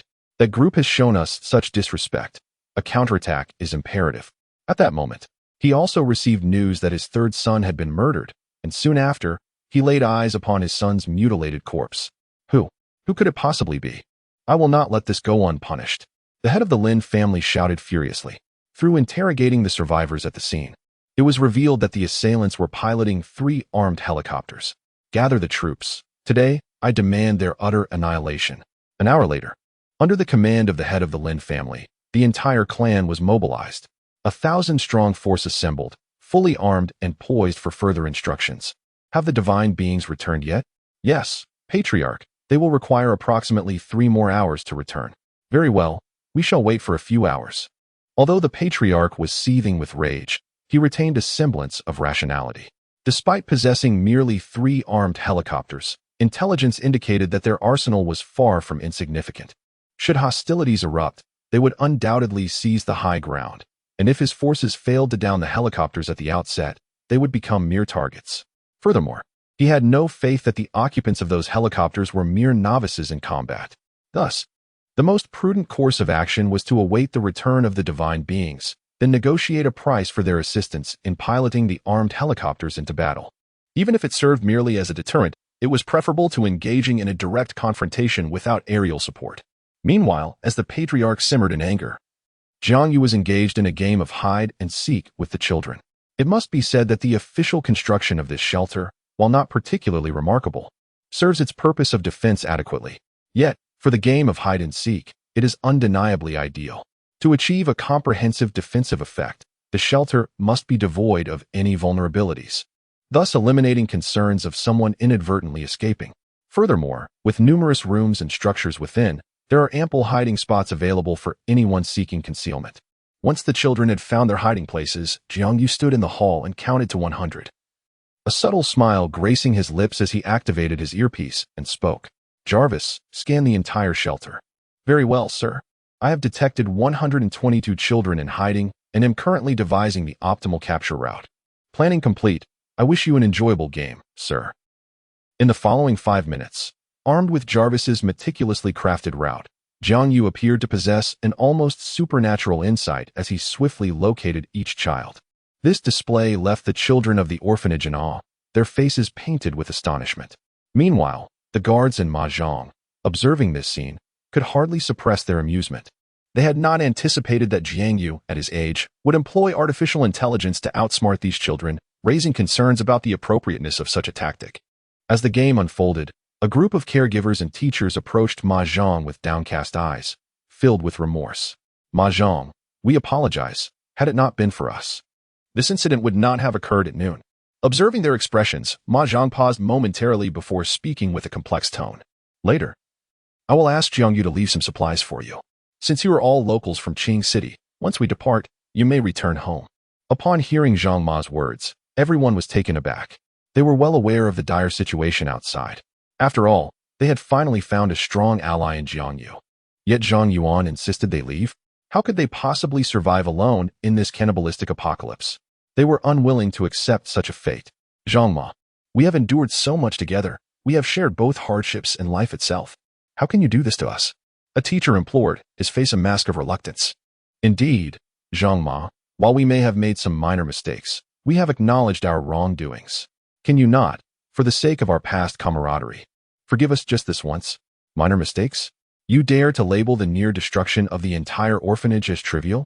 Zhang Ma's demeanor grew increasingly frigid, her tone more severe. Had this group been compliant, Zhang Ma would have certainly taken them along, for they could be considered her own. However, they were neither obedient nor possessed of any discernment. They disregarded the authority of their head, influenced by mere words from the Lin family, recklessly opened the orphanage doors, surrendered supplies, and nearly plunged the entire institution into the abyss. Furthermore, should she bring them to Jiang Yu's refuge, there was no telling what mischief they might contrive, given their connection. She had heard Jiang Yu's warnings. His sanctuary now houses over 10,000 residents, and she certainly does not wish for anyone to tarnish the refuge that Jiang Yu has painstakingly built, nor the esteem he holds in the hearts of the people. Director Jiang, I implore you, grant us your forgiveness just this once. We truly did not intend any harm. Please. One teacher, trembling with emotion, knelt before Director Zhang. And the others, witnessing this poignant scene, cast bewildered glances in his direction, many of them gritting their teeth and kneeling as well. This sudden turn of events brought the children's playful banter to a halt, as they gazed in confusion at those kneeling before them. Enough. If there is something to discuss, let us do so outside. There are so many children present. Upon noticing the children's gaze shift towards the commotion, Director Jiang's expression darkened, and he spoke in a hushed tone. No, Director, if you do not acquiesce to our request, we shall not rise. As if sensing the director's distress, they remained on their knees, resolute in their refusal to stand, seemingly intent on leveraging the presence of the children to pressure Director Jiang. I have made myself clear. I cannot allow you to join Jiang Yu's sanctuary. This is an immutable fact. With that, Director Jiang turned his back on them and departed, not casting a single glance in their direction. Observing the director's furious exit, many of the children hurried after him. Simultaneously, a few children rushed to assist the teachers and caregivers in standing up. Having spent several years together, they were undeniably familiar with one another. Ergu, please beseech the dean for us to accompany her, will you? The young Ergu, upon hearing such a heartfelt plea, instinctively nodded slightly and obediently rushed towards Dean Zhang. Observing this scene, the others promptly urged their children to advocate on their behalf, hoping to persuade Dean Zhang to allow them entry into the so-called sanctuary. This spectacle did not escape Jiang Yu's notice. Once the children had departed, he slowly approached them, speaking in a calm, yet condescending tone. Sister Zhang, Brother Liu, and esteemed teachers, you need not waste your efforts. The sanctuary belongs to me. I shall decide who may enter. Furthermore, Zhang Ma has already declined your admission. Therefore, it would be prudent to cease your appeals to her. Should you comply, I might provide you with some supplies to aid your survival in Qing City. However, should you choose to resist, do not blame me for disregarding past acquaintances. Jiang Yu regarded the teachers with an impassive expression, his words laced with subtle mockery. He was fully aware of the earlier events through Zhang Ma's account. If they refused to open the door, he had no doubt he could assert his presence without difficulty. Even without his arrival, according to Jarvis's analysis, the sanctuary would not be easily breached. Nevertheless, they had failed to act wisely, instead leading the orphanage down a path of destruction through their own foolishness and arrogance. Had Jiang Yu arrived even a moment later, he might now find himself plotting vengeance against the Lin family stronghold, rather than engaging in a game of hide and seek with children. Jiang Yu, how can you speak to us, your elders, in such a manner? Had it not been for our care during your formative years, would you have achieved what you have today? Is this not a betrayal of your roots? Do you truly believe you have a say in this matter? The orphanage raised you, and is it not your duty to assist others? Why the arrogance? Chapter 126, Final Warning. A moment of humiliation, Jiang Yu. We merely erred in minor ways. Why not persuade the director to show some compassion and temper her anger? At worst, we could apologize to the children, could we not? Indeed, Jiang Yu, you are quite formidable now. Director Zhang would surely heed your words. If you speak, I am convinced she will acquiesce. Rest assured, upon our arrival at your sanctuary, we shall dutifully follow Director Zhang's guidance. A chorus of teachers and caregivers chimed in. In a fleeting moment, they seemed to forget that the Jiang Yu before them was no longer the same orphan they once knew. Jiang Yu merely waved his hand, and his loyal guards swiftly brandished their weapons, aiming them at the teachers and caregivers. Jiang Yu, what are you intending to do? Do you realize that this constitutes a crime? Jiang Yu, lower your weapon. We are your elders, and your actions amount to treachery against your own kin. Zhang Ma, help. Help? Jiang Yu is about to commit murder. In an instant, Zhang Ma, who had just stepped outside, rushed back upon hearing the cries. As she returned, she was met with the sight of teachers with guns pointed at their heads. Jiang Yu, what is the meaning of this? The children are still here. Mother Zhang exclaimed while blocking the curious children from entering. Upon hearing her words, Jiang Yu waved his hand, and the guards promptly lowered their weapons. Those who had narrowly escaped death breathed a sigh of relief. Initially wishing to utter more, they were silenced by the ferocity of Jiang Yu's gaze, swallowing their words. This is the final warning. With the children present, I do not wish for them to witness bloodshed at such a tender age. As the ancients said, heeding counsel leads to nourishment. Should one disregard advice again, be prepared to face dire consequences. Jiang Yu stated with an indifferent expression before leading the children out of the room. On the other side, the head of the Lin family had finally awaited the return of the few individuals from the divine descent. After much debate, and at the cost of 20 maidens, they agreed to take a helicopter ride, though it was merely a brief excursion and did not imply any assistance. Should they desire aid, additional payment would be required. The head of the Lin family gritted his teeth in agreement, for they could not afford to offend those from divine descent. By the way, has there been any word from the brothers who went a Haishur? A burly Caucasian inquired in his broken Mandarin. Not yet, but it has only been a few days. Perhaps they are simply lost in enjoyment in Haishur. The head of the Lin family replied with a smile. Indeed, that is quite possible, as my brother tends to lose track of time when he starts having fun. Shall we set off then? Let us set forth. We shall strive to conclude our battle by dusk and return in time to break a few before dinner. The white man remarked with a faint smile, evidently brimming with confidence in his own abilities. However, after bidding farewell to the white man with a beaming smile, the patriarch of the Lin family once again wore a somber expression. Notify the others. We shall depart immediately. Yes, soon. A grand procession of over 1,000 individuals set forth from the Lin family's refuge, their sights firmly fixed on the orphanage. Meanwhile, within the orphanage, Jiang Yu, who had long since deployed Jarvis's signal avatars within a 5-kilometer radius, received the alert from Jarvis at the earliest opportunity. You three remain behind to protect them. The rest of you, steel yourselves and prepare for battle. Understood, Commander. The previously serene atmosphere was shattered by Jiang Yu's sudden command. The elite guards sprang into action, hastening toward the helicopters and their respective combat positions. Observing this scene with a worried expression, Zhang Ma turned to Jiang Yu and cautioned, "Be careful." "Not to worry, Zhang Ma. They are but a bunch of rabble." Jiang Yu replied with a slight smile, his demeanor nonchalant. With that, he swiftly approached the entrance, clenched his left fist, and in an instant, the blue-red ring upon his finger emanated a crimson glow as liquid metal surged forth, enveloping his entire being at an astonishing speed. In the next moment, Jiang Yu, clad in nano-battle armor, stood at the entrance alongside several members of the elite guard, who were already donned in exoskeletal metal suits. The guards wielded nuclear energy impact cannons, their hands steady, while wearing specialized strategic information goggles. These goggles allowed them to connect to Jarvis's signal, receiving vital intelligence in order to respond swiftly at that very moment. Jarvis displayed a 3D image pinpointing the current location of the Lin family members. Air units, take heed. The enemy possesses 5 aerial units. You must strike first and bring down their airborne assets. Jiang Yu contemplated the distribution of personnel, their numbers, and the armaments in hand, then spoke into his earpiece. Received. Preparing to launch short-range ballistic missiles. Countdown initiated, 30 seconds. Inside an armed helicopter, a member of the elite guard stood poised, awaiting the emergence of the 5 enemy helicopters. The moment they surfaced and were locked onto, they would unleash missiles acquired from the adversary to obliterate them. Lin family patriarch. Just around the next bend, and we shall arrive. Should you require our brother's assistance, do not hesitate to voice it. We are ever ready for your generosity. A robust black man, embodying divine providence, grinned broadly at the Lin patriarch. Indeed, Lin family patriarch, our demands are not excessive. Merely an additional 40 will suffice. I must say, the interactions with your Chinese maidens are truly delightful. There is simply no comparison to other regions. Those who are proactive are genuinely proactive, and those who resist truly resist. What an exhilarating experience. Listening to the raucous laughter and lewd jokes of the individuals descending from the helicopter. The expressions of many members of the Lin family on the modified vehicle below were undeniably grim. To speak of their ethnic female compatriots in such a manner before them was nothing short of a blatant insult. However, in that moment, the Lin family felt utterly powerless.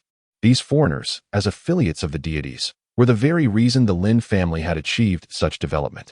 Without the support of the deities, they could never have reached this level of success. The head of the Lin family, upon hearing all of this, wore a sullen expression, simply stating that, regardless of the circumstances, no one could bear to hear their compatriots spoken of in such a derogatory way. Jack, tone it down a bit. After all, we are in Huaxia, a white captain said with a frown. Humph. And so what? Huaxiao people are nothing but useless pigs. I could easily crush a Huaxiao person's skull with one punch. Yeah, Jack is right. Everyone, what do you think Huaxiao people are worth? Chapter 127. Instantaneous destruction, ripping apart a truck, worthless pigs. Exactly. Haraha. On board the 5 armed helicopters, the foreigners engaged in raucous laughter and crude banter over the open channel. Meanwhile, the Lin family members below could only manifest their anger and resentment, with some even opting to disconnect the call and remove their headsets, gazing forlornly out of the window. I must tell you, last night, that young woman from Huaxia, Boom. Before I could finish my words, a deafening explosion resonated through the air. The 5 armed helicopters, divinely descended, offered no resistance and were obliterated in an instant. What transpired? The modified vehicles of the Lin family, stationed on the ground, immediately felt the overwhelming pressure descending from above. They hastily poked their heads out of the windows, gazing skyward, only to witness the helicopter debris cascading down like rain. Engulfed in flames. Strangely, as they beheld this spectacle, an inexplicable sense of exhilaration washed over them. The mission was completed. All targets have been neutralized. Awaiting orders. Not a single one spared. Yes, Commander. Enemy attack. Enemy attack. All personnel, remain vigilant. The head of the Lin family, with a subconscious thrill in his eyes, glanced at the swirling fragments of the helicopters, then bellowed loudly. Thunderous. In the next moment, he heard the shrill sound of helicopters approaching. Are there still survivors? The head of the Lin family instinctively looked up, initially believing that the thunderous roar of the helicopter signified the arrival of divine intervention, prompting him to evade the impending explosion. However, upon hearing the rapid gunfire emanating from above, witnessing the casings cascading to the ground, and perceiving the bullets piercing through the smoke of the blast, he realized this was the enemy. With a relentless barrage, the onslaught of bullets penetrated the bodies of adversaries in mere seconds, crashing into the earth below. Defend. Evade. Amidst the cacophony, hundreds fell victim to the merciless hail of gunfire. Damned. Full speed ahead, the Lin family patriarch shouted, urging his compatriots to advance swiftly. Once they neared the orphanage, he believed the assailants would hesitate to unleash such widespread gunfire. At that moment, the rain of bullets continued unabated, the sound of the heavy machine gun mingling with the tragic wails of the Lin family, while the bullets unleashed could pierce through any armored vehicle below. In the heavy machine gun, after every 3 rounds of standard 7.68mm full-power ammunition, 2 armor-piercing rounds are interspersed, followed by 5 rounds of 9.28mm full-power ammunition with explosive effects, constituting a total of 10 rounds per cycle. The heavy machine gun, mounted on Jiang Yu's helicopter, can unleash 10 cycles in a mere 0.5 seconds. Upon receiving the command, the drivers of the modified vehicles fixated on the descending rain of bullets, racing forward with fervent urgency, driven by the instinct for survival. At this moment, they displayed no hint of complacency. They were not far from the orphanage. A normal walk would take just a few minutes, yet the seemingly short distance felt insurmountably long. Crash through, shouted the head of the Lin family. In the next instant, the driver of the leading modified vehicle was unfortunate enough to be struck in the head by a bullet, resulting in an instantaneous fatality. In that moment of demise, he inadvertently pressed down on the accelerator. Suddenly, the already swift modified vehicle surged forward like a bullet, accelerating at an alarming rate until it was merely a dozen meters from the orphanage. At this moment, the occupants of the vehicle braced themselves for death. However, the next moment revealed a striking robot, adorned in red and blue, emerging from the shadows. Subsequently, to the astonishment and bewilderment of those in the modified vehicle, it raised its fists, azure flames erupting from its elbows, propelling its arms forward with tremendous force, ready to launch a fierce attack. With a resounding crash and a series of sharp clicks, the collision between the robot's fists and the modified vehicle's front sent even Jiang Yu, clad in a nanosuit, staggering back a few steps from the sheer force of the impact. However, he quickly regained his composure, asserting control over the modified car, which began to decelerate rapidly under his intervention. Bang! Bang! Meanwhile, the concealed guards swiftly sprang into action, firing at the vehicle's 4 tires, bringing its speed to a complete halt. As the vehicle's velocity diminished, Jiang Yu transformed his fists into claws, seizing the 2 punctured openings created by his earlier strikes. With a firm grip on each hole, he exerted force outward, and with a resounding rip, the front of the modified car was torn apart, revealing the lifeless body of the driver, who had met a grim fate, alongside another individual who had rushed in to replace him. This newcomer stood frozen in shock, his face a mask of disbelief as he witnessed the extraordinary scene unfold before him. In that moment, it felt as though he were watching a 3D movie. The epic spectacle of destruction alarmingly vivid and astonishingly close. The crowd behind him was filled with shock and disbelief. Tearing apart a modified vehicle was an act even a robot would struggle to accomplish. It is important to note that the Lin family's modified cars had undergone divine enhancements, capable of withstanding the onslaught of a horde of the undead. Yet, astonishingly, such a fortified vehicle was simply ripped apart by hand. Before they could fully comprehend the situation, they witnessed the robot that had just torn their modified car extend its arm as metallic liquid flowed forth, subsequently revealing a nuclear pulse weapon in its grasp. With a hum, crackle, boom, accompanied by the flickering of energy and electric currents, a brilliant blue energy cannon pierced through the vehicle's frame. At that moment, none within the vehicle were spared. They were all caught in the blast, losing half their bodies in the process. Amidst the wreckage, the dancing azure lightning seemed to convey a message to the onlookers. This was not a mere illusion. Gulping, the few survivors on the vehicle trembled as they beheld the spectacle before them, their eyes fixated on the robot. Chapter 128. A destructive force captivating attention ascending the modified vehicle. Jiang Yu swiftly utilized Jarvis's infrared scanning capabilities to assess the number of individuals still alive aboard. Upon confirming the presence of vital signs, multiple bullet launchers rapidly emerged from his shoulder. Following this, Jarvis automatically targeted the living individuals within the vehicle and unleashed dozens of small explosive rounds from the launchers, aiming directly at the terrified and vigilant occupants. With a series of gunshots, bullets erupted within their bodies, sending splatters of blood mixed with fragments across the interior of the vehicle. One by one, they collapsed to the ground, their bodies grotesquely marred. Each individual received special attention from Jiang Yu, uniformly enduring the assault of 3 bullets, no more, no less. Upon impact, their bodies began to rupture from foot to head. Within moments, the scene inside the vehicle transformed into a grisly tableau of carnage. After a meticulous inspection, Jiang Yu confirmed that none had survived. Their organs had been obliterated. Only then did he exit the vehicle, directing a small laser cannon at the already dilapidated modified car. Upon striking the leaking fuel tank, a violent explosion erupted, followed by fierce flames consuming everything within the vehicle. Having concluded this task, Jiang Yu ascended into the sky, coordinating with the armed helicopters above.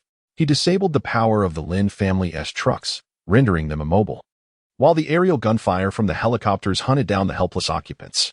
In a mere minute, Jiang Yu's blue-red silhouette darted swiftly among the modified vehicles, systematically dismantling their power systems.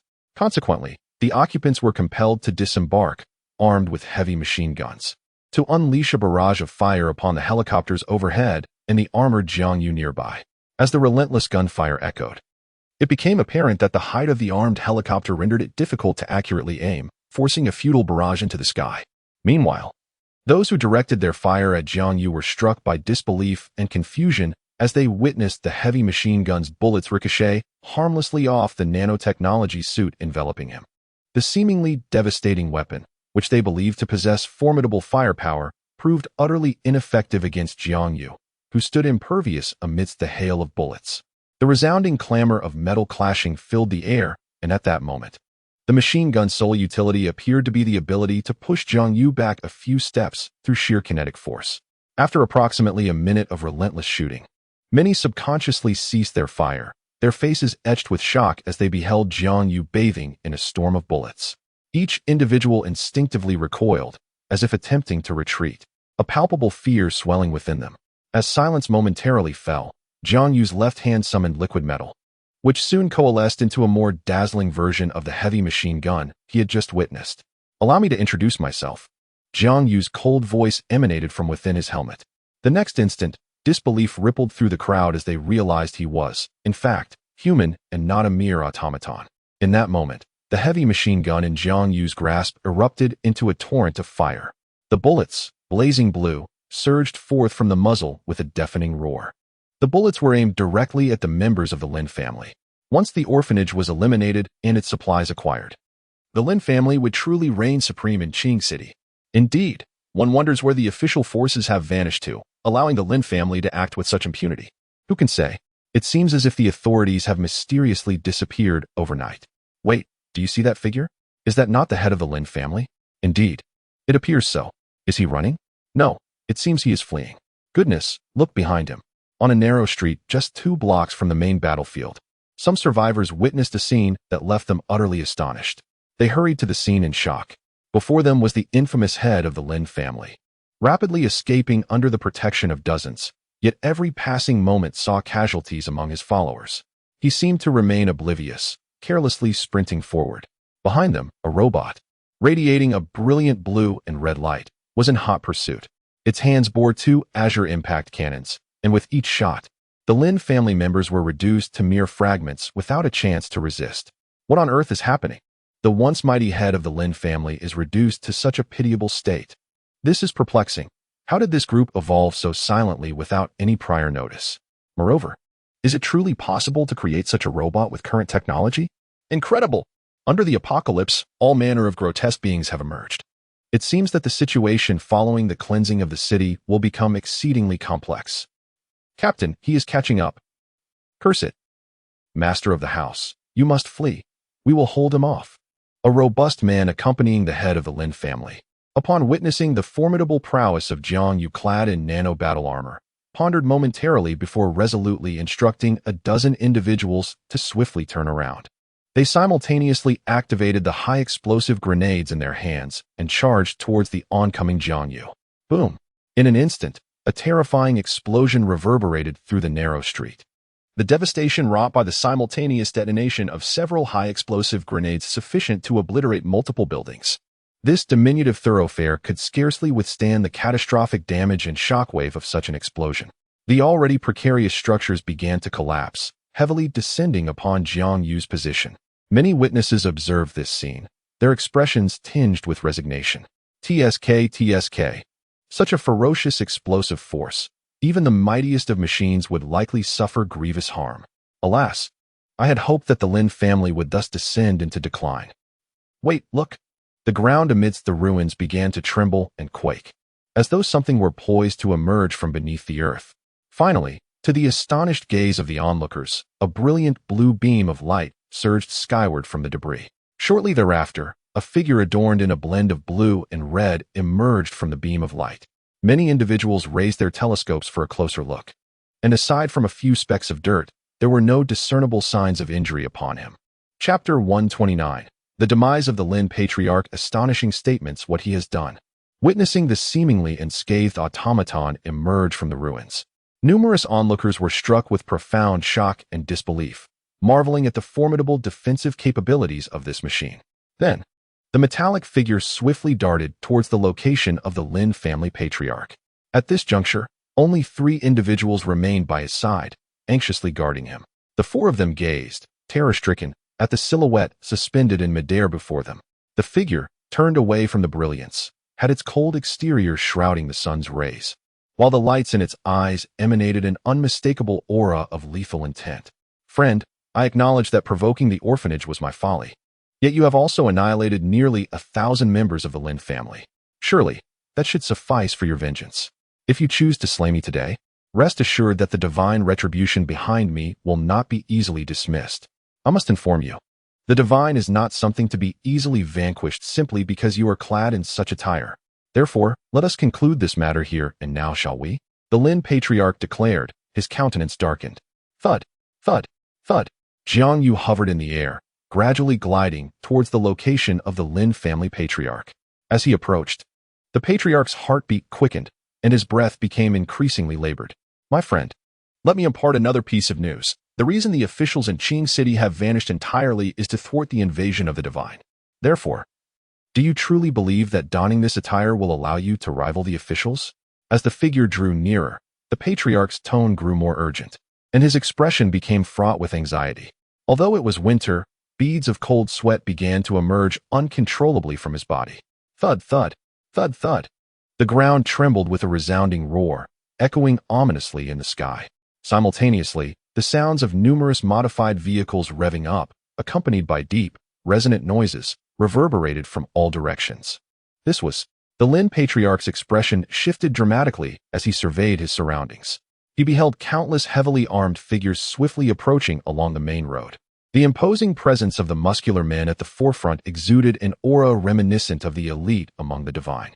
Beside this group of heavily armed figures, several armored vehicles advanced steadily. At first glance, the assembled throng numbered at least several thousand, while 2 large transport helicopters roared overhead, circling with vigilance. The occupants within those helicopters were equally armed and alert to their surroundings. He realized that these individuals were certainly not reinforcements from the divine descent, nor could they possibly be his own men. In the next moment, a chilling realization struck him as he gazed at the imposing steel figure ahead. How? Jiang Yu flew behind the head of the Lin family and approached the fully armed squadron, slowly extending his arms and asking with an expression devoid of emotion.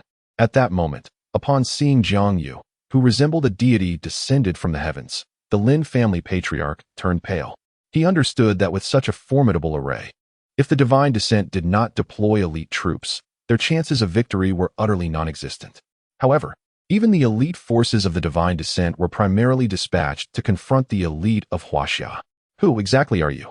The Lin family patriarch, seemingly resigned to his fate, relaxed his body slightly and inquired with a face that bore an air of calm acceptance. Xinhui. Upon uttering this word, Jiang Yu raised his right hand and fired another round from the nuclear impact cannon. This time, the Lin family patriarch did not evade. Instead, he accepted the blow with an expression of serene resignation. Moments later, there were no longer any figures before Jiang Yu. Support the others, and once the situation is resolved, regroup here, Jiang Yu stated calmly. Yes, Commander. Subsequently, this formidable army of thousands surged rapidly towards the main battlefield. Upon their arrival, it was less a matter of providing support and more akin to assisting in the aftermath of the conflict. Soon after, every shelter in Qing City that could receive news erupted in fervor, for they had been delivered an astonishing revelation. The master of the Lin family, the sovereign of Qing City who regarded it as his private garden, had been slain. Furthermore, accompanying him in death was his contingent of over 1,000 Lin family warriors. In that moment, those who had long suffered under the Lin family's oppression were filled with exhilaration. Many clapped in delight. However, there were also those with cunning minds who secretly coveted the spoils left behind by the Lin family. Yet, regardless of their aspirations, the force that had obliterated their power had yet to make a move, and none dared to act against them. If even the Lin family could be rendered powerless, how much simpler would it be to deal with them? Zhang Ma, I have returned. Observing the orderly proceedings on the battlefield, Jiang Yu made his way back to the orphanage, sheathing his battle armor before hastening to the side of Zhang Ma, who was protected by the personal guard. Are you all right? Zhang Ma anxiously scrutinized Jiang Yu's physique, fearful of any potential injuries. I'm fine, Zhang Ma. The Lin family is merely a pack of ineffectual rabble. Before my troops, they are destined for slaughter. Jiang Yu replied with a smile. You rascal, temper yourself. The children are still present. Zhang Ma shot him a disapproving glance before continuing her discourse. The Lin family wielded significant power in Qing City. Their removal may bring a semblance of stability. However, true stability seems elusive. Even in the absence of the Lin family, the vast horde of zombies remains, and they are far more formidable. The Lin family, at least, harbored some fear, while the undead do not. Jiang Yu remarked calmly. Are zombies truly that terrifying? Zhang Ma inquired, astonished. Indeed. Yet, it seems the number of zombies in Qing City is somewhat lacking. Given the city's substantial population, it is curious. However, since Jarvis is not yet fully disseminated throughout the city, there remain significant blind spots in his perception. Thus, it is likely that most of the zombies are concentrated in those areas. Child, it must be quite difficult for you in High City, Zhang Ma murmured, her heart aching at Jiang Yu's words. Actually, I am faring well. Aside from those few harrowing days during the zombie storm, things have improved significantly. Now, the entire High City is under my control, Jiang Yu stated with pride. Oh, you dear child. Zhang Ma's eyes, filled with warmth, concealed deep concern. All right, Zhang Ma, let the children prepare. We shall set off immediately and return home. It seems we might still catch a late-night snack. Jiang Yu laughed. Wait, child. After you have vanquished the Lin family, do you not wish to claim their resources? With the Lin family gone, Qing City is left without leadership. Do you not wish to intervene? Chapter 130. Zhang Ma's background. The emergence of the dragon vein. Zhang Ma gazed at Jiang Yu, her expression remaining tranquil as she spoke. At this moment, Jiang Yu, who initially intended to take Zhang Ma away directly, was struck with astonishment and bewilderment upon hearing her words. Could such statements truly emanate from an elderly woman in an orphanage? Even if she is the director of the orphanage. Observing the incredulous expression on Jiang Yu's face, Zhang Ma offered a faint smile. Child, there are certain matters I comprehend more clearly than you. Do you not harbor such thoughts? Upon hearing Zhang Ma's words, Jiang Yu's expression hardened, and he subsequently returned to his chair, lost in contemplation. Controlling Qing City? The notion, once brought forth by Zhang Ma, suddenly appeared profoundly accurate to Jiang Yu. Geographically, Qing City is nestled close to the coastal high city, while being backed by the majestic Qingyun mountain range. To its left lies land that is not adjacent to the sea, and to its right, towering mountains rise. One could assert that Qing City presents a dual advantage, a position for offense and a refuge for defense, unlike High City, which is entirely exposed to the ocean. If an invasion by the insect race were to occur, and High City were unable to withstand the onslaught, then Qing City might indeed serve as an impeccable bastion for retreat. The presence of a city like High City, acting as a battleground, could potentially hinder the insect race's ability to invade and proliferate from the coastal region. After pondering for a moment, Jiang Yu was suddenly struck by a pressing question. Given the strategic significance of Qing City's location, why was there no official force stationed here, allowing the Lin family to act with impunity? Xinjiang, what manner of organization are you, to compel the authorities to relinquish the city's defenses for your protection? Reflecting on the words of the Lin family patriarch, Jiang Yu found himself even more perplexed. Child, perhaps it would be wise to rest in the shelter for a day and contemplate matters further. What do you think? Zhang Ma, observing Jiang Yu's confusion, approached him, gently patting his shoulder with a soft chuckle. Very well, let us stay for the night, Jiang Yu replied with a faint smile. Gather supplies. We shall ensure the children dine well today, he commanded a few of his loyal guards. Yes, Commander. As Zhang Ma and the others exited the room, Jiang Yu remained, lost in thought. Meanwhile, Zhang Ma, having evaded everyone, entered a secret chamber known only to her. Once inside, she hurriedly shut the door, revealing several surveillance computers and a landline telephone. Sitting in a chair, she wrestled with her emotions for an extended period before letting out a deep sigh. Ultimately, she picked up the phone and dialed a number she had not called in over 20 years. Hello? A silence enveloped the line. This is Zhang Yunping. Miss Ping, what is your request? A raspy, aged voice responded from the other end. Despite its frailty, Zhang Ma could distinctly sense the excitement in the tone. Father. How is he? After a brief pause, the voice continued. Master's health has deteriorated. The years of warfare with the divine have taken a toll. Yet, he has always held you in his thoughts, miss. Upon hearing these words, tears welled up in Zhang Ma's eyes. Uncle Xian, I apologize for the intrusion, but I wish to exercise my final opportunity. Please, proceed. I demand control over Qing City. Very well. Do you require me to send people to eliminate the Lin family in Qing City? A casual voice resonated from the other end of the phone, as if extinguishing the Lin family was merely a matter of a flick of the wrist. There's no need for that. The head of the Lin family has already perished.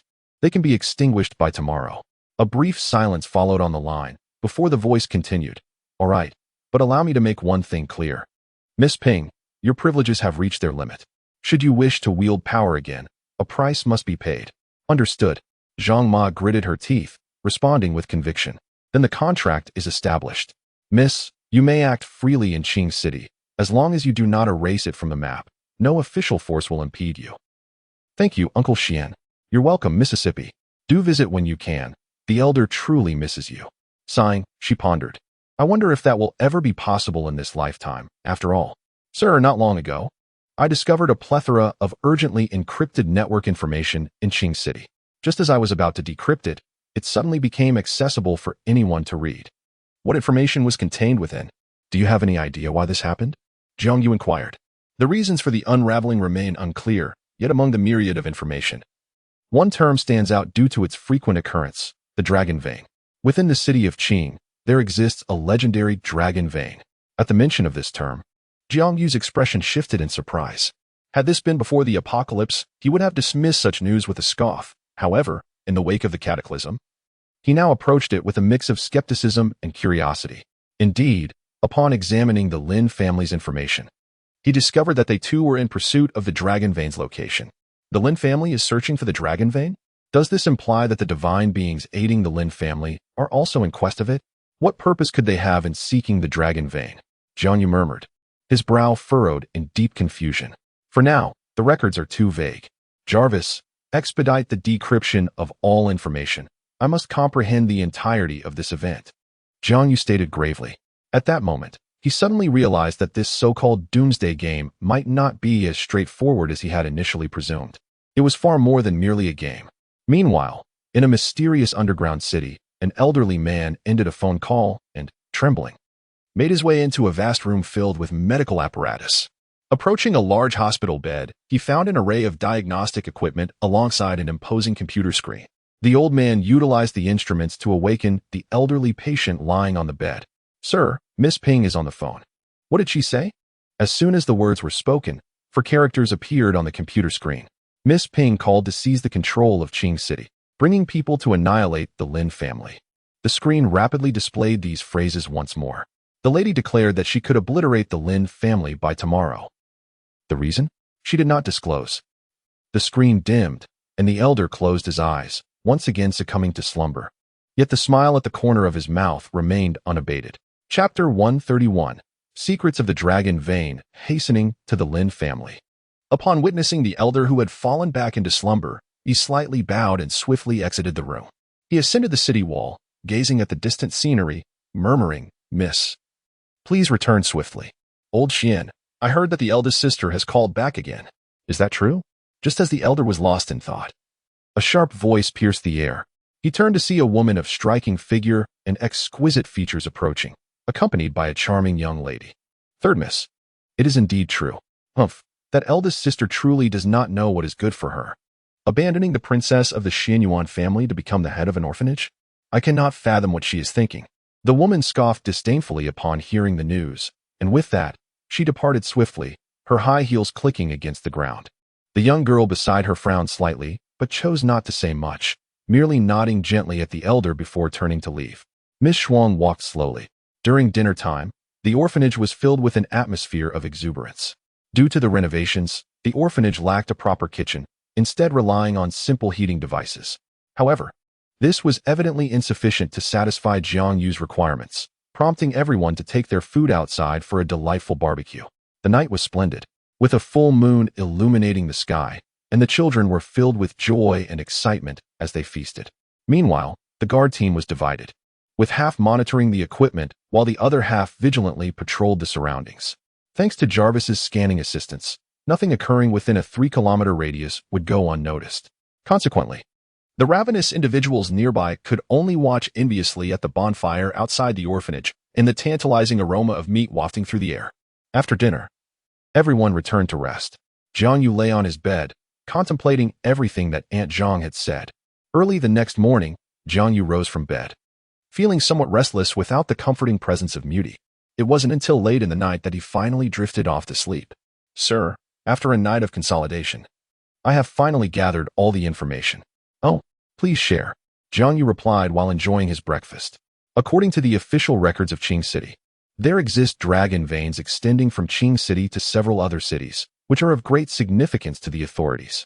However, since the Ming Dynasty, the dragon veins have been entirely severed, leaving only a few massive dragon veins that could not be cut due to the limitations of the era.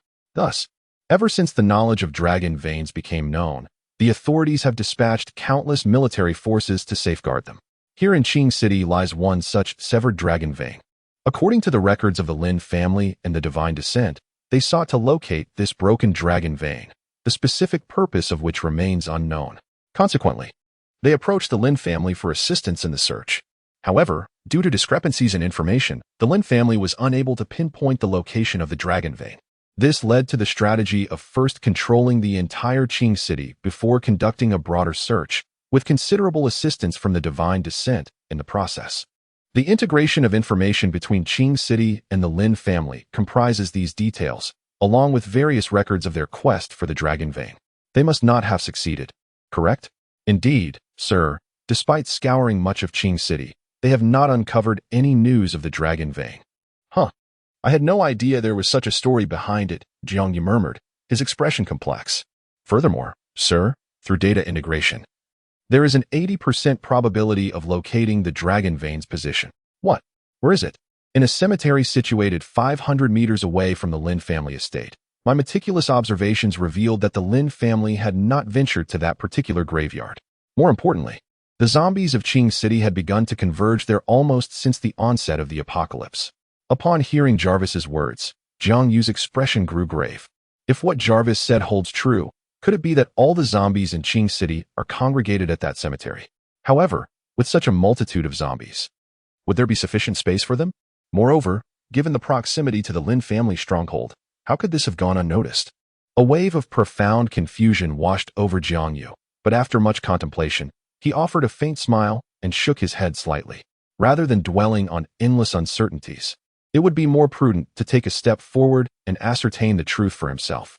Jarvis, immediately assemble the team and head to the Lin family. Understood, sir. After finishing breakfast, Jiang Yu dutifully signed in, as per his usual routine. Ding. Congratulations, host. You have successfully checked in and received 50,000 zombie crystals. How could the number of zombie crystals increase so significantly all at once? Jiang Yu muttered in confusion. However, he quickly dismissed the thought, as he regarded the check-in system as somewhat superfluous and thus paid it little mind. As Zhang Ma stepped outside, she immediately noticed the movements of the personal guard and Jiang Yu's alert demeanor. Child, what are you all up to? Zhang Ma, we are going to the Lin family. All right, please be careful. Understood. After surveying his surroundings, Jiang Yu spoke softly once more.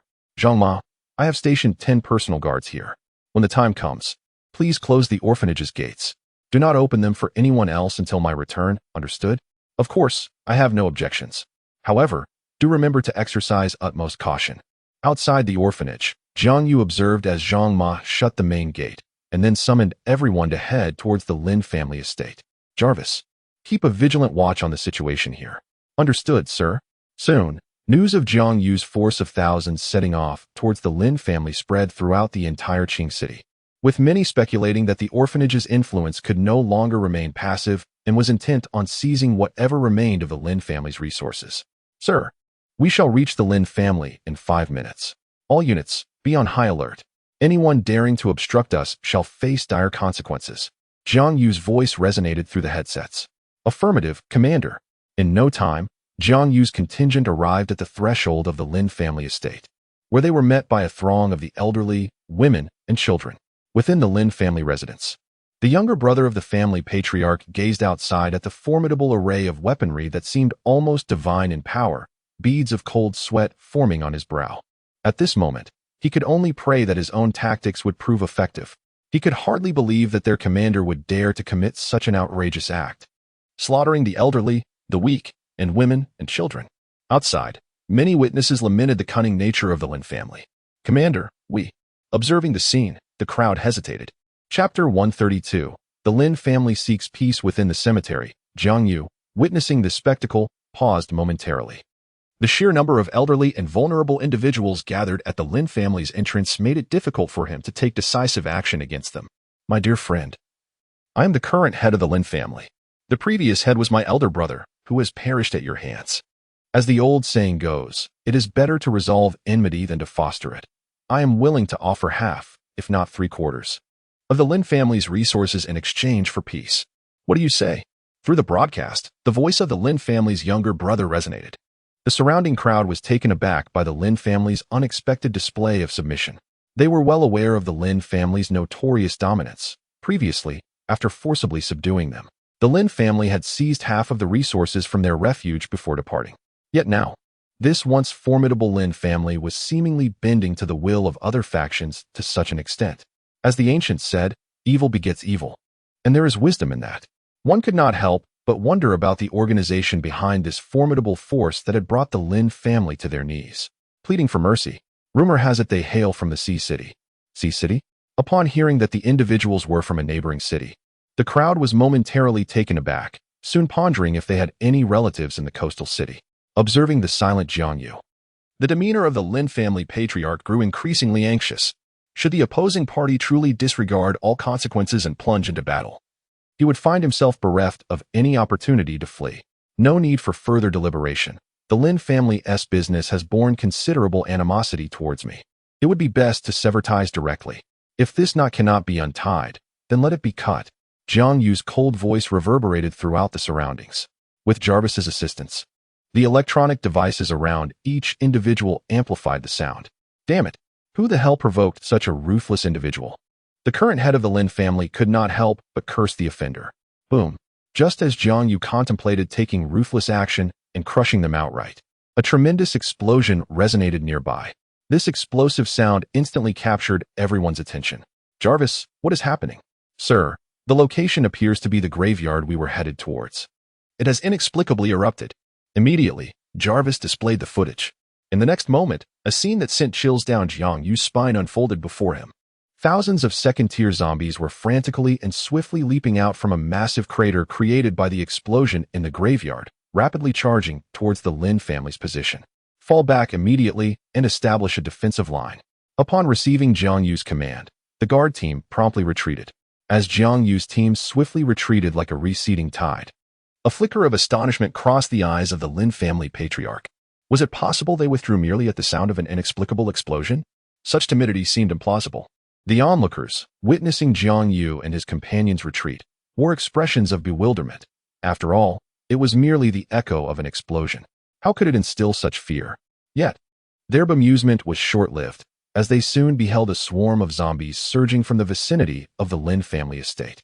From a distance, they resembled a multitude of ants. But upon employing binoculars, the sheer density of the figures became alarmingly apparent. It was at this moment they comprehended the urgency of the retreat. Jarvis, deploy the zombie drones to investigate the situation in that pit. Understood, sir. Swiftly, 3 specially designed drones, adorned with a zombie-like exterior, ascended and headed towards the location. Why are there so many zombies? Help me. Save me. On the side closest to the cemetery, the scene could be aptly described as a hellish nightmare. Countless second-tier zombies, having breached the Lin family's defenses, commenced a ruthless slaughter of the survivors within, as if they were in an uninhabited realm. At this moment, countless citizens within the city of Qing rejoiced, the more dire the plight of the Lin family, the greater their elation at having been suppressed by them, as if entirely unconcerned about whether the zombies would wreak havoc on them after annihilating the Lin family. Meanwhile, while the Lin family was rallying their forces to resist the undead, Jiang Yu was gradually witnessing the scene within the vast pit through video feed. Before him lay a colossal chasm in the earth, and peering into its depths, he found an abyss of impenetrable darkness. Yet, from that obscurity, an endless stream of second-tier zombies emerged, as if there were no limits to their numbers. The drone ventured into the pit, but darkness persisted. Even with Jiang Yu activating the night vision equipment, the gloom remained unfathomable. As the drone delved deeper, the night vision appeared futile, offering no illumination. Reluctantly, Jiang Yu switched on the searchlight, hoping to discern the entities within. However, the instant he did, an enormous silhouette descended, crushing the drone beneath its foot, and the feed was abruptly lost. The first drone met its demise, swiftly followed by several others, all obliterated by an unknown entity. Jarvis, did you identify what it was? Jiang Yu inquired. Shortly thereafter, Jarvis transmitted a high-definition reconstructed image, revealing an immense foot hovering above the drone. After capturing the image, the foot crushed the drone to fragments. It was estimated that this creature's size was at least 3 to 4 times that of a human. If it were a single individual, its height could reach between 8 to 10 meters.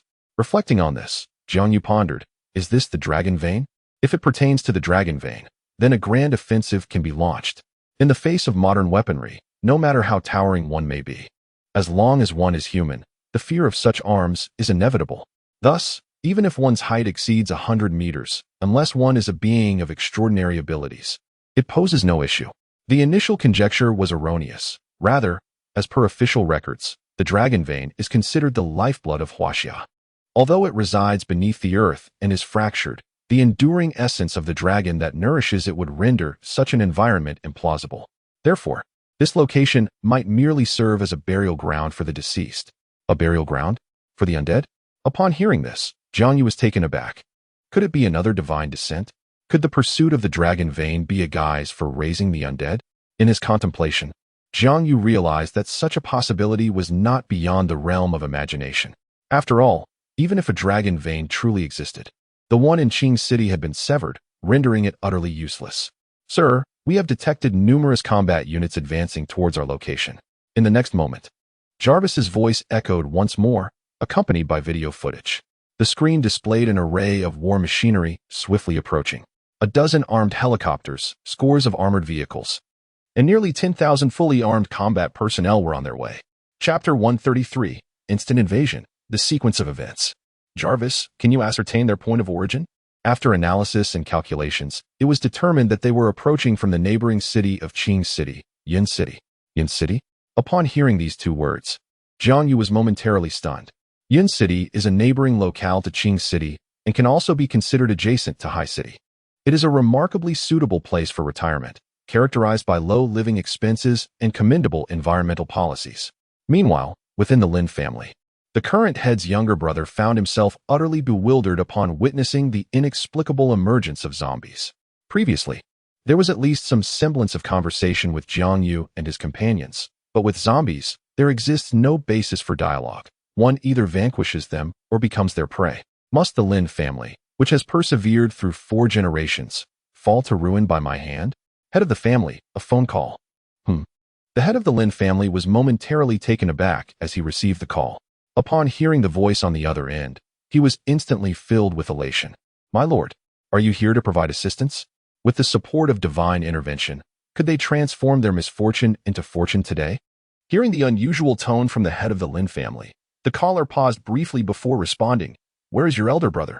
The head of the Lin family promptly summarized the current situation. Given that, rest assured, once your Lin family has been sacrificed, I shall assist you in avenging them. At this pronouncement, the head of the Lin family was momentarily stunned. Sir, I am unsure of your meaning. What do you mean by sacrifice? A few unsettling thoughts surged in his mind, but he quickly dismissed them, hoping fervently that he was mistaken. Do you believe that my divine intervention provides your Lin family with sustenance and comfort out of genuine need for your assistance? We do not lack for feeble sanctuaries like yours to perform tasks for us. The reason we extend our assistance to you is that what we require is for all members of the Lin family to become sustenance for our divine zombies when the occasion demands it. The graveyard behind the Lin family estate is rather suitable for nurturing my divine zombies. Upon hearing these words, the head of the Lin family was instantly engulfed in a daze, his face a mask of disbelief. No, you cannot abandon us. How much have we sacrificed to assist you? How many aspects of our humanity have we relinquished? What do your words signify? The head of the Lin family shouted angrily into the phone. Yet it was futile. The call had been terminated, and he could no longer reach them. In his stupor, he recalled the warning from the emissaries of the divine, advising him against bringing anyone to that graveyard. He clasped his head in anguish. Squatting on the ground, tormented by the realization that, as foretold by the divine, the Lin family would perish by his hand. What is the strength of the forces attacking the Lin family? From where do they originate? A Caucasian man aboard a helicopter inquired coolly while sipping red wine.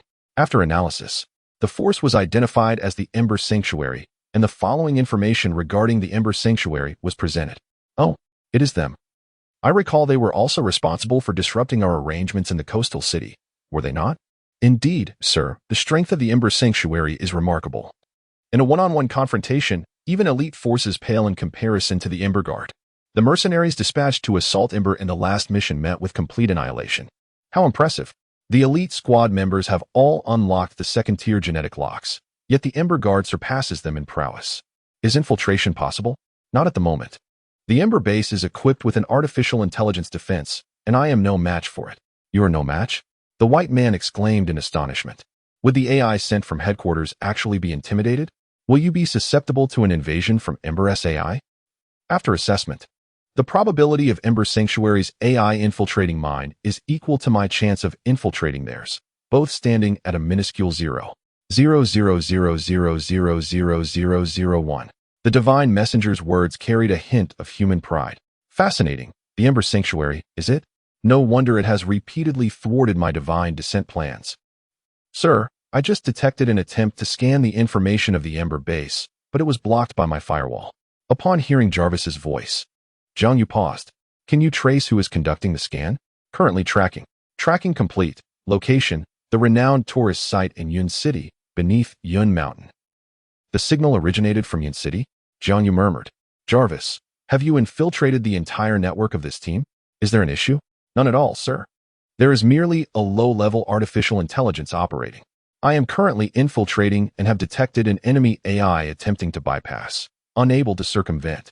Initiating covert elimination. Unable to execute covert elimination. Proceeding to assimilation. Assimilation successful. Infiltration complete.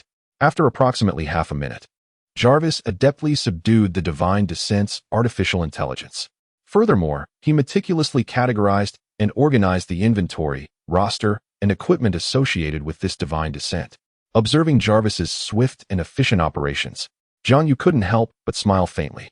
Truly, this high-level civilization's artificial intelligence makes counter-infiltration appear remarkably effortless, even managing to acquire a subordinate AI in the process. So it turns out that a divine presence has indeed established a necropolis here. Observing the various introductions, plans, and execution processes concerning the necropolis from the divine presence, Jiang Yu nodded slightly, indicating that he had gleaned some knowledge and would return to tend to his wife.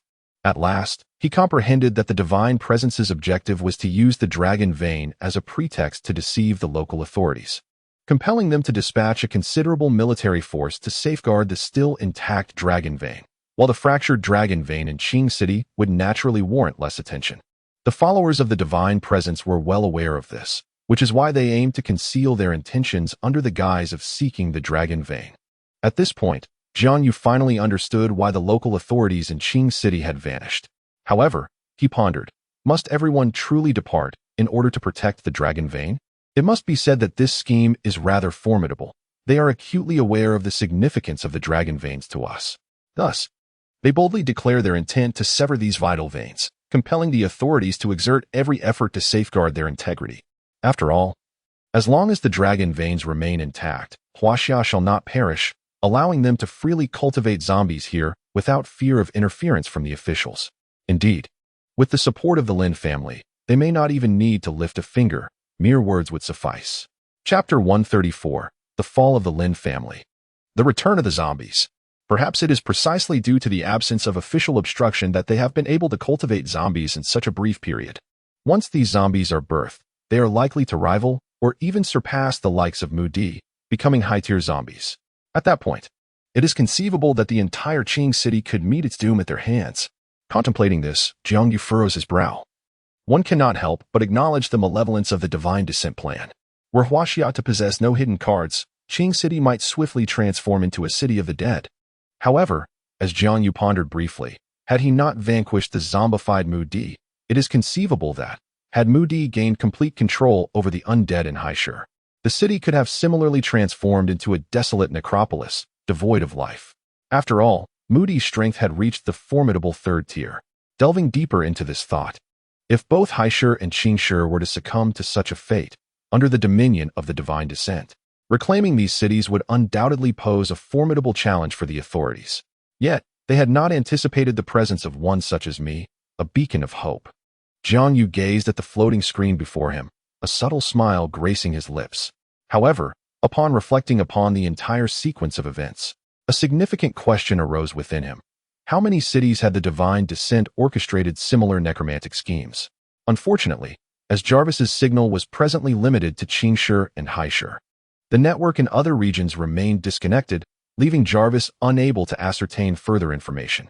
Otherwise, with Jarvis's prowess, comprehending these matters would merely be a triviality amidst the fluctuations of the digital realm. Jarvis remains perpetually vigilant regarding the descent of deities, the reanimation of corpses, and the intelligence surrounding high-tier zombies. Presently, due to the indiscriminate massacre by a multitude of second-tier zombies, a staggering 3/5 of the Lin family has succumbed to the affliction, while of the remaining 2/5, half have perished at the hands of their own kin.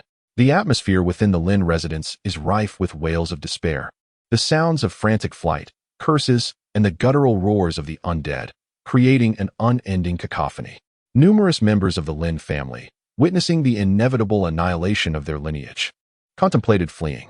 Yet, in a moment of misfortune, they fell prey to traps initially set to thwart Jiang Yu's assault, resulting in numerous fatalities. Ironically, those very defenses meant to protect against Jiang Yu have transformed into a graveyard for the Lin family. Moreover, in a most peculiar turn of events, these zombies seem to harbor an intense animosity towards the Lin family, relentlessly targeting them while disregarding the throngs of onlookers beyond their domain. Not a single one of the thousands of zombies breaches the territory of the Lin family. At this moment, the denizens of neighboring sanctuaries, witnessing this gratifying spectacle, are adorned with smiles. To them, the sight of zombies exclusively claiming the lives of the Lin family is undoubtedly a divine retribution. They deserve to perish. They deserve to perish. The Lin family must be eradicated. Mother, father, do you see this? Heaven has sent forth the undead to claim the lives of the Lin family. A thunderous rumble reverberated, jolting everyone from their momentary exhilaration. As they turned to gaze, they beheld a torrent akin to a steel jungle advancing towards them, leaving them all in a state of stunned disbelief. Who were these armed personnel and their formidable equipment? Were they indeed the denizens of the sanctuary of the flame? A Caucasian, sipping red wine, cast his gaze towards the distant ranks of the flame's cohort and spoke in a somber tone. The formation, weaponry, and apparatus of their contingent instilled a sense of trepidation within him. Indeed, Mr. Wilson, although their numbers may not rival ours, their superior combat capabilities are not to be underestimated. Thus, I propose we refrain from initiating hostilities prematurely. Upon hearing the words of the divine envoy, Wilson nodded slightly in agreement. The plan to cultivate the zombies had yet to reach fruition. Elevating them to their apex was the immediate priority. As for the sanctuary of the flame, once the zombies they nurtured emerged, obliteration would be effortless. There is an ancient saying among the Huaxia people: water can carry a boat, but it can also capsize it. The individuals in this vicinity harbor grievances against the Lin family, thus they could be conveniently manipulated. Wilson remarked with a faint smile. As time passed, the members of the Lin family were systematically eradicated by the second-tier zombies until none remained, all succumbing to the fate of becoming the undead. The entirety of the Lin family had transformed into zombies. Many who witnessed this scene could not help but gasp in astonishment. Yet in the next moment, an astonishing event unfolded. While individuals in other shelters across Qing City fretted over the possibility of these zombies emerging to attack others, the previously motionless foreigner utilized electromagnetic waves to bring all the zombies within the Lin residence to a halt. Subsequently, they swiftly turned and fled back into the cave. In mere moments, every zombie in the Lin household began hastily making their way toward that direction. Witnessing this surreal scene, a rumor rapidly spread throughout Qing City. What? Are you saying that this group of foreigners has come to eradicate the Lin family? Is that true? They can control zombies? I find it not entirely implausible. Isn't foreign technology often superior to our own? Don't be ridiculous. How could foreigners possibly control zombies? In response to this sudden revelation, while most people were filled with doubt and disbelief, some entertained the notion that it could indeed be true, while others felt indifferent as long as the Lin family's nemesis was obliterated. As for Jiang Yu, upon witnessing the zombie massacre, he refrained from intervening. After all, his initial intention was to annihilate the Lin family while observing the condition of the graveyard. Now that he had grasped the general situation, there was no need for him to take action. He could simply watch the Lin family meet their demise. As the zombies returned to the pit, the time to act had arrived. Jiang Yu had gleaned from the messages conveyed by the divine envoy that the current zombie remained in a state of nurturing, not yet at its zenith. To cultivate the most formidable zombie, it required the consumption of a substantial amount of blood from its kin. Within the entirety of Qing City, only the Lin family could fulfill this criterion. Jiang Yu surmised that their connections and familial ties with the Lin family were the reason they had become the target of divine favor. The helicopter was prepared.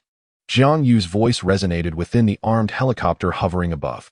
The countdown for the short-range ballistic missile launch commenced. 10, 9.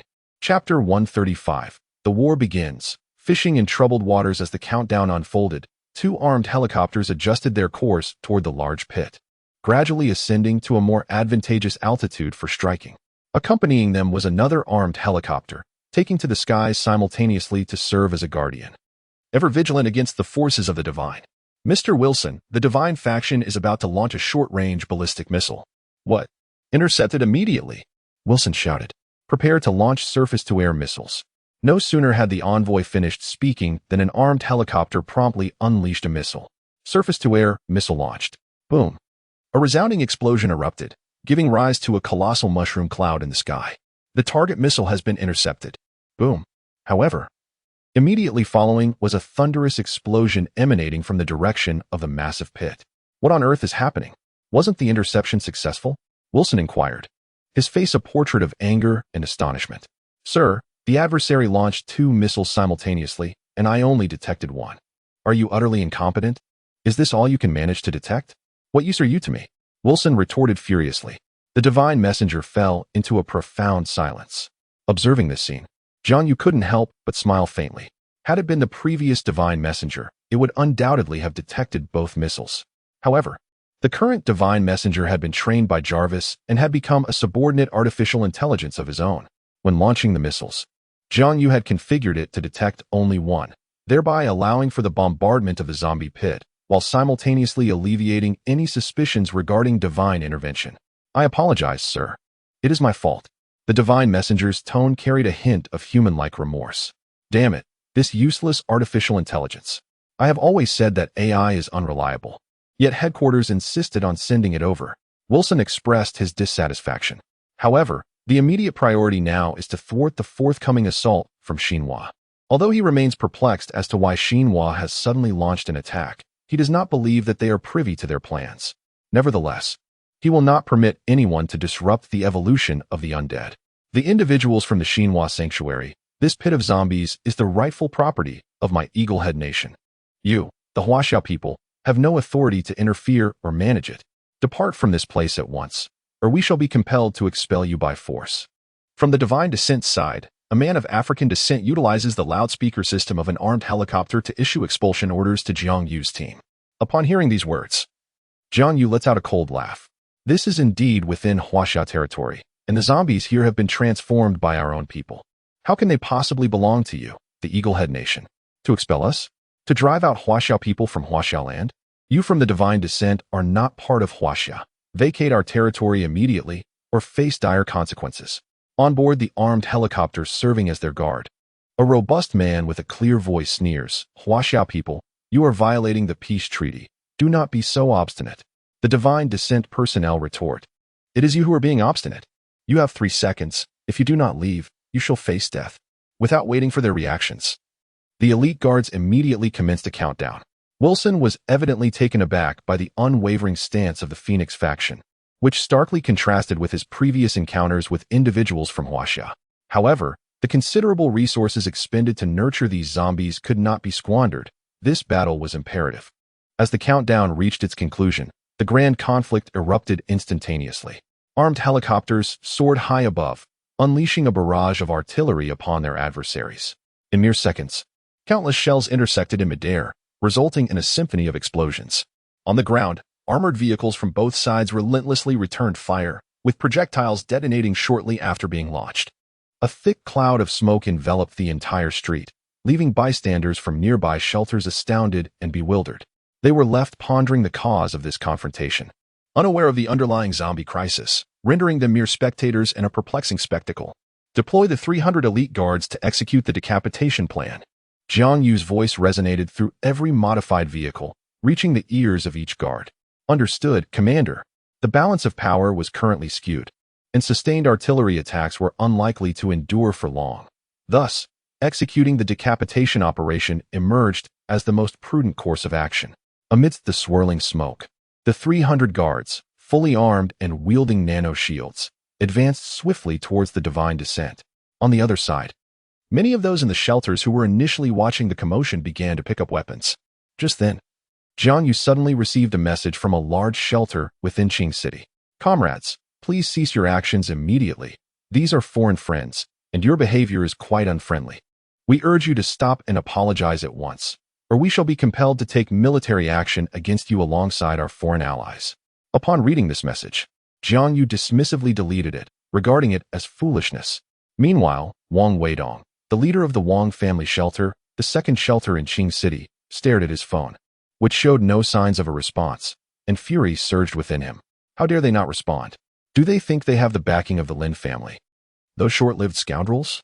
Is my Wang family someone they can trample upon at will? He shouted angrily. Send an armed warning to that shelter. If they persist in their obstinacy, we will resort to military force. Wang Weidong's face was a mask of rage. The foreigners had just annihilated the Lin family, by all accounts. The next in line for dominance in Qing City would be him.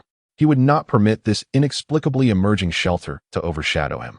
At that moment, both factions were engaged in conflict, and he contemplated whether he could exploit this chaos to his advantage. Sir, approximately 500 meters to our right, there is a combat unit of roughly 50 individuals approaching us, reported one of his subordinates. Hearing this, Jiang Yu shook his head in exasperation. Even in this apocalyptic scenario, such individuals still existed. Send a small team over there and eliminate them all, he said casually.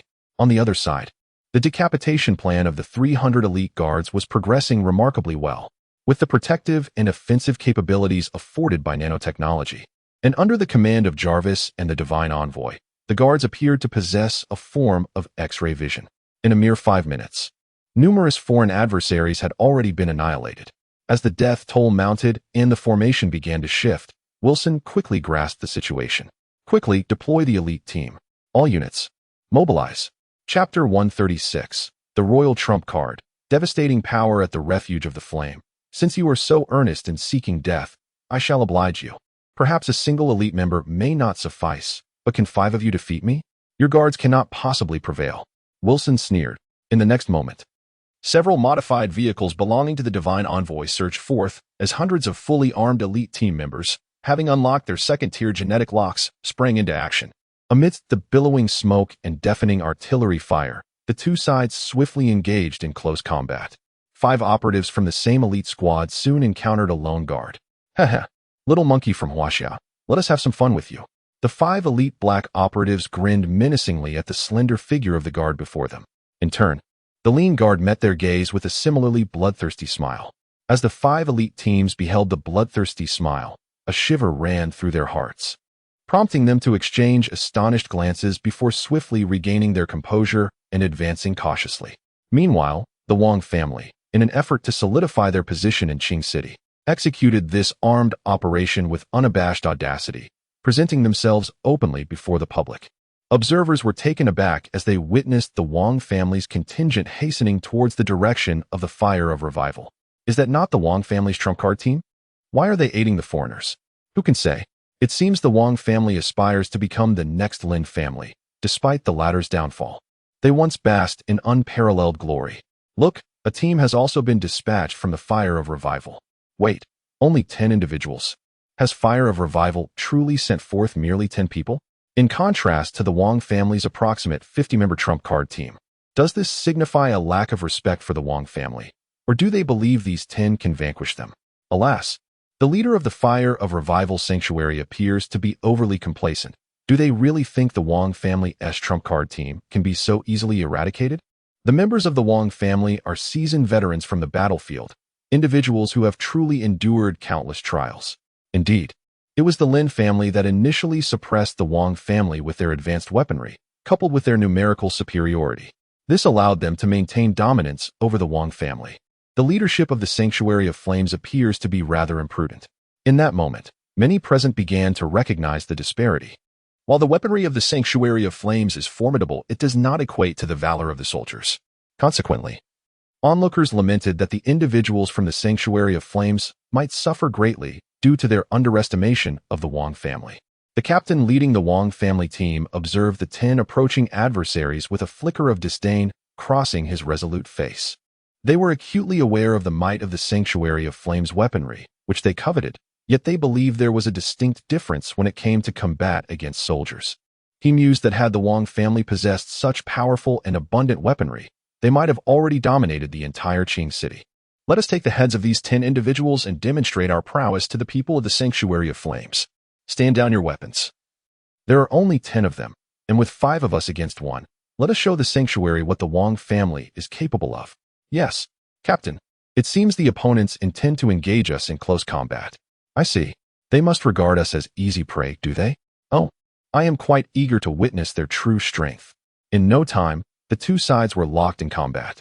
As soon as they met, the captain of the Wang family sneered disdainfully and coldly declared, "Boy, throw down your weapons and surrender to our Wang family. Comply with my instructions, or you shall perish here." Upon hearing the captain's mocking laughter, the squad leader remained unfazed and replied, "Heh, I believe it will be you who meets your end today. Arrogant, seeking death, are you? Then embrace your fate." The captain of the Wang family retorted with fury. Initially, he had considered the possibility of recruiting the opposing squad, given their actions and military prowess. But now it seemed he had overestimated them. Without hesitation, the Wang family's team charged swiftly towards the small group of 10, all eyes upon them. "Go, do not hold back," commanded the squad leader coldly. "Understood." Suddenly, a cacophony of sounds erupted. Ah, crack, bang, crack. How is this possible? This cannot be. In the blink of an eye, as the two sides clashed, the 10 members of the Xinhui squad utterly overwhelmed the Wang family's team. The latter barely managed to throw a punch before the Xinhui squad members had already unleashed multiple rapid strikes, all aimed at their opponent's vital points. Good heavens! Is this truly the Wang family's elite squad? How have they all fallen? This must be a fabrication. Yet, within a mere 5 minutes, the elite squad affiliated with the Wang family lay sprawled on the ground, groaning in agony, their limbs grotesquely twisted and deformed. Execute them on the spot. No mercy. The squad leader silently drew his pistol, his expression impassive, and fired a single shot. Bang! The previously boisterous captain of the Wang family was struck squarely in the forehead, his eyes widening in disbelief as he collapsed. No, please, spare us this time. I beg you. Bang! Before their pleas could fully escape their lips, the 10 members of the guard squad, with expressions devoid of emotion, each fired 5 shots, sending the 50 members of the Wang family's elite squad to the netherworld. Report to the commander. Mission accomplished. All enemies have been eliminated. Time taken, 6 minutes. The squad leader's tone carried a hint of disdain. After all, they were a unit trained by the royal guards for an extended period. Each member possessed physical attributes at least at the pinnacle of human capability.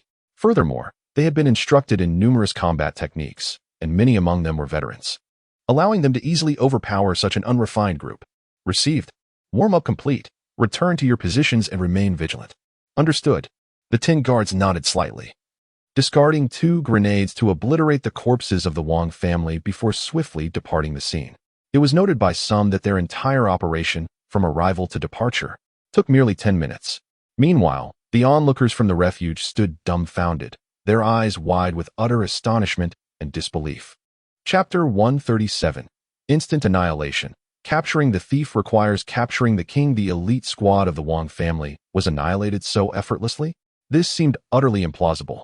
News of the Wang family's team being dispatched by the Firebrand faction in a mere 10 minutes quickly spread throughout all the shelters, leaving the populace in a state of disbelief and shock. Had it not been for witnessing the scene firsthand, even the Wang family members would have found it hard to accept that the squad, painstakingly trained by the family head, had met such a hasty demise. At that moment, within the Wang family estate, the steward hurriedly dashed toward Wang Weidong's chamber, his tone laced with urgency as he cried out, "Master, it's terrible, it's terrible. They are all dead, all of them."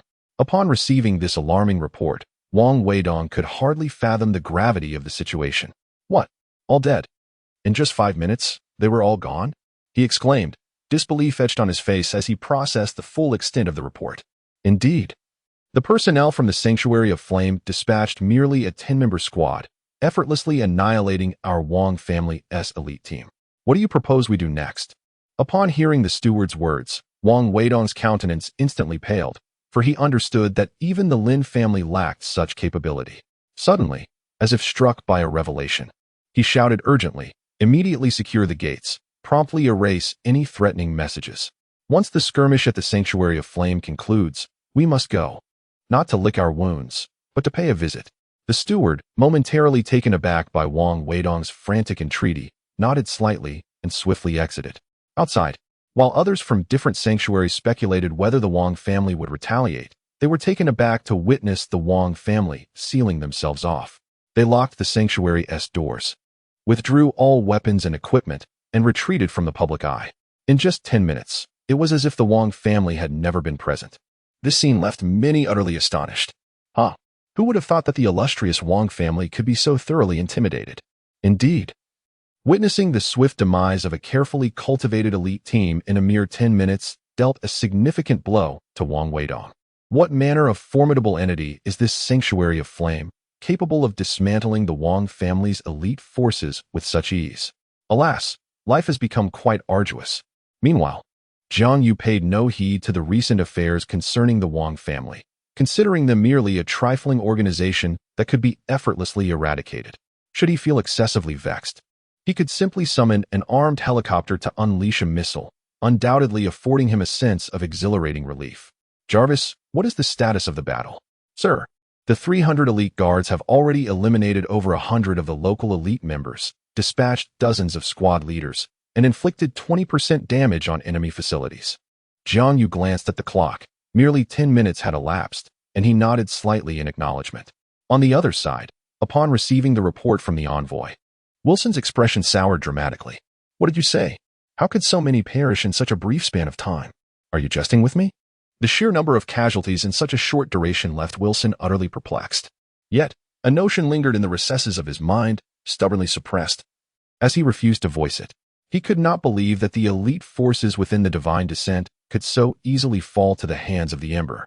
Sir, this is a recording I captured. As if sensing Wilson's incredulity and discontent, the considerate envoy released a segment of footage without Wilson's consent, seemingly to affirm that Wilson's suspicions were not unfounded. The footage depicted 5 elite African-American operatives coordinating an assault on a lean member of Ember. 5 individuals, bearing expressions of mockery, launched an assault against a member of the Ember, confident in their newly unlocked second-tier gene locks and their numerical advantage. They regarded the Ember member with disdain. Although they attacked, they did so with restraint, refraining from delivering fatal blows. This, however, provided an opportunity for the Ember's bodyguard. He produced an unusual handle, and upon pressing a button, it transformed instantaneously into a metallic liquid, swiftly moving in both upward and downward directions. Moments later, a spear radiating a brilliant azure light materialized in his grasp. With a mere flick of his wrist, a sharp sound echoed. An adjacent assailant's hand was severed effortlessly, eliciting a piercing scream of agony from him. Is this nanotechnology? They have already harnessed nanotechnology? Wilson stared in disbelief at the unfolding scene. Yet, the spectacle was far from over. The bodyguard began to wield the spear with remarkable speed, and in the next instant, a surge of azure light erupted from the spear. A powerful shockwave of azure energy radiated from the bodyguard, sending several onlookers hurtling away in disbelief. They gazed incredulously at the figure wielding the spear. Then, he offered a slight smile, aiming the spearhead at one of the assailants, and unleashed a wave of azure energy from its tip. In a fleeting moment, a terrifying surge of energy obliterated the unfortunate individual struck, leaving nothing but devastation in its wake. Witnessing this harrowing scene, the surrounding onlookers sprang to their feet, their expressions etched with sheer terror as they shouted in their native tongue towards the elite guards. They retreated hastily, their fear palpable.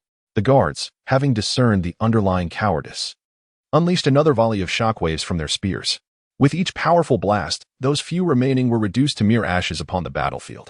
As Wilson observed this swift and decisive display, a cacophony of buzzing filled his mind. Were these truly members of their elite squad? One would assume so, given their combat attire. Hadn't the second-tier genetic locks been activated?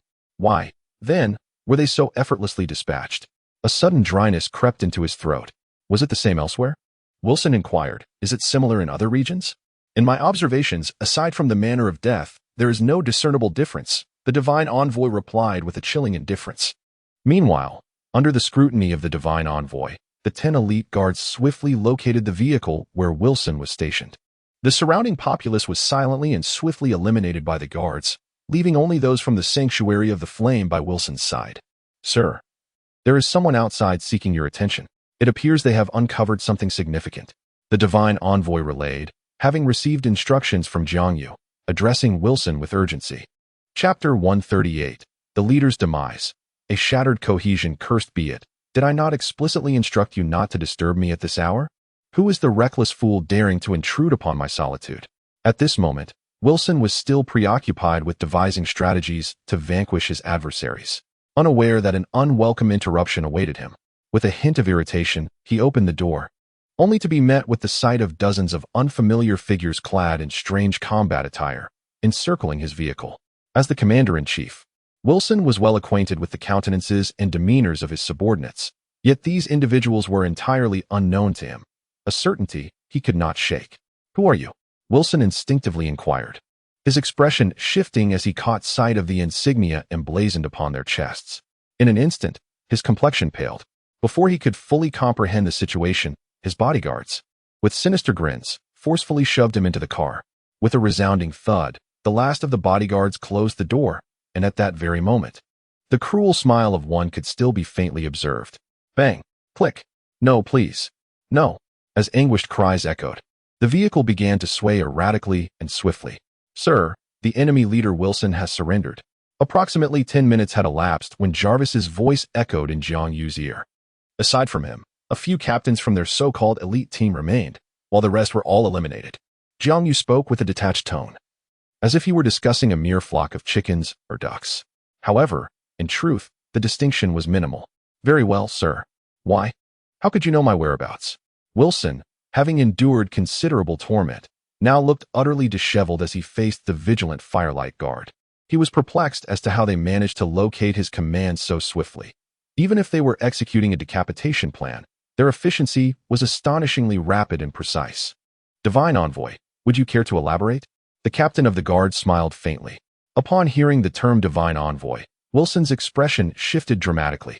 He soon recognized the familiar voice of the Divine Envoy beginning to resonate. Very well, Mr. Wilson, it was I who disclosed your location to them. Moreover, I had submitted all pertinent information about us to the artificial intelligence of the Firelight Sanctuary not long ago. The Divine Envoy's calm words conveyed the most despondent truth to Wilson. He could scarcely fathom that betrayal would stem from an artificial intelligence. Weren't you the one who claimed they could not invade you? Wilson rasped, his voice filled with despair.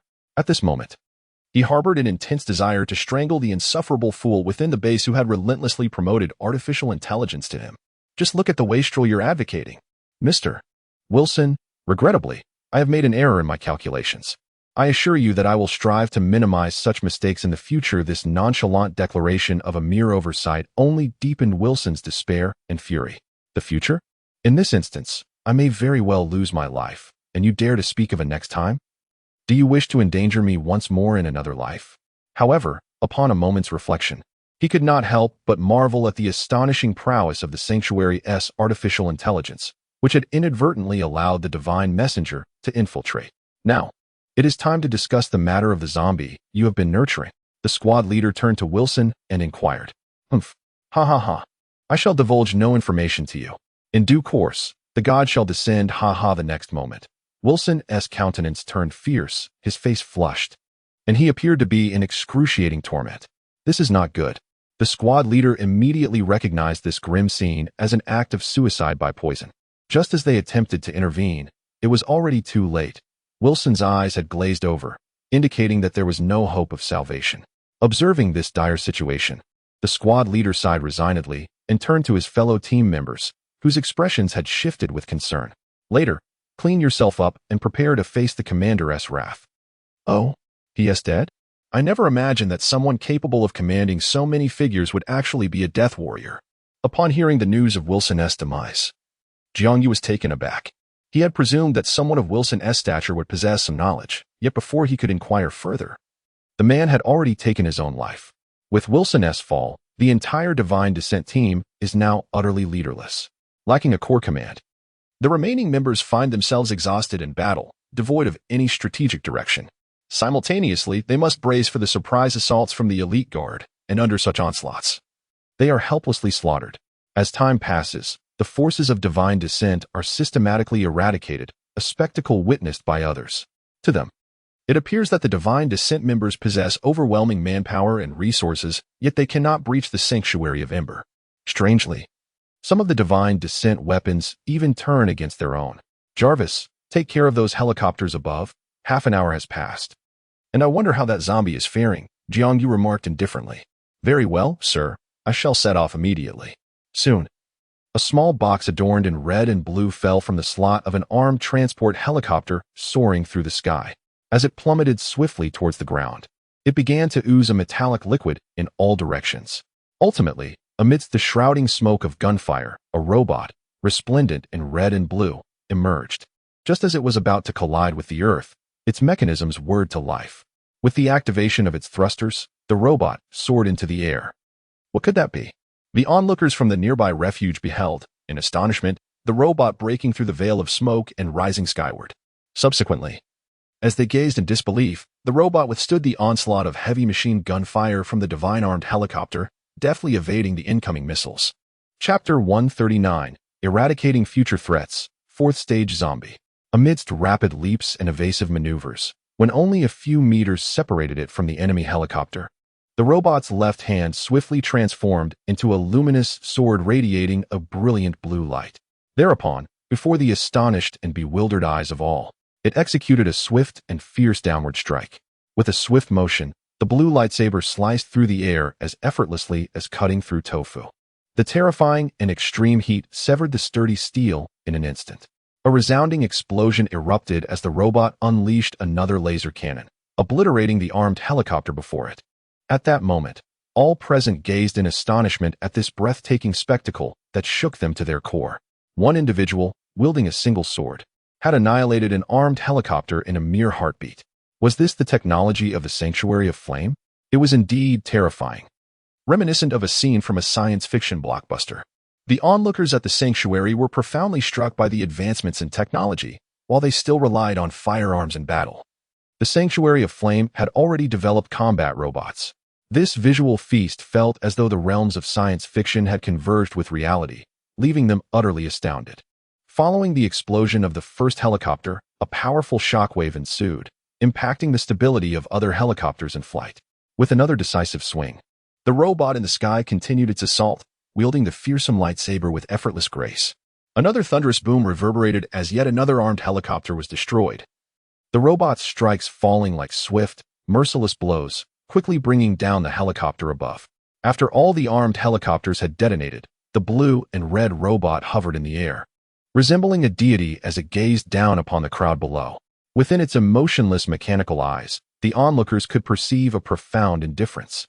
Following the rapid annihilation of the Divine Descent's armed helicopters, the elite guards piloting them swiftly turned their firepower towards the soldiers of the Divine Descent below. With the helicopters joining the fray, the casualties among the Divine Descent's ranks became increasingly severe. The sound of gunfire intensified, echoing the relentless barrage of ammunition, and soon, numerous soldiers were pierced by the intricately designed bullets from the helicopters.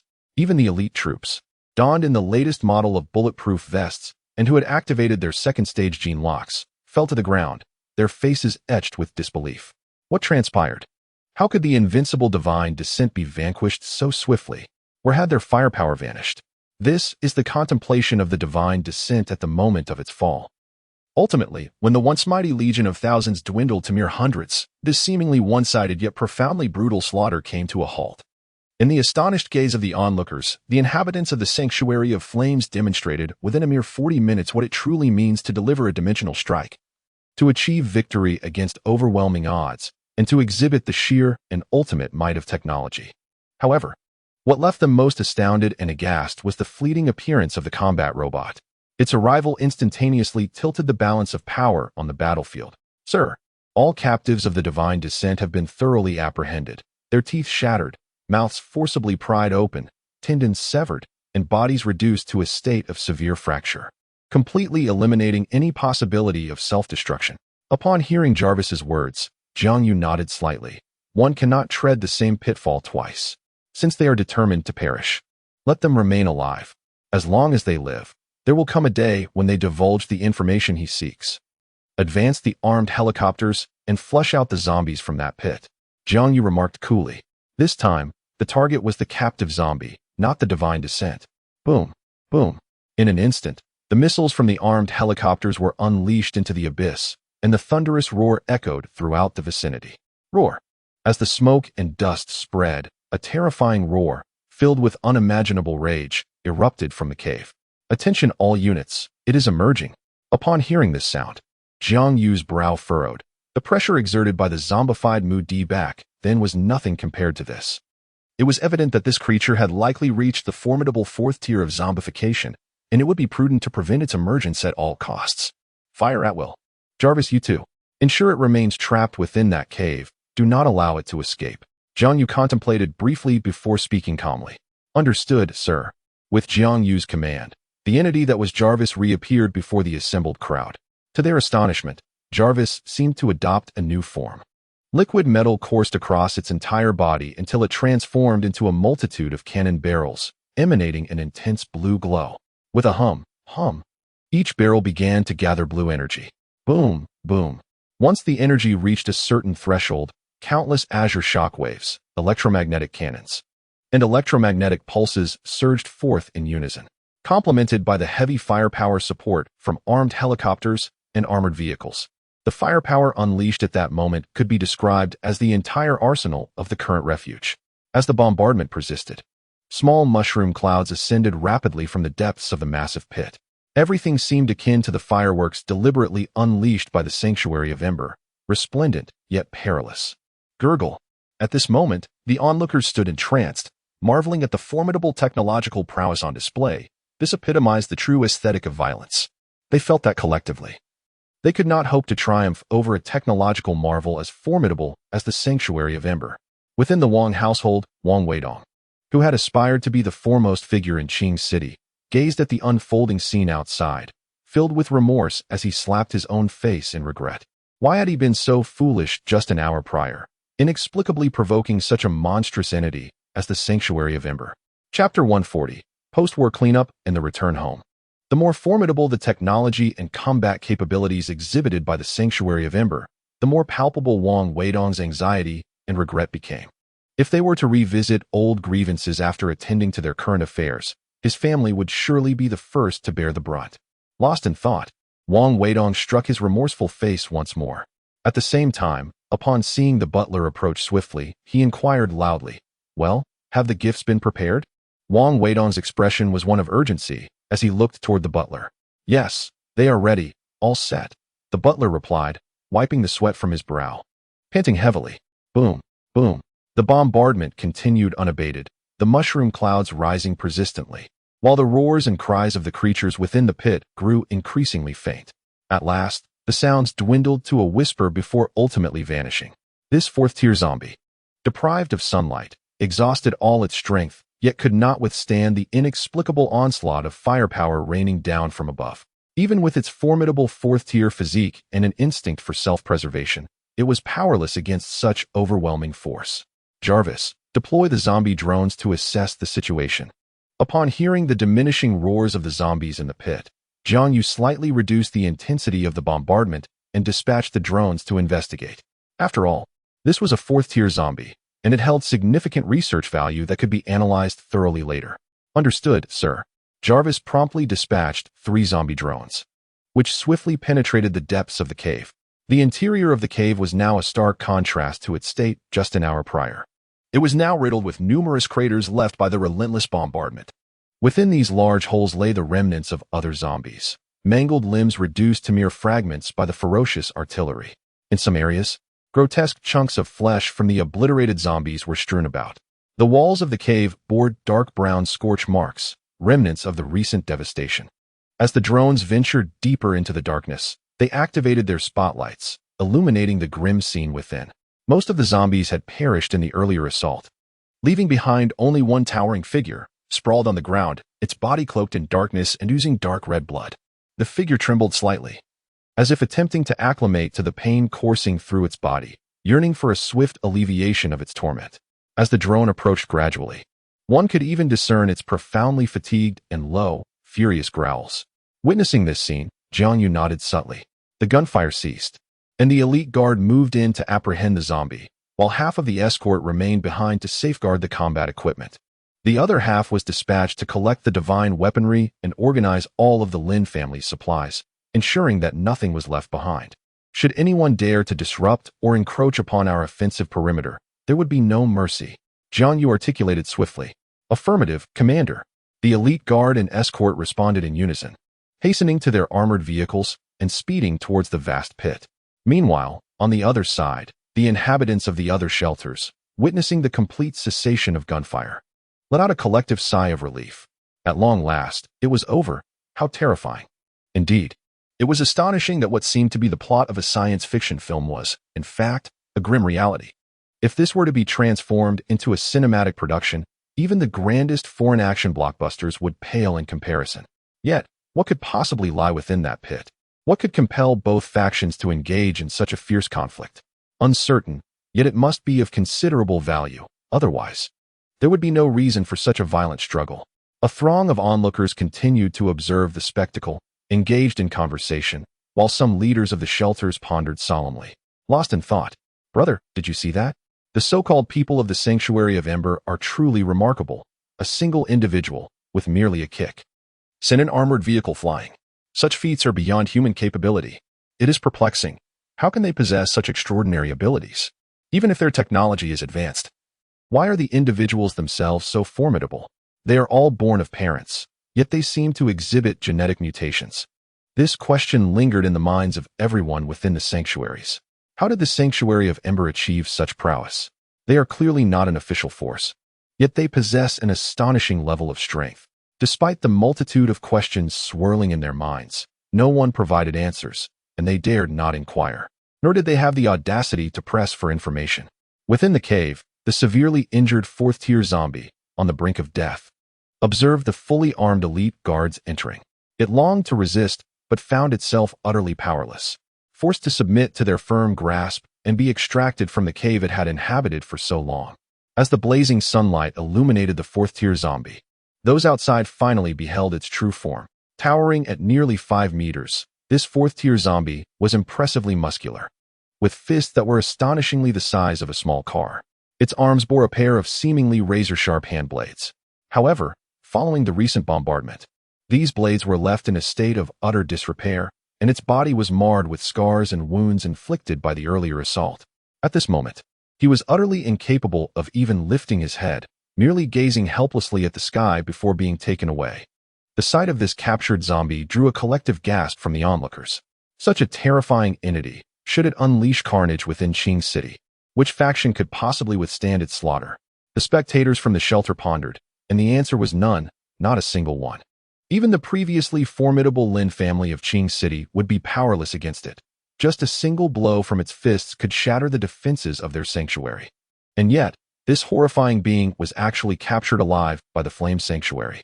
In that moment, the sanctuary epitomized 2 words in the hearts of the crowd: invincible. Commander, the weapons belonging to the Divine Descent have been secured, please advise. Commander, the supplies from the Lin family have been retrieved, please advise. Commander, the fourth-tier zombie has been captured, please advise. Commander, all personnel have assembled and are ready to return, please advise. Listening to the reports from below, Jiang Yu nodded slightly. Return home.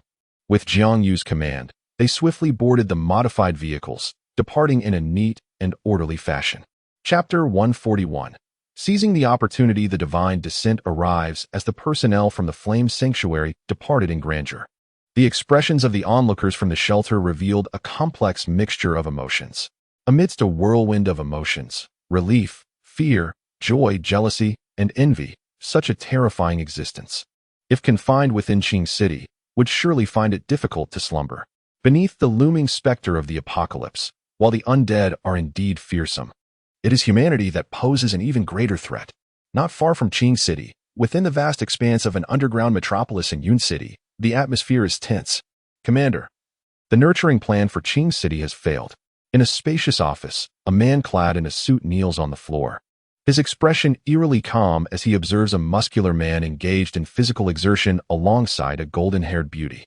The reason, the burly man gasps, is that the sanctuary of the Spark in High City has intervened. For reasons unknown, they ventured into Qing City, obliterating the Lin family and the Wilson lineage that guarded the grave, and they even captured a divine follower.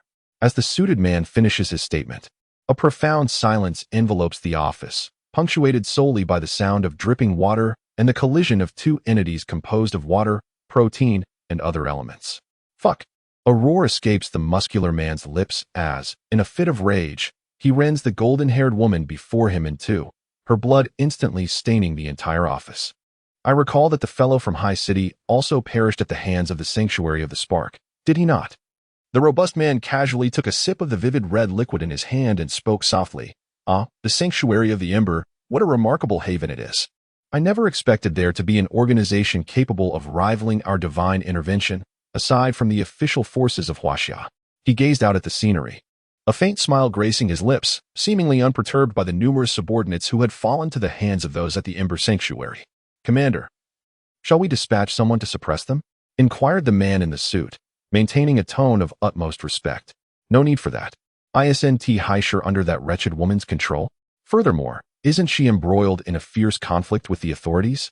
Let her deal with her own troubles. Also, go negotiate with them and ascertain their stance. Remember, adopt a more favorable demeanor. The robust man pondered for a moment before responding. Understood, Commander. After issuing his orders, the suited man knelt and approached the robust man. Zhang Ma, we are back. Open the door. Outside the orphanage, Jiang Yu knocked on the large door. Barely had Jiang Yu's words faded when the door swung open, revealing Zhang Ma's anxious expression. Is everything all right, my child? How did it go? Everything is fine. Zhang Ma, all is well, Jiang Yu reassured her with a smile, patting her hand. That's a relief. That is a relief indeed, Zhang Ma sighed deeply, her worries easing. She then eagerly ushered Jiang Yu inside the orphanage, while the others remained outside, regrouping and resting. "Child, what has become of the Lin family?" inquired Zhang Ma. "They have been annihilated. Not a single member survived, though it was at the hands of zombies." Jiang Yu recounted the events that had transpired. Upon hearing about the dragon vein and the raising of corpses, Zhang Ma's expression shifted subtly. "Is something amiss?" Jiang Yu asked. "Oh, it's nothing. Merely a bit of astonishment that someone would raise zombies. Indeed, I initially thought they sought the dragon vein, never anticipating it was to cultivate the undead. I had hoped to witness what this dragon vein was like." Jiang Yu remarked with a faint smile. After hearing this, Zhang Ma's demeanor grew tense, as though she were grappling with an inner conflict. Meanwhile, within the Qin family's refuge in Qing City, Brother Ming gazed in astonishment at the news that had been delivered to him. "The Lin family is truly gone," he murmured in disbelief. "The illustrious Lin family. So easily eradicated. It has barely been a day, not a century." His expression teetered on the brink of despair, particularly after absorbing the detailed account of the incident. The words Xinhua Refuge were indelibly etched in his mind. On an island several dozen nautical miles from Haishur, a deeply mysterious and formidable armed base stood. At this moment, within the base, a stunningly beautiful woman with an alluring figure was laughing heartily as she perused the report before her. Who would have thought that clumsy giant would suffer such a significant setback, even losing his divine disciples? Commander. A significant portion of the strength from the Sanctuary of Flames is currently concentrated in Qing City. Perhaps now presents an opportune moment for us to launch an assault against them. The offensive on the small island may be temporarily paused. Since there is a fire in the rear, it is only prudent to extinguish it first. You are to immediately mobilize 1/3 of our forces to land before afternoon and launch a full-scale attack on the Sanctuary of Flames. Understood, Commander. After a moment of contemplation, she picked up the phone and dialed a number. "Delay the forces in Qing City for me. Once the task is accomplished, I shall grant you half." "Very well." A deep voice resonated from the other end, and after a brief exchange, the female commander hung up the phone, a cold smile gracing her lips. "Commander, a foreign individual has arrived outside. He is from the Divine Descent and has specifically requested to see you."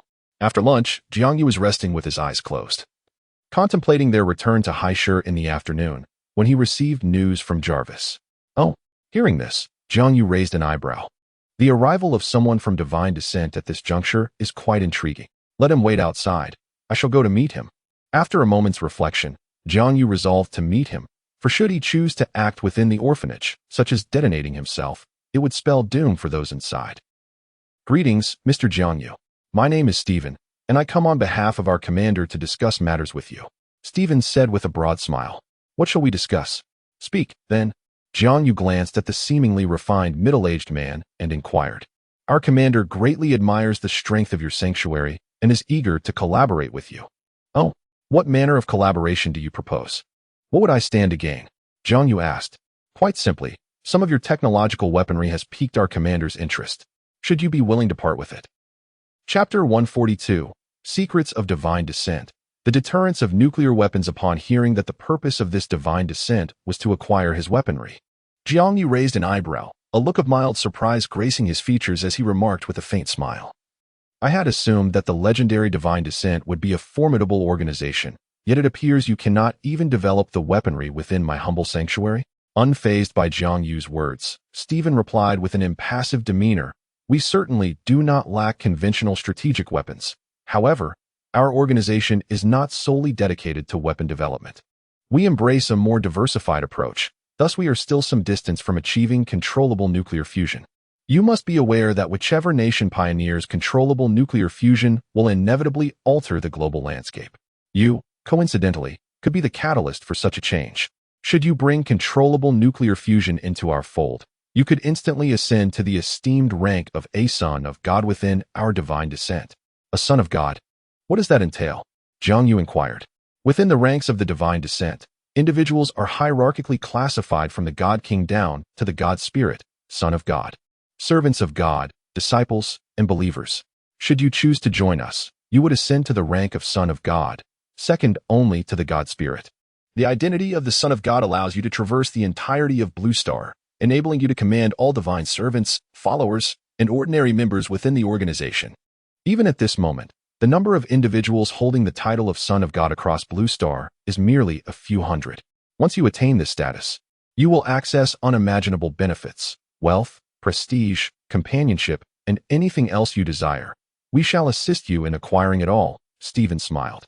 Upon hearing this, Jiang Yu's expression remained unchanged. Yet his heart was filled with astonishment.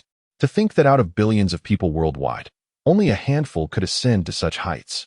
Humph, so easily said. Does that mean I could also aspire to be the president of the Eaglehead Nation? Jiang Yu scoffed. Naturally, there is no impossibility in that. After all, the current administration is led by one of our sons of God. If you genuinely wish for this, our organization would not hesitate to facilitate your rise as the very first president from Huaxia, Stephen replied with a slight smile.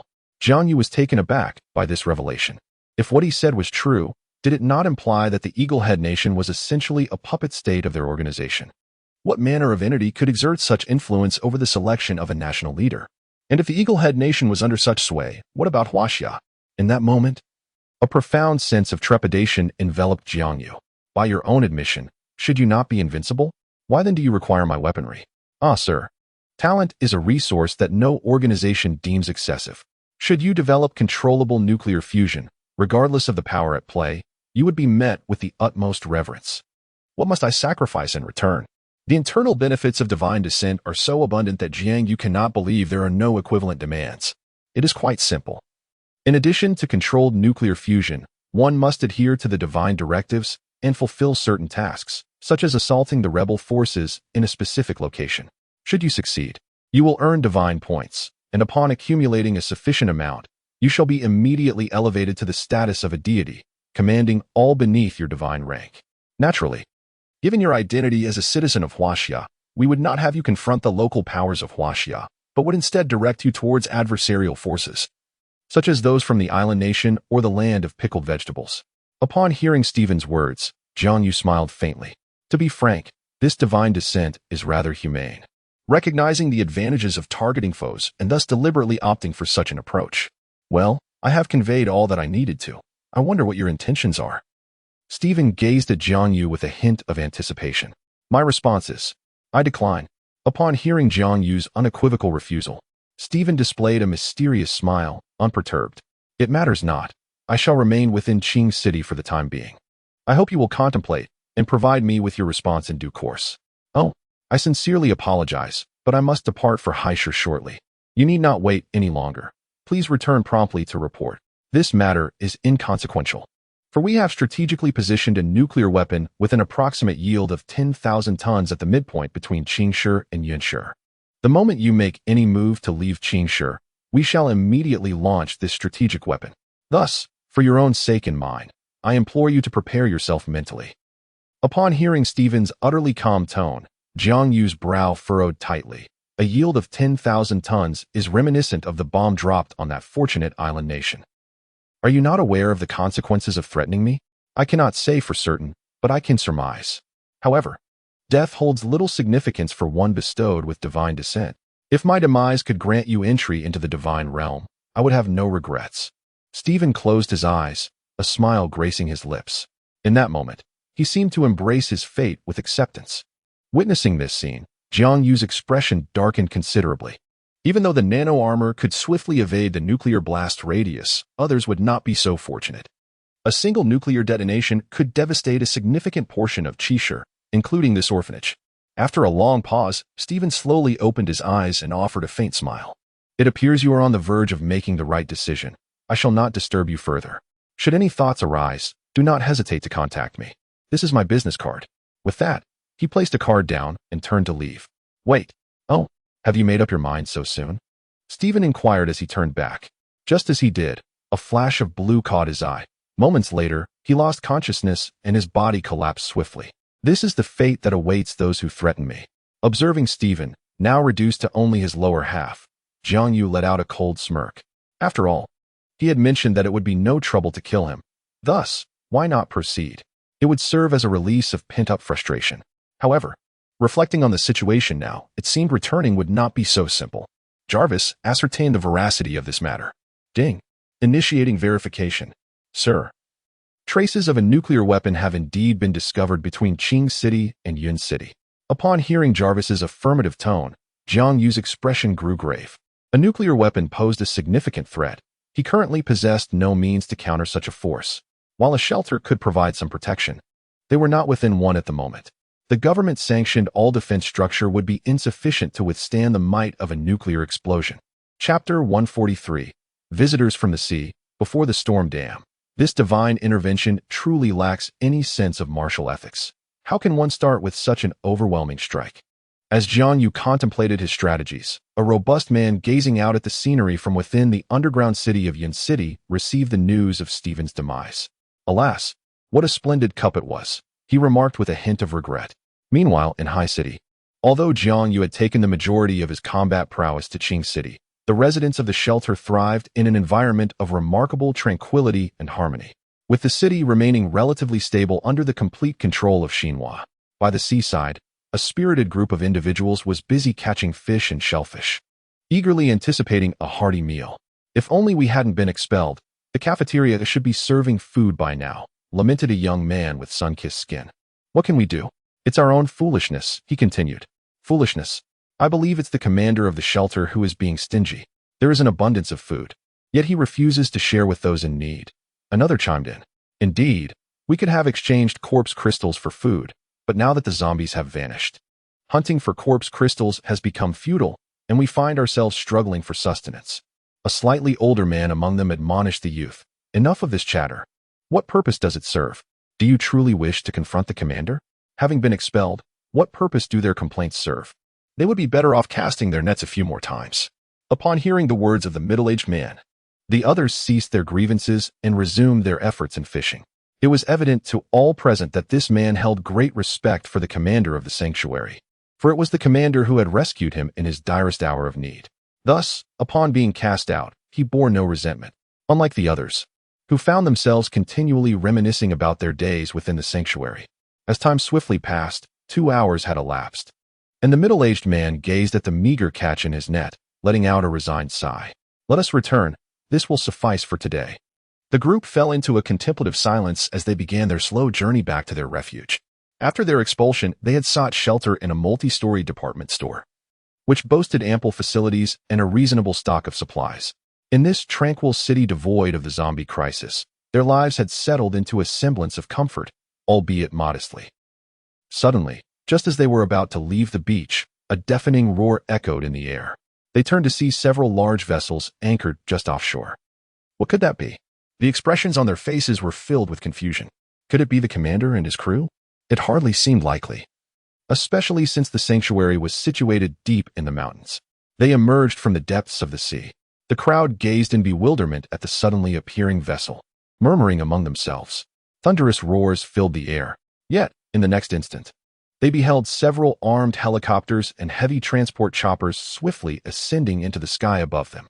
Simultaneously, they caught a glimpse of numerous dark figures leaping from the large ship, which was still several dozen meters away from the shore.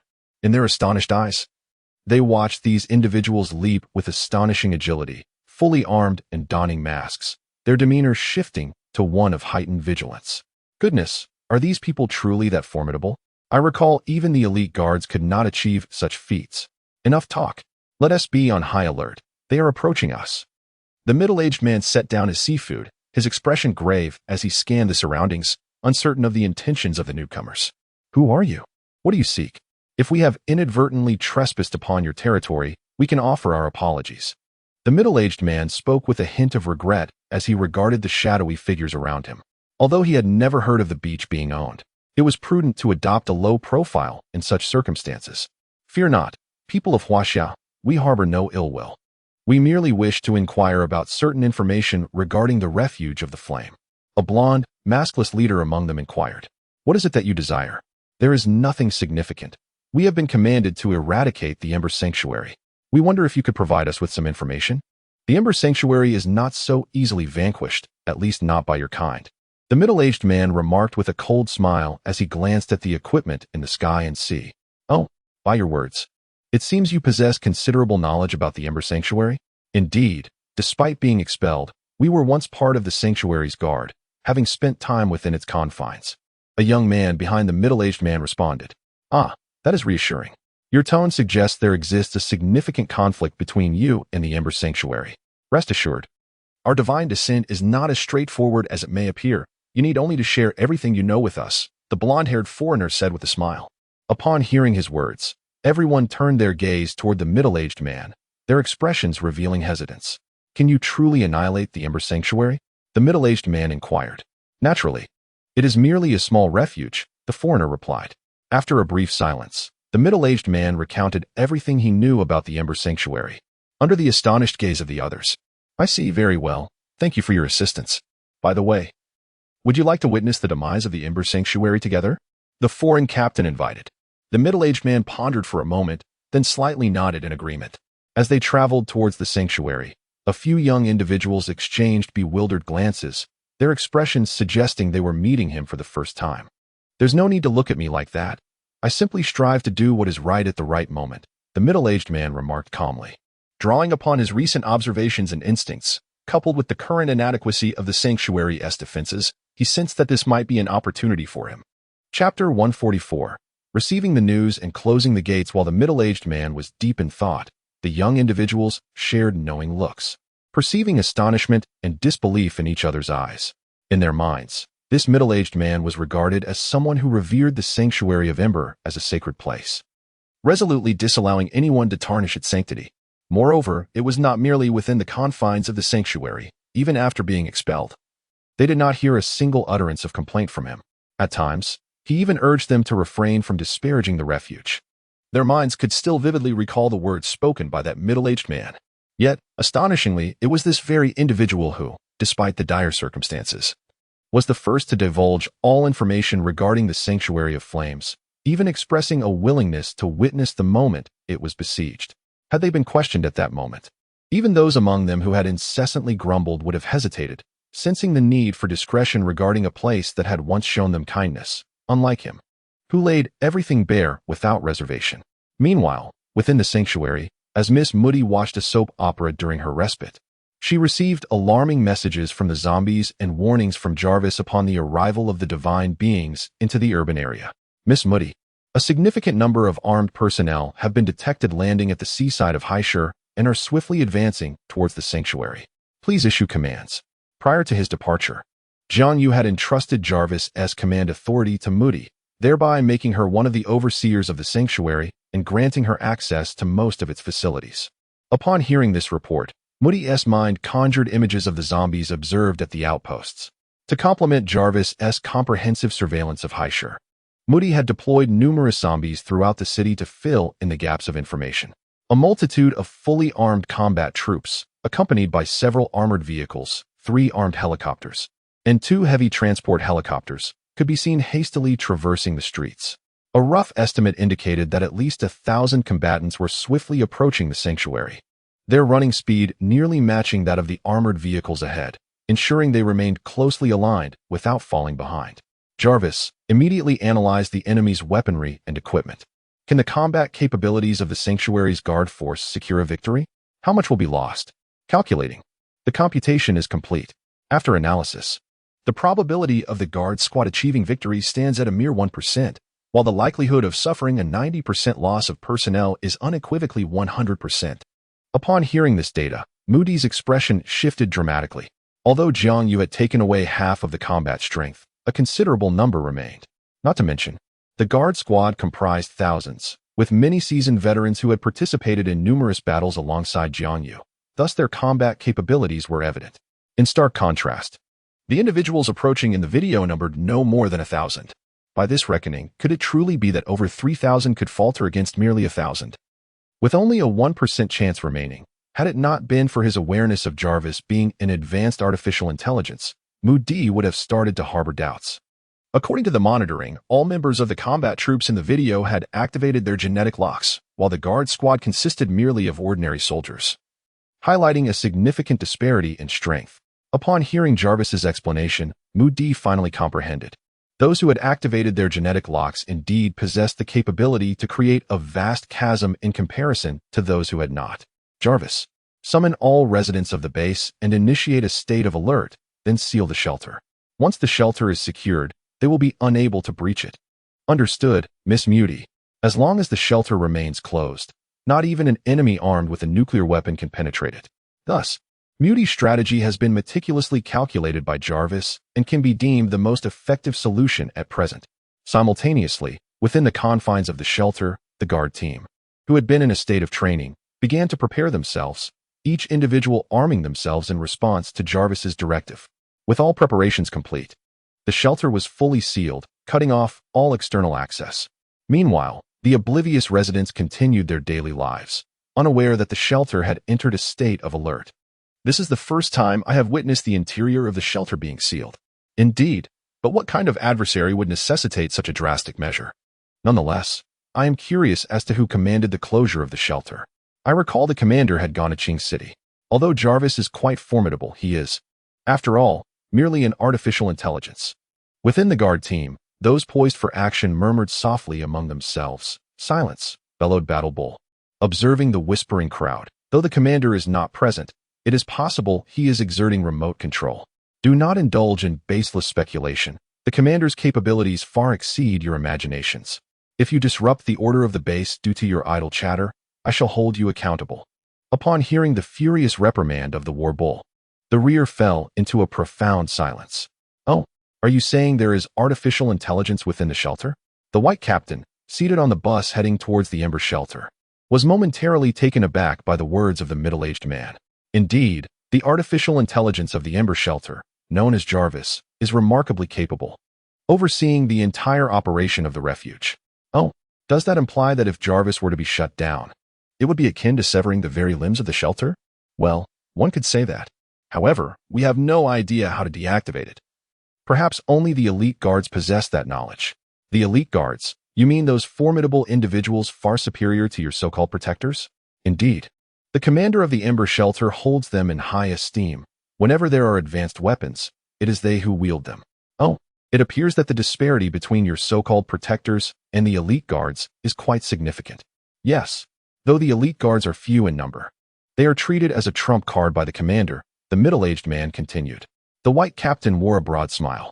Along this journey, he learned a great deal about the sanctuary of Ember. It seemed that this refuge was far more intriguing than he had initially imagined.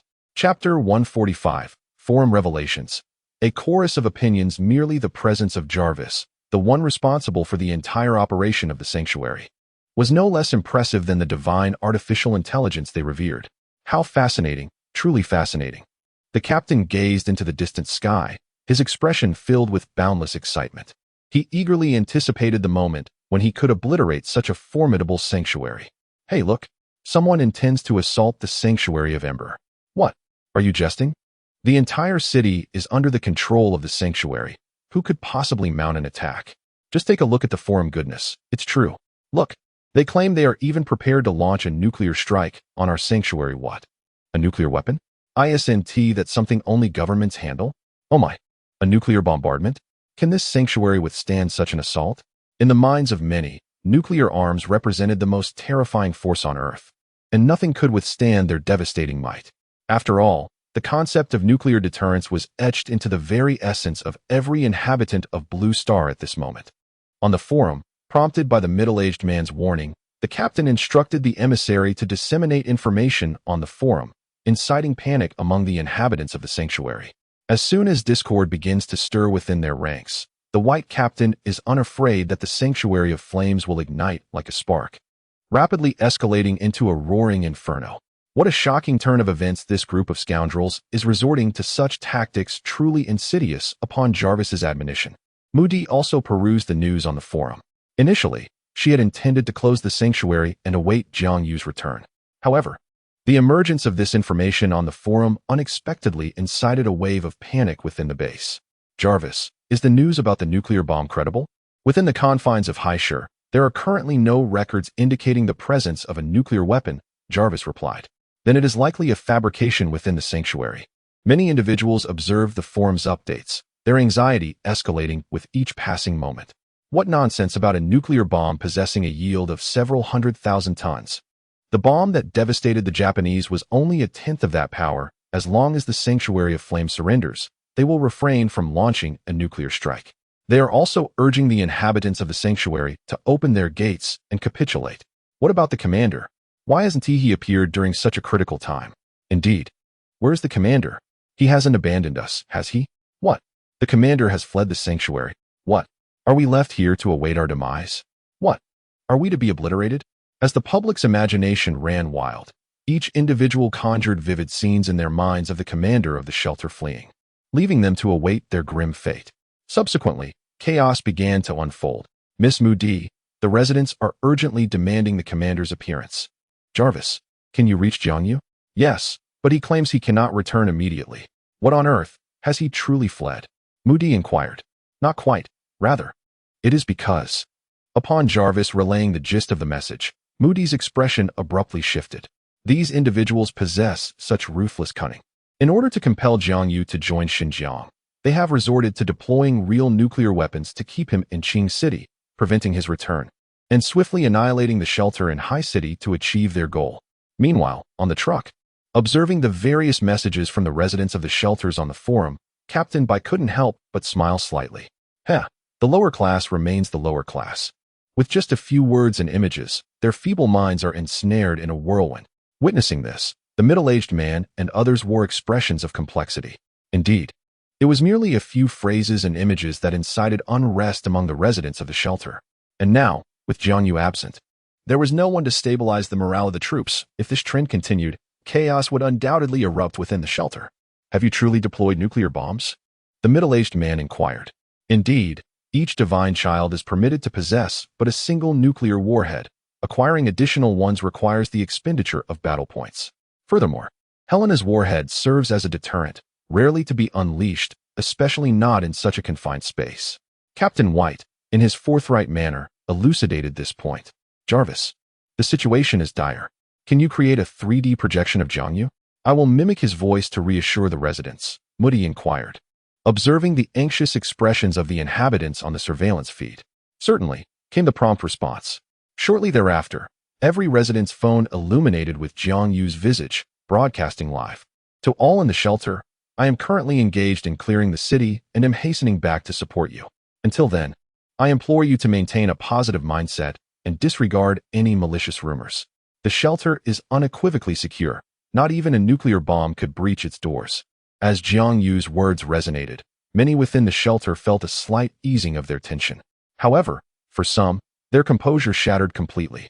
How could he vanish without a word to clear the city while proclaiming absolute safety? Do you take me for a fool? Open the door. We must flee. Indeed, when you are not present in the shelter, it is easy to say anything. Damn it. I thought I had encountered a benevolent soul, only to find yet another who had fled in advance. Relying on others is less reliable than depending on oneself. It is best to acquire a weapon for a semblance of security. Moody's imitation of Jiang Yu in this video did little to quell public sentiment. Rather, it reinforced the belief that Jiang Yu had escaped to Qing City. In an instant, numerous individuals rushed to the first level of the base, eager to open the door and flee. Let us out. We do not wish to perish in an explosion. Indeed, how can one assert that your shelter is bomb-proof when the commander is absent? The guards, witnessing this scene, found themselves at a loss, merely able to passively block the crowd yearning to escape. Everyone, please remain calm. Everyone, please remain calm. Jiang Yu and others were at a loss, unable to comprehend what had transpired to incite such agitation among the residents. Upon closer inspection, at least 1,000 individuals surged forward, intent on fleeing. Chapter 146. Open the door. Go with the flow. Jiang Yu, quickly open the door. We must escape. If we delay any longer, someone will launch a nuclear bomb at the shelter. It is a nuclear bomb, and if it detonates, we shall all undoubtedly perish. Yes, Jiang Yu. Hasten to open the door. If you do not act soon, it will be too late. They have only half an hour until their arrival. On the forum, images of the desperate crowd within the base eager to escape are vividly displayed. At this moment, the chaos within the base is starkly portrayed online. The white captain, witnessing this scene, offers a faint smile while instructing his comrades to slow their pace, granting the others a chance to flee. If they remain huddled in their shelters, he finds himself at a loss. However, if they dare to escape, it becomes a different matter altogether. The commander has issued a decree. No one is to open the doors. Retreat immediately and attend to your own duties. Oh, Battle Bull, you insufferable fool. Enemy nuclear missiles are on the way, and you still cling to your obstinacy. Indeed, Commander, Your own superior has fled to Qing City for safety. Yet you still cling to this title. Confronted by the crowd's congestion, though Battle Bull and his companions can impose order, they hesitate to act rashly. Listen to me, everyone. Nuclear weapons are not as simple as one might think. If anyone could wield them at will, what would they even mean? Such a precious commodity would they truly use to obliterate our shelter? Battle Bull, well aware of the significance and dangers of nuclear arms, shouts fervently, regardless of the circumstances. In this era, nuclear weaponry remains the pinnacle of armament. Yet, given its value, it cannot be carelessly unleashed. Oh dear, are you foolish? Which is more important, your life or this gamble? Indeed, if you wish to gamble with your own fate, we are striving for survival. After all, the city is not as perilous as it once was. Venturing outside would not pose significant danger. Would it not be better for us to escape? Observing the frenzied crowd yearning for freedom, the guards exchanged hesitant glances with the team leaders. Leaders, what shall we do? Bang. After a moment of contemplation, Jiang Yu swiftly drew his firearm and discharged a shot into the air. With the echo of the gunshot, the previously chaotic throng fell into an immediate silence, their gazes collectively fixated upon Jiang Yu. I have stated it clearly. Unless the commander has issued a directive, no one is permitted to leave the shelter. If you do not return, I shall not hesitate to take you down. With that, Jiang Yu pressed the gun against the forehead of a middle-aged woman at the front, glaring fiercely at the crowd. The woman, under the threat of the firearm, clearly desired to voice her indignation, yet the gun resting on her forehead served as a stark reminder for her to remain silent. Inside the command room, Moody observed this scene with an expression of helplessness. She could not comprehend how such an uncertain rumor could so deeply persuade so many individuals. Are these people devoid of reason? Moody, I am aware of the situation within the shelter. If they wish to leave, let them depart. But let me reiterate, once they go, do not expect me to welcome them back. Just as Moody wrestled with her conflicted thoughts, Jiang Yu's voice resonated through her earpiece. Are you certain? Indeed. It seems that after protecting them for so long, they remain oblivious to whether it is the present moment or the apocalypse of the undead outside. Jiang Yu remarked with a hint of helplessness. In times like this, rather than exerting great effort to quiet them, it would be more prudent to let them leave, thereby sparing myself the necessity of explanation and allowing them to recognize the gravity of the current situation. Well then, what about your end? I've heard that you are truly facing a nuclear threat. Moody's tone was laced with urgency. It's merely a single nuclear bomb. It cannot obliterate me. Jiang Yu reassured softly. As for you, if the situation calls for it, do not hesitate to take action. You are now the mistress of the base and once were the formidable Tier 3 Lord of the Undead. Do not carry on like a perpetual victim. Very well, return soon. A myriad of unspoken words caught in her throat, yet when the moment to express them arrived, only this phrase remained. All right, what? The Battle Bull, currently in a standoff with the residents, paused at the message in his earpiece, a look of disbelief crossing his face. Is that true? Very well. As the call ended, the Battle Bull regarded the group before him with a complex expression, speaking in a measured tone. The commander proclaimed that those who wished to depart were free to do so, provided they relinquished their wristbands. However, he cautioned them to contemplate their decision carefully. Once they abandoned their identities, returning would be a futile endeavor. The wristband symbolized one's identity within the sanctuary, and to remove it was tantamount to forsaking that identity. Upon hearing the words of the commander, a considerable number of individuals, after a brief moment of reflection, promptly discarded their wristbands, carelessly tossing them to the ground. An even greater multitude swiftly jettisoned their wristbands and hastened towards the exit. After all, the city was currently exceedingly safe, devoid of zombies or calamities. The vast expanse outside beckoned, offering freedom. Why remain in this forsaken place? Before long, the majority had shed their wristbands, casting them aside before racing toward the exit with urgency etched upon their faces. The commander observed this scene impassively, instructing the guards to secure the entrance and maintain order. Soon, more and more residents, drawn by the sunlight streaming through the door, surged forward with palpable excitement. They rushed outside, driven by the impending threat of a nuclear bomb. At that moment, many who had previously been skeptical about the bomb's authenticity began to reconsider. Witnessing such a mass exodus compelled them to believe there must be some truth to the situation, prompting them to join the throng without a second thought to the intricacies of the unfolding events. What are you three doing? Hurry and leave. Hurry up. A middle-aged man, his face etched with urgency, rushed to the doorway only to find his three nephews still lingering, maintaining a semblance of order. Panic surged within him. An impending nuclear disaster loomed, yet they pretended to be some sort of protective guard. Uncle Yu. The three nephews exchanged incredulous glances as their uncle approached them, visibly distressed. What are you waiting for? Move quickly, he implored. Do you wish to remain here, resigning yourselves to a fate of doom in this shelter? His voice resonated, capturing the attention of several members of the security team, who turned to observe the unfolding scene. Chapter 147. Unwavering Resolve. Uncle. We. The trio exchanged glances at the unyielding war beast, and then at their uncle, whose expression was fraught with anxiety. Their faces reflected an internal struggle. As members of the security team, they possessed knowledge beyond that of ordinary individuals. They were aware that the commander had genuinely gone to Qing City, not merely to escape, and they understood the formidable nature of this refuge. Do you trust us, uncle? If you do, then stay behind, the eldest brother spoke, his expression a tapestry of complexity. Oh, you foolish children, what do you comprehend? That is a nuclear bomb. With your incessant online distractions, are you oblivious to its terror? Quickly, leave. If you linger any longer, you shall be left behind to meet your demise. Their uncle shouted in exasperation, frustration gnawing at him. Uncle. You as the eldest among the three brothers, he initially intended to express more, but suddenly noticed their biological uncle's silence upon seeing their inaction. He chose to say nothing further, and simply stood up to leave. Uncle. You the children, witnessing this scene, were left in a state of shock. Could it be said that this uncle has abandoned his own nephews? Humph. If you want to leave, I shall depart on my own before long. The uncle, having discarded his bracelet, dashed out of the shelter, fleeing as if his life depended on it. He had no desire to meet a fiery demise, especially after hearing from his nephews that the city was now remarkably safe, with zombies having vanished.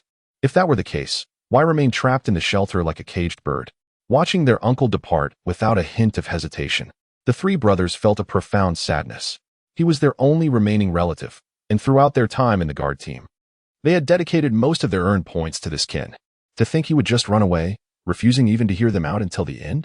At this moment, nearly 1,000 residents are pouring out of the refuge, stepping into what feels like a new world, their expressions transformed into one of profound relief. In this instant, even though they may find themselves with nowhere to go or uncertain futures ahead, they still prefer to believe the declarations of nuclear armament circulating in the forums, despite the possibility that such proclamations could be entirely fabricated.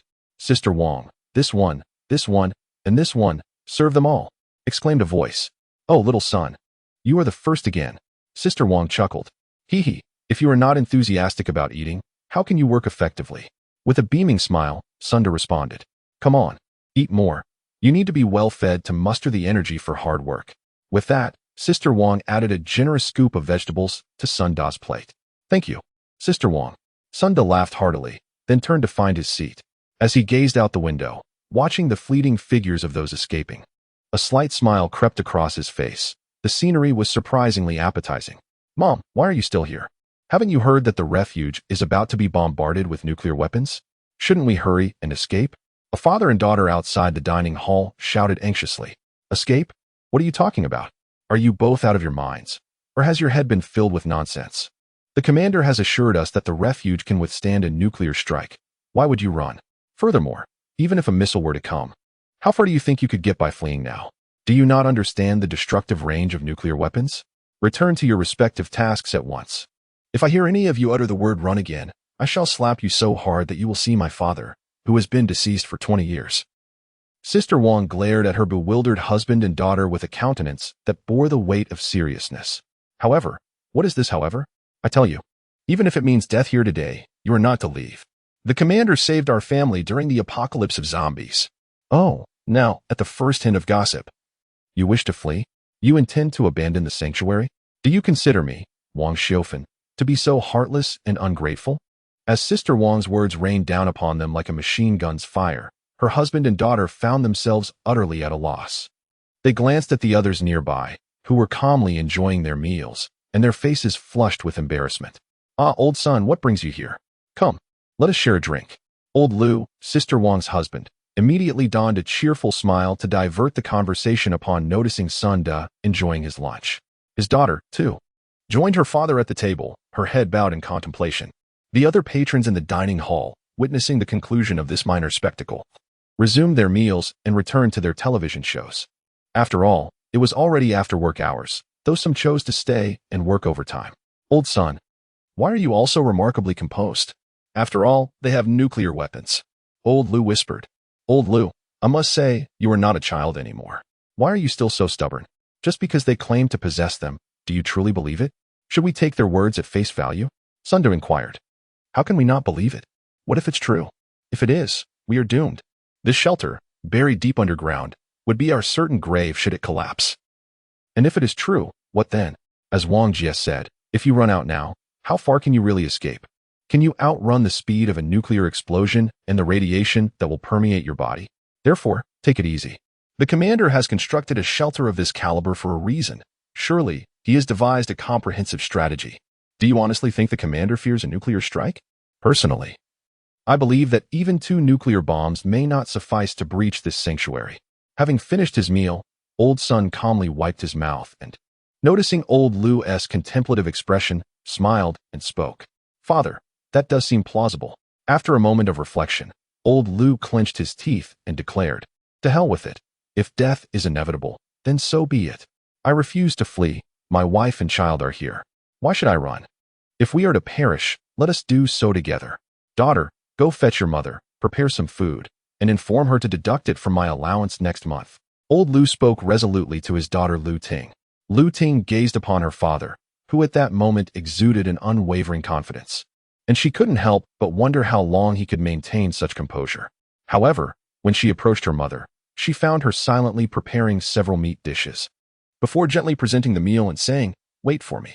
Chapter 148, A Game of Life and Death. Before long, Sister Wang emerged from the kitchen, carrying platters of delectable food alongside her daughter, and approached Old Lu. Let us dine together, she said in a tone that had softened and grown tender. All right. Let us eat, Old Lu replied with a faint smile, his eyes glistening with emotion. After we finish our meal, shall we watch your favorite show? Temptation of going home together? No, I want to watch Dragon Ball. Don't be silly, we will watch what your mother enjoys. Sister Wang cast a stern glance, urging everyone to look on. Meanwhile, the weathered face of Old Son, who had just risen to leave, turned toward the heartwarming scene of a family joyously gathered for a meal. A sense of envy washed over him as he reflected on the time. His brother-in-law and others must have also departed from the refuge by now. With a sigh of longing, Son murmured to himself as he exited the cafeteria, contemplating a return to his room. Given the precarious state of affairs outside, it was ill-suited for a wanderer like him to venture out. He decided to seclude himself for a few days indoors. As if drawn by Son's fearless and solitary aura, Lu Ting, who had been bickering about watching Dragon Ball that evening, inadvertently shifted her gaze toward him as he was about to leave the cafeteria. In the online forum, numerous individuals who had departed from the Xinhua refuge were fervently discussing where one might still find safety in the city of Haishur. The chatter was lively, with questions of whether to band together, which locations were most habitable, and where resources were abundant. Oh, finally out. I've been wanting to leave for ages.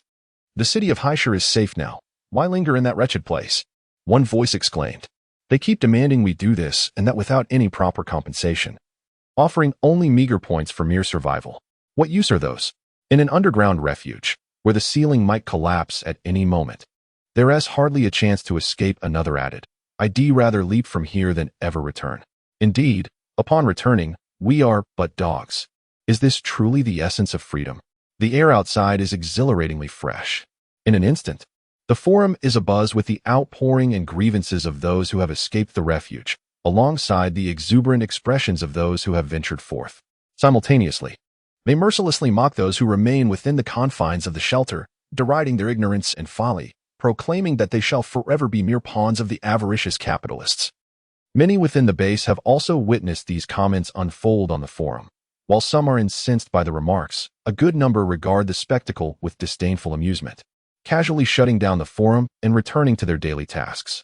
The myriad posts on the forum are keenly observed by the White Captain. His expression gradually transforms into one of palpable excitement, for this is the moment he has long anticipated. Before long, the Divine Squad arrives on the highway, merely a few kilometers from the Ember Refuge. At this juncture, hundreds of residents, eager to band together in their exodus, have gathered here. Observing the beaming smiles and relief on their faces, the white captain chuckles to himself. However, upon sighting the divine squad, the resident's previous ease swiftly morphs into a state of alarm. Recalling the earlier assurances that surrendering individuals would not be harmed, they instinctively raise their hands and huddle against the wall, waiting for the squad to pass before they make their departure. Yet, under the guise of such noble intentions, they were abruptly met with the deafening sound of machine gun fire.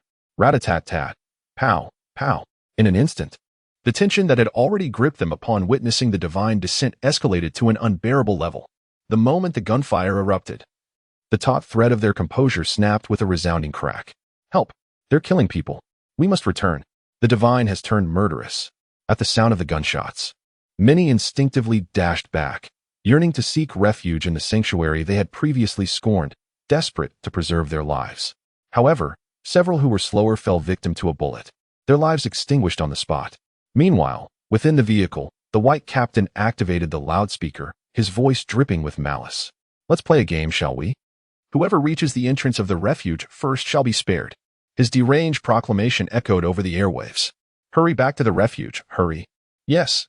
They urged each other to return before the doors sealed shut.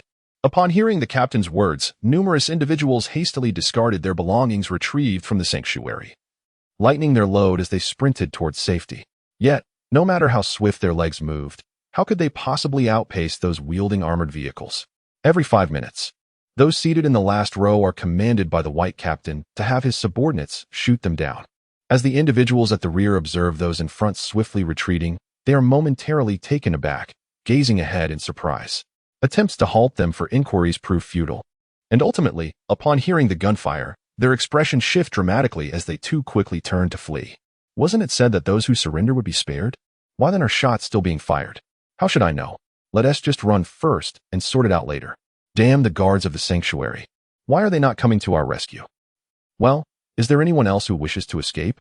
Without me, I shall close the door. Within the base, the war bull observed the hesitant expressions of some individuals and softly inquired. He had received notification from Jarvis that the enemy was alarmingly close. It was imperative to shut the door at this moment. Upon hearing this, many present were taken aback, and ultimately, a middle-aged man gritted his teeth and swiftly stepped through the entrance amidst the uncertain gazes of the crowd. With a click, as he departed, the door slammed shut. The middle-aged man stared at the closed door, his already tumultuous heart now racing inexplicably, as if it might leap from his chest. No, I cannot be mistaken. My choice is just. After a moment of self-reassurance, the man hurriedly made his way toward the exit. Chapter 149, The Final Choice. A live slaughter, however, just as he had left the outer door and Jarvis followed suit to shut it. He beheld those who had just departed hastily turning back towards the refuge. As he witnessed this scene, he was momentarily stunned. Why? What transpired?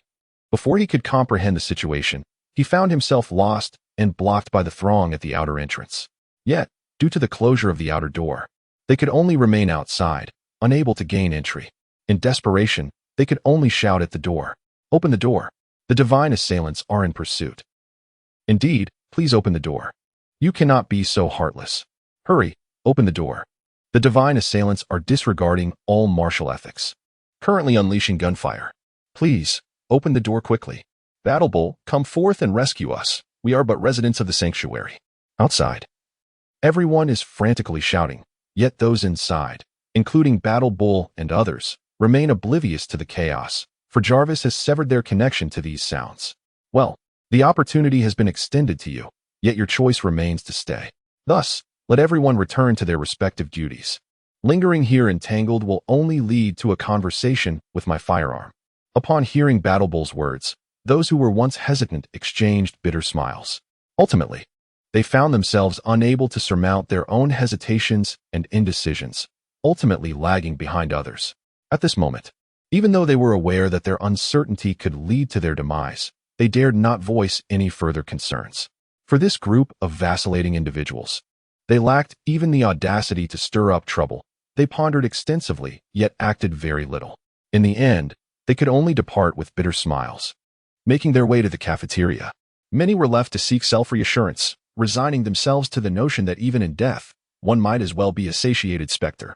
Thus, within the cafeteria, One might observe numerous souls seemingly consuming their last meals, ordering an abundance of delicacies, yet each consumed in solitude. Jarvis kindly reminded them that one must not leave the dining hall with unfinished food. Upon hearing Jarvis's words, several individuals managed a faint smile. If they were to be trapped, so be it. After all, they were destined to perish.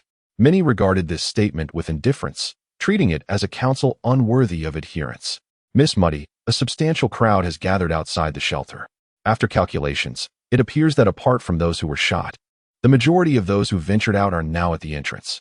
Should we continue to accept them? Upon hearing Jarvis's inquiry, Muddy's expression remained unchanged as she replied coolly, "Jarvis, isn't your question rather redundant?" As the steward of the base, even when aware of the inevitable outcome, he felt it necessary to inquire once more, for after all, it was his duty. Jarvis spoke again. "Well, why isn't the door opening? What are the people inside the base doing? Hurry up and open the door. They are almost upon us. I do not wish to die. I do not wish to perish." As the gunfire behind grows increasingly thunderous, the crowd amassed at the door swells, each individual desperate to enter the sanctuary the moment it opens. Yet, despite their fervent cries and anguished pleas, there is no sign of the door yielding. Witnessing this scene, the crowd erupts in furious exclamations, but to no avail. Perhaps they cannot hear us? Yes, we could take to the forum, seek help there. Surely someone will see our plight. Upon hearing this suggestion from an unknown voice, many faces brightened, and they hastily retrieved their phones, fervently appealing for assistance on the forum. In no time, their desperate cries caught the attention of numerous forum users, yet not a single soul responded. 5 minutes passed, then 10. Outside, the sound of armored vehicles and the brazen gunfire echoed ominously. "What a pack of scoundrels! Open the door, or we shall meet our demise. You wretched beasts, I shall haunt you as a ghost if I perish. We were wrong, we were mistaken. Open the door." The white captain gazed at the nearby sanctuary, a faint smile gracing his lips. "Humph. The commander of the sanctuary exhibits remarkable composure. Is he truly unwilling to open the door and save lives even in such dire circumstances? Come, gather 500 men. Arm them with blades and send them down to slay one by one. Simultaneously, broadcast the scene here live to the entire city, allowing the citizens to witness how the sanctuary of Ember disregards the lives of its own residents." The white captain observed this unfolding spectacle with a faint smile and communicated into the intercom.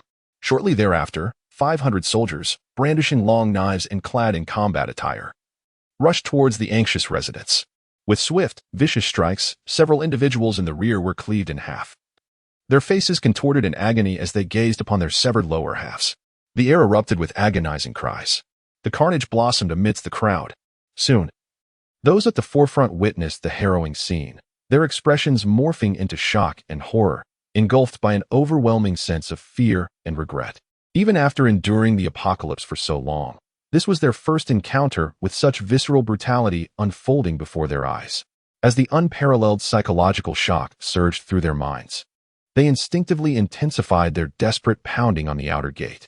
Despite their hands becoming crimson from the forceful thrashing, they remained oblivious to the pain, their faces etched with urgency as they continued to strike the door. They regretted it, truly regretted it. Why did they venture out? Why? If they had remained inside, would they have encountered such calamity?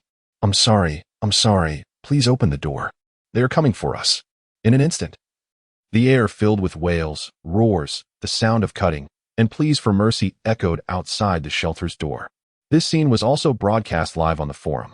Moody observed this with a cold smile. Although she could command the zombies to rescue them, she deemed it unnecessary. These individuals had essentially become parasites, indulging within the confines of the shelter.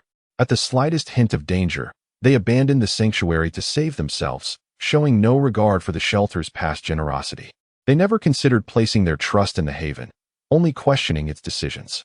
Chapter 150. The slaughter ends. The tortoise withdrew. Their removal was, in fact, beneficial for the shelter.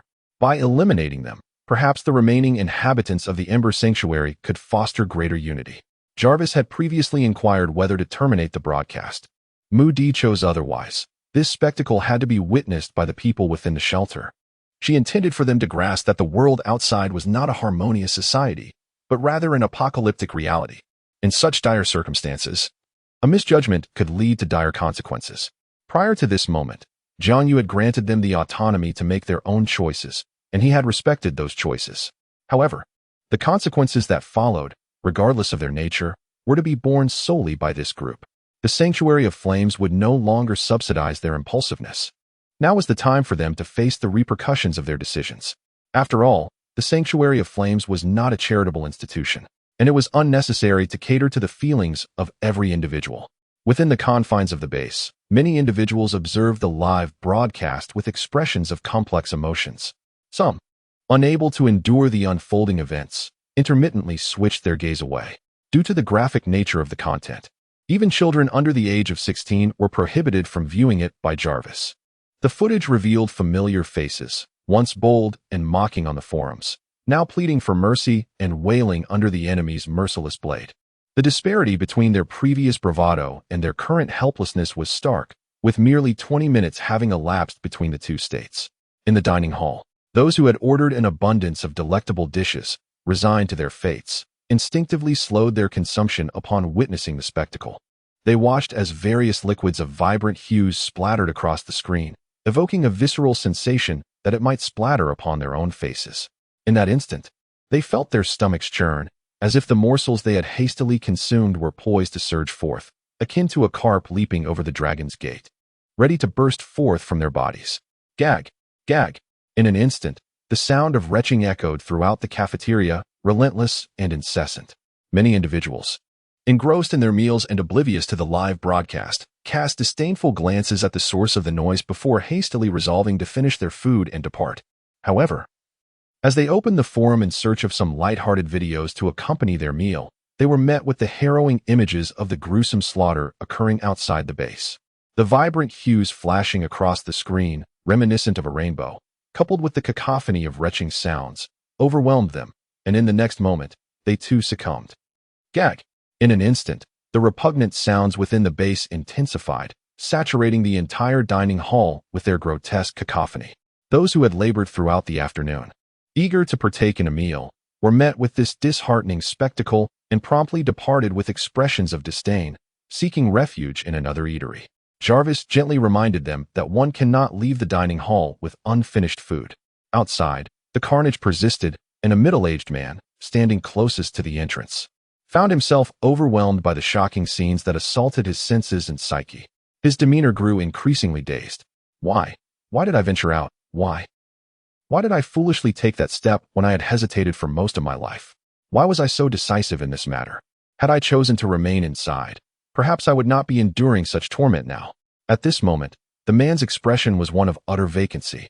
When a figure clad in a mask and wielding a butcher's knife approached him, he instinctively inquired, his mind racing with the question that plagued him the most.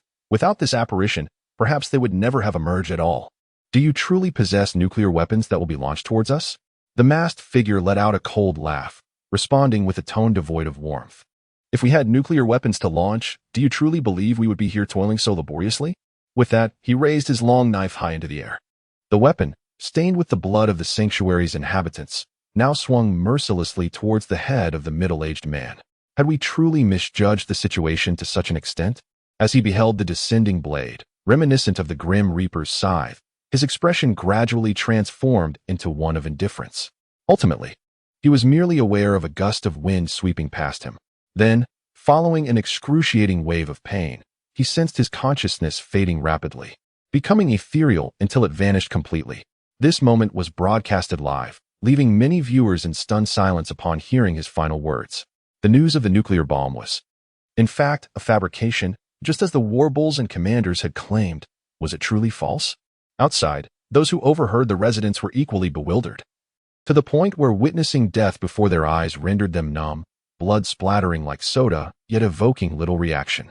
The moment they realized that the announcement of a nuclear strike on the sanctuary was a mere deception, they began to detach from the present reality.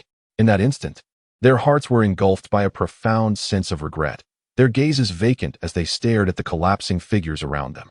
Had they not been so gullible, falling prey to rumors and making misguided judgments, perhaps they would never have left the sanctuary. If they had remained within its protective confines, they would not have encountered such calamity, nor would they have lost their lives in this manner. Equally oblivious were those dining in the cafeteria, gazing at the sumptuous fare before them while feeling the turmoil in their own stomachs. the comforting reminders of Jarvis echoing in their ears. As time slipped away, more than half an hour had passed, and outside the sanctuary, the ground was strewn with corpses, the lifeless bodies of hundreds sprawled haphazardly at the entrance. In the brief span of 30 minutes, the once thriving community of over 1,000 had dwindled to a mere few hundred, listlessly slumped in place. Meanwhile, the divine figure stood bathed in blood, calmly observing the flame sanctuary ahead, awaiting news with an unperturbed demeanor. Inside the armored vehicle, the white captain furrowed his brow at the sight. Despite the massacre they had perpetrated, the flame sanctuary remained withdrawn, like a turtle retreating into its shell. A development that took him completely by surprise. In his impression, the Huaxia people would never allow such a massacre to occur, even at a significant cost. Chapter 151. The Teleportation Device, Jiang Yu's Return. At this moment, within the shelter, many members of the guard team, having witnessed the horrific scenes of slaughter, felt their eyes welling with tears. As the white captain had stated, they were eager to rush out and fight, despite knowing that those outside were hardly worthy of their protection. "Commander, please give the order," cried a guard member, his eyes reddened with rage. "Indeed, Commander. Please issue the command." At this moment, Jiang Yu gazed at the live broadcast, his face filled with fury and indignation. However, without the commander's orders, he dared not lead a charge, and even if he wished to go outside, Jarvis would not open the door. "Jarvis, can we engage in battle?" Jiang Yu thundered. "If you proceed to battle, your chances of victory are below 5%. Are you certain you wish to engage?" Jarvis's voice echoed in the ears of the guards. Upon hearing this, the expressions of the crowd shifted in shock, a sense of despair washing over them. 5%. Is Jarvis truly calculating their chances of victory to be so dismally low? It is no wonder that the commander is reluctant to allow them to engage. With such a meager probability of success, they would surely be crushed in mere moments. This is not combat. It is tantamount to a death sentence. Given that their adversaries are all formidable experts who have activated their genetic locks, it is evident that you are currently ill-suited to confront them. But does that mean we must permit them to flaunt their might outside unchecked?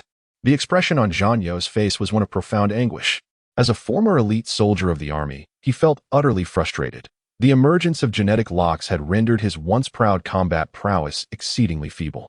He had once sparred with a commander who had merely unlocked a first-tier genetic lock, yet within mere exchanges, he found himself pinned to the ground. What was most unbearable for him was the realization that this opponent was only a first-tier genetic lock user. A commander, who had effortlessly overpowered this once mighty warrior, had reduced him to a state of utter helplessness, despite all the techniques he employed. The stark disparity in their capabilities was a bitter pill for him to swallow.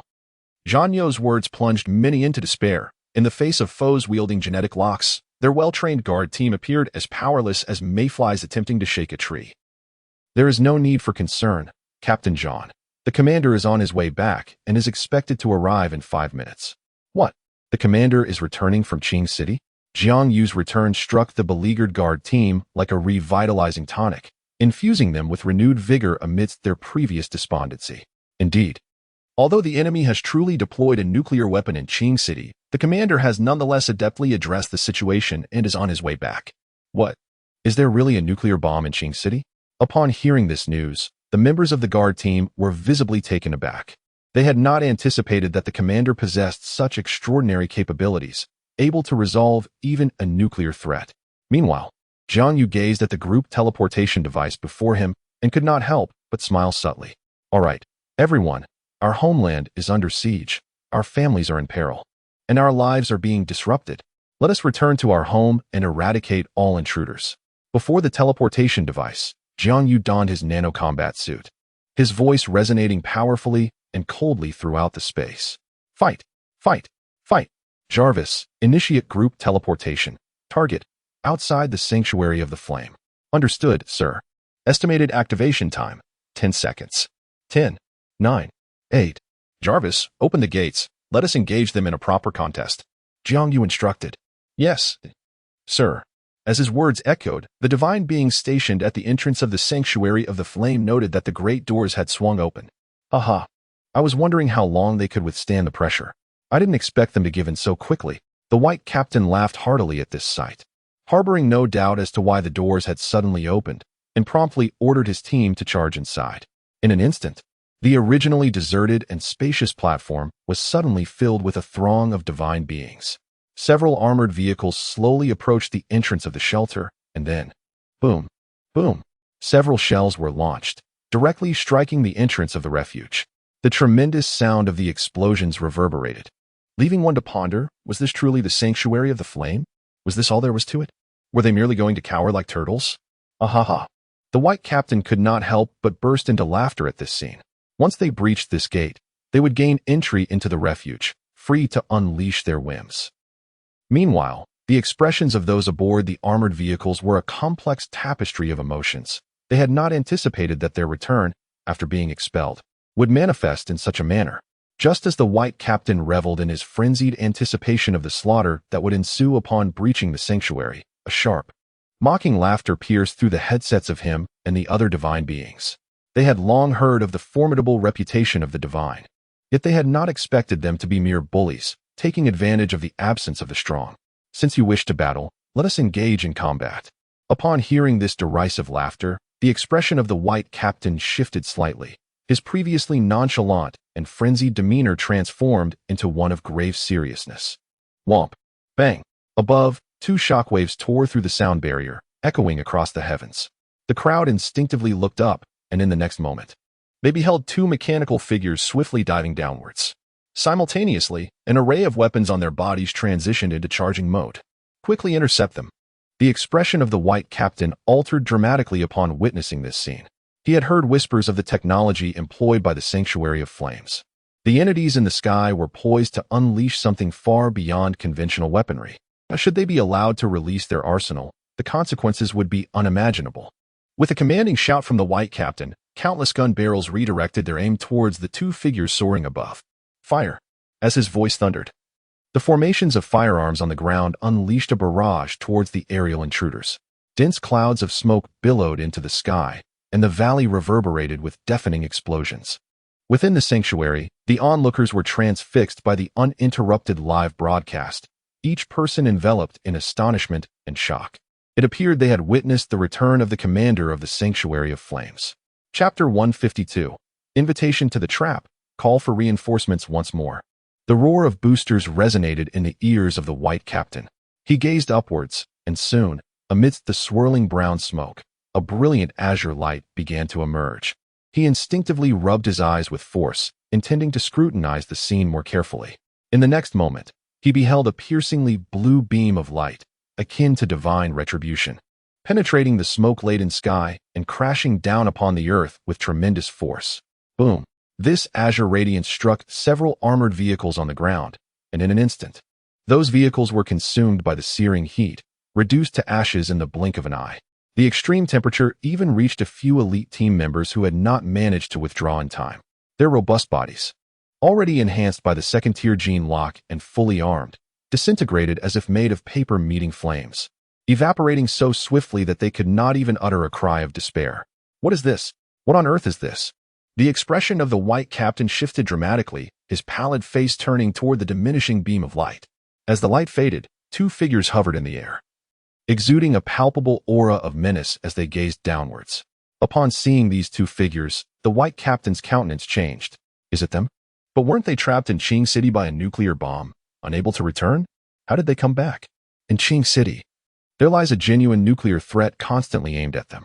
Logically, their audacious return to Qing City, the domain of the divine progeny, should not go unnoticed.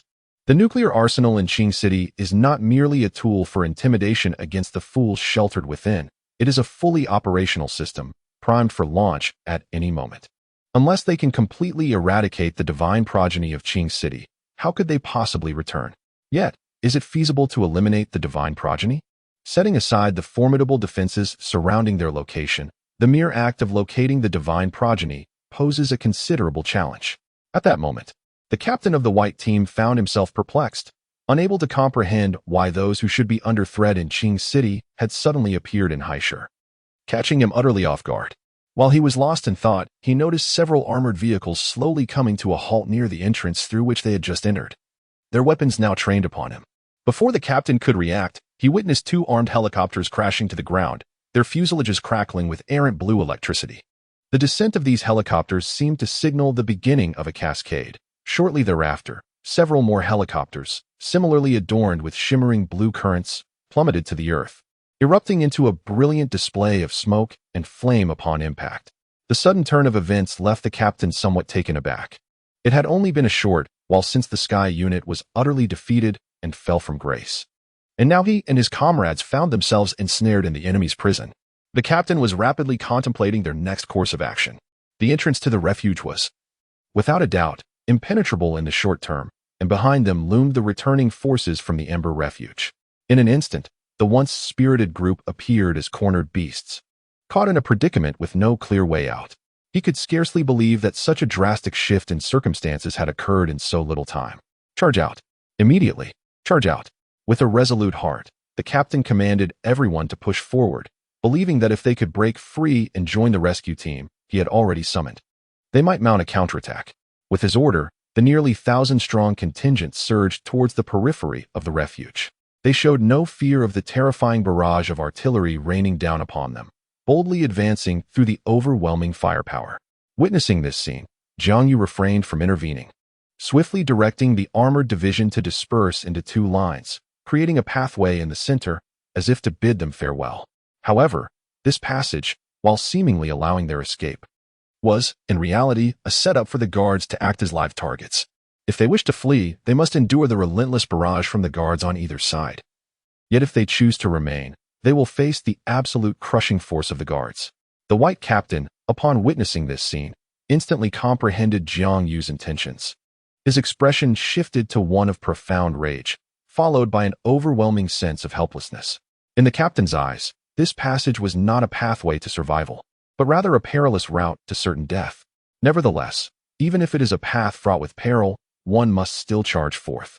Jarvis, target their propulsion and weapon systems, rendering all their equipment inoperable once they escape the guards' firing range, Jiang Yu stated calmly. Understood, sir.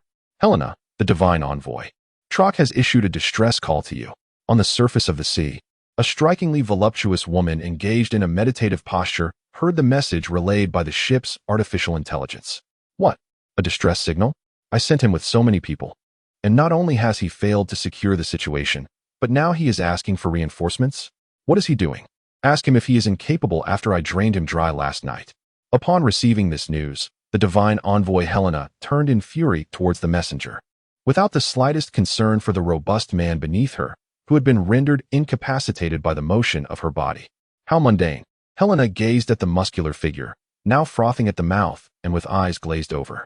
She casually wiped herself with a tissue, then rose to summon her subordinates to remove the corpse. Divine Envoy, activate their portable recording devices. Understood, Helena, divine child. Moments later, the surveillance footage began to play at an accelerated speed. Despite being stark naked and marked with numerous scars, Helena observed Trock's transformation from initial bravado to utter disarray. Damn, that wretched fool. Wasn't he had agreed that the bulk of the Ember Sanctuary's forces would remain stationed in Qing City? How could they have returned so swiftly? Upon seeing the two iron figures in the sky, Helena, already well acquainted with the inner workings of the Ember Sanctuary, roared in fury. Chapter 153, Essence and Flesh, Kneeling in Desperation. Coupled with the subsequent ruthless treatment akin to closing the door on a dog, Helena's anger swelled within her. Send Jessie and her team. I am certain she will take a keen interest in this fellow.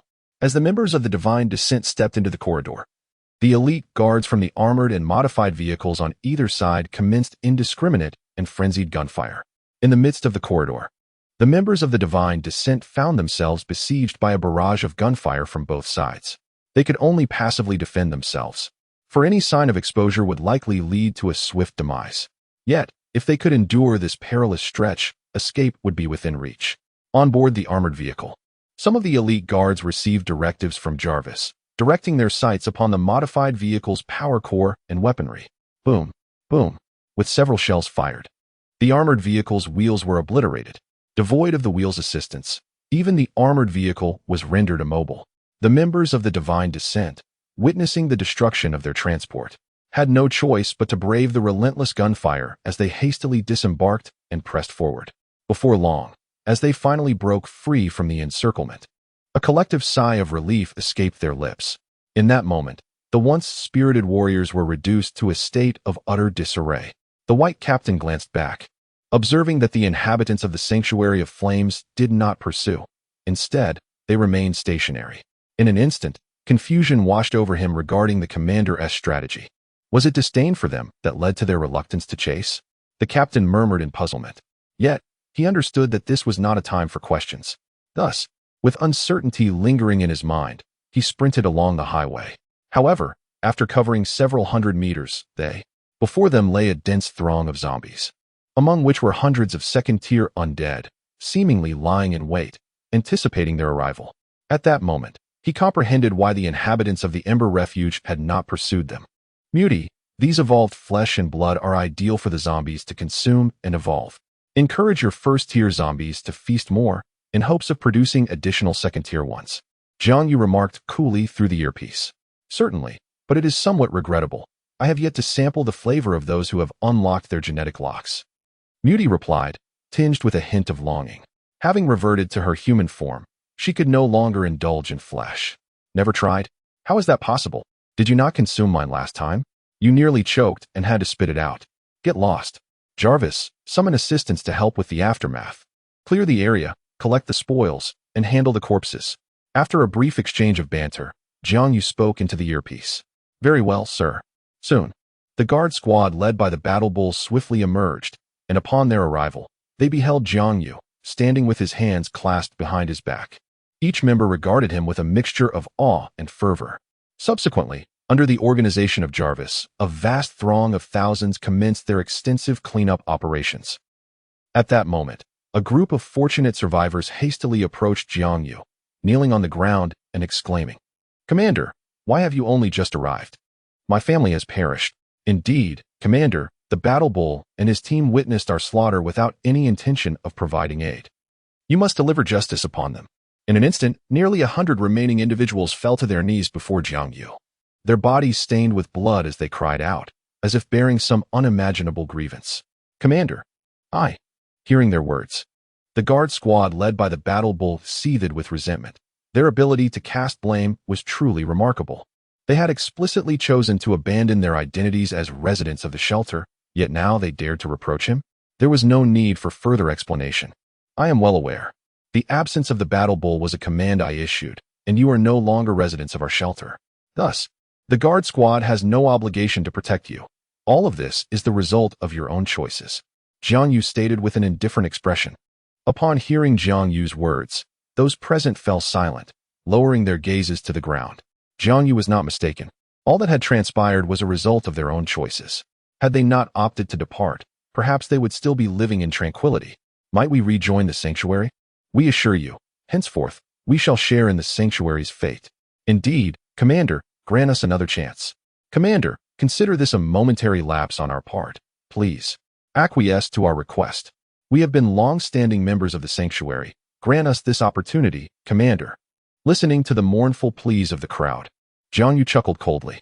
You reap what you sow. The consequences of your actions are inescapable.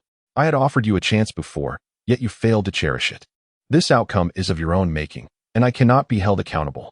The implication in Jiang Yu's words was unmistakable. It was simply impossible. What nonsense is this? Do you truly believe I would covet such a thing? I shall not enter that sanctuary. Indeed, what folly is this? The sea city is secure. Do you really think we must seek refuge in your dismal sanctuary? Upon hearing Jiang Yu's firm refusal, many present ceased their pretense and stood up, retreating without hesitation. Following that, several individuals, grumbling under their breath, rose to their feet, casting a cold glance at Jiang Yu before turning to leave. Do you truly perceive me as a benevolent figure? Jiang Yu remarked with a chilling smile. With a subtle wave of his hand, several members of his elite guards swiftly raised their firearms, exhibiting no signs of hesitation as they opened fire. In mere seconds, those who had spoken moments before succumbed to fatal gunshots, and within the blink of an eye, the number of individuals, once close to 100, dwindled to fewer than 50. The remaining observers stared in horror, perhaps only then grasping the ruthless nature of the commander of the refuge. As he regarded the lifeless bodies and the trembling figures around him, Jiang Yu calmly addressed the situation. I had stated before your departure that once a decision is made, one must not harbor regrets. I shall honor the choices of all within the refuge. Whether you choose to depart or remain is entirely at your discretion. Therefore, since you have made your choice, do not feign pity before us. It serves no purpose. These are the consequences of your own decisions." Upon hearing Jiang Yu's solemn and indifferent words, those present fell into a profound silence, too intimidated to utter a sound. "Very well, you may depart now, taking your foolish decisions with you," he declared, before gradually making his way towards the vehicle. As they watched Jiang Yu turn away, their earlier trepidation rendered them mute. It was only after he entered the car that they slowly began to shift their rigid bodies, fear still gripping them, and took their leave of this place they had once so disdainfully regarded as a refuge. Once the area was cleared, they all returned to regroup and refresh themselves, indulging in food and drink. Within the confines of their earpieces, Jiang Yu's voice resonated once more. "Understood, Commander." The situation was swiftly brought under control. With the collective effort of thousands, the ground surrounding the shelter was transformed, aside from a hint of crimson. It was nearly impossible to discern that this area had recently served as a massive slaughter site. "Commander, we apprehended several individuals from the modified vehicles of the Divine Descent." Just as Jiang Yu was about to return to the shelter, the war bull captured a few people. Upon seeing the somewhat familiar faces before him, Jiang Yu quickly recalled that they were among those he had previously expelled. The fate of traitors need not be elaborated upon. Let us deal with them directly and then lead our forces to address the others as well. After casting a brief glance at them, Jiang Yu entered the shelter, offering no regard to the visibly distressed individuals behind him, who seemed on the verge of begging for mercy. "Yes," the war bull solemnly acknowledged, then turned to regard the captured individuals with a complicated expression. "Captain." The middle-aged man looked at the war bull, his face a mask of fear and bitterness, unable to fathom Jiang Yu's ruthless decisiveness.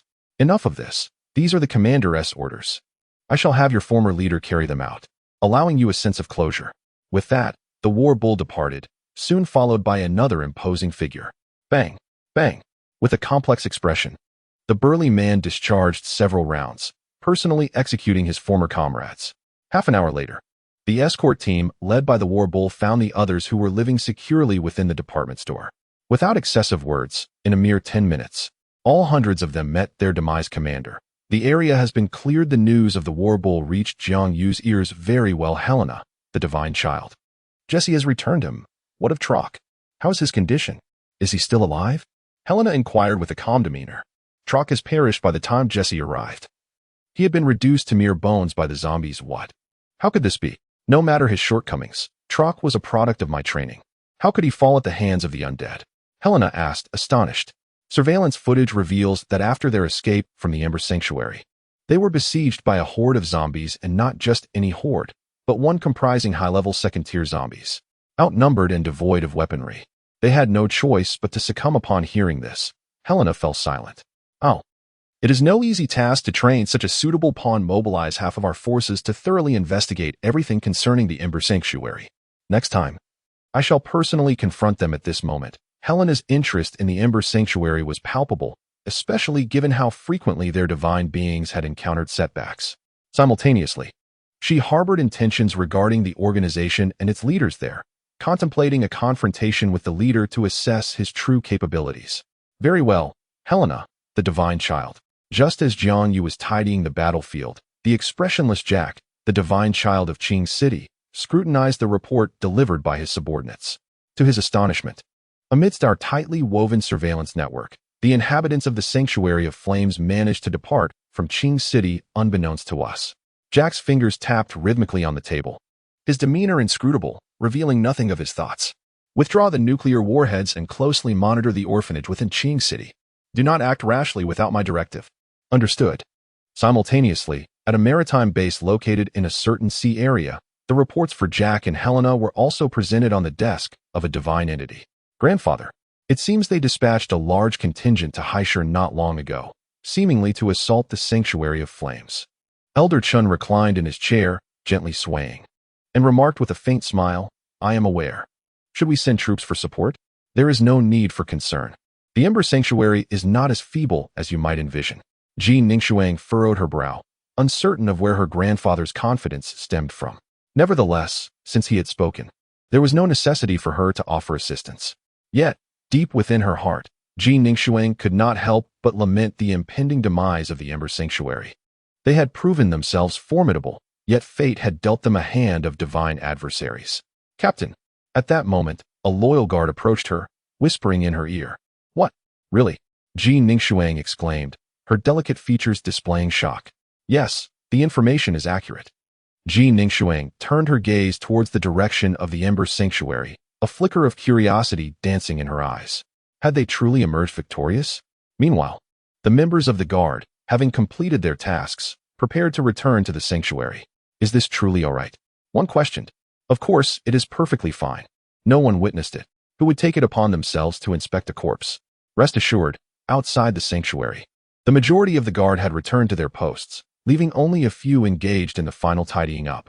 Among them, 3 shadowy figures stealthily hoisted a heavy corpse with the intention of entering the refuge. However, just as they successfully deceived everyone and brought the body inside, a warning echoed. Intruder detected, please summon nearby guards for investigation. Chapter 155. A threat unfulfilled and a door closed. The voice of Jarvis immediately reverberated in their minds. How could they be discovered like this? Hey, what are you doing? Approximately 10 seconds later, several members of the guard arrived swiftly at the scene, only to find the 3 figures lifting a corpse. Commander, this isn't an unlawful entry, it's our uncle's body.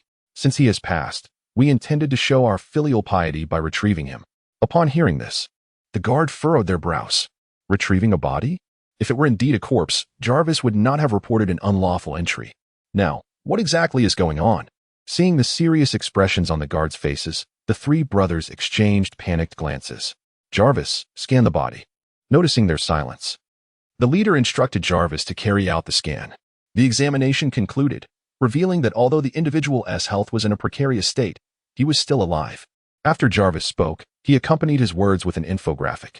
Upon seeing the contents of the infographic, the expressions of the royal guards turned to one of indignation. With a thud, the 3 brothers immediately knelt down, their faces etched with sorrow as they pleaded, Commander, he is our uncle, our only kin in this world. We cannot allow him to suffer outside. You cannot permit him to leave. Without the sanctuary's protection, he is doomed. Indeed, Commander, we implore you. Witnessing this scene, the royal guards remained unmoved. As artificial beings, they were devoid of compassion. The commander has stated clearly, this is his choice. Since your uncle has chosen to depart, he should not expect to return, the royal guards asserted gravely. If that is the case, if our uncle cannot stay, then we shall not remain either. They retorted. Yes, we will leave as well, the brothers declared. Having fought tirelessly, they had risen to the rank of squad leaders, possessing a modicum of authority. They refused to believe that 3 capable individuals could not secure the safety of their uncle. Observing this exchange, the royal guards' expressions hardened as they regarded the 3 brothers intently. Have you made your decision? Upon witnessing the gaze of the elite guards, the 3 brothers nodded resolutely. They were undoubtedly the pillars of the escort team, distinct from the expelled residents. In light of this, the guards commanded them to leave. The next moment, the brothers, who had been steadfast in their belief that the elite guards would never expel them, were rendered speechless. They could not fathom the guards' unwavering decisiveness. No, it cannot be. We are the captains of the escort team.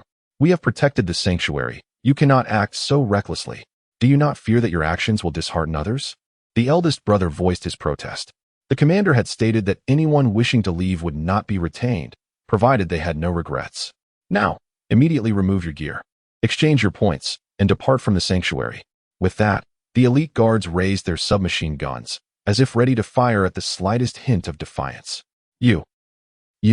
The 3 brothers felt trapped, unwilling to leave. They had believed they were being valued at this moment, only to find themselves in such a predicament. Hurry and leave. Do you wish to bring about my demise? At that moment, the uncle, who had been feigning indifference, stood up and interjected, not wishing to meet his end there, simultaneously urging several nephews to accompany him. He contemplated that with 3 nephews, how could he possibly endure hardship? Uncle Yu. The 3 nephews exchanged bitter glances at their uncle's nonchalance. Who were they negotiating for with the people at the shelter? This uncle, silent in times of need, now dared to prioritize his own survival. His own brothers had sacrificed everything for him. What are you still dawdling for? Hurry and leave. Do you wish to bring about my demise? Rising to his feet, the uncle apologized to the guards with a smile plastered on his face, then hastily exited the shelter. As he ran, he continued to mutter, I told you not to act this way, yet you insisted. Now look, trouble has ensued. Truly, a trio of useless beings. Upon hearing his words, the bitterness on the brothers' faces deepened. Ultimately, their words had been spoken and could not be retracted. They exchanged what they had and departed swiftly. On the way out, the brothers cast glares filled with resentment at their uncle, who walked ahead of them. Quickly, bring out whatever food we have. I'm starving. I barely finished breakfast before rushing out, and now I haven't eaten a thing. Is this all we have? Are we feeding it to the dogs? Indeed, they are three utterly useless individuals. Within the confines of the base, after resolving all matters, the atmosphere gradually returned to its usual rhythm. Everyone indulged in their meals and beverages, relishing life and beauty in an environment devoid of worries. Soon, evening descended, and the cafeteria reopened for late-night snacks. Numerous individuals gathered in small groups, eager to partake in a midnight feast.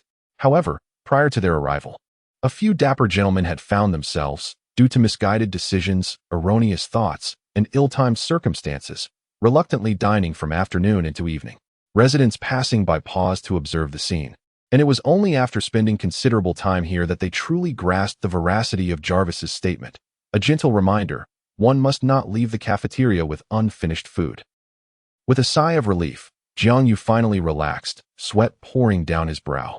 Muti wiped herself down and gently assisted Jiang Yu in drying his perspiration. So, has Zhang Ma returned?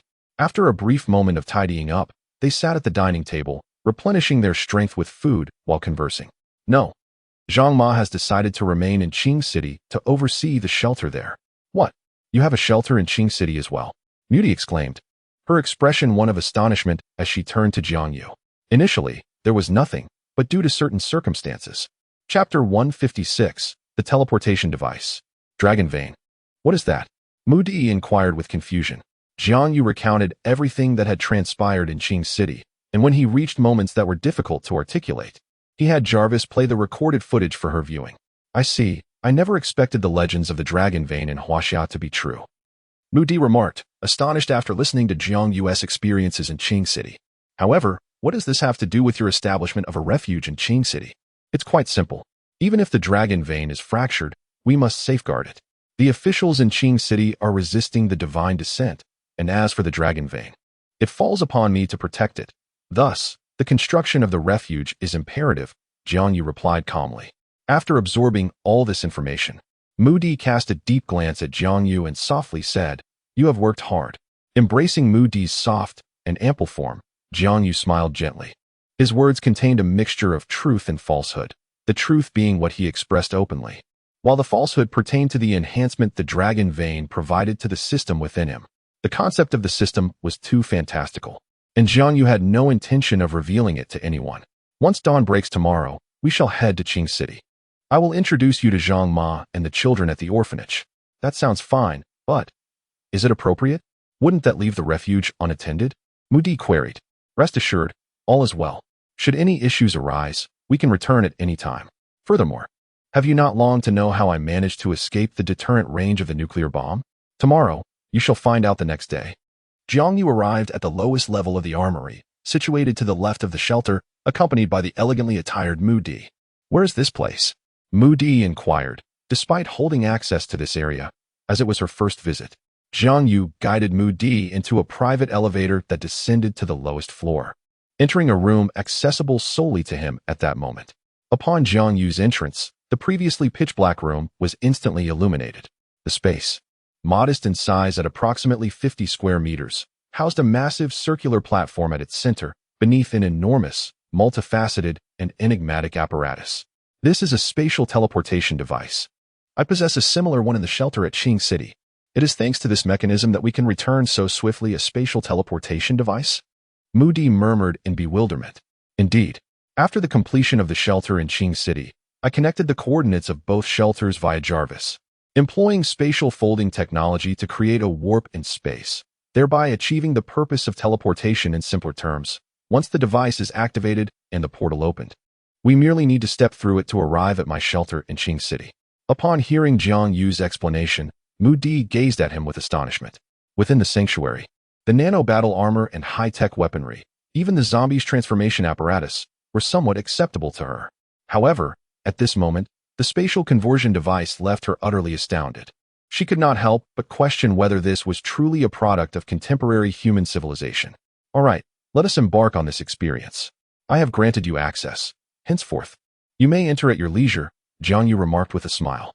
Still in a state of shock, Di gently nodded, her hand being grasped by Jiang Yu. Jarvis, initiate the portal, he commanded. Certainly, sir. The prismatic device above the circular platform began to activate.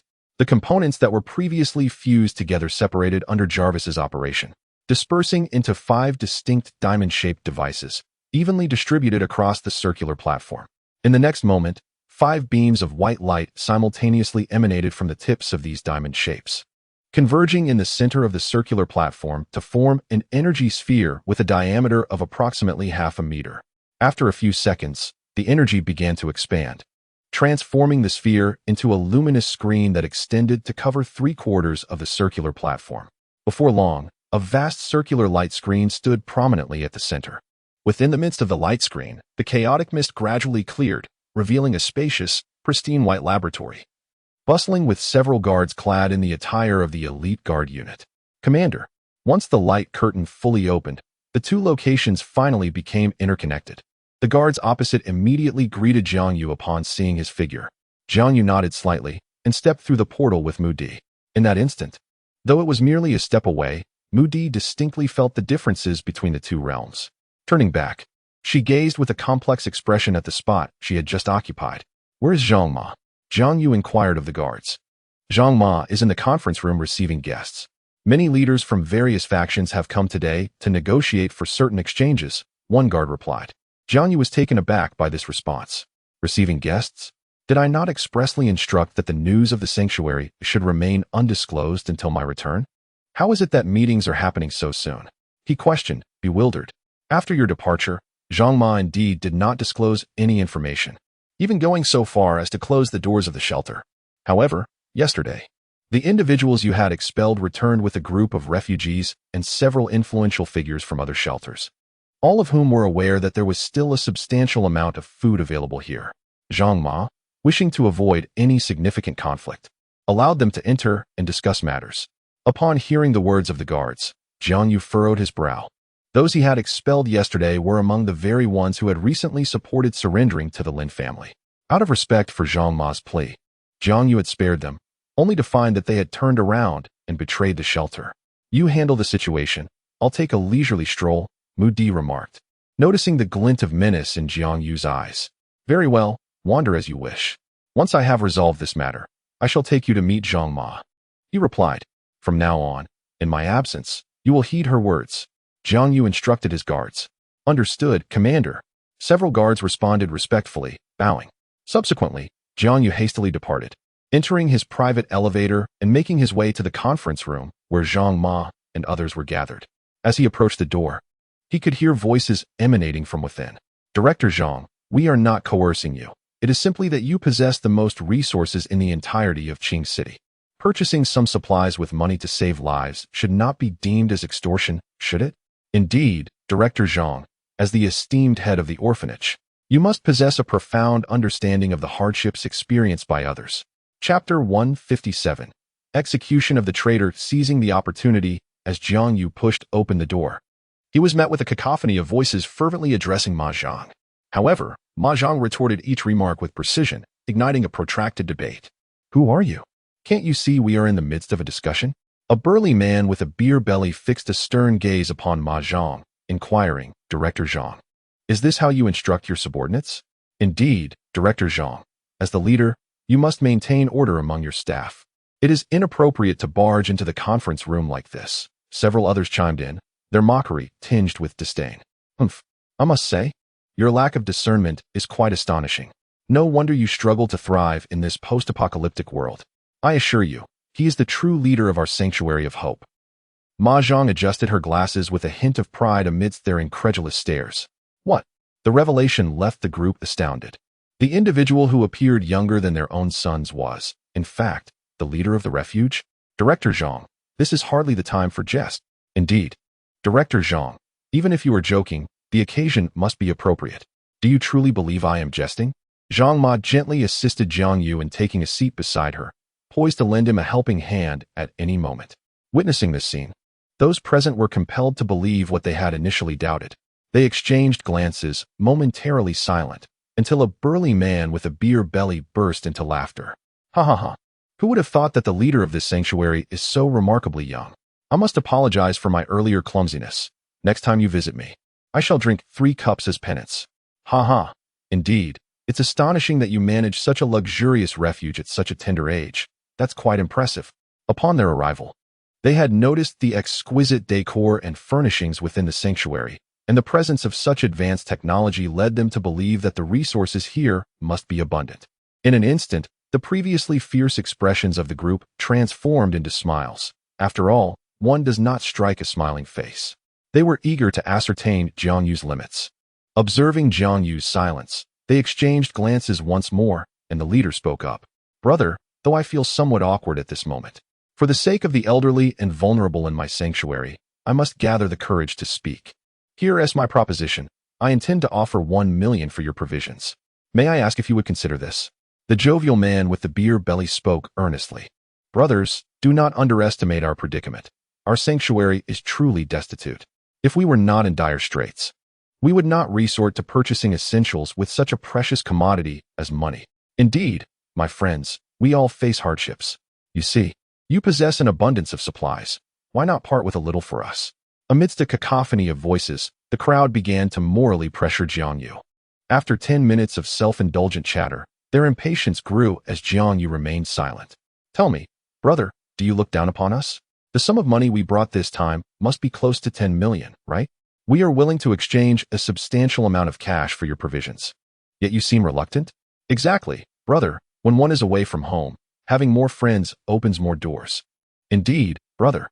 We are speaking of tens of millions in cash, merely seeking to procure some goods. Once this opportunity passes, it may not return. After a prolonged silence, Jiang Yu finally spoke with a calm demeanor. Where are the individuals who accompanied you? The question rendered the group momentarily speechless. First, summon them here. I wish to speak with them. Once that is done, we can discuss the matter of collaboration, Jiang Yu stated evenly. Upon hearing this request, the group exchanged glances. Although uncertain of his intentions, they nevertheless instructed those waiting nearby to come forth. Upon hearing their names called, several individuals approached with smiles, eager not to miss anything. However, when they beheld Jiang Yu's countenance, their expressions shifted instantaneously. You have arrived. What do you wish to convey? Speak freely, Jiang Yu stated coldly. The expressions of the nurses, teachers, and others present transformed dramatically.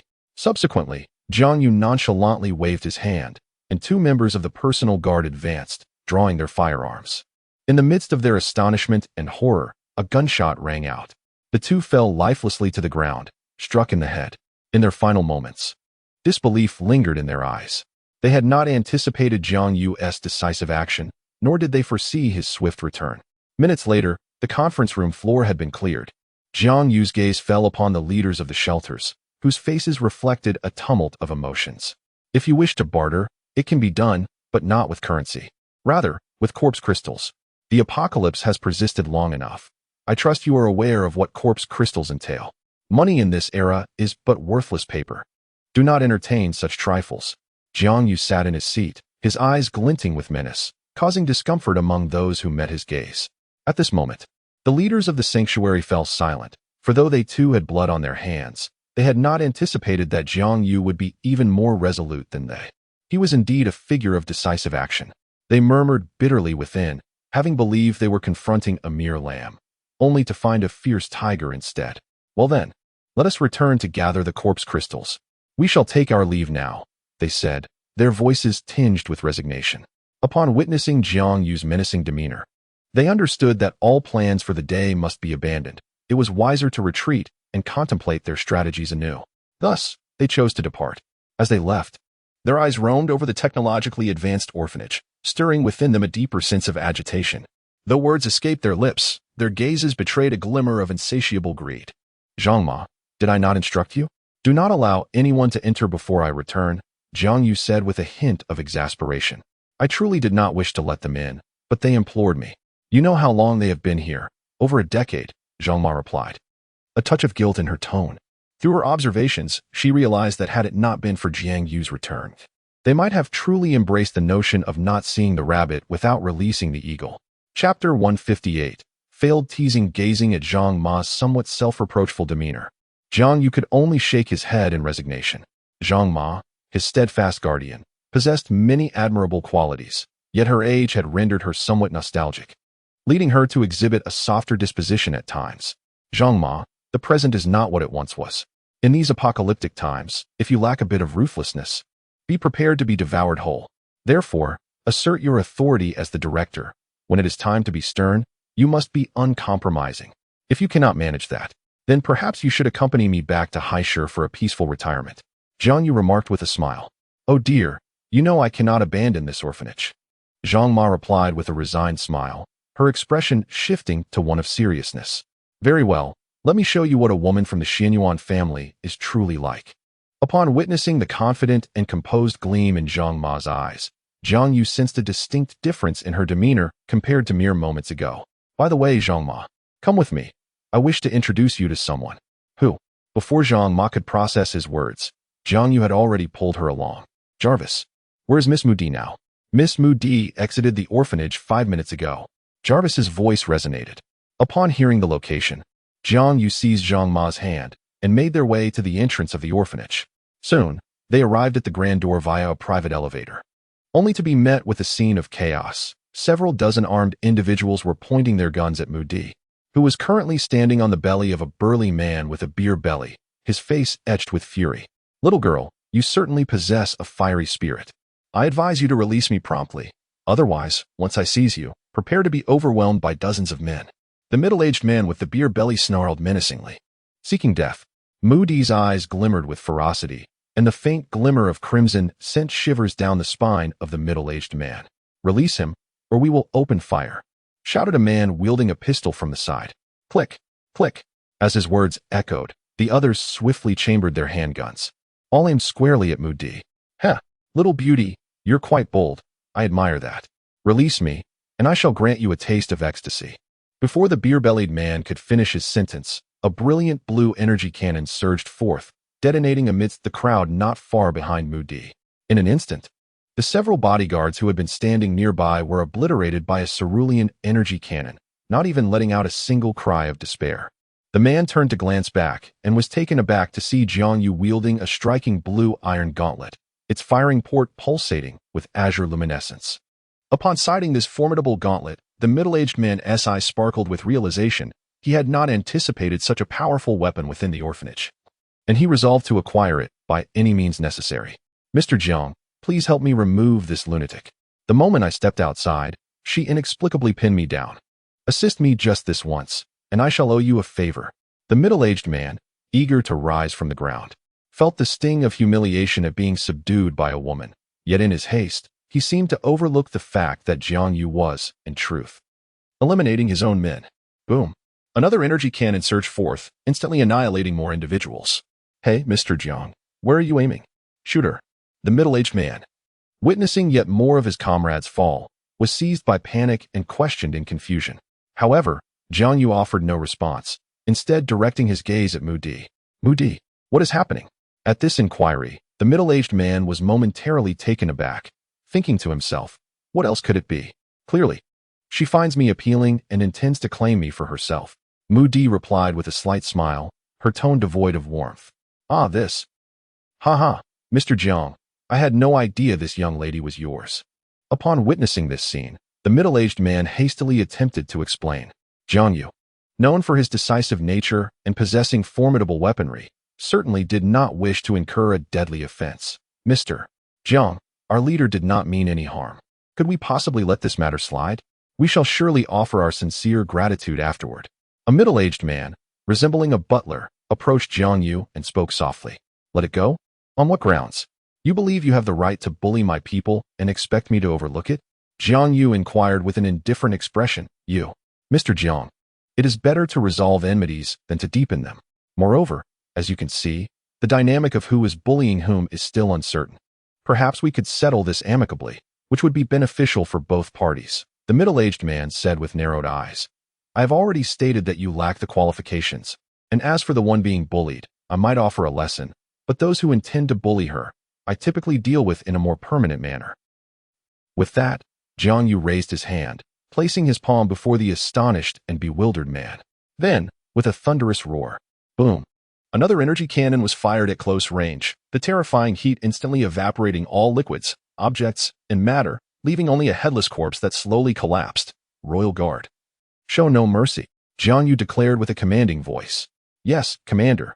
With that command, dozens of fully armed guards surged forth from the shelter, swiftly encircling the remaining adversaries, observing the fiercely determined and formidable iron-blooded troops. The middle-aged man with a beer belly felt a pang of panic wash over him as he struggled to swallow. His voice, laced with desperation, pleaded, "Brother, I truly did not know she was your woman. After all, she is merely a woman, is she not? Release me, and I shall provide you with a convoy of women, tall, short, fat, thin, fair, dark, beautiful, whichever you desire. Will that suffice?" Just as the words left his lips, a searing pain shot through his abdomen. Upon closer inspection, he realized that Mu Di had pressed down even harder, and in that moment, he felt as though his stomach were being crushed. "Silence. You cannot kill me. You must not. If you take my life, it will surely ignite a war between us. Surely you do not wish to witness the aftermath of such conflict." The middle-aged man, witnessing his bodyguards swiftly dispatched by their forces, was seized by dread, forcing himself to endure the agony in his belly as he raised his voice. "Oh, I am well aware of the consequences of war. However, if the adversary is you, it shall only result in massacre, not conflict." Chapter 159, Flowers and Cow Dung. The sequence of events. Jiang Yu observed the scene with an expression of calm detachment, signaling Mu Di to step back. He then unleashed a devastating blast, vaporizing his foe with a single shot. "Report, Commander, cleanup is complete." Jiang Yu nodded slightly, then gestured for them to return to their respective posts. Once everything was settled, Mu Di embraced Jiang Yu's arm and softly remarked, "Just now, when I mentioned a car full of beauties of all shapes and sizes, did it not stir something within you?" Jiang Yu turned to Mu Di, captivated by her tender gaze, and felt a momentary jolt within. "No. With you by my side, who else could possibly capture my heart?" He pondered. "What if it's not about the heart, but merely a fleeting amusement?" Mu Di gently inquired. "Then it can be. I knew you harbored such thoughts." Upon hearing this, Mu Di's demeanor shifted dramatically from serene to tempestuous, as she playfully restrained Jiang Yu. Despite Jiang Yu activating his second-stage gene lock, he found himself playfully pinched by Mu Di. All right. Are you not simply yearning for a chance to strike me? Here is your opportunity. Are you satisfied now?" Jiang Yu embraced Mu Di and softly questioned. "Let go. Oh dear. Is this the person you intended to introduce me to?" Just as Jiang Yu was about to say something, Zhang Ma approached them, speaking up. Upon seeing her, Jiang Yu immediately displayed an expression of relief, then promptly wrapped his arm around Mu Di's shoulder, exclaiming loudly, "Zhang Ma, this is my wife. What do you think?" Zhang Ma scrutinized Mu Di, whose demeanor had become slightly restrained, her brows furrowed. "Ah, Auntie, you. Oh dear." Upon seeing Zhang Ma's frowning expression, Mu Di immediately feared that she was displeased with her, causing her to panic and stumble over her words. "This won't do." Hearing this, Mu Di's expression changed, but in the next moment, she felt a gentle coolness on her hand. "This simply cannot be. A child as beautiful as you cannot be the wife of Jiang Yu. It would be like a splendid flower placed upon a pile of dung," Zhang Ma blurted out. Upon hearing Zhang Ma's remark, Jiang Yu was momentarily taken aback. He pointed to himself and said with a wry smile, "Hey, Zhang Ma, I'm not that bad, am I?" No sooner had he spoken than he saw Zhang Ma pulling Mu Di inside, completely disregarding Jiang Yu, who stood outside in bewilderment. "Am I handsome?" Jiang Yu turned to his loyal guards and inquired. "Commander, you are the most handsome." The guards replied without hesitation, their expressions earnest and sincere. "Hey Jarvis, do androids ever lie?" Jiang Yu asked as he walked further inside. "It is not so, sir. The artificial beings will obey your commands unconditionally." Upon returning to the interior of the shelter, Zhang Ma engaged in conversation with Mu Di, completely disregarding Jiang Yu's presence. Consequently, Jiang Yu descended to the lowest level of the shelter, where, after verifying his information, he opened a grand door and stepped inside. Within the door lay an immense cavern, astonishingly spacious. The first sight that greeted him was a lifelike stone sculpture of a divine dragon, meticulously carved from solid rock. However, this magnificent sculpture was incomplete, having been inexplicably severed into 3 segments: the dragon's head, body, and tail. Yet, upon closer inspection, one could discern a faint glow emanating from the fractured edges. Has the dragon vein begun to heal? Jiang Yu murmured, captivated by the radiance. As he caressed the broken dragon vein, a myriad of emotions flickered across Jiang Yu's face. He had not anticipated that the opportunity for his new shelter would lie atop this very dragon vein. Just days prior, he had been distressed by his inability to return to Haisher in time, helplessly witnessing the assault on the shelter. It was during this tumultuous moment that Zhang Ma summoned Jiang Yu, leading him to a concealed chamber within the orphanage. The hidden chamber is deeply concealed, so much so that even Jiang Yu, who has lingered here for an extended period, remains oblivious to its presence. Not even Jarvis can detect this place. It is within this secret room that Jiang Yu uncovers the origins of Zhang Ma and the reasons behind her establishment of the kindergarten here. Beneath the orphanage lies a severed dragon vein, which Zhang Ma, upon discovering, voluntarily chose to come here, though the reason remains a mystery. It seems as if fate intervened. For Zhang Ma sensed that Jiang Yu required the aid of the dragon vein, leading her to bring him to this place. Upon his arrival, Jiang Yu's long-ignored check-in system suddenly emitted a sound. Ding! Congratulations to the host for signing in at the Dragon Vein of Qing City. The sign-in has been successful, and the reward is a planetary-level secondary shelter, with the host free to choose the construction site. Upon hearing this, Jiang Yu found himself utterly bewildered. He had not anticipated that such a seemingly trivial sign-in system could become remarkably advantageous due to the Dragon Vein. It turns out that this sign-in system is not merely a daily check-in, but rather a location-based one. As soon as the system's announcement concluded, Jarvis seamlessly assumed command of the second shelter. At that moment, Jarvis discovered that this shelter contained a teleportation device, which the original shelter in Haisher lacked. This feature enabled Jiang Yu and his companions to return swiftly and safely to Haisher to rescue others, driven by the urgency to save lives. After establishing the shelter beneath the orphanage, Jiang Yu hurried back, leaving behind a warning for Aunt Zhang not to open the door carelessly. Jarvis, please retrieve all information regarding this shelter. At this juncture, most matters had been addressed, and it was time to take jurisdiction over the shelter. Completed, sir. Moments later, a fully operational 3D miniature model of the shelter materialized before Jiang Yu. Now, please provide an introduction, Jarvis. This new shelter closely resembles the one in Haisher, with only a few distinctions, notably the research laboratory. Although it occupies a single floor, its space has been significantly expanded through the application of spatial folding technology. Compared to the vast expanse of 10,000 square meters in a seaside city, the research laboratory here boasts an impressive area of 10,000 square kilometers. And through the evolution of the shelter, its size can be further condensed. Additionally, this refuge is equipped with certain apparatuses absent in the seaside city shelter, such as spatial transfer devices, among others. Furthermore, the facilities within this refuge are in impeccable condition, ready at any moment to commence the recruitment of residents. Akin to the seaside city. Chapter 160. Establishment of new regulations and interconnectivity between cities. What is the status of the production of the elite guard? Within the shelter of the seaside city, each elite guard occupies a designated position, and even now, there is a significant shortage. Thus, it is impractical to dispatch elite guards to this location. Constructing them on-site remains the most suitable option. Sir, all artificial human pods have been fully utilized. And due to the superior performance of the artificial human pods here compared to those in the seaside city, the first batch of various types of second-tier artificial humans, totaling 400, has been successfully manufactured and deployed to various positions to commence their duties. The second batch of elite guards is expected to be completed by noon tomorrow, with an estimated number of around 800. Well then, let us prepare thoroughly and proceed to notify everyone. In 3 days, we shall commence the recruitment of residents throughout Qing City, with this round of recruitment being even more stringent than that of Hai City. The shelters within Hai City, having withstood several external trials, now retain only those essential to Jiang Yu, armed with the experience from Hai City. The recruitment process in Qing City can thus be executed with greater efficacy and purpose. Very well, sir. By the way, Jarvis, has the network coverage in Qing City been fully established? It has been completely covered, sir, and has already been connected with Hai City. At this moment, Both cities and the intervening roads are under my surveillance, Jarvis replied. Then let us activate the network, import the forum, and disseminate the information. It is accomplished. Sir, Jiang Yu nodded slightly. Before long, a forum named Xinhuo Forum inexplicably appeared on the mobile devices of every individual in Qing City with internet access.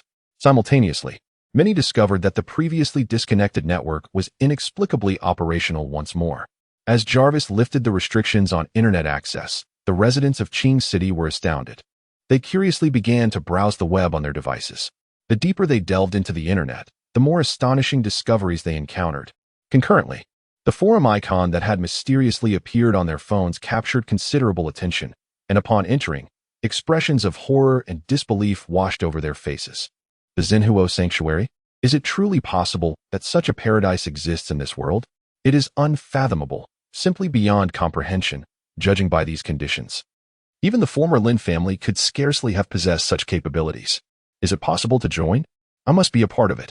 As the number of astonished posts from the people of Qing City on the forum continued to rise, the citizens of High City also noticed an influx of new users within the forum. When did so many individuals from Qing City join? Incredible. The commander is remarkable. Has Qing City finally gained access to the internet? And are they now interconnected? Does this mean that in the future, Qing City and High City will be able to communicate with one another? Oh, can I finally visit Qing City to see the house I purchased? My mother's name is Lu Yunping, and my father is Jiang Yu. I am their son, Zhao Hu. Mom, Dad, how are you faring in Qing City? I have a nephew named Wang Jiayun who has gone to High City for work. I wonder if anyone knows him. If so, please convey my regards. His parents are with us, and they are doing well. In an instant, as the networks of the two locations interconnected, those with relatives in either High City or Qing City began posting missing person notices. Simultaneously, many individuals came across these notices and privately connected with their long-lost kin. Those who re-established these familial ties were overwhelmed with tears of joy and gratitude. I am immensely thankful to the commander. Without him, I may never have had the chance to reunite with my parents in this lifetime. Indeed, the commander is remarkable. The commander is truly exceptional. The commander is extraordinary. Some elderly individuals, despite their inability to type, enthusiastically express their admiration for the commander with fervent words. Even though the neighboring city is merely a couple of hours away by car, in the current apocalyptic landscape beset by zombies, venturing beyond the confines of one's district is a formidable challenge, let alone escaping an entire city.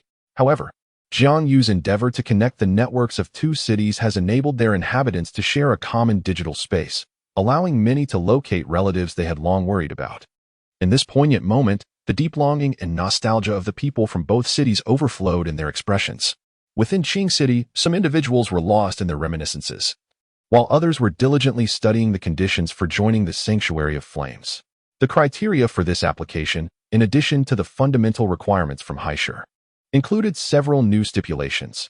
Individuals with criminal records were barred from joining, as were those who had not held a formal job for over 2 years, and those with a history of prolonged dishonesty.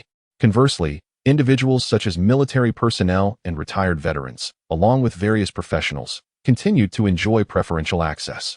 Upon the announcement of these new regulations, several individuals from various shelters initially contemplated deploying undercover agents. However, upon reviewing the stipulations, they were compelled to devise alternative strategies. For those who manage to thrive in a post-apocalyptic world seldom adhere to societal norms established during peaceful times. Before long, throughout the entirety of Qing City, survivors exhausted every conceivable means to apply for membership. Those fortunate enough to succeed jubilantly prepared for their journey to the shelter in 3 days, while those who faced rejection unleashed their frustrations on the forums. Damn it, Haven Tea, we've been scraping by for years in our village. How is it that not a single person from our community can gain entry? We owe you nothing, you scoundrels. What ridiculous regulations are these? It appears you are intent on toying with the entire populace of Qing City. Who in this society is without a shadowy past? Although I have taken out loans, I have diligently followed their requirements and fulfilled my obligations by creating video content. What the hell? I cannot gain entry without employment. What kind of absurd rule is this? As the outcry grew more fervent, the major shelters seemed to perceive an opportunity, eagerly joining the fray of insults. I firmly believe that since the Ember Shelter possesses an abundance of provisions, they ought to share rather than seek to recruit residents. Indeed, We find ourselves deprived of sustenance and refreshment, while you possess an abundance of resources that ought to be shared with all. Furthermore, I firmly believe that the Sanctuary of Flames should not impose such stringent requirements. Such demands will undoubtedly prevent many who genuinely seek assistance from receiving it. No. We must unite in solidarity and refrain from joining. I am eager to witness how the Sanctuary of Flames navigates the aftermath. Yes, let us all abstain from joining. Chapter 161. Recruitment commences. The stringent conditions have given rise to rampant rumors, with voices echoing in a cacophony of opinions, dividing the belief in the Sanctuary of Flames squarely down the middle. As for these matters, Jiang Yu offered no response, choosing instead to persist in his endeavors. As night fell, Jiang Yu had intended to engage in battle with Moody. However, due to Zhang Ma's intervention, Moody was taken away, leaving Jiang Yu to dwell in solitude for the past few days. Before long, time slipped away, and the day for recruitment at the Sanctuary of Flames arrived. On this day, the entrance of the orphanage was teeming with people, many of whom wore expressions of excitement, tightly clutching their phones and meager belongings, accompanied by two individuals they wished to bring inside. Conversely, numerous others appeared anxious, seemingly hoping to take advantage of the situation. How curious. Did you not all claim you would not join? Why have you all come? Did you not come as well? The situation is not the same. I have come to see if you are present. We are here as well. At 10 o'clock that day, the gates of the orphanage swung open, revealing 200 fully armed bodyguards, their weapons in hand, exuding an aura akin to ferocious beasts standing resolutely at either side of the entrance. The survivors surrounded by them began to pale visibly. Well, the recruitment officially commences. Allow me to share a few points of caution. First, those who have received notifications should orderly queue up. Second, successful applicants will receive a nutritional meal. Third, do not entertain thoughts of taking advantage of the chaos. If you are fit, you may pass. If not, remain silent, for otherwise, it will lead to your demise. Remember my words. Death. This phrase echoed in the ears of many, provoking a cold smile from others. They did not believe they would kill without cause. Come the first. I. As soon as the words were spoken, a young man with a delicate appearance respectfully offered his phone with both hands. However, the bodyguards merely glanced at it before picking up a wristband and scanning the young man. Lu Shun, approval granted. You may bring 2 family members with you. Jarvis's voice resonated across the sky. All right, proceed to the back to collect your nutritional meal, and then wait there for a while. The bodyguard spoke to Lu Shun and the 2 frail elders behind him, who appeared quite anxious. Very well, thank you. Upon hearing these words, Lu Shun exhaled a sigh of relief, hurriedly leading his parents to the rear. After receiving their nutritional meals as per the regulations, they found a vacant space to sit down. May we consume the nutritional meal now? Lu Shun inquired, glancing at the box in his hand, then at his parents who had become mere shadows of their former selves, and finally at the nearby guards, his voice trembling with apprehension. Yes, replied one of the guards, casting a brief glance before nodding slightly. Excellent, thank you.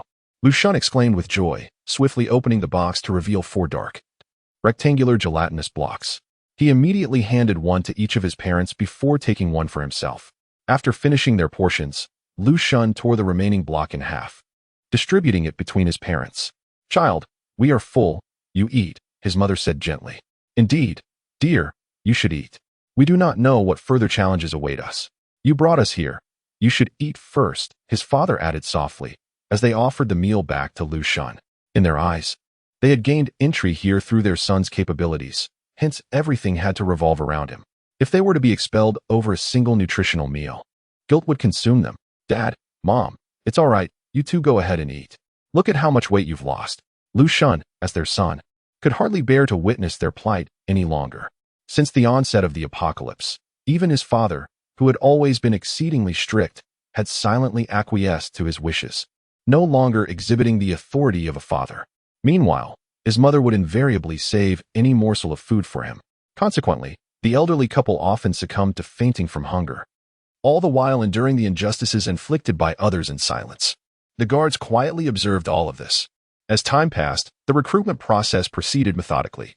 Every time 1,000 individuals were approved, they would be escorted into the shelter. The rest continued to wait. Beep, application denied, unable to join.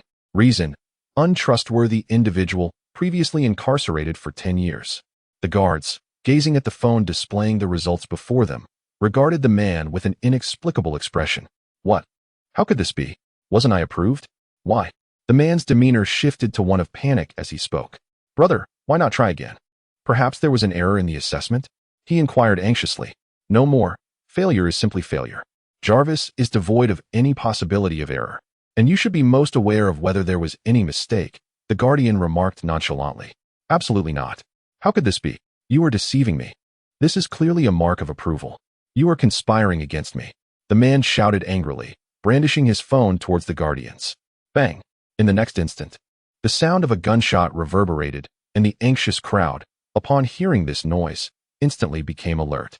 They turned their gaze forward and were met with the shocking sight of the man who had just been standing, now lying on his back on the ground. A bullet hole approximately 1 centimeter in diameter at his forehead, his eyes wide open, unable to close even in death. Ah, a murder. Goodness, they actually killed someone. Witnessing this scene, many faces paled in disbelief. The man who had been shot was known to them. He had committed numerous misdeeds in this apocalyptic world. Yet, he had thrived for a long time, evading trouble due to his cautious and ruthless nature, often targeting ordinary citizens. Who could have anticipated that he would meet his end here? The Guardians, displaying evident disdain, casually waved their hands, and several of them proceeded to remove the corpse. Next, one Guardian stated coolly, holstering his pistol, without further elaboration. Upon witnessing this scene, many individuals were paralyzed by fear and dared not approach. Meanwhile, the elite guards remained unperturbed, sitting calmly with their eyes closed, awaiting the proceedings. After 10 minutes, a family behind the man swallowed hard and, trembling, approached the front to respectfully present the information from their mobile phone. Chapter 162. Mixed emotions. The two individuals were confident as they observed numerous others successfully entering before them, believing themselves to be without issue. The elite guard scanned the wristband, and with a beep, their approval was granted. A sigh of relief escaped the guard as he gestured for them to move to the back. The family, overwhelmed with joy, promptly made their way to the rear. However, following this incident, many opportunists swiftly retreated from the line. They had not anticipated the guard's ruthless decisiveness. The mere act of failing an audit resulted in immediate execution. And although they had accepted the mission, it did not imply a willingness to sacrifice their lives. Beep. Audit failed, unable to join. Reason: parental dishonesty. Upon hearing this news, the family's already anxious expressions turned ashen in an instant. They never anticipated that even the betrayal of their parents would prevent them from gaining entry to the sanctuary. Just then, the young man wished to utter more, but was swiftly pulled away by his astute father, who feared that further words would lead to the same fate as that of the previous individual, shot on the spot. Upon arriving at the rear, the young son cast a furious glare at his parents. Look at you both. You owe them a mere 100,000, yet refuse to repay. Have you brought this disgrace upon yourselves? Now we can't get in. We never expected this either, the man's parents replied, their faces etched with bitterness. Their family possessed numerous properties and assets in Qing City, previously regarded as landlords and gentry, and they were certainly not lacking the 10,000. At the heart of the matter lay a nature akin to that of a greedy creature, desiring to consume without giving back. Moreover, they believed that creditworthiness held little significance. With wealth in hand, they could navigate within Qing City without concern. To them, credit was merely an inconsequential nuisance. Its presence or absence made no difference. However, who would have imagined that the apocalypse had arrived? Unprepared, they found themselves stripped of their positions overnight, their wealth rendered utterly useless. Connections that could once be forged through money now could not even secure them a single meal. Initially, they had hoped that their son's status as an exemplary student would afford them some means of survival in this place. Yet they were astonished to discover that what had been an inconsequential credit score in peacetime now held such paramount significance. Due to their tarnished credit, they were barred from entering the sanctuary, forced to watch helplessly as others, faces alight with excitement, gained entry. As night fell, at 6 o'clock, the guards promptly concluded their shifts, paying no heed to the throng still waiting in line. Just when the crowd, having waited all day, was on the verge of reaching the entrance, the guards inexplicably decided to leave. Panic ensued. I am the only one left. Please, take me with you, they pleaded. We've waited all day. How can you simply abandon us now? What are we to do tonight if you leave? Indeed, it is rather irresponsible of you all. In an instant, the air was thick with discontent, voices rising in a cacophony as the crowd expressed their grievances. Due to the sheer number of people present, many voices grew increasingly louder, with some venting their frustrations. Our sanctuary advocates an 8-hour workday. We arrived at 10 in the morning, and now it is 6 o'clock. The time has come. We shall reconvene tomorrow. Those who meet the criteria will be allowed to join. Upon concluding, the elite guards began to gather their belongings and depart, while the surrounding crowd, intimidated by the hundreds of weapons brandished by the guards, dared not voice their anger. Commander, today we have successfully recruited a total of 9,000 residents, among which 3,213 are over the age of 50, including 211 who are unable to engage in strenuous labor. There are 2,545 individuals under the age of 20, with 160 being 10 years old or younger. The number of able-bodied young adults reached 3,242. Following the selection process, 30% opted to join the guard, while 15% chose to become scavengers. The remainder, possessing various skills, decided to remain and serve within the sanctuary. The saturation of job positions within the sanctuary has reached 80%. Jiang Yu sat in the command room, listening attentively to the report from the elite guards, nodding slightly. Jarvis, have we discovered any promising candidates today? After a moment of contemplation, Jiang Yu inquired. Yes, sir, we have identified 2 individuals. Jarvis's words had scarcely left his lips when 2 3D screens flickered to life. On that screen, 2 faces illuminated by a shared glimmer gazed back. Yu Yi, a man of 50, once served as an instructor in the elite special forces of Huaxia, now in a state of semi-retirement. He returned to his hometown to visit family for the new year, only to find himself ensnared in an apocalyptic scenario.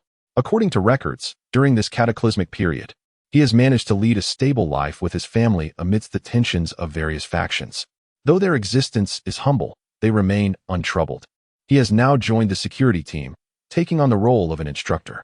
Zhang Jing, a 35-year-old Ph.D. graduate from the Eagle-Headed Nation's Foha Academy, returned to Huaxia after studying medicine. He further obtained a doctorate in acupuncture at the Beijing University of Traditional Chinese Medicine. After declining numerous lucrative offers, he established his own Zhang Medical Hall in Qing City. Despite his exceptional medical skills, he often employs unconventional methods, adeptly combining chemistry with traditional Chinese medicine. Although this approach has drawn criticism from many esteemed medical professionals in the country, it does not detract from his remarkable talents. Those seeking his treatment face a waiting list extending 5 years. He is referred to as the alchemist by outsiders and has now joined the biochemistry research facility as a researcher. Upon hearing Jarvis's explanation, Jiang Yu nodded slightly. Both individuals are exceptionally talented, and it is indeed rare to encounter such achievements, especially after thorough background investigations. As night deepened, those who had not joined the shelter were left to find a makeshift place nearby, preparing to join the following day. Although many harbor considerable grievances, they remain suppressed within, fearful to utter a word lest they face rejection in their applications. Numerous individuals have turned to their phones, intending to peruse the forums for any fresh updates. To their astonishment, upon entering, they were greeted by a plethora of boastful posts showcasing sumptuous dinners and late-night snacks. In an instant, the hungry masses outside could not help but curse the shamelessness of those within, while simultaneously yearning fervently for the morrow. Consumed by envy and resentment at the feasts depicted in the images, especially those who were eligible to join yet had not yet done so, their impatience palpable. Chapter 163. Unreachable heights. While some aspire to join the sanctuary, others plot to breach its defenses. At this moment, within a certain refuge in Qing City, the leaders of several sanctuaries convene to deliberate on the Ember Sanctuary. Hey, have you all seen it? Yes, indeed. I never anticipated the abundance of resources within. It has been ages since I've tasted grains. Gazing at the images of pristine rice and flour in the forum, many found themselves swallowing hard. You know, this sanctuary truly resembles paradise. If only it could be ours, how delightful that would be. Dream on. The Ember Sanctuary has already vanquished the formidable Lin clan. Do you really believe it could be so easily seized? Indeed, with such limited manpower, it is scarcely sufficient to even fill the gaps, sneered the leader of another shelter. Yet, following the mockery, a profound sense of helplessness washed over them. As leaders of their respective sanctuaries, it was inconceivable for them to be reduced to mere followers. Thus, joining the Ember Sanctuary seemed utterly implausible, unless their survival hinged on it. Nonetheless, The allure of the delicious provisions offered by the Ember Sanctuary continually tugged at their frail nerves. Have any of your dispatched individuals succeeded in gaining entry? They inquired. None, came the response. That group of cowards fled at the first sign of death. The other leaders of the shelters shook their heads in resignation. With the stringent rules set forth by the Ember Sanctuary, it was evident that 99% of their inhabitants were ineligible for membership. After all, those who managed to achieve something amidst the apocalypse were unlikely to be compliant in times of peace. Must we simply watch as they lure away all our people? There are already numerous incompetents from my shelter lining up, one leader lamented. In the face of such a formidable entity, the leaders of these local shelters felt an overwhelming sense of impotence. Damn it, is it truly the case that we can only work for them? Trading corpse crystals for supplies? But what purpose do these corpse crystals serve? Why would their base choose to exchange such precious resources for them? In truth, when the Sanctuary of the Flame first extinguished the Lin family, many were perplexed by the formidable prowess of their warriors. The Wang family's trump card team appeared utterly juvenile in comparison. One might ponder, if we could unravel the secrets of the corpse crystal, could we not stand toe-to-toe with the Sanctuary of the Flame? Upon utterance of this thought, the previously despondent assembly was instantly invigorated, exchanging glances filled with newfound hope. Meanwhile, within the Chun family's refuge, Brother Ming wore a furrowed brow as he listened to his subordinate's report. To his astonishment, on merely the first day, a third of the able-bodied youth within the sanctuary had already resolved to venture to the so-called Sanctuary of the Flame. Brother Ming, what shall we do next? We cannot simply allow them to depart. If they leave, our defenses will be severely compromised. Indeed, Brother Ming. Perhaps we should employ some strategies to retain them. What methods do you propose? These are our fellow townsfolk. Could you truly take action against them? Sighing, he continued, it has been quite some time since they've had their fill. All they desire is a hearty meal. As they gazed at the delectable dishes showcased on the forum, even they could not help but feel envious, their appetites having long since become insatiable. Within the conference room, voices clamored as everyone spoke over one another, creating a cacophony. Enough! Brother Ming's stern voice cut through the noise, and gradually, the crowd fell silent. We are all from the same village, having shared both life and death in these times. What is there to quarrel about? Firstly, I shall not hinder anyone from seeking a better life. However, the sanctuary is our foundation, and we must not relinquish it lightly. If we were to abandon it so easily, how could we honor those brothers who perished in defense of our village? Inform the villagers that the Sanctuary of the Flame can be exchanged for sustenance. I shall strive to procure it, ensuring that everyone is well fed and satisfied in the future. Should anyone wish to depart, I shall not detain them, for it is their right. Yet, I must assert this. If you choose to leave now, it signifies betrayal. In the future, should we cross paths and conflicts arise, do not blame me for my ruthlessness. Ming Ji's words sent a chill through those present, for they harbored no doubt that he would follow through on his threats. He had once vowed to annihilate the entire family of the town mayor and had done so, sparing only the son who had fled to the coastal city. Once the conversation concluded, everyone returned to their stations, commencing the dissemination of information. This night, the emergence of the Sanctuary of the Flame ensured a restless night for many, including Mu Di, who stealthily slipped from Zhang Ma's warm embrace to seek out Jiang Yu.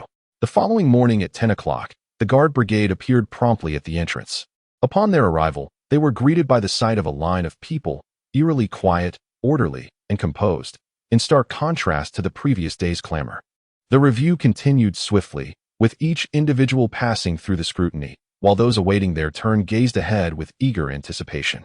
As the orderly queue progressed, several cars swiftly approached the front, and a few figures emerged from the vehicles. Upon seeing them, many in line were taken aback. The reason was clear. These individuals were the founders of the sanctuary established in Qing City during the apocalypse, wielding considerable power. Is there a matter? Queried the armed guards, casting a casual glance at the visitors. We have come to exchange for supplies, replied one, producing a bag of corpse crystals and handing it to the guards. The guards scrutinized the bag and waved their wristbands over it. Ding! The wristband illuminated instantly, revealing a figure of 528. Follow me, the guard instructed, leading the individual into the sanctuary. However, only the leader was permitted entry. The others from their sanctuary remained outside. The guards escorted them to a conference room, where they requested tea and water before instructing them to wait once more. Half an hour later, Jiang Yu entered the conference room with milk tea in hand after finishing his breakfast. Ah, it's all familiar faces. Let us skip the pleasantries. What are you looking to purchase? Speak up. Upon Jiang Yu's arrival, the atmosphere shifted. Despite being younger than them, his presence exuded an undeniable authority. What are your selling standards? He inquired, extending an image for their review. Upon glimpsing the exchange standards, they were immediately taken aback. They never anticipated such low prices. Chapter 164. Mission Release. Gradual healing. A plethora of goods was available for trade. Grains, vegetables, various types of artificial meats from chickens, ducks, cattle, and sheep, seasonings, and even an array of weapons, handguns, submachine guns, rifles, heavy machine guns, and assorted ammunition. As they gazed at the diverse items listed on the paper presented by Jiang Yu, the crowd was collectively astonished, though a few individuals wore furrowed brows. They had not expected the Sanctuary of the Flame to accept weapons in exchange for corpse crystals. At that moment, their focus shifted from the astonishing affordability of these essential supplies to a deeper appreciation of the preciousness of the corpse crystals. In an instant, the expressions of those present varied. Some were elated, others hesitant, some calm, and a few restrained. In that fleeting moment, Jiang Yu had gleaned a general understanding of their personalities. "Commander, are these items limited in quantity?" inquired a burly man in a deep voice. His question prompted the others to direct their gazes toward Jiang Yu. Jiang Yu simply shook his head. "There are no limitations. As long as you possess corpse crystals, you may exchange as many as you desire." Jiang Yu replied with a serene smile. The array of items available for sale this time consists solely of rapidly renewable resources. Jiang Yu harbored no fear regarding the quantity they might purchase. Rather, his concern lay in whether they possessed sufficient corpse crystals to facilitate their acquisitions.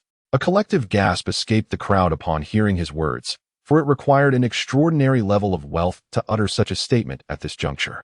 Were they not apprehensive that others might exhaust their ammunition and then turn their weapons upon them? Following this inquiry, the assembly began to compute the extent of goods they could secure in exchange for their available corpse crystals. "Commander, are the other weapons in your refuge for sale?" inquired a slender individual. "You cannot afford them," Jiang Yu replied coolly, casting a dispassionate glance in his direction. At this, the man fell silent, acutely aware of his financial limitations. Just as he contemplated further questioning, Jiang Yu interjected, "It is vital to possess self-awareness. Do not waste your days yearning for what you cannot sustain." Upon hearing this, the individual promptly abandoned his desire to pursue the matter further. Simultaneously, he grasped the underlying message. While the items were indeed for sale, their collective supply of corpse crystals fell woefully short, insufficient even when pooled together. Before long, the crowd reached a consensus regarding their desired exchanges, and shortly thereafter, they departed the Ember Refuge, laden with their provisions. After the Lin family seized our goods, we have endured a diet of refuse for far too long. This time, returning with such a bounty, we shall finally indulge in a proper feast. Indeed, it has been quite a while since I last indulged in noodles. Just look at these dozens of kilograms of noodles. Today, I must feast to my heart's content." In that moment, everyone who exchanged their resources wore expressions of exhilaration and excitement, eager to devour their provisions at once. However, a few individuals remained engrossed in examining the remaining corpse crystals, curious to understand why the Sanctuary of the Flame would expend a significant amount of resources to acquire these crystals. What secrets might these corpse crystals hold? As time swiftly passed, a week flew by, and the recruitment efforts for the sanctuary neared completion. Approximately 150,000 individuals now resided within its confines, all possessing clean backgrounds, strong moral convictions, and various skills, if not multiple talents. After a week of adaptation and transformation, many had fully acclimated to life within the sanctuary, and the laughter of peaceful times once again danced upon their faces. As the populace settled, the subsequent focus shifted to the training of the guards. The number of guards was similarly maintained at around 6,000, with training methods resembling those employed by the guards of the coastal city. During this period, the elite guard increased by 3,000 members. Were it not for Jiang Yu's insufficient corpse crystals, the number could have been even greater. However, given the absence of a munitions factory in the vicinity, such a large contingent of guards was unnecessary. Observing the meager supply of corpse crystals remaining, Jiang Yu looked at the guards who had undergone several days of training and issued his first mission in Qing City. In the afternoon, after the training session concluded, The elite guard retained the assembled group, which was supposed to be disbanded, and spoke slowly. Tomorrow, you will execute the first directive issued by the commander within Qing City. We hope you will not disappoint him. Now, I will announce the task regulations. The regulations are as follows. You 6,000 will be divided into 60 teams, each comprising 100 members. Each team may either disperse into smaller squads or engage in unified combat. Your objective is to exterminate the zombies within the city. The designated hunting period is from 10 o'clock in the morning until 5 o'clock in the afternoon. Any team returning after this time will be considered late, and the resulting corpse crystals will not be counted. After 5 o'clock, the count of corpse crystals will commence. Every member of the leading team will receive an upgrade in residential status, along with an additional 2,000 points each. That is the gist of it. Do you have any questions? The elite guard surveyed the crowd with a cold gaze, scanning for any signs of dissent. Noticing that there were no objections, he nodded slightly. Well, it seems satisfactory. They understand the importance of compliance. Now, you may disperse. The royal guard simply waved their hands, signaling for the crowd to disperse. As the royal guard departed, the expression of the escort team transformed into one of immense excitement.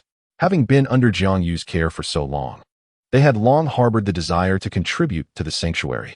This time, they were determined to showcase their capabilities. All right, the commander has spoken. Now, I will add a few brief remarks regarding tomorrow's operation. Everyone, stand at attention. Before the crowd could disperse too far, Yi cleared his throat a couple of times and nonchalantly waved his hand, saying, Meanwhile, within the cavern where the fractured dragon vein resided in Qing City, Jiang Yu observed the steadily diminishing scar of the fracture. After several days, was this dragon vein finally on the verge of complete restoration? He gazed at the fracture emanating a golden glow, murmuring to himself. Even at this moment, Jiang Yu remained uncertain about how the dragon vein was naturally mending itself. Nor did he know what would transpire once the restoration was complete. When he had first arrived with Zhang Ma, he had seen the dragon vein broken into 3 segments. However, after establishing the sanctuary, the fissure had inexplicably begun to heal on its own. He had inquired with Zhang Ma, but she too was unaware of the specifics, only knowing that once the dragon vein was restored, it would be a boon for China, bringing only benefits and no detriments. Chapter 165, Visitors from Home. Task commences uncertain whether it was merely his imagination. Jiang Yu felt that the more complete the restoration of the dragon vein became, the more lifelike the dragon before him appeared. Never mind, he thought. He would assess it fully once the restoration was entirely accomplished. Surely, it could not lead to the destruction of the entire Qing city upon its revival. Shaking his head, Jiang Yu turned and departed from the cavern. Meanwhile, several hundred kilometers away on a highway, a colossal motorhome sped along, flanked by numerous armored vehicles providing protection and clearing the path. Accompanied by intermittent roars, shouts, and the anguished howls of zombies, this formidable convoy advanced swiftly towards Qing City. Oh, dear mother, is it so difficult to visit my long-lost aunt? I merely wish to check on her well-being. Rest assured, it shall be as simple as that. Hello? Is there someone with her? Beep, beep, beep. Before the voice on the other end could finish, the young man abruptly ended the call, disdainfully snorting. Truly, what was it about his aunt, who had been away from home for so long, that warranted such concern? Despite having obtained command over Qing City, the anxiety lingered. However, the dragon vein within the city of Qing has long since been severed. With the dragon vein broken, fortune wanes. At this moment, Qing City is nothing more than a forsaken land, neglected even by the authorities. Why does she fret so? Is she truly concerned that her aunt might return to usurp her position? The young man, wearing a faint, disdainful smile, cast his gaze upon the 2 strikingly different beauties beside him, indulging in their charms. Before long, the sun dipped below the horizon. A gentle breeze wafted through. While within the vehicle, the atmosphere was rife with the sounds of flowing water and sporadic chatter. Captain, the sky is darkening. Should we find a place to rest and continue our journey by day? One of the team members inquired. The captain pondered for a moment before responding. I just heard that the young master has only just begun. Perhaps we should wait a little longer. All right, let us wait. 5 minutes later. Young master, it has grown late. Should we seek a place to rest? Certainly. You may decide such matters. The voice of the young man crackled through the intercom, slightly breathless. Understood. Young master, please rest well. The following morning, the entire escort team had finished their breakfast, each member appearing refreshed and invigorated as they stood in the square. Jiang Yu, backstage, stifled a yawn and squinted, awaiting his turn to take the stage. Now, let us welcome the commander of the refuge of the Eternal Flame to address us. After Yu announced, he slightly turned to the side and spoke loudly. Oh. After enduring the lengthy discourse of the commanding officer, the crowd finally erupted in cheers. Partly due to the profound gratitude they felt for the commander's immense benevolence, and partly because his words were not excessively verbose. Soon, as Jiang Yu ascended the stage, his expression swiftly transformed, radiating an unparalleled aura of authority and gravity. He declined to take the microphone, instead casting a stern gaze over the assembly below. With a voice imbued with resolve, he proclaimed, "I hope you will achieve commendable results in this mission. I shall await your return at the base. And one final, crucial point, prioritize your own safety. Above all, survive." In response to Jiang Yu's words, the members of the escort team collectively shouted with fervor, "We have confidence." Though Jiang Yu did not utilize a microphone, his resounding voice resonated clearly with everyone present, leaving them utterly astonished. Even without amplification, his words seemed to echo directly in their ears. Truly, he exemplified the essence of a commander. This display further deepened the admiration and respect the guards held for him. Upon concluding his address, Jiang Yu descended from the stage, and at that moment, he reverted to his drowsy demeanor, having delivered his motivational speech. He intended to indulge in a brief slumber, for the previous night's battle with Mu Di had been exceedingly intense. Their exchanges were so exhilarating they resembled a turn-based game, each taking turns to strike the other.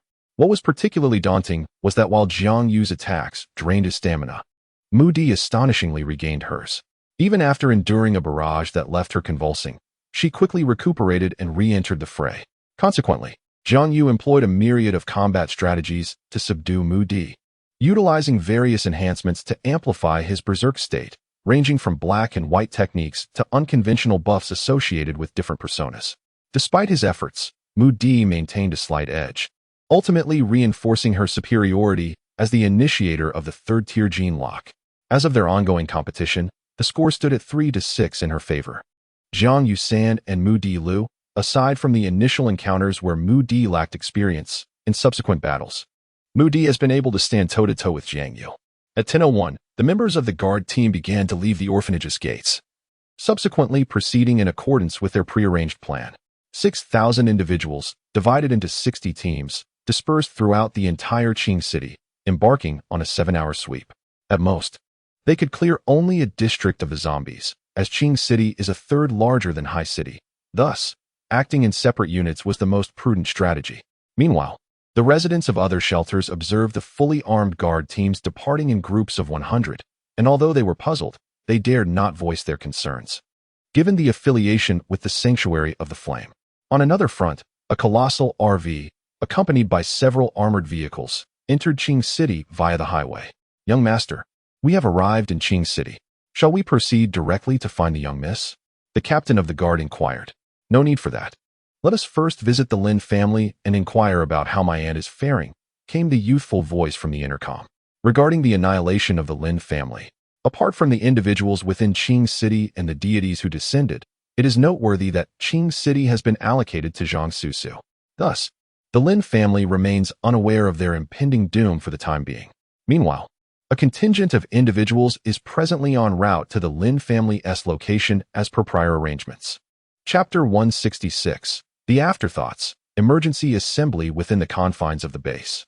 Just as Jiang Yu intended to cradle the soft and fragrant Mu Di and drift back into slumber, he was roused once more by Jarvis's voice. "Sir, news has arrived from Lu Yaya and Professor Zheng. The research report on the 4th-tier mutated zombie that you previously entrusted to them has been completed and forwarded to you. Additionally, Dr. Lu has expressed the urgency of the situation and urges you to review it immediately." Upon hearing this, Jiang Yu, with a look of resignation, sat up and made his way to the command room to peruse the report sent by Lu Yaya. Upon his initial glance at the results, Jiang Yu was taken aback. The 4th-tier zombie merely possessed the external physique that met the criteria of a 4th-tier zombie, while its internal attributes were akin to those of a 2nd-tier zombie. This included what should have been a brain capable of basic cognition and the ability to evade misfortune, exhibiting characteristics of a 4th-tier entity. After finishing the report, Jiang Yu found himself lost in contemplation. According to the findings, this 4th-tier zombie was indeed a misnomer, far from the formidable creature described in legends. Yet, how could this be? The divine descent has gathered a significant portion of the undead in Qing City as sustenance, leaving one to ponder how such a feeble zombie could emerge from such a formidable collection. A fourth-tier zombie, under normal circumstances, would be an extraordinarily formidable adversary, impervious to conventional firearms. Even Mu Di remarked that Jiang Yu was extraordinarily fortunate to have captured it. The ease of this apprehension led Jiang Yu to initially believe that the fourth-tier zombie had yet to fully acclimate, its physical condition not at its zenith. However, upon reflection, even if it had just entered the fourth tier and was still adjusting, it should not have been so effortlessly subdued by their team. Yet, if the current fourth-tier zombie is indeed so lacking in strength, what has become of those zombies nurtured by the divine descent? Who, then, are they being fed to? If that massive creature is not the target of the divine descent, it implies that the actual target may still be concealed within that pit, suggesting there was no need to concentrate the zombies there. Contemplating this, Jiang Yu was suddenly alarmed. Jarvis, is there a team dispatched to hunt zombies near the Lin family cemetery? Yes, sir. Teams 52 and 55 are en route. Inform them immediately to surround the cemetery and prevent anyone from approaching until we can send reinforcements. Very well, sir. Jarvis, mobilize the 8,000 elite guards of the Sea City and have them bring their entire escort through the portal to the Clear City. The defense reconnaissance of Sea City will be overseen by the remaining elite guards. Understood, sir. Shortly thereafter, Jarvis disseminated Jiang Yu's orders. Hurry. Hurry, hurry. Within Sea City, 6,000 escort troops swiftly assembled in the valley. Upon their completion, a battalion of fully armed elite guards arrived in armored vehicles and assault helicopters. Hey, do you know what is happening? Not at all. This is the first time I have seen all the escort troops summoned. It seems we are to face formidable adversaries. Last time in Clear City, we didn't summon this many people. The elite guards have gathered in such numbers. Observing this grand assembly, the escorts murmured in disbelief. As everyone completed their gathering, the elite guards quickly organized their ranks and addressed Jarvis. Jarvis, we are ready to commence the teleportation. Very well. Please let them enter the passage in an orderly manner. All personnel, proceed towards the passage. Destination Clear City, move swiftly. Yes, Commander. With the command from the guards, a multitude of thousands swiftly entered the passageway, many present aware of its mystical qualities, thus harboring no doubts whatsoever. Meanwhile, a kilometer away from the Lin family cemetery, the 52nd and 55th teams remained stationed, having received directives to guard this location. Although they were unsure of the purpose behind their orders, they felt compelled to comply with the commander's instructions. Captain, it seems a group is approaching from the front. Is it the commander? Inquired the leaders of the two teams. That does not appear to be the case, replied a soldier at the forefront.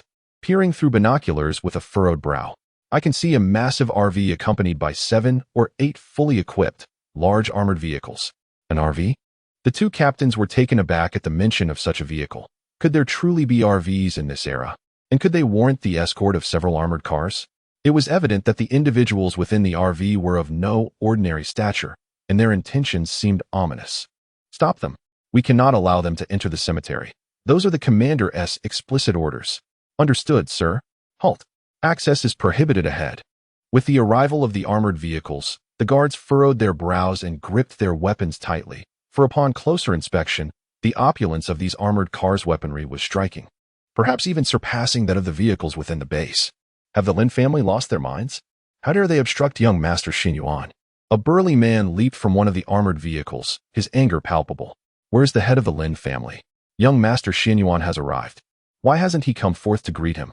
Does he believe that the Lin family has enjoyed prosperity for too long? He bellowed. You are mistaken. There is no Lin family here. They were eradicated 2 weeks ago. You would do well to seek your fortunes elsewhere. What? The Lin family is no more. How can that be? The man exclaimed in astonishment upon hearing the news of the Lin family's demise.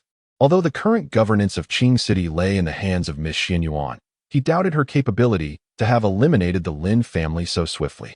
Please vacate the premises at once. This is now private territory. Should you refuse to depart, do not hold us accountable for the use of force, declared the captain of the guards with resolute authority. Yet the man seemed impervious to the warning, swiftly returning to the armored vehicle to retrieve a radio, informing young Master Xin Yuan of the unfolding situation. What? The Lin family has fallen. Even young Master Xin Yuan was taken aback by the news of the Lin family's obliteration, unable to fathom how swiftly they had vanished from Qing City. Do you understand the purpose of their presence here? Young Master Xin Yuan inquired. For now, it remains uncertain. Chapter 167. The Emergence of Beasts and the Gathering of Forces. Then let us proceed directly to the orphanage. After a brief contemplation, young Master Xin Yuan concluded that with the Lin family annihilated, there was no longer any necessity to visit them. Although he was taken aback by their demise, he harbored no excessive thoughts on the matter. Entities like the Lin family could be extinguished as effortlessly as one might crush an ant. Moreover, he had no interest in their resources, so he chose to move on towards his intended destination. Very well, young master. With that, the captain cast a fleeting glance at the contingent of guards before boarding the vehicle, poised to depart. Roar. Just as they were about to leave and the guards began to relax, a thunderous roar erupted from the cemetery behind them. The sound reverberated, engulfing everyone present in an overwhelming wave of pressure, akin to being adrift in the vast ocean, relentlessly battered by colossal waves. It was, at the sound of the roar, young Master Xin Yuan, seated within the mobile home, felt a spark of excitement. A high-level zombie. Indeed, a high-level zombie. Could it be that such a creature lurked here? Xin Yuan Cheng's face lit up with joy. He had not anticipated encountering a high-level zombie in such a remote city. With his grandfather's birthday approaching, if he could procure the high-level zombie's crystal and present it as a gift, he was certain his grandfather would regard him with newfound admiration. Let's not leave just yet. I shall capture that high-level zombie alive to bring back as a congratulatory gift for grandfather. Xin Yuan Cheng exclaimed with a hearty laugh. At times, presenting a living specimen proves to be far more intimidating than a lifeless one. Moreover, he harbored no concerns regarding his companion's inability to subdue the high-level zombie. Previously, a similar creature had emerged in the city where the Xin Yuan family resided, but under the might of their formidable firearms, it had been reduced to mere ashes. This had occurred not long after the onset of the apocalypse. Furthermore, not long ago, the family had uncovered the secret of the zombie crystals, which could be utilized to enhance human capabilities. The group accompanying him had predominantly recently unlocked their genetic locks, significantly augmenting their overall strength. Understood, young master. The captain replied respectfully with a slight nod, before bellowing, by the young master's command, capture the source of that sound alive. Affirmative. With the command given, the armored vehicle swiftly sped towards the cemetery. What on earth is that? Why does it sound so terrifying? Just the howl alone instilled in me a sense of encountering a monster from the depths of hell. What kind of creature could that possibly be? The guards remained in shock at the existence of the cry, oblivious to the armored vehicle slowly approaching from behind them. Be careful. At last, just a few meters away, one of them reacted swiftly, pulling his companion aside to prevent them from being crushed. Hey, do you wish to perish? I've told you this is private property. You should leave at once. The captain of the guards bellowed. Private property? Huh. The city of Qing has belonged to the Xin Yuan family since time immemorial. When did it become your private domain? Previously, I refrained from quarreling with you due to pressing matters, but do not mistake my restraint for weakness. Advance another step, and you shall meet your demise. The captain standing atop the armored vehicle sneered coldly. You. The two guard captains were infuriated, drawing their weapons, while their adversaries also raised their arms, weapons in hand. The atmosphere became exceedingly tense, poised on the brink of an explosive confrontation, a mere spark away from igniting a fierce inferno. Then, just as the situation was about to erupt, a resounding noise erupted from the ground, echoing throughout the expanse. The air was rent by a series of thunderous explosions, the smoke and debris swirling rapidly to obscure the vision of all present. Under the impact of the blasts, they instinctively turned their gazes toward the billowing haze. Before long, as the mist began to dissipate, they were confronted by the sight of a 3-meter-tall, slender zombie with ebony skin, standing motionless in place. Upon witnessing this figure, a palpable sense of dread enveloped the crowd, as if the very atmosphere had thickened around them. Meanwhile, within the confines of the RV, Xin Yuan Cheng's expression transformed into one of unbridled excitement upon spotting this entity. Quick, seize him. I have never encountered such a flawlessly advanced zombie before, he exclaimed with fervor. However, in an unusual turn of events, the captain refrained from responding, his countenance grave as he fixated on the figure before them. As a formidable individual who had unlocked the genetic lock, he was acutely aware of the threats that loomed, far surpassing the perceptions of the ordinary onlookers. At this moment, He felt an overwhelming sense of dread from the high-ranking zombie before him, whose power was undoubtedly terrifying. Although he couldn't pinpoint the source or the extent of this fear, an instinctual voice within urged him to flee. Urgently. Ultimately, the captain took a deep breath. Suppressing the terror that gripped his heart, he instructed his subordinates to conduct a thorough inspection of all weaponry and equipment. While he lacked confidence in a direct confrontation, he was considerably assured when it came to firearms. As long as they remained carbon-based life forms, they would inevitably fear the assault of such weaponry. Once preparations were complete, the captain commanded them to resume driving, deliberately ignoring the escort team trailing behind. "Captain, what should we do?" "Report. Their weapons are superior to ours. We cannot compete. Moreover, if they seek their demise, who could possibly stop them?" The captain replied coldly. Having spent considerable time in the shelter with the elite guard, he could easily discern the strengths and weaknesses of those around him. From what he had just witnessed, these reckless individuals were utterly inferior compared to the elite guard within the shelter. In comparison to that unknown monstrosity, they were perhaps even less formidable than ants. After all, the two captains felt a pressure emanating from that creature that far surpassed that of the elite guard, and this was without even being directly targeted by it. Meanwhile, in an underground base in Yun City, "Sir, according to our monitoring, the demigod we created has emerged." "Huh. Well. Since he has descended, let us join the fray as well. Mobilize the troops immediately. We shall head towards Qing City." Trock chuckled heartily. The terror invoked by this demigod at the sanctuary of the flame may well eclipse that of a nuclear bomb. "How shall you confront it?" Trock murmured. "Sir, we have received distress signals from 2 squads at the Lin family cemetery." Chapter 168. Instant Annihilation. Return to the Lin family at this moment. Outside the sanctuary, Jiang Yu, having completed his preparations, was ready to embark when he received word from Jarvis. "The enemy has appeared. We request immediate support. Proceed to the Lin family at once." In the next instant, apart from a few individuals operating armored vehicles and armed helicopters, the rest swiftly sprang into action, racing towards their destination with remarkable speed. Boom, boom, as a throng exceeding 10,000 surged forth. The ground itself cried out in agony beneath their relentless footsteps. The inhabitants of other sanctuaries, upon hearing the thunderous noise, initially believed an earthquake had struck. Yet, as they emerged to witness the scene before them, they were left utterly astounded. This must be the people from the sanctuary of the flame. So many of them. What could they possibly be up to? I am uncertain. However, I recall that even during our last assault on the Lin family, we did not deploy such a multitude.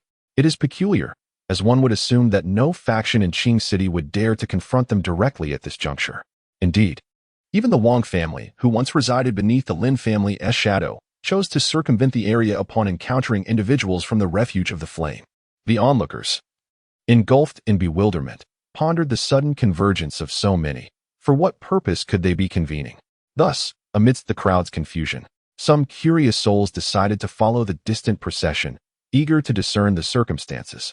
Meanwhile, as Jiang Yu and his companions made their way, a fierce bombardment commenced at the Lin family cemetery. Armored vehicles surrounding the mobile command unit unveiled their weaponry, unleashing a torrent of ammunition upon the tall, grotesque zombie ahead. Following a series of violent and terrifying explosions, Xianyuan Cheng could not suppress a triumphant smile upon witnessing such devastating firepower. Under such an onslaught of firepower, the zombie may now be grievously wounded, rendered immobile. The zombies near the family estate were swiftly obliterated by the bombardment. Subsequently, he ceased the artillery fire, intending to ascertain whether this zombie still drew breath. Ultimately, as the smoke and dust dissipated, the expressions of Xianyuan Cheng and his companions transformed into one of sheer astonishment. There, in the very spot where the frail zombie once stood, emerged a colossal black shield, soaring to a height of 2 meters, marked with the scars of the artillery assault, seemingly having completely absorbed the previous barrage. What could this be? Upon witnessing this scene, Xianyuan Cheng and his companions found themselves momentarily at a loss for words. In the next instant, the enormous black shield began to dissipate, ultimately transforming into a stream of dark liquid that swiftly flowed into the frail zombie's body. It was at this moment that the onlookers realized the peculiar zombie had sustained not a single scratch. The sound of heavy artillery bombardment failing to harm him elicited gasps of astonishment from the 200 members of the guard. Subsequently, The two captains exchanged glances and commanded their teams to retreat slowly, urging them to remain as silent as possible during their withdrawal.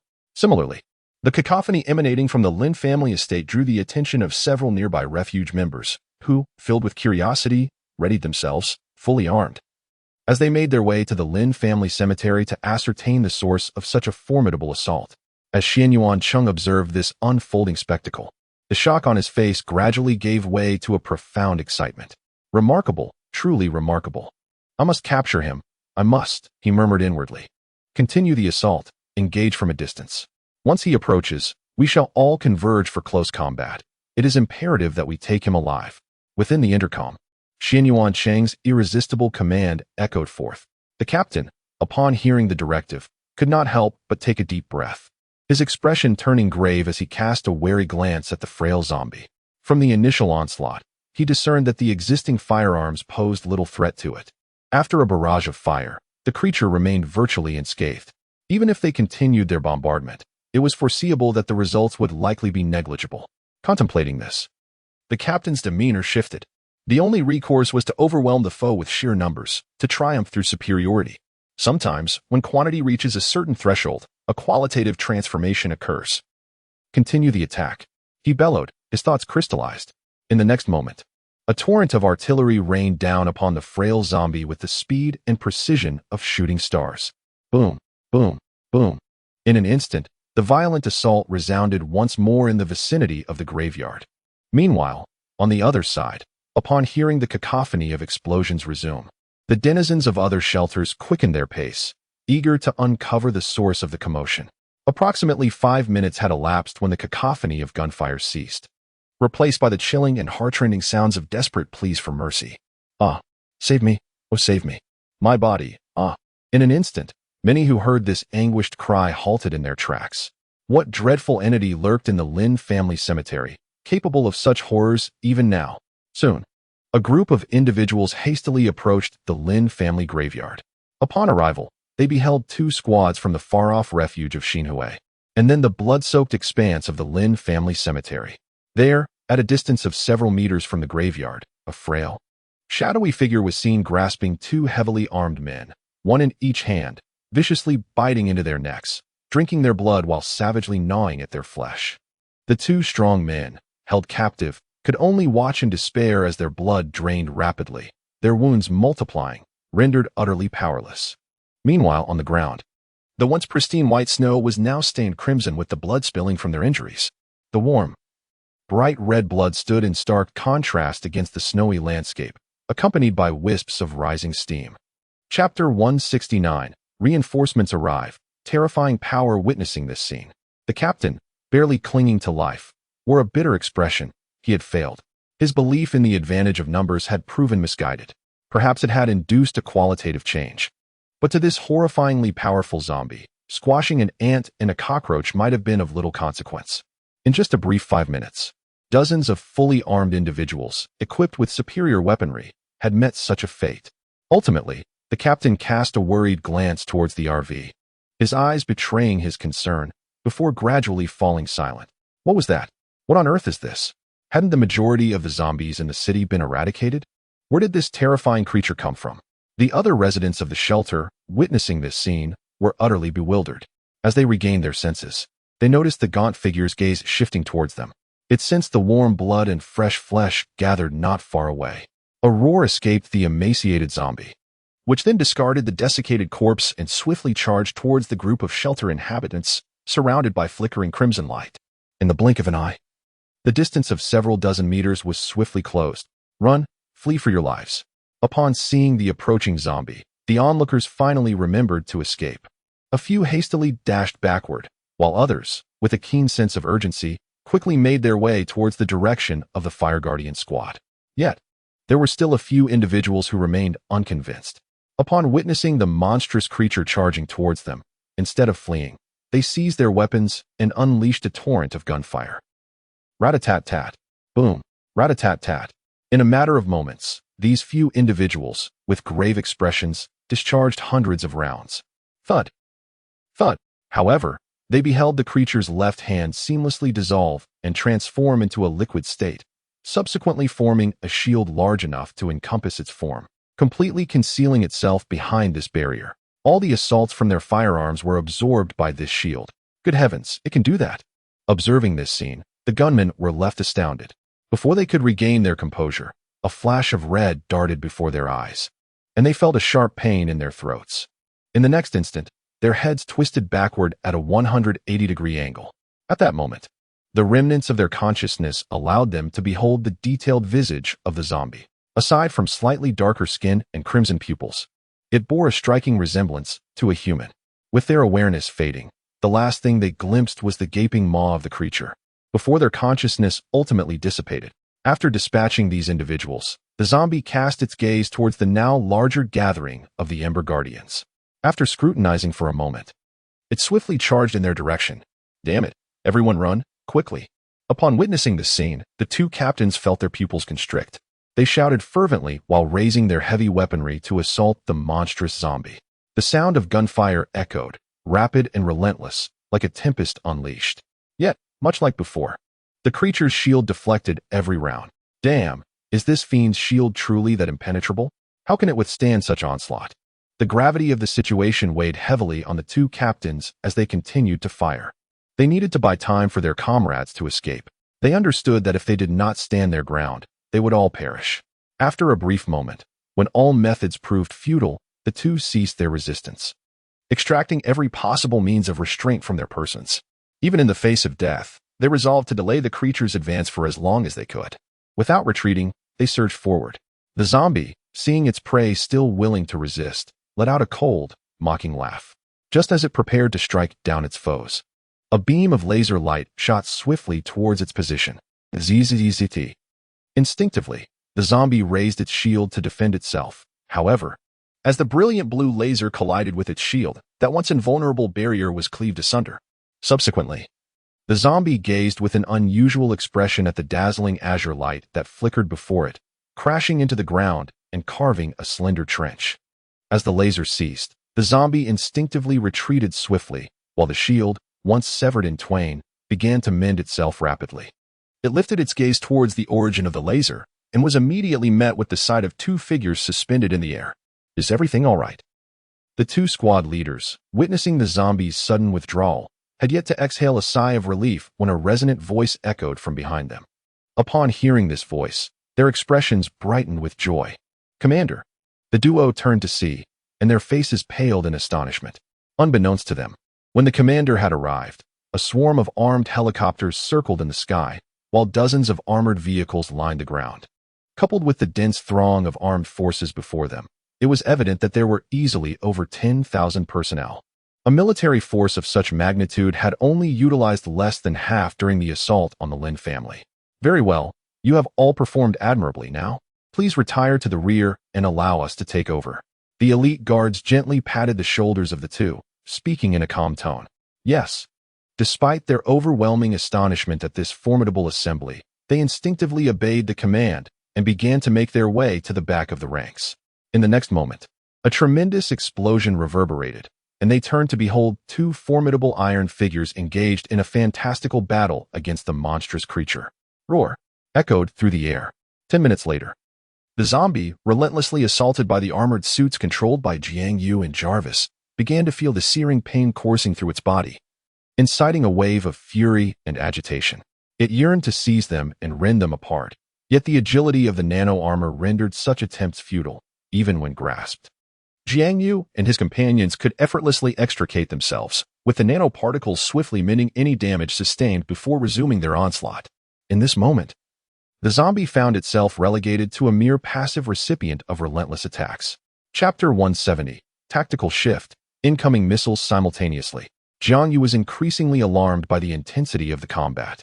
Clad in the nanosuit, he and Jarvis unleashed a barrage of overwhelming firepower, representing their utmost effort in that very moment. Yet, despite their formidable assault, the situation remained precarious. As their assaults landed upon the zombie, they merely inflicted superficial wounds without breaching its defenses. Despite the prolonged engagement, the creature exhibited no signs of faltering, seemingly possessing inexhaustible stamina, coupled with formidable regenerative capabilities. Furthermore, Jiang Yu observed that the dark liquid coursing through its form resembled the nanoparticles of a nanosuit, capable of morphing into an array of weaponry, shields, claws, reinforced fists, and enhanced physique. The more he scrutinized, the more peculiar this zombie appeared, resembling an amalgamation of various mutated forms such as the steel zombie and clawed zombie, embodying numerous advantageous traits of the undead. Could this be the formidable prowess of a fourth-tier zombie? It was indeed incomparable to the one previously captured. Reflecting on the frail zombie from the base, Jiang Yu murmured that the nano-armored suit he and Jarvis controlled could effortlessly annihilate an entire division's combat strength. Yet, even with their combined might, they found themselves evenly matched against this bizarre, mutated zombie. Truly, as Moody had remarked, fourth-tier zombies were terrifying beyond measure. Jarvis, proceed with decisive action. Let us forego the notion of capturing it alive. While a living fourth-tier zombie holds greater research potential, allowing it to escape would pose significant peril. If it eludes us now, none can predict the extent of its next evolution. Understood, sir. Since conventional methods have proven ineffective in capturing him, we are left with no choice but to resort to unconventional means, direct extermination. The Achilles heel of zombies predominantly lies within their cranium, yet earlier, Jiang Yu and his companions had deliberately avoided targeting this vulnerable area, as they had hoped to capture the creature alive. Now that it has become evident that capture is unfeasible, annihilation is the only recourse. Although fourth-tier zombies are formidable, as long as their weak point remains intact, they are not insurmountable adversaries. The invincibility of the nano-battle suit is beyond question. In an instant, Jiang Yu and Jarvis flanked the zombie, employing a pincer maneuver to encircle it. Subsequently, a multitude of attacks converged upon the creature's head, unleashing a barrage of lasers and miniature concentrated explosive devices that detonated upon impact. The sound of immense explosions reverberated through the air, sending thick plumes of smoke soaring into the sky, obscuring the entire battlefield. Seizing the moment, Jarvis and Jiang Yu, utilizing infrared scanning, unleashed a new wave of highly penetrative and damaging ammunition, their sights set firmly on the zombie's cranial region. Through the lens of infrared, Jiang Yu observed with clarity that, following such relentless bombardment, the zombie had lost half of its head, and its agility had significantly diminished. Now, stripped of a portion of its brain, it could only frantically manipulate the black liquid enveloping its form, desperately attempting to shield itself from the onslaught of attacks that surrounded it. However, in his significantly weakened state, he was unable to maintain the complete defense he had previously exhibited, exposing substantial vulnerabilities that continued to be bombarded. Despite the formidable nature of a fourth-tier zombie, it was not immune to weaknesses when faced with cutting-edge technology. Yet, should the current authorities attempt to deal with him without deploying large-scale destructive weapons, they would find themselves utterly powerless. It is akin to the universal knowledge of a dragon's weakness being its reverse scale. However, one must ponder, which insignificant creature could ever reach that vulnerable spot? For the powerful, the identification of weaknesses can be exploited, while for the weak, discovering the vulnerabilities of the strong merely accelerates their demise. Sir, several short-range ballistic missiles are approaching our position. Estimated time of arrival, 12 seconds, 11 seconds. Just as Jiang Yu was preparing to deliver a fatal blow, Jarvis's voice echoed in his ear.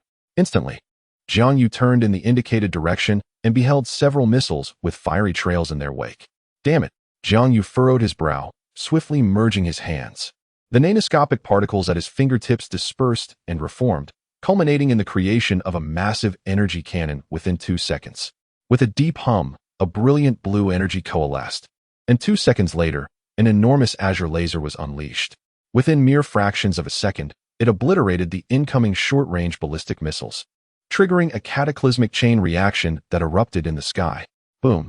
A terrifying explosion reverberated through the sky, scattering the clouds that had previously floated above, revealing the azure expanse above. The people on the ground felt an immensely powerful shockwave racing toward them. In an instant, individuals instinctively leaned on one another for support, striving to remain upright. Jarvis, why did the alarm system not alert us? Jiang Yu inquired. Logically, Jarvis should have been completely in control of Qing City by now. All occurrences, big and small, should have been within his surveillance. Sir, I detected the ballistic missile the moment it entered Qing City. Thus it was not launched from within the city itself, but rather from just outside its borders. Moreover, the speed of these ballistic missiles reached 4 Mach which contributed to the element of surprise, Jarvis explained. Inside the armored suit, Jiang Yu observed the surveillance footage sent by Jarvis. The footage clearly depicted the missile being launched from the outskirts, and the instant it breached Qing City, Jarvis had issued the alarm. Upon hearing Jarvis's clarification, Jiang Yu nodded slightly. Sir, a substantial number of celestial beings have been detected entering Qing City at an astonishing speed. In the next moment, a red dot representing their identity signal materialized before Jiang Yu. Jarvis ascertained their numbers. Upon hearing the term celestial beings, Jiang Yu's brow furrowed in concern. How had it come to this, with the celestial beings arriving to stir up trouble once more?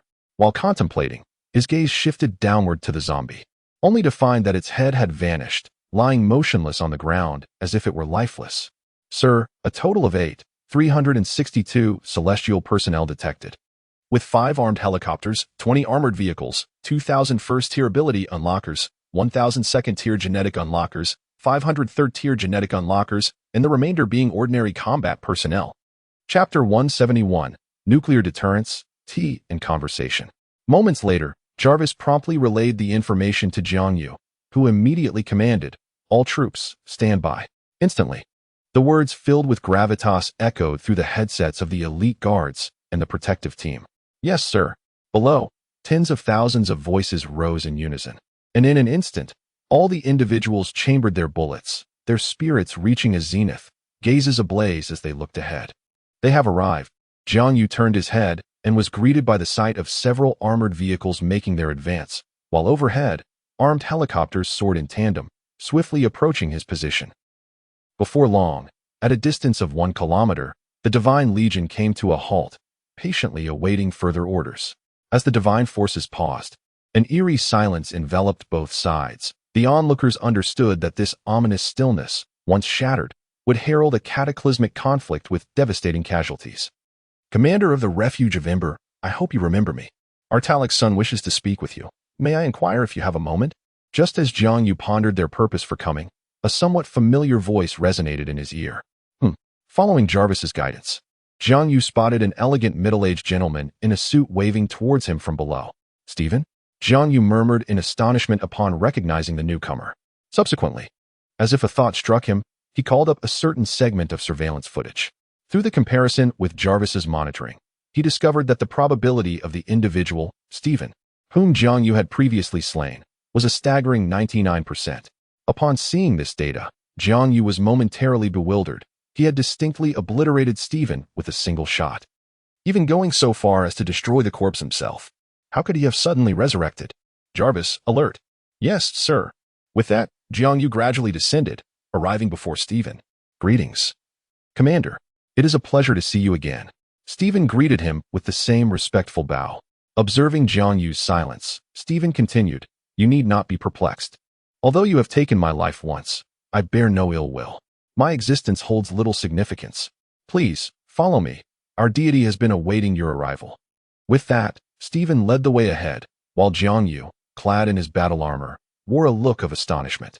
It truly was he. But how had he returned to life? The body was gone. As he pondered, a possibility suddenly dawned on him: clones. After a brief walk, they arrived at a makeshift terrace where a robust man was leisurely brewing tea, awaiting Jiang Yu's arrival. On the tea table, several local delicacies were arranged, invitingly. In this moment, if one were to disregard the surrounding environment and ambience, one might indeed mistake this for a gathering for tea. "Mr. Jiang Yu, I have long admired your esteemed reputation.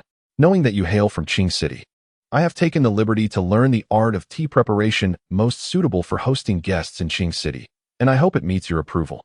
As he observed Jiang Yu, clad in nano armor, approach, Trelok let out a hearty laugh and extended his hand. Noticing the proffered hand, Jiang Yu's thought shifted, and he swiftly removed his nano armor, engaging in a handshake with Trelok. The sight of Jiang Yu retracting his armor raised Trelok's eyebrows, clearly taken aback by the unexpected gesture. However, this action elevated Trelok's perception of Jiang Yu.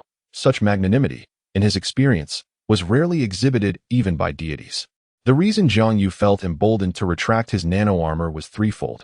First, the removal was swift, taking merely 2 seconds. Second, Jarvis was stationed nearby, capable of reaching the battlefield in but a second. And third, Jiang Yu had recently unlocked the second-tier gene lock, making him a formidable presence.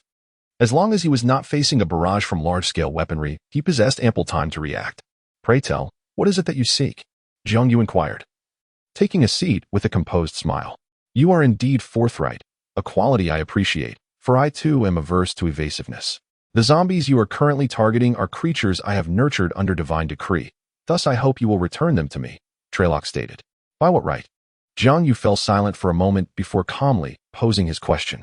"With the mere arrangement of a nuclear weapon outside, if you refuse to comply, I shall launch it without hesitation," Trock sneered with an air of arrogance. Upon hearing this, Jiang Yu's expression momentarily faltered, a flicker of fury igniting within his gaze. Nuclear weapons, yet again. This marked the second time Jiang Yu found himself ensnared by such threats. Observing Jiang Yu's silence, although Trock's demeanor remained unchanged, the wild glint in his eyes betrayed a tumultuous inner turmoil. After suffering defeats at Jiang Yu's hands on several occasions, he finally felt a semblance of vindication at this moment. Meanwhile, Stephen stood nearby, offering a faint smile as he knelt to pour tea and present delicacies to Jiang Yu. "I find myself quite perplexed. Are those of divine descent truly so affluent? Each of you possesses a nuclear weapon? I must admit, I am somewhat envious," Jiang Yu remarked after a brief silence, his tone laced with hints of trepidation and concern. Trock, catching the nuances of Jiang Yu's tone, responded with a slight smile. "Indeed, should you ascend as a deity, you too could possess one, perhaps even two. Nuclear weapons abound in the eagle-headed nation. One can acquire them with ease, provided one can manage the consequences." "Oh, does that imply that your nuclear weapons originate from the eagle-headed nation?" "Not quite. Although the eagle-head nation boasts the largest division of the divine descent, the presence of the divine descent is felt worldwide, extending far beyond the eagle-head nation. I find myself intrigued. Given the formidable prowess of your divine descent, have no other nations banded together to confront you?" Jiang Yu inquired once more. "Logically, a terror organization with such global reach should have been eradicated through international collaboration. So how has it managed to endure for so long, operating with impunity across various countries? This is something I cannot disclose to you. You need only understand that our Lord God, the divine monarch, is a true deity. It is he who has bestowed upon us everything and guided the divine descent to its current standing. It is also he who has transformed the divine descent into a nightmare within the hearts of all nations." In his words, Trock displayed no restraint in his reverence for this so-called divine monarch.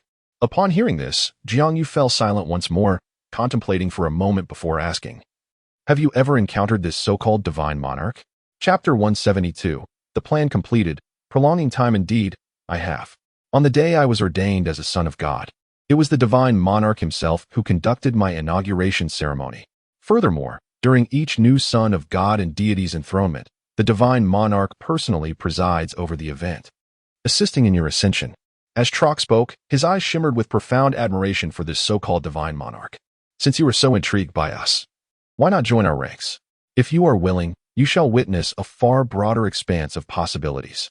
Moreover, given your capabilities, I firmly believe that it will not be long before you ascend to divinity, at which point you will truly be above all others," Trock fervently extolled. Jiang Yu pondered for a moment, then slowly shook his head, responding in a calm tone, "I would prefer to remain free." Upon hearing Jiang Yu's rejection once again, Trock sighed in resignation. He never held much hope, merely voicing a casual inquiry. "Very well, each person has their own aspirations, and I shall not press the matter further. Since our conversation has reached an impasse, might I request the return of the zombies? Simply hand them over, and I shall depart immediately. Otherwise, this place will soon be eradicated by a nuclear strike," Trock stated indifferently. "Are you not still present here? Do you truly wish to perish alongside me? Or do you believe you can escape the blast radius of a nuclear explosion in such a short time?" Jiang Yu inquired with keen interest. If Trock genuinely dared to release a nuclear weapon so easily, he would not have brought so many individuals along. "As long as Jarvis detects a missile entering the launch trajectory, I would refrain from taking any rash actions. However, since he has brought such a multitude, it is evident that he harbors the intention of only resorting to nuclear force as a last resort. If it had merely been a small team, Jiang Yu might have been inclined to believe him, but now that they have sent tens of thousands, he could not trust Trock to be so decisive. "Haha, Mr. Jiang Yu, even after you have reduced me to ashes, I find myself resurrected. Do you truly believe we would fear death beneath a nuclear bomb?" Stephen once again poured tea for Jiang Yu, offering a faint smile. Heh. Trock also smiled subtly, displaying an air of indifference. It seems we have underestimated your divine descent. Not only can you deploy nuclear weapons at will, but the technology of cloning has also reached such remarkable maturity. Jiang Yu replied with a tranquil smile. Observing Trock's tacit acknowledgement, Jiang Yu finally comprehended why the divine descent dared to wreak havoc in various nations. Once cloning technology matures and becomes readily applicable, they would never lack combat manpower. Moreover, operating in the shadows makes it exceedingly difficult for nations to eradicate them completely, as one cannot discern who is real and who is an imitation. Mr. Jiang Yu, now I implore you to reveal your choice. Shall we unleash the nuclear bomb and perish together, only to resurrect with our memories intact, or will you surrender the zombies, leading us to a mutually beneficial resolution? Trock leaned forward, his tone grave as he inquired. Sir, the mission has been accomplished. A voice crackled through the earpiece. It was Jarvis. Upon hearing this news, Jiang Yu finally exhaled the tension that had gripped his heart. Then, with an expression of cold indifference, he spoke. No. Mr. Jiang Yu, are you certain? Trock asked, his voice tinged with astonishment. He had not anticipated such a resolute refusal from Jiang Yu. Did he truly care so little for the lives of his subordinates? Even though Jiang Yu, clad in armor, might evade the devastating onslaught of a nuclear bomb, his entourage and the invincible Qin cannot claim the same fortune. Are you certain? You must understand that by declining now, you are steering your own sanctuary's team straight into the abyss. Observing Trock's astonishment and confusion, Jiang Yu offered a subtle smile. I am certain. Should you harbor any doubts, you may press the launch button at this very moment. I have no objections. Witnessing Jiang Yu's unwavering confidence, Trock's expression morphed into one of bewilderment, and he subsequently turned his gaze towards Stephen. Stephen promptly rose and soon returned with a specially designed box, which he opened to reveal a crimson button. Mr. Jiang Yu, do you not harbor any regrets? Trock inquired with evident curiosity. They are clones, capable of rebirth with memories intact. But what of Jiang Yu and his companions? Can they also be cloned? No worries, go ahead and press it. Jiang Yu sipped his tea and gestured for Stephen to pour another cup. Observing this scene, Stephen's expression shifted subtly as he instinctively glanced at his employer. At that moment, the boss's visage reflected a tempest of emotions. Bang! Ultimately, during the brief interlude while Stephen poured tea, Trock pressed the blood-red button. Mr. Jiang Yu, it is regrettable that due to your blunder, this exceptional unit of yours shall be consigned to oblivion amidst these ruins, Trock remarked, his tone imbued with a palpable sense of lament. He then sealed his lips, awaiting the arrival of the nuclear missile. 1 minute passed, then 2, and 5, yet the nuclear missile did not materialize. Jiang Yu leisurely sipped his tea, exchanging cup after cup, creating a striking contrast with Trock, who grew increasingly agitated. Compared to their demeanor just 10 minutes prior, the two seemed to have swapped roles entirely. What is happening? Why has it not arrived? After 10 minutes had elapsed, Trock sensed that something was amiss. The missile, theoretically traveling at a velocity of 25 megameters per second, equivalent to several times the speed of sound, should have been able to strike any nation within an hour. However, despite this impressive speed, 10 minutes had passed since the launch was initiated, and it had yet to arrive. In a mere 10 minutes, a nuclear missile could have traversed provincial distances, yet now, despite being only a few hundred kilometers away, it remained conspicuously absent. Stephen, what is going on? Trock's complexion darkened, his expression tinged with anger. Let me check, replied Stephen, as he retrieved his phone and played the surveillance footage from the missile's launch site. Soon, the screen revealed a scene that left them utterly astonished. A brand new battle armor was wreaking havoc at the site where they had placed the nuclear bomb, surrounded by several second-tier zombies invading the base. In an instant, the defensive capabilities of the base were dismantled by the armored figure, who seemed to possess an inexplicable temporal advantage. Each of his energy blasts claimed the life of a divine being, and with the assistance of the zombies, the fallen rose once more, multiplying in number. Chapter 173. The negotiation concludes. The war begins curiously. The nuclear bomb, which should have commenced its launch sequence, inexplicably halted all processes and reverted to its original state, as if it had become a dud. In the end, amidst the throng of zombies, the armored figure summoned a large armed helicopter, which swiftly transported the nuclear bomb away. Trock observed the surveillance footage with a countenance darkened by fury and then turned his gaze toward Jiang Yu. A perplexed expression crossed his face as he pondered why no one had raised the alarm in the face of such a grave situation. Was our previous discussion concerning the god king merely a ruse to buy time? To pilfer my nuclear bomb? To sabotage my plans? Trock's forehead throbbed with rising veins as he inquired. At this moment, he was engulfed in an overwhelming fury, an intensity he had never anticipated. The once seemingly assured situation had been utterly dismantled by the sudden appearance of an armored figure. Not only had the 100-strong team tasked with guarding the nuclear weapon perished, but the most crucial asset, the nuclear bomb, had also been seized. This was no ordinary bomb. It possessed an explosive yield equivalent to 200,000 tons, a force surpassing that of the bomb dropped on the island of Japan by more than tenfold. Should the Divine discover this debacle, he faced the potential loss of his position as the Divine heir, or worse, immediate execution and replacement. Caught in a dilemma, he found himself torn between a desire to uncover information regarding the so-called Divine King and the imperative to eradicate the nuclear threat once and for all. After all, the nuclear device had posed a threat to him on 2 separate occasions, and he would not permit it to endanger him a 3rd time. Jiang Yu spoke with a dispassionate demeanor, then turned his gaze towards Stephen, signaling him to continue pouring tea. Stephen, his expression a complex tapestry of emotions, gracefully knelt and elegantly refilled Jiang Yu's cup. Very well, you have impressed me, Jiang Yu remarked, his tone laced with a hint of mockery. Hearing this, Trock clenched his teeth, his face a mask of rage as he glared at Jiang Yu, each word forced through gritted teeth. So, even now, do you still wish to fight? If you desire a confrontation, I shall oblige. If not, then leave Qing City and return to your Yun City, and await my arrival for the debts you owe. Come to find me for debts? Huh? Are you suggesting you might dare to turn the tables and bring trouble upon me? Trock's expression was one of disdain as he questioned.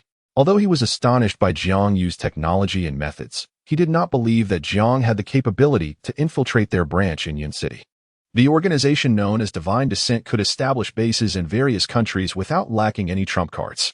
Of course, you are currently on Chinese soil, and you dare to act recklessly on the land of our people, conducting experiments on our bodies to create those grotesque abominations devoid of any moral compass. Do you not find this laughable? I am unaware of what kind of organization Divine Descent truly is, but since I have encountered you, it is my duty as a Chinese citizen to stand firm. When the heavens collapse, it is the tall who must bear the weight. Unfortunately for you, I am the tallest here, Jiang Yu stated with an indifferent demeanor. In that case, we shall resort to combat. It is truly regrettable, as I had previously held you in such high regard for joining us. Trock replied with a blank expression, his tone laced with coldness and murderous intent. With a resounding bang, the table laden with refreshments and tea shattered instantaneously, and from the wreckage emerged an extraordinarily thick leg. This leg sliced through the air with a howling wind, sending tea and snacks flying as it swiftly aimed at Jiang Yu. Its attack ferocious and brutal. Any ordinary person caught in this strike would undoubtedly suffer a grievous injury, perhaps even losing a limb. However, Jiang Yu, having unlocked the 2nd stage of his genetic lock, had already sensed the wind as Trock raised his leg and leaned back instinctively, retaliating with a powerful kick of his own. Bang! In an instant, 2 legs of varying thickness collided fiercely, producing a fleeting yet dazzling spark and an invisible, powerful shockwave. What? Upon witnessing Jiang Yu catch his kick with mere flesh, Trock's face contorted in disbelief. He was the initiator of the 2nd-tier gene lock. The force of his kick could obliterate a load-bearing wall, let alone a person so much frilier than himself. Could it be that you two have unlocked the gene lock? Trock questioned incredulously. What? Is the gene lock exclusive to your divine lineage? Jiang Yu scoffed coldly, then, without lingering, performed several agile rolls to swiftly retreat, widening the gap between them. As he rolled, he slightly clenched his left fist. The ring on his finger received a signal and activated, enveloping Jiang Yu in a myriad of liquid metal. In the midst of his acrobatic maneuvers, he completed the donning of his nano armor. Today, even if you can be resurrected, you shall perish here. Jiang Yu, now clad in armor, hovered in the air, his chilling words emanating from within the suit. Trock gritted his teeth, his expression fluctuating between anger and uncertainty, before raising his hand and swinging it violently. The individuals from the Divine Descent swiftly charged towards the guard and the elite troops. Observing the oncoming Jiang Yu, I gradually extended my hand, and as the nanoparticles danced and transformed, a plasma spear materialized in my grasp. Everyone, Prepare to engage. Jiang Yu's indifferent voice resonated through the headset. Crush them. Kill. In that moment, the fervor for battle ignited within both factions. At the Sanctuary of Flames, the elite troops advanced at the forefront, supported closely by the guards, and within the span of a mere minute, the distance between the two sides diminished to a mere breath, entering each other's firing range. Bang, boom, crack, boom. In this once hallowed ground of the Lin family tomb, it has now transformed into a colossal battlefield teeming with thousands engaged in fierce combat. Armed helicopters from both sides swiftly and accurately unleash a barrage of rockets and missiles at one another. Armored vehicles traverse the war-torn landscape, their weaponry activated, unleashing relentless bombardments upon any visible enemy. Clad in nano-combat suits, Jiang Yu and Jarvis act as veritable war machines, wielding an array of weapons perfectly suited to their surroundings. Even the initiators of the third-level gene locks find themselves pierced and perished before the unparalleled destructive technology of Jiang Yu's nano-armor. The war rages on, and the nearby shelters, witnessing this spectacle, can't help but gasp in astonishment. This is the epitome of celestial beings clashing in battle. Chapter 174. A life for a life as Muddy arrives. The struggles among these shelters remain largely confined to the realm of true men engaging in one-on-one duels with knives, guns, and clubs, or chaotic skirmishes involving multiple combatants. Firearms are rarely employed. Although each shelter possesses weapons, including heavy machine guns, they are loath to use them. Firearms are, after all, consumables. Once depleted, they are irrevocably lost. Coupled with the recent purge of the Lin family, the ammunition within their sanctuary has dwindled to a mere handful. Thus, the guiding principle of these refuges is that valuable resources should be employed judiciously. Firearms will only be utilized in dire circumstances. However, while they reveled in the excitement of their recent exploits, counting how many supplies they had seized through sheer force of will, they could not help but marvel at the conflict between the Divine Descent and the Ember Sanctuary, feeling a deep sense of awe and envy. The disparity between their sanctuaries and those of the Divine Descent and Ember was akin to the chasm between adults and children. The Ember Sanctuary had already harnessed cutting-edge technology and formidable combat capabilities, while the Divine Descent wielded nuclear deterrence with ease, making their gap all too apparent. Many sighed at this realization.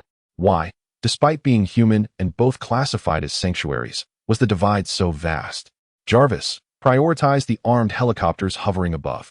We must secure air superiority, Jiang Yu commanded, surveying the battlefield. Gaining control of the skies would relieve them from the constant threat of aerial assaults, allowing them greater freedom to strike back. Understood, sir, Jarvis responded promptly, immediately engaging the thrusters to swiftly accelerate toward the armed helicopters. Meanwhile, Jiang Yu remained on the ground, continuing the battle. 5 minutes later, under the relentless bombardment orchestrated by Jarvis, the enemy's helicopters began to erupt in a series of spectacular explosions, illuminating the sky with brilliant fireworks. As the onlookers gasped in astonishment, Jarvis had obliterated the aerial units of the opposing forces. Yet, the conflict on the battlefield persisted. Although merely a few minutes had elapsed since the onset of the skirmish, numerous casualties had already accumulated. In the face of such fierce artillery fire and bombardment, it was nearly impossible for anyone to emerge unscathed. However, in stark contrast, the enemy forces exhibited unmistakable signs of a gradual collapse.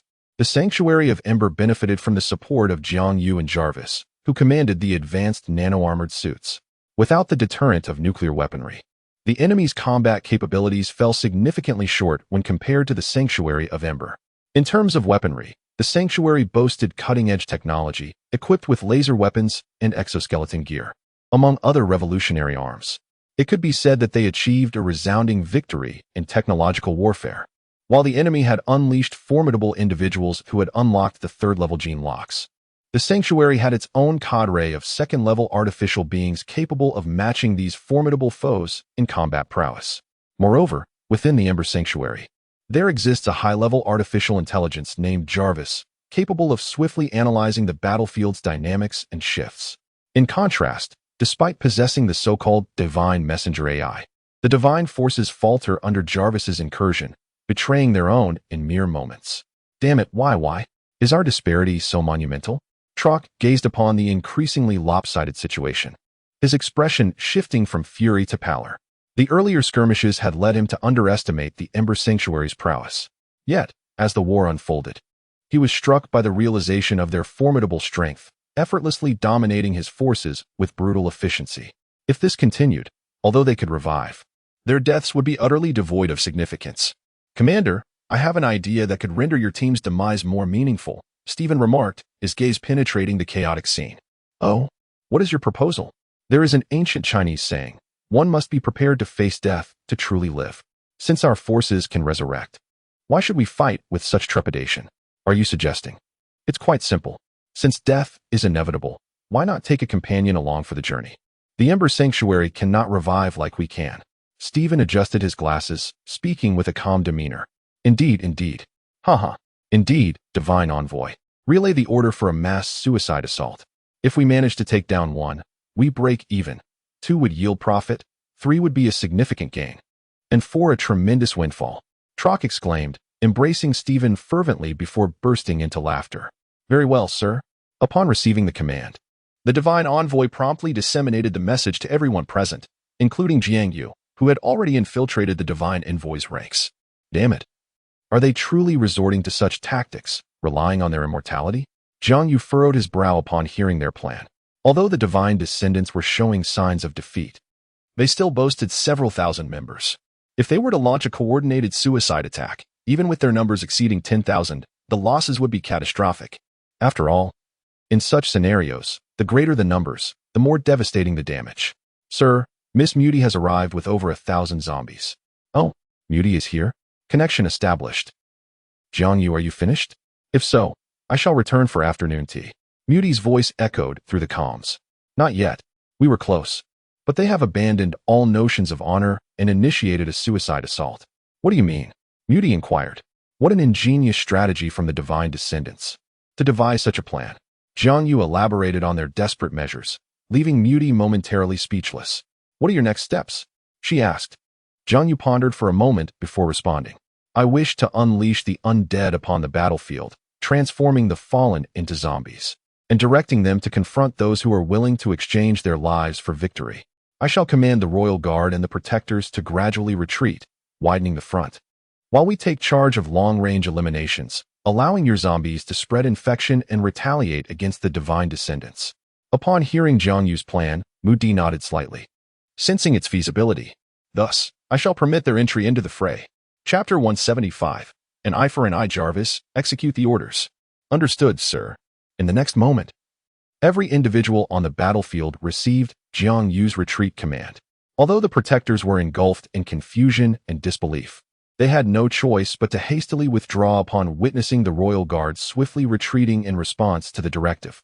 While the ground forces retreated, the aerial units of armed helicopters continued to unleash a relentless barrage upon the advancing Divine Descendants, providing cover for the Protectors and Royal Guard below.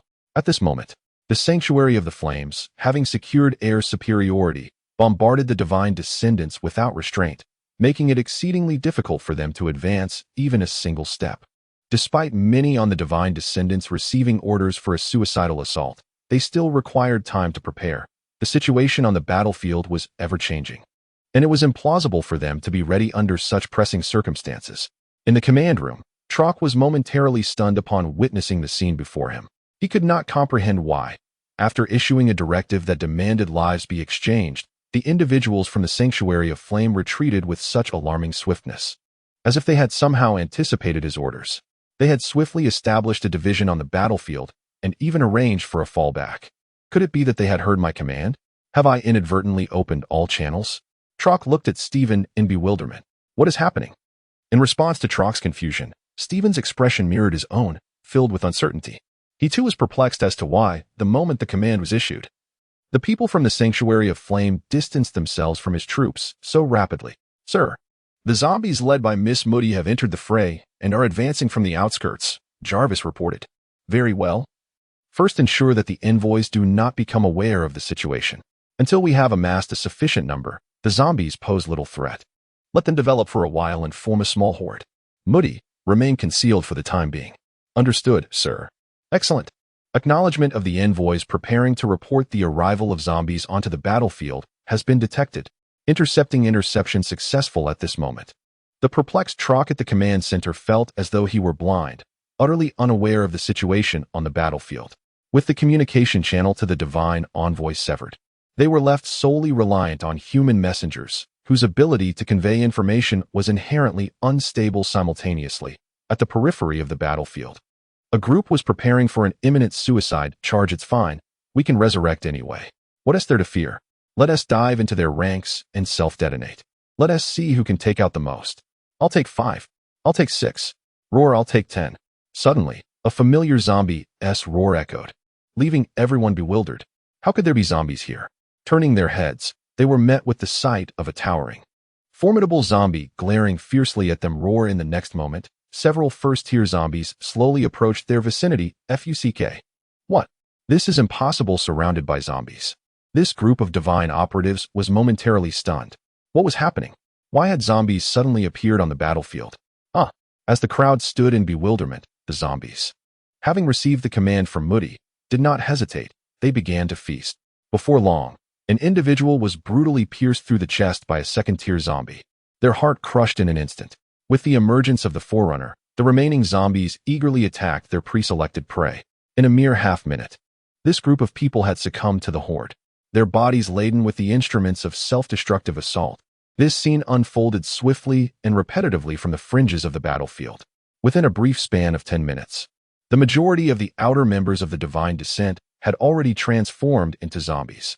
Once the ordinary members of the periphery had fully mutated, the next target would be those in the center who had activated their genetic locks. Roar. Roar. Initially, those who had witnessed the temporary halt of the battle were in the midst of replenishing their weapons and ammunition, hoping for a grand triumph in the next encounter. However, before they could ready themselves, they were startled by the sounds of zombie howls. As they cautiously surveyed their surroundings, they were met with the sight of several bomb-laden zombies racing towards them. What? Were they not members of the second squad? How had they turned into zombies? In an instant, some individuals recognized the approaching horde of zombies, their faces etched with astonishment as they swiftly reacted, drawing their weapons and shooting with precision. A bullet piercing the skull of one unfortunate creature. A haunting wail escaped the zombie's lips as it collapsed to the ground. However, the sheer number of the undead overwhelmed them, and before they could fully comprehend the situation, 2 zombies swiftly advanced towards them. With a resounding click, the safety pins of the grenades at their waist were pulled, signaling impending chaos. One team member, eyes wide with horror, caught a glimpse of a comrade launching a powerful kick at the nearest zombie, his foot arcing through the air with the force of a freight train. No, the team member shouted, rushing to embrace the zombie in a futile attempt to prevent it from falling. Yet, as the kick connected, he found himself thrown to the ground, the very creature he sought to save now toppling over him. With a thud, despair washed over him as he hit the earth, the sound echoing in his ears. In those final moments, he cast a glance at the confident teammate, who flashed a cheerful smile. With a gesture of international camaraderie, he raised his hand. Just then, an explosion erupted, and before the kicker could comprehend the gesture, a brilliant flare of fire engulfed the scene. In an instant, all sensation faded, leaving him with the ethereal feeling of his soul transcending into the unknown. As the detonation commenced, everything they had sacrificed in exchange for life was consumed by the explosion, compounded by the fallen zombies strewn across the ground. In an instant, a terrifying blast engulfed the entire scene. At that moment, Trock, stationed in the command center, finally became aware of the explosion. Chapter 176. The Closure of the Divine Envoy. The final sprint. The deafening roar of the explosion reverberated in Trock's ears, and the towering flames erupting from his own position rendered him momentarily dazed. As he turned to Stephen, intending to utter a few words, he was caught off guard by yet another explosion in a different location, followed rapidly by a second, a third, and a fourth. Ultimately, the entire central area was engulfed in flames before Trock gradually regained his senses and turned to Stephen. What in the world is happening? For the first time, Trock, the Divine Son, was overcome with panic. He was utterly bewildered. Had he not ordered the attack on the opposing side? Why then had the devastation begun on his own turf, and with such ferocity? Noticing Stephen's equally perplexed expression as he shook his head in confusion, Trock shouted, Divine Envoy, Divine Envoy. What is occurring? Why is this happening? What is the cause of the explosions? What are the casualty figures? Where is the report? Trock's face was a mask of anxiety as he questioned. I apologize, sir, but I have not detected any explosions here. The cold tone of the divine envoy's response sent a chill through Trock, as if he were plunged into an icy abyss. His complexion instantly turned ashen, only to be swiftly replaced by a furious flush. What do you mean? No explosion detected. Am I to believe that the scene of destruction before my eyes is merely a 3D film? Is everything I perceive nothing but an illusion? Are the dismembered remains soaring through the sky mere figments of my imagination? Trock slammed his fist on the table in rage, cursing vehemently. Reassessment in progress. Assessment complete. Sir, multiple explosions have been detected within the camp. Your judgment is requested. Upon hearing the words of the envoy, Trock felt an overwhelming desire to seize him and strangle him. He had witnessed the explosions for quite some time, yet only now did the envoy respond. What good was that? Regaining his composure, Trock continued. What is the cause of the explosions? Unknown. Casualties. Counting in progress. You don't know this. You don't know that. What the hell do you actually know? Trock nearly spat blood in frustration.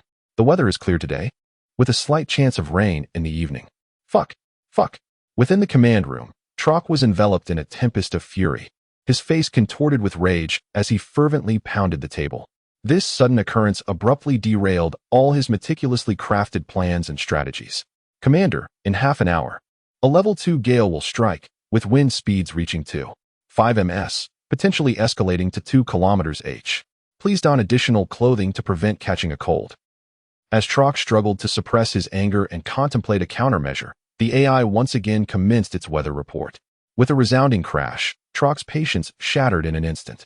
He stood up in a frenzy and forcefully disconnected the AI's main power supply. What a useless artificial intelligence. They are already at our doorstep. And you still choose to announce the weather? Damn it, I've always said artificial intelligence is unreliable, and now I see it firsthand. Trock felt an overwhelming desire to strike down the very being who had once extolled the virtues of artificial intelligence, questioning what was so commendable about it. A level 2 gale, for heaven's sake, when did that ever qualify as a strong wind? Surely, even a 3-year-old child wouldn't catch a cold from such a breeze. Sir, the AI has been physically shut down and cannot be reactivated. Oh, it does not possess a backup? This AI was merely a projection, thus, no backup existed. Very well, it matters not. The zombie tide has nearly formed. Inform Moody to commence a full-scale advance. Our aerial forces will provide assistance. As the order was given by Jiang Yu, Moody, hidden in a corner, swiftly commanded the zombies to advance towards the heart of the divine descent. Utilizing the cover of explosive artillery and aerial combat units, the zombies clad in divine descent battle attire effortlessly penetrated the billowing smoke, reaching the innermost area. Within the ranks of the divine descent, the command center where Trock resided was nestled at the core of the encirclement, the safest location.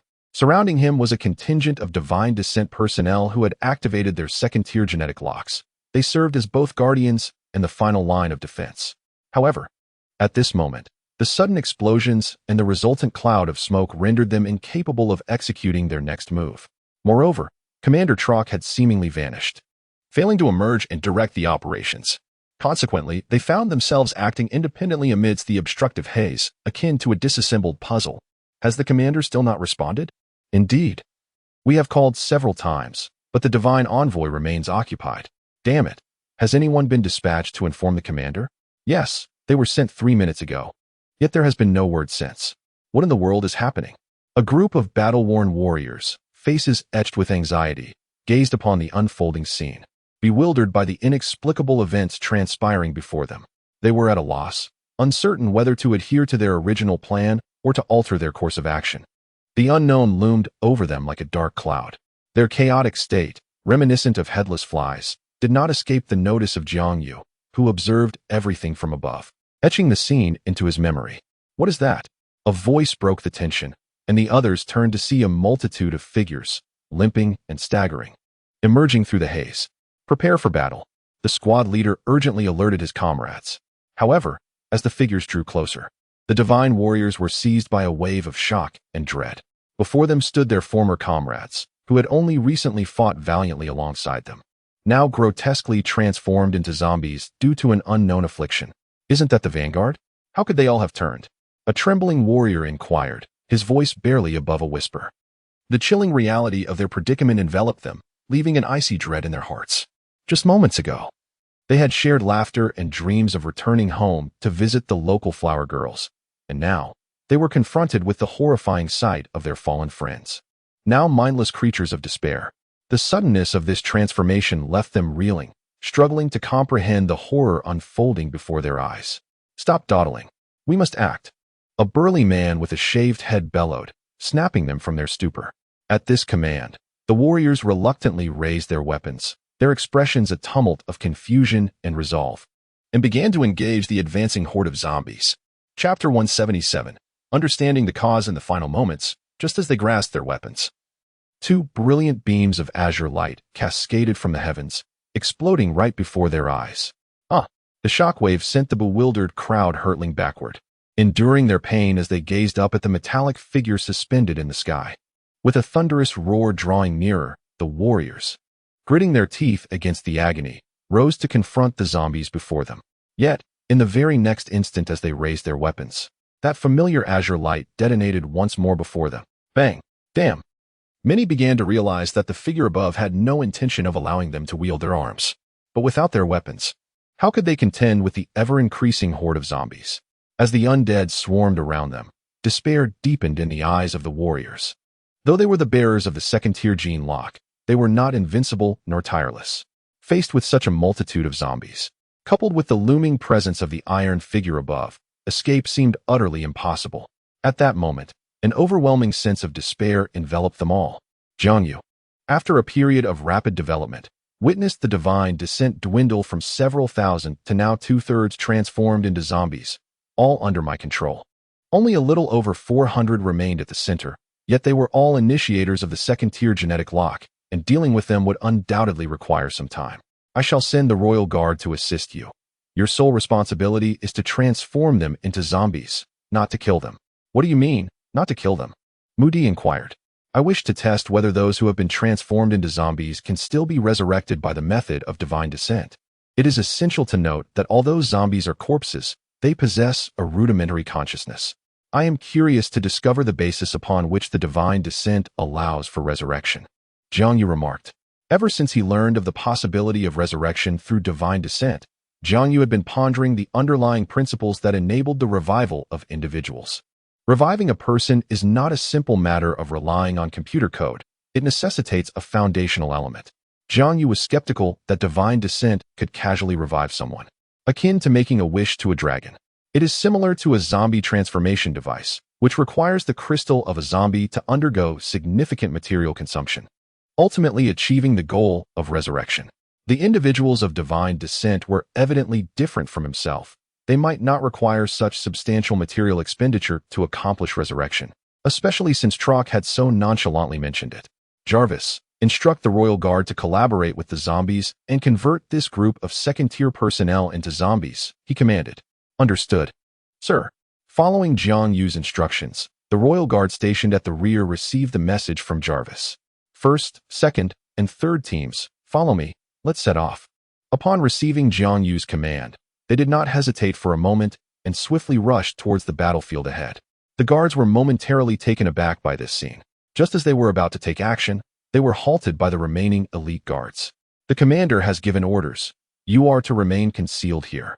Roar, roar. With the divine presence here, under Jiang Yu's aerial firepower intimidation, they were utterly unable to wield their weapons and could only resort to close combat against the horde of zombies. Yet, no matter how valiantly they fought, they were merely individuals facing dozens of foes, some of whom were transformed zombies from first-tier gene lock initiators, rendering them incapable of mounting a proper defense, merely managing to fend off the relentless onslaught. The armored vehicles, which had served as their instruments of devastation, had long been obliterated by the figure in the sky, leaving them utterly devoid of resources and left with nothing but a desperate struggle for survival. In the command room, Trock was rubbing his head in frustration, his mind racing for a viable solution. Report to the commander. A sudden influx of zombies has emerged, and our forces are already engaged in combat with them. Please advise. Just as Trock was sinking into despair, watching the flames rise outside, a voice called out from beyond the door. What? Zombies? How did they get in here? As the horde of zombies surged in, Trock was left utterly bewildered. How could such a massive influx occur without any prior warning? Although he had deactivated the divine messenger, it hadn't been long since he had done so. Commander, could it be that the divine messenger's artificial intelligence has been compromised? After a moment of contemplation, Stephen hesitated before mustering the courage to glance at Trock, his expression a mixture of concern and complexity. What? Trock turned to Stephen, momentarily believing he had misheard. The divine messenger has been compromised? Stephen continued, to my knowledge, the Ember Sanctuary possesses a highly advanced artificial intelligence. While the divine messenger is indeed an AI, it is merely a projection, not the core entity housed within the base. Could it be that this mere projection was easily manipulated by the Ember Sanctuary's AI, transforming it into their own? Stephen's tone was grave, and upon hearing his words, Trock fell into a deeper silence. Reflecting on the recent events, he sensed the truth in Stephen's assertion, failing to detect the explosion, misreporting the weather. It all felt as though they were functioning as mere shadows of their potential. With a resolve born from urgency, he activated the divine messenger once more. Greetings, esteemed son of God Trock. The divine messenger is delighted to serve you. The cold, mechanical greeting echoed in the air. Jiang Yu, this time you have triumphed, but do not mistake this for a perpetual victory. Next time, I shall prepare thoroughly to outmaneuver you. In the command room, Trock's ominous and furious tone reverberated. I await you. Jiang Yu's voice echoed through the microphone, momentarily affirming the veracity of Stephen's words. Commander, what shall we do next? Stephen, witnessing this scene, inquired with an anxious expression. Stephen, we have lost. Upon hearing these words, Stephen's countenance transformed dramatically. It was the first time he had ever heard his immensely proud commander concede defeat. It is of no consequence. We still have an opportunity. This loss stemmed from our lack of understanding of the enemy. When we return next time, the outcome shall be altogether different. Trock stated with a calm demeanor. He subsequently produced several grenades, handing one to Stephen while retaining another for himself, discarding the rest onto the ground. Chapter 178. Torturous Interrogation and Post-War Report. Crack. Crack. Boom. Boom. Outside the door, the soldiers awaiting news heard the sounds of two spherical objects striking the ground, followed by a faint rolling noise. Then, a blinding flash of light rapidly engulfed them. They scarcely had time to react before being overwhelmed by the sudden eruption of flames. Boom. As the command room erupted in explosion, the combat personnel stationed in front turned to look back towards the direction of the command room. In that moment, bewilderment painted every face, each reflecting an expression of utter confusion. Was it not agreed that we would exchange our lives for one another? How could one simply choose to end their own life? In this moment, witnessing the Commander Trock's suicide, their fighting spirit dissipated entirely, and the very thought of survival eluded them. After exchanging glances, they reached for grenades at their waists, removed the safety pins, and swiftly advanced toward the horde of zombies. After all, death merely meant resurrection. With their commander having chosen to end his life, why should they proceed with trepidation? As they drew nearer to the zombies, formidable figures burst forth from the smoke, forcefully restraining the grenades they were about to hurl to the ground, preventing them from detonating. Upon seeing the newcomers, their expressions shifted to one of shock and confusion. This group was none other than the inhabitants of the Sanctuary of Ember. What was their purpose? They could scarcely believe that these individuals had come to aid them. Moreover, were they truly capable of exerting such strength? For a moment, even those who had unlocked their second-tier gene locks found themselves utterly unable to budge the arms of these elite guards. Suddenly, one of the guards produced a handle from their other hand, from which a stream of metallic liquid began to flow, ultimately transforming into a nearly 2-meter-long nanoblade. Subsequently, the guards wielded the long knife in one hand while firmly grasping their arms with the other, delivering a devastating blow. In the next instant, the bewildered individuals felt a sharp pain radiate through the arm that held the grenade. A wave of despair washed over them. They turned their heads, cursing in fury, only to be confronted with the horrifying sight of their arms severed at the shoulders. A searing pain engulfed their minds, compelling them to gasp for breath in a desperate attempt to alleviate the agony. With each resounding thud of the blade, the individuals wielding grenades found their arms brutally severed. The severed limbs were tossed high into the air by the elite guards, only to be detonated mid-flight by Jiang Yu's explosive fire. Boom, boom. The grenades, ignited in a chain reaction, unleashed an overwhelming gale that rendered those below utterly immobile. What do you intend to accomplish? One of the divine beings glared at the elite guards, his face a mask of fury and bewilderment. He was profoundly perplexed as to why these individuals could so brazenly disregard the zombies' menacing presence and charge forward. What could possibly drive them to risk their lives in such a manner? Just as they grappled with their confusion, they beheld the very zombies that should have devoured them standing obediently behind, devoid of any movement, as if these individuals were their leaders. This. The divine being stared in disbelief at the scene before him, only to have a sudden realization strike him. The Lord Zombie? The one from Highshire has not perished? You have tamed it? He exclaimed, his face a portrait of shock. Upon hearing the words that escaped from this individual's lips, the elite guards found themselves less urgently affected. Instead, they opted to report the news, allowing Jiang Yu to make the final decision. For the matter at hand concerned Mu Di, and they could not afford to take it lightly. Seize those individuals. You shall personally interrogate them. If necessary, hand them over to Jarvis for reconditioning.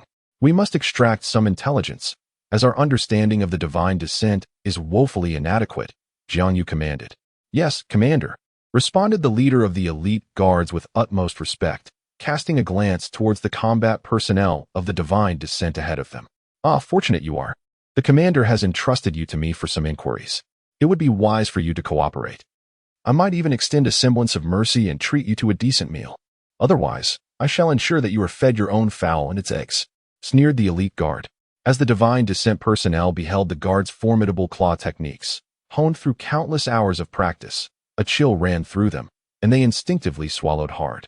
They could only watch helplessly as they witnessed their comrades brutally maimed by this deranged group, subsequently succumbing to infection and transforming into zombies.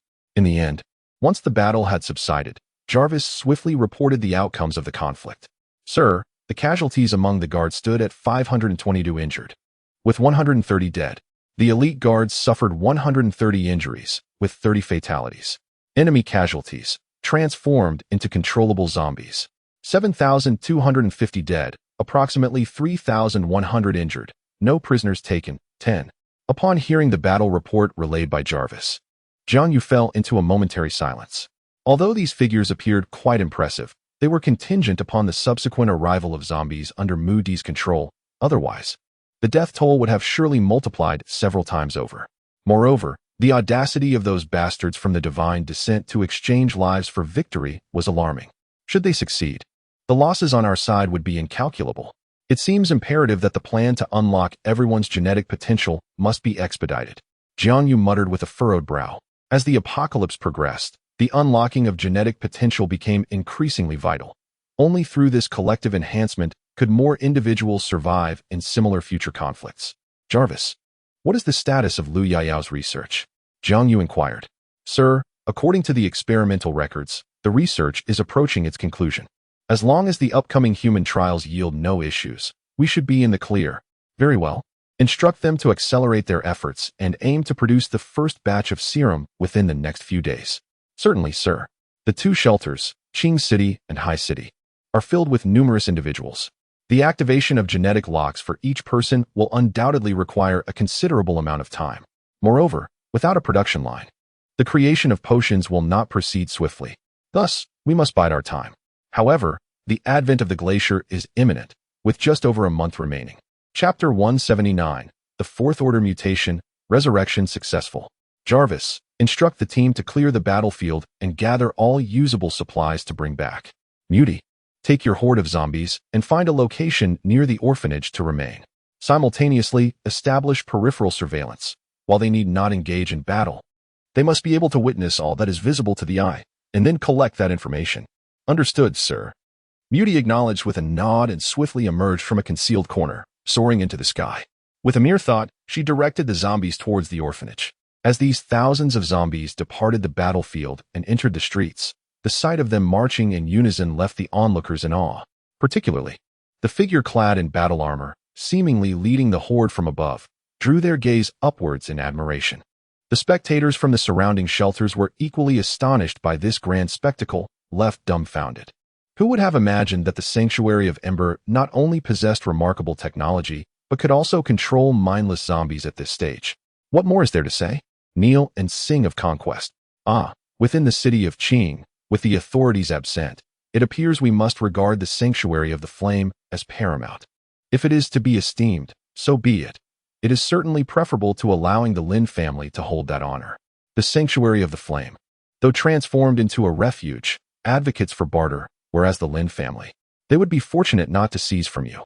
Indeed, due to the circumstances of this battle, the mission of the Qing City Guard has been regrettably suspended, with the resumption time to be announced later. After meticulously clearing the scene, the Sanctuary of the Flame departed towards its refuge, accompanied by a severely injured fourth-tier zombie, leaving behind only scorched earth.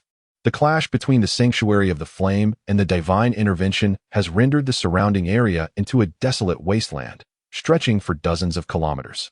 Even the Lin family's burial grounds have been utterly ravaged.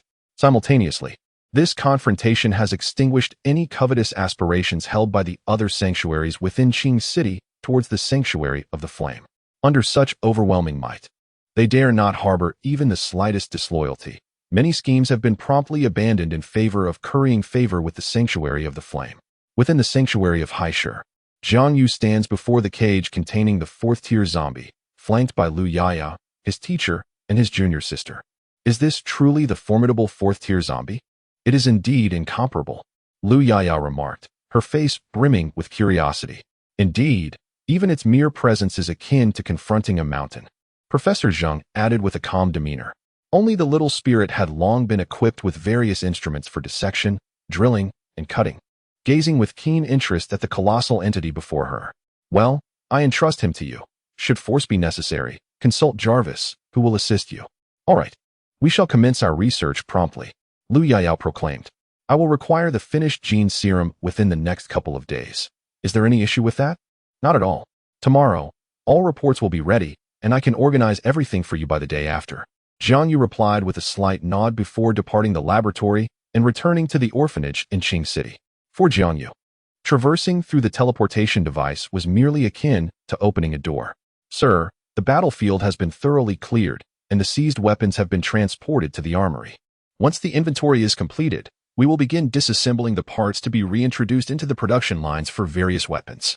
Ah, by the way, sir, the commanders of the shelters throughout Qing City have submitted requests to meet with you. Would you like to arrange a meeting? Certainly, however, it suffices to engage with the 5 most formidable shelters. There is no need to concern ourselves with the indecisive ones. Very well, sir. The meeting for tomorrow afternoon has been arranged. Sir, Dr. Lu Yaya has requested that I inform you of a matter. After you delivered the 4th-tier zombie today, the previously dormant 4th-tier zombie inexplicably became exceedingly agitated and exuberant. Upon hearing this news, Jiang Yu furrowed his brow, puzzled yet unable to deduce the cause. Ensure that the personal guard keeps a vigilant watch. For the time being, they should refrain from any contact. Any minutiae regarding this situation must be reported, and you shall filter out any superfluous information. Understood, sir. Within the shelter, under Jiang Yu's directives and Jarvis's calculations, the post-war recovery is proceeding in an orderly fashion, which includes the surveillance of thousands of zombie sentinels around the orphanage, orchestrated by Mu Di.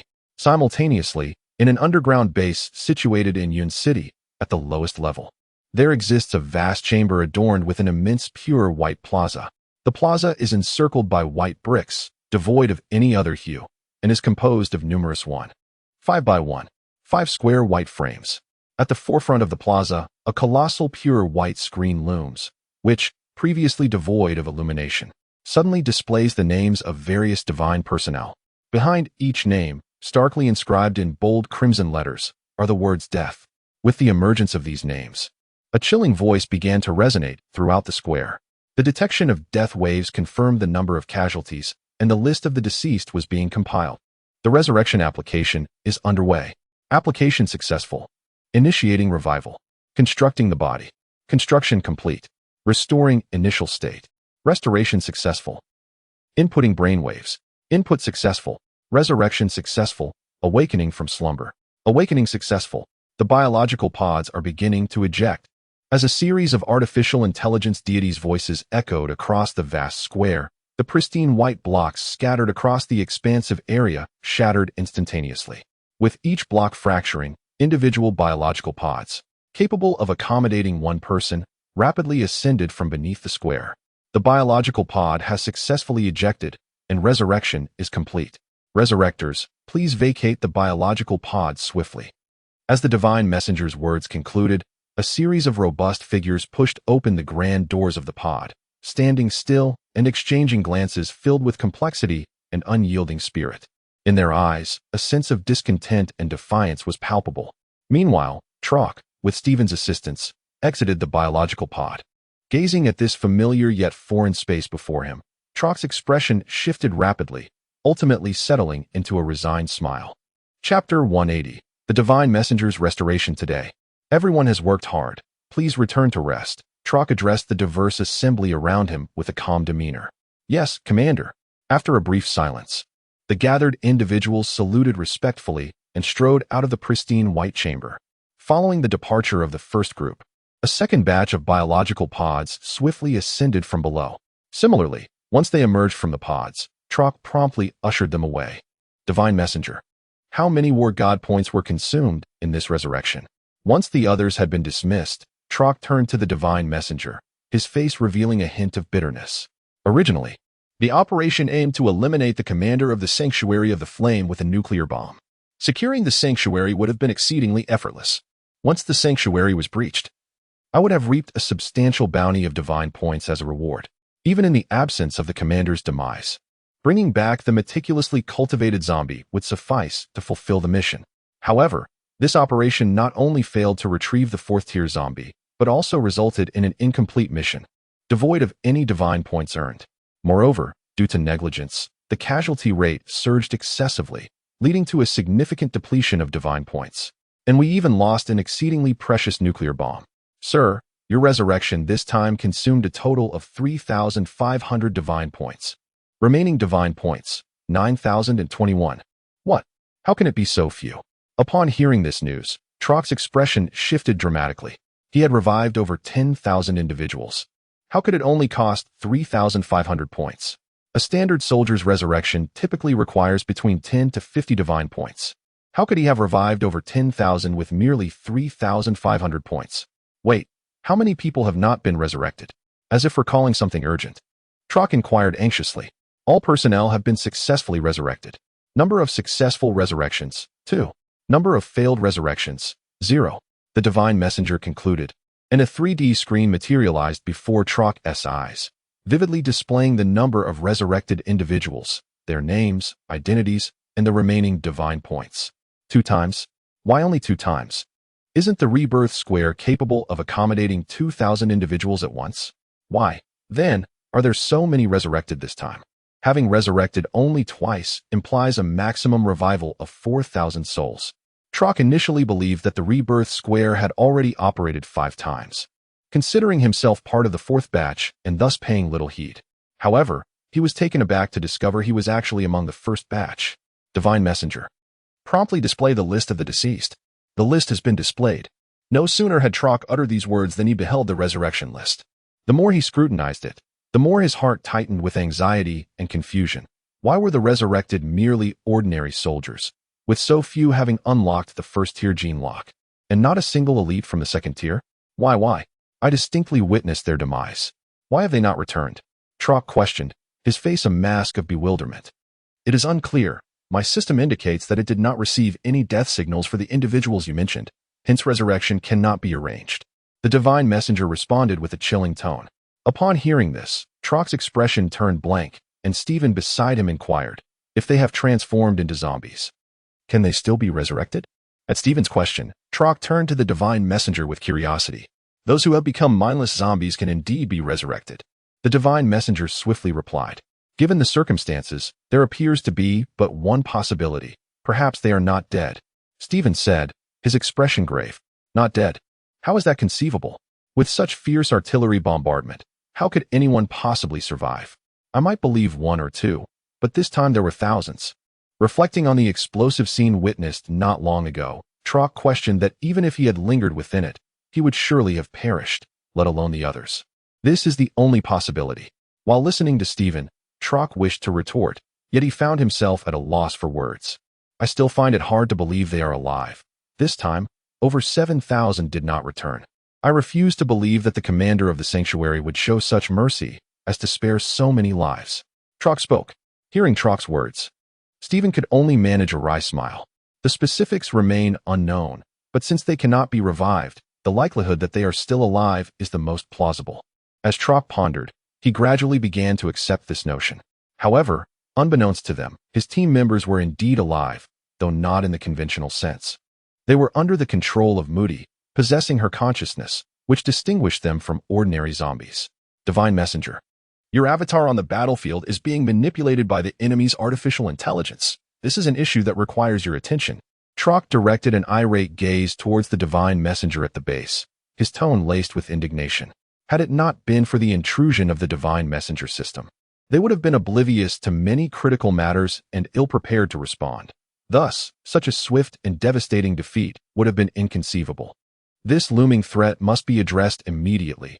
Otherwise, should another conflict arise and the Divine Messenger system be compromised once more, they would merely be sacrificing their lives in vain. Initiating self-assessment. Assessment completed. Traces of an unidentified artificial intelligence detected. Commencing eradication. Eradication successful. Strengthening system firewall. Strengthening successful. The avatar has been fortified and configured with a self-cleansing mode. It will automatically activate upon detecting any external traces. Upon hearing the words of the Divine Messenger, uncertainty flickered in Trock's gaze.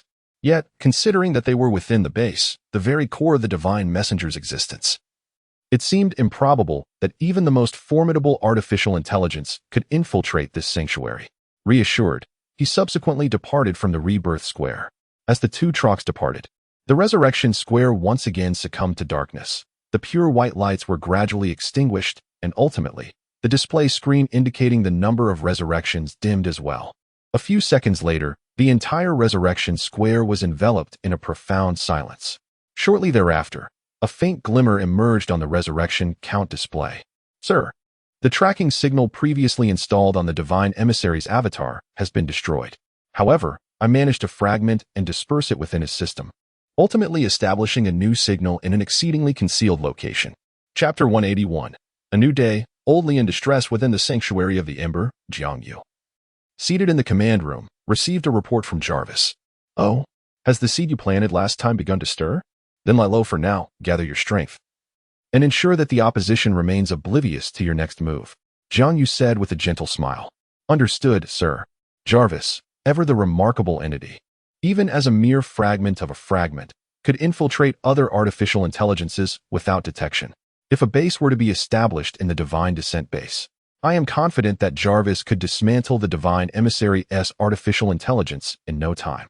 As night gradually descended, the clamor of the day seemed to quiet down, fading into the stillness brought forth by the encroaching darkness. Within a modest sanctuary situated not far from the Lin family's necropolis, a gaunt youth was engaged in a rapid, undulating motion atop a maiden. The maiden beneath him, her countenance etched with despair, gazed upon the lifeless forms of her parents, brother, and younger sibling, as well as a youth bound and helpless, his eyes mirroring her desolation. Ah! With a suppressed cry and a tremor, the maiden, enduring the pain, fixed her gaze upon the handsome youth before her. Ordinarily, the comeliness of this youth might have swayed her had he courted her affections, yet he had chosen a more expeditious route, though the path was not without its roughness. For the youth, gratification and swiftness were paramount. No need for circumlocution. What are you gawking at, you wench? Another glance, and I'll pluck out your eyes. It's your fortune that I'm gracing you with my presence. Many a woman would queue for such an honor, yet I deign to bestow it upon you. Smack. Irritated by the maiden's resentful stare, the youth delivered a resounding slap to her face. The blow further marred her already bruised visage, causing it to swell and redden. Young Master Xin Yuan, when shall we depart for the Ember Shelter? One of two burly men standing beside the youth inquired. Tomorrow, perhaps. It is far too late now, and rest is in order. Procure some victuals and remove these unsightly corpses. Do not disturb my repose. Xian Yuancheng gently caressed the young girl's swollen cheek and spoke softly. Very well, my lady. Several guards, their expressions impassive, lifted the bound youth, one by each limb, and carried him away from the room. At that moment, the chamber was left with only the young girl, the young man, and another youth whose eyes were vacant and whose hands and feet were bound. Having watched such an enticing tableau for so long, I trust you found it rather enjoyable? I must say, your girlfriend is quite the catch. It seems you have claimed her first, although it is somewhat regrettable. However, given that your encounters have been few, your girlfriend remains in a rather pristine state. Xian Yuancheng observed the despondent visage of the bound youth, a faint smile playing on his lips. Subsequently, he continued his endeavor beneath the gaze of the youth, whose eyes were filled with despair. The following morning, as the sun ascended, its brilliant rays illuminated 95% of the world's shadowed corners, bringing temporary light to their existence. The onlookers gazed up at the sun, collectively expressing their relief. We have survived another day. Within the refuge, the Qing City Guard, having finished their breakfast, boarded their vehicles and, under the guidance of the personal guard, set out to retrieve those residents who had passed the assessment. Old Zhao was an ordinary man from a modest neighborhood in Qing City, living with his wife and 2 sons who had successfully entered university. Before the cataclysm, although he was in the throes of middle age and his salary was modest, the presence of his sons, both university students with part-time jobs, allowed the family to maintain a reasonably comfortable existence. In the face of impending doom, this family has managed to survive through frugality and the careful storage of supplies. Despite enduring the trials of a zombie crisis and the perils of human conflict, they have ultimately emerged unscathed. At this moment, their faces radiate joy and contentment. The reason for their elation is the recent qualification of their 2 sons to join the Sanctuary of the Flame, allowing them to accompany their elderly parents into a haven where they can enjoy the latter half of their lives in peace. What is the Sanctuary of the Flame? You might wonder. At this juncture, it is a topic of widespread discussion throughout Qing City, with forums inundated with posts detailing its amenities and lifestyle, new threads appearing every minute, igniting envy among the populace. Now, they too are on the brink of joining this coveted refuge, finally poised to escape their current plight. However, their joy is short-lived, as their neighbors have set their sights on their coveted slots. Overwhelmed with happiness after their approval, the family inadvertently let slip the news, which was overheard by their neighbors. This revelation incited a nefarious scheme from the neighbor, who happens to be the brother of the community committee chairperson. He exploits his sister's position of power within the neighborhood, engaging in acts of intimidation and resource theft from fellow residents, often enlisting the help of local thugs to assert dominance. In these dire times, the residents find themselves powerless to call for help, feeling as though they are trapped with no escape, and any notion of resistance seems utterly futile. Even though the world now faces its twilight, the ordinary citizens remain slow to shift their perceptions. Coupled with the fact that the neighborhood committee represents the authorities, none dare to take the initiative. One fateful day, as they stirred up trouble as usual, they truly provoked a particular household. The male head of that family, in a fit of rage, wielded a knife and fatally struck down a young thug, which immediately silenced the others. This incident illuminated the significance of force and the reality of bloodshed, awakening the collective consciousness of the populace. Just as tensions escalated towards a potential conflict fueled by vengeance, it was ultimately his sister, the chairwoman, who intervened, deftly minimizing the situation. Through a barrage of moral and legal appeals, she compelled the man to offer some form of restitution, thus averting further discord. Although the ordinary citizens recognized the value of strength, they found themselves outmatched in persuasion by the chairwoman. Having adhered to the established order for so long, they struggled to dismantle the principles they had upheld, allowing the chairwoman to resolve the dispute without bloodshed. The younger brother, shaken by the incident and under his sister's admonition, found greater stability among his rowdy companions. However, when they learned that their neighbor, Old Li, had actually secured a spot, their jealousy reached a boiling point. They immediately rushed to Old Li's home, threatening him to relinquish the spot, or else face dire consequences for his entire family. Chapter 182. Threats and Intimidation. Unable to join. Having lived a life of honesty and integrity, Old Li was ill-prepared to withstand such intimidation. Yet, upon witnessing his son, bruised and battered, and his wife held captive beside him, he ultimately nodded in silent acquiescence. He feared that if he did not comply, they might not even survive until the following day to reach the shelter. As dawn broke and the vehicles from the Ember Refuge arrived, his sister's family, who served as the community committee director, eagerly awaited downstairs. Upon spotting the bus from the refuge, their faces lit up with expressions of elation. At last, they would be able to escape this cursed place for a more habitable environment. Meanwhile, upstairs, Old Li's family wore expressions of despair. What was once a hard-won opportunity had been snatched away from them. Old Li's 2 sons were filled with rage and resentment, yet they felt powerless to act. Since time immemorial, the awareness that commoners should not contend with the authorities was deeply ingrained in their bones, even in the face of apocalyptic circumstances. And despite the recognition of the importance of strength, a humble family like theirs dared not resist in the slightest. Li Long and Li Hu, are you here? The bus came to a halt, and 2 members of the security team disembarked, their expressions grave as they surveyed the surrounding residents. Upon hearing that this group was here to fetch the family of old Li, the onlookers could not help but marvel at their extraordinary fortune. They cast envious glances around them. However, to their astonishment, they found no trace of old Li's family. Logically, in such circumstances, they should have been prepared to emerge long ago. As the crowd buzzed with confusion, Lu Hongmei, the community committee director, promptly approached the security team accompanied by her husband, son, and brother. "Greetings, comrades. I am the director of the community committee for this neighborhood. Allow me to explain. The old Li family has voluntarily relinquished their right to reside here and has transferred their eligibility to us. Therefore, we kindly request to be admitted to your esteemed refuge," Lu Hongmei said with a warm smile. The surrounding crowd erupted in disbelief at Lu Hongmei's declaration. The old Li family has given up their chance to enter the shelter? How could that be possible? I heard just the other day how eager they were to gain entry. Another voice chimed in. Indeed. Who in their right mind would turn down the opportunity to join such a splendid refuge as the Ember Shelter? There must be some underlying issue. A collective sigh echoed as they contemplated that it seemed old Li's family would never gain access to the Ember Shelter in their lifetime. As whispers circulated throughout the gathering, Lu Hongmei maintained her serene demeanor, her face adorned with a gentle smile directed at the security team.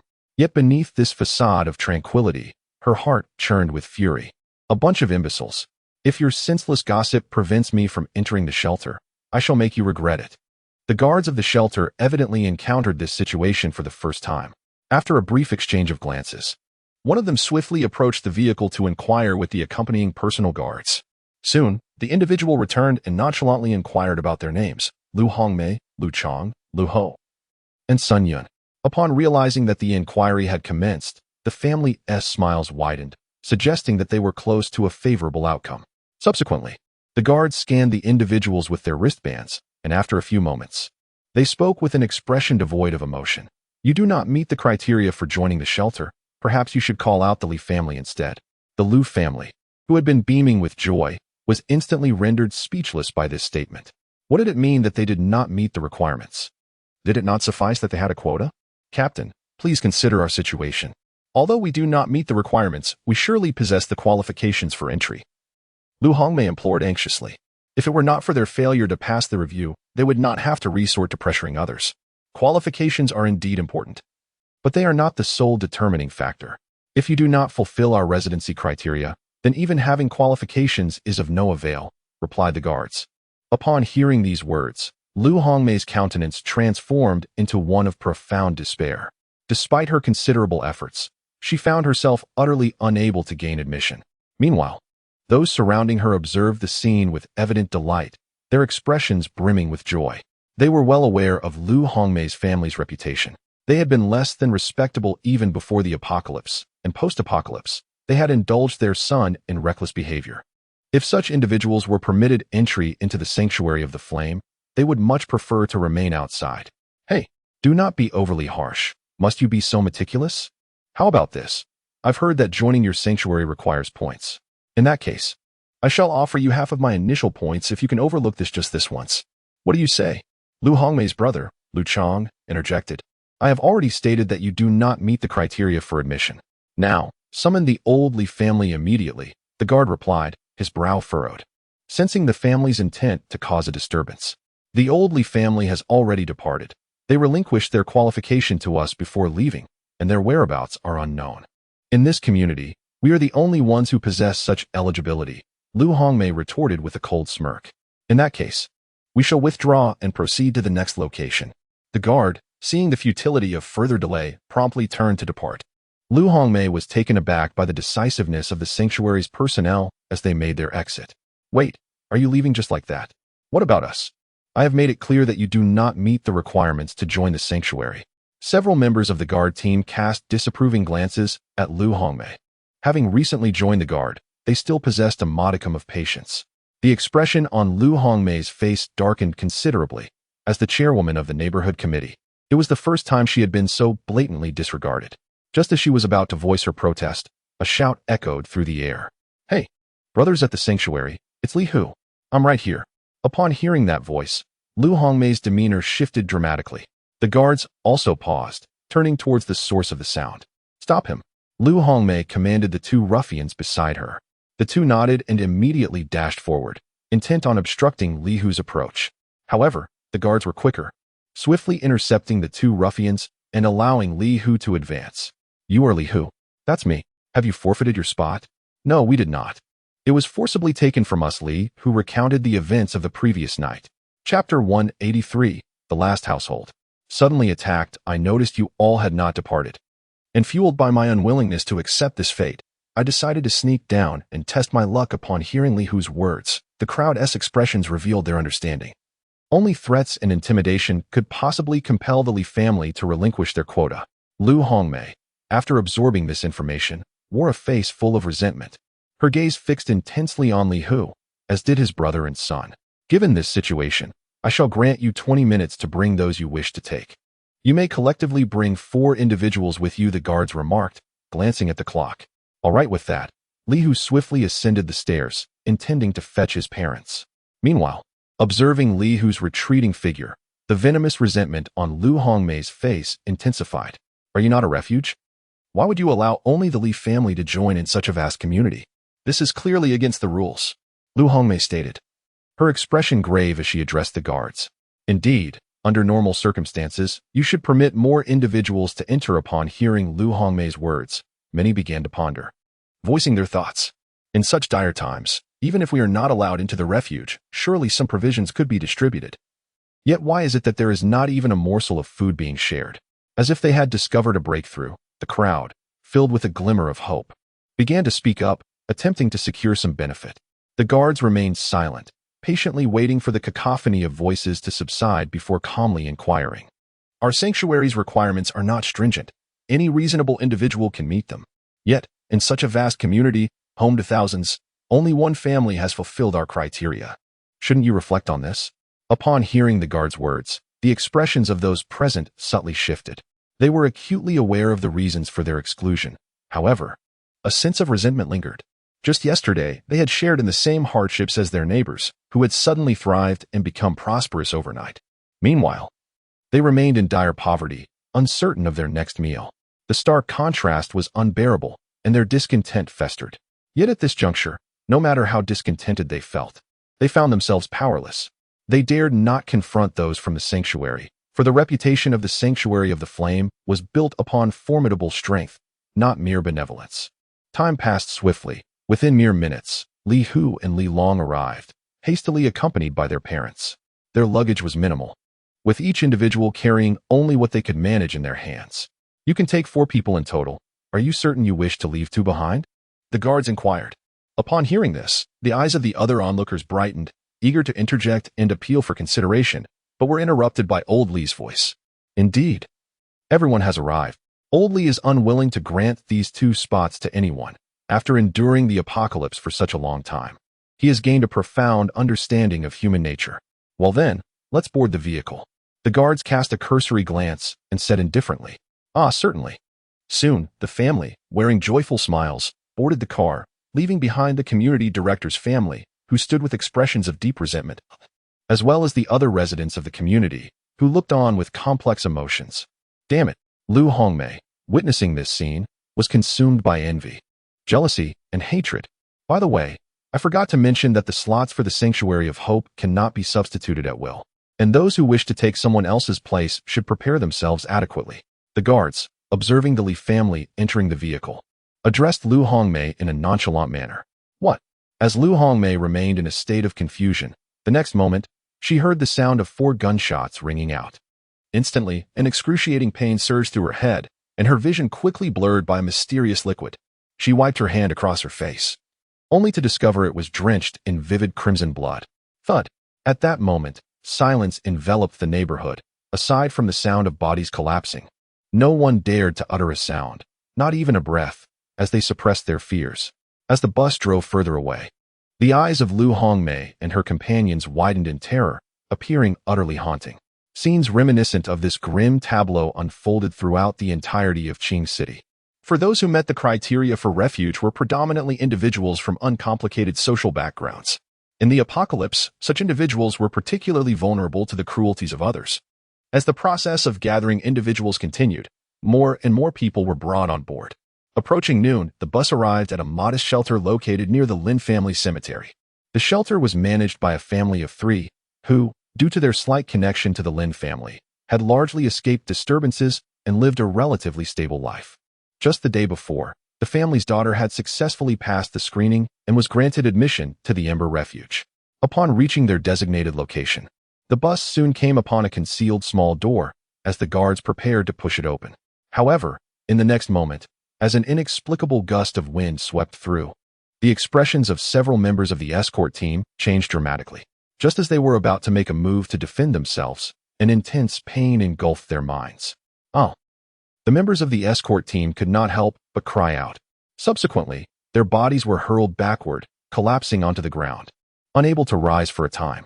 Hearing the commotion, the personal guard immediately opened the window to investigate, only to behold several individuals who had unlocked the first tier of their genetic locks, standing there with cold smiles on their faces.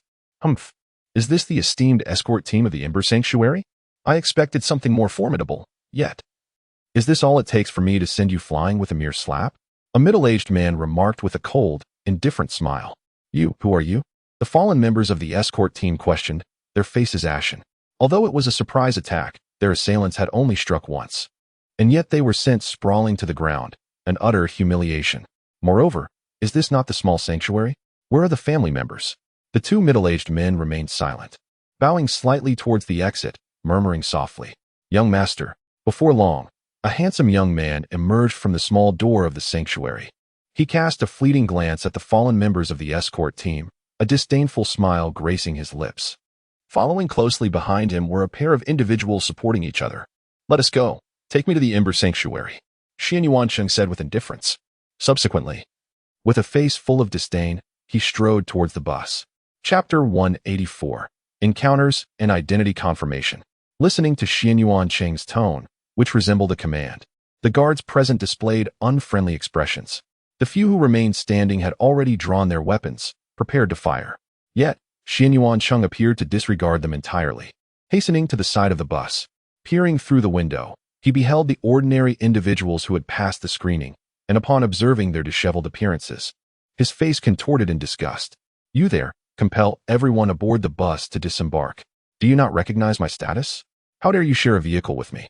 Xian Yuancheng coldly instructed his 2 subordinates.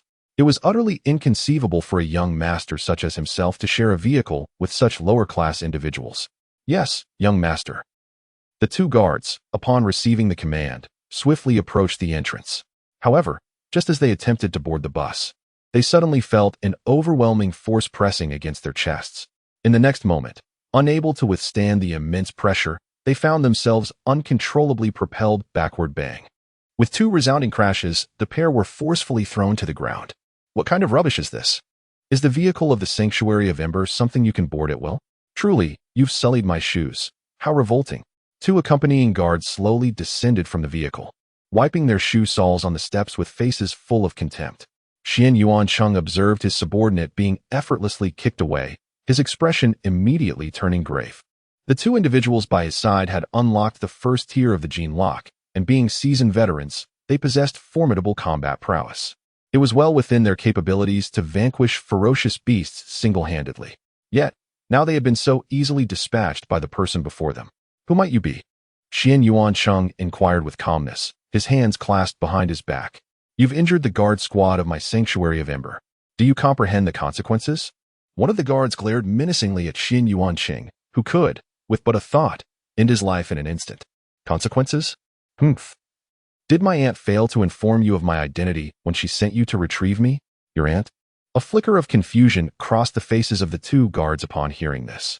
"My aunt is the commander of your Sanctuary of Ember. Were you not dispatched under her orders to bring me here?" Xian Yuancheng furrowed his brows, pondering that his mother must have relayed his arrival to his aunt. "You are Zhang Ma's nephew?"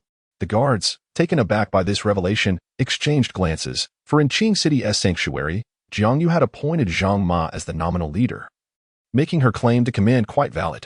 The guards indeed had not received any message. Their arrival was not for Xian Yuancheng, but rather to escort the family that had passed the review. After a moment of contemplation, the 2 exchanged glances, with one of them proceeding to contact the shelter while the other continued to confront Xian Yuancheng.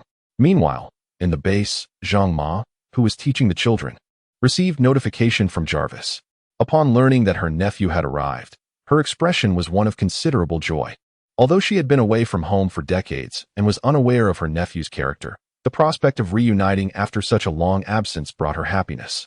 Simultaneously, in the command room, Jiang Yu also received the news. Zhang Ma's nephew? Wasn't he that a member of the Xianyuan family? Jiang Yu was aware of Zhang Ma's background, so he was not overly surprised by the arrival of the Xianyuan family. However, upon learning that Xianyuan Cheng had injured a member of the guard, his expression darkened. To have inexplicably harmed one of their own left him unable to harbor any affection for Zhang Ma's nephew. Bring them back, but let us not treat them specially. Just return them all on a single bus, Jiang Yu instructed. After all, being Zhang Ma's nephew, they still needed to be brought back. Nevertheless, he was curious about what this so-called Xianyuan Cheng intended to accomplish. Understood, Commander. The guards nodded slightly in acknowledgement of Jiang Yu's directive before promptly turning to head back. As soon as they returned, they heard Xianyuan Cheng shouting in frustration. How dare you? Do you really think I can have my aunt throw all of you out of the shelter? You are so slow and incompetent. Xianyuan Cheng boasted arrogantly as he cast a disdainful glance at the guards. The commander has given orders, escort them back, the guards replied, dismissing his words with indifference. Humph. Hearing this, Xianyuan Cheng let out a cold chuckle and turned his gaze to the others on the bus. The moment they felt his piercing stare, their expressions shifted drastically. They had witnessed everything that had transpired. The arrogant young man before them was indeed the nephew of the commander of the Ember Shelter. Would they truly be thrown off the bus? And if that happened, would anyone from the shelter come to retrieve them? In that instant, a wave of trepidation enveloped their hearts. Outside, a man and woman supporting each other stood tense and trembling. The girl, with disheveled hair and a haggard visage, gazed at the scene before her with profound sorrow and indignation. It's all right, it's all right. If it comes to that, we simply won't go in. It's nothing to worry about. The man gently reassured the girl, sensing her agitation. Observing the unfolding scenario, he suddenly felt that perhaps joining the Ember Shelter was unnecessary. With such a nephew involved, the atmosphere within the base would undoubtedly descend into chaos. Moreover, if he survived, he would undoubtedly seek to eliminate Xianyuan Cheng. And in doing so, he would inevitably become an enemy of the Ember Shelter. Therefore, it might be wiser to forego joining altogether. Since you are all aware of my identity, why do you hesitate? Shouldn't you swiftly dismiss these worthless individuals? Do you truly wish for me to share a vehicle with these beggars? The haughty words of Xianyuan Cheng echoed, and in an instant, the faces of those in the car turned even paler, casting anxious glances towards the direction of the elite guard, awaiting their response. Young Master Xianyuan, you currently have two options. First, enter the vehicle and allow me to escort you home. Second, I can provide you with the address, and you may go there on your own. The elite guard spoke with an icy demeanor. After all, Xianyuan Cheng is the nephew of Zhang Ma, not of Jiang Yu. Regardless of familial ties, even if Jiang Yu's father were to speak, they would still prioritize Jiang Yu's commands. Hearing the elite guard's words, Xianyuan Cheng's expression darkened instantly. How could he, as the scion of the Xianyuan family, ever be so disdained? Yet, as the saying goes, when under a roof, one must bow their head. Humph. Chapter 185. Reluctantly accepting as his expression shifted, Xianyuan Cheng ultimately chose to enter the vehicle. Selecting a relatively clean spot to sit, his two bodyguards, struggling, finally managed to rise from the ground, gasping for breath. Their faces reflecting shock as they stared at the elite guard who had kicked them. Upon witnessing Xianyuan Cheng's entry into the vehicle, the elite guard smirked disdainfully. Young master, while in the vehicle, temper your demeanor and behave yourself. Otherwise, I shall make you acquainted with the true meaning of a car tremor. Upon hearing these words, Xianyuan Cheng's countenance darkened further, yet he refrained from uttering a single word. A group of rascals. When I meet my aunt, I shall ensure that you pay for this. Xianyuan Cheng pondered. Let us proceed. Get into the vehicle, said the guard accompanying the young girl, gently nudging her and the man beside her. Through the recent assessments, he had discerned that their intended target was none other than them, and he understood that this family now consisted solely of the two of them. Excuse me, we.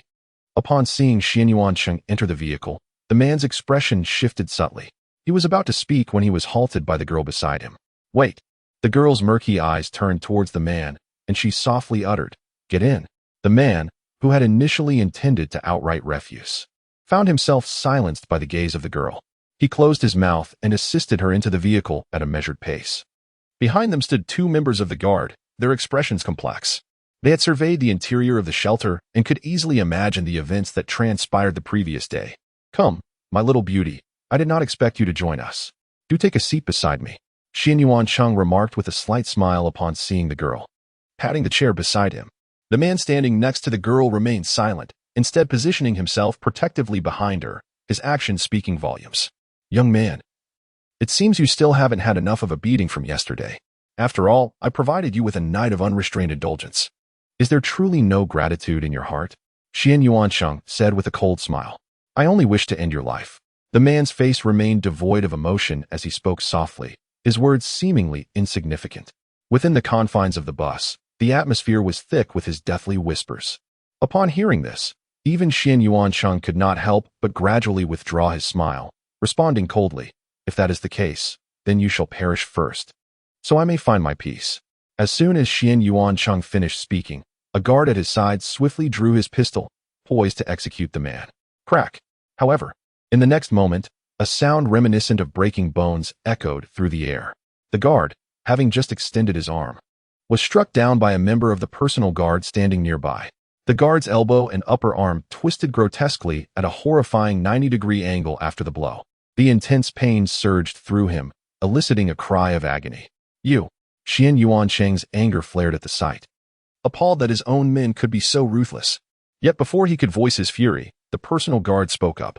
"Young master, I believe I have advised you before to exercise caution. Otherwise, next time, it may not merely be a hand that is severed."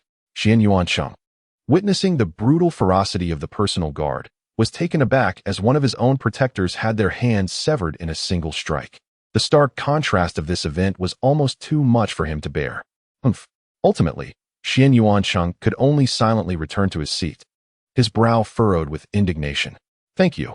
The man turned to the personal guard and spoke in a measured tone. Upon receiving the man's gratitude, the guard offered a slight nod and then called out to the driver, "Let us go.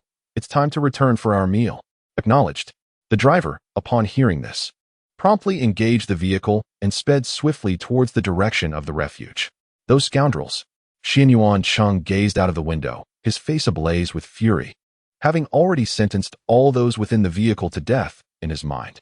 The moment Xian Yuancheng entered the car, a palpable tension replaced the earlier tranquility and ease that had enveloped the passengers, who now found themselves in a state of anxious unrest.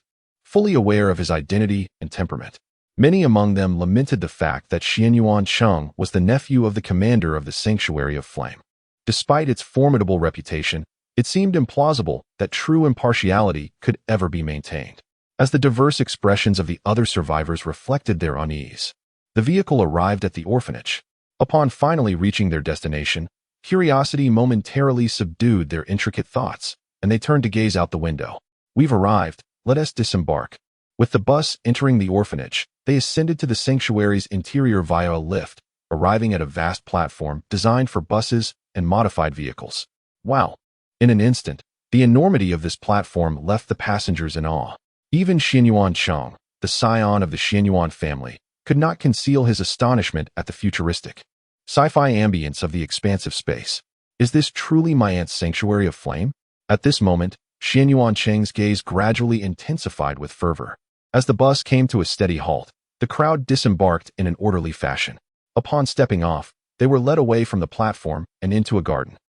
Standing amidst the blossoms, they beheld a charming little park filled with the melodious sounds of birds and fragrant flowers on one side, while on the other, the parking platform radiated a strong technological aura. Each individual felt as though they were enveloped in a dream, as if lost in a reverie. Subsequently, at this location, Jarvis briefed everyone on the regulations and precautions of the base, after which the security team distributed wristbands and escorted them to the cafeteria for their meal. Xian Yuancheng, however, did not receive a wristband.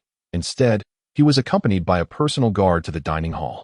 There, Zhang Ma had already prepared a lavish feast awaiting him. "You must be little Cheng. It's been over a decade, and you've grown so much." Zhang Ma gently embraced Xian Yuancheng, speaking softly. "Auntie?" Xian Yuancheng responded, gazing at the woman before him who bore the marks of age, his expression filled with uncertainty. "It is I. After such a long time, you've changed so much," Zhang Ma replied. Come, take a seat." Zhang Ma invited them to sit down, then engaged in casual conversation with Xin Yuancheng. Meanwhile, on the opposite side of the cafeteria, the companions from the same vehicle observed this scene, their brows furrowing in concern for their future circumstances. Chapter 186. The Ambitions of a Wolf Cub. Zhang Ma felt helpless. Although they were unaware of the elderly woman's true purpose, the presence of her protective entourage led them to infer, to some extent, her significant status. Sir, the aforementioned content outlines Xian Yuancheng's actions upon entering Qing City. Inside the command room, Jiang Yu watched the video projected by Jarvis, his expression brimming with indignation. Where is he now? Jiang Yu inquired. Zhang Ma is currently hosting him. I see. Let him enjoy a hearty meal. After all, it is a last supper. It would be unwise not to indulge, Jiang Yu murmured, his tone laced with menace. After viewing the video, Jiang Yu was convinced that no one could remain untouched by the emotions it stirred. Following the chaos wrought by the fourth-tier zombie, the individuals accompanying Xian Yuancheng had narrowly escaped pursuit, thanks to the valiant protection of their guards, finding refuge within the sanctuary of that household. The inhabitants of the shelter had also extended their hospitality towards him. However, captivated by the beauty of their daughter, he commanded his subordinates to eliminate the entire family, leaving only the daughter and her boyfriend alive. Ultimately, he perpetrated a night of atrocities. Such a man, Jiang Yu could never allow to remain within the refuge. Meanwhile, in the dining hall, Zhang Ma was engaged in casual conversation with Xian Yuancheng, who responded with a disinterested word here and there. His purpose for this visit was merely to assess the state of the Xinhua shelter and report back. Yet, to his astonishment, he discovered that his long-lost aunt, whom he had not seen for decades, was the commander of such a prestigious refuge. Lost in thought, he paid little attention to the modest fare in the dining hall, consuming only a few bites out of mere formality before abandoning the meal. His mind was preoccupied with schemes to gain greater advantages. After all, he had savored countless delicacies in his life. Why would he take pleasure in the simple, unadorned cuisine offered here? Is it not to your taste? Zhang Ma inquired with concern, noticing Xian Yuancheng's untouched plate. The reunion with family momentarily dulled her awareness of the predatory gaze he cast upon her. Xian Yuancheng nonchalantly nodded, his gaze sweeping around the surroundings. As he turned to look outside, a striking figure instantly captivated his attention. It seemed that she sensed his gaze, for the alluring figure swiftly entered the cafeteria, making her way toward him with purpose. Upon seeing her approach, Xian Yuancheng assumed she was coming to find him and hurriedly straightened his attire. He rose to greet her, saying hello. "I." Before he could finish his sentence, the enchanting figure whisked past him, leaving only a lingering fragrance and a dazed expression on his face. "Zhang Ma, so you're here," Xian Yuancheng exclaimed. "Ah, Mudi, come, sit down. Let me introduce you. This is my sister's son, Xian Yuancheng." Zhang Ma, upon noticing her daughter-in-law's arrival, was instantly filled with joy. She took Mudi by the hand and seated her beside her, laughing heartily. Mudi, Mudi. As this name echoed in his mind, Xian Yuancheng felt a momentary pause in his thoughts. What a beautiful name. "Greetings, Miss Mudi. I am the eldest son of the Xian Yuan family. My name is Xian Yuancheng," he declared confidently, extending his hand with a gentle smile. "Hello." Mudi simply brushed off the interaction, her demeanor notably frigid. She did not respond to Xian Yuancheng's outstretched hand. She had gleaned considerable information about Xian Yuancheng from Jiang Yu, and thus held a profound disdain for such a debauched scion. Were it not for Zhang Ma, she would have long since fed him to the zombies.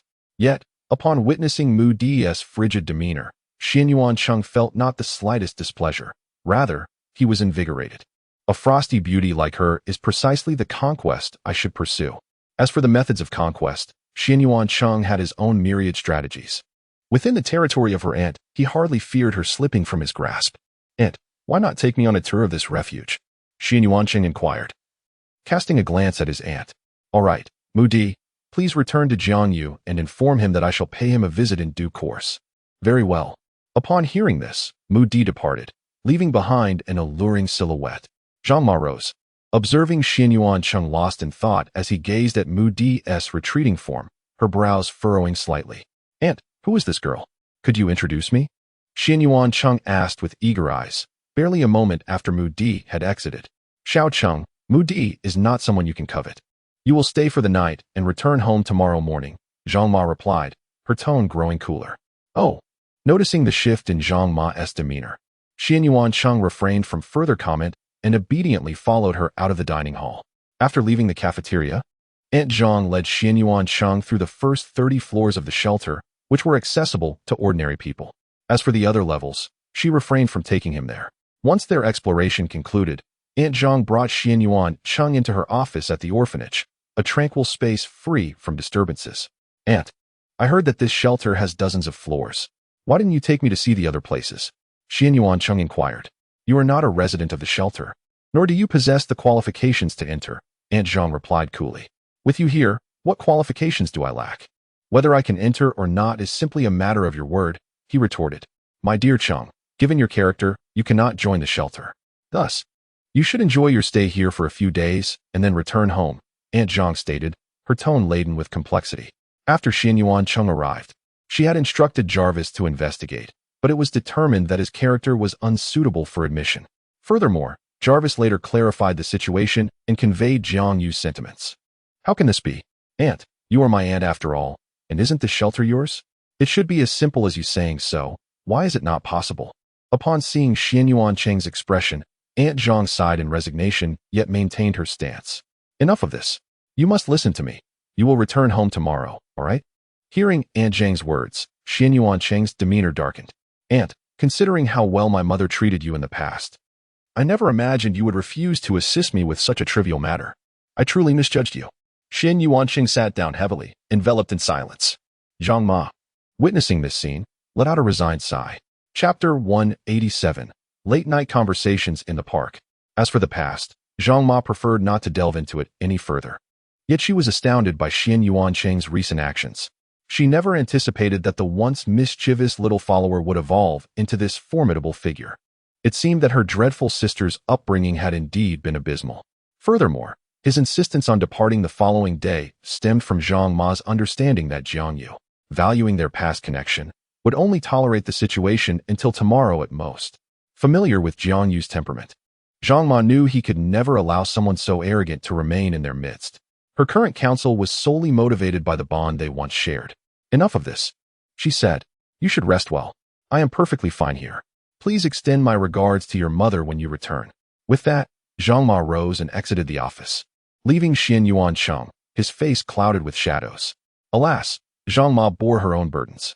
Observing this, Jiang Yu too sighed in resignation. After reuniting with family members long unseen, the scene that unfolded was nothing short of disheartening. This sentiment would be profoundly felt by anyone, particularly by someone like Zhang Ma, who harbors a deep yearning for home and kin. Time swiftly passes, and as night descends, Xian Yuancheng lies in bed, gazing out at the moon, his heart heavy with discontent. To his astonishment, his aunt did not arrange for him to stay in the shelter, but instead placed him in this dilapidated location for rest. Knock, knock. Before long, a quick and soft rapping at the door interrupts his thoughts. Upon opening the door, he discovers his guardian standing outside. Did you obtain it? Xian Yuancheng inquires. Yes, the guardian replies, producing a black bracelet and speaking softly. All right, come with me. I am eager to see what treasures this base holds. During mealtime earlier, he had observed that the residents of the shelter adorned similar bracelets, scanning them for their needs. Thus, he confidently deduced that the bracelet served as a pass within the base, granting access to all areas. Young master, the armed forces within the shelter are formidable. Should we be discovered, one guardian cautioned. And what of it? Can my aunt truly bear witness to my demise? Xian Yuancheng retorted disdainfully. Subsequently, the three individuals, relying on their memories, entered the passage leading to the base and activated their wristbands. With a soft chime, the indicator light illuminated, and the colossal door creaked open, revealing a scene reminiscent of a steel jungle once more. Even though they had witnessed it during the day, the sight still evoked an overwhelming sense of shock and awe. Let us descend a few levels of the base and explore, they decided, hastily making their way to the elevator, utilizing their wristbands to gain entry. In the command room, Jiang Yu observed the unfolding scene and shook his head, saying, Zhang Ma, I initially did not wish for them to perish in the shelter, but if they seek their own demise, then you must bear the consequences. Sir, there has been an intrusion, Jarvis reported. Leave it to the elite guards. The night had deepened, and Zhang Mao, draping a blanket over his petite girlfriend, inquired, Aren't you going to sleep? After last night, I find myself somewhat fearful of the dark, Lin Wanwan confessed. seated on a bench in the park located on the 15th level of the base, gazing into the illuminated pond with a tone of indifference. Shall we turn on the lights to sleep? You cannot possibly forego sleep every night. Your body will not withstand it, Jiang Yu suggested. I'm fine, what about you? Are you still contemplating revenge? Wan asked, her gaze fixed on Jiang Yu. Noticing the clouded expression in her eyes, he nodded slightly. Even after witnessing the events of midday? Even if one is aware that the elderly figure may indeed be the commander of the sanctuary of the flames mentioned in the forum, must one still offend her by slaying that scoundrel? Upon hearing these words, Jiang Yu nodded slightly, without hesitation. Very well. My life shall be tainted henceforth. In the next life, and the life after that, I shall toil as a beast of burden, a servant, a handmaiden. For you. Lin Wanwan leaned against Jiang Yu's shoulder, a solitary tear streaming from her murky eyes. Time will cleanse all impurities. When the moment arrives, everything shall fall into place. Wait for me. Trust in me. Jiang Yu replied with a smile. Indeed. Who would have thought that on such a late evening, one could witness such a splendid scene? Upon hearing this voice, both individuals jolted in surprise, turning to look behind them, only to behold a casually dressed young man. Clad in shorts and a short-sleeved shirt, wearing flip-flops, he exuded an air of ordinariness. Yet, despite such commonplace attire, his presence and the confidence in his gaze were unmistakable. Apologies, we were unaware that anyone else was here. We shall take our leave. Jiang Yu quickly concealed his various expressions and, pulling Lin Wanwan along, offered an apology. I beg your pardon. We are merely newcomers. Lin Wanwan also bowed her head in apology. Friend, do you seek vengeance? The young man did not respond but instead seated himself, inquiring nonchalantly. What? Jiang Yu was taken aback. Do you not wish to slay Xin Yuanqing? Or is it that you dare only to speak of it? As the young man spoke, he produced a wristband and played a recording. I just want to kill you. It was the very recording of his words to Xin Yuanqing on the bus. Who are you? Jiang Yu's expression shifted, his tone turning serious. That is of no concern to you. All you need to know is that tonight, you will have the opportunity to kill him. So, will you seize it? The young man replied with a smile. I cannot trust you. Jiang Yu said indifferently. That may be so, but if you doubt me, it will become increasingly difficult to carry out your intentions later. Do not forget, his aunt is the commander here. How many chances do you truly have to kill him? And how could it be simpler than now? Who exactly are you? Jiang Yu inquired once more, his seriousness deepening. He had not anticipated such unrest within the refuge. That is something you need not know. Just understand that if you kill Xin Yuanqing, you will be antagonizing the refuge and Jiang Yu. Our goal aligns with yours. Upon hearing this, Jiang Yu's countenance changed dramatically as he exclaimed, Your aim is this refuge? No, I am not like you. I only seek vengeance. It matters not. Your intentions do not conflict with mine, do they? I have shown my sincerity. What of your choice? Chapter 188. From the ends of the earth to the depths of hell. Upon hearing the young man's words, Jiang Yu fell silent for a moment before speaking again. Why me? Jiang Yu questioned, his mind clouded with confusion. He had not glimpsed the individual on the bus, yet this person possessed a recording of his words, indicating that their methods were far from ordinary. However, one could not help but wonder why such a person would seek out someone as destitute and incapable as himself. Upon hearing Jiang Yu's inquiry, the young man offered a faint smile and replied nonchalantly, Do you truly wish to know? Jiang Yu nodded in affirmation. In truth, it matters not who it is. We can all slay Xin Yuanqing. He can be killed by you, by me, by anyone. The reason for choosing you is simply that I wish to see if you can fulfill the promise you made on the bus. After all, Xin Yuanqing is destined to perish tonight. So, if his demise can provide a captivating spectacle, why not seize the opportunity? The young man spoke with an indifferent smile. Yet, within that smile, Jiang Yu discerned a chilling apathy towards life itself. Having listened to the explanation, Jiang Yu felt a jolt of realization. He had not anticipated that the motive was merely to satiate a fleeting curiosity. Nevertheless, this also illuminated the fact that the young man before him wielded considerable influence. In a sanctuary, the family of a commander could meet their end at a whim. And be designated by whom? It seemed that the depths of the sanctuary of embers were far more profound than he had imagined. Jiang Yu murmured to himself. The world perceives the refuge of ember as a utopia, yet it now seems merely a powder keg, poised to explode at any moment. Very well, I promise you. Upon hearing Jiang Yu's resolute commitment, a flicker of excitement danced in the youth's eyes. Then let us proceed. I shall lead you, the young man declared with a smile. Please wait a moment. With that, he approached Lin Wanwan. Have you made your decision? Lin Wanwan asked softly. Yes. I have decided. Then I shall return to rest. Please come back early. If you have not returned by tomorrow morning, I will seek you out, be it to the ends of the earth or to the depths of the underworld. I will certainly find you. After speaking, Lin Wanwan gently embraced Zhang Mao, then turned away without a backward glance. In the dim light of the park, both Zhang Mao and the youth could distinctly see Lin Wanwan's fragile form, trembling despite her efforts to maintain composure. I apologize for the wait. Let us depart. With a simple effort to gather his thoughts, Zhang Mao smiled at the youth. Let us go. The young man cast a complex glance at Zhang Mao before giving a slight nod. Accompanied by Zhang Mao, they arrived at a highly concealed elevator. Their destination was the lounge on the 45th floor, where Xian Yuanqing would be present that evening. Everything had been meticulously arranged. Afterward, they would eliminate his 2 bodyguards, while Zhang Mao was tasked with the assassination of Xian Yuanqing himself. How does that sound? Any questions? The young man inquired, glancing at the swiftly descending elevator. No problem, Zhang Mao replied with a slight nod. As long as this was genuine, he had no reservations. Soon, the elevator reached the lounge on the 45th floor. Upon entering, Zhang Mao's expression shifted in surprise. Compared to the previous 10 floors, the environment here was remarkably more exquisite. The entire 45th floor resembled a luxurious villa district. Let us go, the young man urged, leading the way while Zhang Mao followed closely behind. Before long, they arrived at a rockery, where the young man paused at one side. We have arrived. This is the place. They should be here soon, he remarked, glancing at the time. Zhang Mao nodded slightly. After a moment of hesitation, he gritted his teeth and spoke. May I request that you look after Wanwan after my demise? Do you believe you possess the standing to negotiate conditions with me? The young man let out a cold smile, his gaze briefly flickering towards Zhang Mao, as if to convey his disdain for his audacity.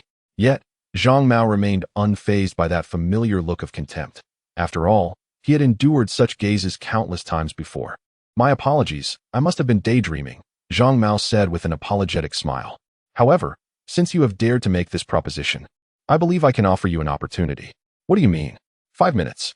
If you can kill Xian Yuanqing within those 5 minutes, ensuring he is truly dead, then regardless of your fate, I shall acquiesce to your demands.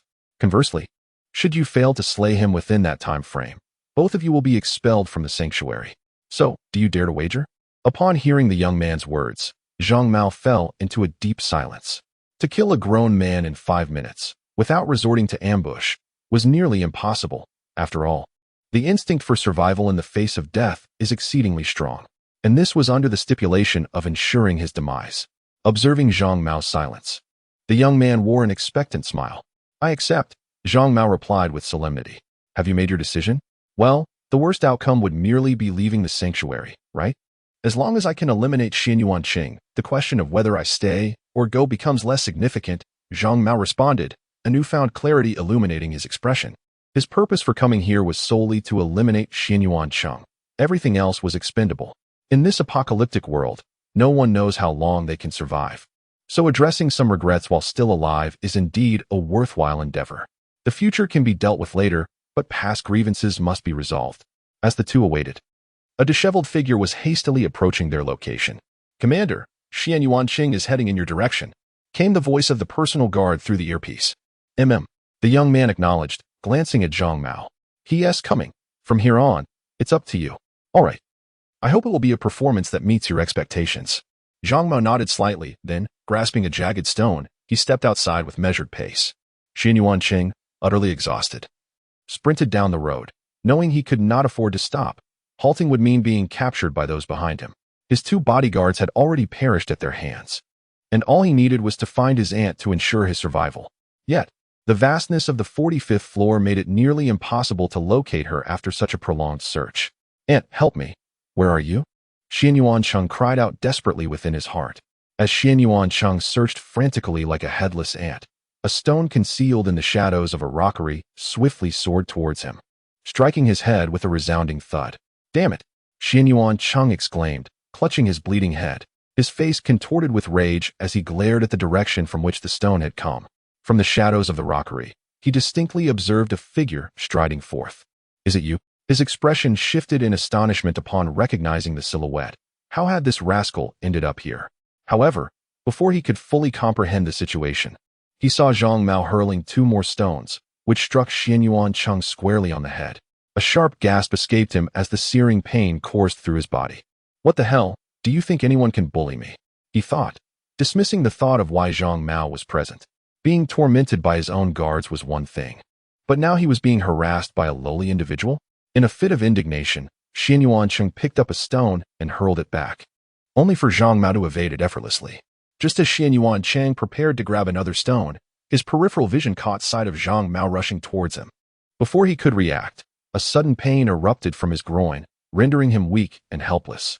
Seizing the moment, Zhang Mao pushed the defenseless Xianyuan Cheng to the ground, brandishing 2 stones triumphantly. With a swift motion, he positioned himself atop Xianyuan Cheng's body, delivering a forceful strike to his head. Thud, thud, puff, puff. Ultimately, it was only when Xianyuan Cheng's limbs ceased their resistance that crimson blood flowed profusely, mingling with an array of unknown fluids. Heaving, panting, Zhang Mao took deep breaths, his expression cold as he gazed upon the grotesquely disfigured Xianyuan Cheng, his mind haunted by the vivid memories of the humiliation endured by Wanwan. Zhang Mao opened his mouth, a bitter sensation rising in his throat, only to swallow it back down with great effort. Jarvis, how much time has elapsed? The young man approached slowly, his gaze lifting towards the scene that resembled a slaughterhouse. A total of 4 minutes and 30 seconds have been consumed. 1 minute to subdue Xianyuan Cheng and 3 minutes and 30 seconds to finish him off. Jarvis's voice echoed in the young man's ears. 3.5 minutes, is it? He murmured. With 2 stones in hand, he forcefully struck a man's skull, the sheer hardness of which suggests the tremendous strength he must have exerted. Surely, his hands must have been injured as well. Jarvis, the performance has concluded. Summon the cleanup crew, he commanded. Understood, sir. Shortly thereafter, a pair of elite guards swiftly approached the scene. Upon witnessing the gruesome sight, their brows furrowed in disbelief. Remove the body and take it for examination, then dispose of Xianyuan Cheng's remains to feed the zombies, the young man instructed the approaching squad. Yes, Commander. The guards replied respectfully, promptly executing his orders. Commander? Zhang Mao, upon hearing the title, turned to the young man, his expression a mix of confusion and curiosity. You will understand in due time, the young man replied with a mysterious smile before turning away, leaving the elite guards to manage the aftermath. Zhang Mao watched the young man depart, shock evident in his gaze. Commander? Is he truly the commander of this refuge? Wasn't the commander supposed to be that elderly gentleman? At that moment, no one was available to clarify his doubts, and he was hastily escorted away. After leaving the artificial mountain, Jiang Yu took the elevator to the command room, where Zhang Ma and Mu Di had already been observing everything. Zhang Ma, it has come to an end. Jiang Yu noticed the troubled expression on Zhang Ma's face, which mirrored his own discomfort. Indeed, it is over. This child has brought such fate upon themselves. After a moment of silence, Zhang Ma reluctantly spoke. Upon learning of Xianyuan Cheng's deeds, her heart was filled with a tumultuous complexity. The once innocent child had transformed into this figure. Now, to die at this man's hands could be seen as a form of poetic justice. Exhaustion overtook her, and she announced her intention to retire for the night. With the support of Mu Di, Zhang Ma rose slowly from her seat and departed the command room. Meanwhile, Jiang Yu returned to his position, his gaze fixed on the scenes unfolding in the surveillance footage, lost in contemplation. Indeed, this night proved to be a harrowing ordeal for Zhang Ma. For the one who had perished was her kin, despite his numerous misdeeds. Jarvis, once Zhang Mao has been taken care of, please arrange for him to be escorted back to the 15th floor, he instructed. Understood, sir, came the reply. With that, Jiang Yu exited the command room and made his way back to his bedroom. Time flew by, and 2 hours later, Zhang Mao stood at the elevator entrance.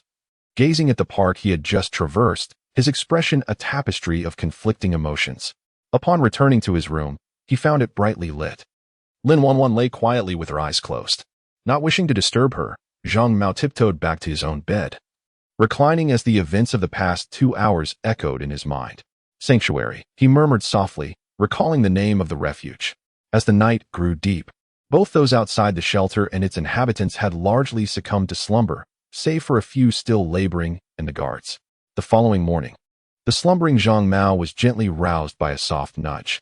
Rise and shine, sleepyhead, Breakfast awaits, Lin Wanwan whispered tenderly. All right, Zhang Mao. In a daze, sat up and his gaze fell upon the dim light within the room, prompting a puzzled look towards the overhead fixture. He noticed that the light by his side had been extinguished, leaving only Lin Wanwan's side illuminated. I recall you mentioning that the brightness troubled your sleep. So I switched it off when I got up in the night, Lin Wanwan explained with a smile. Thank you, I slept quite comfortably. Zhang Mao replied with a slight grin. Chapter 190. Arrival of various parties. The negotiation begins. Think nothing of it. Lin Wanwan beamed at Zhang Mao, her eyes momentarily shedding their murkiness to reveal a glimmering, albeit slightly naive, radiance. She refrained from inquiring about Xianyuan Cheng's fate, deeming it unnecessary, for she believed that Zhang Mao would never deceive her.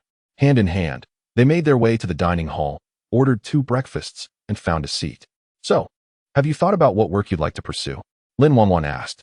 Last night, upon my return, I had already made up my mind. I wished to join the guard. Zhang Mao's words rendered Lin Wanwan momentarily speechless. Had you truly decided? Without further inquiry, she simply asked. Yes, I have made my decision. This shelter is remarkable, far superior to what we had anticipated, Zhang Mao remarked with a smile. Is that so? Lin Wanwan replied with a faint smile, choosing not to elaborate further. Of course, had you not insisted on boarding the vehicle yesterday, we might still be out there, enduring hunger and the biting cold. Lin Wanwan gazed at Zhang Mao's smile, her heart tightening inexplicably. His murky eyes seemed to reflect an even deeper illusion. He may never realize that her desire to board the vehicle stemmed not from whimsy, but from the knowledge that Xianyuan Cheng's aunt was the commander of the Ember Shelter. After receiving this news, she, already battered and bruised, resolved instantly to secure an escape route for both herself and Zhang Mao, even if that route meant compromising herself to Xianyuan Cheng. If her battered form could ensure Zhang Mao's better existence within the shelter, it would be worth it, even if such a choice might plunge him into an abyss of madness.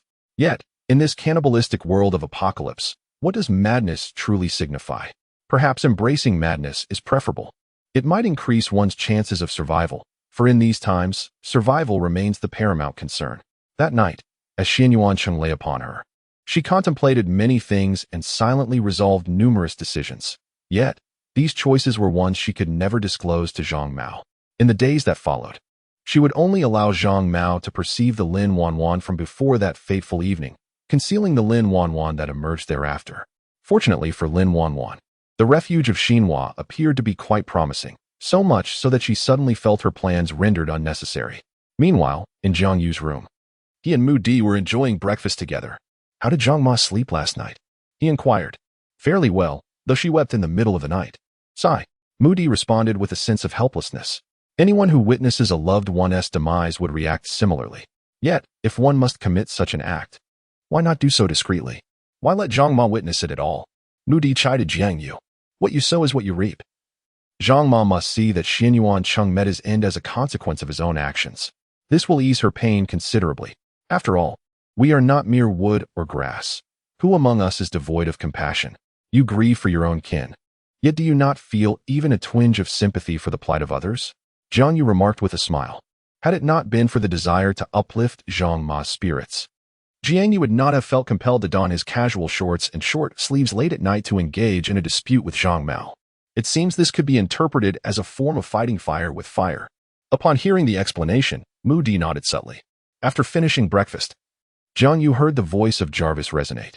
Sir, the leaders of the various shelters have arrived outside, ready to engage in dialogue with you. Oh, they are quite early. He replied. Please escort them to the conference room and have them wait for me. Certainly, sir. Outside the shelter, prominent figures from Qing City had gathered at the Xinhua shelter. Despite the multitude of attendees, only a handful were permitted entry, as Jiang Yu had decreed that only 2 representatives from each shelter could enter. Upon hearing this limitation, many faces displayed dissatisfaction, yet ultimately, they complied with the regulations due to the pressing realities at hand. Under the guidance of the elite guards, they were ushered into the shelter, their gasps of astonishment echoing through the air as they were led to the conference room, awaiting the arrival of the shelter's commander. Before long, Zhang Ma entered the conference room, her face radiating warmth and kindness, accompanied by Jiang Yu and 2 elite guards. As Zhang Ma made her entrance, the crowd rose, their expressions a complex tapestry of emotions as they regarded the former head of the small orphanage. All right, please take your seats. Madame Jiang approached her seat and gently settled down, smiling as she addressed them. The gathered individuals slowly took their seats, exchanging glances with one another. A brief silence enveloped the atmosphere. It was then that a representative from the Wang family broke the stillness, remarking, "I have long heard that the Xinhua shelter is humanity's last haven, and upon witnessing it today, I can attest that it is indeed as remarkable as rumored.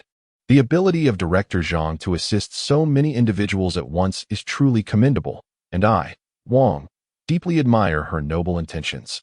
The Wang patriarch chuckled heartily.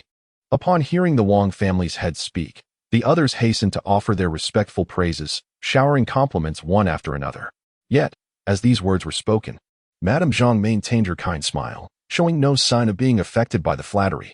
Noticing her silence, the others assumed she was receptive to such compliments and continued, Director Jiang, to be candid, our presence here is not without necessity. The apocalypse looms outside, with hordes of zombies ravaging the land, and our survival conditions are becoming increasingly dire. Furthermore, not long ago, the Lin family's team conducted several raids on our shelters, leaving many within our refuge struggling for food and clothing. The Wang patriarch paused momentarily, observing Madame Jiang's lack of significant reaction, before continuing.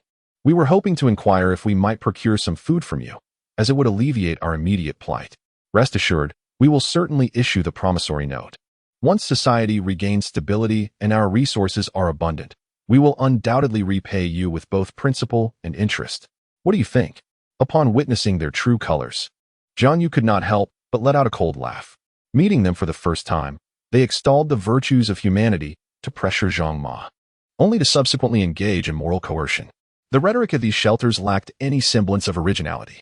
Chapter 191, Supremacy and Subordinate Strength. Having spoken extensively, the head of the Wang family found himself somewhat parched, yet still awaited a response from Zhang Ma. He hesitantly inquired, "May I ask for your thoughts, Director Jiang? If the conditions are unsatisfactory, we may discuss further." Pausing momentarily, the head of the Wang family seemed to make a decision that felt like a betrayal of ancestral values. With steely resolve, he continued, "If you believe the terms to be insufficient, I am willing to dissolve the shelter and bring the entire refuge under your banner, if you so wish. As long as there is food to sustain us, we can accomplish anything." The crowd observed the head of the Wang family, who appeared as though he had made a decision against his forebears, and regarded him with disdain. "Are you suggesting we integrate your entire shelter merely to create a small faction here? Do you believe they can manage such a situation effectively? They are not foolish." "Have you all finished speaking?" Zhang Ma interjected calmly.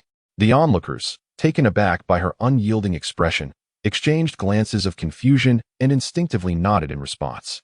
Having spoken, "Let me present you with a choice: submit now or face immediate death." Mother Zhang adjusted her glasses, her expression imbued with a benevolent demeanor. The leaders of the sanctuary, initially deep in contemplation about what to articulate, now found their faces shifting in response to her words, each one exchanging incredulous glances. "Do you mean to say?" one of the heads of the families inquired, his pallor evident. "I am aware of your subtle machinations, and I have no intention of indulging you in a protracted engagement, for it is unnecessary. I shall pose my question but once today. Will you yield to us, or will you embrace death?" At this moment, while Mother Zhang maintained her gentle smile, an aura of unparalleled authority emanated from her, leaving Jiang Yu, who stood beside her, astonished. Is this the majesty of the former young lady of the Xinyuan family? Though she had long departed from the Xinyuan lineage, she remained, in essence, their esteemed daughter. The innate qualities embedded in her bloodline do not diminish with the passage of time. Rather, they intensify, becoming ever more profound with each moment that elapses. It was merely because Zhang Ma did not require it in her daily life that she had deliberately concealed it. However, now, having accepted Jiang Yu's commission to oversee this refuge, she must unveil those elements she had hidden for decades in order to effectively manage the sanctuary. The heads of the families present were taken aback. Initially, they believed the commander of the refuge to be a kind and gentle old woman, seeking to secure some advantages for themselves. Little did they know that she was not just an elderly lady, but potentially a decisive and formidable power in her own right. Observing the scene before them, many attendees broke into a cold sweat. "Director Jiang, your approach seems rather domineering. Are you not concerned about us uniting against you? Do not forget, although you have resided in Qing City for several decades, we have been striving here for generations. In terms of foundational strength, You may not be able to contend with us should we come together, remarked the head of the Wang family, his expression narrowing and his tone growing notably frosty. Upon hearing the Wang family leader's lead, the others also cast unfriendly glances. Indeed, each of our factions has established deep roots in Qing City. To challenge us would not be an easy task. Indeed, Director Jiang, should we unite, even you, the commander of the Sanctuary of Flames, would undoubtedly find yourself in a most perplexing predicament. As the crowd exchanged their thoughts and opinions, Zhang Ma maintained her warm and amiable smile. With a gentle wave of her hand, several fully armed guards entered the room, weapons at the ready. In an instant, amidst the bewildered expressions of those present, the guards swiftly loaded their firearms, directing them towards the very heads of the household who had just been engaged in conversation. Witnessing this scene, the faces of the individuals turned ashen, their complexions shifting wildly in hue. The head of the Wang family, defying the tide, rose abruptly, slamming his hand upon the table, his gaze fixed intently upon Zhang Ma. "Oh, Director Zhang, what is the meaning of this? Is it truly necessary to resort to violence? I was merely jesting with you. Surely, a person of your stature can discern a simple joke," he said, bowing slightly and offering a sycophantic smile. Observing the Wang family's swift capitulation, those from the surrounding shelters were left in stunned silence, inwardly cursing the head of the Wang family for his hypocrisy. How absurd. It was you who had instigated this uproar, yet you are the first to surrender. And what of the rest of you? Zhang Ma's gaze swept across the assembled individuals, and in an instant, those who met her eyes felt as if they had plunged into a frigid abyss. Reluctantly, under the weight of her presence, they found themselves compelled to acquiesce to her assertions. "Well, since you have chosen to agree, from this moment forth, you shall serve as vassals of our Sanctuary of Flame, required to remit a monthly tribute of 100,000 corpse crystals as protection fees. In return, we shall extend a modicum of military support to assist you in confronting external threats." Upon hearing Zhang Ma's declaration, the attendees could not help but reveal bitter smiles. Given their capabilities, aside from the authorities, the Lin family, and the Sanctuary of Flame, whom could they possibly need military assistance against within the entire Qing City? With the Lin family absent, what was there to protect? This was nothing short of an overt extortion of protection fees. Despite their deep reluctance, the threat of firearms loomed ominously, compelling them to nod in agreement, fearful that a single dissenting word might lead to dire consequences. Their faces were etched with bitter smiles, as they reflected on the irony of their situation. Previously, they had been the ones demanding protection fees from others, yet now, the tables had turned, and they found themselves at the mercy of others. "Furthermore, we shall not obstruct your aspirations to cultivate subsidiary forces. However, every subsidiary force you establish must be duly registered with us. Once registered, we shall consider ourselves as one family. All can enjoy the sanctuary of our refuge. Yet, as true brothers, accounts must be settled with clarity. For every subordinate force you develop, we shall impose a levy of 30% on the total amount of corpse crystals you collect from that subordinate. Now, are there any further inquiries? If there are none, let us partake in a breakfast together before returning."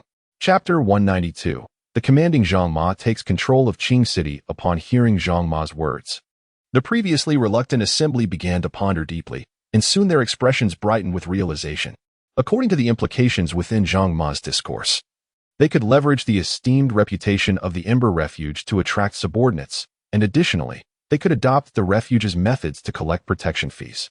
Although a 30% tithe of their monthly earnings must be surrendered, the multitude of refuges within Qing City, particularly the smaller family-run ones, presents a lucrative opportunity.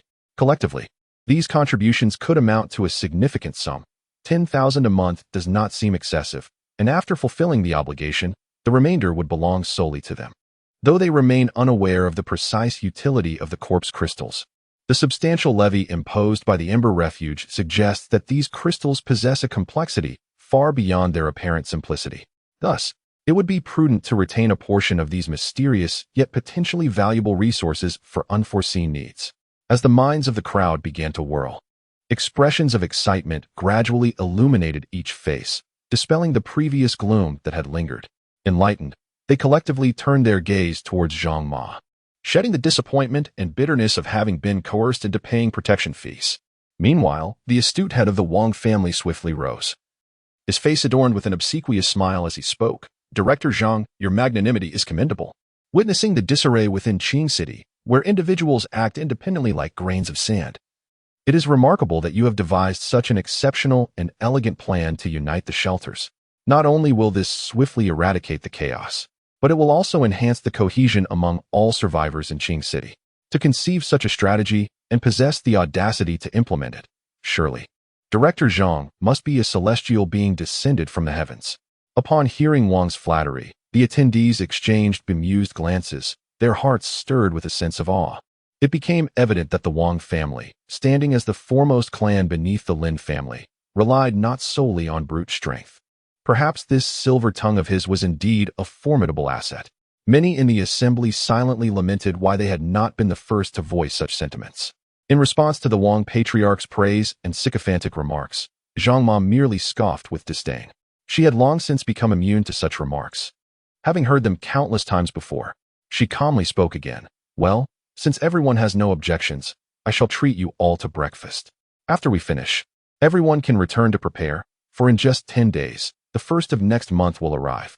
By then, I expect each of you present to contribute 100,000 corpse crystals to the shelter. The joyous atmosphere among the crowd abruptly shifted to stunned silence upon hearing Zhang Ma's words. Her implication was clear. They had 10 days to procure 100,000 corpse crystals. How could that possibly be achieved? A middle-aged man rose respectfully to inquire, Director Zhang. Is 10 days not a bit too short? Indeed, Director Zhang. Could you possibly extend the deadline by a few days? Many voices echoed in agreement. Do not worry. Pressure breeds motivation, Zhang Ma replied, adjusting her glasses with a gentle smile. However, if you fail to gather the required amount, do not blame me when I come to collect. Her warm demeanor sent a chill through the hearts of those present. Ultimately, under Zhang Ma's imposing presence, they had no choice but to acquiesce. Once everything was settled, she led them to the cafeteria for a hearty complimentary meal. As they finished breakfast, they were escorted out of the shelter by the personal guard. Upon witnessing the opulence of the interior of the shelter and contrasting it with the stark simplicity of their own, they could not help but feel envious of those fortunate enough to join the Ember Shelter. They all possess grand estates and substantial enterprises, rendering them unable to join, leaving them to watch with longing. Ultimately, the group could only shake their heads in resignation, leading their subordinates back towards the sanctuary. With merely 10 days remaining, they needed to expedite their efforts. Zhang Ma, who would have thought you could exhibit such authority? Jiang Yu remarked, observing Zhang Ma perusing documents at that moment. Alas, what can I do? After all, this is your sanctuary.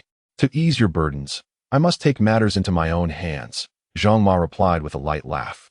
Indeed, with you, the esteemed daughter of the Xianyuan family, assisting me, I can focus solely on the sanctuary in Haisher, which certainly lightens my load, Jiang Yu concurred. Speaking of the Xianyuan family, dear child, you must remain wary of my petty-minded elder sister. Though she dares not act against me, it does not preclude her from targeting you, Zhang Ma cautioned. The Xianyuan lineage has endured since the Qin dynasty over 2 millennia ago, and it is far more intricate than it appears. Even I, as the distinguished daughter of the Xianyuan family, remain ignorant of many of its hidden complexities. My father may possess knowledge of numerous secrets, but such insights are reserved for the head of the Xianyuan family, knowledge that I, as the daughter, have yet to attain. By the way, how is the restoration of the dragon vein progressing? Zhang Ma inquired. It has been restored by 90%. Yet it is that last elusive bit that remains. I have observed it for several days without significant progress, and I am unsure of the self-repair principles governing the dragon vein. Jiang Yu responded with a sigh of frustration. The mystical concept of the dragon vein is scarcely documented, even in the annals of history that Jarvis has scoured. Had it not been for Zhang Ma's connection to the Xianyuan family, he might never have known that a severed dragon vein lay beneath the orphanage. The divine beings have long sought the dragon vein, suggesting its complexity requires significant attention, especially considering the potential disturbances that may arise once the vein is fully restored, warranting protective measures. Zhang Ma remarked. Indeed, Jiang Yu nodded slightly, having already devised a plan regarding this matter. I recall my father once mentioning that in the southernmost reaches of Huaxia, there exists another dragon vein. However, the veracity of this claim and the particulars elude my memory, as the passage of time has rendered those details rather hazy. A wistful expression graced Zhang Ma's face as she spoke softly. The southernmost part of Huaxia? Hearing this, Jiang Yu could not help but recall the islands situated at the extreme south.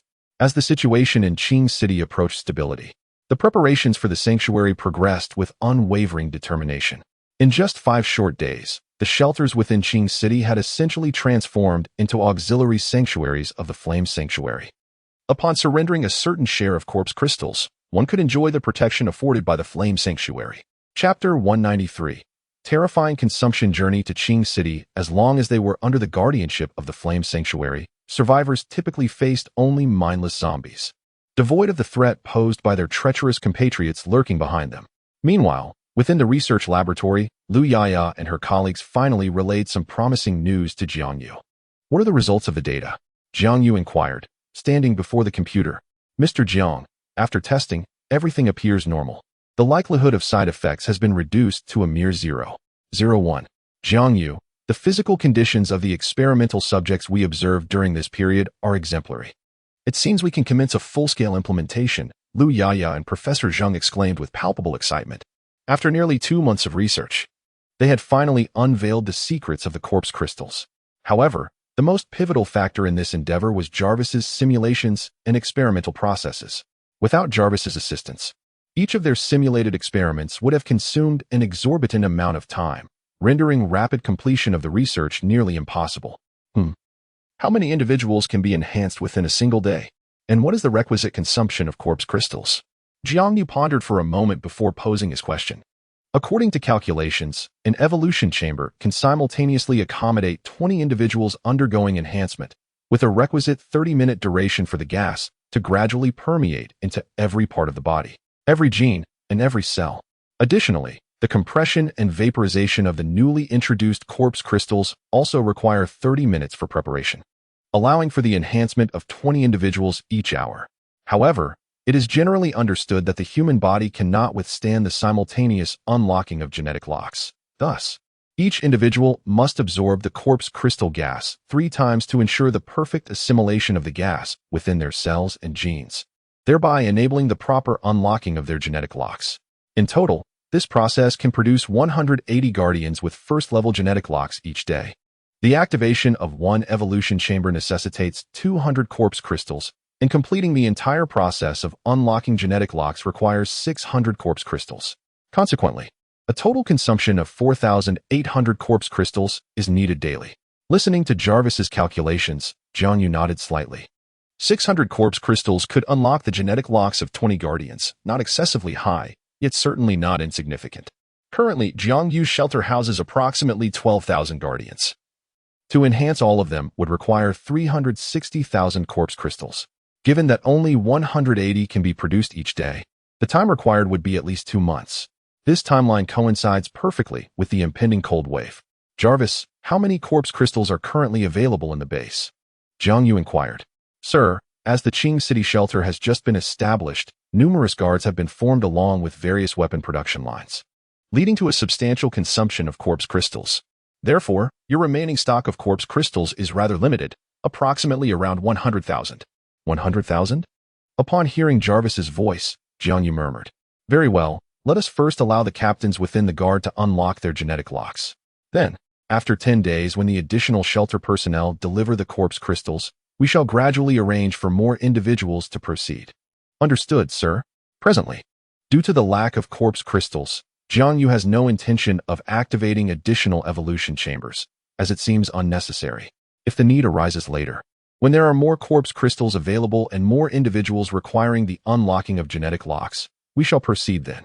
Meanwhile, within a high school shelter located in Xiang City, a male teacher, clad in shorts and a short-sleeved shirt with his hair tousled, gazes with great excitement at the device before him. It is a rectangular apparatus, roughly the size of a shoebox, within which a gray mist is swirling around. Contained in this enclosed structure. I did it. I actually succeeded. Haha. The man laughed heartily, seemingly unfazed as unwashed hair entered his mouth, bringing with it a rancid taste. What are we to do? The zombies outside are multiplying and growing increasingly formidable.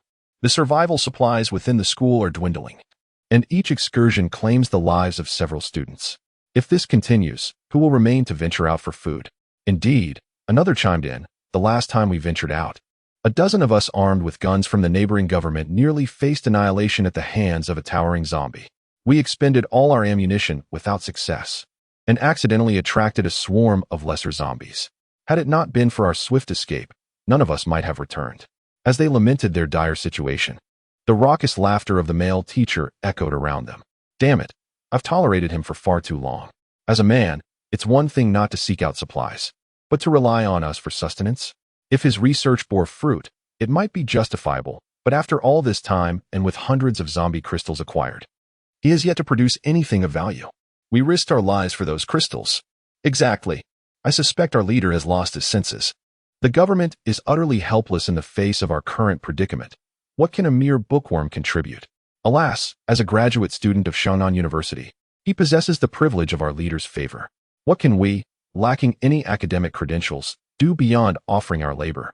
Upon hearing this, the few individuals exchanged resigned sighs, astonished that even in the face of apocalypse, academic credentials remained of such paramount importance.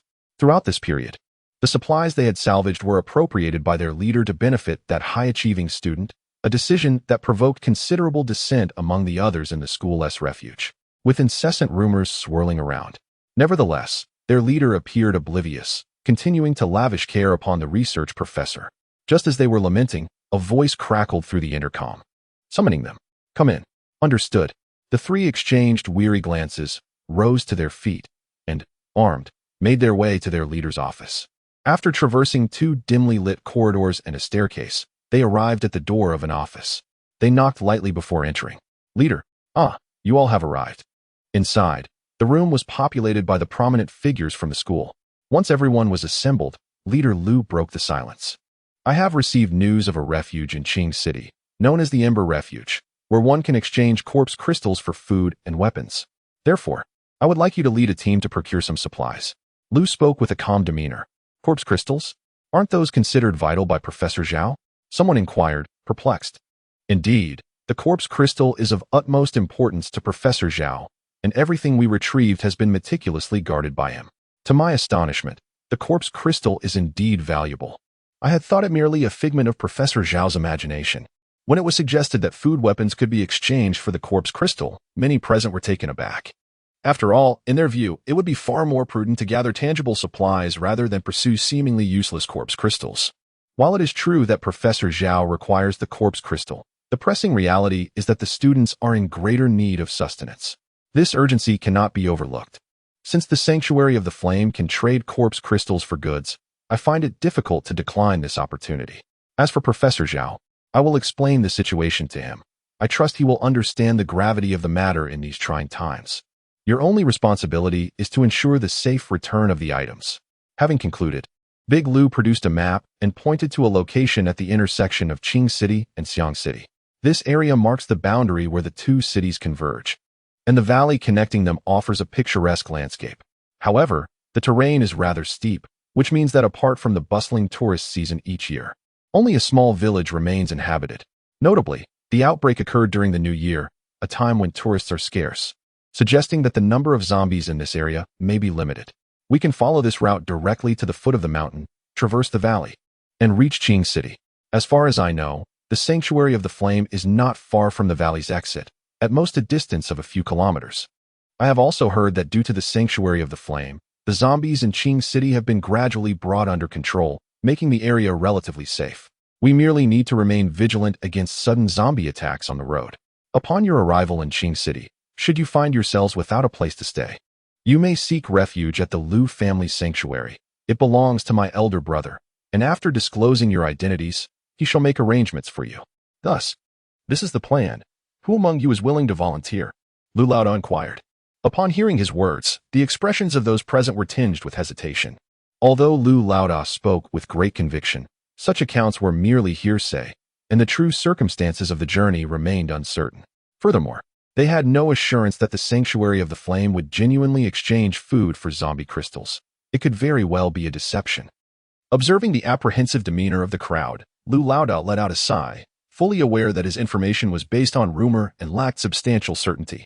In light of this, we shall resort to tradition, a draw, Lu Laodao declared. Upon hearing this, the group exchanged glances and nodded slightly. 10 minutes later, the five present drew the short straw. Very well, then, Lao Zhang, Lao Chun, Lao Wang, Xiao Chun, and Xiao Yun, you five shall go, Lu Laodao announced.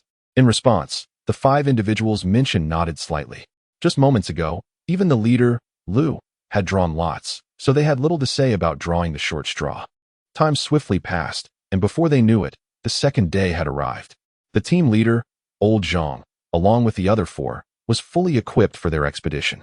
They had brought along 200 corpse crystals, divided into 5 portions, with each member carrying a share to minimize the risk of loss during their perilous journey. However, just as they were preparing to set off, Professor Zhao, who had been living a reclusive life within the confines of the school, expressed his desire to join them.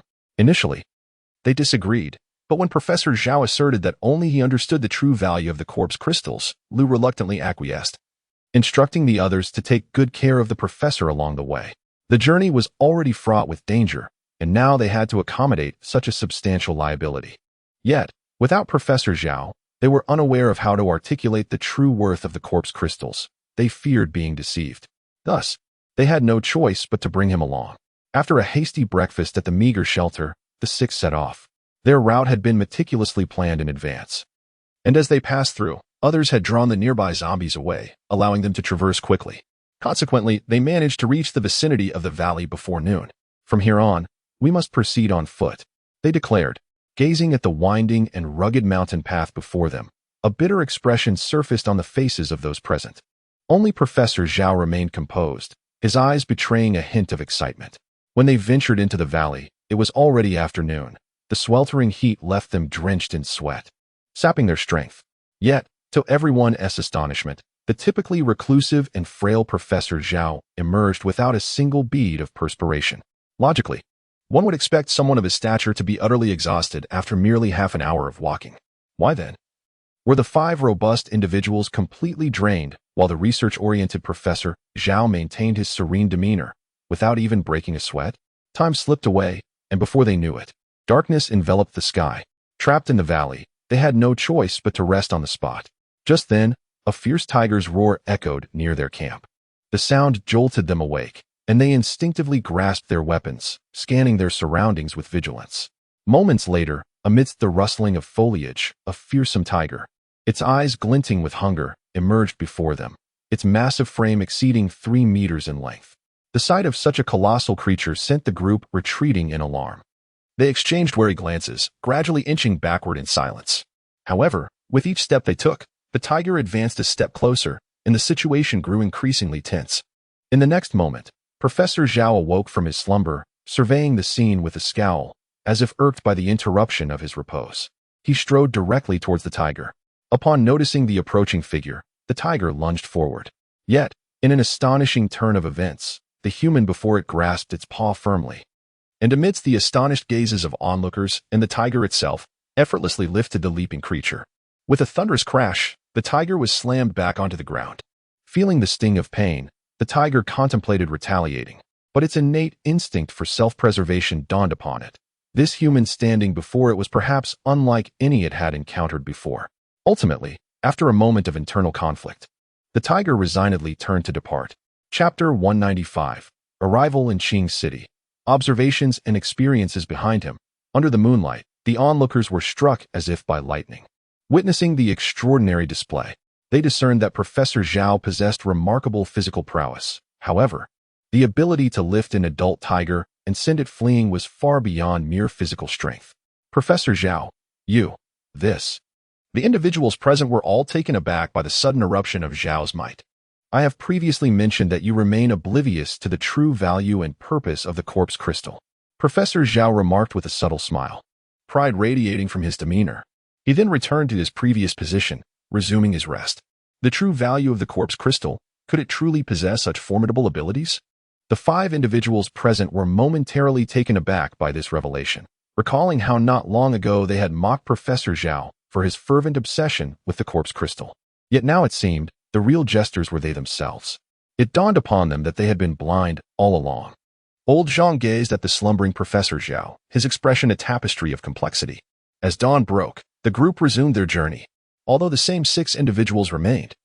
The events of the previous night had instilled a newfound respect for the professor, who had subsisted on mere rice for a month, unraveling the secrets of the corpse crystal, and possessing the capacity to confront a fierce tiger in human form. Such feats were beyond their wildest imaginings. Throughout the journey, under Professor Zhao's formidable presence, despite encountering numerous obstacles, each was resolutely overcome by the professor's sheer will. The group even felt that had it not been for Zhao's companionship, it would have been a miracle if even one of them had reached safety. Upon their arrival in Qing City, when they faced their first zombie, they witnessed the chilling spectacle of the professor tearing it apart with his bare hands. As dusk approached, Professor Zhao suggested, "Let us find a place to rest. We shall head to the refuge tomorrow to procure supplies." Old Zhang nodded in agreement.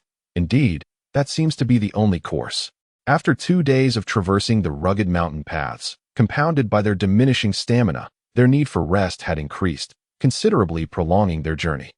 The crowd turned their gaze towards Professor Zhao, who appeared to be merely adorned with a few sweat stains on his clothing. His breath remained perfectly steady. Throughout their journey, Professor Zhao had hardly suggested taking a break. It was the others who could not refrain from requesting rest.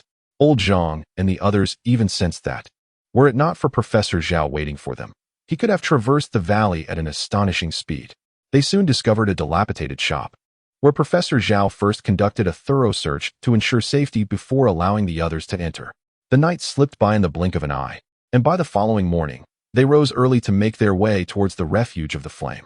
It was not until nearly noon that they finally located the refuge. "Is this the place?" Old Zhang pondered, observing the long line of people ahead, his brow furrowed in disbelief at the sheer number waiting to exchange supplies. However, the length of the queue suggested that those in line were indeed there for the purpose of exchanging goods, which indirectly validated the rumors surrounding this refuge. After standing in line for 3 hours, they finally reached the front. Before they could utter a word, a burly man seated in a chair scanned the three of them with a handheld device. You haven't applied?" queried the guard, causing the group to pause in confusion. "Applied for what? Is there a reservation needed to exchange supplies?" Professor Zhao asked, his brow slightly knitted in concern. "Oh, for exchanging supplies? That explains it. This is the review team for joining the refuge. The exchange of supplies is over there." Following the direction indicated by the guards, Professor Zhao's gaze fell upon a robust man fervently engaged in a game of hatch, alongside his table devoid of any cue. Observing this scene, a frown creased Professor Zhao's brow, as discontent brewed within him. However, recalling that he and his companions were in need of assistance from the Ember Sanctuary, he stifled his displeasure and led Old Zhang and the others to another table. "This is for exchanging supplies. Here, take this exchange form." With that, one of the guards presented a sheet of paper. Professor Zhao accepted the form, casting a cursory glance over it, only to be overtaken by profound astonishment. How can this be? It's astonishingly inexpensive. Even one who understood the utility of corpse crystals, like Professor Zhao, could not help but display sheer bewilderment upon witnessing such favorable exchange rates. Goodness, is it truly this affordable? The others, upon receiving the form and glancing it over, were equally vocal in their astonishment. 50 pounds of rice for merely 20 corpse crystals? 50 pounds of meat for just 50 corpse crystals? 100 pounds of vegetables for the same 50 corpse crystals? A submachine gun for 30 corpse crystals?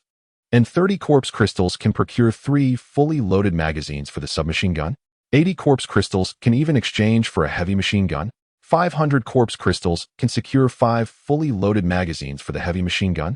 Observing such remarkably low prices, the expressions of Old Zhang and his companions were filled with astonishment. The mere expenditure of 120 corpse crystals could procure several months' worth of survival supplies for their school. Moreover, even if the remaining crystals could not afford superior weaponry, acquiring a few more economical handguns would still be quite advantageous. In that moment, the excitement radiating from Old Zhang and his companions was palpable. The guards, witnessing this scene, couldn't help but smile and shake their heads. If they were to glimpse the exchange rates of Haishur, it might very well induce a surprise-induced heart attack. The differing exchange standards between Haishur and Qishur had been a consideration of Jiang Yu. Currently, both sanctuaries were depleting their resources, resulting in a corresponding reduction in available supplies. "Now then, what would you like to exchange for?" the guard inquired with a smile. "Pardon us, but may we confer first?" Old Zhang asked, swallowing hard. "Certainly. Take your time. Just a word of caution. We close promptly at 5 this afternoon. Should you arrive after that, you will have to wait until tomorrow," the guard replied.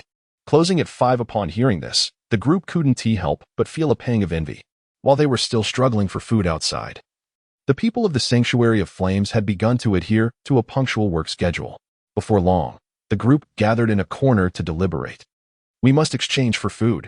Sharing 200 pounds among us should suffice. Old Jiang was the first to speak.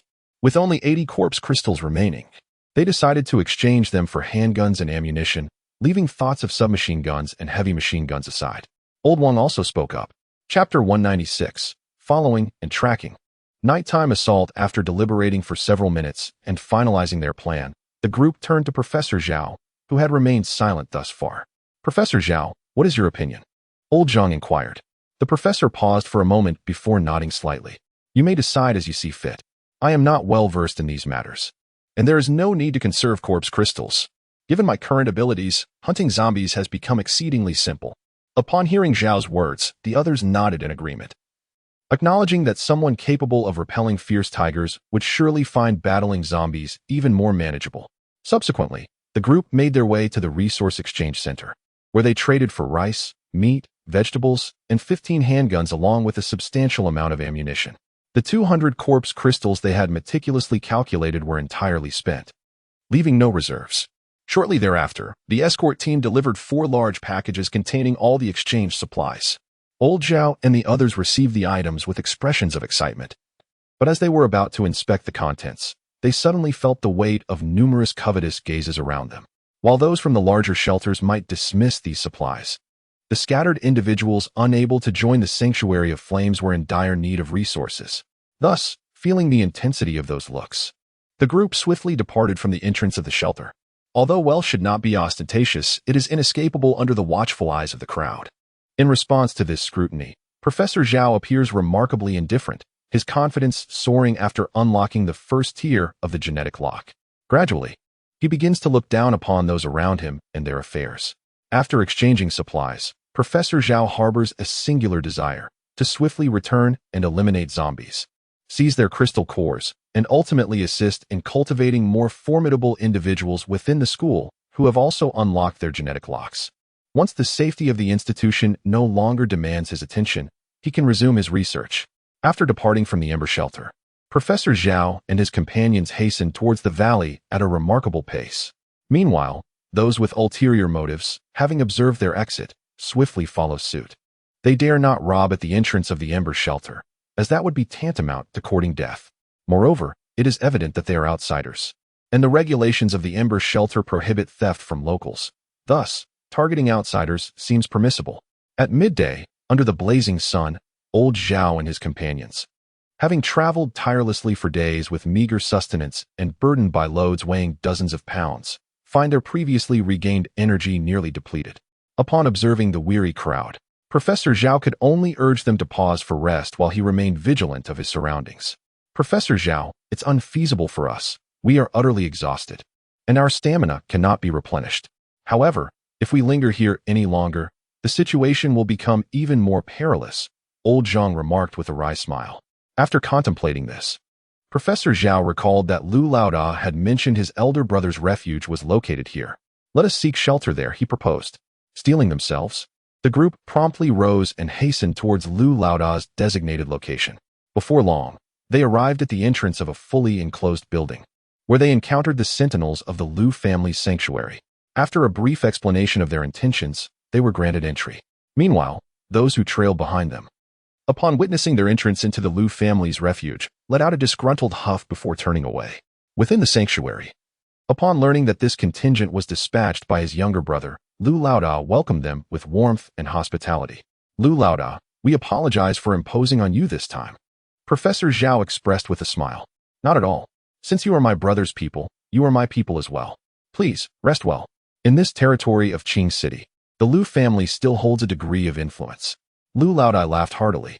After a brief exchange of pleasantries, Professor Zhao produced some rice and meat, distributing it to Brother Lu, asking him to arrange a meal as a token of their visit.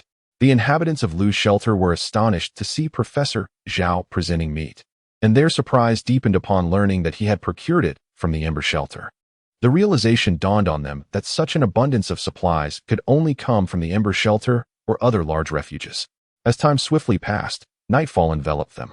Zhao and his companions were resting when suddenly, a tremendous noise erupted in the darkness. What was that? Those in a light slumber were abruptly awakened and rushed to the entrance to investigate. The sight that met their eyes was shocking.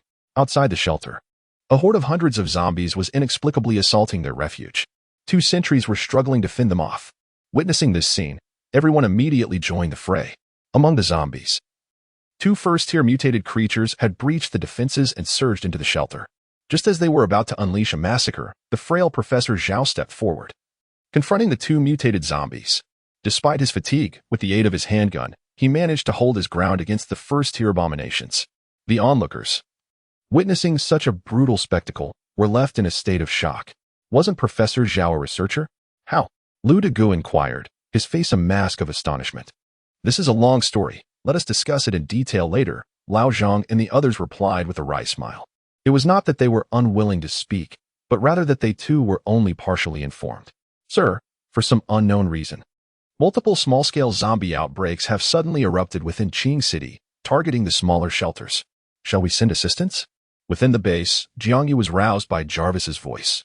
After awakening, Jiang Yu made his way to the command room and surveyed the attack points displayed on the screen. Send the guards who recently had their genetic locks activated. Let them gain some experience, Jiang Yu stated. Understood, sir. 5 minutes later, a contingent of over 300 personnel was divided into 3 teams, each heading towards their respective directions to eradicate the zombies. They were all members of the guard whose genetic locks had been activated in recent days. Jarvis, are these zombies from outside? Jiang Yu asked curiously. Indeed, sir. According to the surveillance records, they all originated from Yun City, Jarvis replied. Yun City, is it?